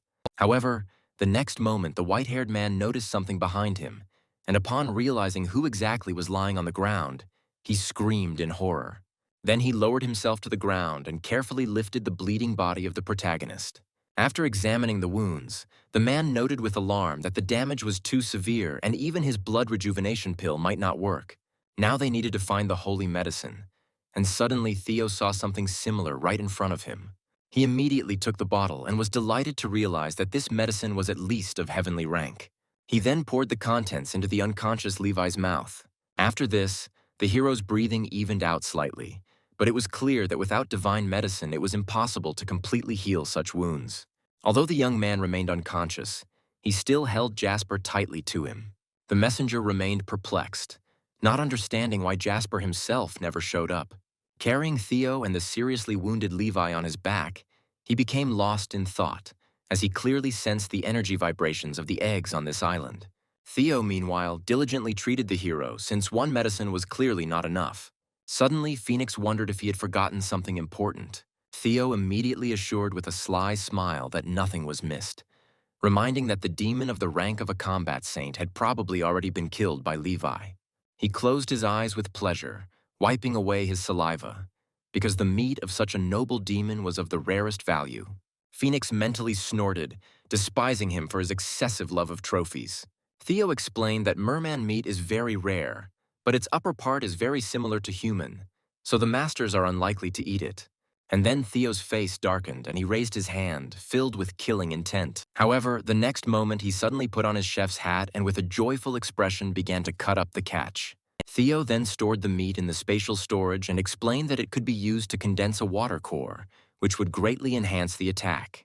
Phoenix's eyes lit up and he clapped his hands in delight, amazed at the possibilities of this world. Knowing there was no time to waste, Theo concentrated, enveloped in a blue glow. Phoenix looked around warily, and then Theo created another pill and handed it to his brother-in-law.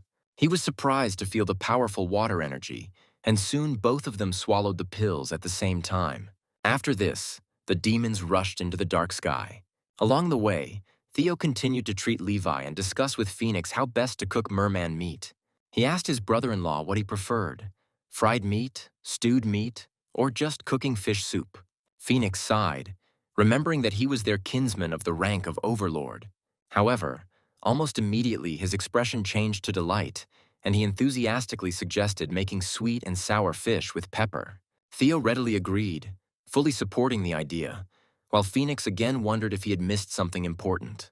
In the distance, on a large island in the middle of the ocean, a group of people lay unconscious on the shore. Sarah was the first of the defeated team to wake up. She sat up, rubbing her head and noting that the blow had been painful. Looking around, she noticed a pile of debris and thought with alarm that Object 99 seemed to have been destroyed. Then she saw seriously wounded comrades around her. Sarah realized in shock that they had probably gotten hurt while protecting her. Folding her hands, the girl sincerely thanked them and mentally repented for her previous bad words. Gathering her strength, she assessed the situation and realized that all her equipment was destroyed, and without it, it was impossible to contact the Alliance. Placing her hand on her body, she expected to feel pain, but unexpectedly felt nothing. In a panic, she began to feel herself, finding no trace of a serious wound. She was filled with questions about who could heal her. Memories of the battle made me think that it was that same man who did it, because the others were not capable of such a thing. Sarah started looking for him, but couldn't find him anywhere. Remembering the moment when he fought with Object 99, she felt fear, because such power could really destroy him. Sitting on the sand, she sincerely wished Levi luck, imagining him as a pure, flawless creature with white wings. Soon her attention was drawn to the needles. She guessed that it was they who saved her, and she realized that her benefactor was probably from Lungo. The girl folded her hands and prayed sincerely, then decided to try to signal with sand. As soon as she touched the ground, a sand statue immediately rose from it, surprising even her. Sarah couldn't believe she had created such a huge thing. Meanwhile, Phoenix was cutting through the sky and casually inquired about the progress of his little sister's hatching. Theo confidently replied that there was nothing to worry about, since his brother was taking care of it. Phoenix asked doubtfully if this was acceptable. However, Theo, continuing the treatment, smugly assured him that the fire element was even better suited for hatching eggs than water. Phoenix sweated, remembering the interaction of fire and water, and feeling a slight discomfort. He was worried, realizing that with her Phoenix bloodline, she was probably also a fire elemental. The thought flashed through his mind that this idiot with the ice element clearly couldn't do it without his brother's help. He coughed quietly, looking away, and then reminded her that his little sister was in the egg and told her to hatch it well. Theo pointed smugly at himself and proudly added that from now on, wherever he went, he would have to call him Uncle. Phoenix didn't immediately realize what the problem was. He wondered why he couldn't just say that the egg belonged to his beloved. Theo immediately objected, because his brother had remained a bachelor for 900 years. And if he found out that the egg belonged to his beloved, he would be jealous. Phoenix waved it off, although the feeling that something was wrong hadn't gone away. He just couldn't figure out what the catch was. However, the next moment Theo noticed a bright red feather on the Phoenix's tail, and his face instantly darkened. He suddenly reached out and pulled out the pen with obvious intent.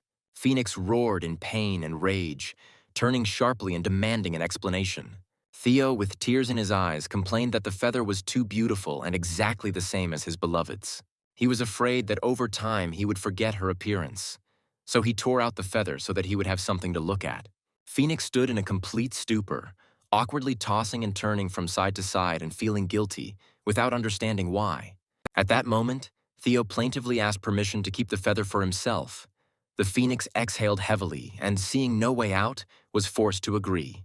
Theo instantly blossomed with happiness, clutching the feather he had just found in his hands with delight. And then the Phoenix seemed to be struck by lightning.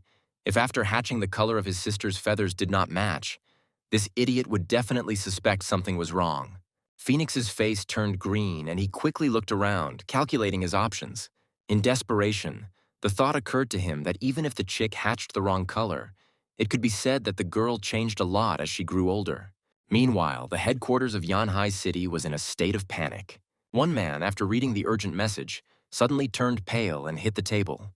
He announced that energy fluctuations of the rank of the Overlord from demonic creatures had been recorded, 2 of them at once. Everyone present froze, then leaned back in their chairs, staring at the large screen with the satellite broadcast. The image showed a giant phoenix, with Theo and the seriously wounded protagonist on its back. The employees' hearts sank into their boots, their faces turned pale, and cold sweat broke out on their foreheads. However, a second later, everyone simultaneously breathed a sigh of relief upon recognizing the messenger and admitted that they had almost been scared to death. Meanwhile, on the top floor of a high-rise building, One Eye stood, waiting for the hero's return. When the herald landed, a strong wind howled around him. Phoenix and Theo dropped down in front of the building, and Theo jumped off his back, still holding the unconscious Levi. The one-eyed man cried out, recognizing the hero, and immediately ran up, hastily asking what had happened to him. Phoenix took on human form and explained that he had found Levi on the island in extremely serious condition, but fortunately had managed to find a cure. Then he crossed his arms, glanced at Theo, and coldly added that this white-haired idiot was not his son-in-law at all, and at the same time asked his name. Theo instantly perked up, opened the demon's mouth, and introduced himself with shining eyes, saying that he was born during a lunar eclipse. However, the herald turned away, frowned, and crossed his arms, mentally deciding that this demon did not seem to be very intelligent. Then Phoenix closed his eyes and quietly announced that Theo had already treated Levi's wounds on the way, so they were fine. One Eye warmly thanked the messenger and his companion, and then looked around in bewilderment, asking why Jasper was nowhere to be seen. Theo, still holding the hero, confirmed this. He remembered that back then he noticed only a small glowing object emitting a faint golden light. He wondered if it was a small snake-like creature or a tiny dragon in Levi's hands. Only now did Theo and Phoenix simultaneously notice the creature. Feeling the familiar energy fluctuations, Phoenix's expression changed dramatically. He opened his eyes wide and looked closely at the tiny glowing creature in the protagonist's arms. Gradually his expression darkened. There was no longer any doubt. It was Jasper. He looked again at how tightly Levi held the little dragon close to him, even while unconscious. And then the messenger had no doubt at all. It was definitely Jasper. One Eye asked doubtfully if it was really Jasper, but the messenger answered confidently that there was no doubt. Then One Eye wondered why Jasper turned into a demon. The rooster explained that he did not know the reason when they arrived on the island. Everything was like that. Then the man, thoughtfully stroking his chin, suggested that perhaps it was the ability of that demon that turned Jasper into this. Theo supported this version and analyzed in detail the abilities of the sea demon. One Eye's face darkened, especially at the thought that the other masters might accidentally kill Jasper without knowing the truth. He then asked when Jasper would be able to return to normal, but Theo honestly admitted that he was not sure that was possible. Then One Eye lowered his head and sincerely thanked them for the fact that Levi and Jasper were able to return safely. The messenger pouted, closed his eyes, and turned away, while Theo, on the contrary, slapped himself on the chest and said that for him it was just a matter of honor. One-Eyed added with a smile that in terms of cultivation level, both of them are seniors, so they deserve respect, and the entire department is grateful to them. If they have any requests, they will always be happy to help. After this, One Eye, having made sure that everything was all right with Levi and Jasper, took his leave. He needed to report on the situation at headquarters. When he left, Theo looked around curiously and noted with admiration that human houses in this world looked very unusual. He awkwardly touched the glass door, admiring how high the ceilings were and how much light there was, which only irritated the messenger. Theo also noted that people in this world are very smart and hardworking. However, The rooster thought that for a dunce like Theo, everyone else would seem like real geniuses. After some time, Levi finally woke up. The hero sleepily rubbed his eyes, sat up, and mechanically muttered Jasper's name.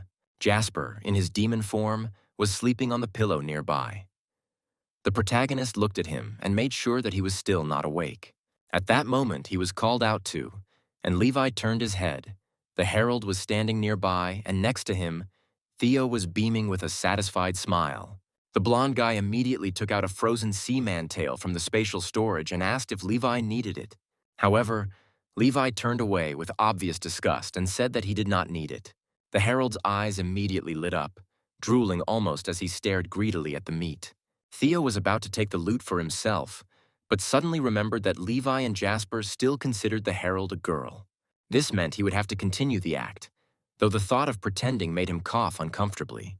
In the end, he declared that since Levi didn't need a tail, he and his beloved would make soup out of it. At that moment, the messenger literally turned to stone. But Levi didn't pay any attention to them and briefly allowed them to take the loot. Both demons immediately thanked him joyfully. Soon, the long-awaited demon tail dish was ready. A steaming cauldron of fish appeared on the table. The aroma was so appetizing that the eyes of the messenger and Theo lit up. The very first piece melted in their mouths, and delight overwhelmed them. They ate without hiding their happiness, washing it down with large bowls of rice. But Jasper was still sleeping. Levi was sitting next to him, looking gloomily at the curled-up demon. When he was handed a bowl of rice, he initially shied away. However, Theo gently tried to calm him down, explaining that Jasper's transformation was temporary. The demon explained that his aura was stable, he was just sleeping and would wake up soon. Finally, Levi agreed, took the bowl and began to eat. Theo watched this with a smile, and the herald, although he looked cold, was clearly pleased in his heart. At that moment, the system's mechanical voice rang out, announcing that the host's energy had been restored and that reserves had been accumulated for a whole year ahead. Theo then took out several blue pearls and one red pearl and handed them to Levi, explaining that they were the tears of a merman found on the island. The red pearl was especially valuable. A seaman only gets one of these in his entire life. The system literally reached out to the pearls, confirming that this was exactly what Levi needed now. Theo politely helped the protagonist crush the pills into powder, after which he carefully sprinkled them on the rice that Levi was eating.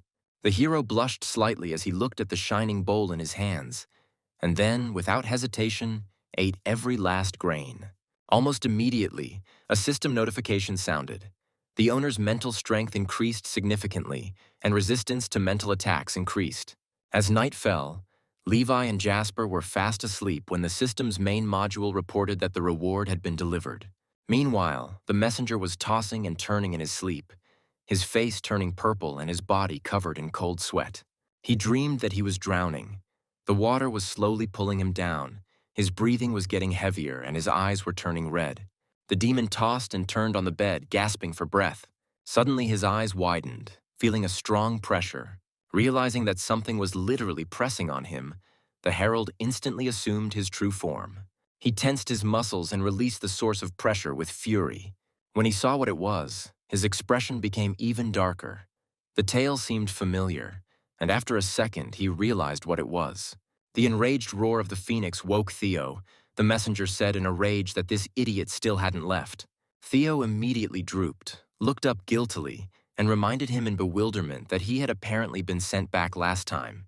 The messenger rolled his eyes in irritation and thought for a moment.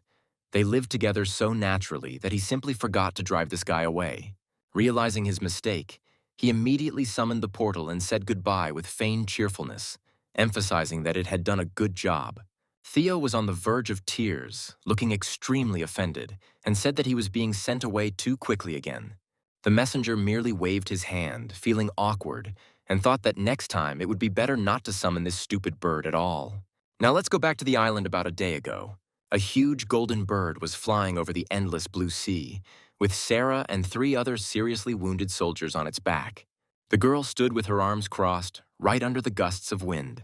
The bird was heading rapidly towards the city, having successfully completed its mission on Sand Island. However, it was not Sarah who brought the masters from 4 other countries, but she who returned them home. In one of the offices, the commander ordered that Levi could rest, He was going to discuss the situation with the Joint Department. Meanwhile, the rotating head of the organized crime group, Vasily, addressed his fighters, asking what had happened on the island. Stephen reported that they had encountered a water-type Lord-ranked demon with absolute defense. Vasily asked a clarifying question about whether their combat robot had been destroyed. In response, Stephen grinned and answered negatively. However, he added that it was the fighter from Lungo who destroyed him. Then Vasily turned to Mikhail, asking about the fate of the frozen demon. The answer was the same. He was also destroyed by the same ruler. The minister visibly tensed up and, sweating, switched to the last participant, Hama. He, lying on a hospital bed, remembered that at that moment he was under mental control. After regaining consciousness, he was also beaten by the Lord of Lungo and thrown back by streams of high-temperature fire. Then Vasily asked the men if the new rank of the ruler from Lungo was really stronger than all the others. Mikhail, turning the handle, explained that everyone was under control then, and the three of them attacked him. However, even with their combined efforts, they were unable to overcome him, despite the fact that he acted more on instinct. Vasily was stunned, but generally understood the picture. He said that he would report everything to the Five Nations Alliance, declared the meeting closed, and wished everyone a speedy recovery. However, Hamu delayed him, inquiring about Levi's condition. He wondered if this guy was even alive. Vasily reported that the hero was seriously injured and was taken to Lungo along with Jasper thanks to his pet. Vasily noted that there is almost no information about the pet, but it may indeed have tracking capabilities. Hamu just snorted, glancing to the side, and admitted that the main thing was that Levi was alive, because he still hoped to fight him. Immediately after this, the man said goodbye to everyone and disconnected the video call. Stephen then said that since there were no more questions, he would also take his leave. After this, Michael concluded that although everyone was under control, none of them were killed by that ruler. It was probably the man from Lungo who single-handedly dealt with the sea demon and saved everyone on the island. Vasily agreed with this version, adding that, judging by the data about the pet, the Water Lord could indeed have been defeated by Levi himself. As he was leaving, Mikhail asked with a smile to convey his greetings to Bishop Lungo if the opportunity arose. The connection was broken, and Vasily was left alone, immersed in thought. He thought that Project 99 had failed again. The Alliance sought to stimulate the growth of human power by compiling a ranking of the strongest, and now it was clear who was at the top. Apparently, the #1 fighter now is the Overlord rank fighter from Lungo. Meanwhile, the story moves to the state of Huiguo. The measuring machine reported that Sarah's combat power was beyond the limits, and according to calculations, she could have reached the pinnacle of the Overlord rank. Upon hearing this news, the staff member immediately began to shower Sarah with flattering praise and emphasized that Sarah was truly amazing. The girl raised her chin proudly, feeling her own frightening strength. A feeling of glee blossomed in her chest. She could already imagine how those three would learn about her combat power indicator and would literally crawl at her feet. However, she soon remembered that the new ruler of Lungo and his brother had participated in the rescue operation on the island. Sarah immediately remembered Levi because he was her benefactor at the time, and acupuncture was intended to heal his relative. Then a question arose in the girl's mind. Could her sudden strengthening be connected with him? Almost immediately, she dismissed the thought, deciding that it was impossible because he was only a healer and could not possibly make her that strong. However, the doubt did not disappear, and she thoughtfully ran her hand over her chin, trying to understand where this strength came from. Gradually, her thoughts turned in a different direction. The guys mentioned that there was a water demon on the island that specialized in mental attacks. Then Sarah remembered that they were all under mental control, but she herself, being unconscious, was not controlled. She muttered under her breath, reasoning with frightening confidence, and the further her thoughts went, the stronger the feeling of pride returned. This thought made her burst into laughter, mentally proclaiming herself to be the strongest fighting force in Huiguo, beautiful, cold, and merciless. At that moment, the employee interrupted her thoughts and informed her that the organized crime group was going to publish a ranking of the strongest representatives of humanity. Sarah's face immediately lit up as she was informed that this was a preliminary list of the top 10 human combat power and was offered to look at it. However, as soon as she saw the first name, her joy instantly turned to anger. At the very top of the list was Levi. The girl almost squealed with anger, not understanding why he turned out to be the strongest. Meanwhile, elsewhere, the Supreme Commander-in-Chief was studying the same rating. If something like this had happened 200 years ago, it would have been a shock to the entire world. Lungo has once again risen to the top of the global fighting force, and Levi has taken his place as the former greatest warrior. Meanwhile, One Eye stuttered as he remarked that Levi would officially become Lungo's representative as the strongest man. He carefully reminded about the possibility that if his fears turn out to be unfounded and the hero's mental diagnosis becomes known. However, Tracy tried to calm him down, suggesting that they act according to the situation. They had prepared measures in case of unforeseen circumstances. Sean turned out to be the calmest. He noted with a grin that the strongest man in the world simply cannot be perceived as mentally ill. Even if the most authoritative organization confirmed the diagnosis, he immediately changed the subject and calmly took a sip of water. He then explained that in the future, people would think not that Levi was insane, but that he was so powerful that his thinking was beyond the pale. The one-eyed man suddenly realized this logic and burst out laughing like a madman, realizing that there was nothing more to be afraid of. He realized that Levi was indeed crazy, but because of his insane strength, and that's exactly what people need. Even if Levi is a patient in a psychiatric clinic, it doesn't matter. He is strong, and therefore he is right. Meanwhile, the main character himself sat under a tree, cross-legged, and calmly listened to the system's report. After his mental strength increased, his true thunder body began to absorb energy much faster. The system happily reported that after the mental breakthrough, it was overflowing with energy and was finally able to start the process of evolution. The system then began checking the skills that had reached their maximum and reported that the proficiency of the Crimson Fire skill had reached 100%. And then suddenly Levi opened his eyes and the system immediately fell into panic. She was puzzled as to why the host had stopped concentrating on absorbing heavenly energy, even though there was only one step left until the late stage of heaven. However, the protagonist only looked at the dragon curled up around his neck and noted to himself that Jasper still hadn't woken up. The system came to the conclusion that Jasper's body was completely fine. Moreover, it turned out to be extremely strong. The hardest part of absorbing the water demon's energy was protecting the dragon, but now all that energy has completely merged with the body. Although she couldn't obtain information about the scales, it turned out that its defensive power had reached a rank that even a hero couldn't penetrate. That's why at that moment her attitude towards Jasper changed dramatically, and she decided that she had a way to speed up his awakening. At that moment, One-Eyed approached the hero with a rating list and announced that the preliminary top 10 of combat power had already been compiled. Now he needed confirmation from Lord Lungo, but Levi pretended not to understand anything.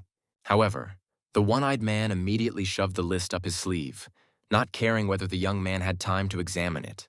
He nonchalantly declared that the confirmation was good, and then went to report everything upstairs, clearly pleased with himself. A look of confusion crossed Levi's face, while a system activated in his mind, announcing the opening of another location. The vibration awakened the rooster, and then the connection was successfully established, and the process of doubling the energy body began. The world around froze, after which a mechanical voice confirmed a successful entry, and the hero simultaneously found himself inside an anomalous world. The action took place in 2014, when anomalies began to appear en masse again throughout the world. Over 50 years, the population had declined sharply, and the picture of what was happening was truly shocking. After enormous losses, humanity finally systematized the types of anomalies, and as a result, the world introduced a unified classification. Humanity had a multitude of nightmares, and every time a Class S spirit appeared, it meant the destruction of an entire city. At that time, there were already 10 such no-go zones, the number of which continued to grow every few years. There was also another phenomenon. The anomalies that appeared during the blood moon were never below B-class. In one region, a team of B-class demon slayers hesitated before entering, afraid to go further. However, their captain Charles coldly said that there was no retreat. The anomalous aura had appeared only recently and was not yet above Class B. When the door was opened with a gentle push, an eerie voice was heard from inside, as if welcoming guests into its home. The demon slayers raised their weapons warily and focused their gaze forward. One of them checked the activated device. The anomalous compass revealed the presence of a C-class grudge demon located an hour away from them. Then the tension in the group eased a little as they could handle that level. The light in the window indicated that the target was inside the house. Finally, the fighters entered cautiously, clutching their weapons. However, upon seeing the situation, their expressions changed dramatically. The room was filled with flowers and plants, and among them lay a man, motionless. The glow emanating from the plants looked unnatural, and the man, namely Jasper, was resting among the flowers with his eyes closed.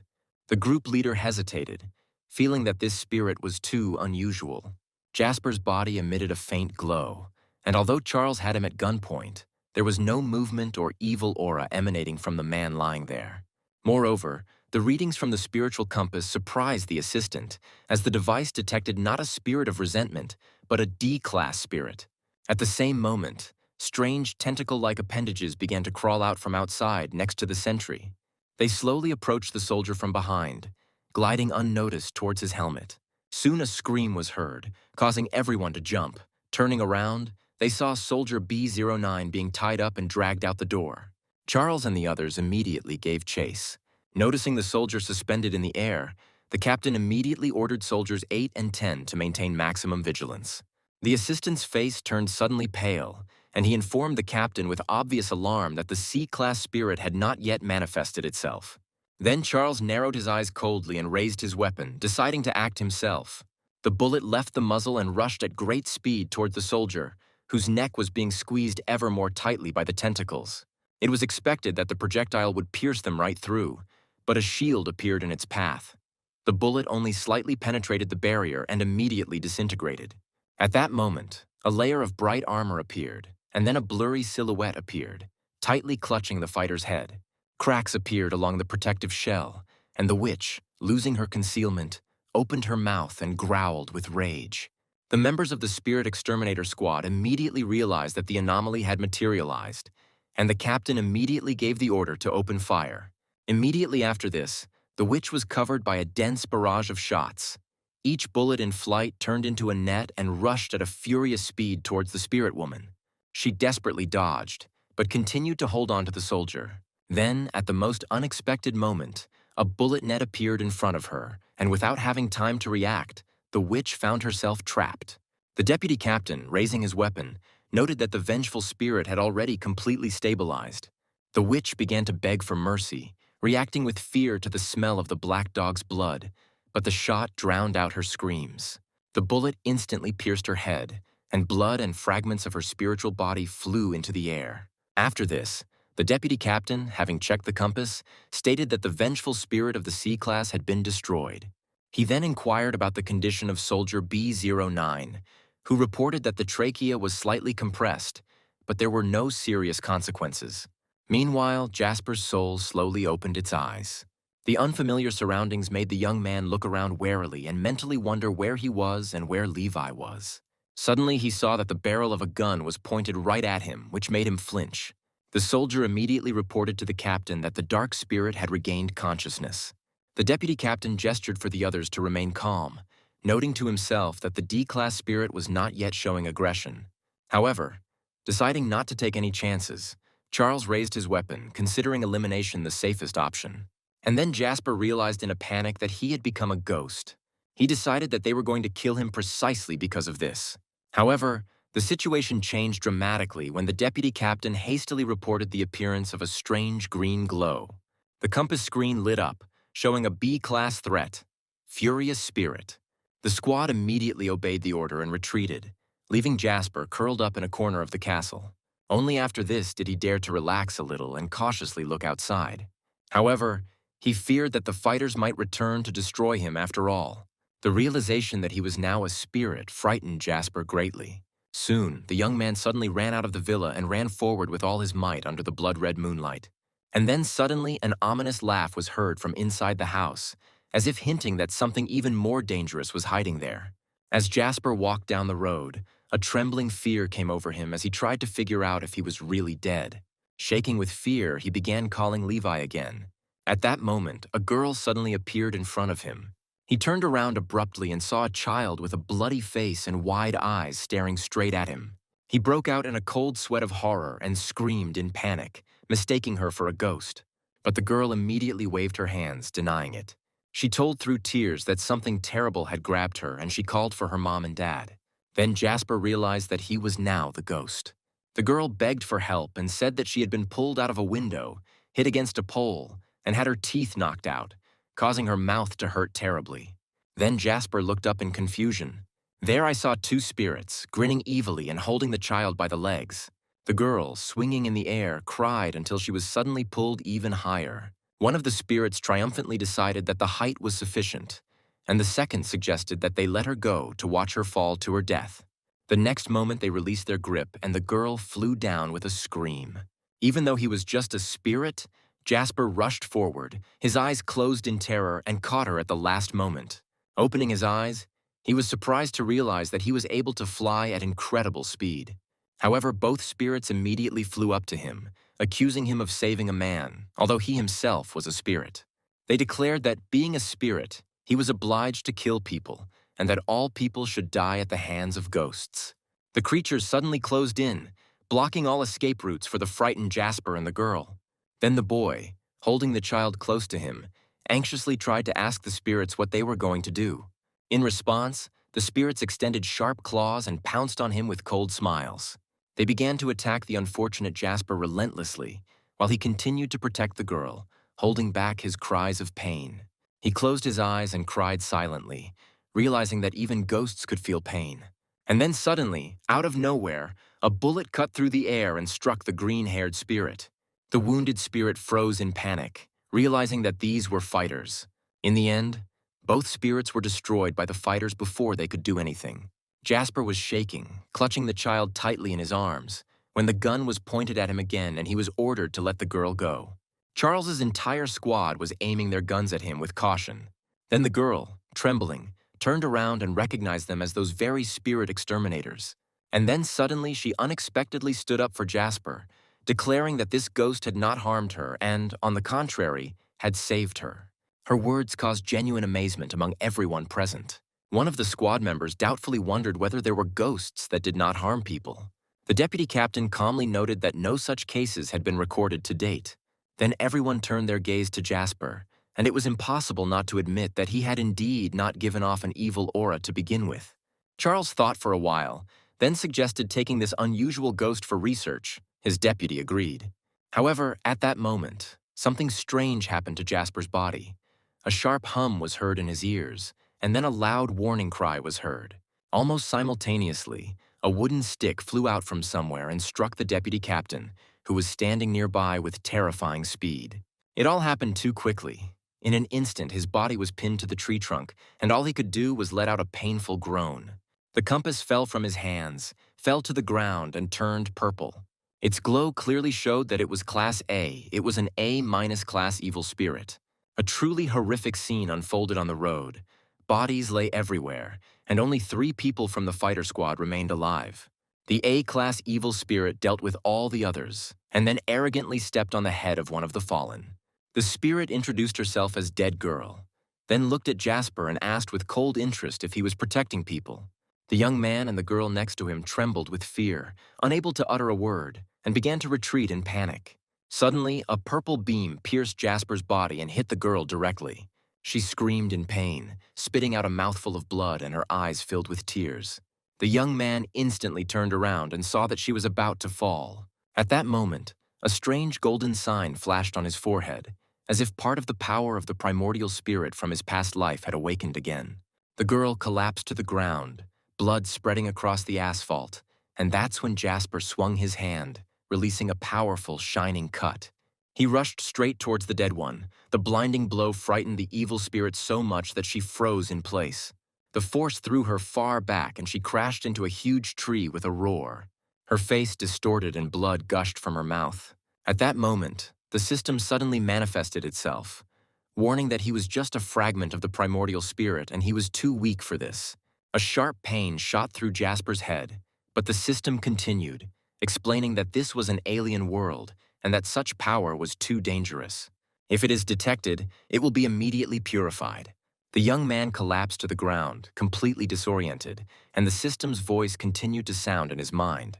She explained that she had brought him here to return the fragments and asked him to wait until her carrier completed the task. While Jasper was still trying to comprehend what was happening and arguing with the system, Dead Girl took advantage of the moment. She rushed forward and grabbed him by the neck, her face distorted with murderous intent, her veins bulging, and a sinister smile appearing on her lips. The system screamed in horror, realizing that if he died completely, he would only have residual energy left. However, Dead Girl suddenly smiled even more strangely and said that simple destruction was too boring for her. She lowered her head and then let out a loud roar. At that very moment, numerous evil spirits began to gather around. The dead woman, without loosening her grip on Jasper's neck, coldly explained that in front of them was a special spirit that had betrayed them because it protects people. She emphasized that this ghost was capable of suppressing the murderous instincts and therefore ordered that it be properly served. Not long before, a car was speeding down the road. The driver reported that a D-class spirit had been detected, and management had sent them to eliminate it. Levi, being the captain of the D-class spirit extermination squad, listened to him silently, remaining unperturbed. Behind him, the other crew members whispered among themselves, discussing how, despite his status as captain, it was the deputy who was constantly giving orders. Someone explained to the new recruit that he simply didn't know. During training, the captain allegedly didn't dare shoot at the spirits. Another man remarked that the captain was afraid of ghosts, which left one of the recruits wondering what kind of unit he had even been assigned to. The destination turned out to be a villa, and the deputy captain reported that it was here that the D-class spirit was recorded. Despite the man's confident words, deep down Levi still felt fear.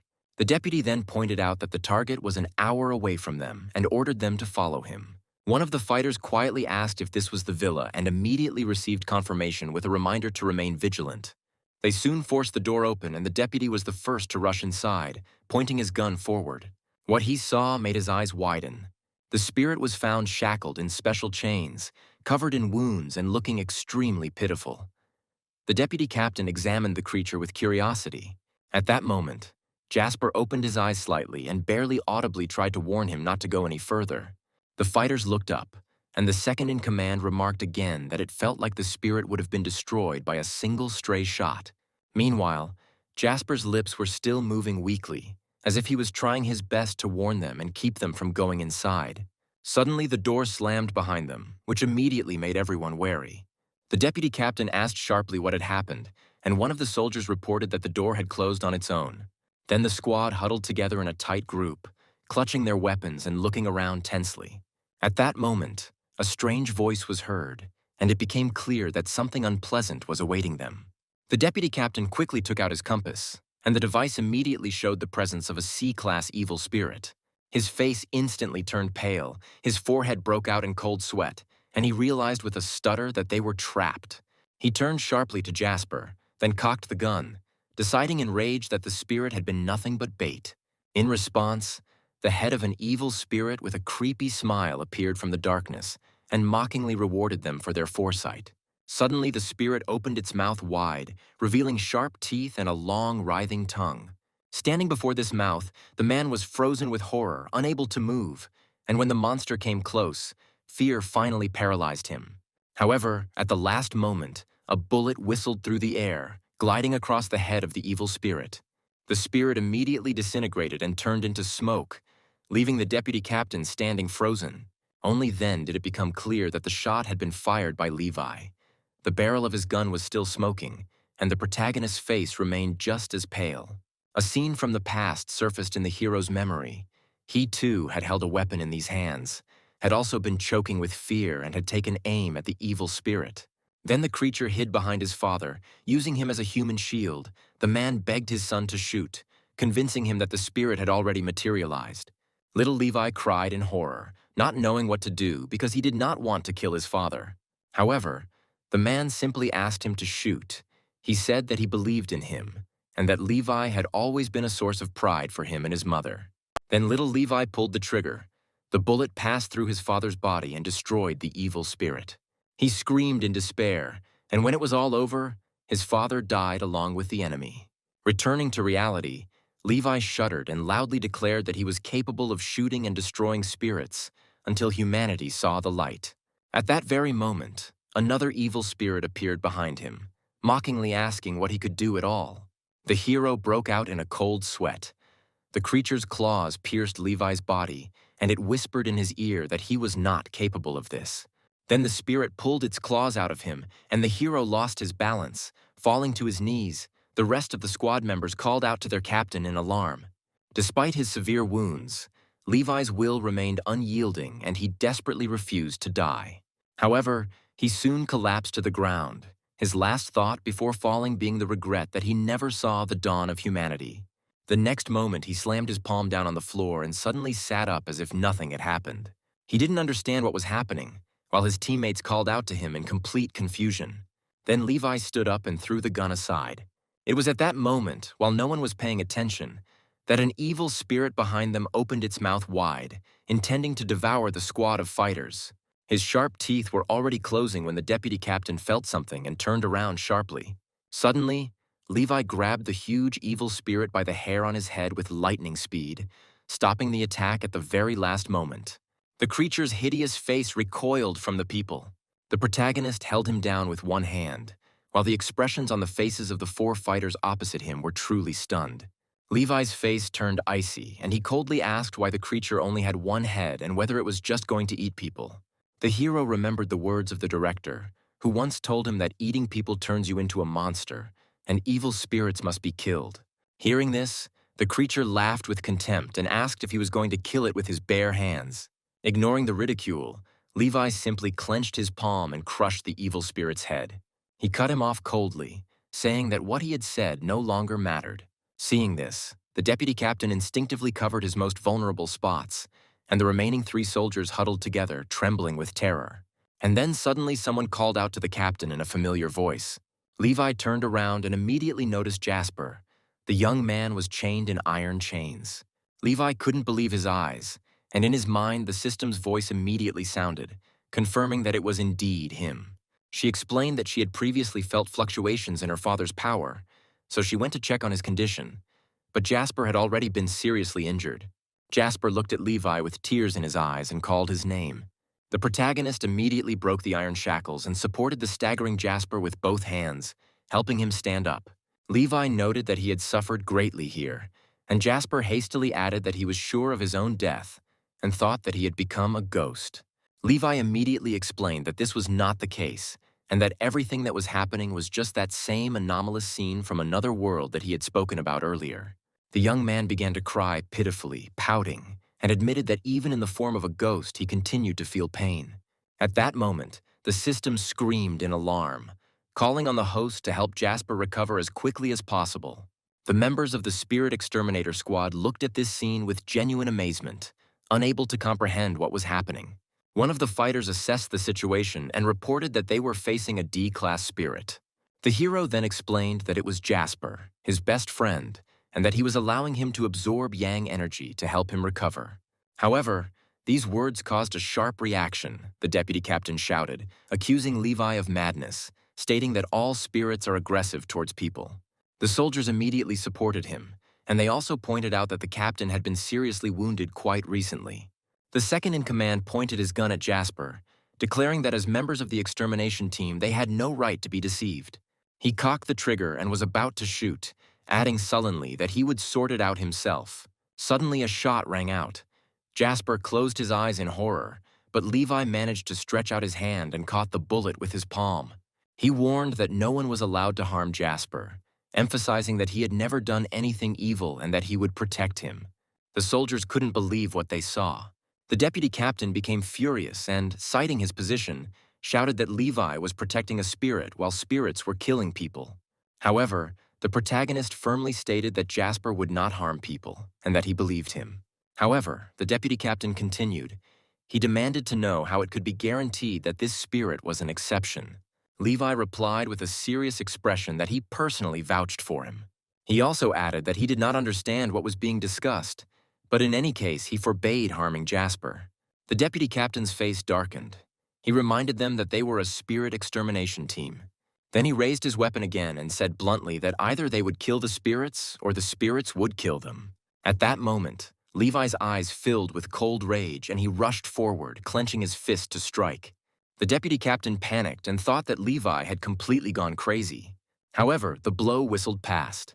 The deputy captain was shocked and immediately noticed behind him an evil spirit with a face distorted with horror. He shouted that he had just appeared. Levi should not have noticed him so quickly. The next second, a powerful blow completely smashed his face. Levi calmly explained that this spirit was going to eat them, so it had to be destroyed. The deputy captain was unable to utter a word. The rest of the squad were in a panic, Their captain was capable of killing a C-class evil spirit with one blow. Someone reminded that the hero had previously destroyed a spirit of the same rank with his bare hands. The deputy captain suddenly remembered that, in theory, physical attacks should not work on spirits. Then Levi smiled and praised Jasper, noting that he immediately felt the thirst for blood. One of the subordinates immediately suspected that this D-class spirit had previously sensed the presence of the evil C-class spirit and warned the captain. Suddenly, a scream echoed throughout the room. The team looked around warily, and the ominous voice continued to echo around. Jasper, shaking, said that they were the ones who caught him and bit him, and it caused a lot of pain. Anger flared up in the protagonist's heart, and his fist seemed to be engulfed in flames. Gritting his teeth, Levi demanded to know where these creatures were, promising revenge. Hearing this, Jasper pulled back in surprise. However, he then became happy to realize that he now had a protector and agreed. He looked around, and at that moment the system intervened again, informing him that the enemies had to appear in order for the crimson fire to activate. Then Jasper pointed forward. Levi stamped his foot and rushed forward with blinding speed. The bone spirit screamed in panic that the fire was burning him. However, just one blow put an end to his existence. Landing, Levi asked emotionlessly if there were more. Then Jasper pointed in the other direction. Immediately after this, the main character, using inertia, soared into the air, attacking the next spirit. His face contorted from the impact, and he screamed before being destroyed.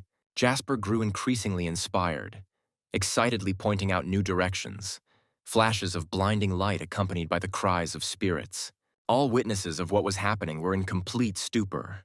The deputy captain, his face pale, swallowed in disbelief as he watched his once timid captain fight like a lion.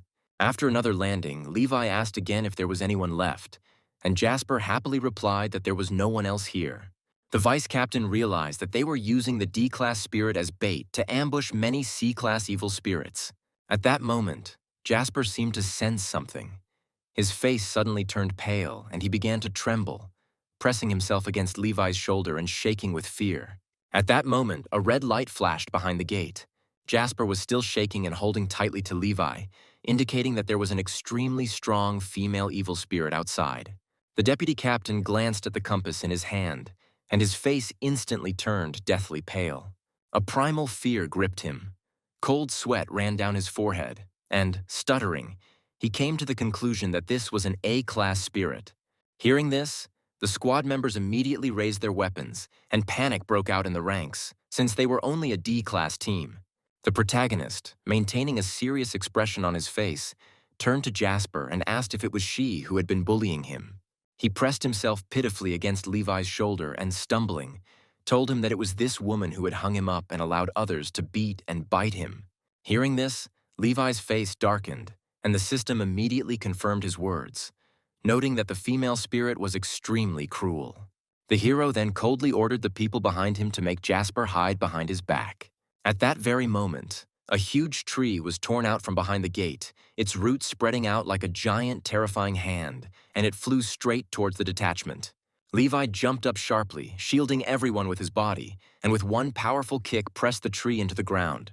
The spirit woman was shocked by what she saw and could not believe that a person could possess such power. However, before she could recover from the shock, she saw the tree rapidly flying back towards her. She was forced to sharply rise into the air, dodging. At that moment, the hero appeared behind her and attacked, kicking her. The dead woman only glanced at him briefly, but her face instantly tensed.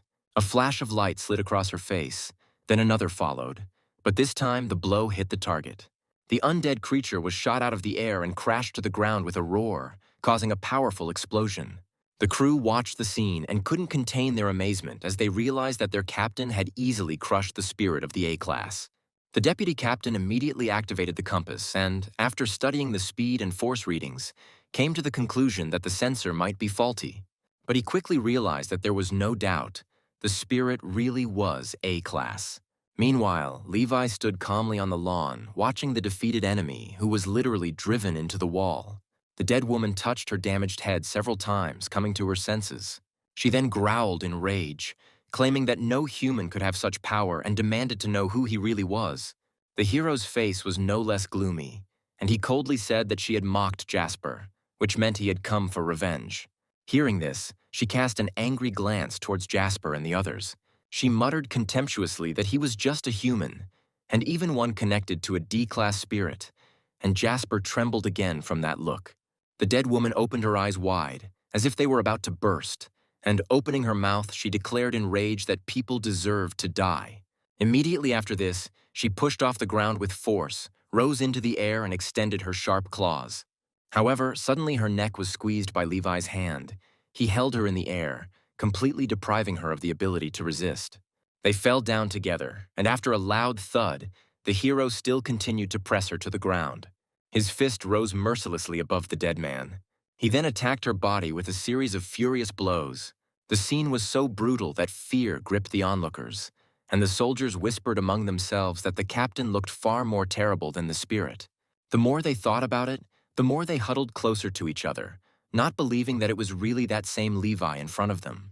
The spirit's upper body began to take on its true form, but it declared that no human could kill it, no matter how strong it was.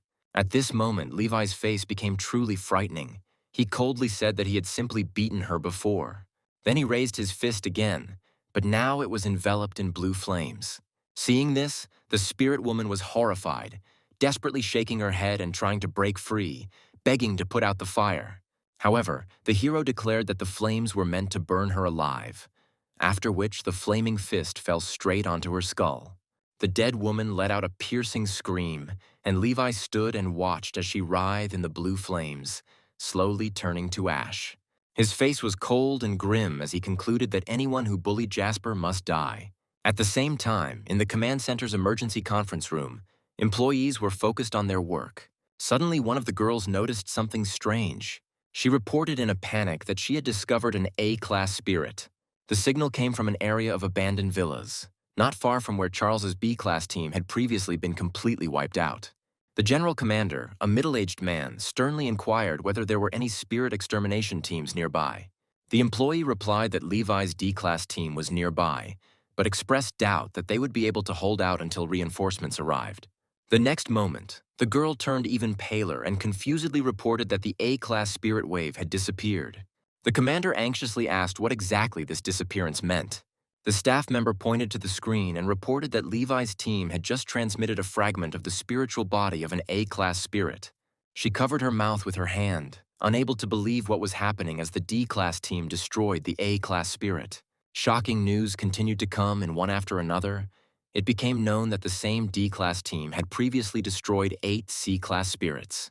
The general commander, not hiding his mistrust, asked again if there were other teams nearby. The employee, having checked all the information, confirmed that she did not see any signals from other units. The commander was lost in thought, unable to find an explanation for how the D-class team had managed to destroy so many spirits, including an A-class spirit. Moreover, this was the first combat mission of the D-class under Levi's command. Their original task was to eliminate only the D-class spirit. Previously, if a low-level team encountered a high-level evil spirit, the chance of complete annihilation was 99%. However, now the D-class not only survived, but also eliminated the spirit of the A-class, an incident that had never been recorded in history. As the sun was already setting, the hero's car was moving back to the base. The deputy captain assumed that the command center had already recorded their return, and probably noticed spiritual fluctuations. Perhaps headquarters will decide that this spirit was brought in for training purposes. However, he understood perfectly well that the behavior of the captain, who so desperately defended this spirit, clearly had other reasons. The team's car soon arrived at headquarters, where the commander-in-chief was already waiting for them at the entrance. The deputy captain was amazed by such a reception and noted with amazement that the commander-in-chief himself personally came out to meet them at the entrance. The rest of the team were also confused, and some quietly admired him, calling him their idol. The commander-in-chief looked sternly at the squad and asked directly whether Levi's team had really destroyed an A-class spirit. The entire group stood at attention and saluted. The deputy captain confirmed the report, clarifying that, to be precise, the elimination was carried out solely by Captain Levi alone. He explained that so-called cyborgs capable of independently eliminating anomalies had already been encountered abroad. Captain Levi was exactly that type, destroying evil spirits and ghosts with his bare hands. Captain Louis chuckled, stating that such words sounded completely absurd, since a D-class could not possibly possess such power. However, the fighters standing behind the hero nodded in unison, confirming that it was Levi who had destroyed all the spirits single-handedly. Lewis and his deputy looked at them with obvious disbelief. The commander-in-chief then pointed to Jasper, whom Levi had brought with him, and asked why the D-class spirit was not immediately destroyed. The deputy then reported that this spirit apparently retained memory and human emotions, and was also familiar to the captain during his lifetime. This statement shocked everyone present, as there was not a single documented case of a spirit retaining its humanity. The employee then discovered that Charles's B-class team had previously encountered a low-level spirit without an evil aura. The commander-in-chief looked at Jasper thoughtfully and wondered if he was truly harmless. However, Lewis, not believing this, took out a gun, pointed it at Jasper, and expressed the opinion that ghosts cannot be trusted. Jasper trembled in horror. Levi immediately stood in front of him, covering him with his body, and said that he would not allow Jasper to be frightened. Lewis did not lower his weapon, hinting that he had no intention of simply scaring the spirit. At that moment, the deputy stood between them and reported to the commander that all the spirits that had been destroyed earlier were discovered by this very spirit. He had indicated their exact location in advance, including the A-class spirit. The commander-in-chief was stunned to realize that this spirit was actually helping people destroy other spirits. He suggested that, on a subconscious level, he truly considered himself a human being and was completely on the side of humanity. Looking at Levi, who was still protecting Jasper, he concluded that they had already eliminated 8 C-class spirits and 1 A-class spirit. After this, he stopped Lewis, who was raising his weapon again, and stated that if the spirit was truly harmless, it should be given a chance. The commander-in-chief then called a closed meeting, as he believed Jasper could be trusted. Moreover, his ability to detect anomalous spirits, even those that had not yet manifested, was extremely useful. The meeting participants listened attentively, although many expressed dissatisfaction. And then suddenly the commander-in-chief proposed to form a separate independent group of Levi and Jasper. At that moment, the entire hall was gripped by shock. Although everyone was in shock, few were ready to openly argue with the commander-in-chief. Lewis protested sharply, not believing that the spirit was going to be officially accepted and doubting the seriousness of such a decision. But the commander-in-chief firmly said that he was absolutely serious. After the meeting, he met personally with Levi and Jasper to discuss the details of the offer and possible benefits. Because Jasper is a spirit, he will be temporarily ineligible for government benefits, but terms will be worked out later. But he warned that if the spirit harmed people, Levi would be held responsible, and in extreme cases, it could result in the death penalty. The hero, in turn, supported this idea and noted that he really intended to exterminate such creatures. Jasper admitted that he was still a little afraid of spirits, so Leon gently stroked his head, saying that he would protect him. From the sidelines, the general watched the scene closely, wondering if this Jasper really didn't see himself as a ghost. Meanwhile, in the wooden house, the messenger was in a state of daze, not understanding where exactly he was. Through the fog of his mind, he noticed a man who extended his hand towards him. Then the herald screamed in panic, demanding an explanation. But his screams soon turned into helpless clucking. Realizing what was happening, he realized in horror that instead of a phoenix, he had become an ordinary chicken. They grabbed him by the wing and shook him roughly, and at that moment it finally dawned on him that he had indeed turned into a rooster. Fragments of memories surfaced in his memory of how he had previously evolved into a phoenix, and then how he was dragged into another world. Now he was mercilessly pressed against the cutting board, and the messenger, in despair, decided that this time it was all over and he was about to be slaughtered. The man, feigning pity, explained that he had not meant to kill, but that something was wrong in the house, and the rooster's blood was said to ward off evil. The messenger closed his eyes, resigning himself to his fate and wondering if he would be able to return if he died. However, he was suddenly overcome with fear when he remembered that last time it was Levi who brought him back, and not someone else. The knife came down sharply, but the herald managed to dodge. The blade pierced very close, and it made him shudder. As he struggled desperately, the man grabbed his leg, muttering that he was possessed by a spirit and therefore hoped that the blood would help drive out the evil spirit. Despite his pleas, the rooster resisted more and more, but soon he discovered that his beak did not allow him to utter a word. At this point, despair reached its limit, and he decided to take a risk by resorting to his last resort, a sensual appeal. To his surprise, the heavens seemed to respond, and this time the herald successfully summoned Theo. The butcher, who intended to use it to exorcise spirits, screamed in horror, mistaking what was happening for the appearance of a ghost. Taking advantage of the confusion, the rooster broke free from the grip and rushed towards Theo, trembling all over and clinging to him. Theo looked at the trembling rooster in surprise, trying to guess from his plumage who he was. He soon assumed that if the creature was able to summon him, then it really was that very phoenix in front of him. Theo called him his brother-in-law, and the man who had been a butcher collapsed to the floor in fear. Without saying a word, Theo took out a vial from the spatial storage. The demon then carefully gave the rooster a purple pill. The messenger swallowed it and even managed to note that the taste was reminiscent of corn. Almost immediately after this, he realized with delight that he could speak again. Theo explained that it was a human speech pill that allowed demons who had not yet reached the transformation stage to speak human language. Hearing this, the phoenix showered him with praise, calling his son-in-law a fine fellow. Then Theo, looking around, asked how the phoenix turned into a rooster, and also where they were. Then the rooster explained that he had found himself in a new world, different from Theo's world and from his own, and that it was Levi who had brought him here, just like last time. Theo, however, didn't understand which last time he was talking about.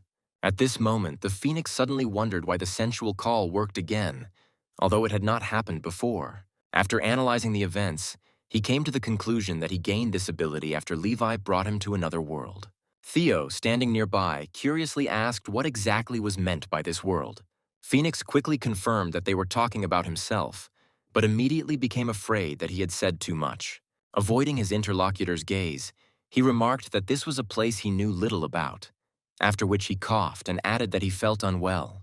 Theo stroked the chicken's head carefully, and then worriedly asked his son-in-law if he was feeling unwell. He added that he had pills to strengthen his vitality, but the messenger refused, explaining that he was not that bad. After that, Theo turned around and looked around the room again. The spiritual energy around him was so weak that it was almost imperceptible. Then the kitchen door suddenly swung open, just as Theo said the word about ghosts. He turned around and saw the boy. The boy's face was gloomy, and his dark, bright eyes with blood-red pupils were especially striking. He added that Atsai was his best friend and warned his father not to dare kill him. Afterwards, he coldly noted that blood was still not able to drive away evil. The boy froze, as if only now realizing what was happening, and noticed that his father was lying on the floor, wondering if he was dead. At that moment, a voice rang out, attracting his attention.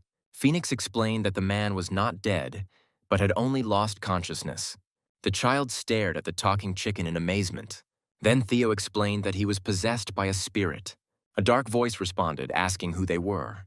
But Theo was unhappy that such a weak spirit dared to speak to this king using a possessed body.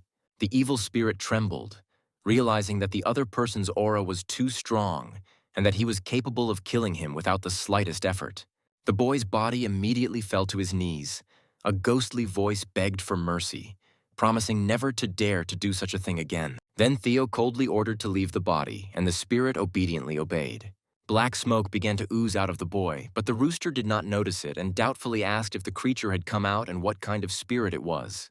Seeing his confusion, Theo confirmed that the spirit had indeed left the body, and then added that an ordinary rooster was not capable of seeing spirits. The messenger did not quite understand what was being discussed. Suddenly, Theo's eyes sparkled. A strange vessel appeared in his hand. The rooster asked suspiciously what it was and what was inside, noting that it looked quite appetizing. Without waiting for an explanation, he opened his beak and a drop of crystal-clear water fell inside. The sensation was sharp, cool, and completely tasteless. He complained that they gave him only one drop, considering his son-in-law too stingy. However, he soon noticed with amazement that the shadow in front of him was gradually becoming clear. Theo confirmed that it is a spirit born from resentment, anger, and evil energy, which after a person's death enters the living. He also explained that the vessel had a powerful origin, and the drop he drank was his spiritual heart, the equivalent of a cultivator's core. Hearing this, the rooster turned pale and cried out in horror that he should not have been given such a thing. But Theo doubted his son-in-law knew how important it was, although he admitted that he could only guess from the name. Past events flashed in his memory, and the messenger noted in a panic that he did not want to feel someone else's heart, and certainly did not want to live together. Theo gently explained that although the item was extremely valuable, One drop was harmless and would only improve one's physique, laying the foundation without consequences. Only then did the rooster calm down. He then learned that after laying the foundation, the demon surpasses ordinary people in strength and speed, and is also capable of absorbing spiritual energy. Meanwhile, the shadow that had been watching this was silently pondering, looking at the herald as if he were a particularly appetizing and energy-rich prey. She quickly made a decision, deciding that if she ate this rooster, she could directly rise from the rank of a vengeful spirit to the rank of a demon. And then the rooster suddenly felt something was wrong when a strange coldness came over him. When the question arose about what to do with the spirit, the rooster suggested killing him. The creature immediately lost all arrogance and began desperately begging for mercy, promising never to harm either people or spirits again. But Theo coldly stated that evil creatures by their nature harm people and therefore their words cannot be trusted. Hearing this, the messenger mentally noted that he himself was a demon and could not compare with the one who was born of heaven and earth. Nevertheless, he stood up for the spirit, reasoning that since he had promised not to cause any more harm, there was no point in interfering. Theo eventually compromised, admitting that it was indeed a spirit, but since he wasn't human himself, he could turn a blind eye to it. Hearing their decision, the ghost began to bow continuously, gratefully repeating that his life had been spared. The herald then told him to return, stating that he was going to find Levi and Jasper and then ask the protagonist to return him to his home world. Theo heard this and noted with regret that his accompaniment was no longer required. The rooster declared that he could handle it himself, as a demon at the stage of laying the foundations could not be caught by ordinary people. With these words, he quickly flew away. He was shuffling his chicken feet along the ground, in a good mood and unaware that he had already become someone's target. Meanwhile, the spirit bared his teeth and whispered quietly, wondering if his friend had left. A dark, ominous energy filled the room, causing the phoenix to tremble in fear. He began to let out shrill screams and, in panic, cursed the spirit and begged it not to chase after him. Having no other choice, the chick was forced to use his last resort, a sensual appeal. The appearance of Theo became a real salvation for him. Phoenix called out to him in a hurry, and then instantly flew to him. Into the arms of this man now was the safest place in the world. At that very moment, the vengeful spirit bared its teeth and rushed forward. However, Theo stopped him with one hand. He squeezed him by the throat, and only then did the evil spirit in panic realize his mistake. Both the spirit and the messenger trembled even more violently. The spirit immediately changed its tone and began to pitifully beg for mercy, swearing never to repeat its actions again. Then the phoenix turned around and indignantly declared that he could not be spared, because as soon as Theo disappeared, he immediately tried to eat him. The man was surprised to hear this and asked if the spirit had really tried to attack the phoenix, as such creatures usually only devour people. Almost immediately, he understood the reason for what was happening and explained that the problem was that the messenger had reached the foundation stage and had become a spiritual beast. He then added that the spirit wanted to take over the body of a foundation stage spirit to strengthen itself.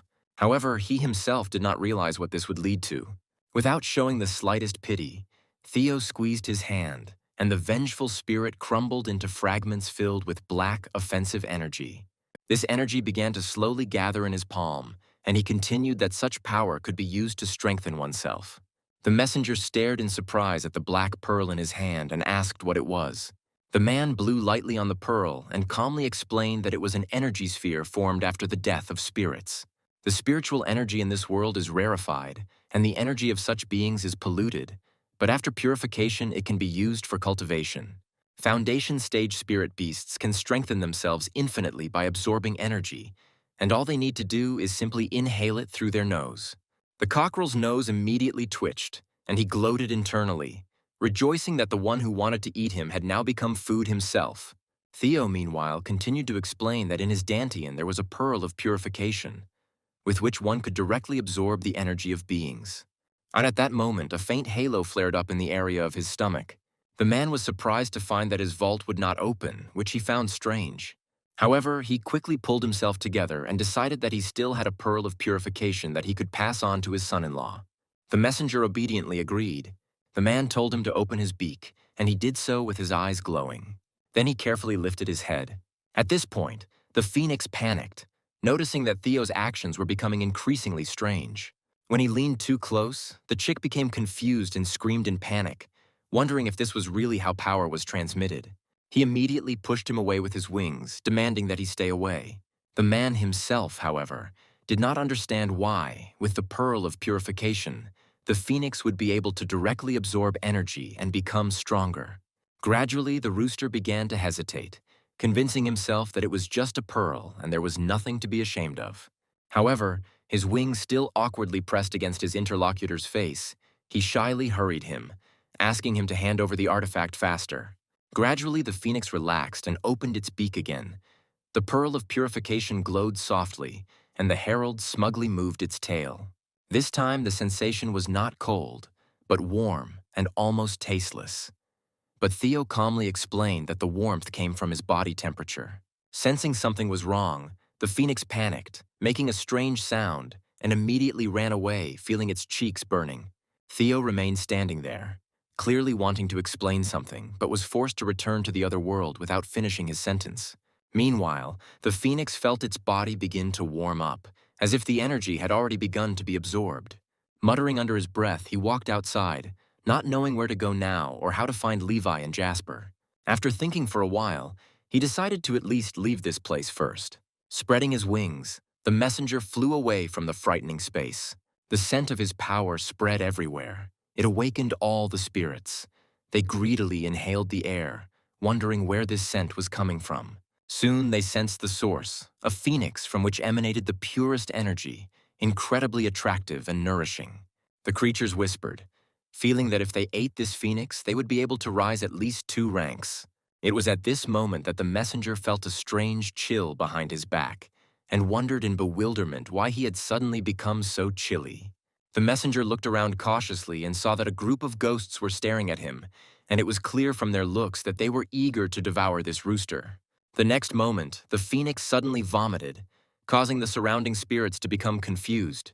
The herald himself was also at a loss. He did not understand why he could not absorb the energy of these creatures as before.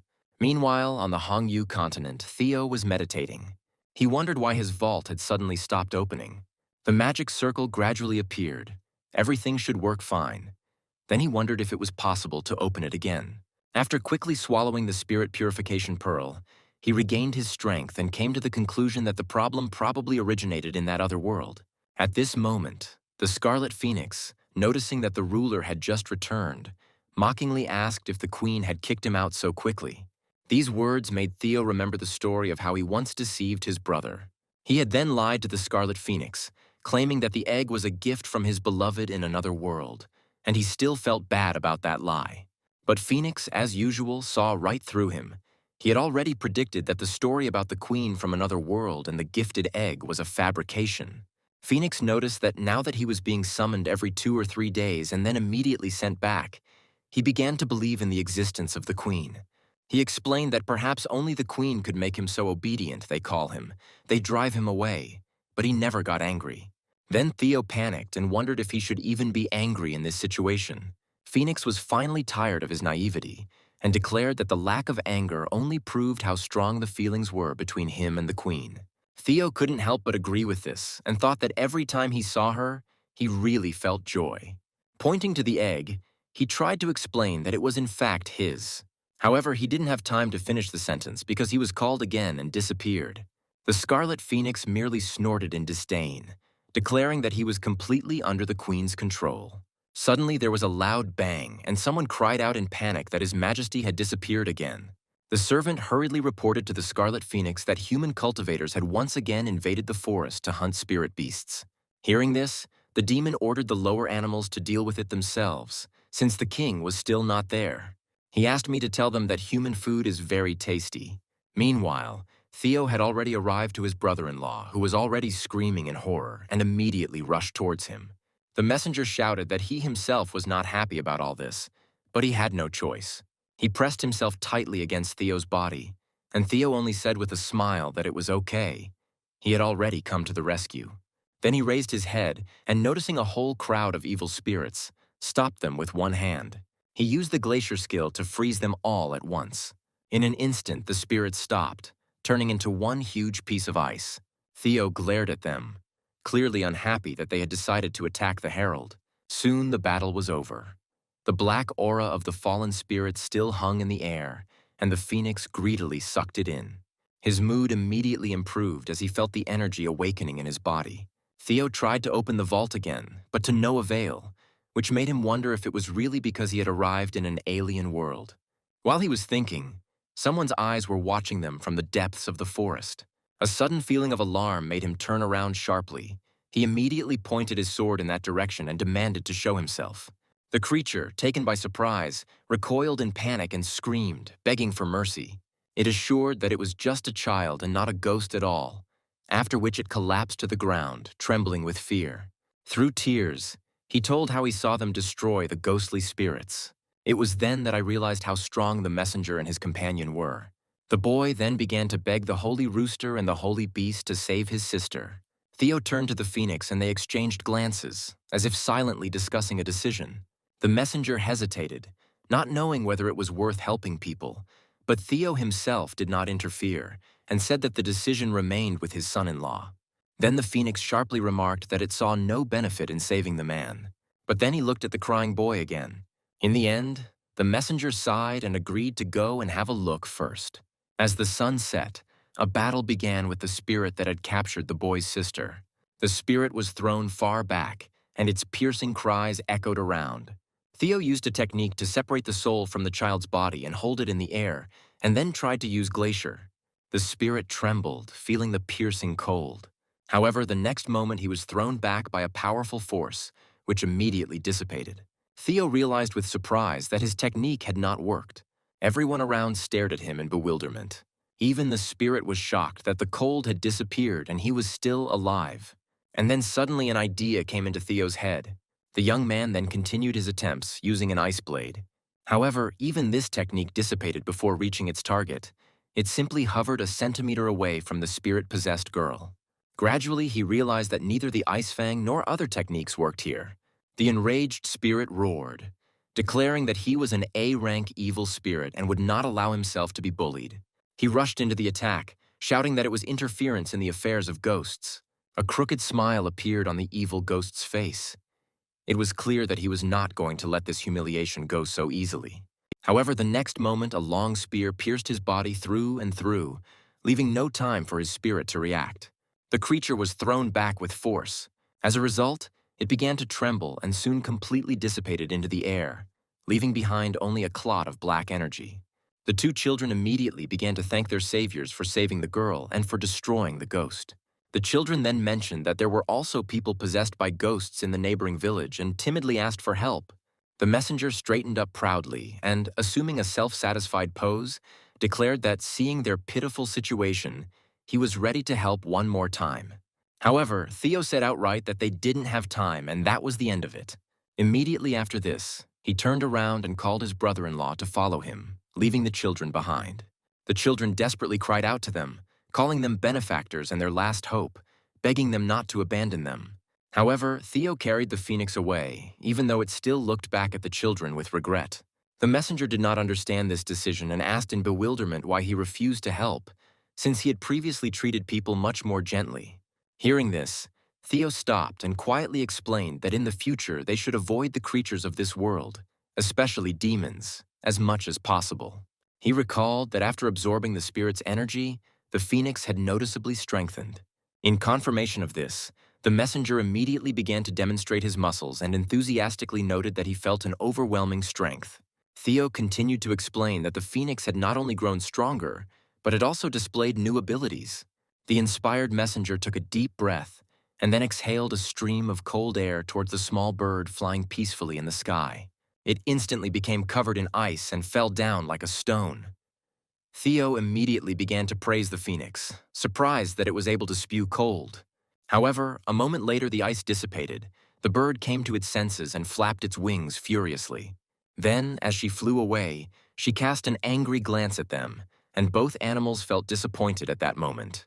Theo thoughtfully came to the conclusion that the effect of the ice seal only lasted for a moment.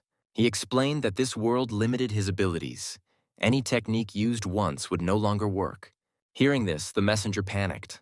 He realized that if they continued to destroy powerful spirits, Theo's abilities would eventually run out and he would be unable to protect him.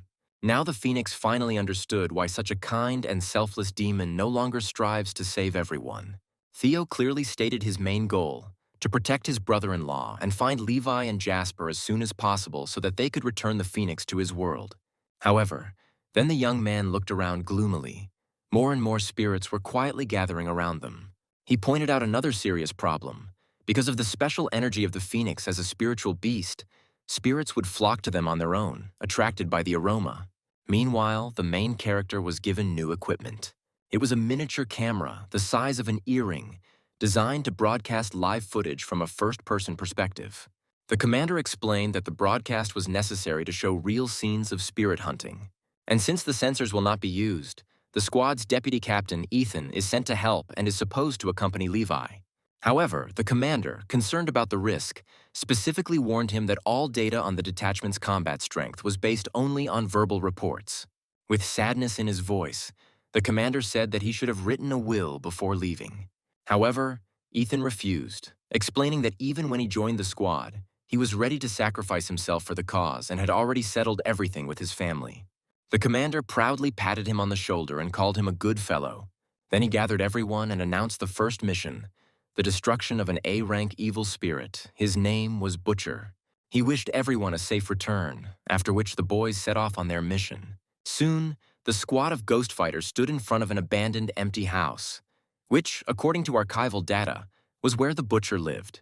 Ethan pinched his nose, unable to bear the stench emanating from the building, the smell of rotting flesh perfectly matching the creature's notoriety. Levi frowned and turned to Jasper, asking if there really was a ghost inside.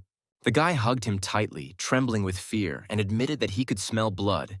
This ghost had already eaten many people. However, Levi reassured him, telling him that he shouldn't be afraid. At the same time, Ethan's camera began transmitting a signal, and headquarters received a message that the extermination squad had entered the target area. The commander gave the order to continue observation. Meanwhile, Levi, the main character, along with two comrades, began to move deeper into the dilapidated house. At some point, Jasper suddenly felt a rapidly approaching ominous aura and sharply pointed to the side. The footsteps gradually came closer and closer from that direction. Then all three froze at the same time, as if they sensed something terrifying. At headquarters, on the other side of the screen, observers also witnessed this horrific scene. A chilling sight opened before them. Mutilated bodies hung from the ceiling.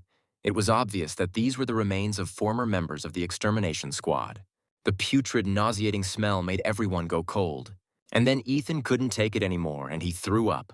Jasper hugged Levi tightly, his whole body shaking. He confirmed that he was right. This creature really did eat many people. The next moment, a huge palm fell with terrifying force, and the pot-bellied ghost slowly prepared to enjoy its fresh prey. Even behind the screen, the headquarters staff felt the pressure and fear that made them tremble. Everyone understood that the Butcher was standing in front of them. Jasper, although he was afraid, still couldn't help but mock, noticing that his head was indeed round, like the rubber ball the director had talked about. The sinister spirit spoke again, declaring with pleasure that it loved nothing more than the flesh of the members of the extermination squad, especially the young and strong ones. A heavy atmosphere filled the entire office. It became clear to everyone that the fighters sent here had become nothing more than food for the monster, despite being A-rank elite. The Butcher tore the bodies apart and ate them with relish, like a delicacy, mocking the fact that the Bureau still dared to send people. And suddenly a lightning-fast kick hit the monster's head. Levi's movement was sharp and impeccably precise. The Butcher's head was separated from his body and crashed into the wall with a deafening roar. Everyone who saw this was stunned. People couldn't believe that the captain single-handedly took off the head of an A-rank spirit. At the same time, the head still retained consciousness, as if nothing had happened to it. The ghost, unwilling to admit defeat, arrogantly declared that brute force could not kill him. However, the hero kicked his head again and again, throwing it from wall to wall as if playing with a ball. The audience was both horrified and amazed, Ethan thinking that the captain was actually using the Butcher's head as a toy. Even the headquarters staff couldn't immediately believe what was happening. Finally, Levi stopped, and turning to his friend, remarked that such a ball was not at all interesting, and Jasper immediately suggested burning it. The spirit's head was indignant, not understanding what exactly they were going to burn. and continued to insist that people were still not capable of destroying it. At that moment, a small ball of green flame slowly formed in the air, seemingly harmless, but radiating a frightening heat. Even without knowing what it was, the spirit sensed mortal danger and tried to escape. But it was too late. The flames completely engulfed the butcher, and he let out a piercing scream. Ethan, standing slightly to the side, recorded the entire process and noted that the ghost clearly experienced extreme fear of Captain Levi's fire. Upon seeing this, the commander immediately realized that Levi was the bearer of the ability, and that his fire had a powerful suppressive effect. For him, this was a glimmer of hope. In the last 50 years, since humanity had been under the oppression of spirits, no one like this had appeared. During this time, people lost 11 cities with a population of over 1 million, and fear and death became constant companions of life. 1 in 5 people died. Millions could not bear it and committed suicide. Even now, suicide rates remained alarmingly high around the world, with humanity standing no chance against powerful ghosts. It was still possible to destroy the weak, but hundreds of elite fighters were required to eliminate a single A-rank spirit. S-rank spirits even destroyed entire cities, turning them into forbidden zones. And now a man has appeared who is capable of single-handedly destroying an A-rank spirit. The commander realized that this hero, the hope of humanity, was the result of all those years of desperate struggle. And those who managed to hold out until this day desperately needed this support. The Extermination Squad office suddenly received confirmation of the transfer of the butcher fragments. The first mission was officially completed. The commander did not hide his joy and immediately ordered contact with the detachment, ordering them to prepare a little for the next mission. The target was to be the 3rd A-rank spirit, the Old Woman, recorded in the city's archives. It was a ghost with a long neck, and in an ominous tone she said that young people had come to see the Old Woman again, and she was already anticipating a treat. The people at the observation center immediately began assessing the situation. According to the archives, the speed of this spirit was extremely high. One of the A-rank fighters had already died before, without even being able to hit her. The Old Woman moved like a gust of wind, appearing and disappearing so quickly that the human eye could not follow her. The spirit then suddenly rushed straight at Levi and his comrades, but the protagonist remained calm. The next moment, the hero delivered a powerful blow straight into the ghost's face. The creature flew into the wall with a deafening roar, causing the room to shake. Everyone who witnessed this scene was stunned by Levi's incredible strength. The spirit, having received the blow, began to pitifully beg him to stop the beating and especially not to hit her in the face. However, the captain was not going to stop. He grabbed the ghost by the leg and, as if playing, began to swing it, causing the old woman to start screaming. Meanwhile, Levi summoned the flames. As soon as the fire appeared, the evil spirit trembled even more and began to scream desperately, begging for mercy. The commander, watching what was happening, mentally noted that Levi was truly capable of the impossible. Soon, the destruction operation was completely completed. The atmosphere at headquarters changed dramatically. People were filled with joy. The commander then turned abruptly and gave the order to collect all video footage and combat data related to the destruction of the A-rank spirits. At headquarters, he gathered the leadership to report in detail on what had happened. In his hands were records confirming that the last A-rank evil spirit recorded in the city's archives had been destroyed. He expressed confidence that after viewing these materials, the commander-in-chief would be able to objectively assess the combat power of the detachment. The commander-in-chief admitted that he was pleased, but he pointed out that if soldiers were killed live on air, fear among the population could only increase. But the commander immediately objected, firmly defending his position. He reminded that the squad had already destroyed 4 A-rank spirits on their own. He also noted that the country needs hope, which people must see with their own eyes. However, the commander-in-chief suggested a safer option, using pre-recorded materials. Despite this, the commander continued to insist. He stated that the recordings would definitely be published, but a live broadcast was also necessary. According to him, videos can always be faked, and people will doubt their authenticity. Only a live broadcast can dispel these doubts. In conclusion, he urged people to believe that what was happening could become a turning point in the fate of humanity. Unable to contain his emotions, the commander slammed his palm on the table and declared that he sincerely believed in these people, in their ability to bring more hope. The commander-in-chief was silent for a long time, then smiled, looking at him with satisfaction. He noted with slight irony that he should become an orator. He patted the commander on the shoulder in a friendly manner, asking whether it was thanks to such eloquence that he had taken his post. He eventually agreed to the proposed plan. Meanwhile, in one of the apartments, a man sat in front of a monitor scrolling through his feed while eating. His attention was drawn to a new, rapidly gaining popularity stream. Taking a closer look, he adjusted his glasses in horror, realizing that the broadcast was being conducted by the official headquarters of China's fighter jets. He tried to make sense of what was happening, recalling that since the Bureau's founding, the loss rate there had reached 65%. The idea that the organization would go live seemed crazy to him, as if someone was going to show them a real horror movie. Elsewhere, a young girl, wrapped in a blanket, looked anxiously at the screen. She doubted that anyone would dare to turn on the broadcast at all, fearing bloodshed and severe psychological consequences. Word of the stream spread quickly, with many believing that the headquarters was deliberately forcing viewers to watch the fighter jets' destruction. People were overcome with fear and melancholy, and they tried to support each other, admitting that they already had enough horror in their daily lives. After the announcement of the live broadcast was published, many people, although they had signed up for updates, experienced great fear. The commander, however, reassured the staff in advance, as humanity had always been in a depressed position compared to the spirits in terms of power. Those who had previously seen Levi's battle footage and witnessed the protagonist overwhelmingly destroying A-rank spirits said nothing. Then, however, new opinions began to emerge in the discussions that the level of external combat evaluation of the unit had to be revised. Some argued that if a single squad was able to destroy 4 A-rank spirits in a row, then its overall rating must be at least A. Others, however, turned their attention to the captain, noting that Levi possessed incredible strength and wondering if he was an S-rank fighter.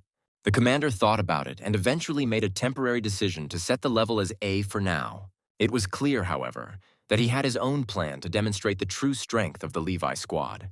If they can destroy all the A-rank spirits recorded in China's archives, then they can officially be upgraded to S-rank. After much deliberation, he finally agreed to the proposal. Soon, a new notification appeared on the screens.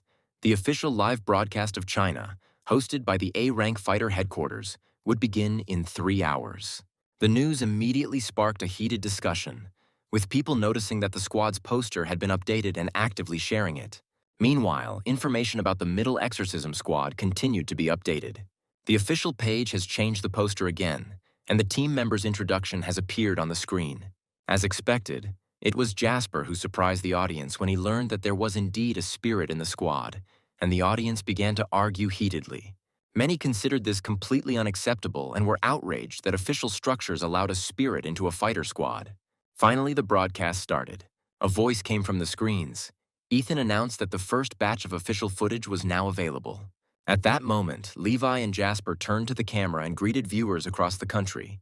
Meanwhile, the attention of the audience was immediately drawn to Jasper's appearance, with many noting that this spirit looked unexpected. His innocent appearance was puzzling, and the initial disgust felt by the audience noticeably weakened. Suddenly, one of the spectators jumped up from his chair in horror and stared at the screen, realizing that the squad was in Changping Hospital. It was a place known throughout the country as the area possessed by the A-rank spirit nicknamed the Thousand-Armed Doctor. Meanwhile, the 3 members of the squad gradually moved deeper. Jasper felt a powerful aura and said that the spirit was ahead. Soon, the evil spirit actually appeared before them. His head resembled an octopus with disgusting tentacles. It was a spirit of rank, the sight of which alone took the breath away from the audience. His voice echoed throughout the space and even sounded through the broadcast screen, declaring that people were desecrating his hospital with their breath. One of the spectators screamed in horror when he realized that this was indeed Changping Hospital, where all the doctors and patients were killed in one night 7 years ago. His scream attracted the attention of his colleagues in the office. Then the guy, realizing that he was being too emotional, put the phone away and tried to continue working.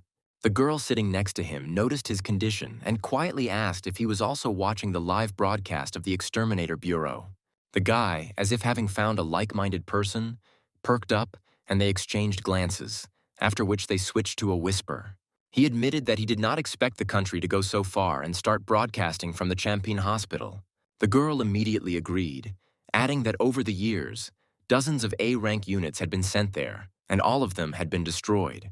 She was perplexed, because there were only 2 fighters in this detachment, and the second of them was the weakest in spirit, and many doubted their reliability. Meanwhile, Jasper confessed to the protagonist that the creature had too many tentacles and he was truly scared. Then he suddenly showed a strange greed again, and remembered how they had previously eaten a fragrant octopus with many tentacles. The young man calmly confirmed that he remembered it, and the mere memory made them both swallow their saliva. The girls watching the broadcast were stunned. They couldn't believe that the squad members were still chatting calmly at such a moment. At that moment, the angry voice of the evil spirit was heard, outraged that people had desecrated his hospital and still dared to discuss his tentacles. Jasper, looking at the creature, explained that they only said that tentacles can be tasty, but this particular creature was not appetizing. The evil spirit could not accept this humiliation and began to scream in rage, demanding to know who dared to call him ugly. He claimed that his tentacles were the most perfect in the world. However, Levi and Jasper remained surprisingly calm. As soon as the tentacles tried to get closer, the hero's figure instantly disappeared. The spirit was confused, not understanding what had happened. At the same time, the hero was already behind him. A powerful blow followed, and the monster was thrown away. The male spectators screamed in delight, and the girls involuntarily blushed. They couldn't believe that one blow sent an A-rank spirit flying. The doctor, having flown several meters, howled in pain. But our heroes, on the contrary, looked relaxed, and Jasper remembered how he used to tear off octopus tentacles and fry them for Levi. He noted that the creature's tentacles were too ugly to cook with, but suggested at least tearing them off for fun, and the hero agreed. Fear appeared on the evil spirit's face. He turned pale and asked in despair what they were going to do with him. His pitiful voice echoed with each new blow, begging them to stop and spare his tentacles. The audience was absolutely delighted. It became obvious to them that the doctor was completely incapable of resisting a squad of fighters. People were amazed at how powerful and overwhelming it was. Jasper soon noticed with disappointment that all the tentacles had already been torn out and there was nothing left to play with. So Levi suggested simply burning the remains. A flame burst into flames in his hand, instantly engulfing his body. However, Jasper couldn't help but yawn as he looked at the fire. The girls watching the stream exclaimed that in front of them was not a person, but a spirit, but at the same time incredibly beautiful. More and more viewers recognized that the squad was indeed incredibly strong, and that Captain Levi clearly had some kind of ability. Soon, an update appeared on the screen. The fragments of the thousand-armed doctor were collected and downloaded, and he himself was officially declared destroyed. Everyone watched the audience's reaction closely, and many had tears of joy in their eyes. But the previous fears did not go away. The commander again recalled the old warnings about what would happen if they were killed by spirits during the national broadcast. In this case, all viewers will be plunged into even deeper despair and fear. Then hope will disappear completely, and humanity, like a small flower, will simply wither, unable to withstand the pressure. And yet, the emergence of those with these abilities could have been a turning point in the fate of people. Now Levi and Jasper had a huge mission on their shoulders. No matter the outcome, the hope they brought continued to grow rapidly. The commander looked at them with a deeply touched soul and could only pray that they would live as long as possible. Meanwhile, the hero was already using the same technique against the new two-headed evil spirit. The green flame flared up again in his hand, burning another monster. The comments continued to flood the broadcast with waves of delight. Viewers discussed how the third A-rank evil spirit was destroyed on air, and then the fourth, the snake-headed banshee. By the end of the day, the last monster from the city archives had also been cleared out. Outside, fans were held back by security guards, not allowing them to get any closer, as this was still the territory of an A-rank evil spirit. The danger level in the area was still considered extremely high. But despite this, many fans did not feel any fear at all. People said they came only to personally thank the fighter squad. After some time, Levi and Jasper came into view. The crowd immediately began to cheer as they came out. However, the two themselves looked surprisingly calm and even a little confused, clearly not fully understanding what was happening around them. Then someone remembered the daring cameraman and asked with genuine admiration how anyone could be so bold. Ethan, hearing this, was frankly stunned and even thought that he too had fans. One of the viewers loudly thanked the squad, admitting that after these broadcasts he was no longer afraid of spirits. Words of gratitude poured in one after another. Someone wrote that they did not want to die and would continue to observe the fighters' actions. Ethan noticed that Levi and Jasper were standing there a little confused the whole time, and quietly explained to them that people had come specifically to see them. Then the hero and his friend waved to the crowd. Jasper happily thanked everyone for their support, and the hero limited himself to short words of gratitude. After some time, a helicopter landed nearby. The crowd began to say goodbye to the fighters, and Ethan reminded them to be careful, to go home, and promised to meet them on the next stream. Even when the fighters were about to fly away, people continued to desperately wave after them. One of the security guards smiled and remarked that the scene reminded him of stories about idols of the past, who were also seen off by crowds of fans. Another person noted that everything used to be safe, but after the advent of the spirit era, people began to be afraid to leave their homes. He then added bitterly that hiding at home does not mean survival, and that is what scares him most. The guard happily noted that all the A-rank spirits in their city had been exterminated in just 2 days, which seemed incredible. He then admitted with a grin that their own extermination team was now primarily tasked with maintaining order and crowd control. Soon the fighters' location changed. They flew to another. There, Levi encountered a spirit that had taken possession of a small child. However, he instantly sent it into the wall, just as he was about to destroy it with fire. At that moment, Jasper sensed another spirit. He also warned that there was someone else nearby. A huge frog-like evil spirit suddenly appeared, frightening the live broadcast viewers. People recognized him as another A-rank spirit from the archives of City B Frog. However, they were surprised how he ended up in the territory of the demon doll. The girls behind the screen began to worry, suspecting that the spirits might be working together. However, the hero's blow landed directly on the frog spirit, knocking it unconscious and throwing it away. This simultaneously frightened the approaching five-eyed ghost, but it still tried to attack, stretching out its sharp claws. Then Levi kicked it with his foot, and the creature burst into curses. Both spirits trembled as they watched the protagonist slowly approach them, the green flame flaring up in his hand again. People watching the broadcast said with admiration that the captain was incredibly strong. Even A-rank spirits united in a group are unable to withstand a squad of fighters. Suddenly, Jasper let out a cry of alarm as he sensed another spirit. Then both fighters simultaneously turned to Ethan. A spirit with a bloody mouth and sharp teeth hovered above his head. The creature threatened to put out the flames or it would bite off half the operator's head. Meanwhile, the female spectators discussed what they had seen in horror, asking each other why that terrifying voice was coming so close to the camera. Others noticed that the image on the phone was shaking a lot.